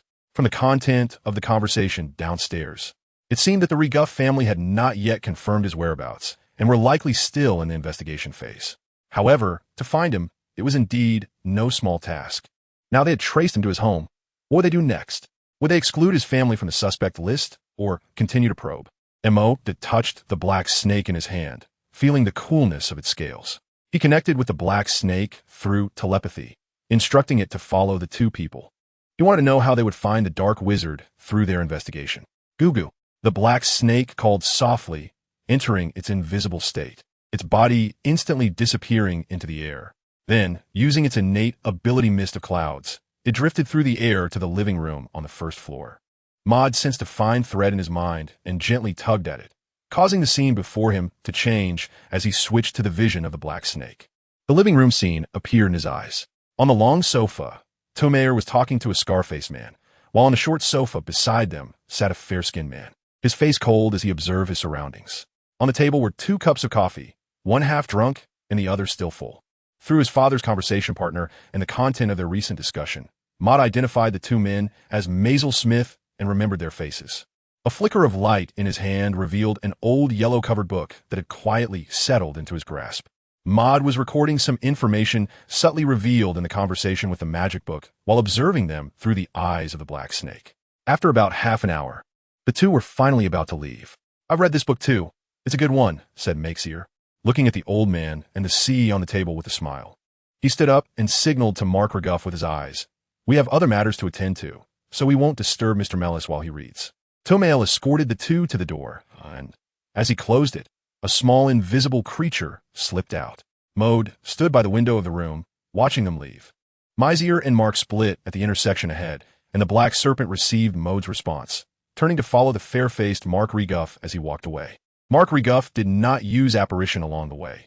Instead, he walked to another residential area not far away. He arrived at the 3rd small villa on the left side of the street, opened the door, and walked inside. In the dimly lit room, a wizard dressed in a gray robe sat in a reddish-brown wooden chair by the fireplace, his hat brimmed long enough to obscure most of his face from the light. How was today's work situation? The wizard in the gray robe looked up at Mizir upon hearing the door open. I visited several wizards' homes again, but I couldn't even find a corpse. It's not easy to find the murderer through clues, Mark said, his usual laziness returning to his face. He took off his robe and casually draped it over the back of the chair behind him, sitting down and saying, I wish these days would end soon. The gray-robed wizard nodded. Our work plan may need some adjustments. He pulled a yellow piece of paper from his pocket and spread it out on the table. Under the black serpent's gaze, the text on it clearly appeared. In the high-level meeting, the task of finding the murderer who killed Star was mentioned. The deputy general manager of Andigu was dissatisfied that this simple task had consumed several months without resolution.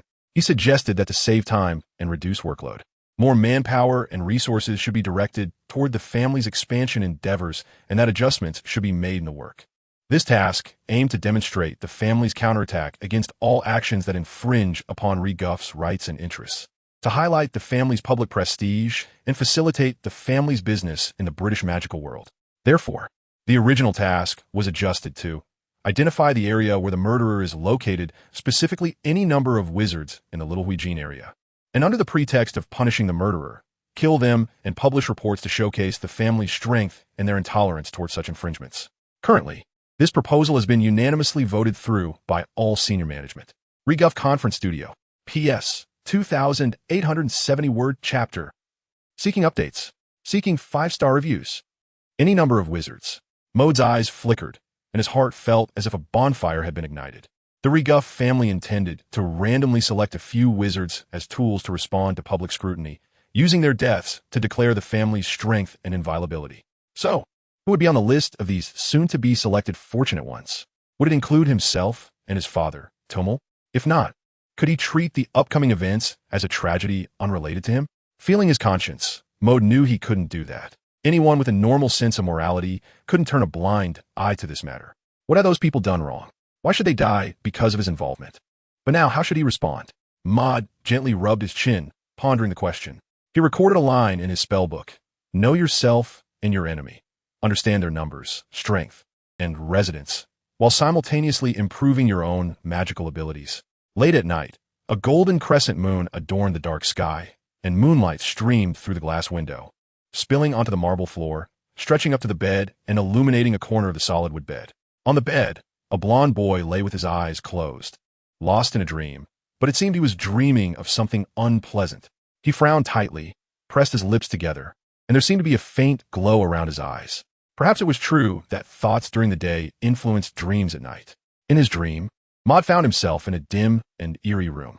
A shallow yellow flame, resembling octopus tentacles, flickered in the fireplace, and two shadows sat on the two reddish-brown chairs beside it, engaging in quiet conversation. On the wall opposite the door hung an old clock, ticking away. On the wall, a calendar with a Christmas snow scene depicted June 20th. The open page read, finally finished investigating the backgrounds of the last few people. Can the complete list be confirmed today? Abby Ber. There's just one left. Let me see. The last one must be him. Who's on the list? Shibua Felt from Yezhin Road. Ida Kinless from Xiaowagen Road. Tomail Maris. A total of 5 people. I plan to make Shibua Felt the first target. The two shadows fell silent for a moment, and one of them spoke again. Oh, when do we start? Wait until around July 12th. During this time, the British Ministry of Magic is usually very busy, so they won't come to interfere with us. What about afterwards? Aren't you afraid that the British Ministry of Magic will understand the truth and detain or even kill us? The 5 selected have no significant backgrounds. I've learned about Cornelius Fudge's personality and working style through the data. The British Ministry of Magic won't be foolish enough to confront us. They will only help us along. Suddenly, the scene flickered like a television losing signal, flashing in black and white stripes. Then, another colorful image coalesced. This was a warmly decorated house, where a man and a woman sat in front of the sofa watching television. The TV was playing a music program, and soft music filled the air. A cute little girl with 2 braids played with a duck-shaped toy between the 2 adults, occasionally letting out a tinkling laugh. In the corner of the TV screen, the time displayed, 1921-07-121-992. In the living room, a familiar silhouette appeared out of thin air. Without a word, he raised his wand, and a fierce golden flame burst forth. Who are you? The man in the living room shouted, standing up and drawing his wand from his jacket, pulling the woman and the little girl tightly behind him. The tip of his wand glowed slightly, and a barrier barely held back the flames before him. Then, the living room was filled with flickering lights, and the woman's screams and the child's cries faded into the roaring flames. After a while, the lights subsided, and everything returned to calm, leaving only the figure in the black robe standing in the center of the living room. 3 blurred figures lying on the ground, gradually consumed by the flames until they vanished completely. The flames gradually receded, leaving the entire interior charred black. The television melted like a candle, emitting the smell of burnt plastic mixed with the odor of burning leather sofa feathers, which was quite unpleasant. The figure in the black robe absorbed the last trace of flame with his wand, covered his nose, walked around the room, and then was swept into a vortex of emptiness and vanished. Only a burned house remained, along with the whistling wind outside. Like the final cry for help from someone drowning, Maud suddenly opened his eyes and sat up straight. The scenes from the dream flashed in his mind. A family of 3, the fire, the charred bodies. His gaze was dazed, his eyes lacking any focus. Like a living dead person, his pupils motionless like the curtained shadows on the opposite white wall, until the last ripple in his heart was finally smoothed by time. Maud blinked his eyes, and a glimmer began to appear. He turned to look out the window. It was still pitch black outside, and the clock on the wall showed it was 3:30 in the morning. Was it just a nightmare? Maud's mind started to turn, albeit sluggishly like an old pulley. The clear images of the house scene, the clock, the calendar, and the TV program were all vividly preserved in his mind. Even the content of the conversations could be remembered clearly. He gradually felt the eyeball in his socket still slightly twitching, and as he covered one eye with his hand, everything became clearer and more intense. This situation had only occurred before when the divination ability of the sage spirit was activated. Coupled with a certain special intuition in his heart, he confirmed that this was a true prophetic dream. Maud thought of the warm image of a family of 3 in West Beaufold on Yesion Road and the final silent, charred scene. And another inexplicable emotion took root and sprouted in his heart. He unconsciously gripped the blanket tighter, crumpling the blue patterns into a ball. He already knew the list of lucky ones, and his father's name was also on it, he thought, when suddenly the voice of the Phoenix Avatar, Mrs., echoed in his mind. Maud sank his heart and entered the void of his mind. Mizius was still wearing a long robe of flames, sitting cross-legged in the dark void. What do you plan to do next? Mizius crossed his arms over his chest, rarely showing a serious expression. Madra seemed to be lost in thought as his ethereal consciousness arrived before Micheuse. He spoke, you sensed it too? Or perhaps you dreamed it? Yes, I sensed it. Micheuse nodded. Your memories are connected to mine. If I liken your memories to a river, mine are like branches of that river. Memories filled with strong emotions are like rushing waters, flowing swiftly toward me. Maud nodded and asked, do you have any thoughts? Yes. It's quite simple. Ambush, kill. Oh, can you understand how they know my movements? I can guess a few things. Mizius's sharp phoenix eyes looked at Maud as he touched his fiery red hair. Didn't you think of it too? Indeed. Maud walked back and forth for a while, then sat down in front of Micheuse and said seriously, divination, just like my precognitive dream tonight. P.S. 2,300-word chapter. Asking for updates. Seeking 5-star reviews. Yes, divination. Micheuse rubbed his thumb against the palm of his other hand, and golden red flames gradually appeared in his palm. He said, it's just that due to a certain factor, they cannot directly divine your specific location, which is why they conduct tedious investigations in the small Huijin area. And this factor may be your bloodline.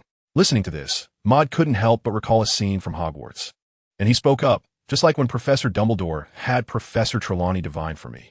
His eyes showed a thoughtful expression. The Elven bloodline might have given me a certain perception ability regarding divination related to myself, or even shielding ability.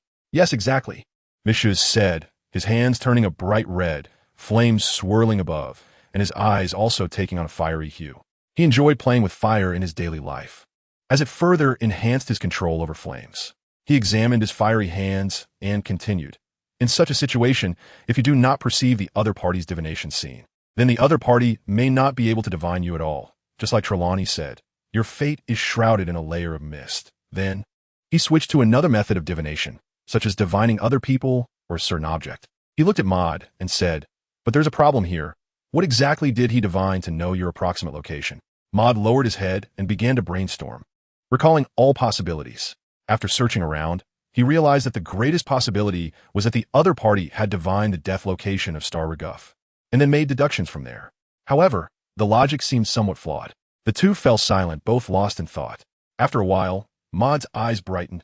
Mizius, do you think there's a possibility that the other party used some kind of alchemical product to enhance their divination ability, allowing them to evade my perception or break through my barriers, but not completely escape or break through, so they could only sense a general location and dared not go further? Clap.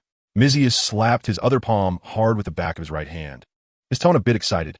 Very likely, but then he seemed to think of something and showed a look of regret. We wouldn't be able to truly cut off their divination channel. That's no problem. Maud was not discouraged by this statement. Instead, he smiled. From the situation in the dream, they didn't seem to have handed the list over to their family. Perhaps this is just a small task for them. Therefore, there's a high possibility that we only need to deal with pawns next, rather than directly facing the large and unfamiliar Reguff family, which is already enough. Since the day he started having nightmares, Maud had done two things. The first was to gather information on the Reguff family with the help of Black Snake, ultimately confirming that there were currently only 2 members of the Reguff family in the Shall We Gold District, the same 2 he encountered last time. Their strength, based on Mark Reguff's performance in the dream, was slightly stronger than that of an ordinary adult wizard, while the gray-robed wizard Abiber Reguff had not cast any spells during this time, so it could only be inferred that his magical prowess was likely superior to Mark's, though this was just a guess. The second thing was learning magic, to ensure he wouldn't delay his magical studies in the Muggle world. He condensed the scholar's seat in a round-table conference room. This process didn't require splitting his soul, so it only affected his state for a day. The result was that he could enter the void of his mind in a spiritual state and practice magic there. During these days, he mainly studied 2 spells, lightning magic enhanced with the concept of extreme protection and frost arrow, both of which had tremendous power.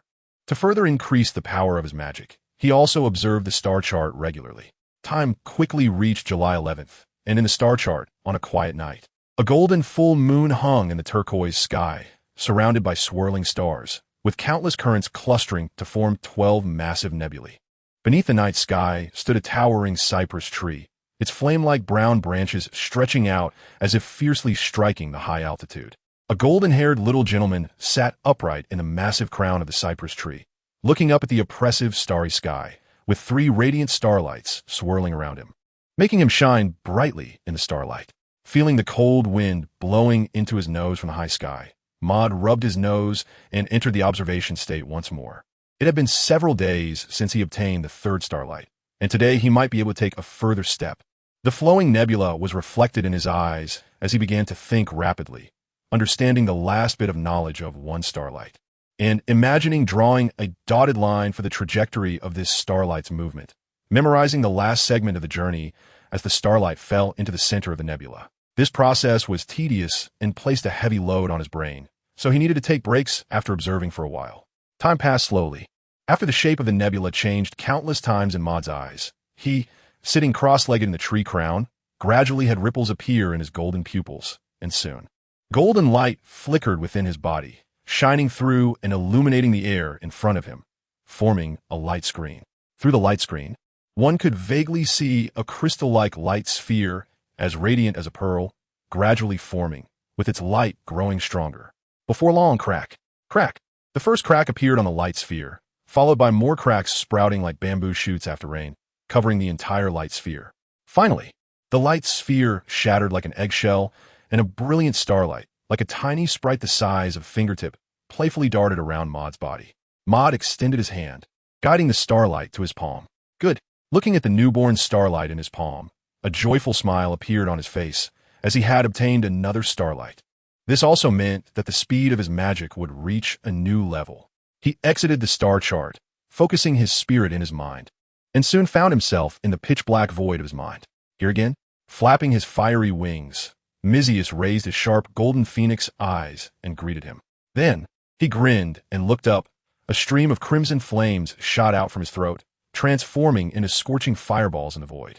Cartoon. Wanaja no Jiki. Phoenix fire technique. Whoosh. Whoosh. 7 or 8 fireballs shot through the air like bullets, descending rapidly from above, piercing through the darkness, the fiercely burning flames crackling in the air, the sound echoing in a vast void. Maud looked at the scene before him, saying nothing. He smiled and raised his hand, snapping his fingers. A frost arrow, shimmering with cold light, was born in the glow, with 4 streams of starlight swirling rapidly, transforming into 4 golden silk ribbons that wrapped around the blue arrow shaft. Whoosh!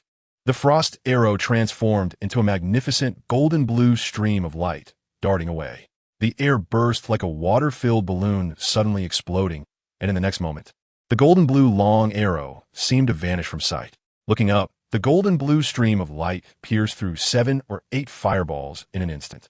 As if time had frozen at that moment. The fireballs appeared intact, but then bang, bang, bang. Fiery red fireworks burst open in the sky. How was that? Maud asked. Mizius nodded. Not bad. He smiled again. As expected of the master, remove the Mizius. On the night of July 12th, with the moon hidden and the wind high, it was a suitable night for murder. In Surrey County, in the small district of Weegene, on Privet Road, Maud transformed into the appearance of Nicholas Jowes and Mizius, who had taken a potion and now bore the face of a weathered wandering wizard. Arrived at the location of Shebwa Field they had scouted earlier, the two looked at the brightly lit house before them, listening to the soft music inside, smiling. They planned to deal with one person tonight, in this night that had been foreshadowed. P.S. 2,590 words. Please urge for updates. Please give 5-star reviews. The night. The crescent moon was like it was covered by a black curtain, with only fragmented moonlight seeping through the gaps. The night road was very dark, until the streetlights were turned on, finally driving away the darkness on the road. A figure in a black robe walked down the street, passing by one streetlight after another. He looked up and saw a solitary house not far away, revealing a smile.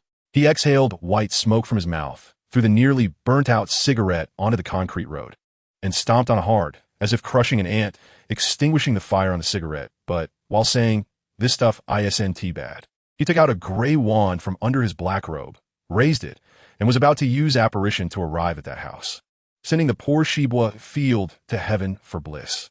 At the intersection ahead, a figure emerged, dressed in a black suit, with white shirt visible from the cuffs and collar. He looked up, revealing a black dust mask, and his pair of black eyes, illuminated by the streetlight, appeared spirited and lively, looking like someone returning home after a banquet. Finally, I see you, Nicholas Jowes, Maud Maris thought to himself. He pinched the metal wire inside the mask at his nose, tightening it a bit, resembling an ordinary passerby as he walked towards Mark Reguff.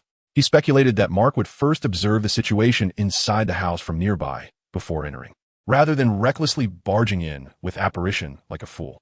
Clearly he was right. Mark squinted, hiding his wand under his robe. He didn't want any complications that might affect tonight's small task. The two passed each other as if nothing had happened, and after walking about 10 meters, snap!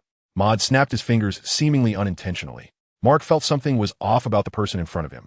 Being decisive, he immediately drew his wand, and the tip of it burst into golden-orange flames.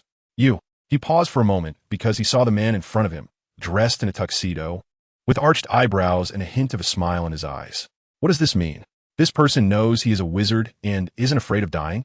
A fireball surged with intense heat towards Maud, who was 10 meters away, but Maud ignored it, just staring into Mark's eyes, locking gazes with him.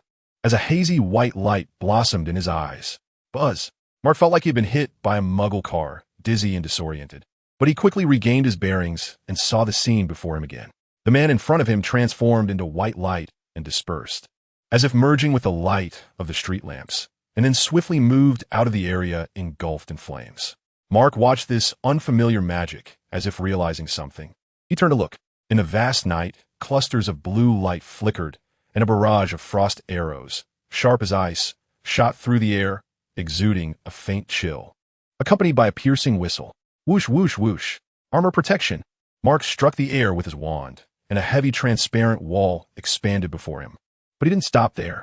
He took out a small cloth bag and, in a very short time, pulled out a Firebolt 2000 broomstick and mounted it. He planned to leave and abandon today's mission. He had seen the situation clearly now. The magic of the person in front of him was peculiar, and he was likely not a match. Rather than risking his life against him, it would be better to call for reinforcements. After all, he was a member of the prestigious Reguff family.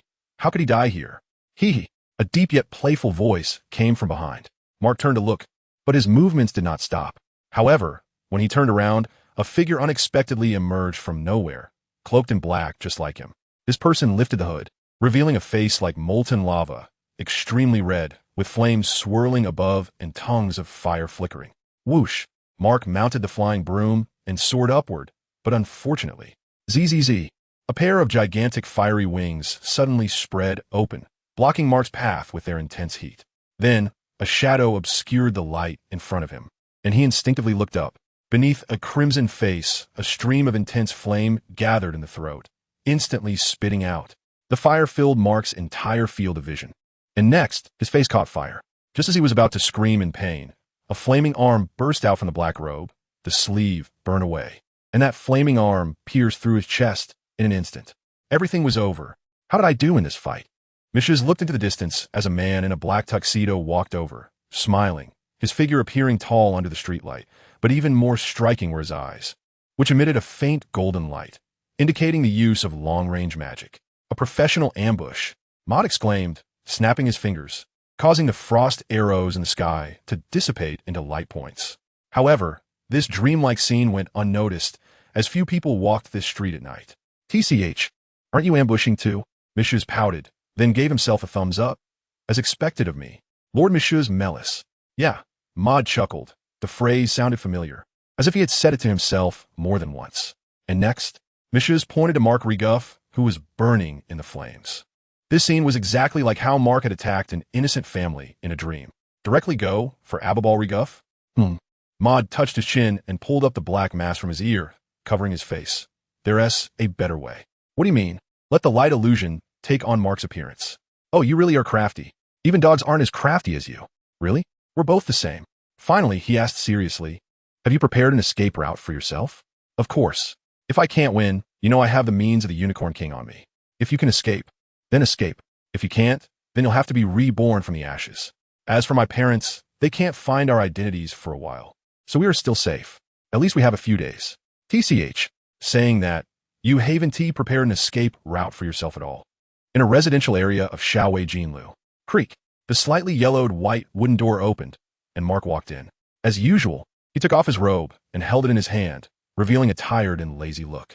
Under the dim light, Abibal, dressed in a gray robe, sat by the fireplace reading a book. Finished? He asked, looking up. Yeah. Mark nodded and sat down in another chair, saying, another busy and terrible day. Abibal stood up, walked past Mark, picked up a cup from the small table, took a sip of water, and suddenly wrinkled his nose, looking at Mark's profile with a thoughtful expression. He turned to look out the window. On the street outside, only a few cars drove by with their headlights on. It might be because it rained heavily this afternoon, and the night is overcast. It seems there are very few pedestrians tonight. Mark turned to look at Abibal with a strange expression. What are you doing standing behind me? Nothing, Abibal replied, opening a small cabinet on the table, where there was a white envelope. He wrote something with a quill pen, then stuffed the envelope into a gap in the cabinet, not knowing where it went, and then put his hand into his robe to look for something. Mark turned around and leaned on the back of the chair, as if trying to see what Abibal was doing. He looked at Abibal, who also looked at him. A white light suddenly revealed itself from Mark's eyes.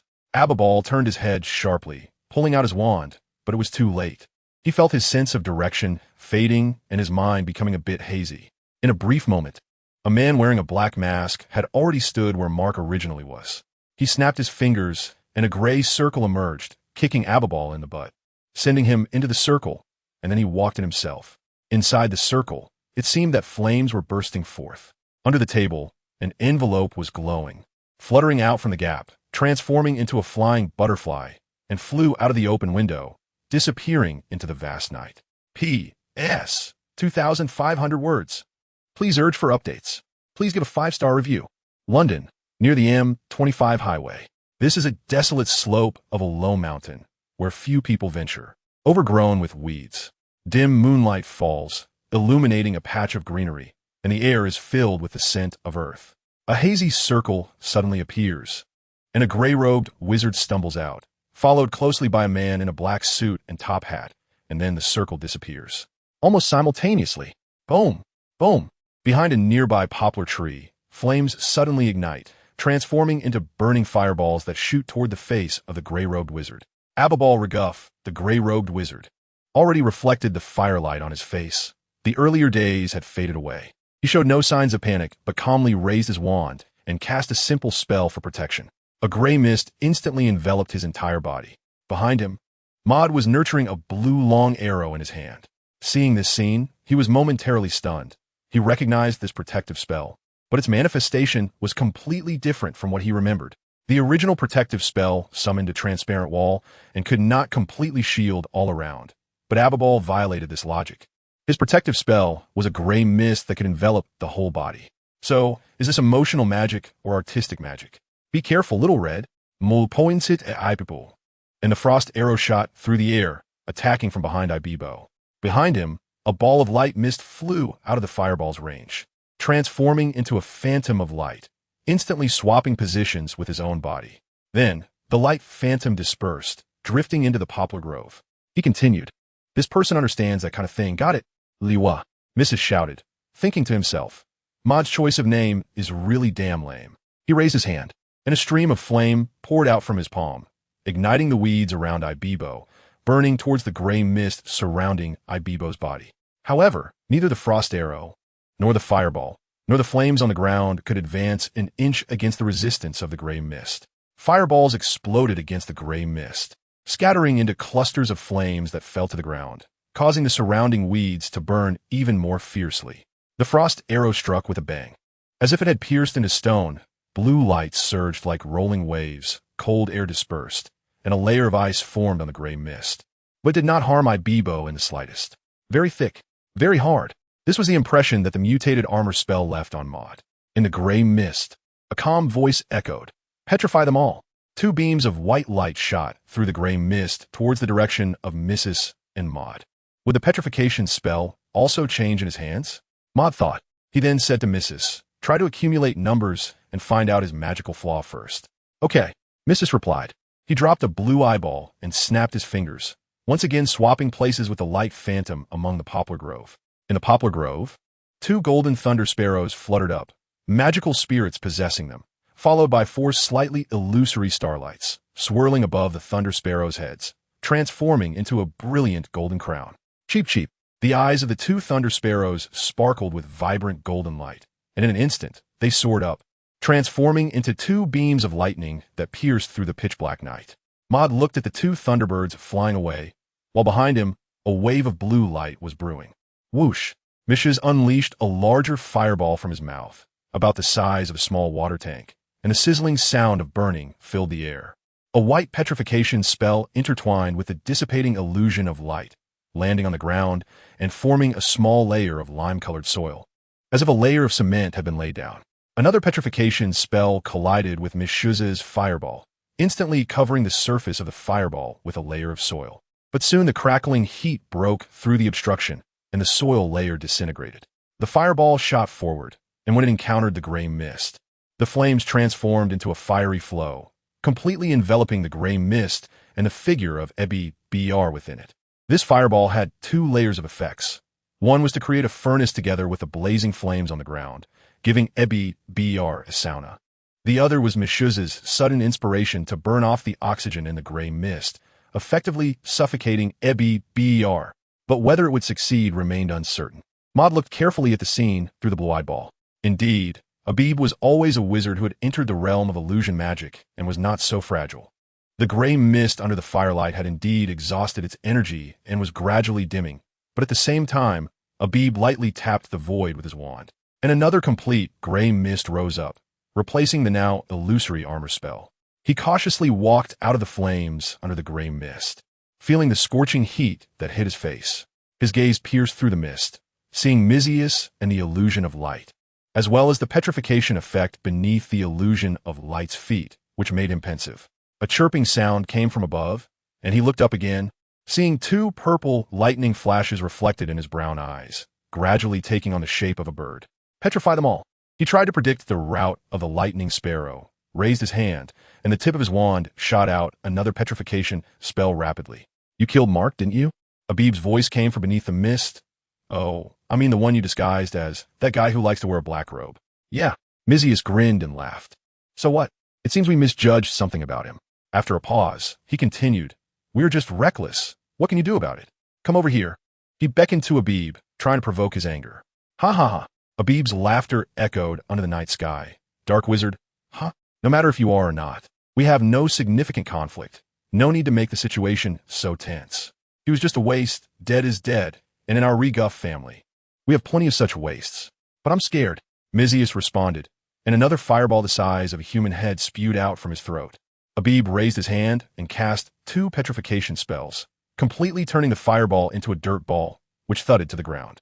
He said, "Our Reguff family loves to make friends with powerful wizards, whether dark wizards or white wizards, it doesn't matter. This is also the reason for our strength." He laughed again. "So, can we try to sit down and talk?" However, the reply he received was still negative. He frowned, seeing the sarcasm on Mizius's face, realizing he couldn't persuade them with words. But judging from the current situation, he predicted that the strength of the two was not weak, especially the one hiding in the dark. He was in a very passive position, and over time, it was inevitable that the gray mist would be broken. Abib casually shot down a few more fireballs. Boom! Purple lightning flashed, and 2 lightning balls tested their way down onto his head, which were blocked by the gray mist. But the color of the mist obviously lightened a bit. The power of the lightning balls was far greater than that of the fireballs. Maud looked at the scene with a flickering gaze, his heart settling down. His speed magic, if used multiple times in quick succession, would be enough to send Aber to Mark's side, allowing the two to be together in the afterlife. On the mountainside, various lights flashed continuously, and the sounds of burning and explosions filled the air. After a while, whoosh whoosh whoosh. In the sky, clusters of blue light shot towards them, mixed with 2 streaks of golden blue light. The whistling sound instantly spread throughout the mountainside. At the same time, on a section of the emergency lane on the M25 highway, a car was flashing its hazard lights, the lights flickering incessantly. The car had a flat tire halfway through the drive. Fortunately, the driver, Mr. Granger, was an experienced driver, and he managed to stop the car safely. What a terrible outing plan. At this moment, near the guardrail on the lane, Mr. Granger was changing the flat tire, while Mrs. Granger stood by to help. Inside the car, Hermione Granger was leaning against the window, gazing at the endless night sky, calming her earlier emotions.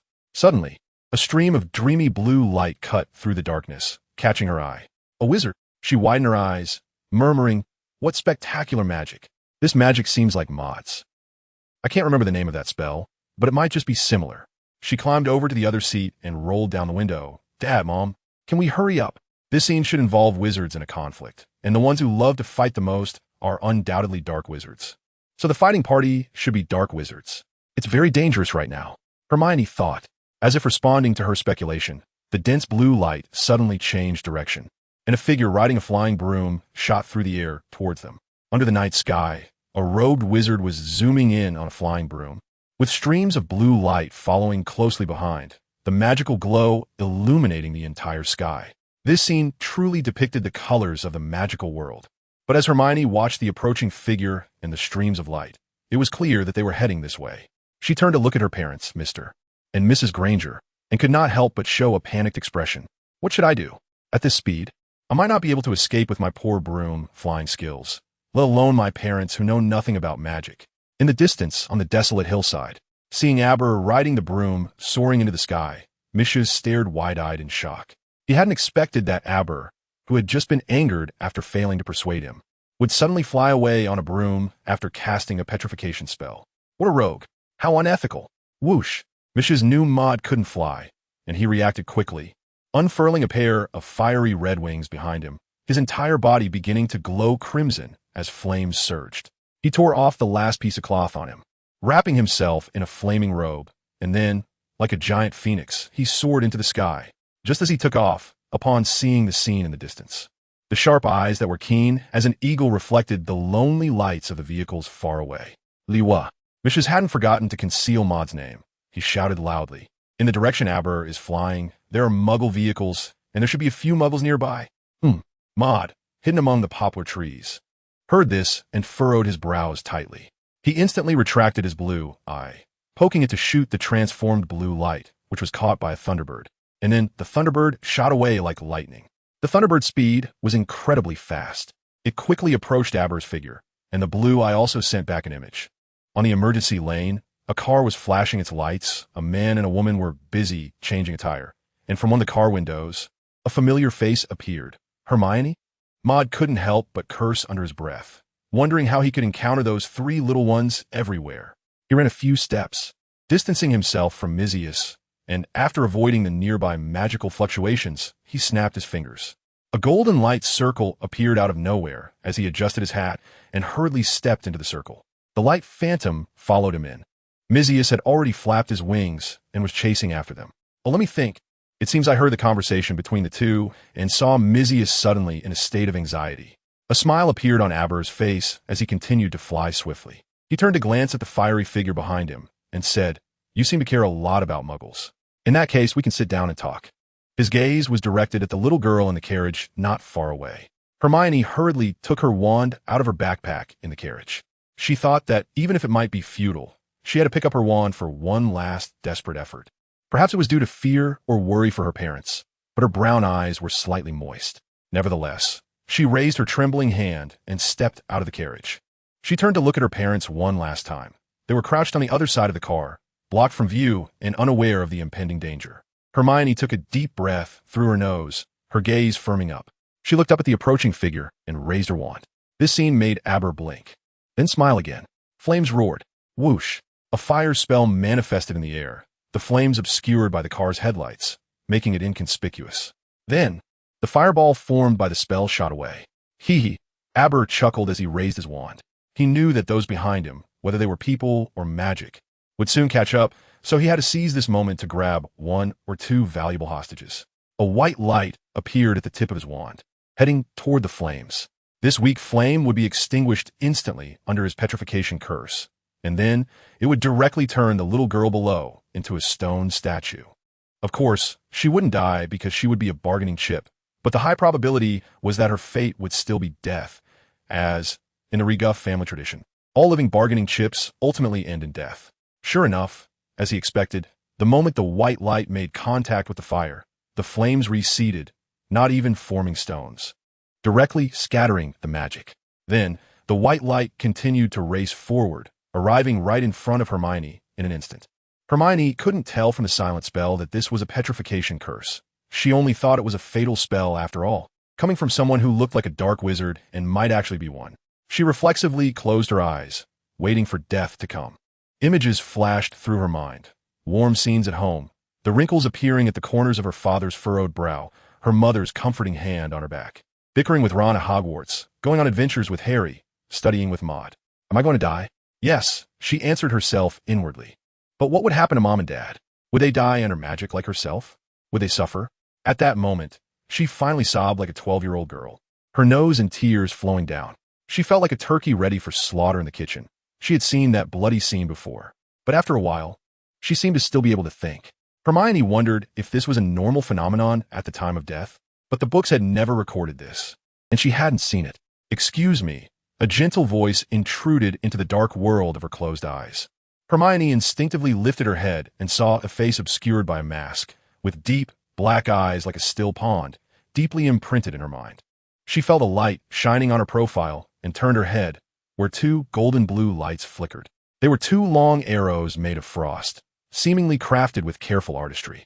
Maud protected Hermione behind him, looking at the somewhat stunned face of Ababoba, who had rushed in. He clearly did not expect that while he and the young, which were casting spells, he could still use apparition to come over. In reality, Maud had arrived at the emergency lane not far away, and even earlier than he had imagined, just shortly after he took off. He even had time to cast two stunning spells on the Granger couple. In the eyes of an ordinary wizard, during intense magical battles and pursuits, it would be impossible for anyone to think so calmly. They should have been riding their brooms to chase over as well. In the not-so-distant sky, amidst the dense flow of light, two golden blue beams dissipated, but the remaining dense flow of light was still present and approaching. The battle was about to break out. A smile appeared in Maud's eyes as he raised his hand and pointed. The two swift frost arrows in front of him, along with the dense barrage of frost arrows in the sky. Oh, and the two swift thunder sparrows, as well as a phoenix avatar, Mizius Maris, all focused their attack on Abiber, who was 10 meters away. A heavy transparent barrier appeared in front of him, protecting himself, the Granger couple behind him, and the car. Abiber, who had just regained his senses, realized he had missed the chance to escape. His eyes, once panicked, became sharp and fierce. He knew he could only fight to the death now, and even if he died, he had to take down one or two with him. A layer of gray mist enveloped him as his mind raced, looking for a magic that could break the deadlock. His strongest spells were the Armor Charm and the Petrification Charm, but now the petrification charm was insufficient. He thought of another dangerous curse called Sandstorm, a blue beam shot from a Biber's wand, carrying an extremely unstable massive energy, instantly crossing the 10-meter distance and lightly hitting a transparent wall. Then boom, countless dust clouds rose. The concrete road shattered into pieces, and waves of blue energy exploded like bombs in the air, completely tearing apart the transparent barrier in front of Maud. Looking quite dangerous, Maud snapped his fingers, and the swift frost arrows in front of him surged with waves of blue light. The ice layer upon layer condensed, instantly freezing the vehicles behind him, along with the Granger couple and Hermione, freezing most of the unstable energy in the air as well. At this moment, Maud completed the exchange with a distant illusion of light, as he had to stay behind to free Hermione and the others from the ice. In the next moment, Bieber had no time to react. Countless frost arrows converged, as if drawn by a magnet on a Bieber's body. Amidst the flickering light, the gray mist on the surface of his body remained strong, until two swift thunder sparrows transformed into explosive arrows and whizzed through, merging with two swift frost arrows. In an instant, purple and blue lights surged, as if brilliant fireworks had erupted in the sky, and golden arcs of electricity spread like a blanket, with blue waves rolling in waves. Crack! It shattered. The gray mist broke apart, and a Bieber's body was torn apart, turning into an ice sculpture. Then, a stream of fire rolled in from above, completely evaporating his remains. Whoosh, whoosh, whoosh. Amidst the flames, Mishiz landed on the ground, retracting his wings. His sharp golden phoenix eyes pierced through the firelight as he stepped forward, clapping his hands and looking at the scene with satisfaction. Job well done, buddy. Maud smiled and walked over. He snapped his fingers, erasing all traces of magic, and cast a restoration spell on the shattered ground, returning everything to its original state. Next, you take care of the rest. Mishiz looked at the frozen statues of Hermione and the Grangers, which suddenly transformed into a ball of flame and swiftly entered Maud's body. Maud thought for a moment and stood in front of Hermione. He needed to explain some things to her, so he released the ice that had encased her. Hermione shivered as she rubbed her hands together. Her nose, slightly reddened from a cold, took in a few more breaths of the chilly air, and she couldn't help but sneeze. She looked at the clean ground around her and noticed that the dark wizard had already disappeared. Standing before her was a man in a black suit, and she exclaimed in surprise, "Is he dead? That powerful dark wizard just died like that? Completely? Without leaving a trace?" Maud smiled, but the smile was hidden by the mask, so it could only be seen in his eyes. "Yes, it's all over." He paused. "I'm here because I have some things to discuss with you." About the identity of the dark wizard, the clever Miss Granger guessed something, her eyes shining with admiration as she looked at Maud. She patted her chest and said, "Don't worry, I will definitely keep it secret." Maud nodded, but reminded her, "This person's identity is very special. He has some connections to the Ministry of Magic and a huge force behind him. If this gets out," he looked seriously into Hermione's eyes, "you, your parents, and I may not survive." His serious and solemn gaze made Hermione shiver as she nodded repeatedly. She thought for a moment and looked up to ask, "Are you Maud?" Maud felt an inexplicable tightness in his heart. Did the magic just now expose his identity? P.S. A super long chapter of 3,600 words. I can't stop the word count for this chapter. Please urge for updates. Please give a 5-star review. You are observing Maud's face with brown eyes, specifically the area not covered by the mask. After thinking for a moment, she still didn't say Maud's name. She continued, "This magic of yours seems a bit familiar. I feel like I've seen it somewhere." "Oh, really? Ha! It seems like you have quite an extensive knowledge." Maud laughed, feeling relieved inside. There are quite a few similar spells. It might just be a coincidence. He glanced at the Grangers, frozen like ice sculptures in the car, snapped his fingers, and the ice on them began to thaw, melting into cold air that drifted out the window. "I should be leaving now," he said, walking away into the distance. By the time Hermione called out, she hadn't finished her sentence. Under the moonlight, the man in the suit walked on, swapping places with the distant light illusion, as if nothing had changed. It was still the same person, still the same movement.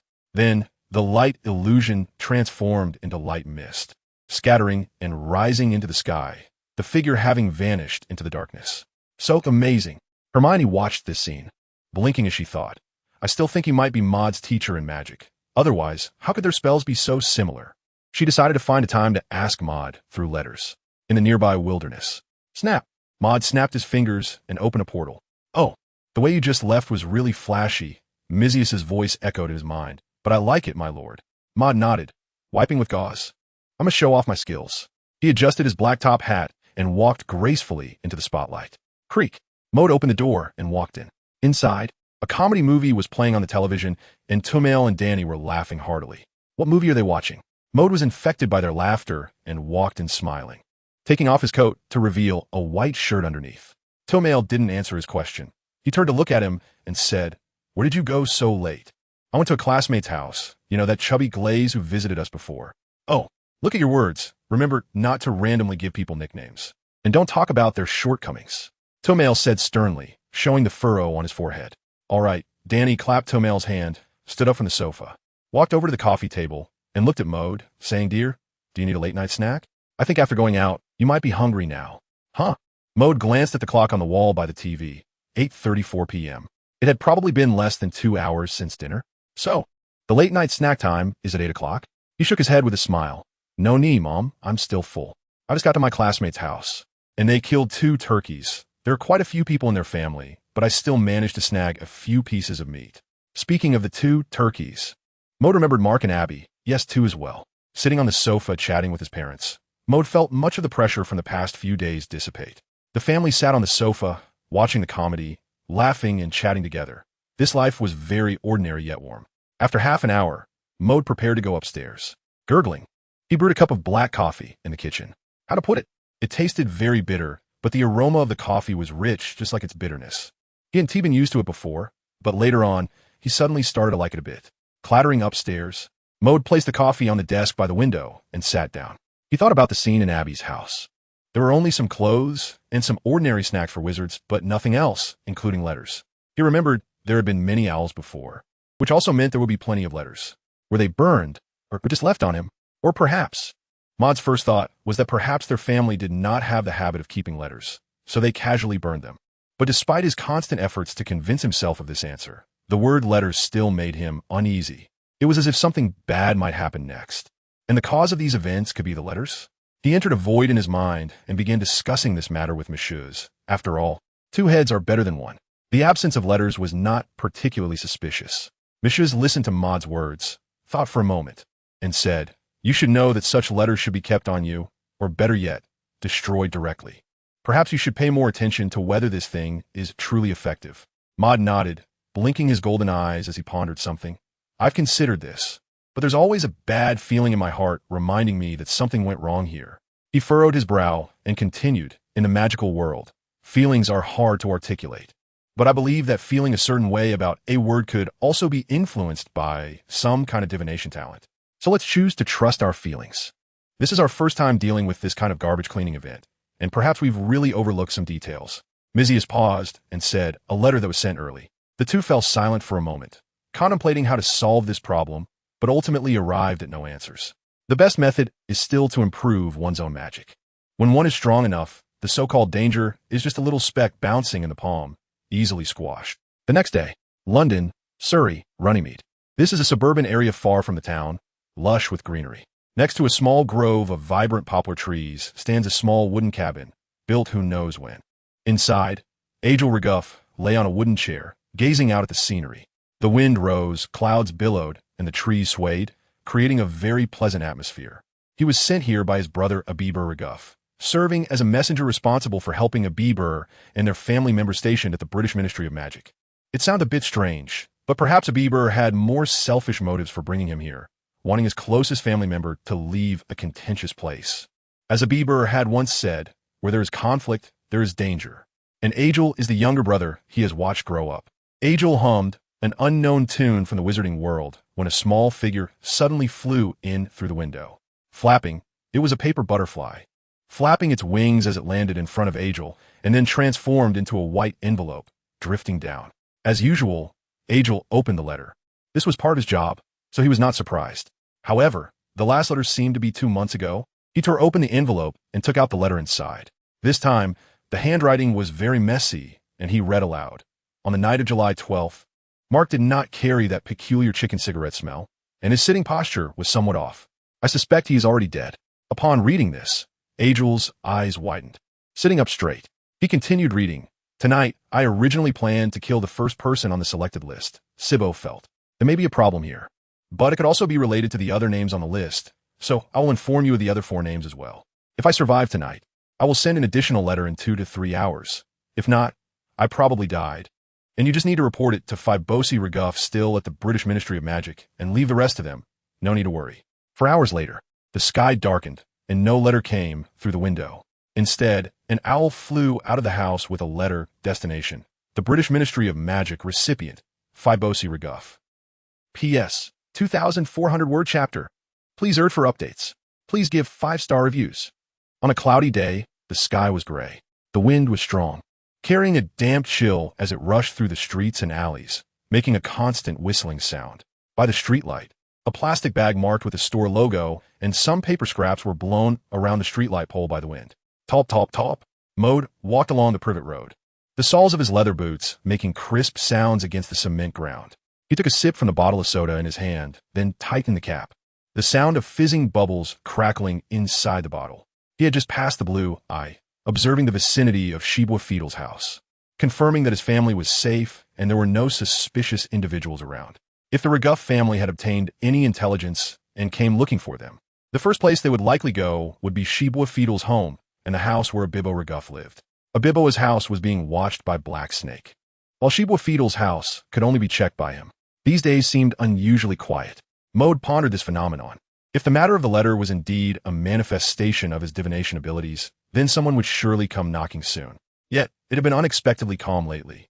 He should have felt happy about such a situation, but the unease regarding the letter lingered in his heart, as if it were tied there, impossible to shake off. He looked up at the sky. The dark clouds were thick, and it seemed a heavy rain was about to fall. He felt goosebumps rise on his skin from the cold wind and muttered, the calm before the storm. He took another step forward. There were very few people on the street, and it was quite quiet. However, he didn't go far before sensing something unusual nearby. The wind picked up, and even the dim street light ahead flickered. This scene felt like the work of magic, and Mode seemed to catch a whiff of the magical aura in the air. His eyes flickered, and he quickly turned and stepped into a corner, his figure becoming transparent. He leaned out cautiously, surveying the situation outside. Could it be Reguff's people? He threw out the blue eye, fixing on the streetlight, then retreated into the alley, changing his line of sight. The scene surrounding the blue eye came into his view. Bang, bang, bang. Maude was inexplicably nervous, his heart racing as he wondered how many people from the Reguff family would come. Would he be able to handle it?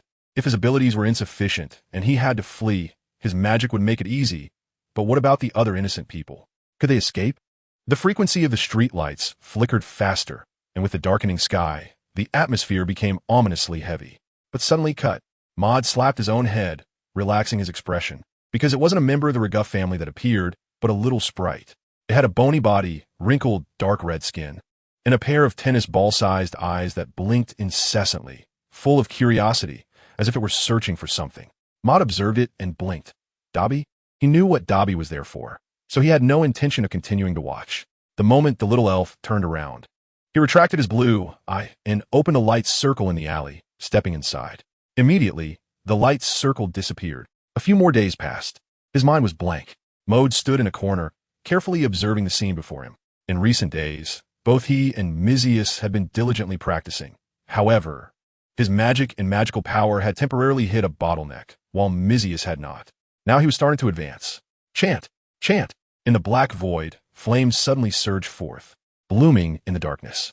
Amidst the flames, a figure as red as magma sat, with massive fiery wings slowly flapping, creating gusts of wind. With the participation of this wind, the flames began to spin endlessly, as if transformed into a fire tornado. At this moment, Mizius's internal construction of the magic tower was nearing completion. Thanks to Mode's experience, the entire process was going smoothly. Every corner of each level of the octagonal tower had a bright flame lamp, and the tower body was carved with bright red mysterious patterns, filling the entire tower with a magical aura.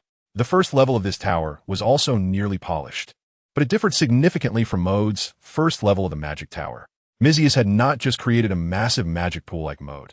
Instead, he transformed it into several smaller magic pools, each with the same capacity. This was the result of his discussion with Mode, to make magic power quantifiable.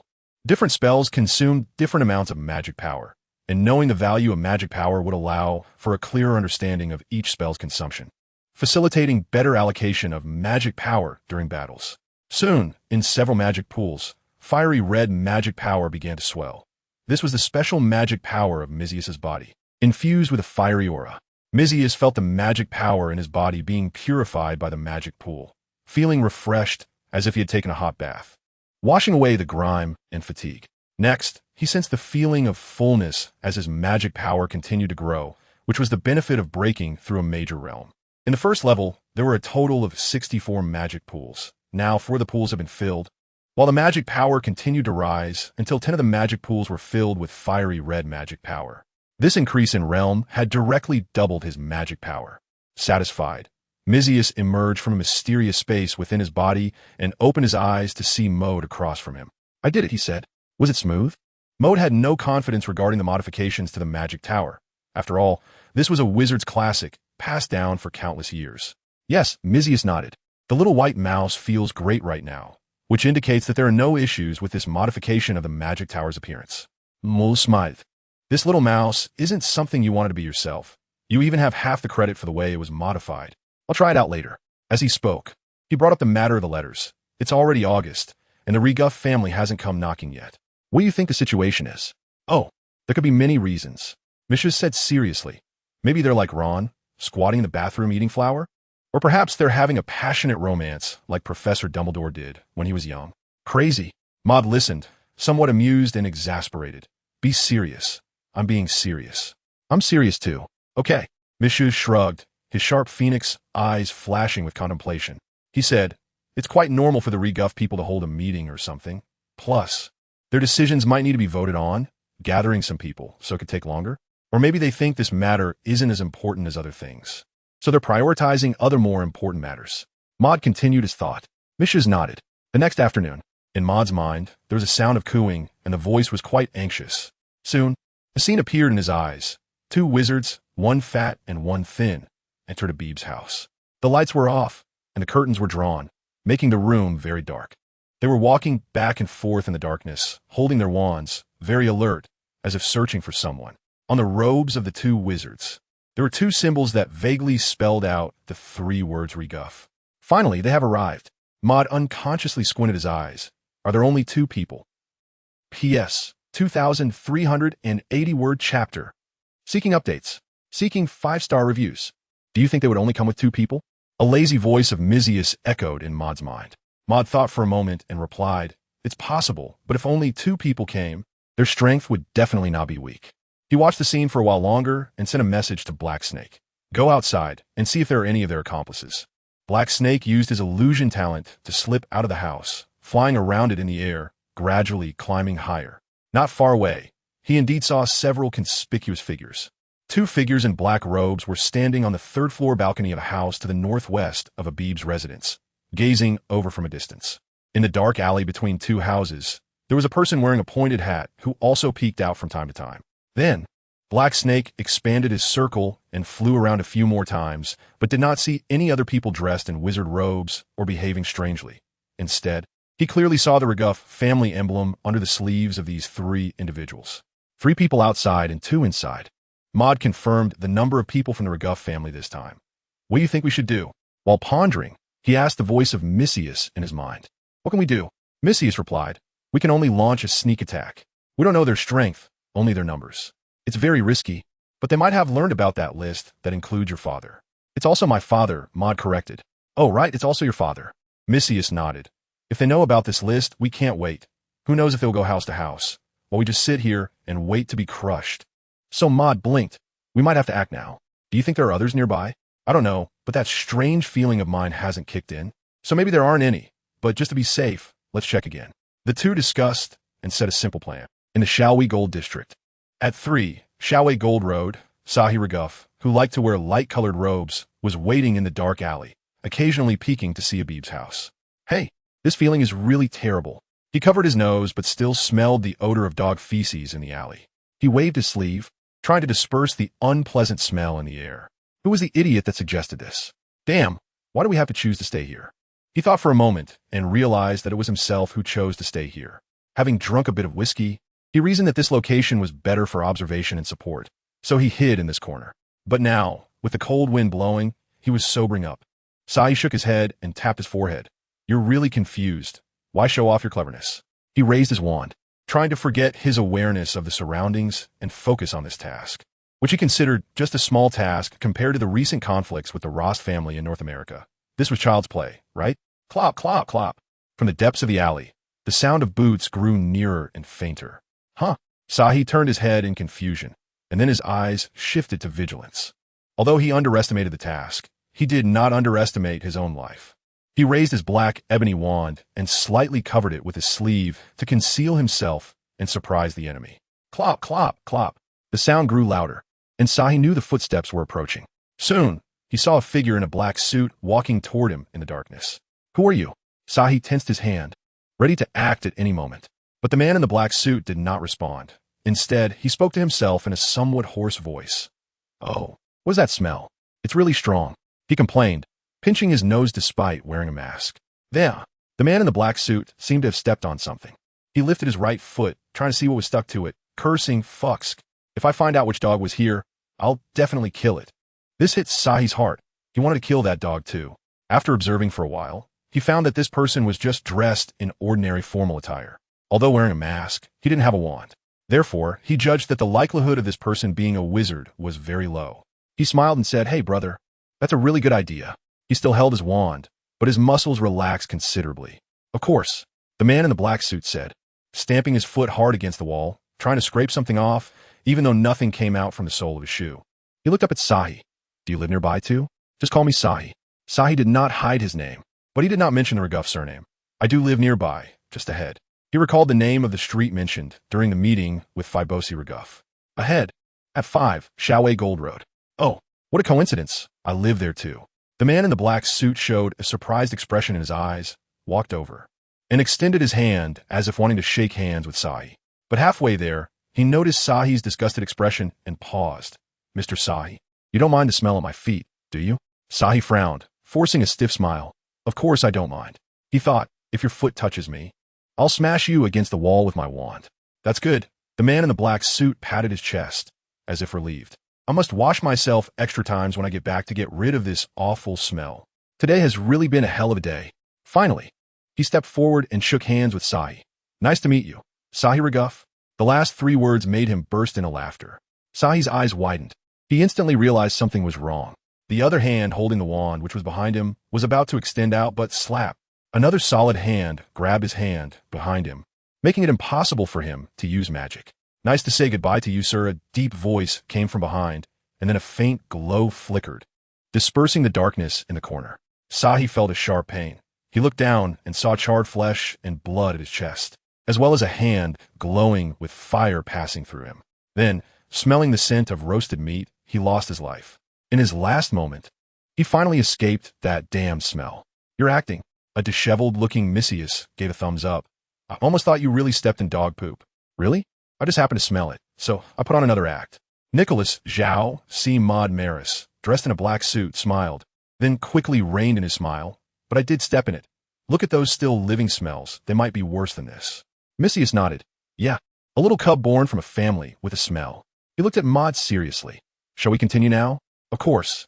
Maud saw 2 people on the balcony, and since they thought the people inside might encounter themselves more easily and be in greater danger, they decided to go against this idea.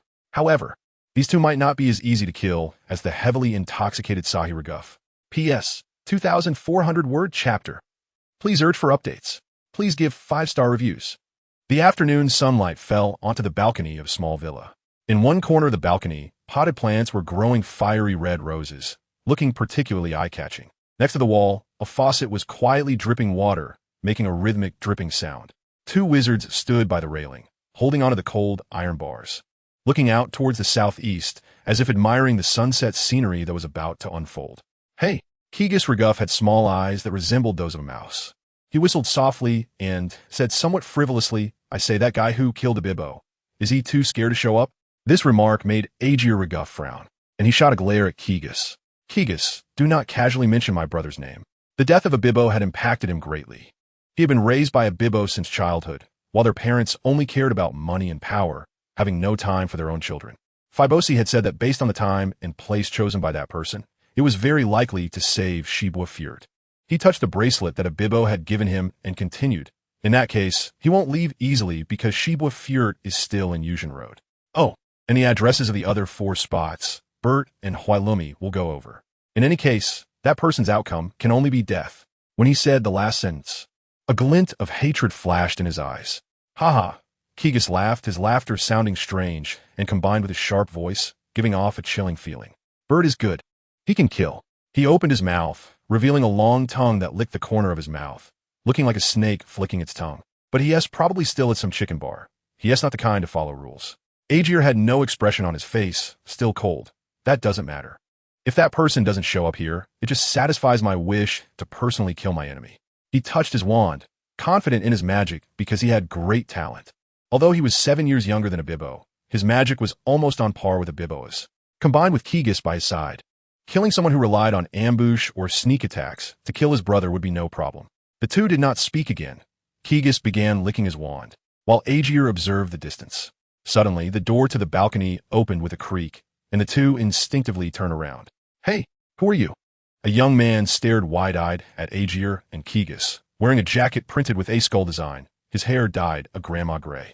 I don't remember any guests coming to my aunt's house today. He nervously raised the baseball bat in his hand towards the two.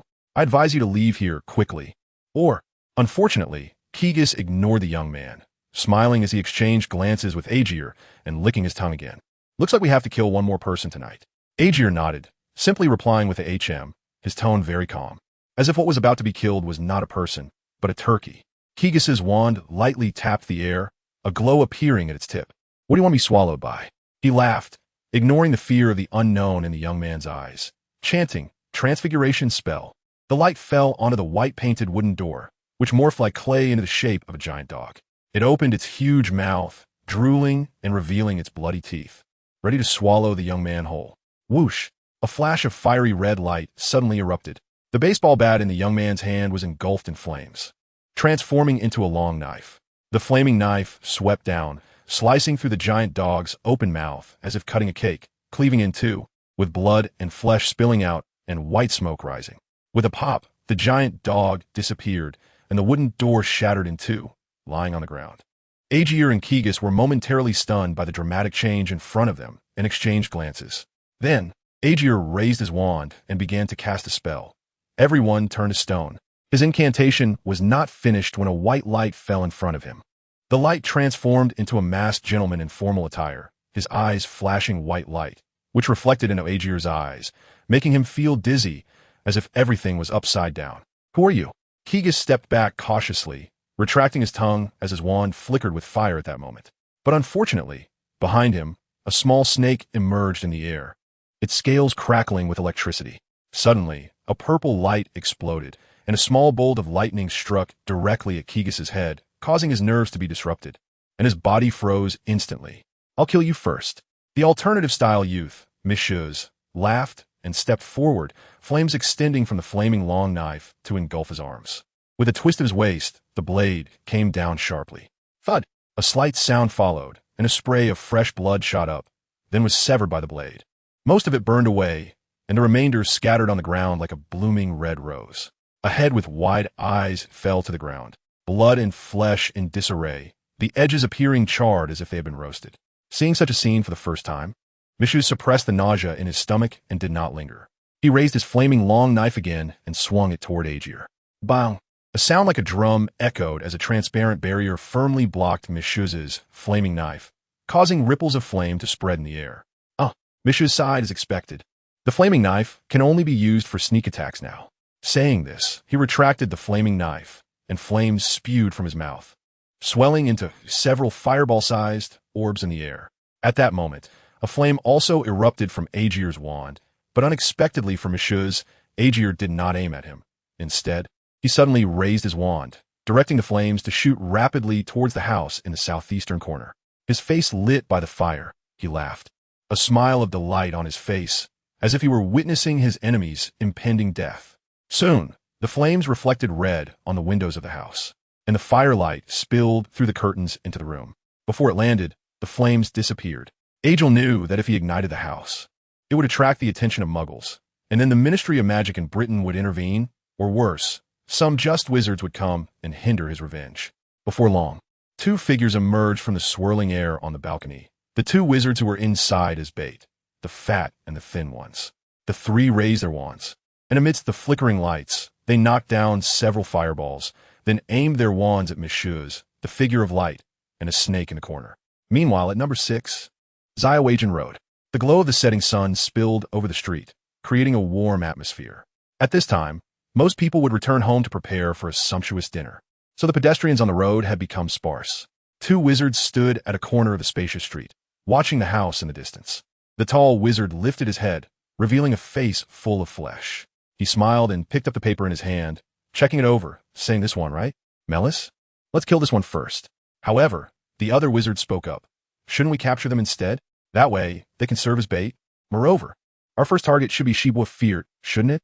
The tall wizard shook his head and said, "Who knows if that person is already caught by Agel and the others? As long as no one sees me kill these people, they are living bait." He said this with a strangely fierce smile. "Choosing this is simply because it's closest to the bar we just came from. The order doesn't matter, as long as the task can be completed."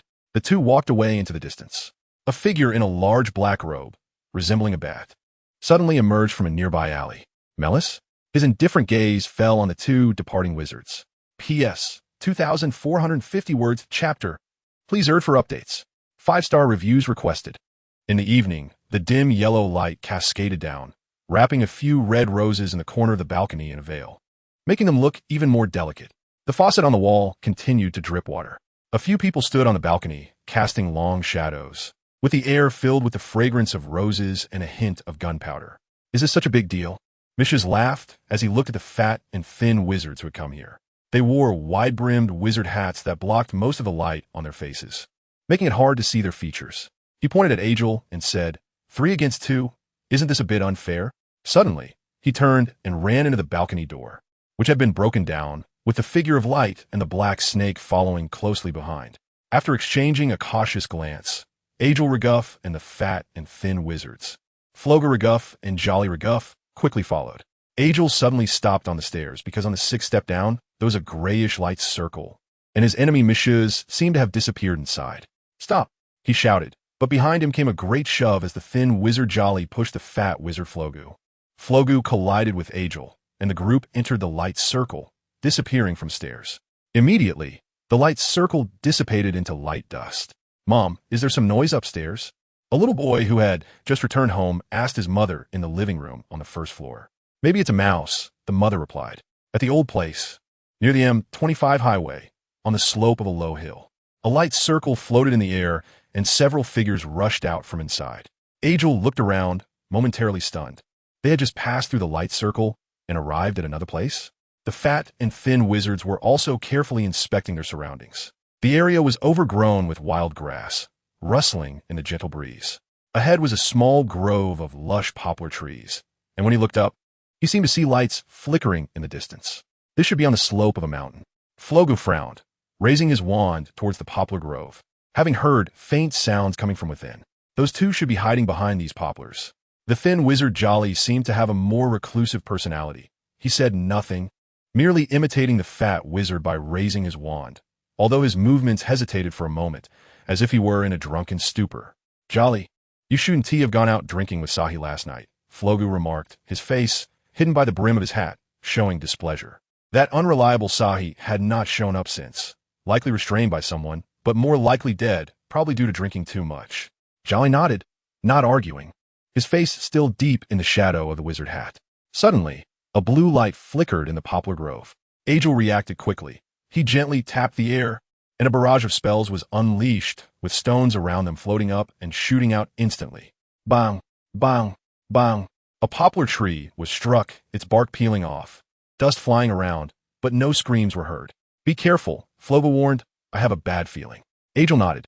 A transparent barrier had quietly been set up in front of him, while he began to clearly explain the enemy's strange magic to Flogu. Dala Dala. A figure stepped out from the dim shade of the trees, revealing a smile in the dim light. He touched his grandma gray wig and looked at the three in front of him. "Why make such an unpleasant fuss? It's just a few dead people, right?" Messieurs approached them and continued. "Our Gore Company's 7 brothers love to be friends with powerful wizards. Why not sit down and talk?" Messieurs returned all the words Ibibo had said to his brothers, oh, and his colleagues. The two listened to the somewhat familiar words and frowned. Did you kill Ibibo? Agil asked. Oh, who are you to him? Indeed, it's you? Agil sneered, looking at the person in front of him, saying no more. As a white light suddenly burst forth from his wand. This was the petrification curse. But Mishas made no move to defend himself, still smiling as he looked into his eyes. Not good, Flogus shouted, thinking of the message left by Ibibo, combined with Agil's description of the strange magic. This person was very likely a companion of the one with this face. Agil seemed to realize it too. He instinctively turned his head to look elsewhere, tried to avoid being affected again by the magic emanating from those eyes. However, things exceeded the expectations of both. Mishas was not without action. In an instant, a pair of enormous fiery red wings spread open with a whoosh. Flames erupted from the right wing, roaring loudly, as if a fan was gently fanning away. As the wings slightly faltered, they extinguished the white light in front of them. At that moment, from behind the grove, lights flickered, and a volley of frost arrows lit up the surroundings, whistling towards them. Several people were captivated by the scene in the sky. Aegir and the fat and thin wizards raised their wands high, the light flickering, flames and white light swirling as they soared into the air. Strangely, the thin wizard Jelly's wand only glimmered once, and after a pause in his body, the wand disappeared, making him seem somewhat different. Then, something was gestating with purple light in his other hand. Golden blue light rippled behind the fat wizard, and Frogu's expression changed dramatically as he realized he had overlooked something again. Boom! Boom! Boom! A huge roar erupted. Electric arcs surged uncontrollably, and purple light shot out in all directions, momentarily turning into intense white light, causing everyone to squint. Subsequently, the air rippled and torn fabric fell. After the light dissipated, it seemed that the thin wizard Jelly had been blown into scattered light points, leaving Frogu coughing in place. His face a bloody mess, one eye already unable to open, while Aegir lay on the ground, motionless, covered in blood and charred remnants, already dead. Thanks to his quick reflexes, Frogu had cast an armor spell behind him, but it only delayed his death after the frost arrow above consumed some energy. Breaking through the flames and white light, gently floating down. Immediately, blue light surged like crashing waves. One wave after another, layers of ice formed. And everything on the ground turned into ice sculptures, gleaming in the afterglow of the setting sun. Cough, cough. Not far away, Mizius, wrapped in a pair of enormous wings, finally stood up, his fiery red wings somewhat dimmed, affected by the shockwave of the explosion at close range. From behind a tree, a young man in a black suit emerged. He glanced at Mizius and asked, "Are you okay? Do I look like I'm okay?" Mizius coughed. Mord laughed, then suppressed his laughter, looking at the scene in the distance, saying to himself, "Finally dealt with those people." Mizius folded his wings and brushed off the dust on his hands, saying, "It's a good thing you could sneak attack someone sitting on the toilet." Maud shook his head and said nonchalantly, "Who told him to suddenly have a stomachache? Of course, I have to seize such a good opportunity without a wand." The skinny wizard, Jelly, had died a while ago, after Sahi. His build was similar to Nicholas Flamel, so from then on, it was always Maud and the illusion of light alternating in playing this role. "Does it smell when he goes to the bathroom?" Mishas asked again. "Get lost." At 6, Jinlu Road, in a small alley, a grayish halo appeared out of nowhere in the corner, dispelling some of the darkness. Maud, dressed in a black suit, walked out gracefully. He looked up at the sky. The sunset was gradually descending, and the sky was dimming. "It's time to go home," he said, just as he was about to dispel Edward's disguise on himself when a voice suddenly rang out. "Where are you going, young sir?" In front of him stood a middle-aged wizard, blocking the exit of the alley, his shadow stretched long by the streetlights outside. Maud's masked face revealed a serious expression from the depths of his eyes. "Who are you?" P.S. This chapter is 2,500 words. I revised it 3 times, probably writing over 7,000 words. It's been a rough day. Tonight, I'll see if the writing flows. If it does, I'll share the second chapter later. If it doesn't, well, good dreams to all of you tonight. Additionally, it's a bit challenging to clarify the logic in these fighting chapters. I've revised the outline several times. I'm trying to portray each character vividly and write battles that don't dumb down the story, but it's unexpectedly brain-draining. Please urge me to update. 5-star reviews are appreciated. Hee. The middle-aged man smiled and raised his head, his face clearly illuminated by the slanted streetlight. As for me, I'm also a member of the Reguff family. You might have heard my name, Fibosi Reguff, from them. I am the head of the Reguff family in the British magical community. Maud's eyes were fixed on the deep-set eyes of the wizard, and he remained silent. The magic within him was boiling. He seemed to sense an inexplicable aura of danger emanating from this person, who was even more dangerous than a bee-burr. Let me think. You can come here looking so clean and tidy, which suggests he was pacing back and forth, his leather boots making a thudding sound on the concrete path. My colleagues must have all died, right? When Fibosi said this, he did not show any signs of displeasure. He stroked his finely groomed mustache and even smiled. I guess it's highly likely that guy saw he messed things up. He always drops the ball at critical moments. But it's fine, seeing Maud's vigilant demeanor. He shrugged. He always makes mistakes, and I can't handle him directly due to the face of his father and family. Now it's all good. But it's a pity to lose a few lovely colleagues. He sighed. Maud listened to him tell the story without acting immediately, instead discussing strategies with the messieurs inside him. It was not until that moment, the instant Fibosi raised his wand. Whoosh! Modu's body was engulfed in flames, forming a curtain of fire, and a fire lion shot through the void, leaving behind a swirling white mist that drifted into the distance. Mizius also emerged from behind the fire curtain, still maintaining the appearance of a wandering wizard, the effects of the compound potion not yet worn off. He opened his mouth and unleashed a stream of flames, which expanded in the air like bubbles, transforming into several fireballs the size of human heads. Super strong armor protection, a voice echoed, and the rushing fire lion seemed to be dispersed by something. The fireballs landed on it and were steadily caught, disappearing into the air. Amidst the flames, the figure of Fibosi faintly emerged, maintaining the posture of raising his wand, and another beam of light burst forth from the tip of his wand. Levitation spell. He seemed to have a habit of reciting incantations. His voice and complexion remained steady, even upon seeing the additional figure of Mizius. His tone showed no sign of change.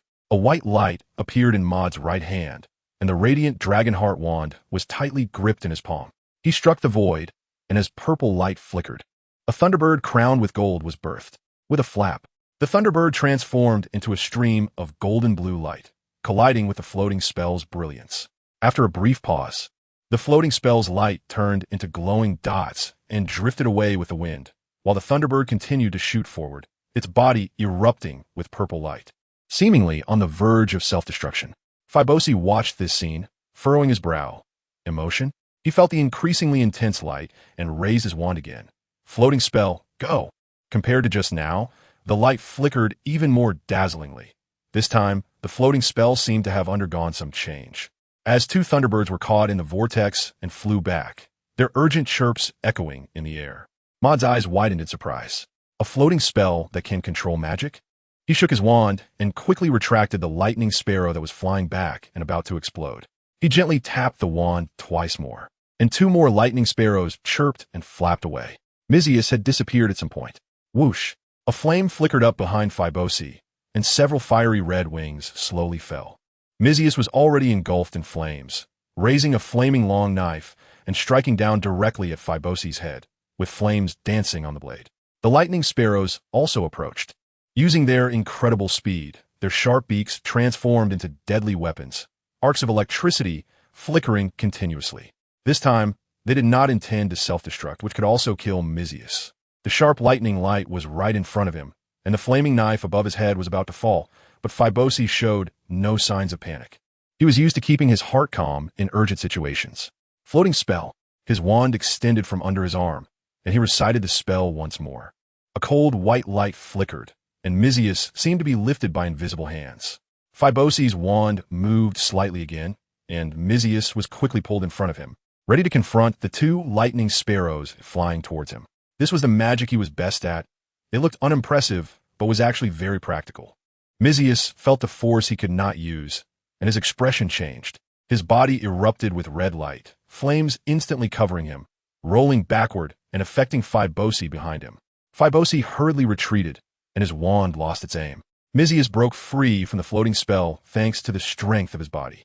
The two lightning sparrows abruptly halted and soared away, avoiding contact with Mizius. Whoosh, whoosh, whoosh. In a narrow alley, two frost arrows shot towards Fibosi. Passing by the lightning sparrows, starlight transforming into ribbons as if blown by the wind. Mizius, who had freed himself, also opened his mouth to spit out several fireballs, aiming towards behind Fibosi, seemingly losing aim. This left Fibosi momentarily stunned. He had no time to think as two more floating spells shot from his wand towards the two blue, long arrows overhead. Immediately, the blue long arrows were turned around by an invisible force, making a whistling sound as they headed towards Maud. Mizius ignored this scene, knowing Maud could block it. He grinned, and with a grab, 5 lines of flame appeared in the air, each connected to a fireball. He yanked hard. The fireballs flew back, enveloping Phibos's head in flames, sizzling sounds echoing through the alley. Boom! An invisible barrier rippled, stopping the flames. Meanwhile, the frost arrows in the air seemed to be propelled by inertia, shooting towards Maud's body. Phibos pointed his wand again, pulling Maud towards the frost arrows in the air. In this situation, Maud, floating in the air, frowned but remained calm. He contemplated the next moves. Perhaps a sneak attack could kill this person, such as using the lightning sparrows and frost arrows, as long as their numbers exceeded the limits of his powerful and skilled floating spell. From this perspective, to break this predicament and turn the tide, he would need a place to brew magic, and Mizius could not be left behind. Otherwise, he could easily die. Furthermore, Phibos was near his home and might know the list. If he walked away now, he would directly find his home. He temporarily set aside these thoughts, his mind moving to exchange forms with the light illusion that had flown to a nearby rooftop, when suddenly, a familiar and cold voice rang out from the ground. Shadowless Blade. Then, Maud saw Phibos' expression change for the first time. His wand glowed, releasing its hold on Maud, and hurriedly set up a thick invisible barrier in front of him. In the void, several sharp lights flickered, the air sliced by invisible blades, emitting sharp hissing sounds as they gracefully cut into the thick, invisible barrier. Then, crack! Several beams fell, the barrier instantly shattered, and with a puff, it landed squarely on Phibos' face, leaving thin trails of blood that began to flow. Phibos' eyes lost their color. Dead. A wand glowed faintly in the alley, and with a gentle wave, Maud slowly descended to the ground. He turned to look, and Professor Snape, dressed in a loose black robe, still wore that indifferent expression. So strong, Maud felt as if he was meeting Snape for the first time. He knew that Professor Snape's magical prowess was definitely higher than that of this person. There was also the possibility of a sneak attack, but did he really just take him down with a few shadowless blades? Seemingly noticing the surprise and confusion in Maud's eyes, Professor Snape said, "This wand is very magical. Additionally, I have improved this spell, making the emotions wand, and this magic more compatible, along with some progress over these days. Is that so?" Maud listened to Professor Snape's explanation, deep in thought. The Shadowless Blade was originally one of Professor Snape's most proficient spells and also a true reflection of his magical prowess. The new wand seemed even more compatible with this self-created spell, significantly amplifying its effects compared to other spells. Moreover, he had modified this spell, further enhancing the compatibility of emotions, wand, and magic. This means that Professor Snape's power has recently surged, and the wand he gifted has fully unleashed this genius wizard's potential. Who is this? Professor Snape pointed his wand at Mizius in the corner. Mizius approached calmly, smiling as he came over. "Hello, I'm Metron Holua." He casually fabricated a name and extended his hand. Professor Snape's cold gaze fell on his face. They shook hands, but he quickly withdrew. Mizius continued, "I passed by here and saw this, person who looks like a dark wizard, so I helped a bit." He waved at Maud. "Since this person is already dead, I will take my leave." He walked deeper into the alley, his figure swallowed by the darkness. Mizius, Professor Snape asked, "You know him, right?" "Not all." Maud shook his head, making eye contact with Professor Snape, and shifted the topic. "By the way, Professor, is there something you wanted to see me about?" A hint of doubt appeared in Snape's eyes. He could feel the magical power within that person earlier, which seemed somewhat similar to Mizius, but, upon closer inspection, appeared completely different. "Well, before that, we need to erase the memories of a few muggles nearby," he replied. "No." 6. Zywagen Road.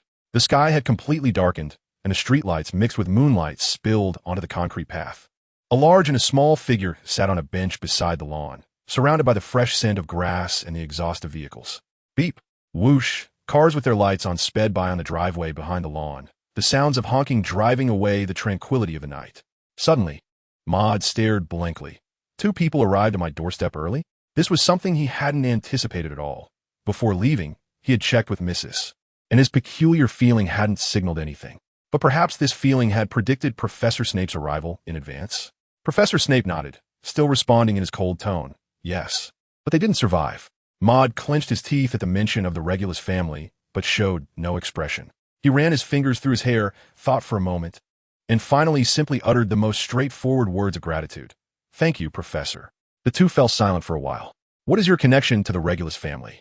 Professor Snape asked, keeping his head raised, looking at the bright moon in the sky. Maud blinked and pondered for a moment before finally speaking. "This matter has to start from the day the surname Reguff was published in the newspaper." He concealed the fact that he had killed Star Reguff and skipped over how he learned of the list and other details that would expose his abilities, instead explaining the rest in simple and clear language.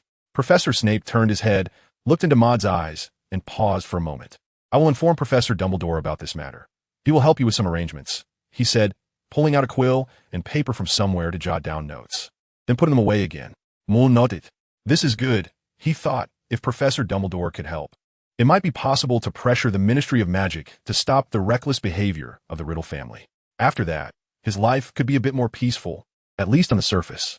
A gentle breeze rustled the leaves, and the dew on the grass fell. The cherry tree on the left side of the bench swayed gracefully. Tonight's moon was full and bright, like a white jade plate, and in the hazy moonlight of the night, familiar faces seemed to emerge. Maud looked at Professor Snape, who had raised his head again to admire the moonlight, and thought of something. "Do you have other things to do tonight?" Snape said, his eyes still shimmering with the moonlight, looking noticeably softer. Moody shook his head, wrapped his shirt around him, and stood up. "Let's go, Professor." To see Mrs.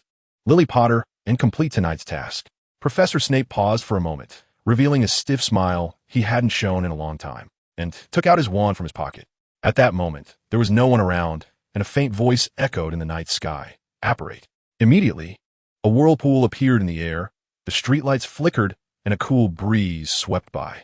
The figures of the two were caught in it and disappeared in the blink of an eye. Several days passed again, and the new school year was getting closer. Maud held a cup of freshly brewed black coffee in his hand, sipping while looking at the magic book laid out on the table. He was recording the completion of certain tasks during the holiday, such as studying alchemy, enhancing his artistic conception, and making progress in magic. Due to the issues with the Reguff family, his alchemy studies had fallen behind considerably.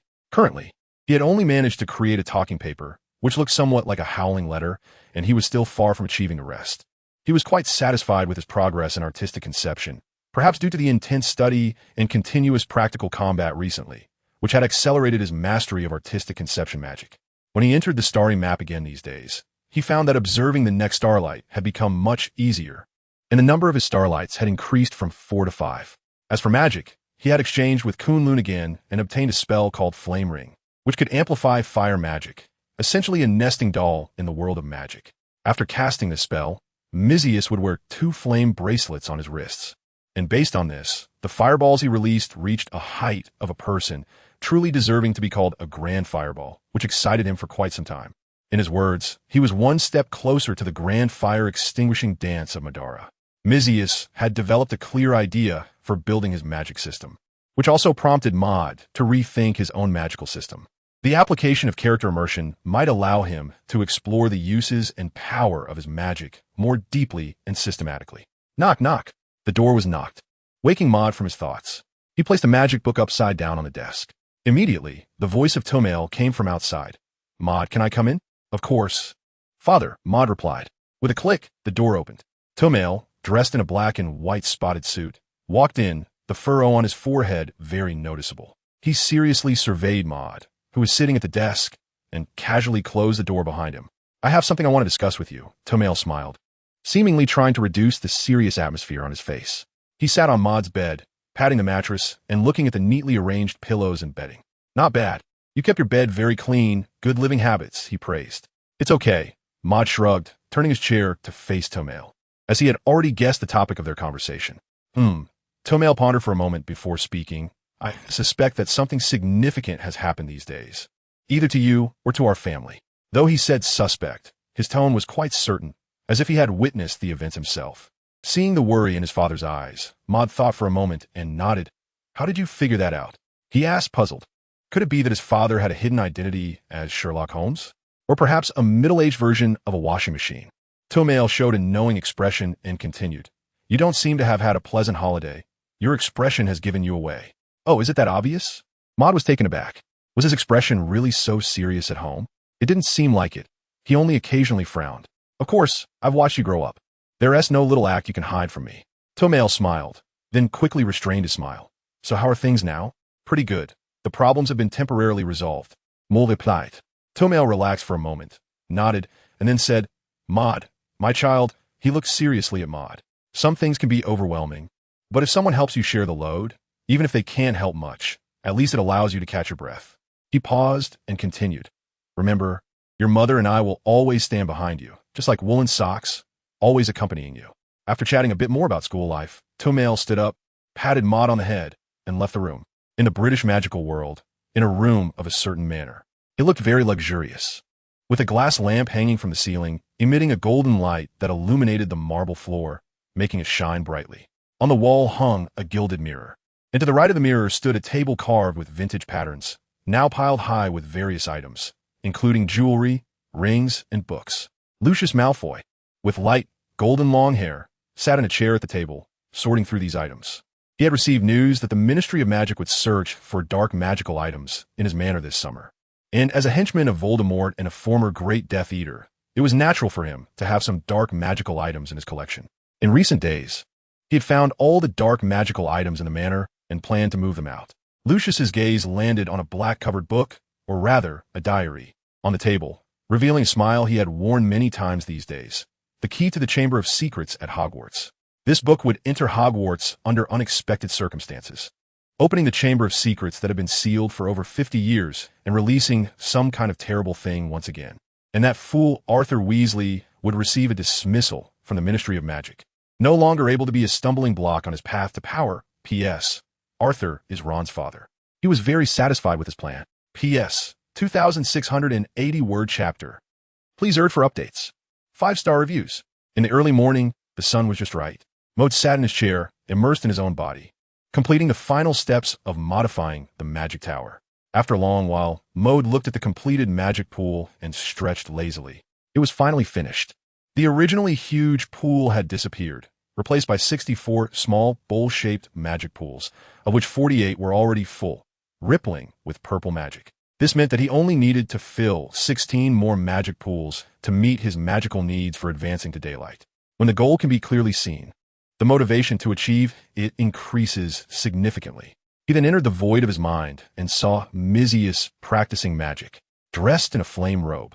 Mizius looked up at him with a proud glance from his golden phoenix eyes, then clapped his hands adorned with flame rings and shouted, Phoenix Fire Technique. This time, the magical version of Phoenix Fire was significantly different from before, where he had only shot out several straight fireballs.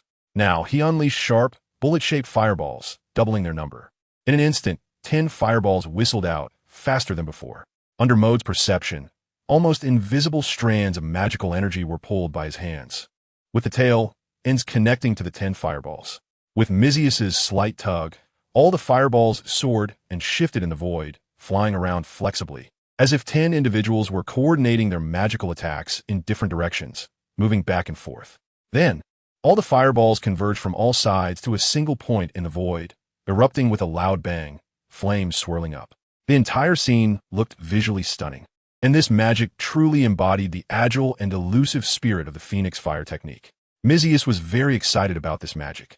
He had an extremely enthusiastic attitude towards the restoration of the moves of the character he was embodying. In Maud's eyes, he resembled a hardcore gamer, clearing every level. He continued, I will also try to add some elements to it later.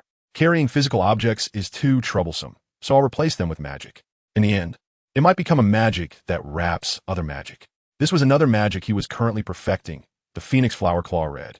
Maud's expression was somewhat strange as he imagined Miss Hughes casting magic with towering flames, drawing out an extraordinarily long sword, and with a single slash, possibly splitting the vast Hogwarts castle in half, making Dumbledore's face turn green with anger. He chuckled to himself, thinking impressive. He gave Miss Hughes a thumbs up. The excitement on Miss Hughes's face finally faded as he remembered what Maud had been doing that morning and asked, Is the renovation of the magic tower completed? That's right. Maud nodded. Is it also 64 magic pools? Maud replied honestly, but unlike yours, my magic pools might be twice the size of yours. Oomph. Miss Hughes scoffed dismissively, a sense of inexplicable rivalry stirring within him. He pointed to the area that had just been blown up by magic and said, Did you see that? It's my unique magic. He shook his head, seemingly brewing some rhetoric, but ultimately just said, as long as the blue mana is sufficient. Having strong magic is what truly matters. Miss Hughes proudly lifted his head. Modem was unexpectedly amusing. Instead of arguing with him, he began to talk about his own magical system. Do you have any suggestions for building my system? He asked. He already had some ideas, but when it comes to relationship magic that lasts a lifetime, it's always good to hear more advice. You're used to using ice and lightning magic, Mizius said, showing a thoughtful expression. After a while, he continued, I really don't have any ideas for combining the two elements. How about you build them separately? For example, with lightning magic, you should be able to think of quite a few character systems to reference. Maud nodded. When it came to the thunder system, he immediately thought of Sasuke's techniques, Raikiri, Chidori Blade, Chidori Stream, Chidori Sharp Spear, and Kirin. This system was quite suitable for him, as he had a mature command of lightning magic with good variation and manipulation abilities, fully meeting the requirements for building this system. As he pondered, he further considered the process of constructing the system. Essentially, it involved continuously digging deeper into existing magic. This excavation had two directions. One was to enrich the methods of using magic and increase the number of techniques, while the other focused on a final formation direction, delving into the power of existing techniques. He actually wanted to combine ice, thunder, and archery, but currently had no ideas, so he had to split them apart for now, hoping for better thoughts later. Coo! Suddenly, a bird's call broke the silence. Maud greeted Mizius and returned to reality. He looked out the window and saw a gray and black spotted owl perched on the railing, with a letter tied to its claw. Maud walked over and gently stroked the owl's head, feeling its smooth texture. The owl seemed to squint its eyes, enjoying the touch. He took down the letter and released the owl, which flew away with a flap of its wings. On the envelope, there was a neatly written line, to Maud Maris. Maud sat back in his chair, tore open the envelope, and took out the yellowed letter inside. It read, Dear crossed out, that detestable Maud. Multiokuld. He already knew who had sent it. The word detestable was written in the letter because he had written to Hermione during the holiday, even though he had promised her at the station. But it was unavoidable. Regulus's situation had him overwhelmed, leaving him no time or mood to write. He continued reading. Where's the promised letter? I've been waiting for dozens of days since the holiday started, yet I haven't seen a single owl outside. Harry and Ron are the same. Once we get back to school, guess what? This summer, I saw a man in a black suit on some highway. He can cast the same kind of magic as you do, the arrow-shaped spell you cast in the Room of Requirement. I seriously suspect he is your teacher in magic. Oh, Maud recalled that day when Hermione didn't finish her sentence. She didn't recognize him, but mistook Nicholas Flamel for his teacher. However, that was fine. At least it kept the secret for now. Nicholas Flamel was his alias, and if someone recognized him, how could he continue his, oh no, it should be to punish evil and promote good. The rest of the content mainly discussed the spellbook. She had already learned in advance that the second-year spellbook needed to be bought in Diagon Alley, so she arranged for Maud, Harry, Ron, and herself to meet in Diagon Alley on August 31st, and then go to Hogwarts together. Maud finished reading the letter, snapped his fingers casually, and a flame sprang from his fingertips, burning the letter to ashes. Soon it was evening, and Maud did not go out for a stroll like he had the previous 2 days. Every time he was about to leave home, a sense of nostalgia for home would rise in his heart, and the closer he got to the day of departure, the stronger this feeling became. So he decided to spend the next few days accompanying his parents, a couple who were currently showing off their affection in front of him. His mother, Danny, sliced a plate of fruit, while Tummel enjoyed the fruit Danny fed him, all the while looking at the newspaper he and T finished reading that morning. Cool, me. Have a bite of the apple, dear. I still prefer pears. Oh, but the apple tastes really good after you prepared it. Is it? Then have some more. Crunch Maud held a whole apple in his hand and silently took a bite, thinking to himself, at this age, how can I still be so good at throwing dog food? It seemed there was a sound outside, and Maud instinctively turned to look at the window behind the sofa. Under the pitch-black night sky, 2 bright beams of light shone down from high to low. They were car headlights. At that moment, a flying car sped by in the air. P.S. Today, the power went out for a while, and then there was no internet, making it hard to look up information, leaving me confused. Fortunately, I still managed to finish one piece, and I believe I should be fine with the second one later. Please urge for updates. Please give 5-star reviews. Diagonal Alley. On the narrow cobblestone path, it was crowded with wizards wearing pointed hats, and shops lined both sides, with occasional calls from vendors. Maud squeezed through the crowd, holding a piece of letter paper with a list of second-year textbooks for Hogwarts written on it. He was on his way to Flourish and Blots to buy some of the books on the list. Today, It was even busier than usual because a well-known author, Gilderoy Lockhart, was holding a book signing at Flourish and Blots. From a distance, Maud heard Hermione's voice. He looked in the direction of the sound, and among the crowd, he spotted a towering figure that stood out. This person was so tall and robust, resembling a brown bear standing on two legs. Looking at the greasy long hair and such a physique, Maud immediately recognized who it was. Maud walked over with a smile and came to Hagrid's side, where he indeed saw Hermione and Harry reminiscing in front of Hagrid. "Hagrid, long time no see," he greeted. Hagrid turned his head to look, gazing at the empty air. Scratching his head, wondering who had just called his name, Maud thought to himself, "Are you perhaps overestimating others a bit?" Maud tapped Hagrid's mole fur coat, finally catching his attention, and he looked down. "Oh, it's Mr. Maris. I thought I heard someone calling me." He scratched his head again and said in a rough voice, "Long time no see, Maud." He looked at Maud and pointed to Harry, who was already surrounded by a crowd ahead. "Your two little friends are over there." He shook his head and said, "I should be going." Maud nodded and made an okay gesture, which left Hagrid momentarily stunned. Hagrid's actions were also seen by Hermione, who was facing this way. She tilted her head, avoiding Harry's obstruction, and a look of joy reappeared on her face. "Moo, so happy to see you." She waved her hand and shouted. Then, Harry turned his head to look over, facing Maud, revealing his face that was as black as coal from rolling in the embers. Moody also waved at them, saying it had been a long time. "Oh, Harry, you look safe now, so it's time for me to say goodbye," Hagrid said to Harry. After receiving a response and thanks from Harry, he turned and left. "You look well." Maud walked over, smiling as he commented on Harry's face. He knew that Harry had just gone through a little adventure. When Harry used flue powder to travel through the fireplace to Diagon Alley, he mispronounced the word for Diagon Alley and ended up in Nocturne Alley, the haven for dark wizards. His glasses were broken as a result, but now they were intact, looking like they had been repaired by Hermione's spell.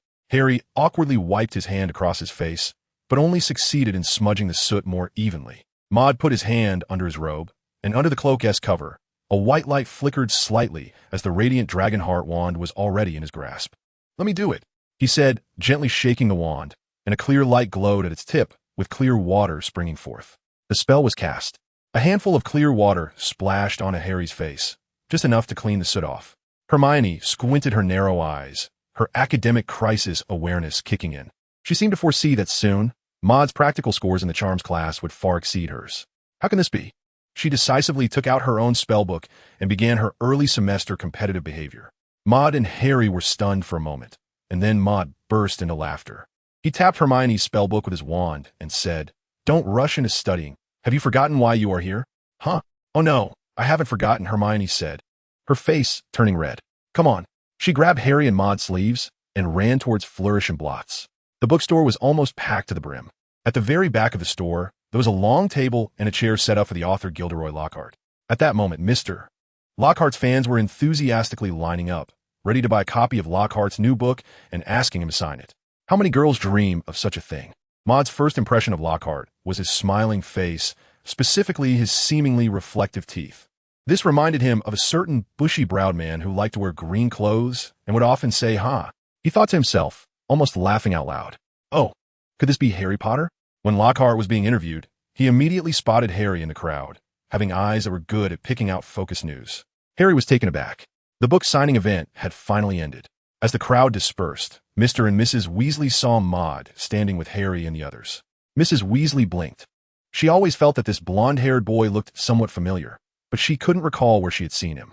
"Ron, do you know this young man?" she asked, looking at Maud, inquiring about her son, Ron. Ron gave her a puzzled look. "Mom, you can't have forgotten Maud, right? I met him last year at Platform 9. As he recounted their last meeting, Mrs. Weasley suddenly realized, but she still felt somewhat puzzled by Maud's change in appearance. "I'm so sorry, Mr. Maris. Your transformation is a bit unexpected." She leaned down, revealing a warm smile, and said, "How have you been lately, Mr. Maris?"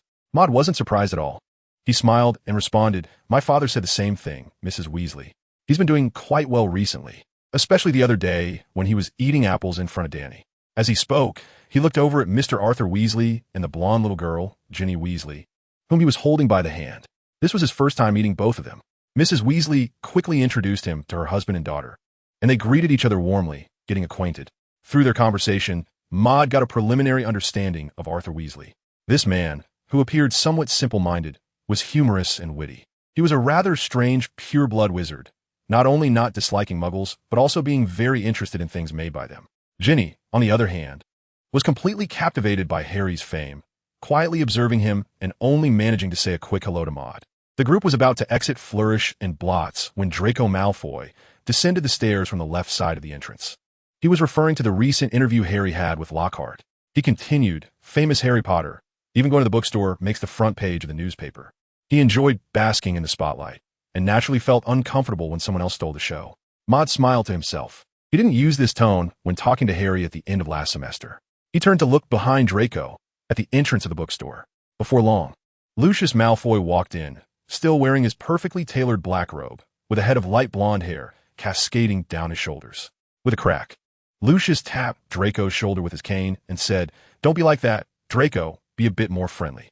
He smiled at Harry, but his gaze was sharp, like a beast eyeing its prey.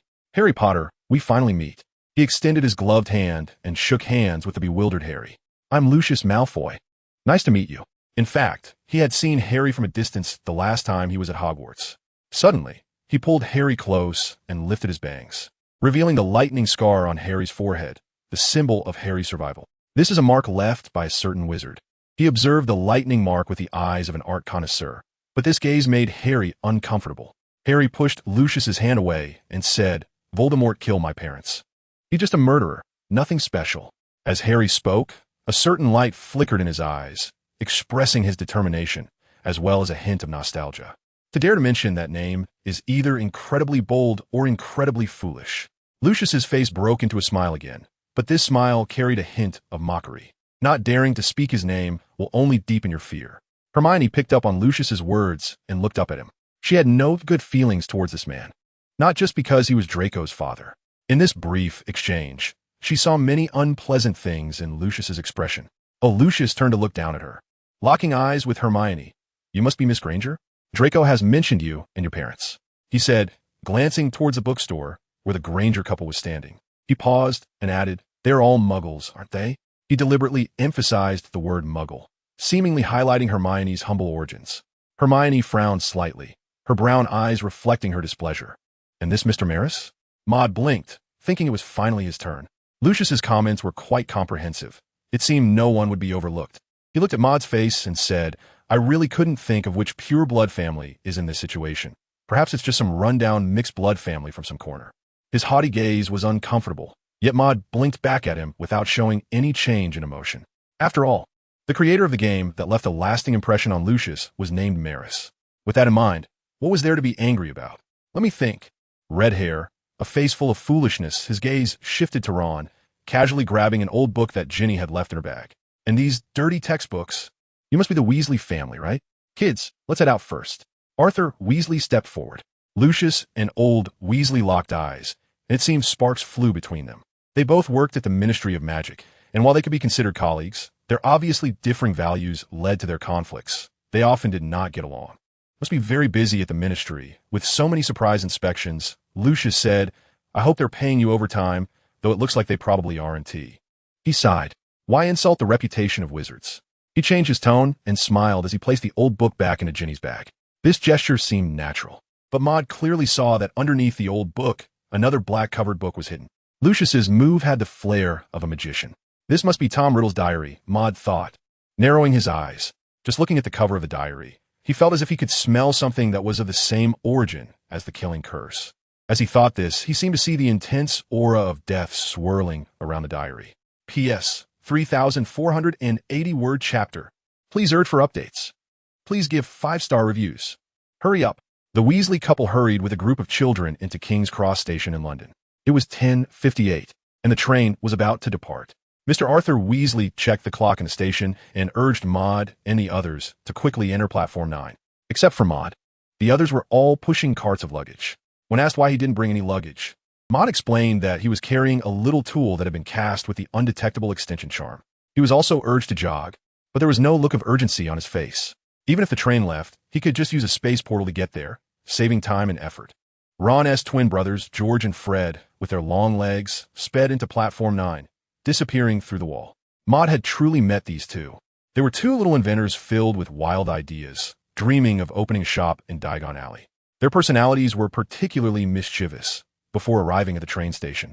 They had already fed Ron several birdie bots every flavor beans that tasted like earwax, such as hiding them in bread or stuffing them into the compartments of a licorice wand.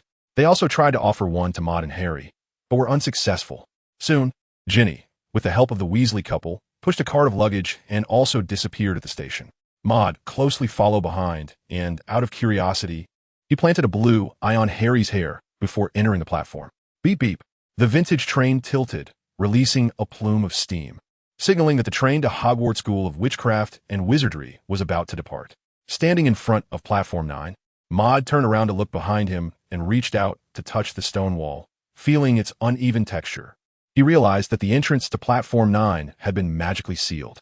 He squeezed through the crowd, said goodbye to Mr. and Mrs. Weasley, and stepped onto the train.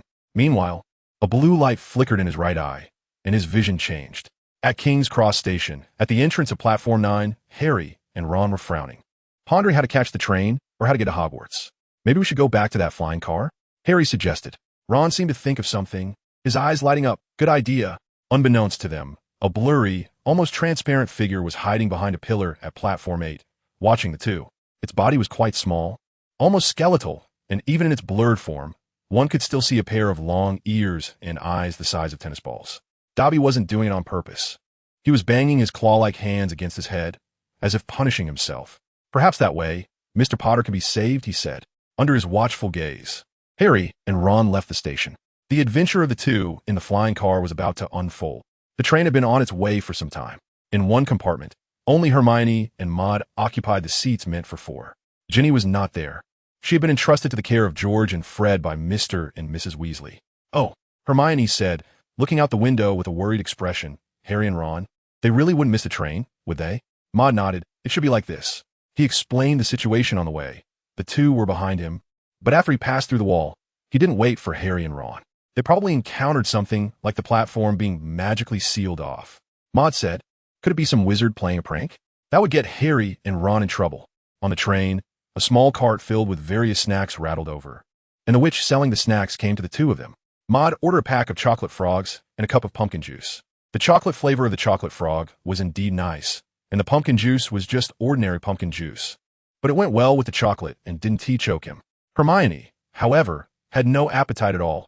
Her mind was still on Harry and Ron. But thinking about it didn't tea help, so she simply picked up a red-covered spell book and started reading. Amota sat opposite her, enjoying the chocolate frog and pumpkin juice, then leaned against the window to look at the scenery outside. Outside the window was a lush green world, with green mountains and clear waters accompanying each other. In the distance, there were a few small wooden cabins with chimneys releasing white smoke. Green mountains, clear waters, and houses, a picturesque scene. Maud closed his eyes and entered the void of his mind. In the darkness, the phoenix clone, Misius Maris, was surrounded by swirling flames, his fiery wings flapping in the void. He continued to cast and modify spells repeatedly, trying to enhance the power of his magic to a higher level. Maud did not disturb him, sitting in another corner and beginning his magic training. The magic he chose to learn was lightning magic, with the technique presented as Chidori. The reason for choosing this first technique is that it is the foundation of the entire set of techniques. Chidori is known for its piercing power and paralysis, but the lightning ball released by Maud has very low piercing power, even when shaped into a sharp form. He watched the flickering lightning in his hand, repeatedly attempting to generate strong piercing power, but ultimately failed. The conversion of electric potential energy and thermal energy? Maud pondered, thinking that this piercing power might be a result of extremely high temperatures. Once the temperature is reached, anything can be cut. But how to increase the electric potential energy Ichu? Maud shook off this idea and turned his attention to simpler factors, speed and the concentration of magic. As long as the speed was fast enough and the magic concentration high enough, could the presentation of lightning magic approach that of Miss Schutz's flame blade? He pondered, with each hand manifesting a crackling sphere of lightning, and he attempted to fuse them together. But unfortunately, bang, the chaotic lightning he had thrown out in advance exploded. Let's try again. Maud thought for a moment, then reshaped two balls of lightning and tried to fuse them again, but the result was still the same. He pondered the possible reasons and recorded his thoughts in a magic book. Then he opened the book and contemplated solutions to this problem. Through repeated summarization and practice, he cast the lightning magic once more, with the lightning balls in his palms surging and purple arcs playfully flickering. He slowly brought his hands closer together, gradually adjusting the concentration of magic power and the frequency of its flow in both hands to achieve balance, then attempted to make them equal. Then bang, it exploded again, and in the darkness, purple light surged up as lightning jumped continuously, still powerful. Looking at the scene before him, a smile appeared on Maud's face as he realized that the two lightning balls had indeed begun to fuse, and that small part of the fusion was closer to substance. This meant that the path of fusing lightning could definitely be pursued further. As for speed, it was much simpler. It was just a matter of adding the concept of swift protection to the magic. In short, this technique had the potential to take shape, and once it did, the entire system would have a foundation.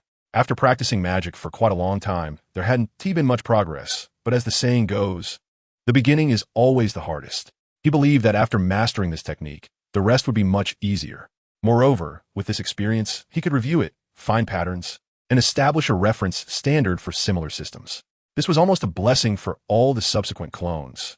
Maud stretched lazily, paused his magical training, and began to think about what to do next.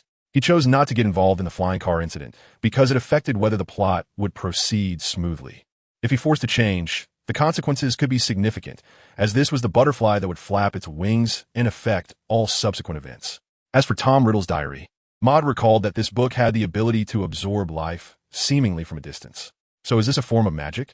If so, could he change its target to something else like Nagini? As for the so-called danger in the Chamber of Secrets, it held some value for him. He was contemplating whether to use this danger as one of the materials for his avatar. But what kind of magic could it help him learn? That evening, the moon was bright and the stars sparse. The bright moonlight streamed through the window, casting a glow in the office. At that moment, Professor Snape sat in a chair behind his desk, his expression serious and cold as he held up a newspaper, addressing Harry and Ron about a serious matter. Your flying car was seen by at least 7 muggles. He slammed the newspaper on the desk, and the heavy gaze made Harry and Ron lower their heads. Do you have any idea how serious this is? This act nearly exposed our world completely to muggles. He continued, not to mention, you also harmed the Whomping Willow outside the castle, which is much older than both of you. To be honest, the Whomping Willow poses a greater threat to us than you do.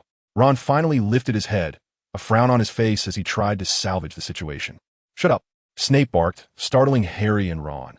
They had never seen such a terrifying expression on Professor Snape's face. Filch, who was watching from the doorway, wore a smug and unpleasant smile. He always enjoyed quietly watching the punishment of students. It was one of his hobbies. Harry felt a sinking feeling in his stomach. He thought he might be expelled from Hogwarts this time, and would have to return to that narrow, small room with the windows boarded up. Perhaps he would face the occasional punishment of hunger and confinement. I assure you, Professor Snape said, if you were my Slytherin students, and I could decide your fate, I guarantee you both would be taking the train out of here tonight. He leaned in closer to Harry and Ron, his facial muscles twitching with anger. Harry and Ron didn't speak, having no words to say, only displaying glum faces. They had indeed committed a significant offense. They had violated the rules of the magical world and Hogwarts. The best outcome for them tonight would probably be expulsion. They thought, their expressions growing worse. And never come back, Professor Snape added emphatically. P.S. 3,260 words in this chapter, including this one, a total of 6,740 words, equivalent to 3 of my usual chapters, compensating for the one I owed yesterday. That chapter could have been posted, but the plot wasn't well written, so I added over 1,000 words, which delayed a bit. Please urge for updates. Please give 5-star reviews. Oh, they don't have to go home. A deep and resonant voice came. Professor Snape and the 2 young wizards turned to look. At the office door, Professor Dumbledore, clad in a black robe, slowly walked in, followed solemnly by Professor McGonagall. Dumbledore's arrival made Harry and Ron's eyes light up, as if they had seen a savior. Professor Snape furrowed his brow and greeted Headmaster. He continued, these 2 children have violated the Underage Wizarding Restriction Act. Based on my position. His words were interrupted by Dumbledore, I understand. Dumbledore smiled. In fact, many regulations were established by me. They have indeed violated them. But Professor McGonagall, he pointed to the quietly listening Professor McGonagall, who is still wearing her green robes today. She is the head of Gryffindor, and she is the one qualified to deal with these 2 children. The next day, after lunch, Maud was called by Professor Snape on the way. Professor, is there something you need? Moody looked at Professor Snape's poor expression and blinked. He thought of the scene last night when Harry and Ron, having escaped from danger, returned to the dormitory laughing and guessed what might have caused an argument with Professor Dumbledore. Professor Snape said coldly about the Black family. Maud turned serious. Professor Snape pointed to the cobblestone path ahead and said, "Let's talk while we walk." Maud nodded and followed Professor Snape. "You can rest assured about the Regulus family for the time being," Professor Snape said. "They are encountering some troubles over in North America, having business conflicts with another significant family." He explained that the Regulus family had clashed with another multinational magical group, the Ross family, and the two families had privately engaged in magical confrontations more than 10 times, resulting in many deaths. Therefore, the Regulus family currently has no manpower to spare to handle things over here. Maud listened carefully, a smile involuntarily appearing on his face. Additionally, Professor Snape looked at Maud. Professor Dumbledore has written to the Ministry of Magic to strongly protest the Ministry's tolerance of the Regulus family's excessive actions. Next, even if the Regulus family were to make a move, they couldn't do so openly against your family. When mentioning Professor Dumbledore, he furrowed his brow again, thought for a moment, and added, "Remember, they may not act openly, but you still need to be cautious. If you notice anything unusual, inform me immediately. Of course, if the conflict over there ends, I will inform you in advance." Mole noted. In the afternoon, there was a herbology class taught by Professor Pomona Sprout. The large herbology classroom resembled a greenhouse for growing vegetables. The completely transparent ceiling, along with the walls, allowed bright sunlight to shine through, illuminating the pots of plants and lighting up the faces of every young wizard. Professor Sprout was an older witch, short in stature, wearing a patched-up wizard hat and a brown robe that was covered in dirt. She always had an optimistic smile on her face. "Welcome, second-year students, to Greenhouse 3, she said, waving at the young wizards, looking like an ordinary muggle woman, very down-to-earth. "Come on over. Today we're going to repot the mandrakes." Maud squatted down to examine the mandrake that had fallen into the flower pot in front of him. He had only seen pictures of this plant in books before. This was the first time he was seeing it in person. Although it was called mandrake, it should actually be referred to as mandrake root, as the efficacy of this herb lies in its roots, which are a powerful restorative agent. The leaves on the root are serrated and look like ordinary plants. But once the soil is dug up, the appearance is quite different. Can anyone tell me what the root of the mandrake is used for? Professor Sprout glanced around at the young wizards and soon spotted Hermione, who had raised her hand. She called out, "Miss Granger, please speak." "Mandrake, also known as the belladonna or deadly nightshade," Hermione said excitedly, her eyes sparkling with enthusiasm. This was her favorite knowledge-sharing moment. She continued, "It is usually used to help those who have been petrified return to their original state, but it has certain dangers as well. Its scream can be lethal." Listening to Hermione's answer, Professor Sprout smiled with satisfaction. "Well said, Gryffindor gets 10 points. Then, Professor Sprout said, "Now we will begin to help the mandrake in front of you find a new home. Please note that our mandrakes are seedlings.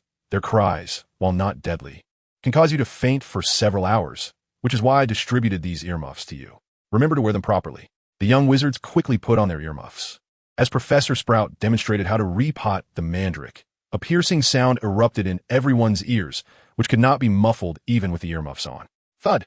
A figure in the crowd fell straight down. Professor Sprout sighed, as if encountering a hopeless student, commonly referred to as a bad apple. It seemed that Neville Longbottom had forgotten to wear his earmuffs. She sighed again. The one who had fallen was the chubby Neville Longbottom, the boy with a 7-second memory. He often forgot crucial things, like last year when he forgot how to break his broom during flying lessons, resulting in a close encounter with the ground. Amidst the laughter of the crowd, Maud began his task. He grasped the stem of the mandrake and pulled hard, revealing its root, which looked like it had a mouth and seemed almost animated. It initially appeared quite cute, like a ginseng doll, but the wrinkled outer skin detracted from its appearance. To Maud's surprise, the mandrake in his hand was actually wriggling, as if it were being playful, and more importantly, it did not scream out loud. Maud blinked oddly, deep in thought, while his hands continued to move, without the struggles and cries of the mandrake. He quickly buried it in another pot and added some soil, the whole process so smooth that it caught Professor Sprout's attention. She saw Maud's finishing touches, and in the brief moment everyone was busy mocking Neville. This little wizard had already completed the task she had assigned. "Mr. Maris," Professor Sprout adjusted her hat and praised. "I've never seen such a smooth action before." She looked at Maud and said, "In fact, you are the first student to change pots and manage to prevent the mandrake from struggling, even from crying out." This remark elicited Draco Malfoy's disdain, who was standing next to Maud. He frowned, staring at Maud's profile, his eyes revealing arrogance and displeasure. Something within him was about to erupt. It might be a condition known as, if you can't show off, you get sick. Malfoy thought that he couldn't fall behind, and with gritted teeth, he yanked out the mandrake in front of him. However, he inadvertently placed his thumb near the mandrake's mouth, and immediately, eek, hiss, the sharp cry echoed once more in the greenhouse. Malfoy's slight cry of pain was mixed in, and although it was mostly drowned out by the mandrake's wailing, Maud still heard it. Maud looked over, and his expression immediately changed. He pretended that nothing was wrong, maintaining a calm demeanor. Maud turned back, and he began to hiss while pinching his fingers. Seeing this scene out of the corner of his eye, Maud couldn't help but laugh out loud. After class, Malfoy and his two lackeys, Goyle and Crabbe, lay in wait on the way to Gryffindor Tower. Remember, Malfoy said, when that guy Maris comes over, Goyle, you grab him from behind right away, and then Crabbe will be responsible for tying him up with rope. Goyle and Crabbe nodded seriously. Maris, Malfoy grinned and said to himself, I will make you, that half-blood wizard born in a corner, pay for the mockery just now. P.S. 2,630-word chapter.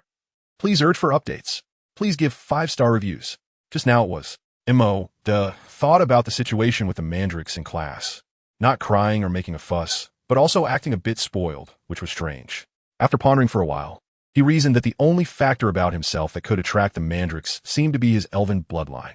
Keeping one as a pet, he considered, but ultimately dismissed the idea, as their cries caused indiscriminate harm, and he had no time to care for his own pet, the black snake, which had to fend for itself. He glanced at the sky. The sun was intense, and then he quickly headed towards the Gryffindor Tower. At the tower ahead, a figure suddenly peeked out, and 3 shadows dangled down before retracting. With his sharp eyes, M.O. caught a glimpse and paused, recalling Malfoy's provocative gaze from after class. Malfoy, huh? He chuckled and continued walking forward. He had no intention of turning around to avoid them. After all, Malfoy needed a chance for revenge, didn't he? As he reached the corner, a figure suddenly darted out. Always alert, M.O. took a step back and tripped them. Thud! Goyle fell flat on his face. Hey! M.O. exclaimed, as if just discovering Malfoy and his friends hiding around the corner. Mr. Malfoy, are you playing hide and seek? Useless. Malfoy shot a fierce glare at Goyle before turning to M.O. Maris, today you're lucky. He exchanged glances with Crabbe, who understood and stepped forward to help Goyle up, and the 3 of them were about to leave. Maud turned and headed into the tower. The dragon was out of the cave. Malfoy had learned to be clever. He chose not to confront directly, as that would only draw more attention to the situation. A gray light flickered from his wand, and a long, dark brown snake emerged, which he flung into the air with a flick of his wand, sending it towards Maud's back.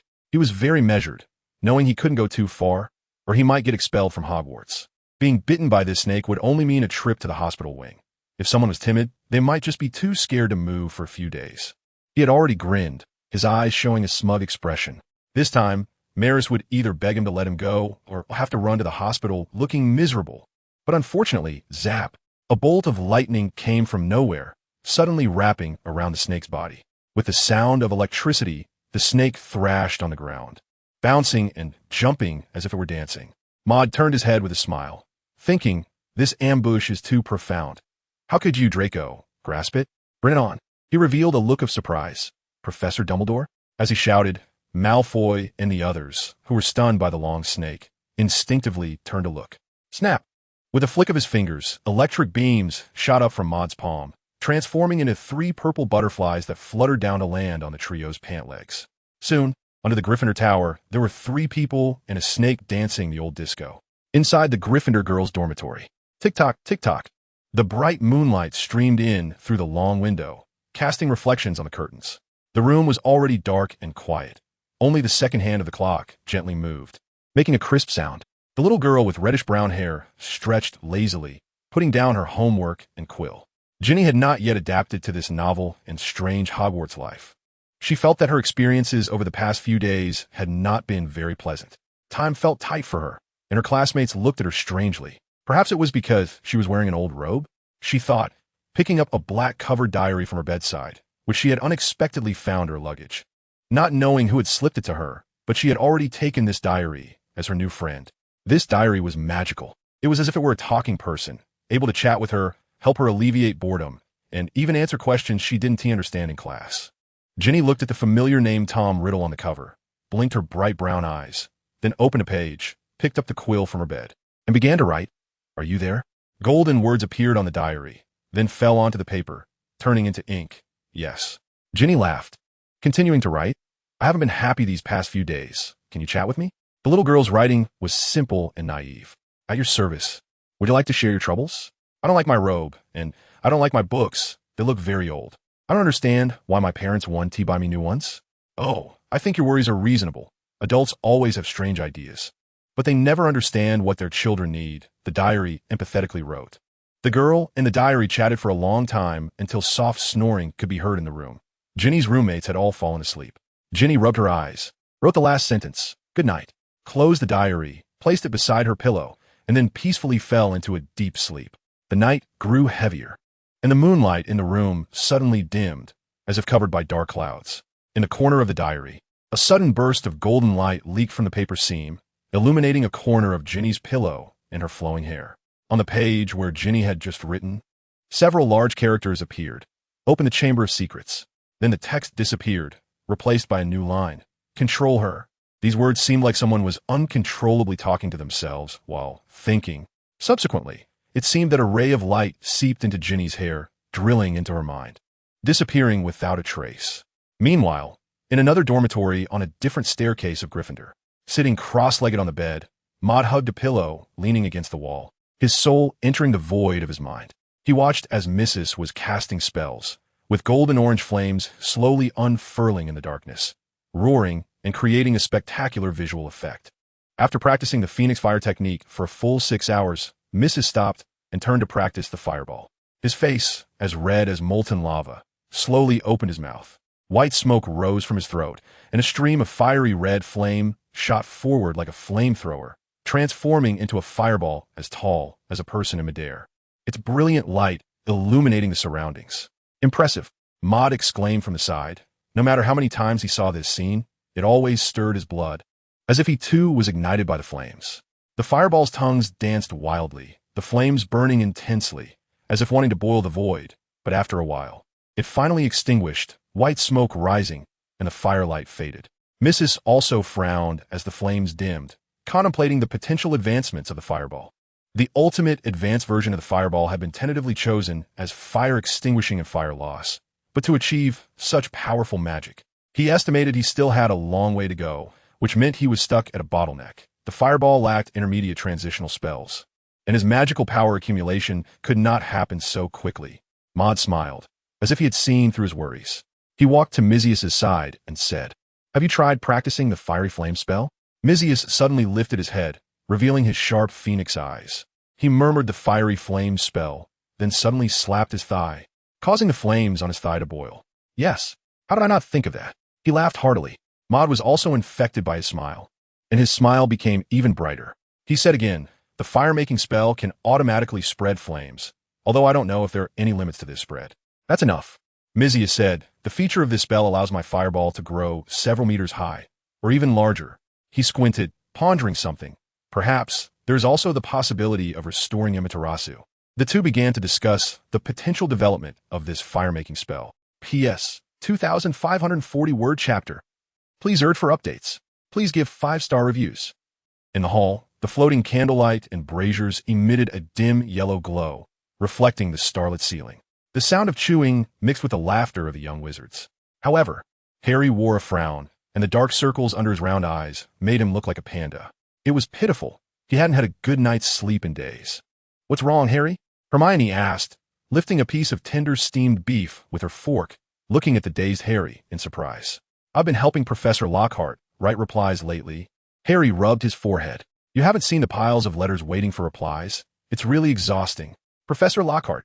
Hermione's voice almost rose an octave. She had read almost every one of Lockhart's autobiographies, and the stories and the charm of the protagonist deeply attracted her, making her one of Lockhart's fans. And now, Harry was actually in the same room as Professor Lockhart. Seriously. Did Professor Lockhart tell you about the adventures he experienced before? Oh, I really want to know how many heroic deeds he still hides. Of course, it would be even better if I could get an autograph. Harry sighed. Upon hearing this, he already knew Hermione couldn't understand his pain, no matter how much you like an author. Having to help him reply to piles of letters every day would quickly make you feel annoyed with that person, just like setting a favorite song as an alarm ringtone. Moreover, he didn't like this unserious professor who smiled all the time at all. "Hey, Miss Granger, are you crazy?" Ron said with something in his mouth. Speaking with a full cheek. "This guy looks like a narcissist. I always feel like he's a fraud." "Oof." Hermione snorted, not responding to Ron's words. But her happy expression faded instantly.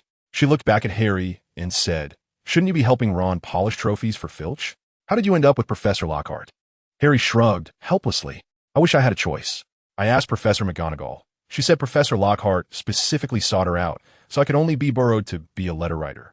Maud slowly savored the roasted lamb chops on his plate, lacking any desire to speak. But soon, a topic broke his silence. "I heard that our new dark arts defense professor, Professor Lockhart, has assigned each of us an extracurricular reading, Gaddying with Ghouls, priced at 12 galleons each." Seymour Finnegan, who loves exploding spells, remarked with a face missing an eyebrow. He had already heard about our stories with ghouls from last semester, claiming that we knew too little about them, which is why we seemed so panicked. "Oh, I heard his book sales were quite impressive 2 years ago." Seymour chatted with Neville and the others. Maud muttered something incoherent, mixed with strange vocabulary and negative emotions. Lockhart's money-making scheme was a bit shameless, targeting the little money in his pocket as the Elven King Maud Maris. This didn't seem like the behavior of a professor. This guy was particularly skilled at writing books and making headlines, and it seemed he was also quite adept at sales. He might as well be called Lockhart, the gold medal salesman. "Maud, what are you talking about? Some strange spell?" Hermione asked. Maud looked at the 3 people staring at him and nodded seriously. "That's right. It's a new type of spell from the ancient and mysterious East." "Oh, speaking of spells, I almost forgot." Ron took out 2 wands from his robe, to be precise. One wand that was broken in 2. It had been damaged during a flying car adventure, which is why it looked like this. He looked at the splintered ends of the wand, trying to put them together, but it was merely a hopeful wish. He then took out some tape and wrapped it a few times, just barely managing to connect the wand, but with the slightest touch, it would still wobble. "Am I done for?" Ron grimaced as he looked at Maud and the others. "You're done for. That's true. You're right." The first 2 sentences were said by Harry and Hermione, and the last one was said by Maud. After hearing these words, his face fell even more. Click! The sound of a camera shutter went off, and Maud turned to see a younger-looking boy holding an old-fashioned silver camera, snapping pictures of Harry. He lowered the camera, revealing a slender face and bright eyes. "Hello, Hagrid. I'm Colin Creevy." Colin's face showed admiration. "I'm also a Gryffindor student." He was a fan of The Boy Who Lived, Harry Potter, and ever since receiving his letter from Hogwarts, the stories about Harry had reached his ears more than once. Thus, the very young Colin regarded Harry as a hero, an idol. He started chatting with Harry and even asked Ron to take a photo of him with Harry, before joyfully returning to his seat.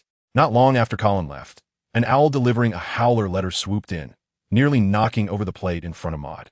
Fortunately, he was quick enough to press down on the edge of the plate, preventing the lamb soup from spilling all over himself. What a meal full of twists and turns. "Ron Weasley, how dare you steal your father's car? Your behavior is truly shameless." The howler letter emitted Mrs. Weasley's furious shout, which is why it's called a howler. Mrs. Weasley loudly recounted all the consequences of Ron flying the car, and then, as if it could see Ginny sitting not far from Ron's left, the howler turned to Ginny, and the tone inside became much gentler, this time filled with various inquiries about her well-being. Maud turned his gaze to Ginny. He was taken aback. He didn't see anything, but he felt a twisted magic seemingly lingering around Ginny. So this magic is what is known as the life-draining spell? In Maud's eyes, blue light flickered as he cast the divination spell, and a line of text appeared before him. Unformed magic, matching degree, effect, evaluation, all were unknown, which sparked curiosity in Maud. Was the magic unformed due to the insufficient magical power contained in the diary, or was this magic relatively complex? He stared at the air above Ginny's head, lost in thought. He pondered that perhaps this could be a composite type of magic, with functions including life-draining and manipulation. After all, what happened next certainly did not seem like something a little girl would have the courage to do. P.S. Please urge for updates. Please give 5-star reviews. In the House of Requests, Maud, dressed in a black robe with a blue shirt underneath, sat in a corner by the table, across from Hermione, who was brewing potions. In his hands was an old book titled Alchemy, Small Items, authored by the renowned alchemist Nicholas Flamel. And the book had come from Professor Snape's office. On the page that Maud opened, there were some kind of hieroglyphs, arranged in a chaotic manner, and the content was dense, resembling a child's haphazard doodle of lines. However, This messy line drawing was the core of the first-generation flying broom, which had long been phased out. As Maud looked at the content in the book, a thoughtful expression appeared on his face. From a distance, these hieroglyphs bore an uncanny resemblance to the chaotic fine lines he had seen in the magical structure before. The knowledge of the magical structure recorded that the structure of the magical structure is the direction of the threads within its world, which represent the innate abilities of the organism. And this line drawing representing the core of the flying broom could also be said to represent the innate ability of this object. Magical structures and alchemy. Maud feels that there is great potential here. In the modern magical world, there is no concept of magic circles in the field of alchemy. The magical structures also indicate that non-special items cannot be inscribed with magic circles in reality. Even his previous brilliant wand was completed with the aid of the magical item. The light feather. The key lies here. His light feather, possibly granted by the Unicorn King, has transformed from a one-time consumable into a reusable item, now residing within him. This means he can attempt to combine his knowledge of magical structures with alchemy to see if he can create his own alchemical products. Maud chose the direction of the experiment by carving the known radiant magic circle onto an ordinary beaker on the table. He discreetly took out a feather of light. In the bright, wish-granting room, this bit of light was indeed not very bright. It looked like a dazzlingly white feather. He carved very carefully and cautiously. While it was called carving, it was more appropriate to describe it as painting because his carving did not affect the physical level. If it had to be described, it should be said to operate on a level of magic that was invisible to the naked eye. However, when Maud moved to carve the next stroke, the pattern of the previous stroke did not remain like it would with a wand, but rather disappeared. After a long time of carving, the beaker showed no changes at all. Was it that this radiant magic circle was not suitable for carving other objects? Or was it that alchemy and magic circles could not be integrated? Maud touched his chin. Maud organized all the magical structure knowledge he had accumulated, with the ultimate purpose of carving magic circles in a magic tower. He had never stopped learning about magical structures, only pausing for 3 months due to special reasons while returning home. He listed all the spells he knew and eventually discovered a particularly simple spell, the illumination spell, which he could try at the moment. He began to practice, attempting to use his knowledge of magical structures to transform this spell into a magic circle structure. This would be the core of his alchemy during this period. If successful, he would have so many ideas he wanted to try. What kind of reactions would occur when all the magic he knew was carved into objects? For example, would a statue carved with a movement spell be able to move continuously relying on the internal magic circle and follow his commands, turning from short-term worker into a long-term one? At 3 in the afternoon, the sun was shining brightly. Maud and Harry, along with another person, arrived at Hagrid's hut to visit him. A gentle breeze mixed with the warmth of the sun brushed against their faces, flowing into Maud's body, warming his nose and making him feel invigorated like the lush green plants on the ground. Outside the door, Maud could hear the pleasant sound of flute. Hagrid was playing inside, and from the comforting rhythm, it was clear that he had been practicing a lot lately. Knock, knock.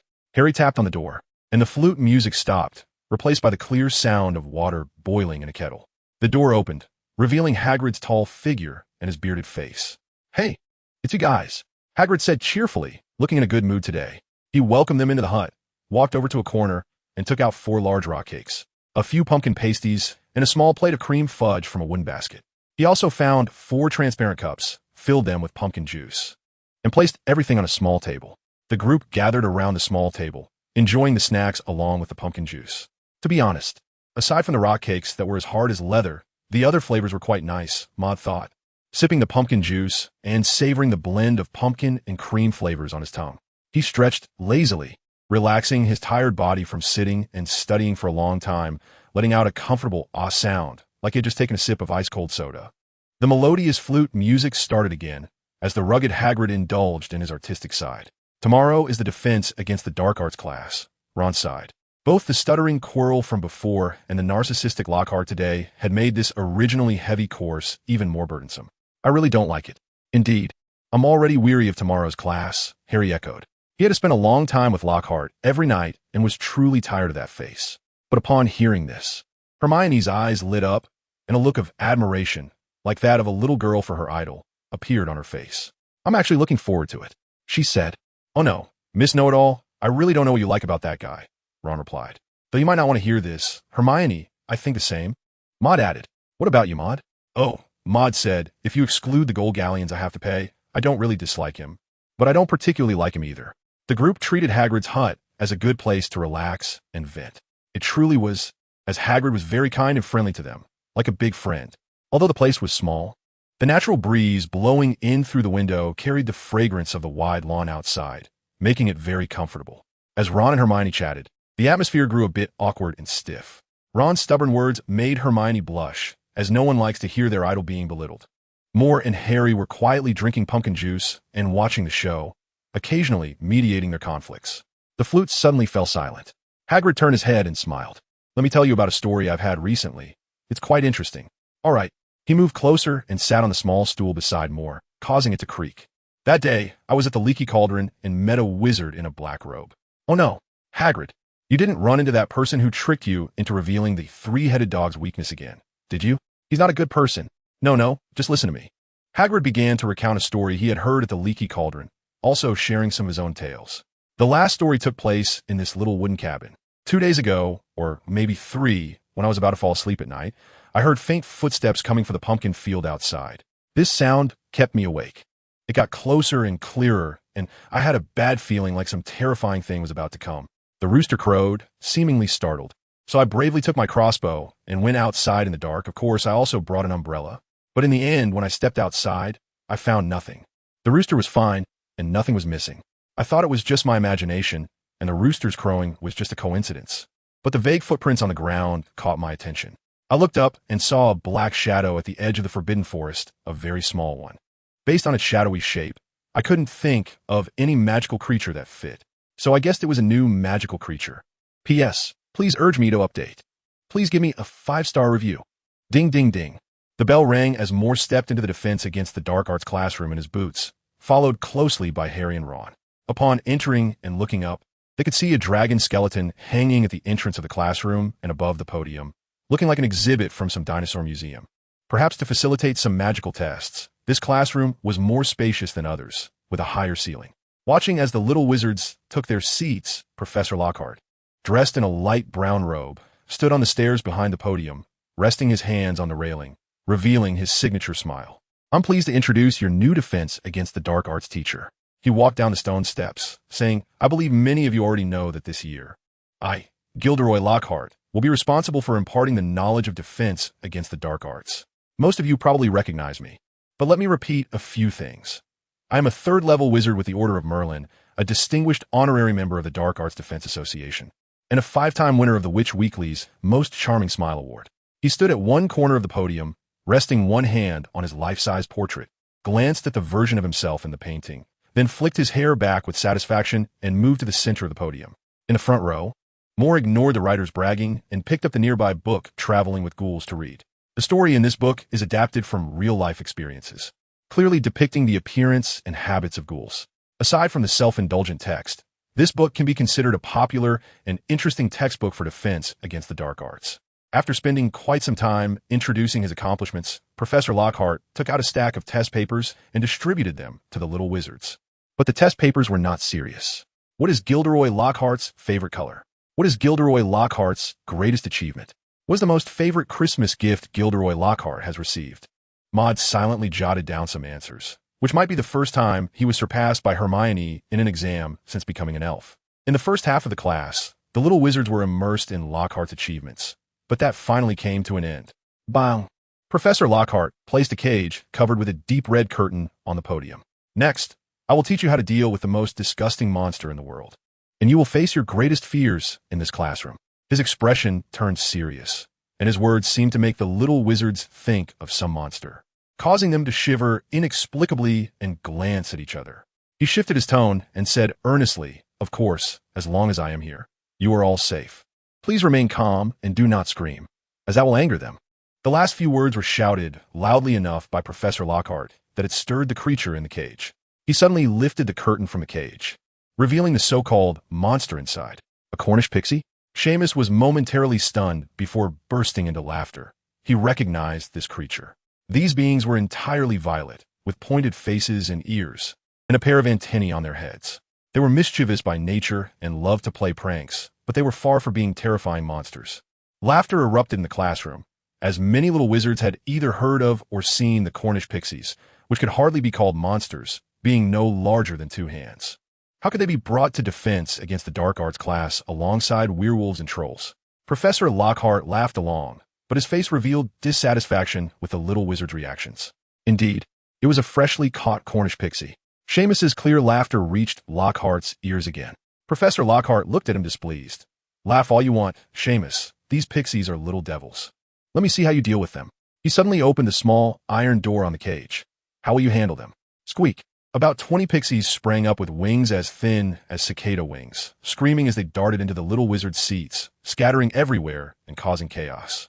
Soon, the pixie's mischievous nature kicked in, tearing at the books on the desks, tugging at the little witch's long hair, and throwing everything they could lift, including portraits and wands, into the air. Let go of my book. Don't pull my hair.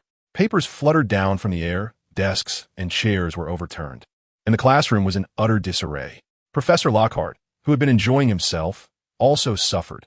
A pixie had pounced on his face, while several others flew onto his head, clawing at his golden curls. Before long, Professor Lockhart could no longer tolerate it. Even if such a scene proved his words correct, his hair and face were his treasures. Pesca pixie pesternemy, he shouted, raising his wand. This was a summoning spell. Many students turned to watch, hoping the spell would send the pesky pixies back into the cage. Unfortunately, nothing happened.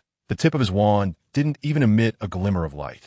Lockhart awkwardly exchanged glances with a few little wizards before hurriedly running up the stairs behind him, intending to return to his office and leave the little wizards to deal with the mess.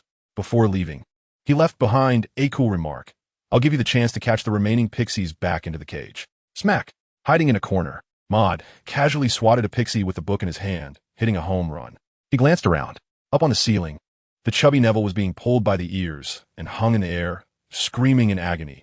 Hermione had strands of hair being tugged at the back of her head, also distressed. While the figure on the stairs had vanished, the office door was closed. Maud couldn't help but sigh. This guy could be a professor? He can't even clean up after himself properly. He should figure that out in front of the supermarket first.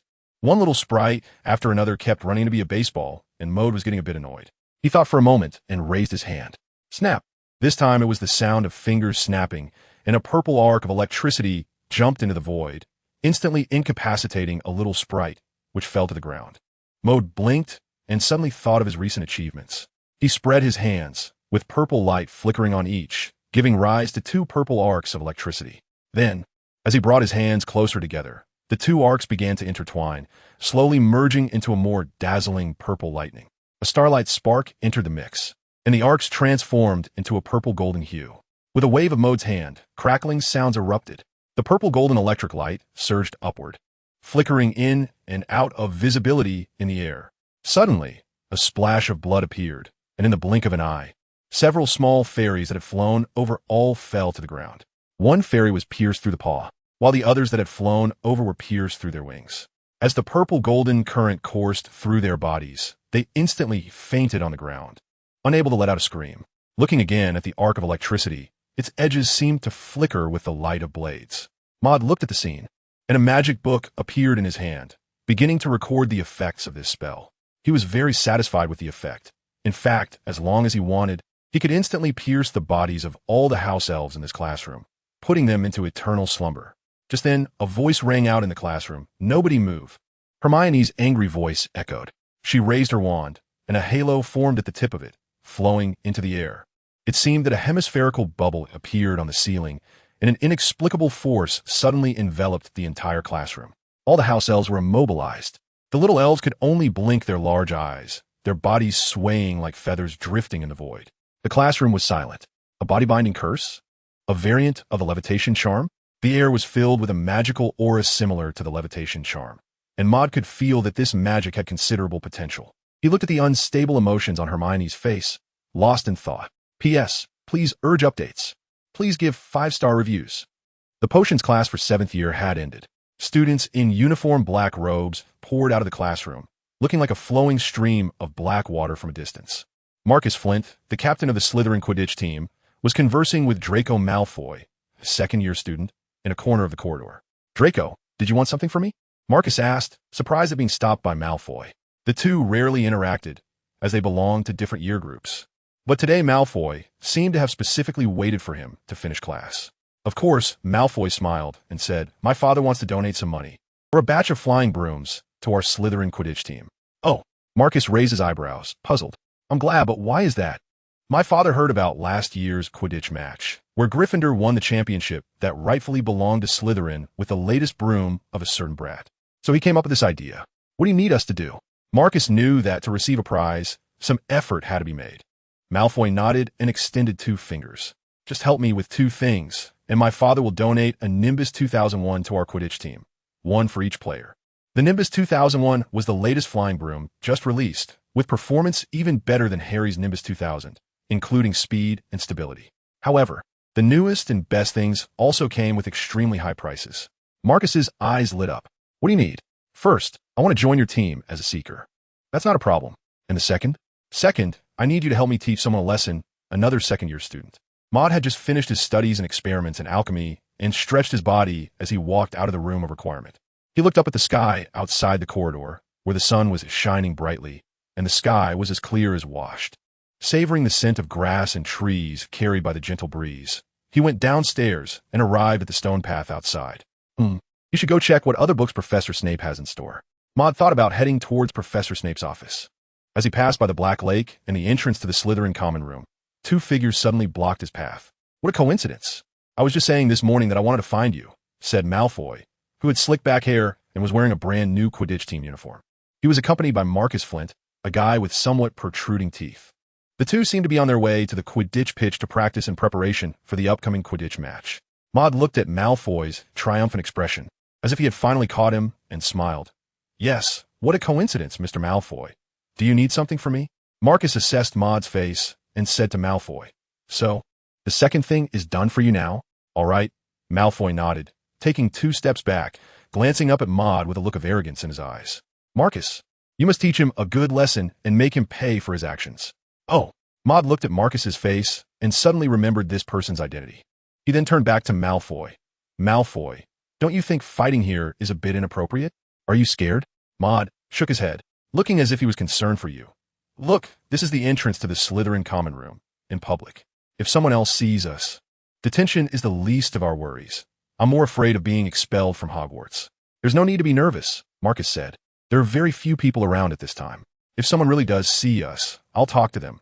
They'll give me some face." Marcus's way of making friends was as straightforward and blunt as his style of playing Quidditch. As he spoke, he pulled out his wand from under his team uniform and pointed it at Maud. "Although I don't know what you did, I'm sorry. But I have to fulfill a promise. I understand, mon nodded." A few days ago, Malfoy had just performed a public senior disco dance under the Gryffindor Tower, and today it was at the entrance of the Slytherin common room. He was contemplating whether to add some other dance moves today, feeling that just disco was a bit monotonous. Maud looked at Marcus, who was about to light up his wand, and was about to snap his fingers when he suddenly withdrew his hand. "Professor Snape?" He looked in surprise at Malfoy and Marcus's back. Malfoy laughed. "Maris, you're not still planning to trick us with this old trick." Smack. A large hand swung from a black robe and hit Malfoy hard on the head, messing up his golden, slicked-back hair and forcing the words he hadn't spoken back into his stomach.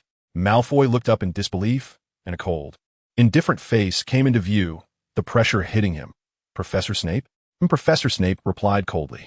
He then looked at Marcus Flint, who was pointing his wand at Maud. At this moment, Marcus's hands were shaking a bit, and he looked very embarrassed.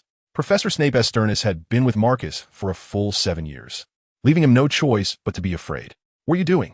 Professor Snape narrowed his eyes, his deep and indifferent gaze leaving Marcus somewhat at a loss.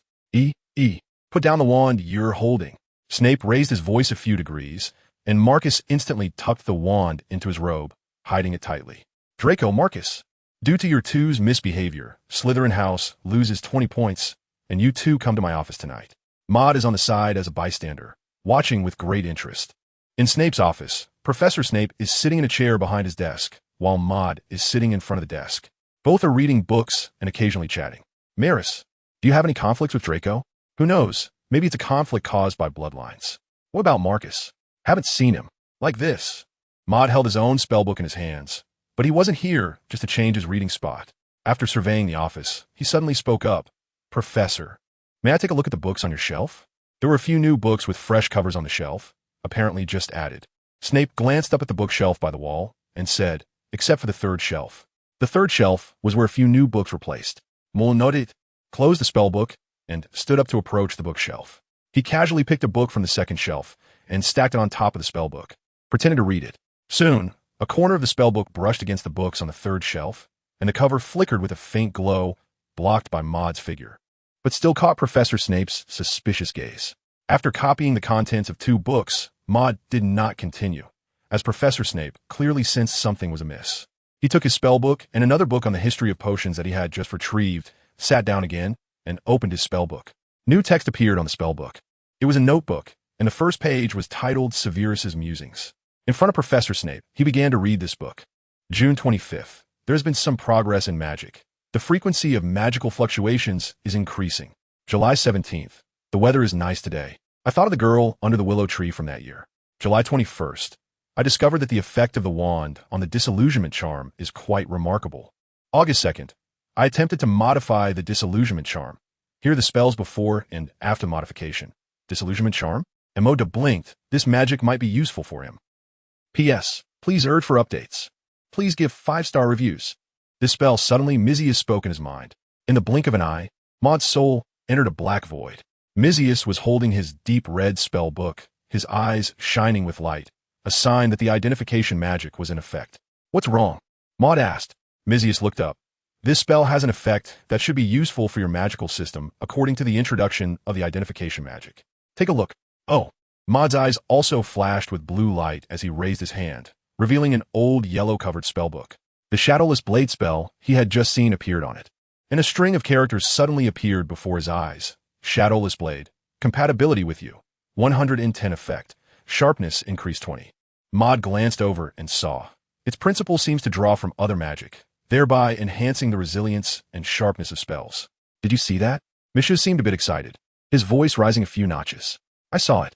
Maud nodded. If this sharpness characteristic can really be transferred to other spells, then your Balsam Root Red has a foundation for formation. The two chatted enthusiastically about magic, engaging in an in-depth exchange on the further development of the magical system, before Maud finally returned to reality. He lifted his gaze from the book and saw Professor Snape staring intently into his eyes, startling him so much that he nearly toppled off his chair. Professor Snape, is there something you need? That close face and gaze were truly unbearable. Professor Snape did not respond immediately, staring for a moment longer before slowly saying, Your gaze just now was off, like you were lost. Oh. Maud wiped his mouth as if to wipe away drool and explained, I might be a bit tired today, perhaps I was about to doze off. Back in the dormitory, Maud immersed himself in thought again. Both he and Messieurs were busy practicing their magic. In the vast emptiness, flames and lightning whirled around. Firelight and purple electricity surrounded them, momentarily dispelling the darkness and solitude of the void. After an unknown amount of time, the two returned to the round table meeting room. I need you to help me with something, Messieurs said as he flicked his fiery red robe and took his seat at the Imaginer's position. Maud sat down in his chair. What's the rush? I want to learn Hermione's body bind curse. Well, she might not even know what this spell is, but I need to feel all the emotions she experiences when casting this magic. You want to learn her spell? Maud asked. You could say that. My intuition tells me that this magic is useful for me. For example, I could use its magical structure to build a more stable blade of fire hidden within a fireball, combining disarming charm and body bind curse. Yes. Mon note, all right. Let me also take a bit of this wool. In a library corridor, Gryffindor Quidditch team captain Wood was about to lead his team, including Harry, to start today's practice. They were dressed in neat uniforms, with red robes and deep yellow ties, looking quite spirited. I've thought of many new training methods for the upcoming semester during the summer, Wood said as he walked, his face beaming with excitement, as if he could already see his players making great progress under his new training methods. He said, We must train earlier, longer, and harder. But he suddenly looked up and frowned at something not far away. What? I can't believe it. A group of people walked onto the spacious lawn and confronted another group, the Slytherin Quidditch team. Flint, where are you going? Wood frowned as he looked at him. Marcus replied with a smile, to the Quidditch pitch. I've already booked the entire Quidditch pitch for today. Don't get excited, Wood, I got permission. As Marcus spoke, he pulled out a small piece of paper from his pocket and handed it to Wood. Outside the library corridor, Maud was asking Hermione about the freezing spell, with Ron sitting next to him. I think they might be in trouble, Ron said, staring at the expressions of both groups. Hermione noticed it too and couldn't sit still. Probably. Maud shrugged. Let's go take a look. The three walked to the back of the Gryffindor team and stood side by side with Harry.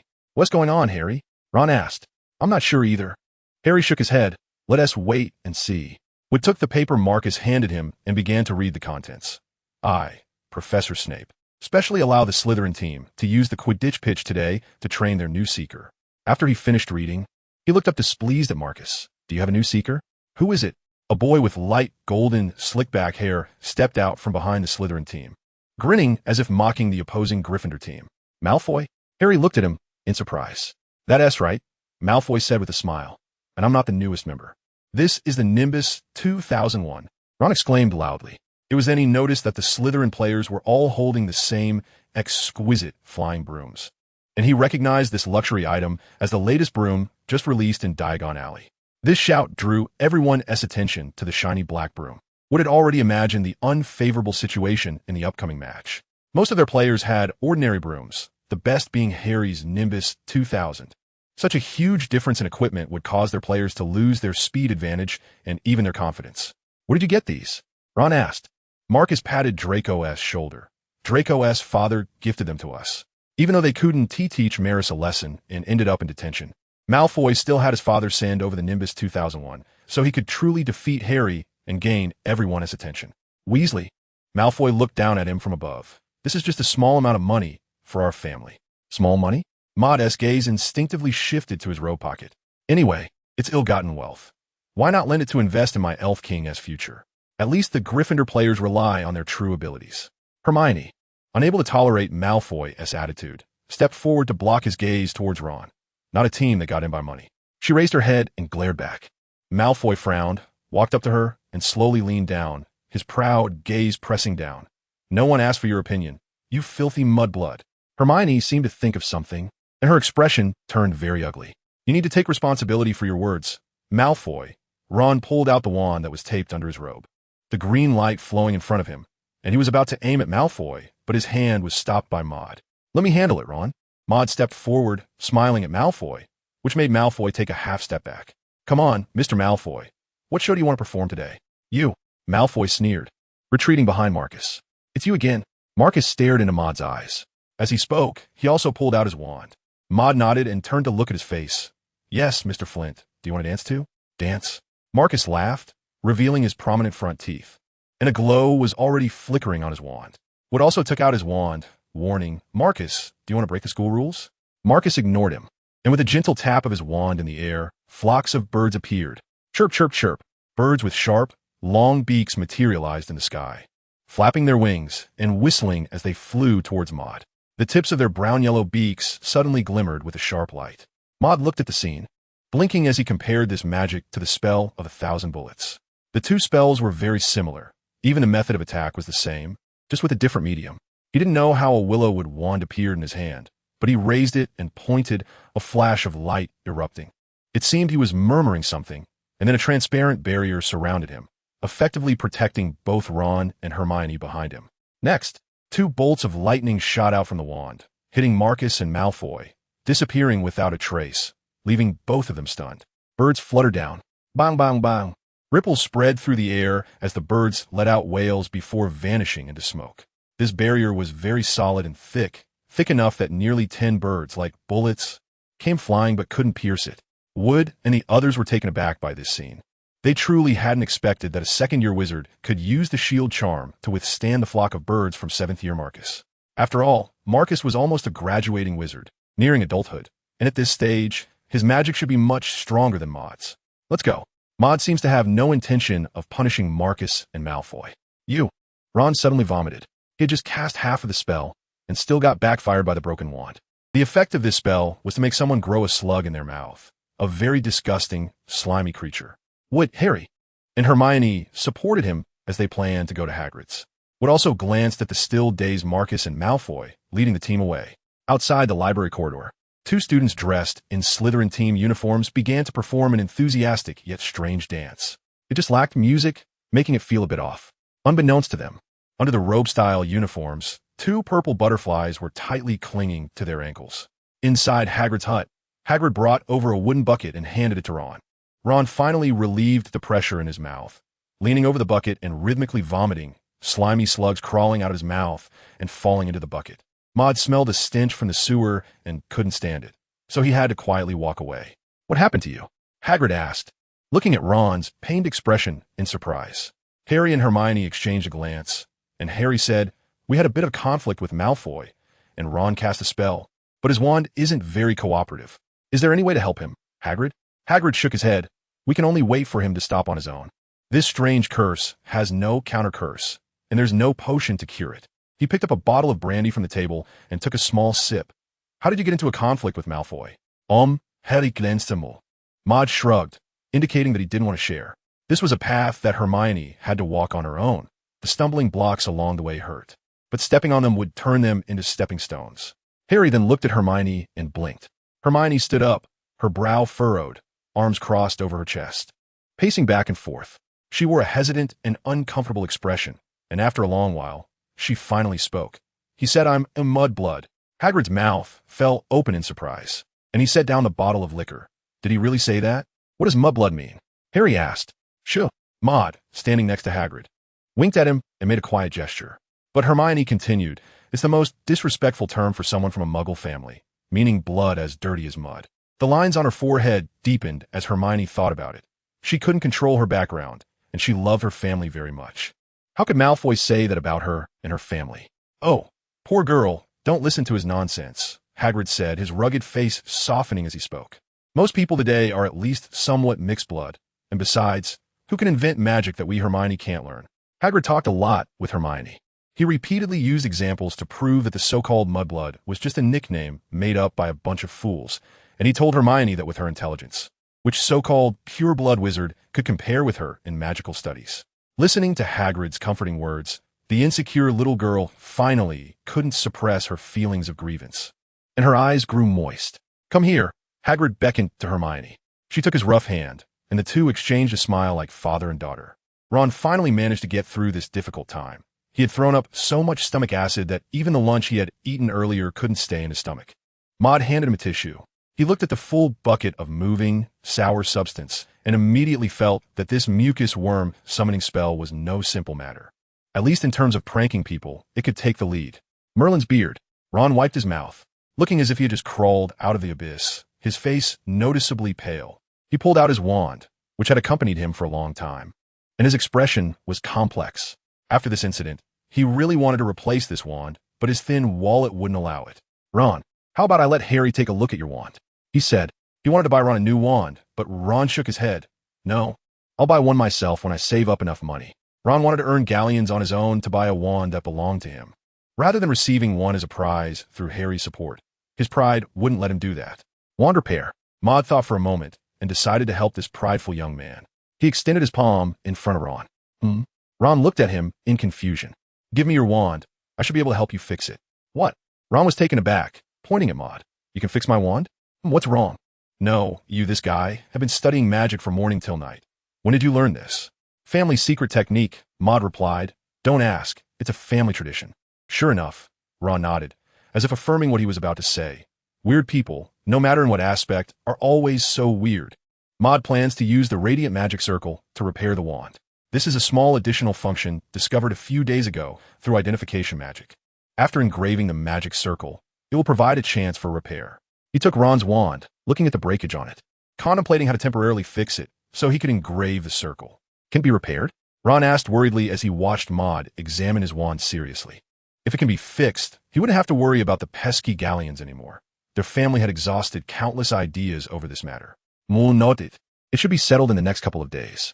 Ron laughed, wanting to give Maud a big hug, but unfortunately, the smell on him was still strong, and Maud distanced himself in disgust. "Ugh, let go of me, Ron. I'm suffocating." The second person chosen for a hug by Ron, Harry, was held tightly in his arms, and from under his robe, Harry's muffled sounds could be heard intermittently. However, Ron was too happy to hear the complaints from within his embrace. Smack! Hermione slapped Ron's hand, and with red-rimmed eyes, she revealed an expression of exasperation. "Don't you want to let go of Harry? Are you trying to murder him?" "Oh!" Malfoy looked at the little girl in front of him with distress. He had only been forced to dance a couple of times outside the Gryffindor Tower and the library corridor, and suddenly he had a little fan. "Can you help me get an autograph, Draco? Can I call you that?" The short-haired girl said. I saw this dance style in the Muggle world. It seems to be called rock dance, which is very popular among teenagers in North America. Get lost. I hate Muggles, Malfoy replied defiantly. But this little girl seemed to like that attitude. Draco, you look cool too. I recommend you learn a dance called street dance. It should suit you well. Stop bothering me. I said I won't sign. But it's just a signature. It'll be quick. Stupid Muggle descendant. P.S. Please urge for updates. Please give a 5-star review. In Lockhart's office, the night deepened and the light was dim. Harry was buried in a pile of letters. He had lost count of how many letters he had written, probably around 1,000 since the beginning of the term. It had already been over 3 hours tonight, and his hands felt like they didn't belong to him anymore, numb and unresponsive. Oh, this is such an enjoyable thing. Professor Lockhart signed his name on one of his photos, revealing a satisfied smile. What do you think, Harry? Look at the person in this photo. He has such an enchanting smile, and with his flowing signature, I believe the little witch receiving this gift will be so happy she won't be able to sleep. Harry lifted his head, rubbed his neck, his spine barely able to support his body and head anymore. Yes, Professor, he said, forcing a smile. I suppose it is quite lucky to receive such a light-hearted and pleasant job during detention, thanks to your help. When Harry said this, he was already comparing Lockhart with Professor Snape, who always made things difficult for him in potions class. Fame is an unreliable friend. Celebrities come from the actions of other celebrities. Don't forget, Professor Lockhart suddenly said a meaningful phrase, which made Harry pause, and he inexplicably thought of his nickname, the boy who lived. But what did Professor Lockhart mean by that? The two fell silent again, continuing with their tasks. Harry kept writing some cheesy replies for Lockhart as fans, while Professor Lockhart continued to admire his photo while signing his name on it. It was now 10 p.m. The night was as dark as ink, and the light remained dim. The not-so-spacious office was quiet except for the sound of pens scratching on paper. Sizzle. A strange sound broke the silence, and Harry suddenly looked up.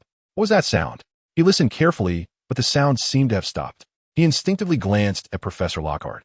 Lockhart was still seriously and contentedly continuing to sign his name. Did I mishear? He asked himself. Harry furrowed his brow and listened for a while longer. The scratching sound echoed in his ears again. I must be too tired, he thought, lowering his head to continue writing his reply. But as soon as he lowered his head, the hallucination came again. Sizzle. How? Harry turned to look, his eyes wide open, staring at the ceiling, but it was just blank. Under the light, the white ceiling turned a warm pale yellow. It seemed as if nothing had happened. But this time the sound was loud enough to convince Harry that he had indeed heard it.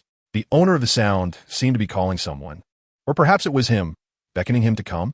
The sound invaded his ears, like whiskers scratching at his fragile eardrums, echoing in his mind, lingering for a long time. It was like a beast roaring, and also like many people wailing. He thought of the wind in the graveyard at night, a sound that was equally chilling. What? He couldn't help but shout, drawing Professor Lockhart's attention. What is it? Lockhart asked, looking at him in surprise. That sound, who? Professor Lockhart said, turning his eyes cautiously, surveying everything in the room. Didn't you hear it? What are you talking about, Harry? Lockhart chuckled, seeming to relax, but his eyes were still scanning the ceiling. You must be tired. He glanced at the portable clock on the desk. Oh, I see. 4 hours have passed already. Time flies when you're having fun. He wore his signature smile, but his eyes still darted around, revealing a fear of the unknown. Maud just finished studying for the night. He left the hall early, while Hermione was still working hard, vowing to outdo all the second-year students. Ron was busy polishing trophies for Filch, likely looking worried and frowning. Hogwarts, under the night sky, seemed to be asleep. The sound of the wind outside the corridor echoed in his ears. He walked to the right side of the entrance courtyard outside the hall, turned the corner as usual, and prepared to cross the stone bridge via the raised walkway to Gryffindor Tower. But just as he reached a spot not far from the girls' bathroom, under the warm yellow light, a cat was hanging upside down from the ceiling, blocking his path. Thud! He stepped into the water overflowing from the abandoned bathroom and paused. The cat was dark gray, skinny, with bulbous eyes like Filch's. It was Mrs. Norris, Filch's beloved cat. But more importantly, it had lost its breath, appearing as if it were dead, its bulbous eyes wide open, staring blankly at the air, its originally dark gray fur now even duller in color. The chamber's secrets? Maud turned to look at the left wall. In the dim yellow light of the corner, he saw a wall different from usual. Deep red blood was splattered on it, having already congealed, intertwining to form twisted, blood-colored letters. The bottom edges of the letters extended downward, their edges jagged. From a distance, at the boundary of the yellow and darkness, It seemed as if deformed tentacles were emerging from the wall, and the letters combined from left to right formed a strange sentence. The chamber has been opened. Beware of the heir's enemy. Maud leaned against the wall and caught a whiff of the unpleasant smell of blood lingering in the air. The impact of this scene was quite strong. Even though Maud was mentally prepared, the deliberately arranged scenery still deeply etched itself into his mind. He covered his nose, stepped back a few paces, and looked at the ground, but saw nothing. Even if there were any clues, they had long been washed away by the water overflowing from the women's washroom. What kind of person could set up such a scene? The answer was clear. It was likely someone accustomed to bloodshed, a psychologically twisted individual. And if a little girl could do this, it was highly probable that she was not just being manipulated, but had also lost her consciousness and was being controlled. He needed to find an opportunity to observe the magic on her. And Moda stood in place, deep in thought. After a while, he heard faint footsteps nearby. It sounded like only a few people. He slowly walked forward. Top, top. His leather boots splashed in the water stains, creating small splashes, and his figure disappeared around the next corner. I can be sure he wants to kill, Harry said hurriedly to Hermione and Ron as he rushed along. He had just run into them on the way. Did you hear anything? Hermione asked with a frown. This is no small matter. Can the three of them really handle it? Blood. I smell blood. I want to tear you apart. I want to kill you. It's time for slaughter, Harry repeated. The three of them exchanged glances at this blatant declaration of murder. Soon, they arrived at the wall covered in blood-red writing, where they saw the changes in the lifeless body of Mrs. Norris. Her body was already stiff, like a stone. Harry, Hermione, and Ron were both surprised and worried as they tried to find clues left at the scene, but after a while, they were surrounded by the little wizards returning to the dormitory, with both corridors packed with people. Everyone looked on in disbelief at this bizarre scene. Filch had also arrived.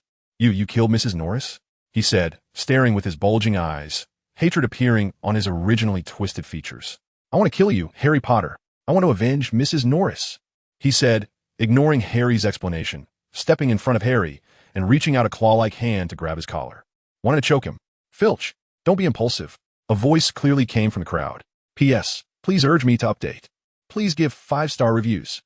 I will try to write the second chapter, but I need to go have a meal to reward myself, which might take a while. I might also get lazy during the meal. People tend to slack off at such times. So if I don't finish writing later, go to bed early and have sweet dreams. Additionally, I wish everyone a happy new year. The little wizards blocking the corridor made way, and Professor Dumbledore walked over. He lowered his glasses and carefully examined the wall filled with blood-red writing. All little wizards, return to your respective dormitories. This is not a place for you to stay. Professor Dumbledore looked at Professor McGonagall behind him. Professor McGonagall nodded and began to instruct the heads of houses, and soon, under the leadership of several heads, the students began to exit, leaving only Harry and the other two. Professor Dumbledore approached the hanging cat body, looked at it, turned back, and said, Filch, don't worry, Mrs. Norris is just petrified. Professor Sprout's mandrakes are growing well. When they mature, the potion made from them can restore Mrs. Norris to her original state.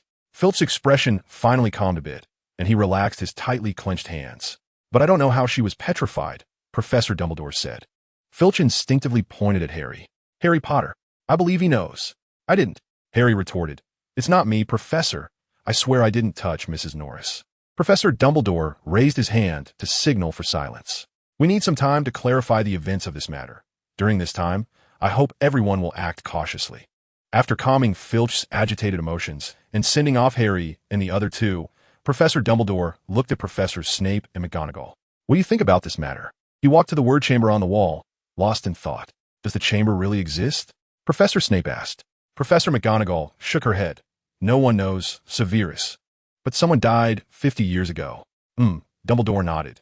And others were unjustly implicated and expelled from school. You mean? Yes, Professor McGonagall, it's the person you think of. But he is innocent. Professor Dumbledore continued. Next, we need to attempt to piece together the truth using the clues left by this scene. And we hope to find out the truth from decades ago. Before that, the school's patrols cannot slacken. In fact, they need to be strengthened. No one knows if a tragedy like 50 years ago will happen again.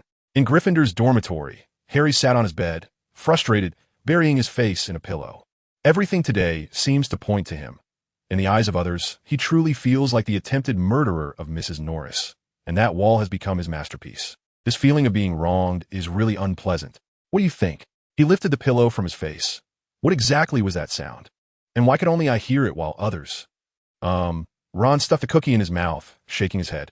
He swallowed the cookie and said, maybe it really is like that Gilderoy Lockhart guy said. You're just too tired. I think that's the only explanation. But what happened to that wall? Perhaps it's some sort of prank? That does seem like something Malfoy could pull off. Maud lowered the book, revealing his face. What did you hear, Harry? He pretended to be unaware of everything, as he indeed wasn't in the crowd at that moment. Harry briefly recounted the story to him, with Ron joining in, vividly describing the terror of the moment. There's indeed such a strange talent in the magical world. Maud said, perhaps you should focus on whose voice it is, as that would help you understand the truth of the matter better. Harry retorted without hesitation. But I have no clue at all. Harry, when you're emotional, it's best to detach yourself from those feelings and calm down. If you can calm down, you'll know that you should reflect on the past and look for traces of that voice or other strange sounds in your memories. In the past, Harry would ponder. But after a moment of reflection, he began scratching his head again. His life before Hogwarts was quite ordinary. He only discovered his magical abilities at the zoo, etc. Suddenly, he looked up at Maud. The zoo? That was the scene of Harry's first encounter with Maud. Maud shrugged. It seemed you had discovered its traces. A few days later, in Transfiguration class, Professor McGonagall, in a dignified dark green robe, was explaining how to transform animals into goblets. This was a higher level of transfiguration than still life transformations, requiring you to master the transformation spell more skillfully. The image of the object in your mind had to be precise and clear, while you needed to maintain focus and confidence. Otherwise, all your efforts would be in vain. Now, I will demonstrate it for you. Professor McGonagall raised her hand and lightly tapped the sparrow on the table with her wand. 1, 2, 3. Transformus. The sparrow suddenly lost its color, turning into a transparent jelly-like form. And then, under the influence of magic, the jelly-like sparrow twisted its body and transformed into a goblet, wobbling as it stood on the table. Just like that. Now it's your turn. Who would like to demonstrate? She stepped down from the podium, surveying the faces of the young wizards, and approached Ron's side. Mr. Weasley, why don't you give it a try? Cough, cough. Ron cleared his throat. He wasn't too sure he could successfully perform this spell. All right, Professor. He held his intact wand, which was borrowed from Maud, while his own broken wand was still with Maud, waiting to be repaired.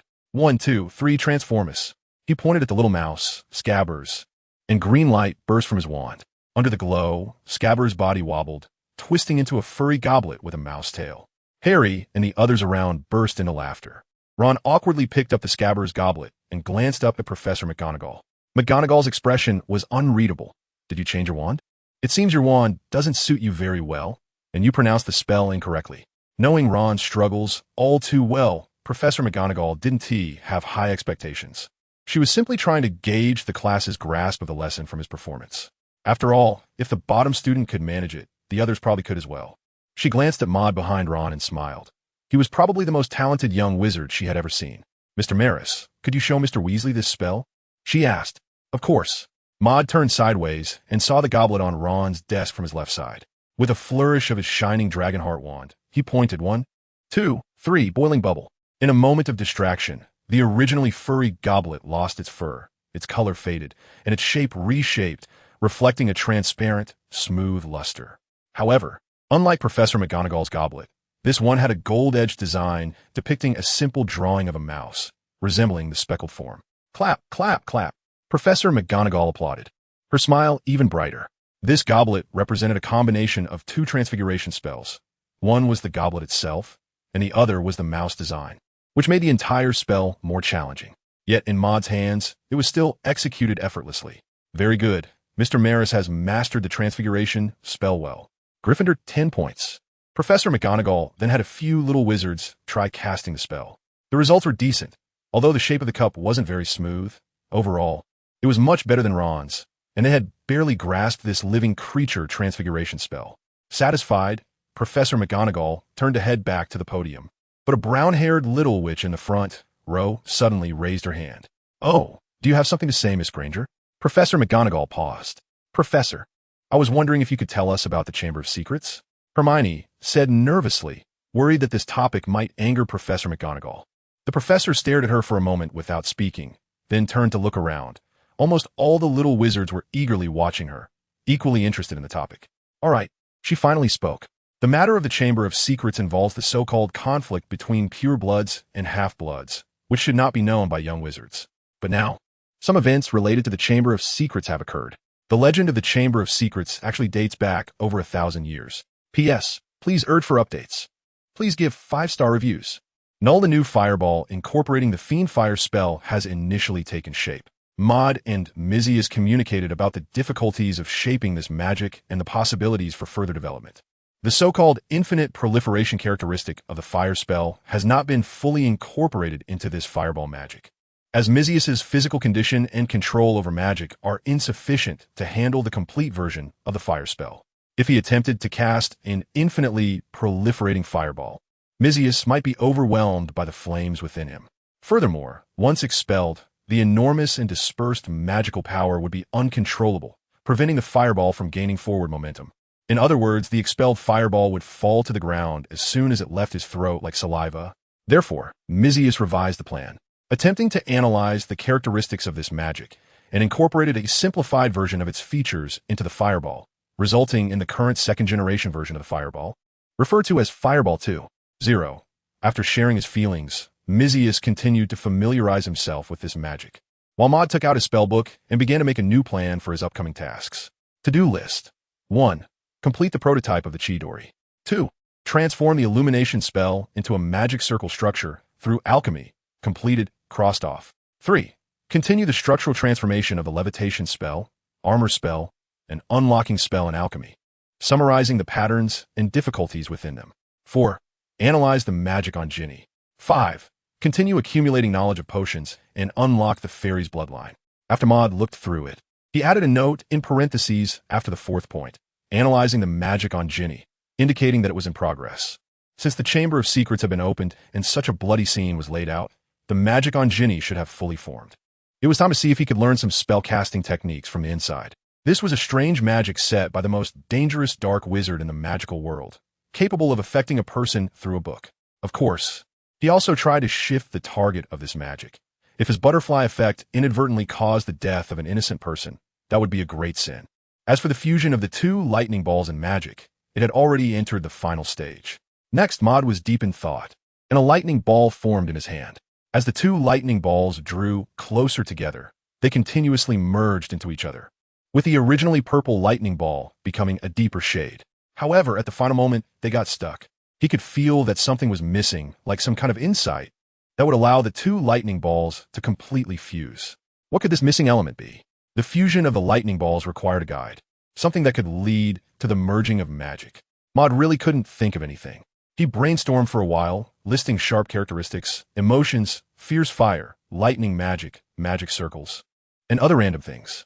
After pondering without success, he thought, could he extract the sharp characteristic from the divine sharpness and then fuse it into the lightning balls?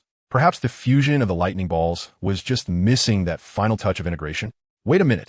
Maud has suddenly thought of a model full of philosophy and wisdom from his past life. Tai Chi. Perhaps establishing the flow of magic according to this model could eliminate the last bit of repulsion between the 2. As night fell, the moonlight was bright and the starlight scattered. Inside the House of Wishes, the light became dim. At some point, several lamps floated in the air, serving as the source of light in the room. Maud finally ended his attempts in his mind. The fusion of the Thunderball had once again broken through the bottleneck, slowly and steadily progressing, and success was likely just a couple of days away. He turned to look around, and Hermione and the others were nowhere to be seen. They must have left for a while, but knowing he was studying some strange magic, they didn't disturb him. His stomach grumbled, and Maud patted his belly, stood up, and stretched before heading towards the Great Hall. Upon arriving at the hall, it was just mealtime, and the entire hall was bustling with activity. The young wizards were discussing the events of the past few days, and Harry was fidgeting as a result. Who do you think the heir of Slytherin could be? The return of the heir might not be true.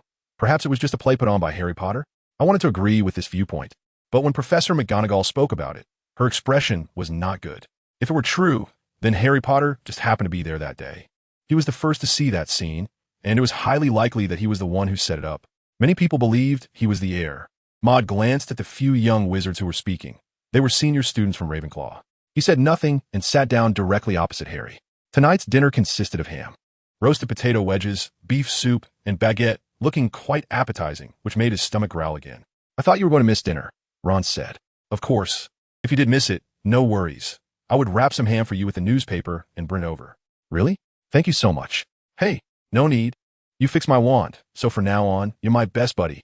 He patted his chest, but didn't put down the spoon in his hand, causing soup to splash everywhere and earning a glare from Hermione. Maud picked up a piece of ham and put it in his mouth, savoring the burst of meat juice, which was quite delicious. He scooped a bowl of beef soup and started eating. Among this meal, the one who was most dissatisfied and found it tasteless was probably Harry. He was at the center of a storm created by public opinion, and at this moment, even food must have felt like chewing on wax. An adult would struggle to bear such criticism, let alone a 12-year-old boy. It was a miracle he didn't become depressed on the spot. Unfortunately, there were even greater challenges awaiting him. Maj took a sip of soup and looked up at Harry. What's wrong, Harry? Nothing, Harry replied after a moment. You heard those voices, didn't you? Yeah. You feel wronged and it's uncomfortable? Harry finally met Maj's gaze, yes. First, it was Filch's baseless accusations. Then the strange looks from all the little wizards, and now, it's the fragmented gossip in the Great Hall. He was already wondering if he had really done something wrong. You should learn from Ron's carefree state. That way, you'll worry a lot less. I've tried distracting myself with other things, but it doesn't help much. As soon as I hear those voices, I fall back into that uncomfortable cycle. You might still be worried that tomorrow, the day after, the weekend, and even later, will be the same? Though I don't want to admit it, you're right. Listen, Harry. Maj suddenly became serious. I read a passage in a book that said, no state of being can last forever, including difficulties and a person's state of suffering. All states are temporary and will return to their original calm with the passage of time. So, you can think of your current situation as a class more tormenting than Potions class. There may be more humiliating challenges from the professor ahead. But no matter how tumultuous this class is, once the bell rings, your predicament will disappear and your tormented heart will return to its previous state. When you try to think this way, your heart will find comfort and your state will improve a lot. Harry was stunned for a moment, and, after a long while, he came to his senses and said thank you to Maj. A thoughtful expression appeared on his face as he tried to relate his current situation to Potions class. Hermione blinked, enjoying her dinner while contemplating Maj's words. P.S. Please urge for updates. Please give 5-star reviews. No, Mr. Mellis. I know you must have other things to attend to, like studying. Of course, Professor. I'll take my leave now, Mr. Malfoy. Maud smiled as he left along the stone path, heading towards the library. Lucius eyed his departing figure. He perhaps should have been born into a pure-blood family. Dumbledore, although you are soon to meet Merlin, you are quite fortunate, aren't you? Of course. I think his mind is much more mature than that of an average young wizard. Perhaps I, who just started working at the Ministry, am not as good at conversation as he is at this time. I heard his magic studies are quite good. Perhaps. He's a little wizard who loves to read. He might have learned some basics from books. Professor Dumbledore chuckled. He did not directly answer Lucius's question because he wasn't ready to expose Maris to those with ulterior motives so soon. Speaking of which, Dumbledore, Lucius turned to look at him, his gaze sharp and arrogant. I've heard some unpleasant things have happened at Hogwarts. Do you need assistance from an alumnus like me? Not at all, Lucius. I believe the professors and students at Hogwarts can solve it themselves. If they can't handle it, you might find yourself dismissed. I look forward to that day. After studying in the library, Maud quietly made his way to the Forbidden Forest. In a corner of the Centaur tribe, in a small stone hut, Maud sat on a stone stool. He had just spent some time tending to the golden unicorn still being raised in the Centaur tribe when he saw Firenze returning from patrol. Firenze was still that robust silver-white horse body, with slightly curly silver-white long hair cascading over his broad shoulders, looking exceptionally handsome. Long time no see, Nicholas. Firenze hung his longbow on the wall and extended his large hand to shake hands with Maud. Maud smiled and said, Long time no see, Firenze. Maud occasionally visited the Murin tribe before and was already quite familiar with Firenze, so they no longer addressed each other with the title of Mr. Have You Eaten?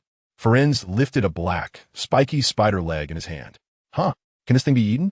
Of course, if you roast it over a fire. The meat is very chewy and tastes like the beef you wizards eat. Want to try one? No, thank you. Maud looked closely and immediately recognized it as the leg of an 8-eyed giant spider, and this thing was probably poisonous. He glanced at Firenze's robust body, thinking that centaurs were quite tough and, being magical creatures, might have a higher tolerance for toxins. By the way, are you here for something? Firenze asked, just to see 2 unicorns and to ask you for something. What? Unicorn horns, blood, or feathers? Firenze looked at him in confusion. He had been staying in the Forbidden Forest, had some contact with unicorns, and their relationship was not bad. So the unicorns had given him some of these things, some as parting gifts before they died. But unicorn blood, a legendary substance that could extend life, was mostly collected by dark wizards. "What do you need these for?" he asked. "To cure a disease, one caused by dark magic." Forenza suddenly understood. "To make a potion?" "No, just to drive away something like a curse." "Does unicorn tissue have that kind of ability?" Forenza turned to glance at the two unicorns. Maud shrugged. "It's my first time hearing about it too, but we have to give it a try. Do you want me to help? I have some experience in this area of treatment. I'll give a shot first, and if it doesn't work, then I'll ask for your help." "All right." After borrowing unicorn horn powder, 2 drops of blood, and a small handful of feathers from Forenza, Maud stored them in 3 transparent narrow-mouthed bottles. He bid farewell to Forenza and encountered the young centaur, Felbin, at the door. It had been a long time since they last met, and Felbin warmly hugged Maud, nearly suffocating him. With the strength of a centaur and his robust body, a single hug could probably dislocate an ordinary person's bones. The next day, the sky was clear and bright. The Quidditch stadium was packed, and the crowd was buzzing. The match between Slytherin and Gryffindor had been underway for some time, and Slytherin's players, led by Captain Marcus Flint, were temporarily ahead with a score of 30-10 thanks to their rough and aggressive playing style. "Oh, yes." The little snakes of Slytherin suddenly cheered in unison, while the little lions of Gryffindor sighed in despair. Marcus assisted his team's chaser, successfully bypassing the Gryffindor team's interception, and sent the quaffle flying in a parabolic arc, scoring a goal. The score moved to 40-10. "Merlin's beard, this match looks truly disheartening," Ron exclaimed. Hermione brushed her fluffy hair and frowned. "We should have seen it coming.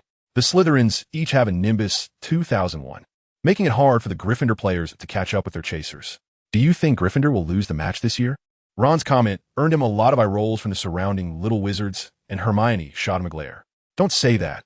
The Golden Snitch hasn't even entered the field yet. Everything is still uncertain." Maud did not interfere with their conversation. He stood to the right of Ron, leaning slightly, while Ginny was behind Ron. In his hand, he held some unicorn horn powder. Having just tried it, the feather seemed ineffective, but the powder, when squeezed in his hand and brought closer to Ron and Ginny behind him, revealed a blurry mass of magic flowing around Ginny in his magical detection. It was very restless, as if it had seen some natural enemy. The color of this magical mass was black, with wisps of black smoke rising from it. When Maud stepped back a bit, the magical mass would hide again. It still felt lacking. Should he add blood too? Maud thought. He took out a vial of blood and dripped a drop onto his palm. The unicorn's blood was silvery white. Just holding it in his hand felt like his palm was basking in sunlight, warm, and he seemed to smell the essence of sunshine. The blood did not dissolve in his palm, but remained in a gel-like form, like jelly. He turned to look, and the magical mass had shrunk from the center of Ginny's body to her left hand, as her left hand was the farthest from Maud. Maud raised his hand again and got closer, only to see wisps of black smoke almost breaking through. He hurriedly put away the blood and horn powder. At this moment, there were also young wizards nearby, and it would be disastrous if this magic got out. Magical power tends to conceal itself, making it difficult to track down. He didn't know when the spellbook appeared in his hand, but Maud was recording Life Drain, Fear Unicorn Bloodhorn Powder. This time it was just to test the effect of the unicorn tissue on this Life Drain spell. The test results were in, and he just needed to find a time to introduce this magic to another new medium. As for the bewitching spell, it seemed quite rare, and he hadn't found any means of dispelling it in the library. But since it wasn't fatal, let Tom enjoy himself a bit longer. Just as he was thinking, a loud banging sound echoed from the field, and soon after, a scream rang out. Maud raised his head. Draco Malfoy was kneeling at the edge of the Quidditch pitch, his legs almost stretched out in a straight line, looking quite grim. Ron shivered, as if he could empathize with young Master Malfoy. "Oh, Merlin's beard. I really feel sorry for this guy. P.S. Please update quickly. 5-star reviews requested." Draco was carried away by a few little wizards from the sidelines, with Madame Pomfrey taking him to the hospital wing for treatment. He had fallen from the air and had a few minor fractures on his hands and feet, but fortunately, this was the magical world, and healing was quite easy, probably just a matter of a potion. Lucius in the stands looked displeased. He was unhappy with Draco for making such a rookie mistake. Draco had been chasing the Golden Snitch with Harry Potter, but with a more agile and faster Firebolt 2001 broom. Draco had been startled by a rogue bludger and tripped over. He turned to look at the bludger, pondering whether someone was targeting Harry Potter. The only seeker from Slytherin was out, and the little wizards from Gryffindor realized this, feeling a bit pleased. But Harry was still in a fierce battle. The bludger chased him like a bee sensing honey, gaining tremendous speed out of nowhere, and with its hard shell, it easily smashed through the wooden structures of the stands. Judging by the flying wood chips, if it hit his hands or feet, he would likely end up with fractures as well. Under the tense gazes of Hermione and Ron, just as Harry had reached the golden snitch, he was suddenly hit on the right hand by the bludger behind him, and his brows instantly furrowed. His right hand was likely broken, and with only one hand left, he couldn't maintain balance on the flying broom, causing him to wobble in the air. It's over. Harry injured his right hand. Ron shouted, "This match is probably ruined. If I find out who cursed the bludger, I'll make him eat a slug." That might not be the case. The game is like Bertie Bott's every flavor beans. You can't know the flavor until it's in your mouth. Let us keep watching. Harry always has miracles happen. Harry's situation was getting worse. The pain from his fracture affected not only his movements, but also his thoughts. But this little boy, who had lived through hardships since childhood, was determined to give it his all. He released his uninjured left hand, using only his fractured right hand to grip the broom, then stretched his left hand forward, suddenly increasing his speed. This action seemed to catch the golden snitch off guard.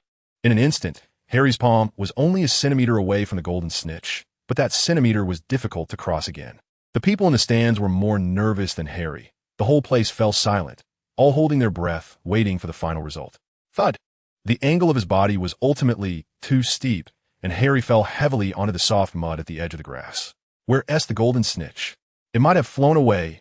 It always moves unexpectedly fast. No, I feel like it's already in Harry Potter's hand. Some little wizards on the platform were discussing, and Hermione and Ron started squeezing through the crowd, running towards Harry on the pitch, with Maud following closely behind. Lying on the ground, Harry suddenly flipped over, revealing a smile, which stunned the entire audience. Then he released his tightly clenched left hand, revealing the golden snitch inside. My goodness, Harry Potter caught the golden snitch, earning Gryffindor a valuable 150 points. The final score was 170. Let's congratulate Gryffindor on winning the Quidditch Cup this school year. The announcer's enthusiastic voice ignited the emotions of the entire audience. Cheers erupted from the stands, like a pot of water boiling over. The match was over, but the bludger showed no intention of letting Harry off the hook. The flying ball shot down from the sky like a bullet, nearly hitting Harry's feet, creating deep mud pits with several impacts. Fortunately, Harry was careful and dodged just in time, avoiding another fracture. But he was scared to the point of breaking out in a cold sweat, soaking the back of his robe. The bludger swooped down again. Not far away, a little girl's voice rang out, shatter into pieces. A beam of white light struck the bludger like an arrow. Bang! The hard bludger seemed to explode from within, shattering completely, its hard shell breaking into pieces and scattering everywhere. Harry let out a heavy sigh. Finally, it was over. Harry, are you okay? Hermione was the first to rush forward, lifting his arm and rolling up his sleeve, but it was already red and swollen, even a bit purple. It should be broken. Harry smiled, as if to ease his own mood. It's okay. Madame Pomfrey's potion is very effective. It will help me heal quickly. Oh, poor boy. Professor Lockhart, dressed in a long blue robe, also arrived. He drew his wand, ready to cast a spell. Don't worry, Harry, I can fix you up in no time. Oh, I don't think it's necessary to trouble you, Professor. Harry frowned. The little wizards had witnessed his performance in class, and that guy's magic was completely unreliable. What if, because of a little fracture, he messed up and hurt his own people? It's fine, I'm quite skilled at this magic. You won't feel even a little pain. Professor Lockhart's wand was already glowing. Maud, standing aside, smiled. Lockhart was unfamiliar with most magic, and this healing spell was no exception. With this spell, Harry's bones would disappear, and his palm would turn into a blob of rubbery flesh. It would indeed heal the fracture, but the bone would be gone. Ouch! Thinking about how uncomfortable it would be without bones, Maud decided to step in and help Harry out. He squeezed into the crowd, and Ron, because of his push, bumped into Lockhart, who was squatting on the ground, causing Professor Lockhart to fall back. The light on his wand faded away. Harry sighed in relief as he noticed Maud's little action and cast a grateful glance at him. Madame Pomfrey is here, Maud said. Everyone turned to look, and, sure enough, Madame Pomfrey, dressed in a red and white robe, hurried over. She had just treated Draco, who had a fracture and a muscle strain in his thigh. But it was just a minor injury. A potion and some sleep would fix it. How are you, Mr. Potter? I'm okay, just a sting in my arm. What about the other areas? Nothing else hurts, just this hand. Can you stand up by yourself? Harry nodded, but he might have twisted his feet when he fell. And after a stumble, he sat back down. You lot, she pointed to Maud and the others. Give me a hand and help Mr. Potter to me. Professor Lockhart had already stood up, brushing the dust off his bottom, and looked somewhat discontentedly at Madame Pomfrey. This was a great opportunity for him to showcase his magic. "I can heal Harry, Madame Pomfrey." "You?" "Yes, indeed, madam. I am an honorary member of the Dark Arts Defense League and know how to handle such injuries in an emergency." "Get away." Madame Pomfrey showed no mercy. In fact, even if Professor Dumbledore were to hinder her from treating a patient, he would receive the same brief response. Professor Lockhart, we have a defense against the Dark Arts class for second years tomorrow," Hermione said politely. "You still need to prepare your lesson." "Oh, I almost forgot." In the hospital wing, the afternoon's yellow sunlight spilled onto the white hospital beds. Harry was lying on the bed, surrounded by the Gryffindor Quidditch team members, all there to thank him for being the biggest contributor in the match, and they brought a bouquet of carnations to wish him a speedy recovery. In fact, Harry could leave the hospital now, but the broken part of his hand would feel like growing pains as the potion worked to reconnect it. If the pain exceeded a bearable limit, he would need to take some pain-relieving potion brewed by Madame Pomfrey herself. Additionally, during this period, there could be some unexpected occurrences, such as the broken part healing incorrectly or deformed, requiring realignment. Therefore, at Madame Pomfrey's suggestion, it was decided he would stay until tonight before being discharged. Finally, Wood and the team left, leaving only Ron, Hermione, and Harry in the spacious room. "Harry, how are you feeling now?" Hermione asked. "Not bad. Much better than when I just took the potion." "Let me see." Ron lifted Harry's arm, which was already secured with bandages and a splint, but the skin peeking through the gaps looked no longer red and swollen. "Harry, it seems Madame Pomfrey's potion is working well. You might be able to make it to evening study," Hermione said earnestly. Harry suddenly thought of the assignments that had piled up from yesterday and today, and his expression turned gloomy. Maud quietly watched their conversation, smiled, closed his eyes, and sank into his mind. In the darkness, a fiery red figure stood beside him. Maud did not disturb Mizius, but instead walked to another corner to continue his magical studies. Lightning flickered in his hands, and purple light flowed. The fusion of the lightning spheres was on the verge of completion, needing just the final precise alignment. And the nature of the lightning sphere would become more akin to a physical entity. Under the glow, the flow of magic became different from before. In this moment, the two lightning spheres had transformed from spherical shapes into two yin-yang fish. As Maud's hands drew closer, the yin-yang fish chased each other, connecting head to tail, forming a larger lightning sphere. Gradually, the light began to converge, and the lightning sphere shrank down to the size of a palm, taking on a deep purple color, but still revealing a final gap at the center of the sphere, where a light purple strand could be clearly seen. This gap still couldn't close, indicating that Maud's grasp of the magical structure of the Tai Chi model was still lacking. He dispersed the lightning sphere and reformed it. After about 20 more fusions, the final sense of stagnation in the Tai Chi model faded away. He condensed two lightning spheres again, forming the yin-yang fish, which once more drew close, connecting head to tail and chasing each other. This time, the movement was noticeably faster. Amidst the flickering light, the deep purple lightning sphere had already taken shape, and the light purple part at the center began to be coated with a deep purple brilliance under the pursuit of the two tails of the yin-yang fish. Was he going to succeed? Maud looked on with anticipation, but the moment the lightning ball completely transformed into a deep purple, the magical power fluctuated.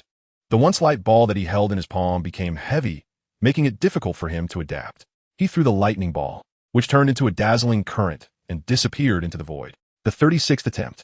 Maud has ensured that he has fully mastered the new structure of magic and has adapted to the magical fluctuations of the more powerful lightning sphere.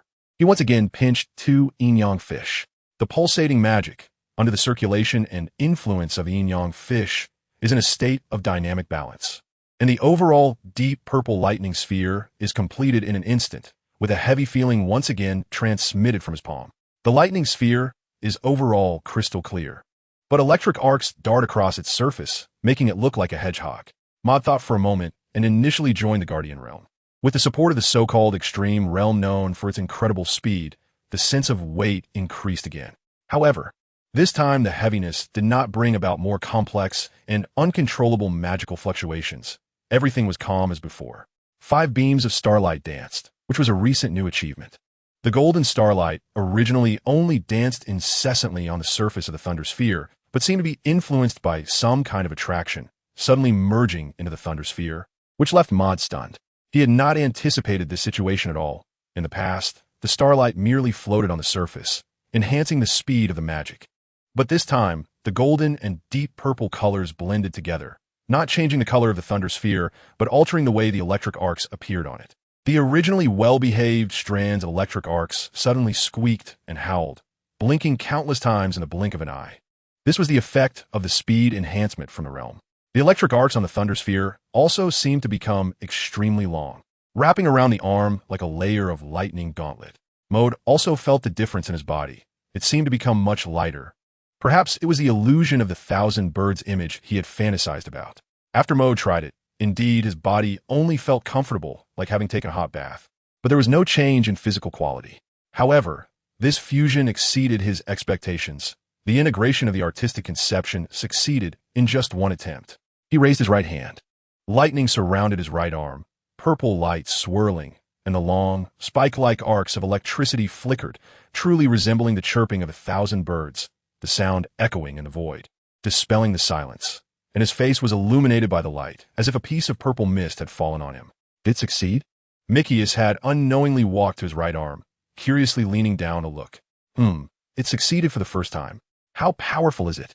I haven't tried it, but I prefer to let it enter the next stage before attempting. My system is still primarily focused on long-range magic.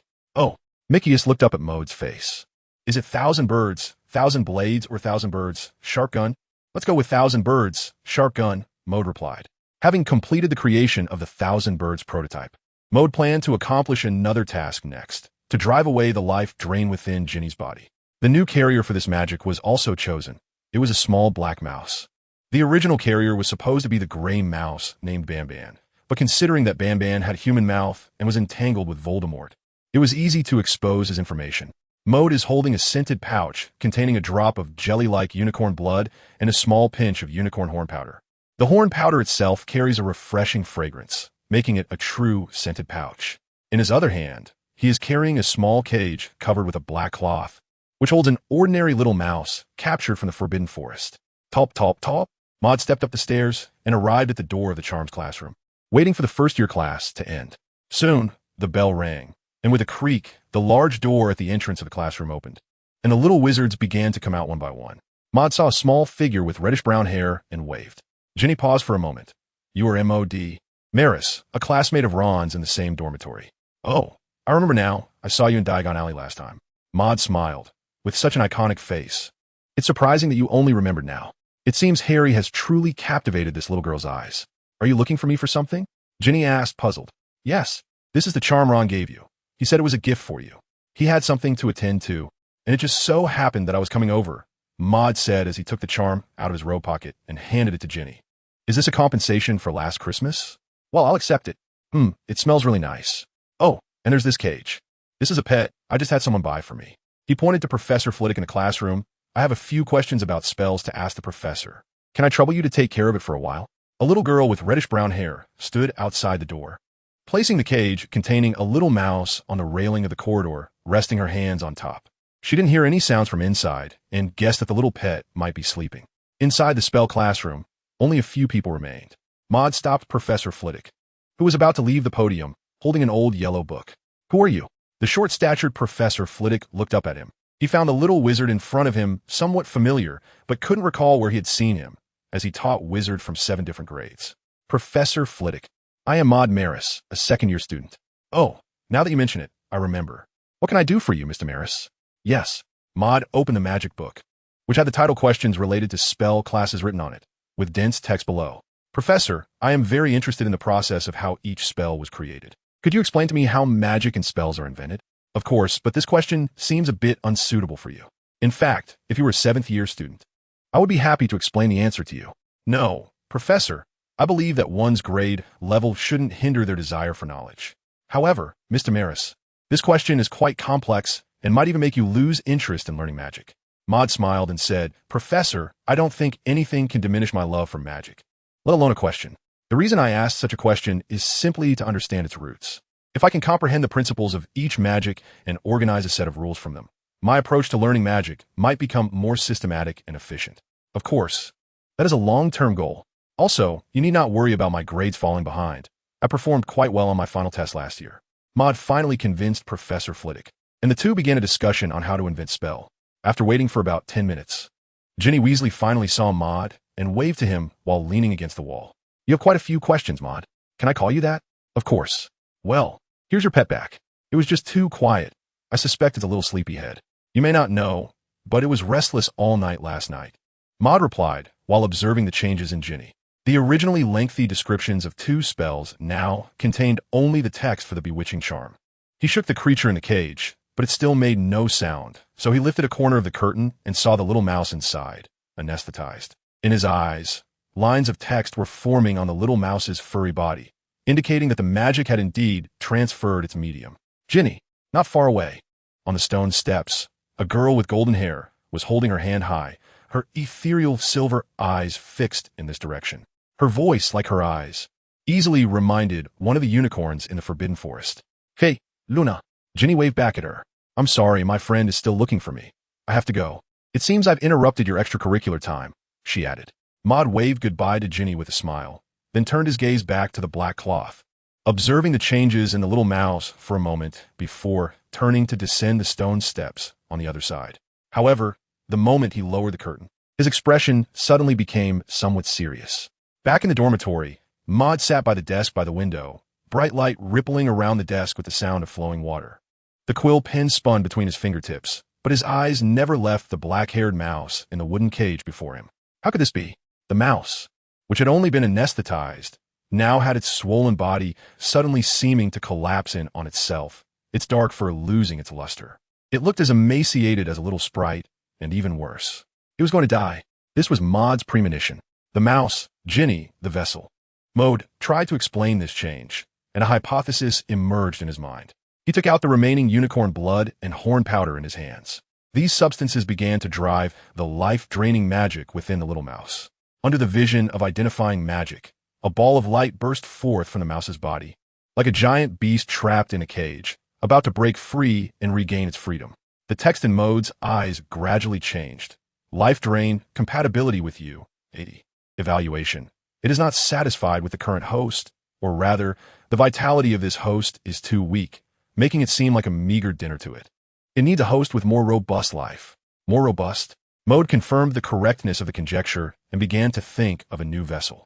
Ordinary small animals had already proven incapable of bearing this magic. So what about Fong Fong? He put the blood and powder back into the glass bottle and lifted the cage. Standing up. In the morning, it seemed that Ron hadn't taken Fong Fong away, but had instead placed him in a homemade brown wooden cage under Ron's bed. But in a moment, Maud sat back down, his face already wrinkled in distress. He clutched his stomach, feeling something bad had entered his body. This sensation was abrupt, and the changes left him at a loss.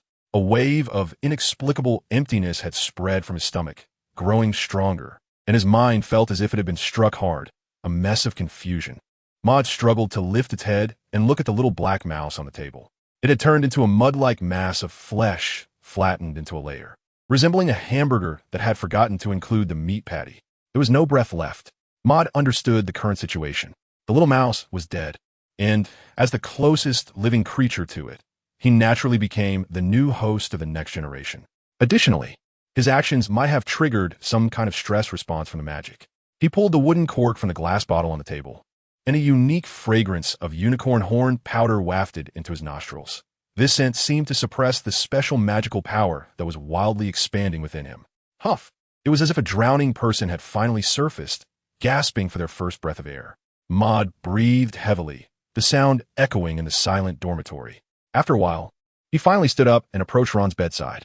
He leaned down and indeed saw the brown wooden cage and a little gray mouse sleeping soundly.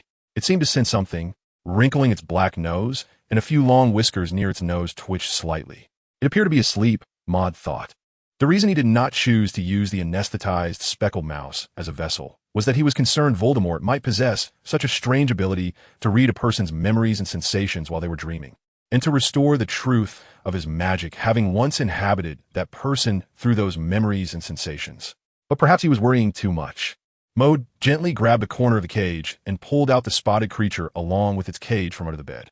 Inside the cage, a pair of small mouse eyes suddenly opened. Squeak! The spotted creature let out a drowsy yet alert sound, as if it had been awakened from a pleasant dream. Its eyelids lifted higher and higher, and its eyes began to reflect everything in front of it, from blurry to clear. Just as the little gray mouse was about to fully wake up, Mode raised a finger and pointed into the white light suddenly emerged, penetrating into the body of the spotted creature. A wave of drowsiness had already taken effect in the little gray mouse's mind.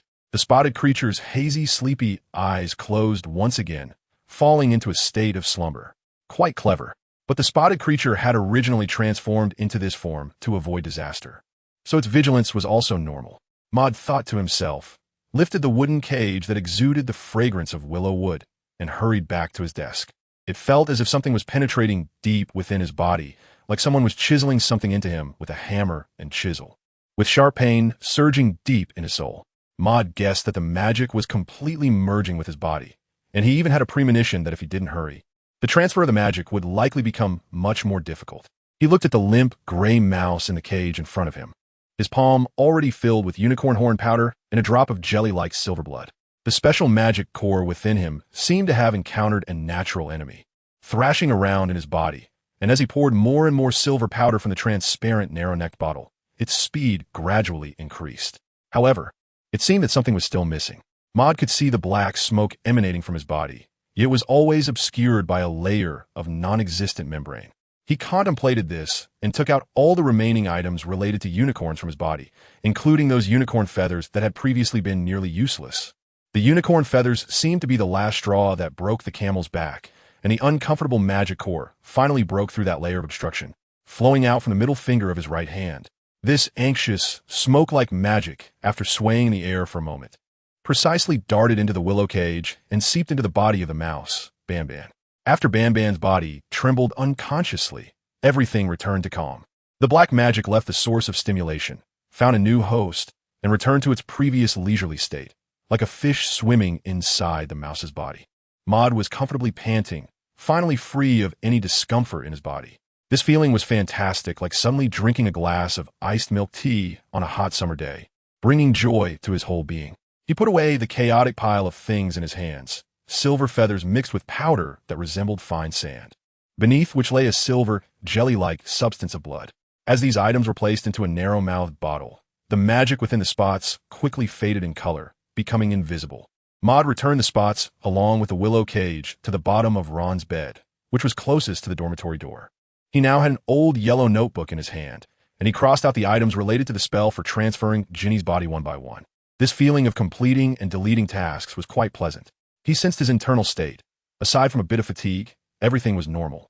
In the vision of identifying magic, Maud saw inside himself, at the chest area, a curved pattern resembling a snake's body, formed by fine and smooth strokes into something similar to the Slytherin crest.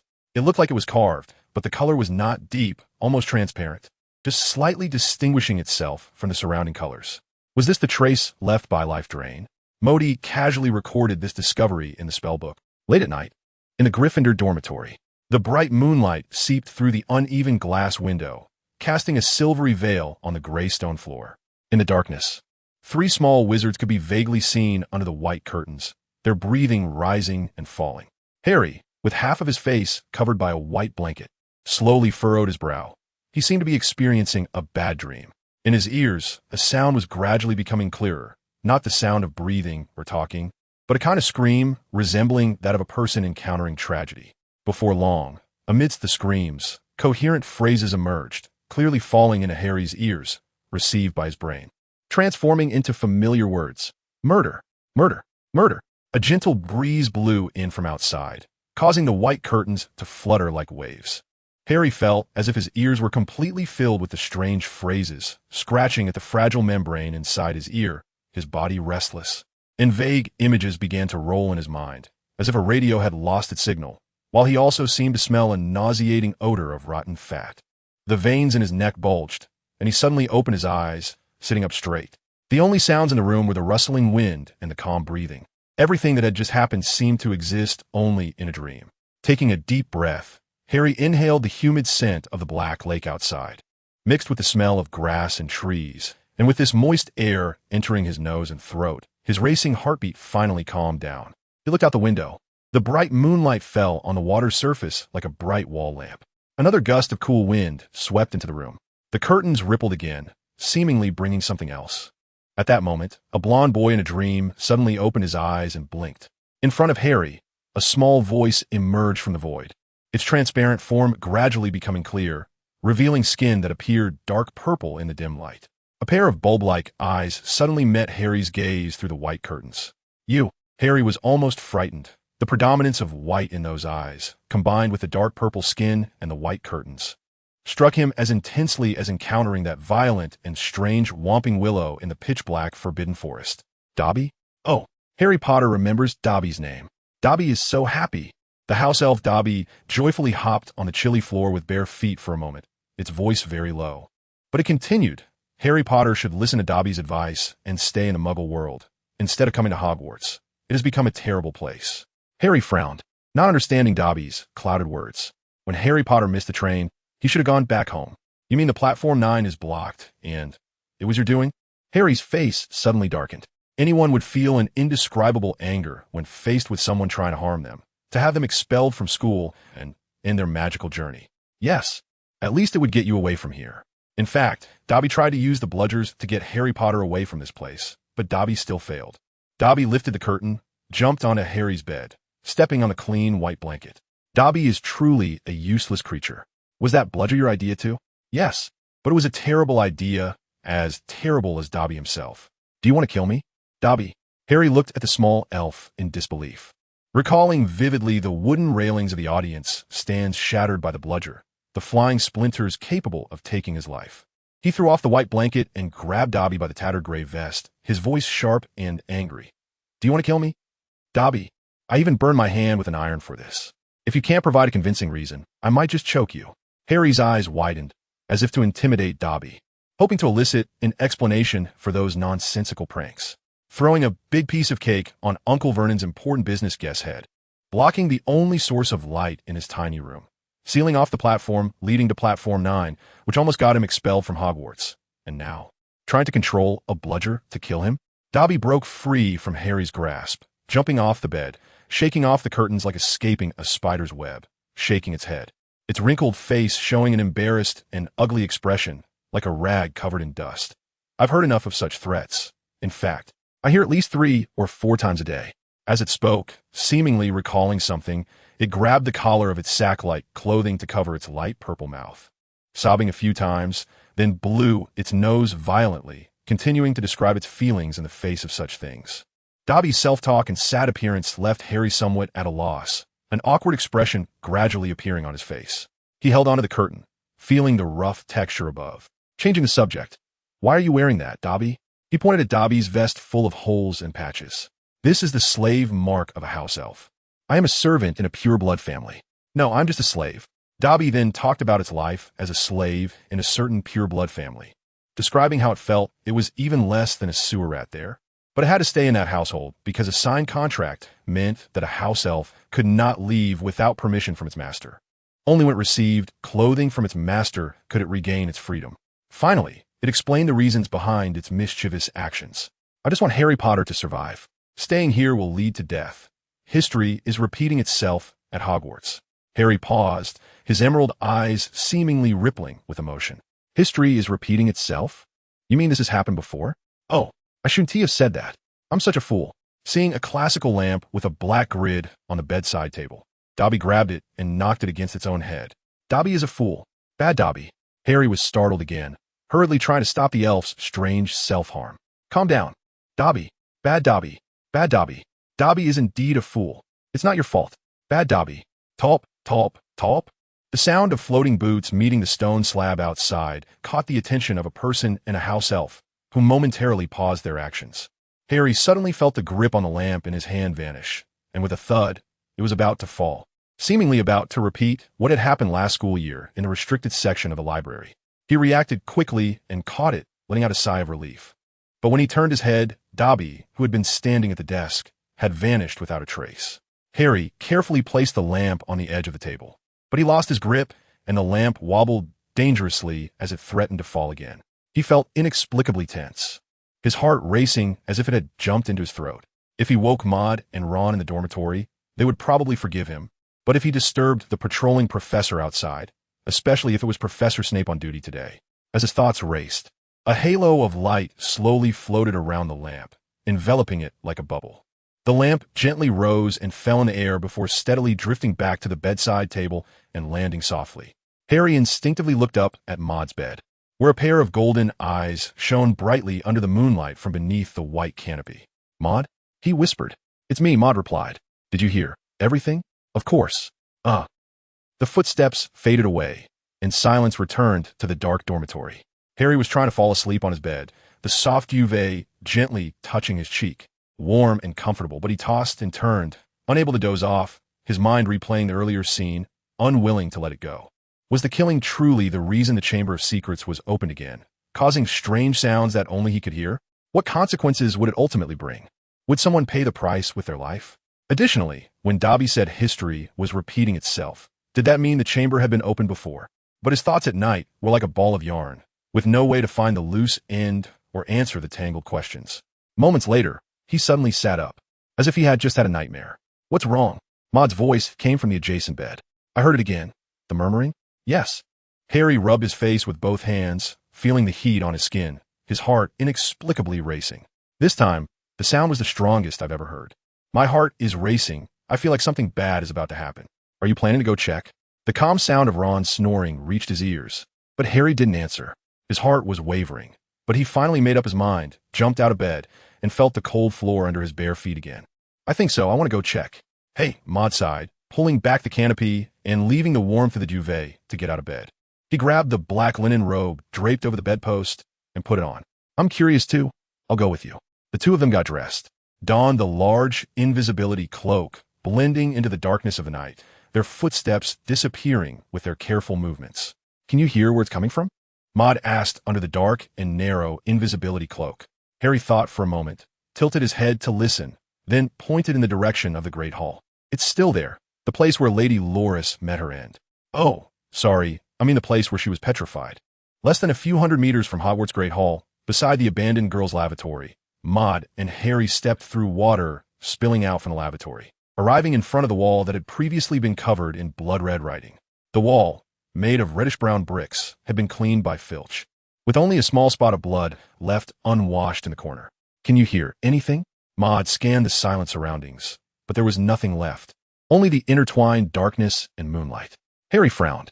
He crouched down against the wall, and the whispering voice of killing that repeated itself became clear enough for him to discern the direction again. He pointed to the corridor on the left side of the Great Hall. At that moment, a rustling sound suddenly echoed in the corridor, as if something heavy was being dragged. The two exchanged glances and, with a mutual understanding, jogged forward under the invisibility cloak.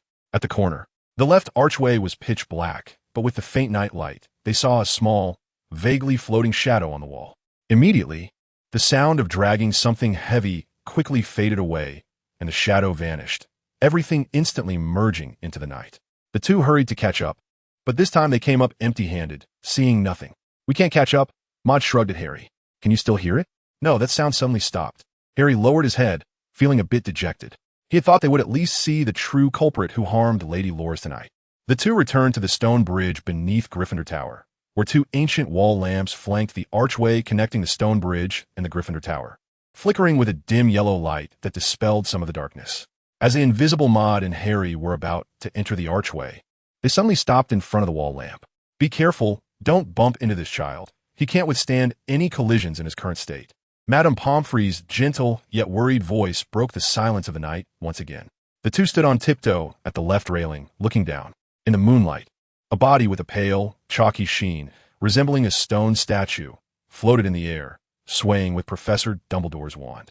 Professor McGonagall and Madame Pomfrey followed beside, each standing on either side of the floating stone body as they entered a courtyard building and proceeded straight to the back door, which was a common path to the hospital wing. "Who is that?" Harry asked softly, frowning. "Didn't you see that camera too?" "Colin in the chamber." The news of Colin Creevy's petrification ended with the professors, and Hogwarts passed a calm week, as the petrification incidents seemed to have temporarily come to a halt. Emoda and Harry walked out of the Gryffindor common room, passing through the spacious and quiet stone corridor. There was a charms class this morning, but the 2-hour lesson didn't start until 10 o'clock, so they had plenty of time. A gentle breeze, carrying the scent of grass and trees, blew in from the forbidden forest, sweeping around the historic arched walls of the Gryffindor Tower corridor. Gently flowing over the dull gray stone railing and rustling the young wizard's black linen robes. Maud habitually held an old yellow book in his hands, the collar of his white shirt peeking out slightly from under his robe, adding layers to his attire and making him appear more spirited. He took a deep breath, savoring the fragrance of the morning, and pulled out a piece of rye bread wrapped in newspaper from the pocket of his robe, tucking the book under his arm as he leisurely began to eat. After finishing a simple breakfast early in the morning, he endured 2 hours of intense study, quickly exhausting his mental energy, and his stomach started to grumble again, a side effect of the learning ability granted to him by the elf. In front of Maud, a somewhat dazed Harry was deep in thought, completely oblivious to the wall lamp in the corridor to his left, about to bump into it. Maud reached out a hand, tugging on Harry's sleeve and pulling him back. It's fine to think, but one still needs to watch where they're going. Maud continued to send pieces of bread to his mouth, and as he chewed, the aroma of the bread spread across his tongue. Harry scratched his head. Sorry, I was just thinking about something related to petrification. He was referring to Colin's petrification. If the petrification of Mrs. Norris, the cat, only made him feel a sense of distrust, then the petrification of Colin, a living person, brought him unease. He worried that there might be more victims involved, even affecting his closest friends. I originally held some sort of hope, but the Chamber of Secrets has probably really been opened by some wizard with ill intentions. He said, I just can't figure out how the monster that came out of the chamber managed to avoid the professor's patrols. Hermione closed the deep red book in her hands, brushed back the brown hair that had fallen over her forehead, and looked seriously at Harry. I learned from Hagrid yesterday that a rooster he was raising in the pumpkin patch went missing, and it went missing on November 5th, the same day Mrs. Norris was attacked. Are you talking about the blood-written message? Ron, who was eating a chocolate frog, turned to look. What does the missing rooster have to do with the blood-written message? He bit off the frog's foot. Hermione shot him a glare, leaving Ron feeling somewhat bewildered. The message was written in blood.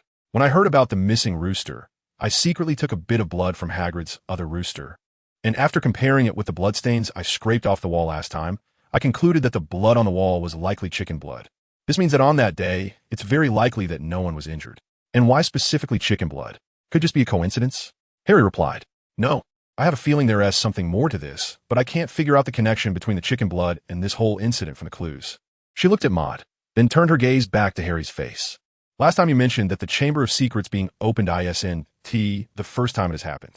I originally planned to find a breakthrough from here, but I couldn't find any relevant records. The book A History of Hogwarts, which documents various important events at Hogwarts most comprehensively, doesn't mention anything related to the Chamber of Secrets. But perhaps Maud knows something. She suddenly looked at Maud again, and Harry and Ron turned their gazes toward him as well. Maud finished eating the bread, crumpled the slightly greasy newspaper into a ball, and smiled at Hermione. Why do you say that? Your performance has been too bland. You haven't reacted at all to the speculations we've discussed these days, and your eyes look like those of a divination wizard. As for your thoughts on the rooster's blood, I might be able to give you some advice. What advice? Link the spider crawling on the wall you saw with the rooster's blood. I've thought about this direction. Hermione frowned, showing a contemplative expression. Spiders fear snakes, and snakes fear roosters. I've considered the snake that Harry mentioned, but it doesn't make sense. Why can Harry, a Gryffindor student, hear the snake's voice? Why not? Maud shook his head. Have you considered that the Chamber of Secrets was built by Slytherin, and the emblem of Slytherin House is a snake? So, what kind of monster is most likely to exist in the chamber? He casually tossed the trash into the bin in the corridor, walked down the stone steps, and continued. Here, there are 3 clues: the Slytherin emblem, the missing rooster, and the spider that seems to be fleeing. All 3 clues point to the snake. If you ask Hagrid, you should also learn about some strange noises and footprints in his pumpkin patch at night recently. Footprints? That has no direct relation to the snake. But the chamber is opened by someone, and the petrification incidents all happen at night. What are you thinking about? Hermione's brown eyes seemed to shine. The rooster was killed by a wizard, and the rooster sleeps from 5 to 7 p.m., crowing around 6 the next day.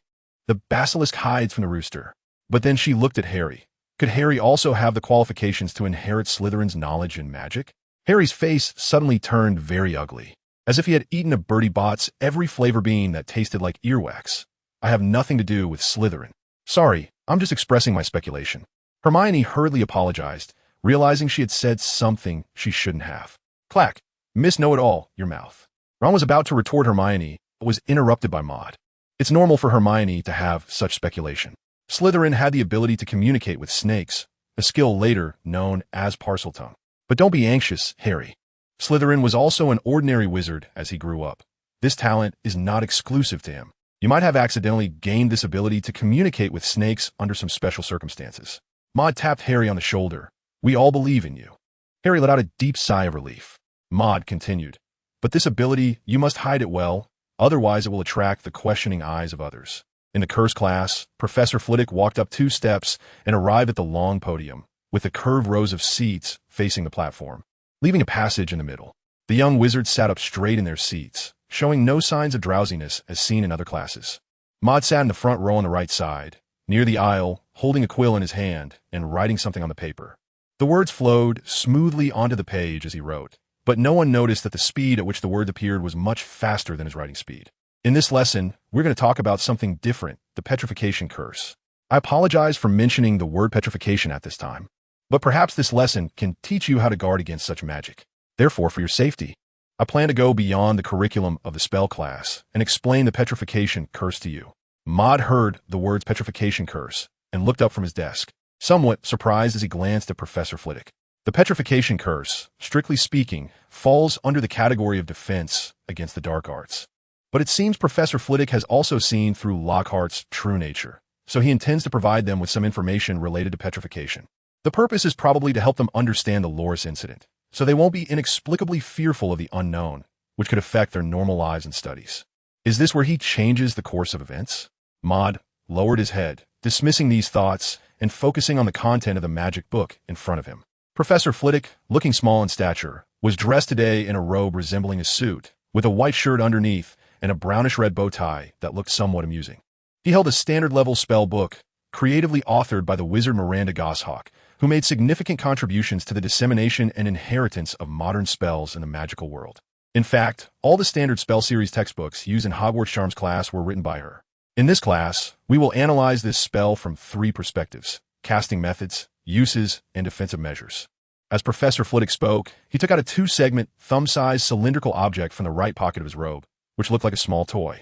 Standing on a pile of books placed on the ground, he raised the toy onto the long table in front of him. He lifted his wand and gently tapped the air, and a burst of azure light erupted.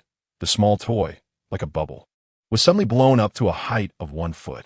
At this moment, the young wizards below finally saw the true nature of the toy, which was, in fact, a somewhat rusty yellow-black iron cage containing a sleeping Cornish pixie. Is this Professor Lockhart's Cornish pixie? A young wizard asked. Professor Flitwick was not angry about the student's sudden interruption.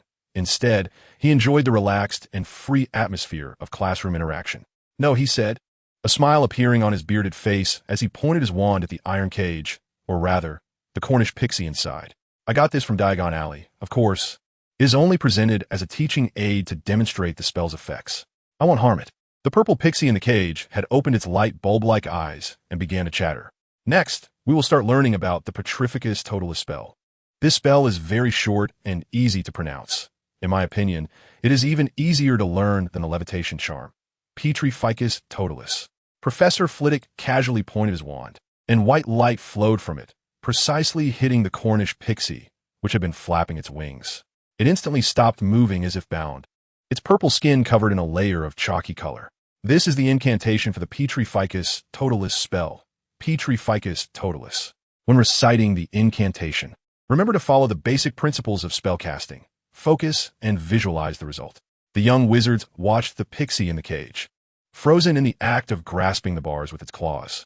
Most students, unfamiliar with the Petrificus Totalis spell, began discussing the scene excitedly. Is it dead? This spell actually turns living beings into stone sculptures, making them lose their life.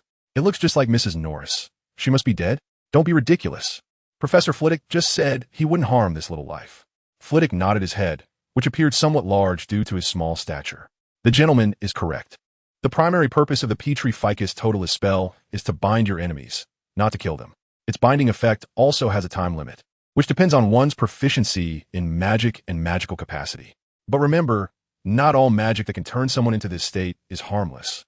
Some dark wizards, or certain magical creatures, may possess deadly forms of petrification spells. Let's return to the earlier point about casting methods.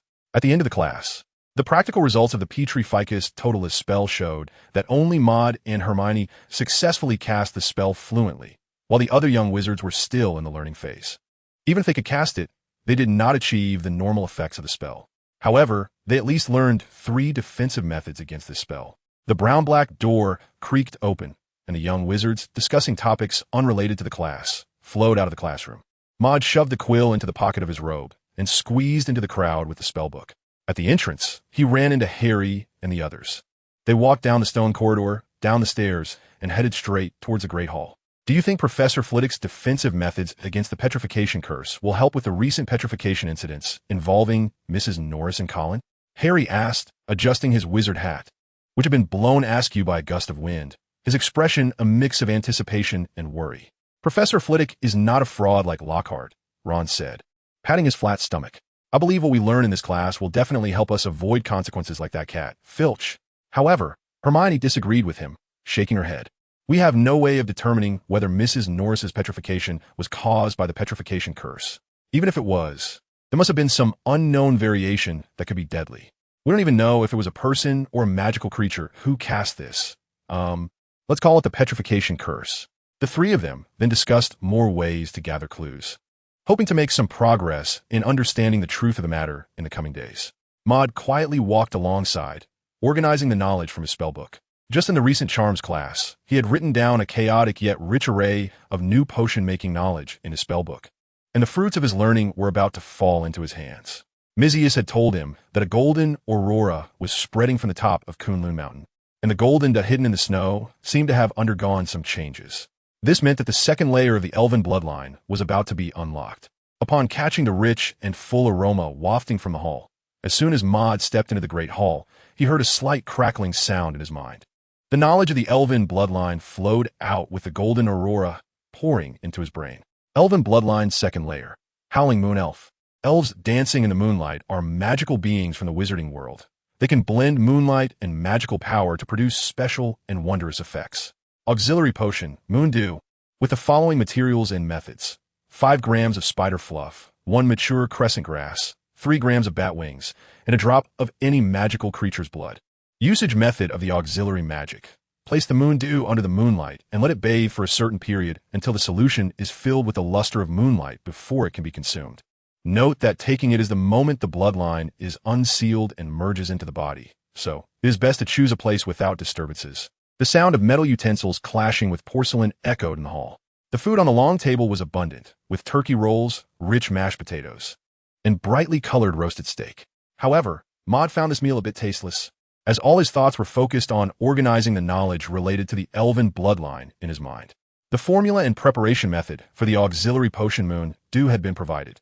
There were 23 types of raw materials, all seemingly ordinary herbs and animal tissues that were not difficult to find.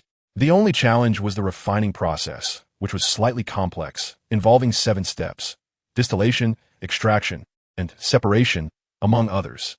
The precision required for the values was also more refined, with the addition of distilled water measured down to milliliters, which meant that his set of potion-making tools might not meet the requirements. At least he did not have a graduated cylinder with precise markings or a dropper for adding small amounts of liquid easily. This might be something to ask Professor Snape about. While distracted by learning the potion-making process, Maud and his friends finished their meal, cleared the table, and took napkins to wipe their mouths and hands before leaving the hall, planning to return to the Gryffindor common room. There were no classes in the afternoon, and the scheduling at Hogwarts was somewhat strange, perhaps due to the large number of grades and insufficient professors. Sometimes only one class was scheduled in a day while ensuring the course progress. The shortest path from Hall to Gryffindor Tower was through the left corridor of the outer courtyard, up the elevated bridge, passing by Ravenclaw Tower to the stone bridge.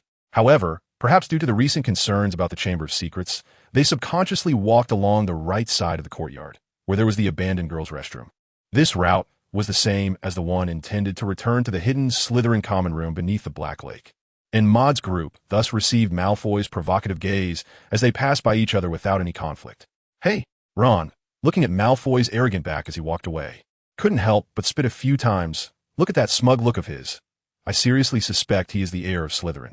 Once the potion is ready, it'll be fine," Hermione said, referring to the polyjuice potion they had been studying for the past few days. Once this potion was ready, they could use others' faces to smoothly enter the Slytherin common room and extract clues about the mastermind behind the Chamber of Secrets that Malfoy knew, Or perhaps he was the mastermind himself. Hermione, how long until the potion can be brewed? Harry asked. About 2 weeks or so. Oh my god, that's even slower than my reading speed. Ron sighed at Hermione, which earned him a glare from Miss Granger. Do you think the making of the polyjuice potion is simple?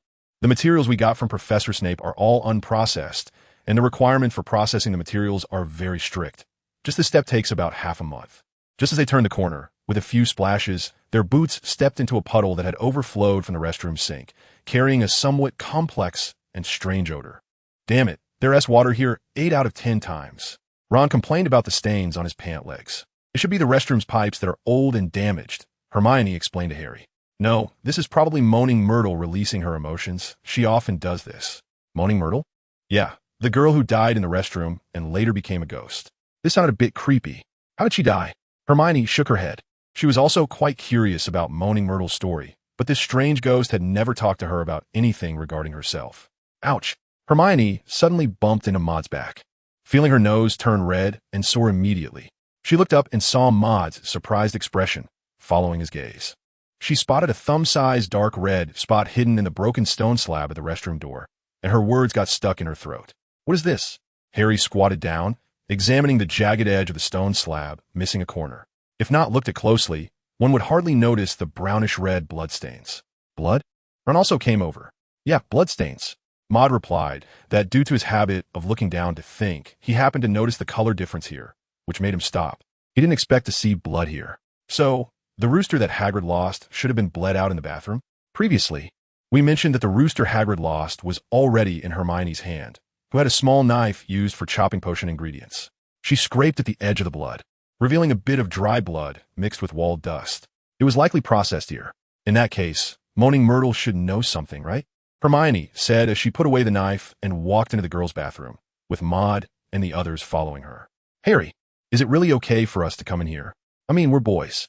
This place is abandoned, Ron. Just as they entered the bathroom, Maud heard a desolate and ethereal cry coming from the second stall on the right, mingling with the noisy flushing sound from inside and the rushing water from the sink, adding a touch of strangeness to the atmosphere.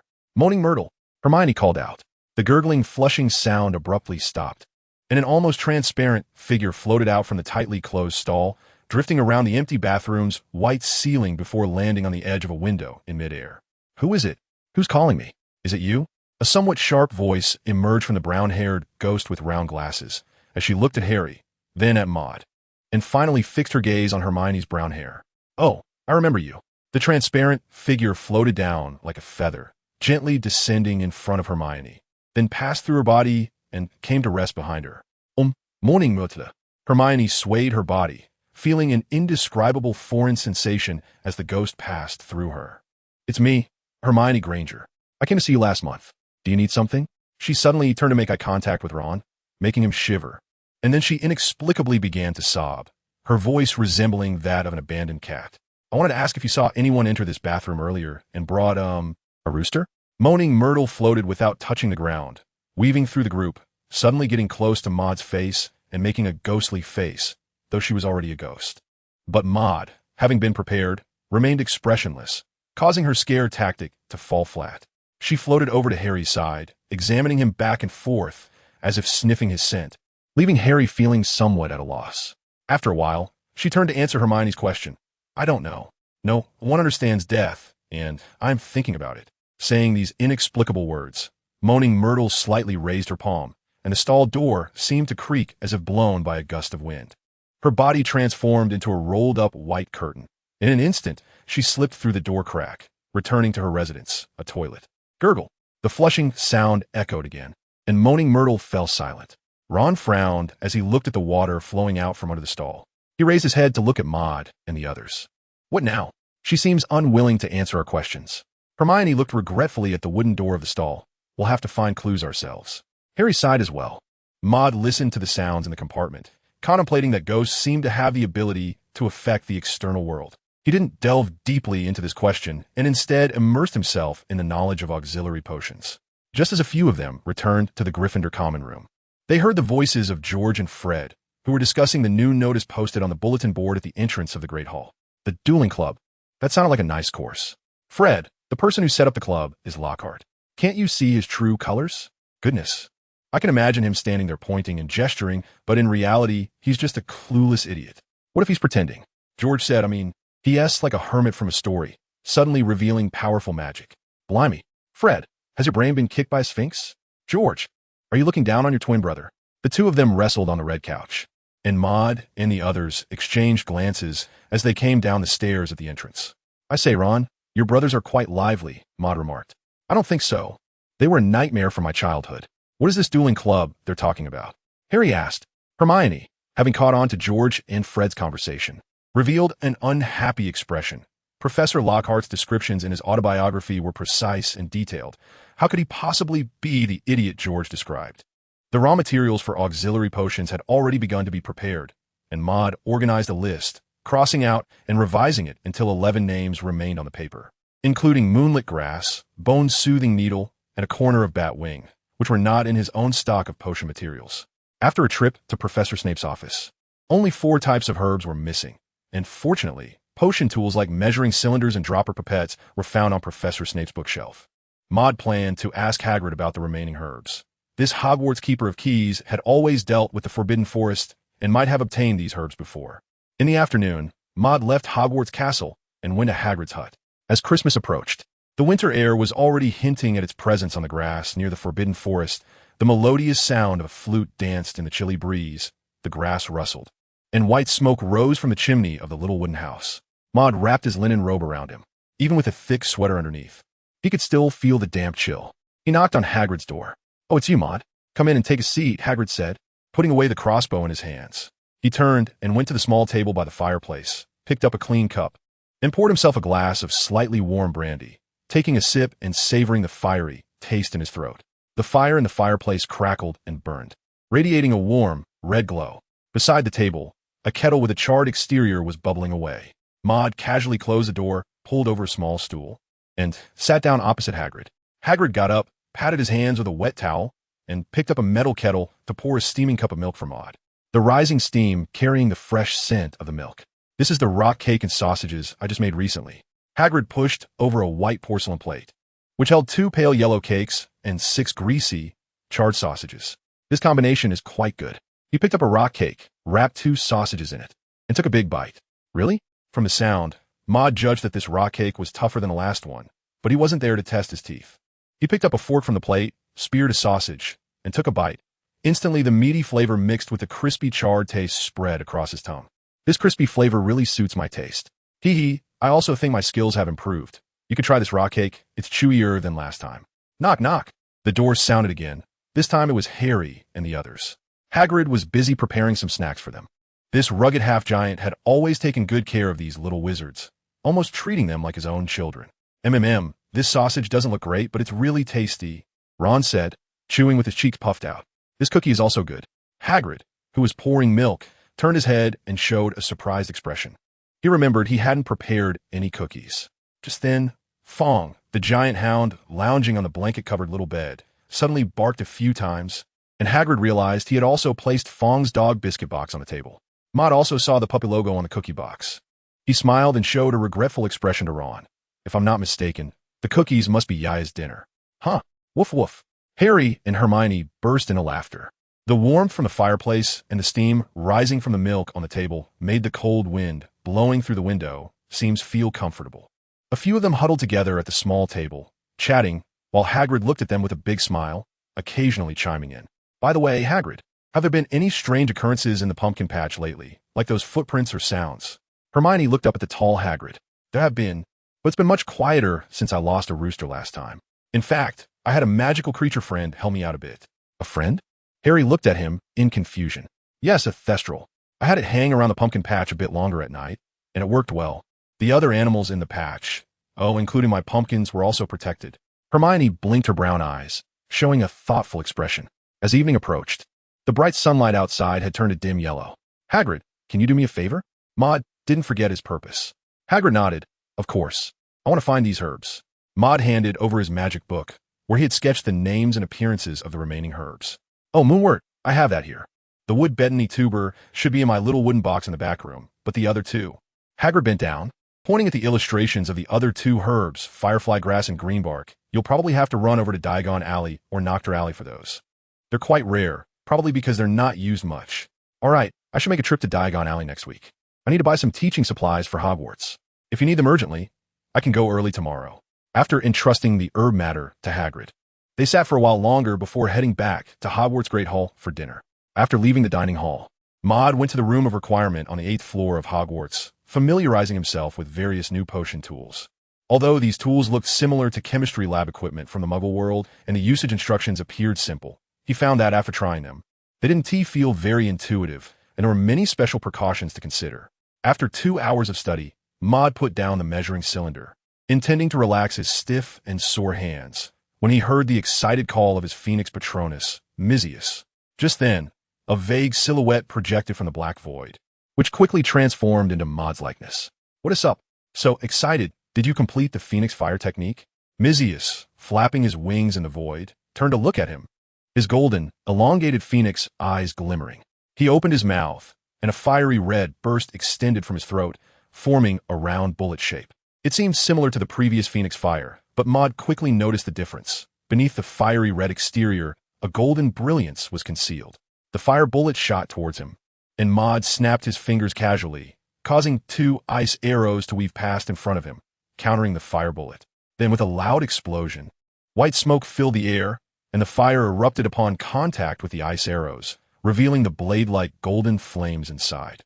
The golden fire blade shot out, spiraling down from above, and lightly grazed the tips of the 2 frost arrows, causing their tips to break off and silently fall, turning into rippling blue waves. The class ended, and amidst the noisy discussions, the young wizards gradually left the room.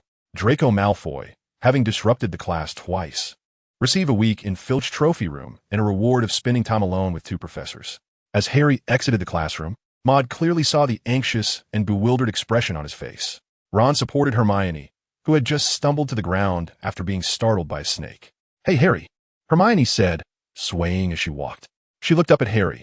"Although I'm grateful you saved me from that stinky snake's mouth." She was worried about Harry, but managed to hold back from saying anything resembling blame. Harry seemed to be lost in thought, not responding immediately. He was struggling with his own control. Amidst Maud's and Hermione's repeated warnings, he told them he would never reveal his Parseltongue talent. But in just 2 short hours today, he had exposed it twice, once covered by Maud's shout and the second time, unfortunately. He knew he was grappling with the wrinkled language, taking a long time to express complete thoughts. But I can't help it. I can't control it. When I see a snake, it feels like uncontrollable magic. It seems to have a life of its own. December in Hogwarts saw heavy snow falling, branches weighed down with fluff. The white snow on the road created deep and shallow footprints, and the tall Hagrid was dragging a fir tree, which was about to be adorned with lights and colorful decorations, becoming a Christmas tree filled with festive spirit. In Gryffindor's common room, the fireplace was burning, casting a red glow on the ceiling. Maud watched as Harry silently walked up the stone stairs towards the exit, the fat lady's portrait making way for him. Ron and Hermione were on the sofa, hearing the sound of the portrait moving. One lifted their head from a book, and the other came back to reality from the flickering flames. "Oh, I wonder if Harry will become as silent as Old Bat," one said. "Maybe, but right now, he can't hear anything," Hermione sighed. After that class, it seemed to solidify Harry's identity as Slytherin's heir, out of fear of the rumors that Slytherin wanted to kill Muggleborns. The young wizards had become accustomed to looking at Harry with strange and fearful eyes, and discussions and gossip about Harry continued. In just 2 weeks, Harry had become fond of solitude, often talking to his owl, Hazel, which he kept on his bedside table, behaving like a depressed person from the Muggle world. "Maybe he needs time to stop living under the gaze of others," Hermione said with concern. Maud nodded in agreement. "One must step on the stones that hurt their feet to sharpen the feet that will travel the world. It is also this rugged and bumpy journey of the heart that creates a resilient person." At night, the cold wind howled, and the candlelight flickered in Hogwarts Castle. The second victim of the Chamber of Secrets had appeared during the time of evening study, intensifying the panic brewing within the school. The first person to discover the petrified victim was still Harry. That night, Dumbledore had a talk with Harry, and after leaving the office, although Harry was still feeling down, he was no longer silent. He attempted to communicate with Maud and the others, perhaps to vent the emotions that had been bottled up inside. And his tone at first was not very pleasant. The atmosphere of Christmas had already permeated the historically rich castle. The group sat around a long table in the library, sorting through the clues of the situation. Harry held a quill, writing and sketching on paper, trying to construct a flowchart of the clues. However, his logic and reasoning abilities were limited, and he could not escape the words written on the paper, due to the scarcity of clues. It was also difficult to clarify the cause and effect of the events. Perhaps after a long time, Harry, feeling weary, furrowed his brow. Perhaps. I really did create a few accidents under some special circumstances using the petrification spell or some special means. Bang! He was flicked on the forehead, and Maud withdrew his hand, looking at him with a smile. Do you think your pathetic petrification spell can do anything? Harry was taken aback, but he recalled his talent for Parseltongue. But perhaps I have more than just the talent for Parseltongue. Or maybe the effect of this talent is not just limited to communicating with snakes, but also has other more sinister effects? Sinister effects? You might be referring to something like the uncontrolled manifestation of murmur.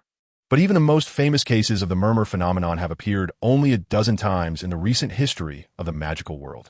In terms of muggle probability, the chance of it occurring is 1 in several hundred thousand. So, what makes you think you could possess it? Completely stifled by Maud's words, he continued to quietly ponder the patterns of events since the appearance of the chamber, with Hermione giving him a lot of advice, and Ron also being somewhat unhelpful. Maud finally gave him a suggestion. Since we suspect that the location of the incident is related to the restroom, why not observe it when we have time to see if there are any strange people or items appearing in the restroom? A few people suddenly realized. In the afternoon, Maud arrived at the wish-granting house. The production of the elixir Moon Dew, which aids the Elven bloodline, was progressing slowly and orderly. He had become quite proficient with the tools for brewing this potion. Holding a dropper, he positioned it 0.5 centimeters above a graduated cylinder with a capacity of 10 milliliters and an accuracy of 0.2 milliliters, carefully observing the liquid within while slowly adding distilled water. Some of the distilled water splashed onto the walls of the cylinder, and as the water clung to the walls flowed down, the distilled water in the cylinder reached exactly 5 milliliters. This was part of the tedious potion-making process, and unlike ordinary potions, the amount of distilled water needed to be controlled precisely. Through liquid extraction, he obtained a special and pure liquid substance called solstice from a mixture of the soaking solution of crescent grass and the silver blood of a unicorn. Its purpose was to alleviate the pain of the new bloodline being born within the blood vessels. At the final moment, it would merge with the bloodline, calming its energy to prevent it from becoming overly agitated. Time passed in monotony. This process lasted a full 3 hours. Maud glanced at the dim yellow light spilling in from the high window and paused his work. Due to the complex process and high precision requirements, it took a correspondingly long time, which meant that the brewing of this potion could not be done in one go. It required a long time, multiple steps, and much practice to complete. Impatience would only ruin the efforts and patience already invested. After tidying up the tools and placing the materials and some partially processed solutions in order, he exited the wish-granting house, the stone door closing with a dull rumble. In these days, including today, he had completed 23 tasks of the entire potion-making process, and the final 13 were close to completion. At the restroom door, water was splashing out, and a few people gathered here, peering inside from the entrance. The faucet at the sink was turned on, water running continuously but standing here. They did not hear any noise from Moaning Myrtle.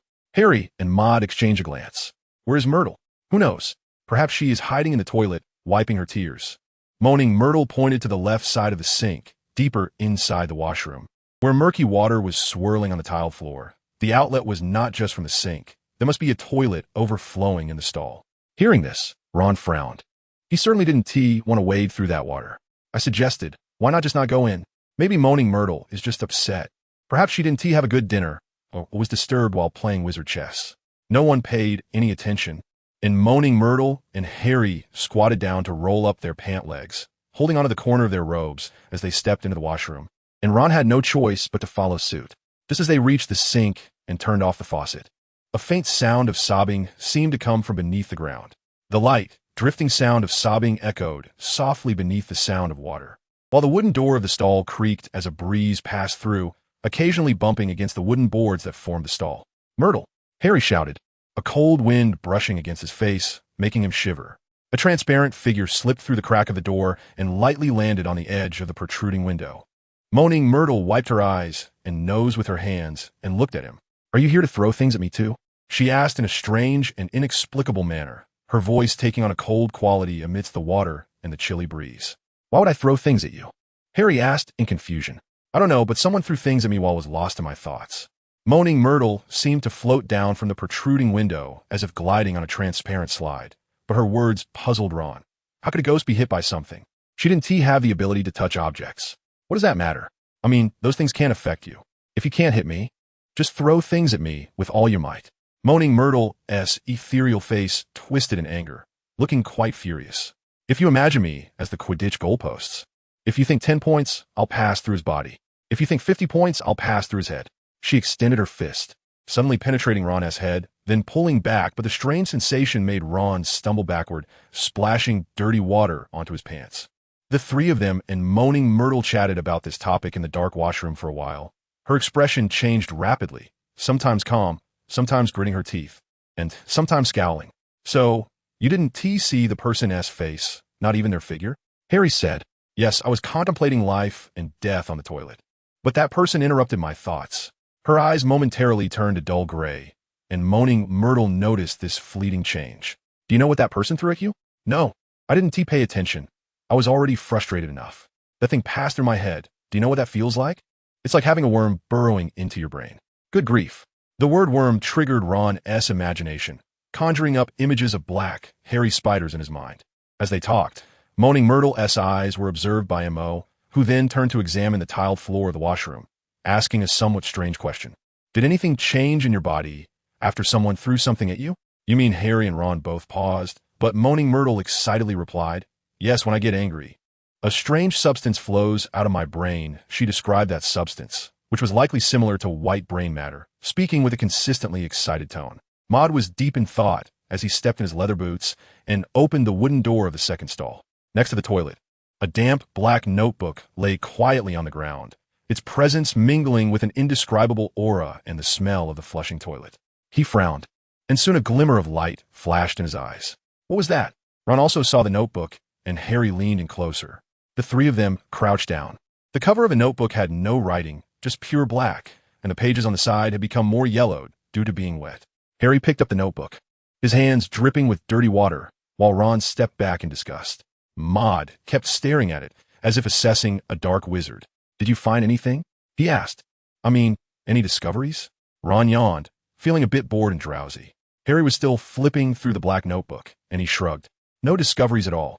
There's nothing written in this notebook. Oh, wait, there's a name at the top of the first page. What name? Tom Riddle. Oh, well, that doesn't sound special. My notebook is like that, too. Anything else? Nothing. Harry sighed. The Moaning Myrtle, who had been quietly floating on the white ceiling, suddenly began to sob again. Her voice hauntingly melodious, gradually turning sharp and even somewhat mournful, which immediately dispelled Ron's drowsiness. Oh, Merlin's beard. Your voice could rival the Cornish pixies. Indeed. Harry nodded in agreement. Myrtle stopped talking to them, and Maud lifted his head, watching the pale figure drift back and forth like paper. Under his gaze, the voice began to change. It sounded as if crying, but also like laughter, the tone fluctuating unpredictably. A cold, damp wind blew in through a corner of the window, sending a shiver down Ron's spine. Oh, I say, we've already acknowledged the flooding. Shouldn't we head back to the dormitory? True. Harry looked at Maud, but Maud kept his head up and did not respond immediately. After a while, he lowered his head and smiled helplessly at Harry. Change is happening. Harry was puzzled, not understanding what change he was referring to. Suddenly, with a splash, the rusty faucet on the closed sink was turned on, and water began to flow again, overflowing the slightly yellowed sink and falling onto the tile floor, merging with the puddle and creating a crisp, resounding dripping sound. Feeling a pull at his feet, Harry looked at the flooded ground. The originally murky water began to swirl around the central column of the washroom, gradually forming a vortex. Reflecting on Maud's words, he seemed to realize something and suddenly looked up, a defeated face coming into view. The eyes of that face had lost their luster, leaving only gray. The murky water surged and rolled upward, transforming into a spiraling column of water shooting towards Harry. Just as he was about to draw his wand, the suction at his feet increased, and he nearly fell. Bang! Maud snapped his fingers. The shaking column of water was blocked by a barrier, bursting into splashes and scattering dirty water everywhere. Maud couldn't help but cover his nose. The smell was not pleasant. Myrtle. With Maud's help, Harry came to his senses, holding his wand and shouting loudly at Myrtle, but received no response. Her eyes were blank, like a puppet being manipulated. The water in the restroom was rushing violently, the faucet's flow rate increasing rapidly. Several toilets in the stalls responded simultaneously, bubbling loudly, and water overflowed from the gaps under the partitions, the water level gradually rising. Along with this, the whirlpool in the center of the restroom expanded, the swirling water causing the few people standing to lose their balance and walk unsteadily. What's happening now? Harry? Mo? Ron, who didn't know when he had also drawn his wand, swayed his body and looked at Harry and Maude. Harry shook his head. I don't know. I'm not sure either, but it might be related to the Chamber of Secrets. Moore explained. He had just used detection magic to observe the notebook and Moaning Myrtle, but saw nothing, only feeling something amiss from the change in Myrtle's eyes, which made him very cautious. He. Myrtle's voice echoed from the ceiling, clearly a giggle, but her tone was particularly sharp, giving the impression that someone was screaming. Harry felt a bit uneasy. Several streams of water coming from all directions were once again blocked by Moore's barrier, creating a curtain of rain, splashing Harry and Ron's clothes. Ron immediately frowned. Merlin's, he started to say, but closed his mouth, feeling the cold water brush past his lips. Has Myrtle gone crazy? No weapons. Harry's wand emitted a white light, falling on Myrtle and showering down, merging into the standing water. They couldn't hit Myrtle with magic. Seeing this, Moore frowned. Myrtle was a ghost. Her body couldn't be touched by physical objects. He glanced at the second cubicle. The toilet was her residence. Breaking it might be useful. After some thought, Moore abandoned this idea. Myrtle wasn't a bad person. What if breaking the toilet sent her directly to the afterlife? He couldn't tell if that would be good or bad. He pointed his index finger at Myrtle, and a flicker of fire spread out, rippling and finally dissipating into the air, having no effect at all. Patronus.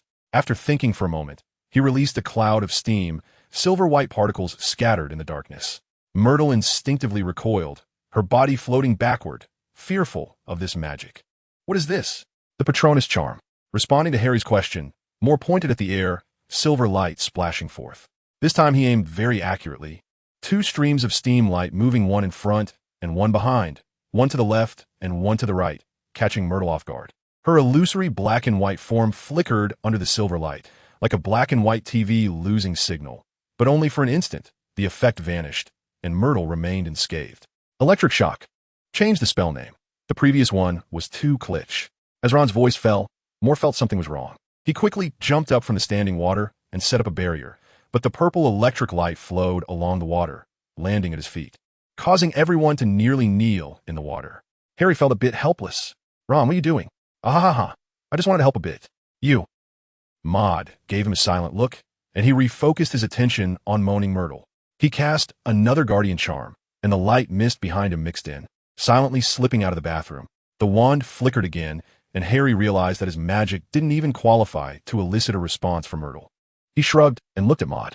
My magic isn't working, Maude. Do you have any other ideas? Well, I actually have a thought. What?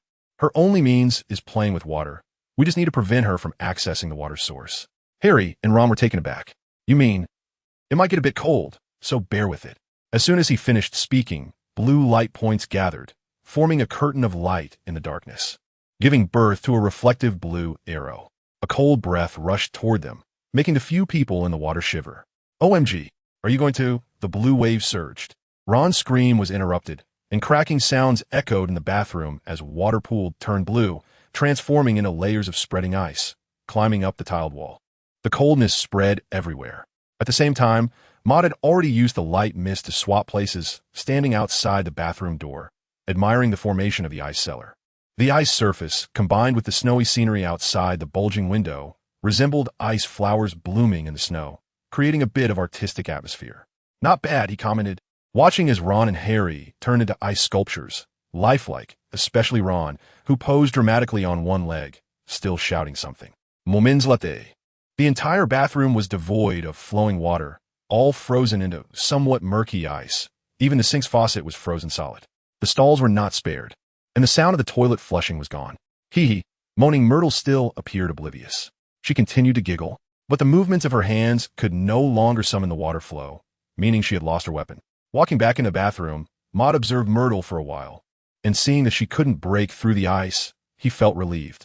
He stepped forward and tapped on Ron and Harry's ice sculptures, and then the layers of ice on them melted away, transforming into light points that vanished.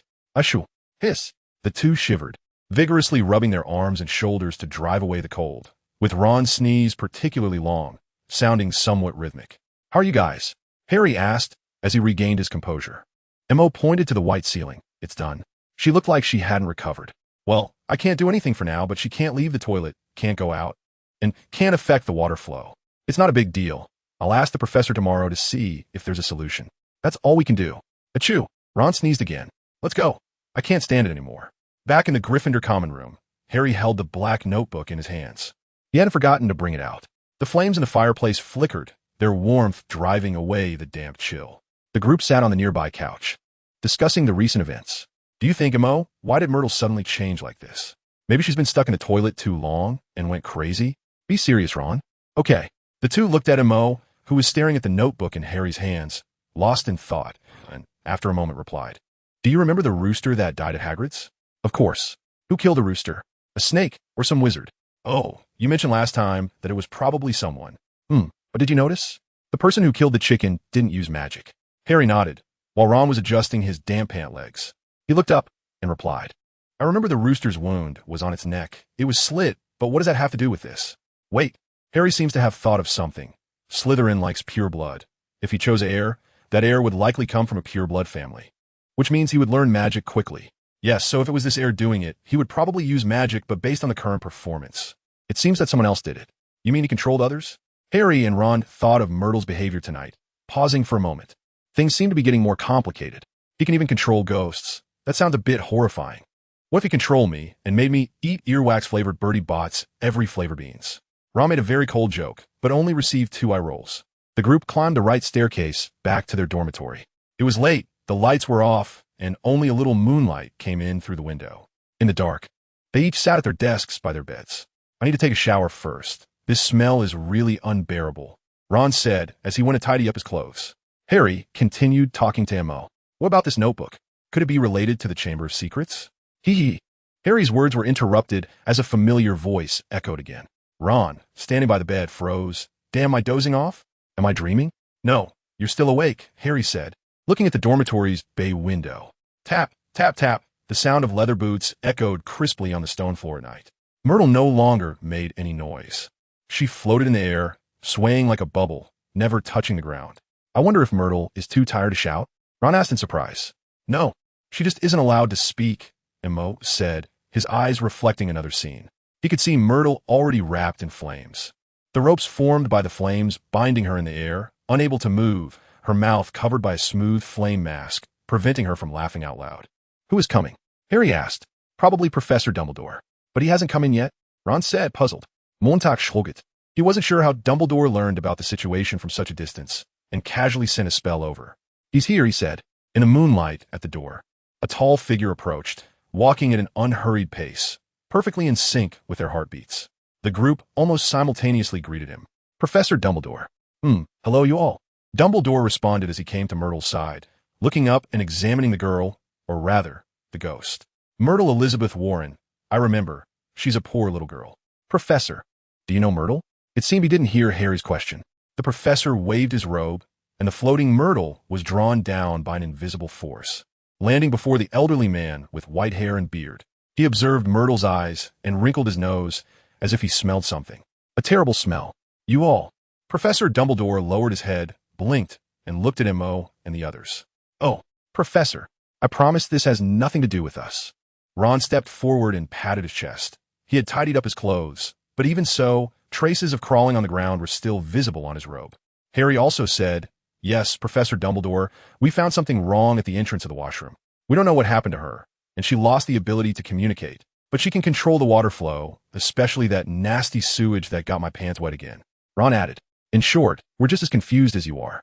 Harry recounted the recent events, only omitting the existence of the black notebook, feeling that this item would help him understand the truth. Mo and Ron cooperated with him tacitly. Dumbledore nodded, his hands clasped in front of him, the moonlight rippling across his face. "Washroom, water flow, ghost, and any other discoveries?" He and Harry exchanged glances. The calmness in Dumbledore's eyes conveyed a certain pressure, and Harry couldn't help but look away, shaking his head. "Is that so?" Extending his left hand, the robe fell, and Dumbledore waved his hand casually. No light was seen, but Myrtle, who was in front of them, had already vanished. The group stared blankly. Where did Myrtle go? Ron asked aloud. I've taken her away, Professor Dumbledore said, patting his left sleeve. Today he wore a purple robe covered in silver stars. Don't worry, Mr. Weasley. She just needs to receive treatment. In a few days, you'll see her again in the washroom.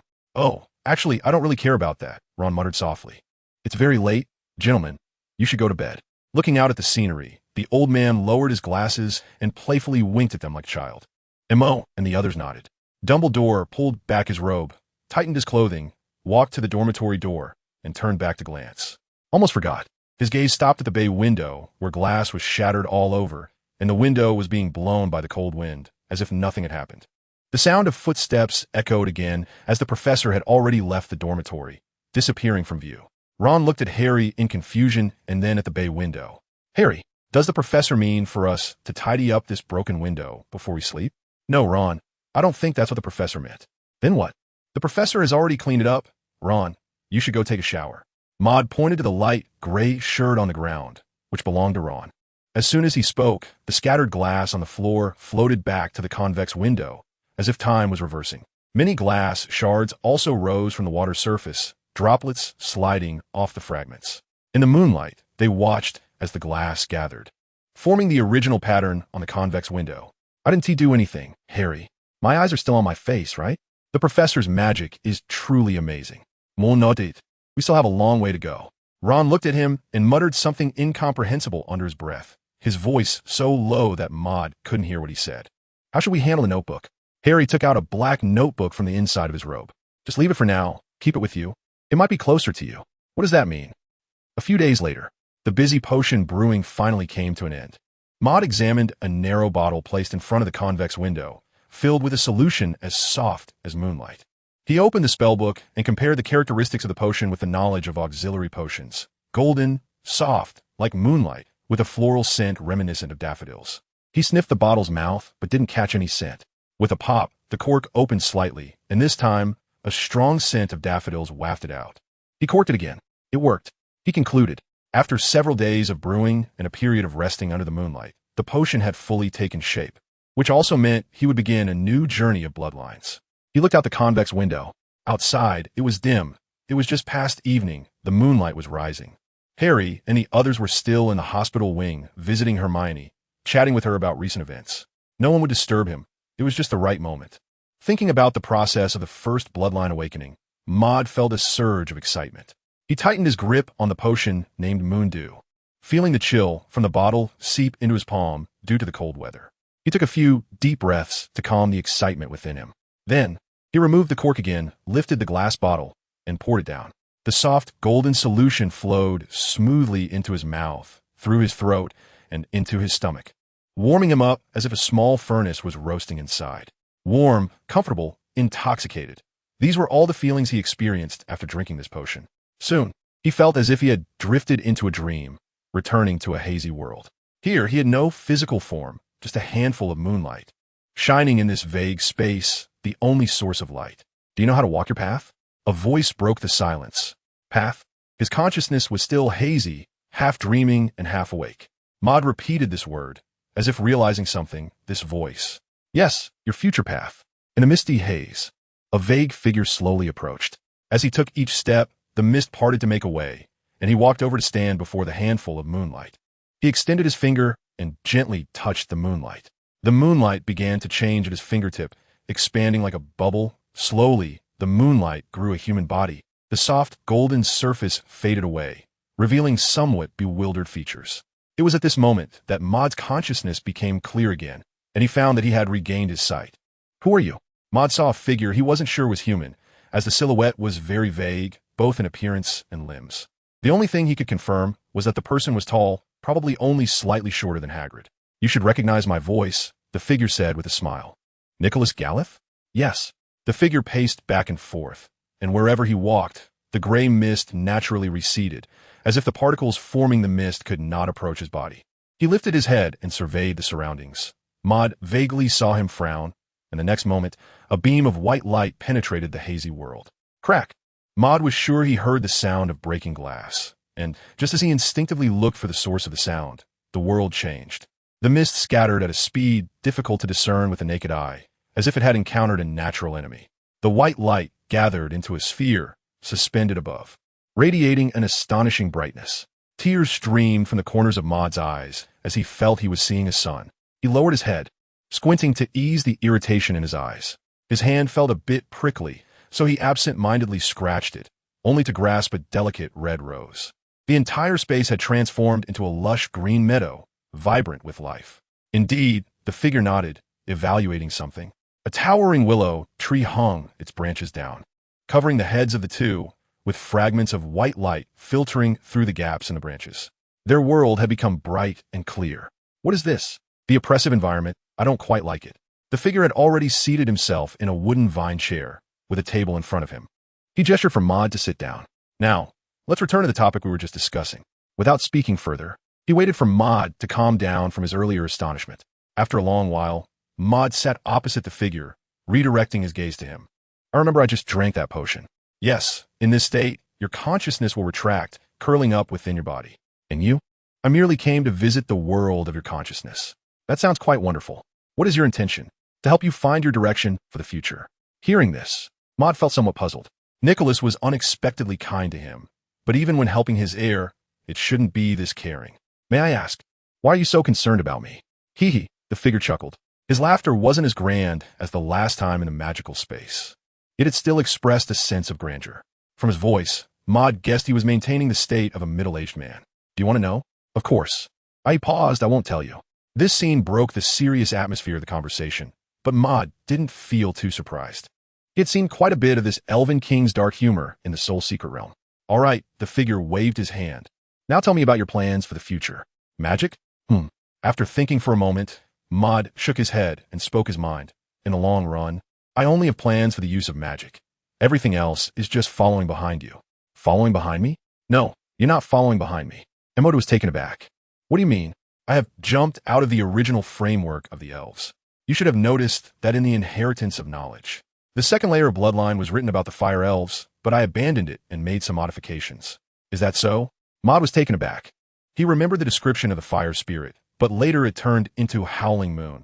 He didn't pay much attention. After all, no matter what the second layer was, he would follow it down. Are you encouraging me to innovate? After hesitating for a while, Maud still took out the new terminology from his previous life, thinking that Gaff would understand. Sure enough, Gaff responded. That's right, but saying it this way isn't entirely accurate. You need to find your own characteristics, combine them with your situation, and find a path that belongs to you. Is this really necessary? A figure picked a blade of grass from the ground and put it in its mouth, seemingly savoring the aroma of the earth. If you want to go further, it is necessary. Maud listened, somewhat understanding, but he could tell Gaff wasn't interested in continuing the topic, so he stopped pressing on that question and changed the subject. What do you think I should do to find my own path? It's difficult to say, but it's also quite simple. Gaff was silent for a moment, chewing on the green blade of grass, and after a while, he spoke. The role of bloodlines. The knowledge in the world you are in is lacking. It should not have been mentioned. This is actually a development of your own talents, helping you turn the latent talents within you into manifest ones. If we compare everyone's magical talent to a puzzle, those with good talent have a completed puzzle, while those without talent have it in a scattered state. Bloodlines are the tools that help you piece the puzzle together. Of course, very few understand how to use these tools. The freedom of the puzzle game is very high. The final patterns formed are not just one, and each pattern has almost entirely different effects. Everyone's talent has strengths and weaknesses. The path you need to find is actually the pattern that suits you best, which just happens to be linked to your strengths. Knowing that this learning opportunity was particularly rare. If it weren't for his inability to summon the magic book here, he would have taken notes directly. This statement should be clear to you. The teaching session has ended. Apologetically, Maud scratched his head and said, I don't know what kind of talent I possess, and it's hard for me to distinguish my strengths and weaknesses. Can you give me some advice on this? In the world he inhabited, knowledge about magic was vague and obscure to the point that previous generations might not even be able to clearly define what magic was. Without saying much, the figure raised its head, as if admiring the willow branches swaying in the wind.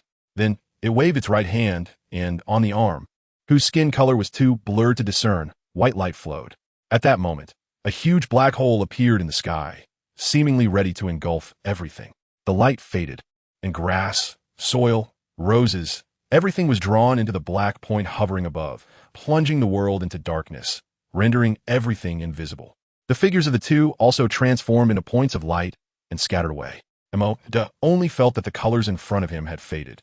His mind was chaotic, and he fell into a state of inability to think. However, this state did not last long. A beam of dim yellow light filtered through his tightly closed eyelids, allowing him to perceive it. When he opened his eyes, he was no longer under the towering willow tree, but in a room. "Mr. Gaff?" Mod called out, but no one responded. The room was quiet, with a ceiling lamp overhead, and the dim yellow light emanated from there. Mod looked around. Beneath him was a brown wooden floor arranged in a staggered pattern. And outside the window, the sound of cicadas came in through the cracks. A test? Mod thought that his wording should not have angered Mr. Elf King. So the current situation should be a test of his abilities, or perhaps Gaff had placed the answer to the problem in this new space.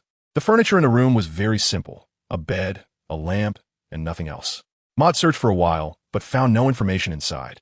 The bed only had bedding and cushions, and the lamp was just an ordinary one. He looked at the door, a wooden door painted red, which glistened under the light. He walked over and opened the door. The door creaked heavily as it slowly opened, revealing the scene outside the room. It was a spacious living room, with a long sofa placed in front of a fireplace that was burning with flames. The flickering fire emitted a golden-orange glow that spread into the air, driving away the darkness. It looked magical. A cluster of fire illuminated the entire living room, making it bright as day. While he was admiring it, the flames in the fireplace, wrapped in ashes, showed traces of blue. Soon, something more appeared in the blue. The airflow began to swirl, causing the flames to flicker and quicken. Bubbles were expelled from the fire, shimmering with light. These bubbles quickly floated to every corner of the living room. Mod reached out and touched the bubble in front of him. The halo changed, with the purple area expanding. There seemed to be nothing, but Mod suddenly stopped moving, becoming completely still. After a while, he smiled. This was the answer. Mod knew the purpose of this scene, which confirmed his earlier speculation. These bubbles seemed to contain some kind of magical item within them. In the recently popped purple bubble, he saw lightning, and, at the same time, a certain emotion began to stir within him. This emotion was related to preference and aversion, not produced by associating with a particular image, but rather arising spontaneously, as if the lightning had triggered it. And the lightning was not just lightning. It was a symbol like a streetlight at a crossroads, pointing the way and allowing you to see what lay ahead. He released his fingers, and with a soft sound, the purple bubble burst. The purple mist drifting like cigarette smoke rings, floating for a moment before slowly dissipating. Mod touched another bubble, this time a white one. His gaze lost focus again, and he saw hexagonal snowflakes, appearing white at first glance. But upon closer inspection, they were sparkling and distinct, with a thin layer of snowflakes that seemed to disperse cold air. The lightning snowflakes detached from the scene within the bubble, and Mod reflected on his feelings. Compared to the recent lightning, he seemed to prefer this snowflake more, but this preference wasn't strong, or perhaps it should be replaced by fondness. The white bubble burst. He didn't pay much attention, took a few steps closer to another bubble, and before his finger could touch it, it burst, scattering 7-colored flowing lights all over the ground, seeping into the earth. Mod frowned. The popping of bubbles might have triggered some kind of change, as more and more bubbles burst out of nowhere. Too many colors mixed together, resulting in gray, which also disappeared quickly. At this moment, the bubbles that had seemed crowded just a moment ago had significantly decreased. Standing still, Mod observed the entire process without any clear thoughts. He continued to search for the bubbles that suited him, filled with confusion. Water droplets, bats, wings. He didn't know how many bubbles he had touched. He saw various scenes commonly found in reality and quite a few creatures, but none of them gave him a good feeling, even less so than the initial snowflakes and lightning. After touching a pair of pure white wings, more bubbles burst. Similar to the previous situation. Was it reducing the choices of the same type? He made this hypothesis, but he couldn't verify it. The answer might only be obtained from golf, or perhaps he would know if he continued on. The bubbles gradually decreased, and Mod saw a crescent moon and a golden full moon. The bubbles containing the crescent moon did not disappear after being touched, and he felt a bit of joy inside, as if he were drinking rich black coffee for the first time. Although bitter, it fascinated him. He decided to keep this bubble, while the other bubbles still floated in the air, swaying back and forth, somewhat as he had anticipated. In other words, the choice was not unique. Mod held the bubble in his palm. The thin layer felt somewhat resilient, even a bit elastic like holding a balloon. He had already stood behind the sofa, the flames of the fireplace reflecting in his eyes. He walked to the right side of the fireplace, where the last two bubbles remained, and Mode planned to eliminate them first. Sapphire, Crimson Heart. 3 bubbles remained. These were slightly larger bubbles, 2 of them the size of a palm, their flickering aura floating in the firelight. Before touching them, a voice in Mode's heart told him that there must be surprises here. He inadvertently raised the corner of his mouth and, following the feeling, gently touched the middle bubble with the tip of his index finger. With a splash, he heard the sound of flowing water, and as he regained his senses, a full-length mirror appeared before him. The edge of the mirror had a silver, hollow floral pattern, the lines delicate as if mercury was flowing over it. The support of the mirror was semi-oval in shape, with simple decorative patterns on top, an arc winding and intertwining to form an infinity symbol. It seemed he was standing right in front of the mirror. The mirror was still smooth and clear, with no reflection of him, but that was enough. Mode gazed at it, entranced more intensely than the crescent bubble. Suddenly, there was a flash in front of him, as if the television had dropped frames, losing the image. With a focus in his eyes, Mode returned to the living room. All the bubbles had vanished, leaving only the large and small bubbles he held in his hand. Maude raised his left and right hands, as if weighing the bubbles' weight. Then, he subconsciously brought his hands closer together, and the transparent outer layers of the 2 bubbles were drawn together. They began to merge. In the living room, the fire in the fireplace rose, reaching the center of the room, and he didn't know when he had also stood in the middle of the living room. Then, the flames turned blue, leaping up. The fire intensified, and the glow filled everything. Beneath the flickering flames, the bubbles in front of Maude had vanished, transforming into a full-length mirror with silver lace. Inside the mirror appeared a night sky, adorned with a golden crescent moon. He reached out to touch it, as if throwing a stone into a well, and the mirror's surface rippled, the crescent moon turning into golden waves, rippling outward in circles. With a crack, the world shattered. Blue flames swept through everything, converging into a point of light, and then vanished without a trace. This time, Maude's consciousness was not restricted. He witnessed the mirror shatter, along with the crescent moon within it. A soft light came before him and disappeared. This light entered his body, feeling comfortable, as if soaking in a hot spring. He seemed to have fallen asleep. A tearing sound of paper echoed in his ears.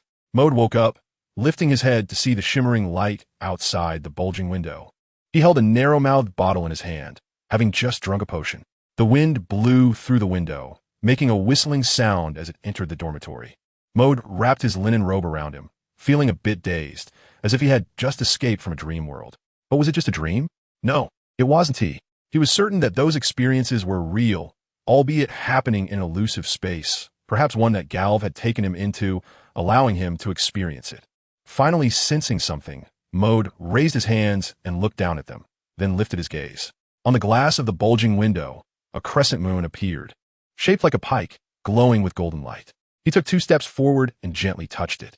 His hand penetrated the glass, stirring the crescent moon, and his body transformed into a paper-like form, drawn by a force, spinning in chaos. The person vanished. In the dormitory, lit only by a wall lamp. Only the reflection of a window remained on the ground. The wind blew, creaking softly. At night, the vast castle seemed to fall into a deep sleep, silent and still, with bright moonlight pouring down, flowing into the corners. At the entrance of the hall, an owl was hanging on a willow tree in the courtyard, hooting softly. 2 black lattice wall lamps flanked the door, emitting a dim yellow light, while the bulging window above trembled slightly in the cold wind. The owl's eyes turned, looking towards the window, drawn by the sound. On that window, swayed by the wind, a gentle golden hue appeared, the sound of the wind continuing to swirl and whistle. As if sensing something, the owl flapped its wings and flew away. At that moment, the bulging window revealed a flickering crescent moon on the blurred glass, from which a hand emerged.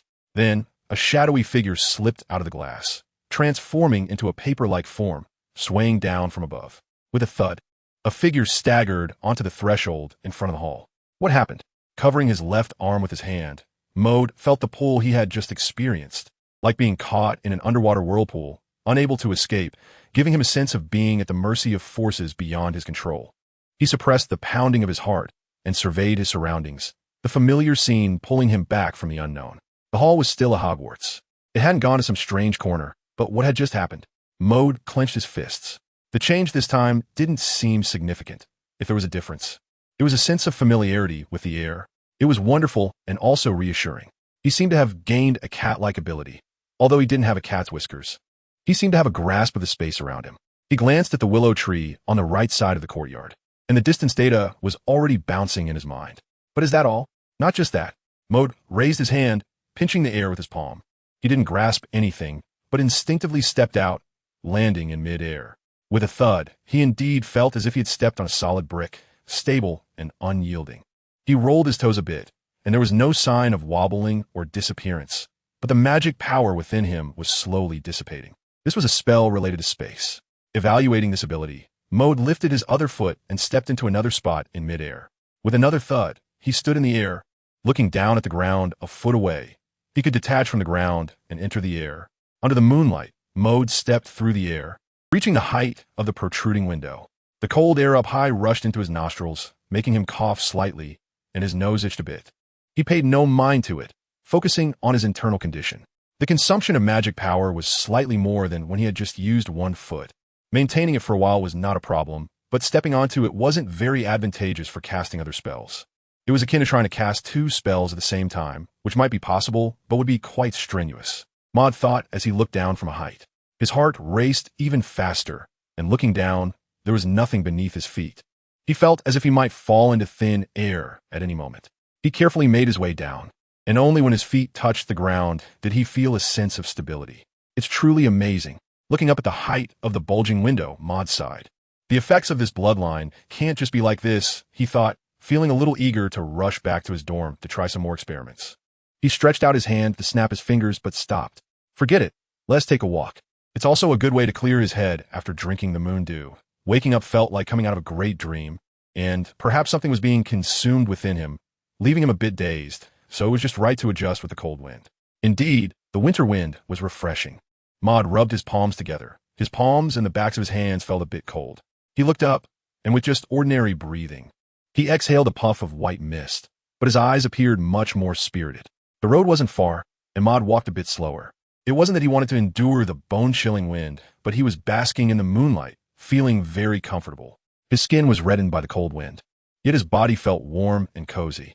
This state reminded him of the introduction of the Howling Moon Spirits, a magical creature that could harness the moonlight. Before long, he noticed that the only part of him not wrapped in a robe, his palm, had turned bright red and warmth surged up. It seemed like he saw a light emanating from his palm, with the fine lines in his palm turning pure white, forming beams of light. He was absorbing the moonlight. Maud guessed, but he was still unclear about the use of moonlight for himself. He couldn't grasp where the warmth flooding into his body was going. It moved secretly, and the warmth wouldn't linger for long, disappearing in an instant. The howling wind whistled, and the castle's surrounding walls did little to stop the incoming chill. A strong, fishy odor enveloped Maud, causing him a halt in his tracks. What was that smell? He looked up and sniffed. It seemed to be the scent of a dead rat. Following the stench, he glanced toward the end of the archway, where it was dark and nothing was visible. Hiss! At the sound, Maud's hair stood on end. It felt like emerging from a shower and being hit by a cold draft. His arms distinctly sensed tiny goosebumps rising. In the corridor, a massive shadow suddenly leapt out from around the corner, curling and swaying against the gray wall, and then Maud heard a scraping sound, clear and growing louder, like sandpaper rubbing against the floor. Sss. Maud watched the snake warily, but the shadow, just like last time, slithered away, and even the smell was blown away by the wind gone. Did it run away? After waiting for a while and hearing nothing, Maud finally relaxed and continued back to his dormitory. He planned to take a different route. He had no interest in playing an adventure game with a large snake now. This was a longer path, passing through the Ravenclaw Tower and entering from the east staircase of Gryffindor after passing the astronomy tower. Maud turned back to the last corner and saw the lights atop Ravenclaw Tower. A splash of foul-smelling liquid suddenly fell from above, as if someone had poured a bucket of water, and the liquid sizzled on the ground in front of Maud. He turned his head sharply, and a giant snake was waiting behind him, its crimson mouth wide enough to swallow the great hall's doors. A wall of fire erupted, surrounding him in front. Maud instinctively distanced himself and leaped in another direction, continuing to run. However, he did not consider the size of the snake. The distance he thought he had created was merely within reach for the giant serpent. Its mouth once again drooped above his head, and the nauseating smell made his stomach churn, the taste of mashed potatoes from dinner lingering in his mouth. Hissing and flicking its tongue, the giant snake opened its mouth wide, its fangs gleaming white in the moonlight. He found himself in a dark space, all light blocked by the snake's head, and a silent sense of fear crept up on Maud's heart. At that moment, he felt like a lamb to be slaughtered, no longer needing to resist. The night was thick, and as he stood still with the snake's mouth hovering above him, Maud finally shook off the inexplicable fear. He pushed both palms against the snake's mouth. Armor protection. Bang! A transparent barrier nearly shattered, like a stone dropped into a pond, causing ripples in the air that spread outward. A strong backlash sent Maud flying backwards. Coughing, lying on the cold ground, Maud's breathing was erratic. The sudden impact hit his chest, disrupting his breathing rhythm, and pain surged his chest. He adjusted himself, leaning against the rough wall, and quickly stood up. Frost arrow. A blue light flowed from his palm, rippling in front of him. Coldness surged, dancing in the dark air. Two frosty white arrows, like pieces of art, emanated blue light. Golden threads coiling around their shafts, the sound of wind howled. Crack! As the ice arrows exploded, they drew a blue arc, colliding with the approaching giant snake. Frosting the densely raised, muddy-colored scales, waves of water splashed, and the ice surface solidified. The air frosted. The ground froze. The chill from the stone wall rose.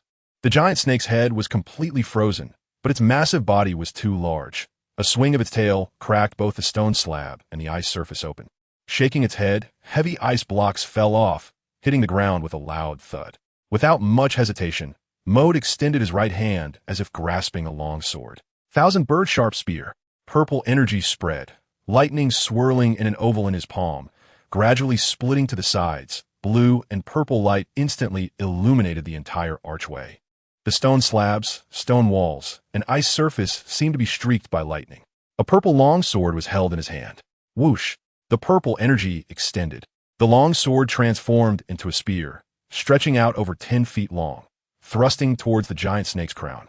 The giant snake swayed its body to protect its head, but its long body couldn't evade in time. The purple spear pried open a scale and pierced thick flesh, arcs of electricity coursing up the snake's body. Countless purple arcs climbing. The giant snake let out a roar. Merlin's underpants. Despite the initial use of the 1,000-bird-sharp spear, Maud felt no excitement. He saw that as soon as the spearhead sank into flesh, it lost momentum. The snake's body was much thicker than he had imagined. The snake's tail swung continuously, rolling and striking in rhythm with the flickering arcs of electricity. Maud dodged the splashing rubble, threw out a shadow, and prepared to flee from the terrible corridor, turning around to run backwards.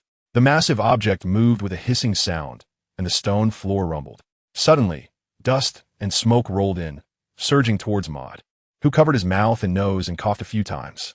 He was about to exchange positions with the shadow when the cold-blooded golden snake eyes locked onto his, sending a chill down his spine. Carelessness. That was the only thought left in his mind as hurried footsteps echoed in his ears.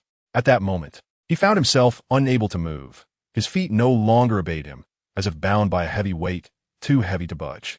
This feeling surged up from his calves, through his knees and all the way to his neck, and in just a moment his consciousness blurred. Crack! The scene shattered into fragments. Arched corridors, stone walls, floors. The giant snake and himself were all swallowed by darkness. Moments later, the dim yellow wall lamp came into view.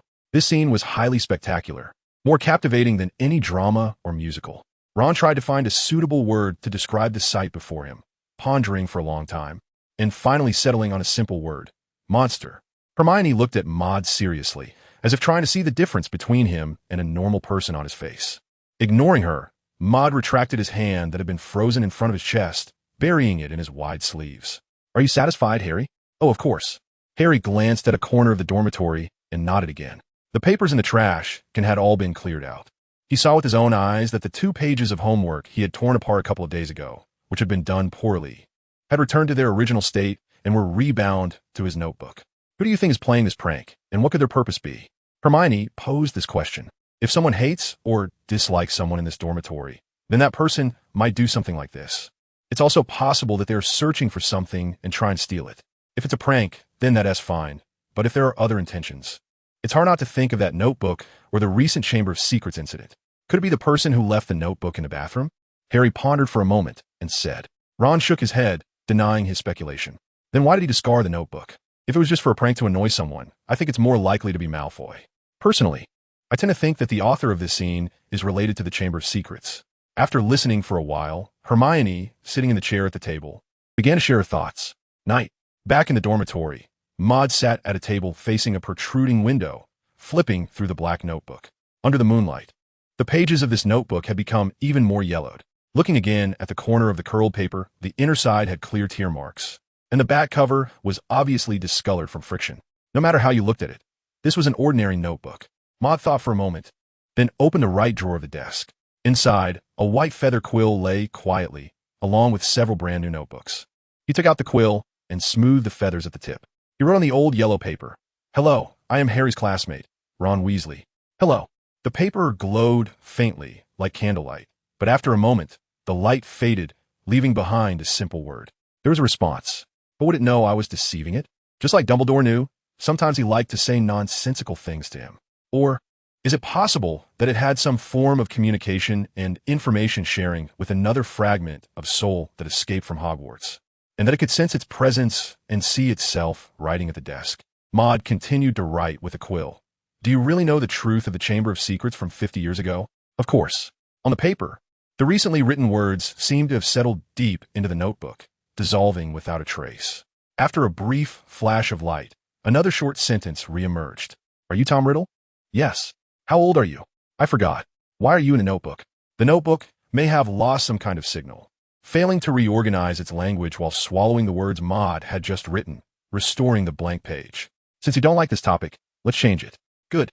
Can you replay the truth of the Chamber of Secrets from 50 years ago? I can do it, but I won't. Why? I hate doing the same thing repeatedly. Maud had previously speculated that the notebook's method of taking Harry back to 50 years ago might be related to Professor Dumbledore's pensive. Perhaps they originated from the same spell. Since it's a spell, it must consume magical power. So, would the manifestation of the notebook's magic appear in the eyes of someone casting a revealing charm? He wanted to verify something, but the notebook wasn't very cooperative. Is your spell strong enough? My grades were among the best at Hogwarts back then. Can you show me? Sure. This answer was very decisive. Unexpectedly, so for Maud.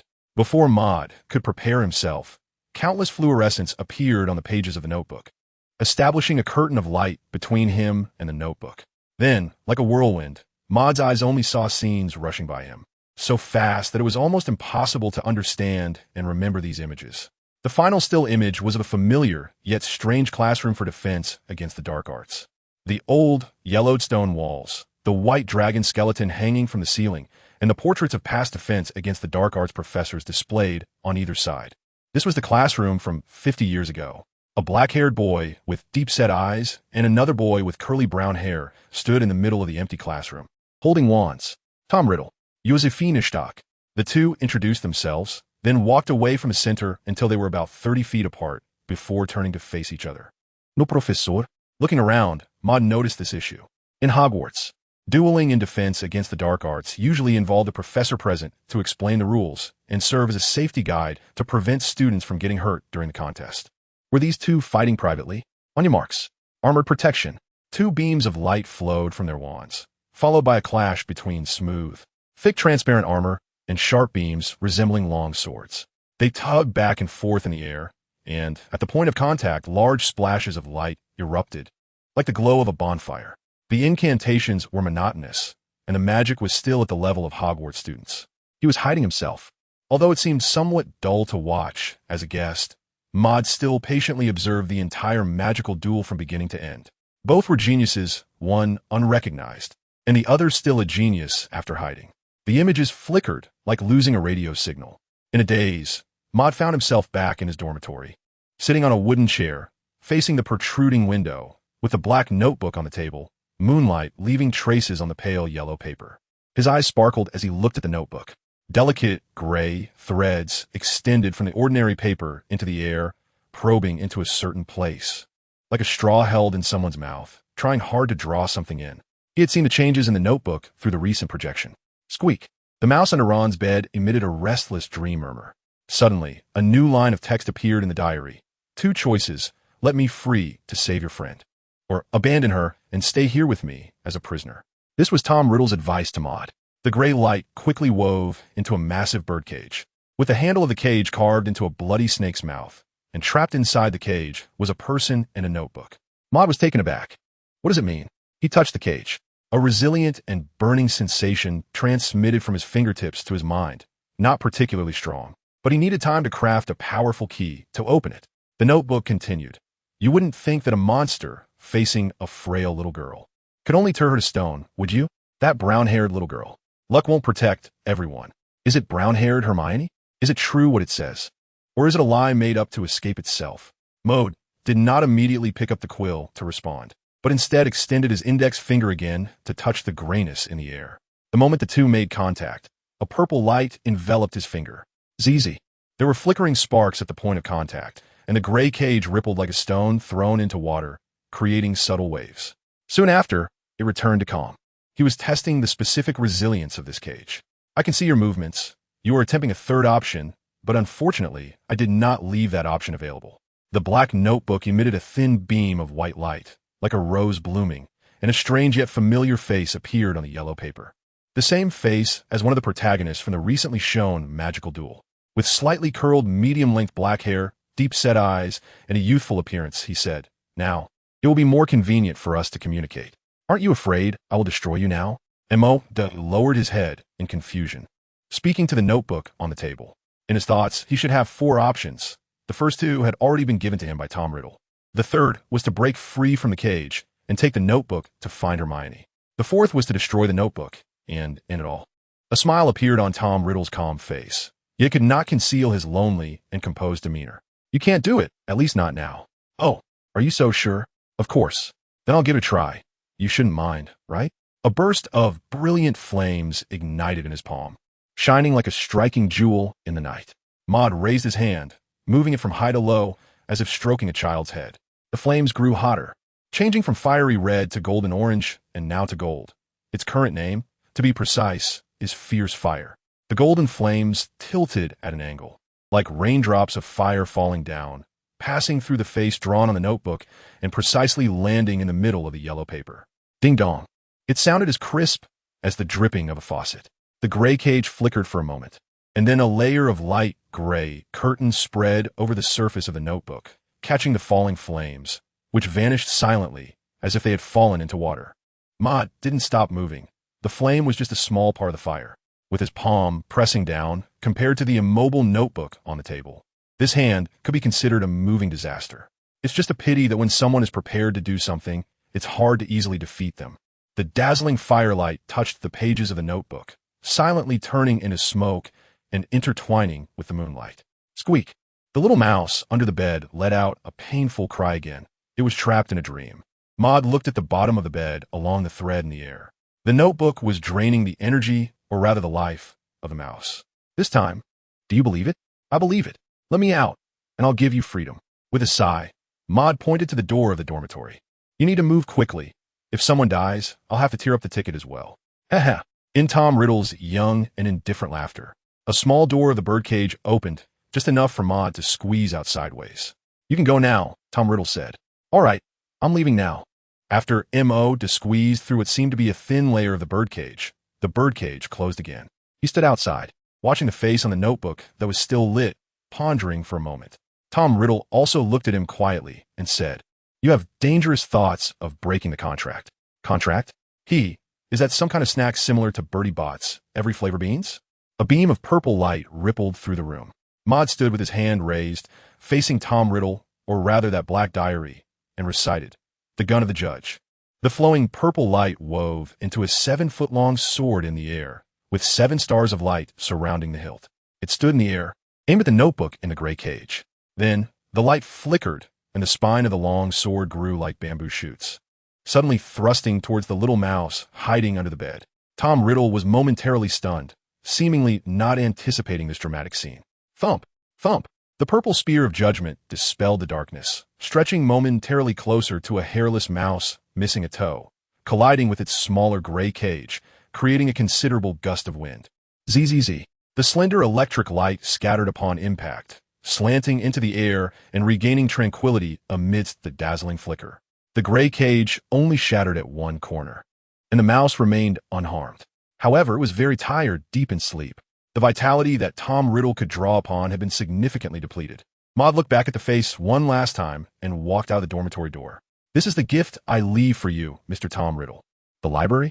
Stepping out of the dormitory, Maud glanced around, opened a door where firelight flickered in the darkness, and walked in, disappearing into Gryffindor Tower. Moments later, the blue eyeball hidden in the air at the dormitory door shattered into specks of light in the rippling gray waves, blown away by the wind. As Maud moved through the dimness, he felt the blue eyeball lose its connection. Just like me. What a thoughtful young man. Inside the dormitory, the face on the table vanished. But two sentences appeared on the paper. The Hogwarts library, located in the northeast of the entire castle. At night, the sky was dark, and the dim wall lamps flickered on either side of the arched door, like a campfire swaying in the wind.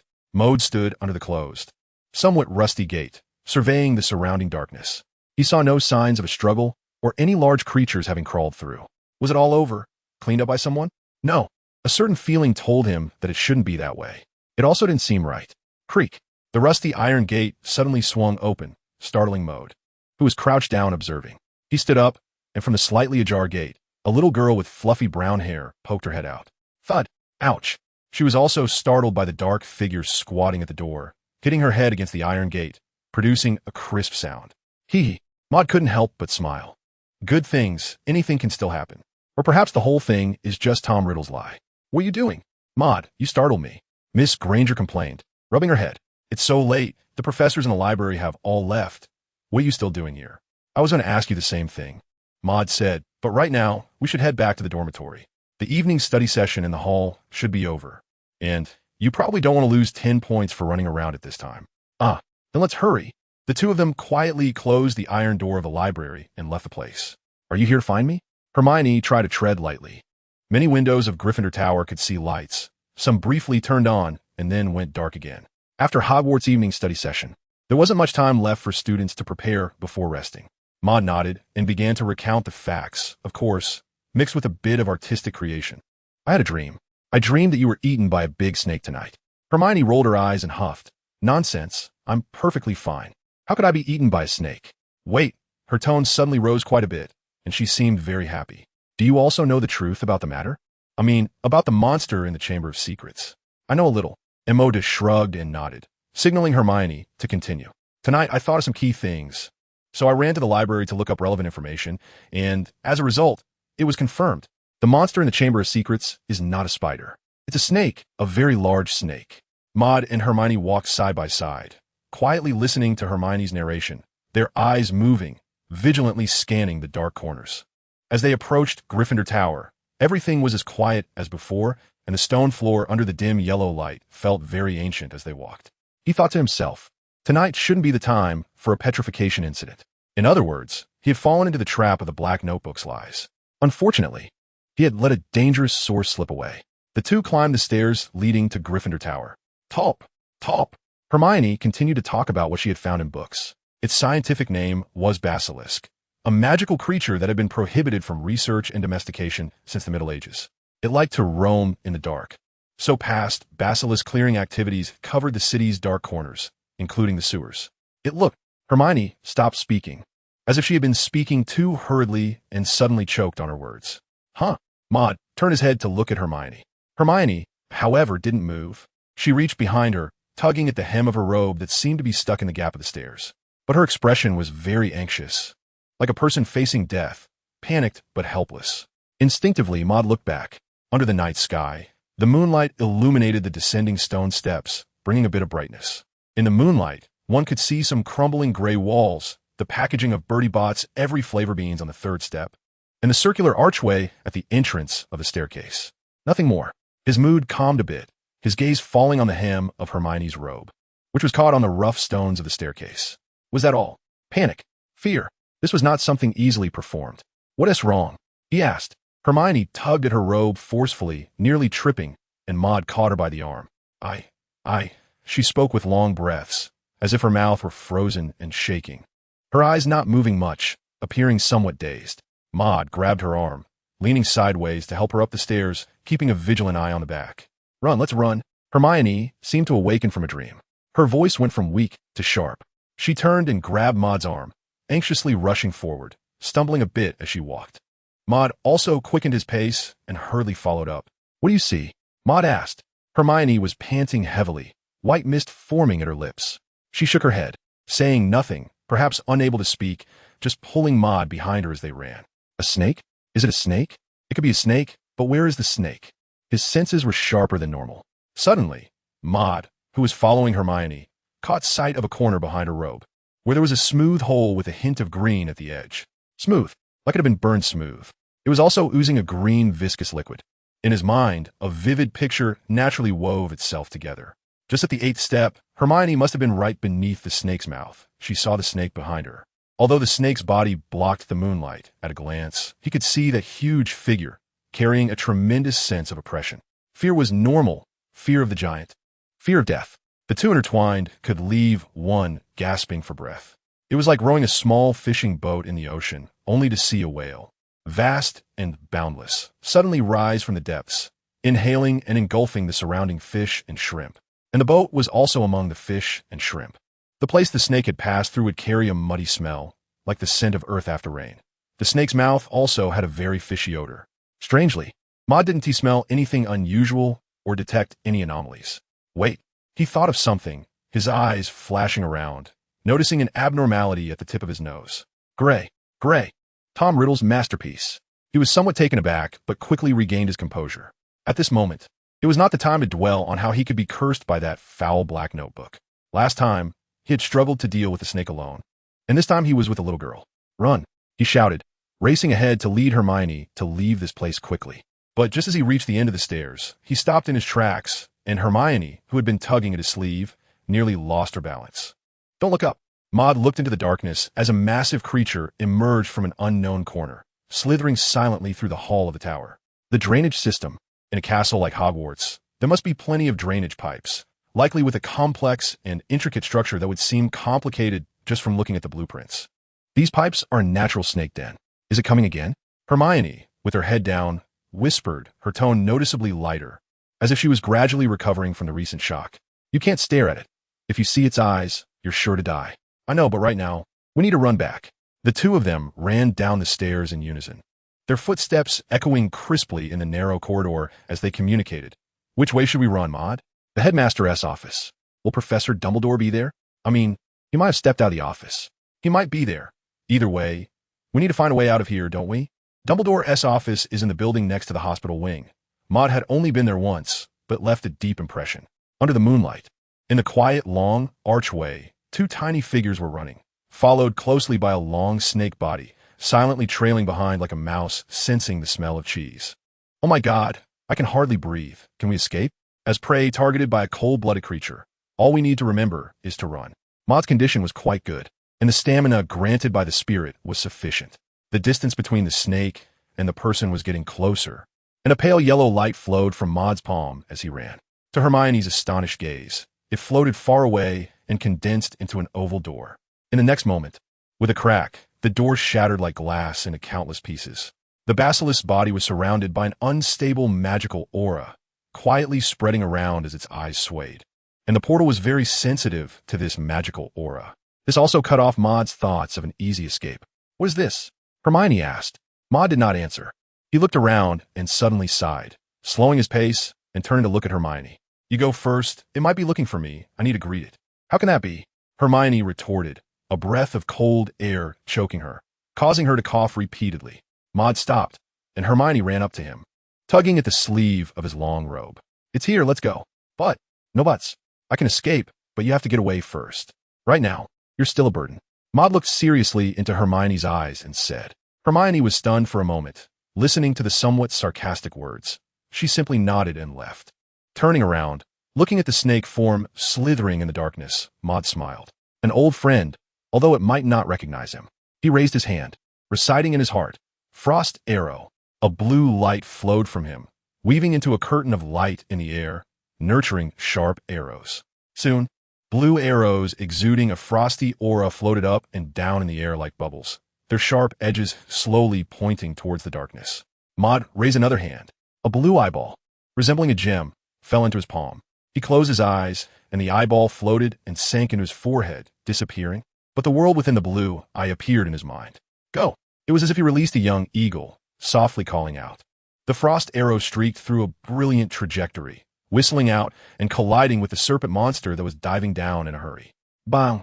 A slight sound emerged, like the shimmering light of ocean waves, as the ice crept up the serpent's body, restraining its tail. The serpent monster reared back and smashed into a layer of ice. It let out a roar, expressing its anger at being provoked. Maud raised his hand once again. Fire spell. Brilliant flames erupted from his palm, forming a thick stream of fire that flowed into the air, weaving like threads into a fiery curtain around the serpent's eyes, completely blocking its line of sight. The intense heat instantly intertwined with the cold blue light, creating a large cloud of smoke. The serpent monster began to shake its head, trying to dispel the troublesome flames. But the fire seemed to be playing hide and seek, avoiding contact with the monster and merely entangling it. Two more frost arrows alternately cut through the air, filling the void in the icy layer.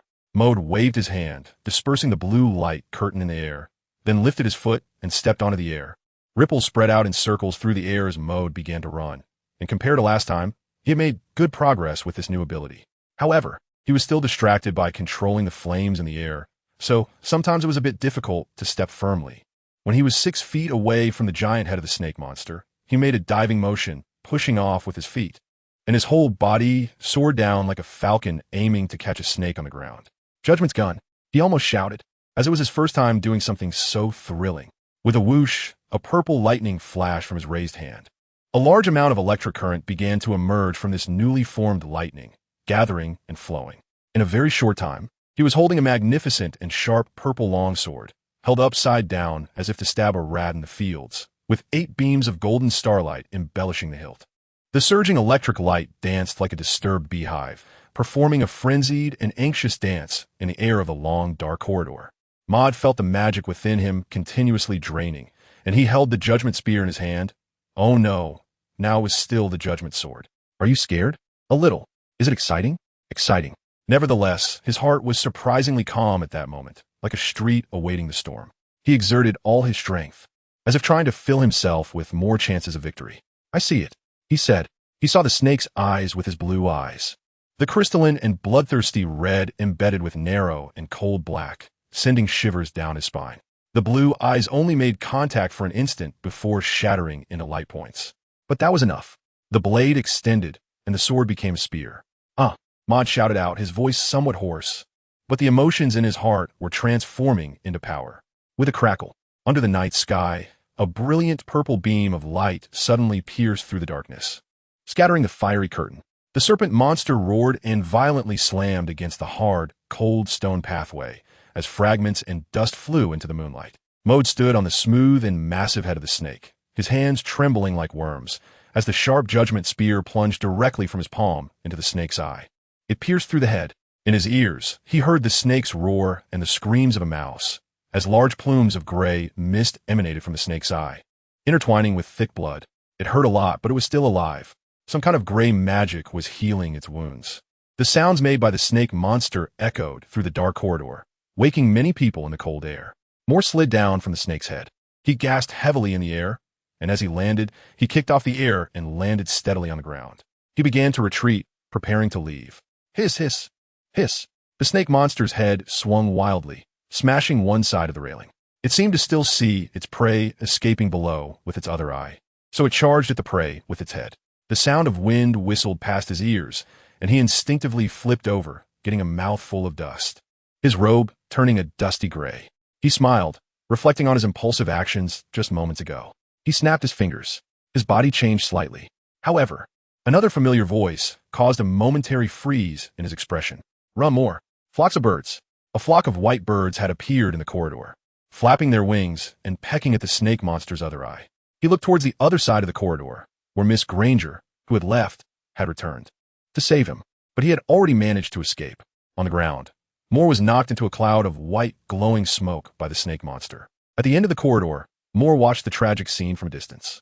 The snake monster easily brushed aside the flock of birds, and its gaze swept over a few of them, instantly turning them into stone, which fell to the ground and shattered.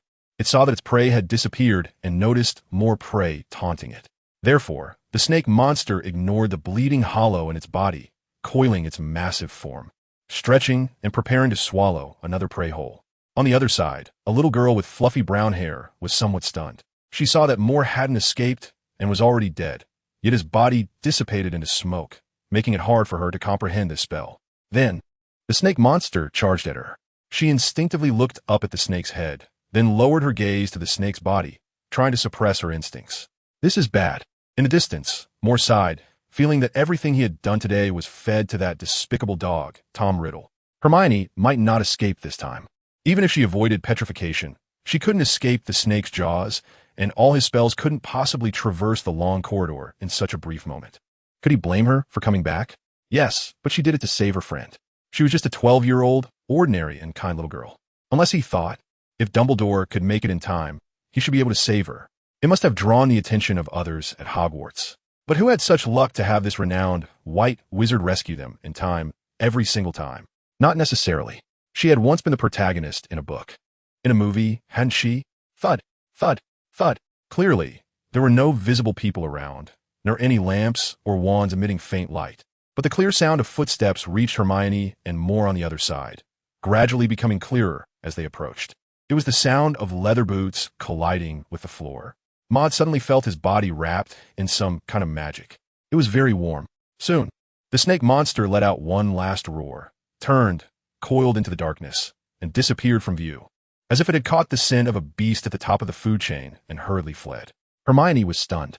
She stared blankly at the retreating snake until it was no longer visible, and then she sat down on the floor in a daze. The snake had escaped. Someone was coming. Synopsis: Reborn in Hogwarts. Maud's magical talent is incredibly poor. So, he decides not to be human. He wants to become an ancient elf born for magic. One day, Maud casually cast a blazing fire into the sky, directly igniting the horizon. Dumbledore. I've never seen such a huge fire spell. In front of Voldemort, Maud, towering at 3 meters tall, surrounded by the destructive power of lightning and flames, looked down at Voldemort. Afterwards, Voldemort spread the word. He was not a human, but a 3-meter tall monster surrounded by lightning and flames.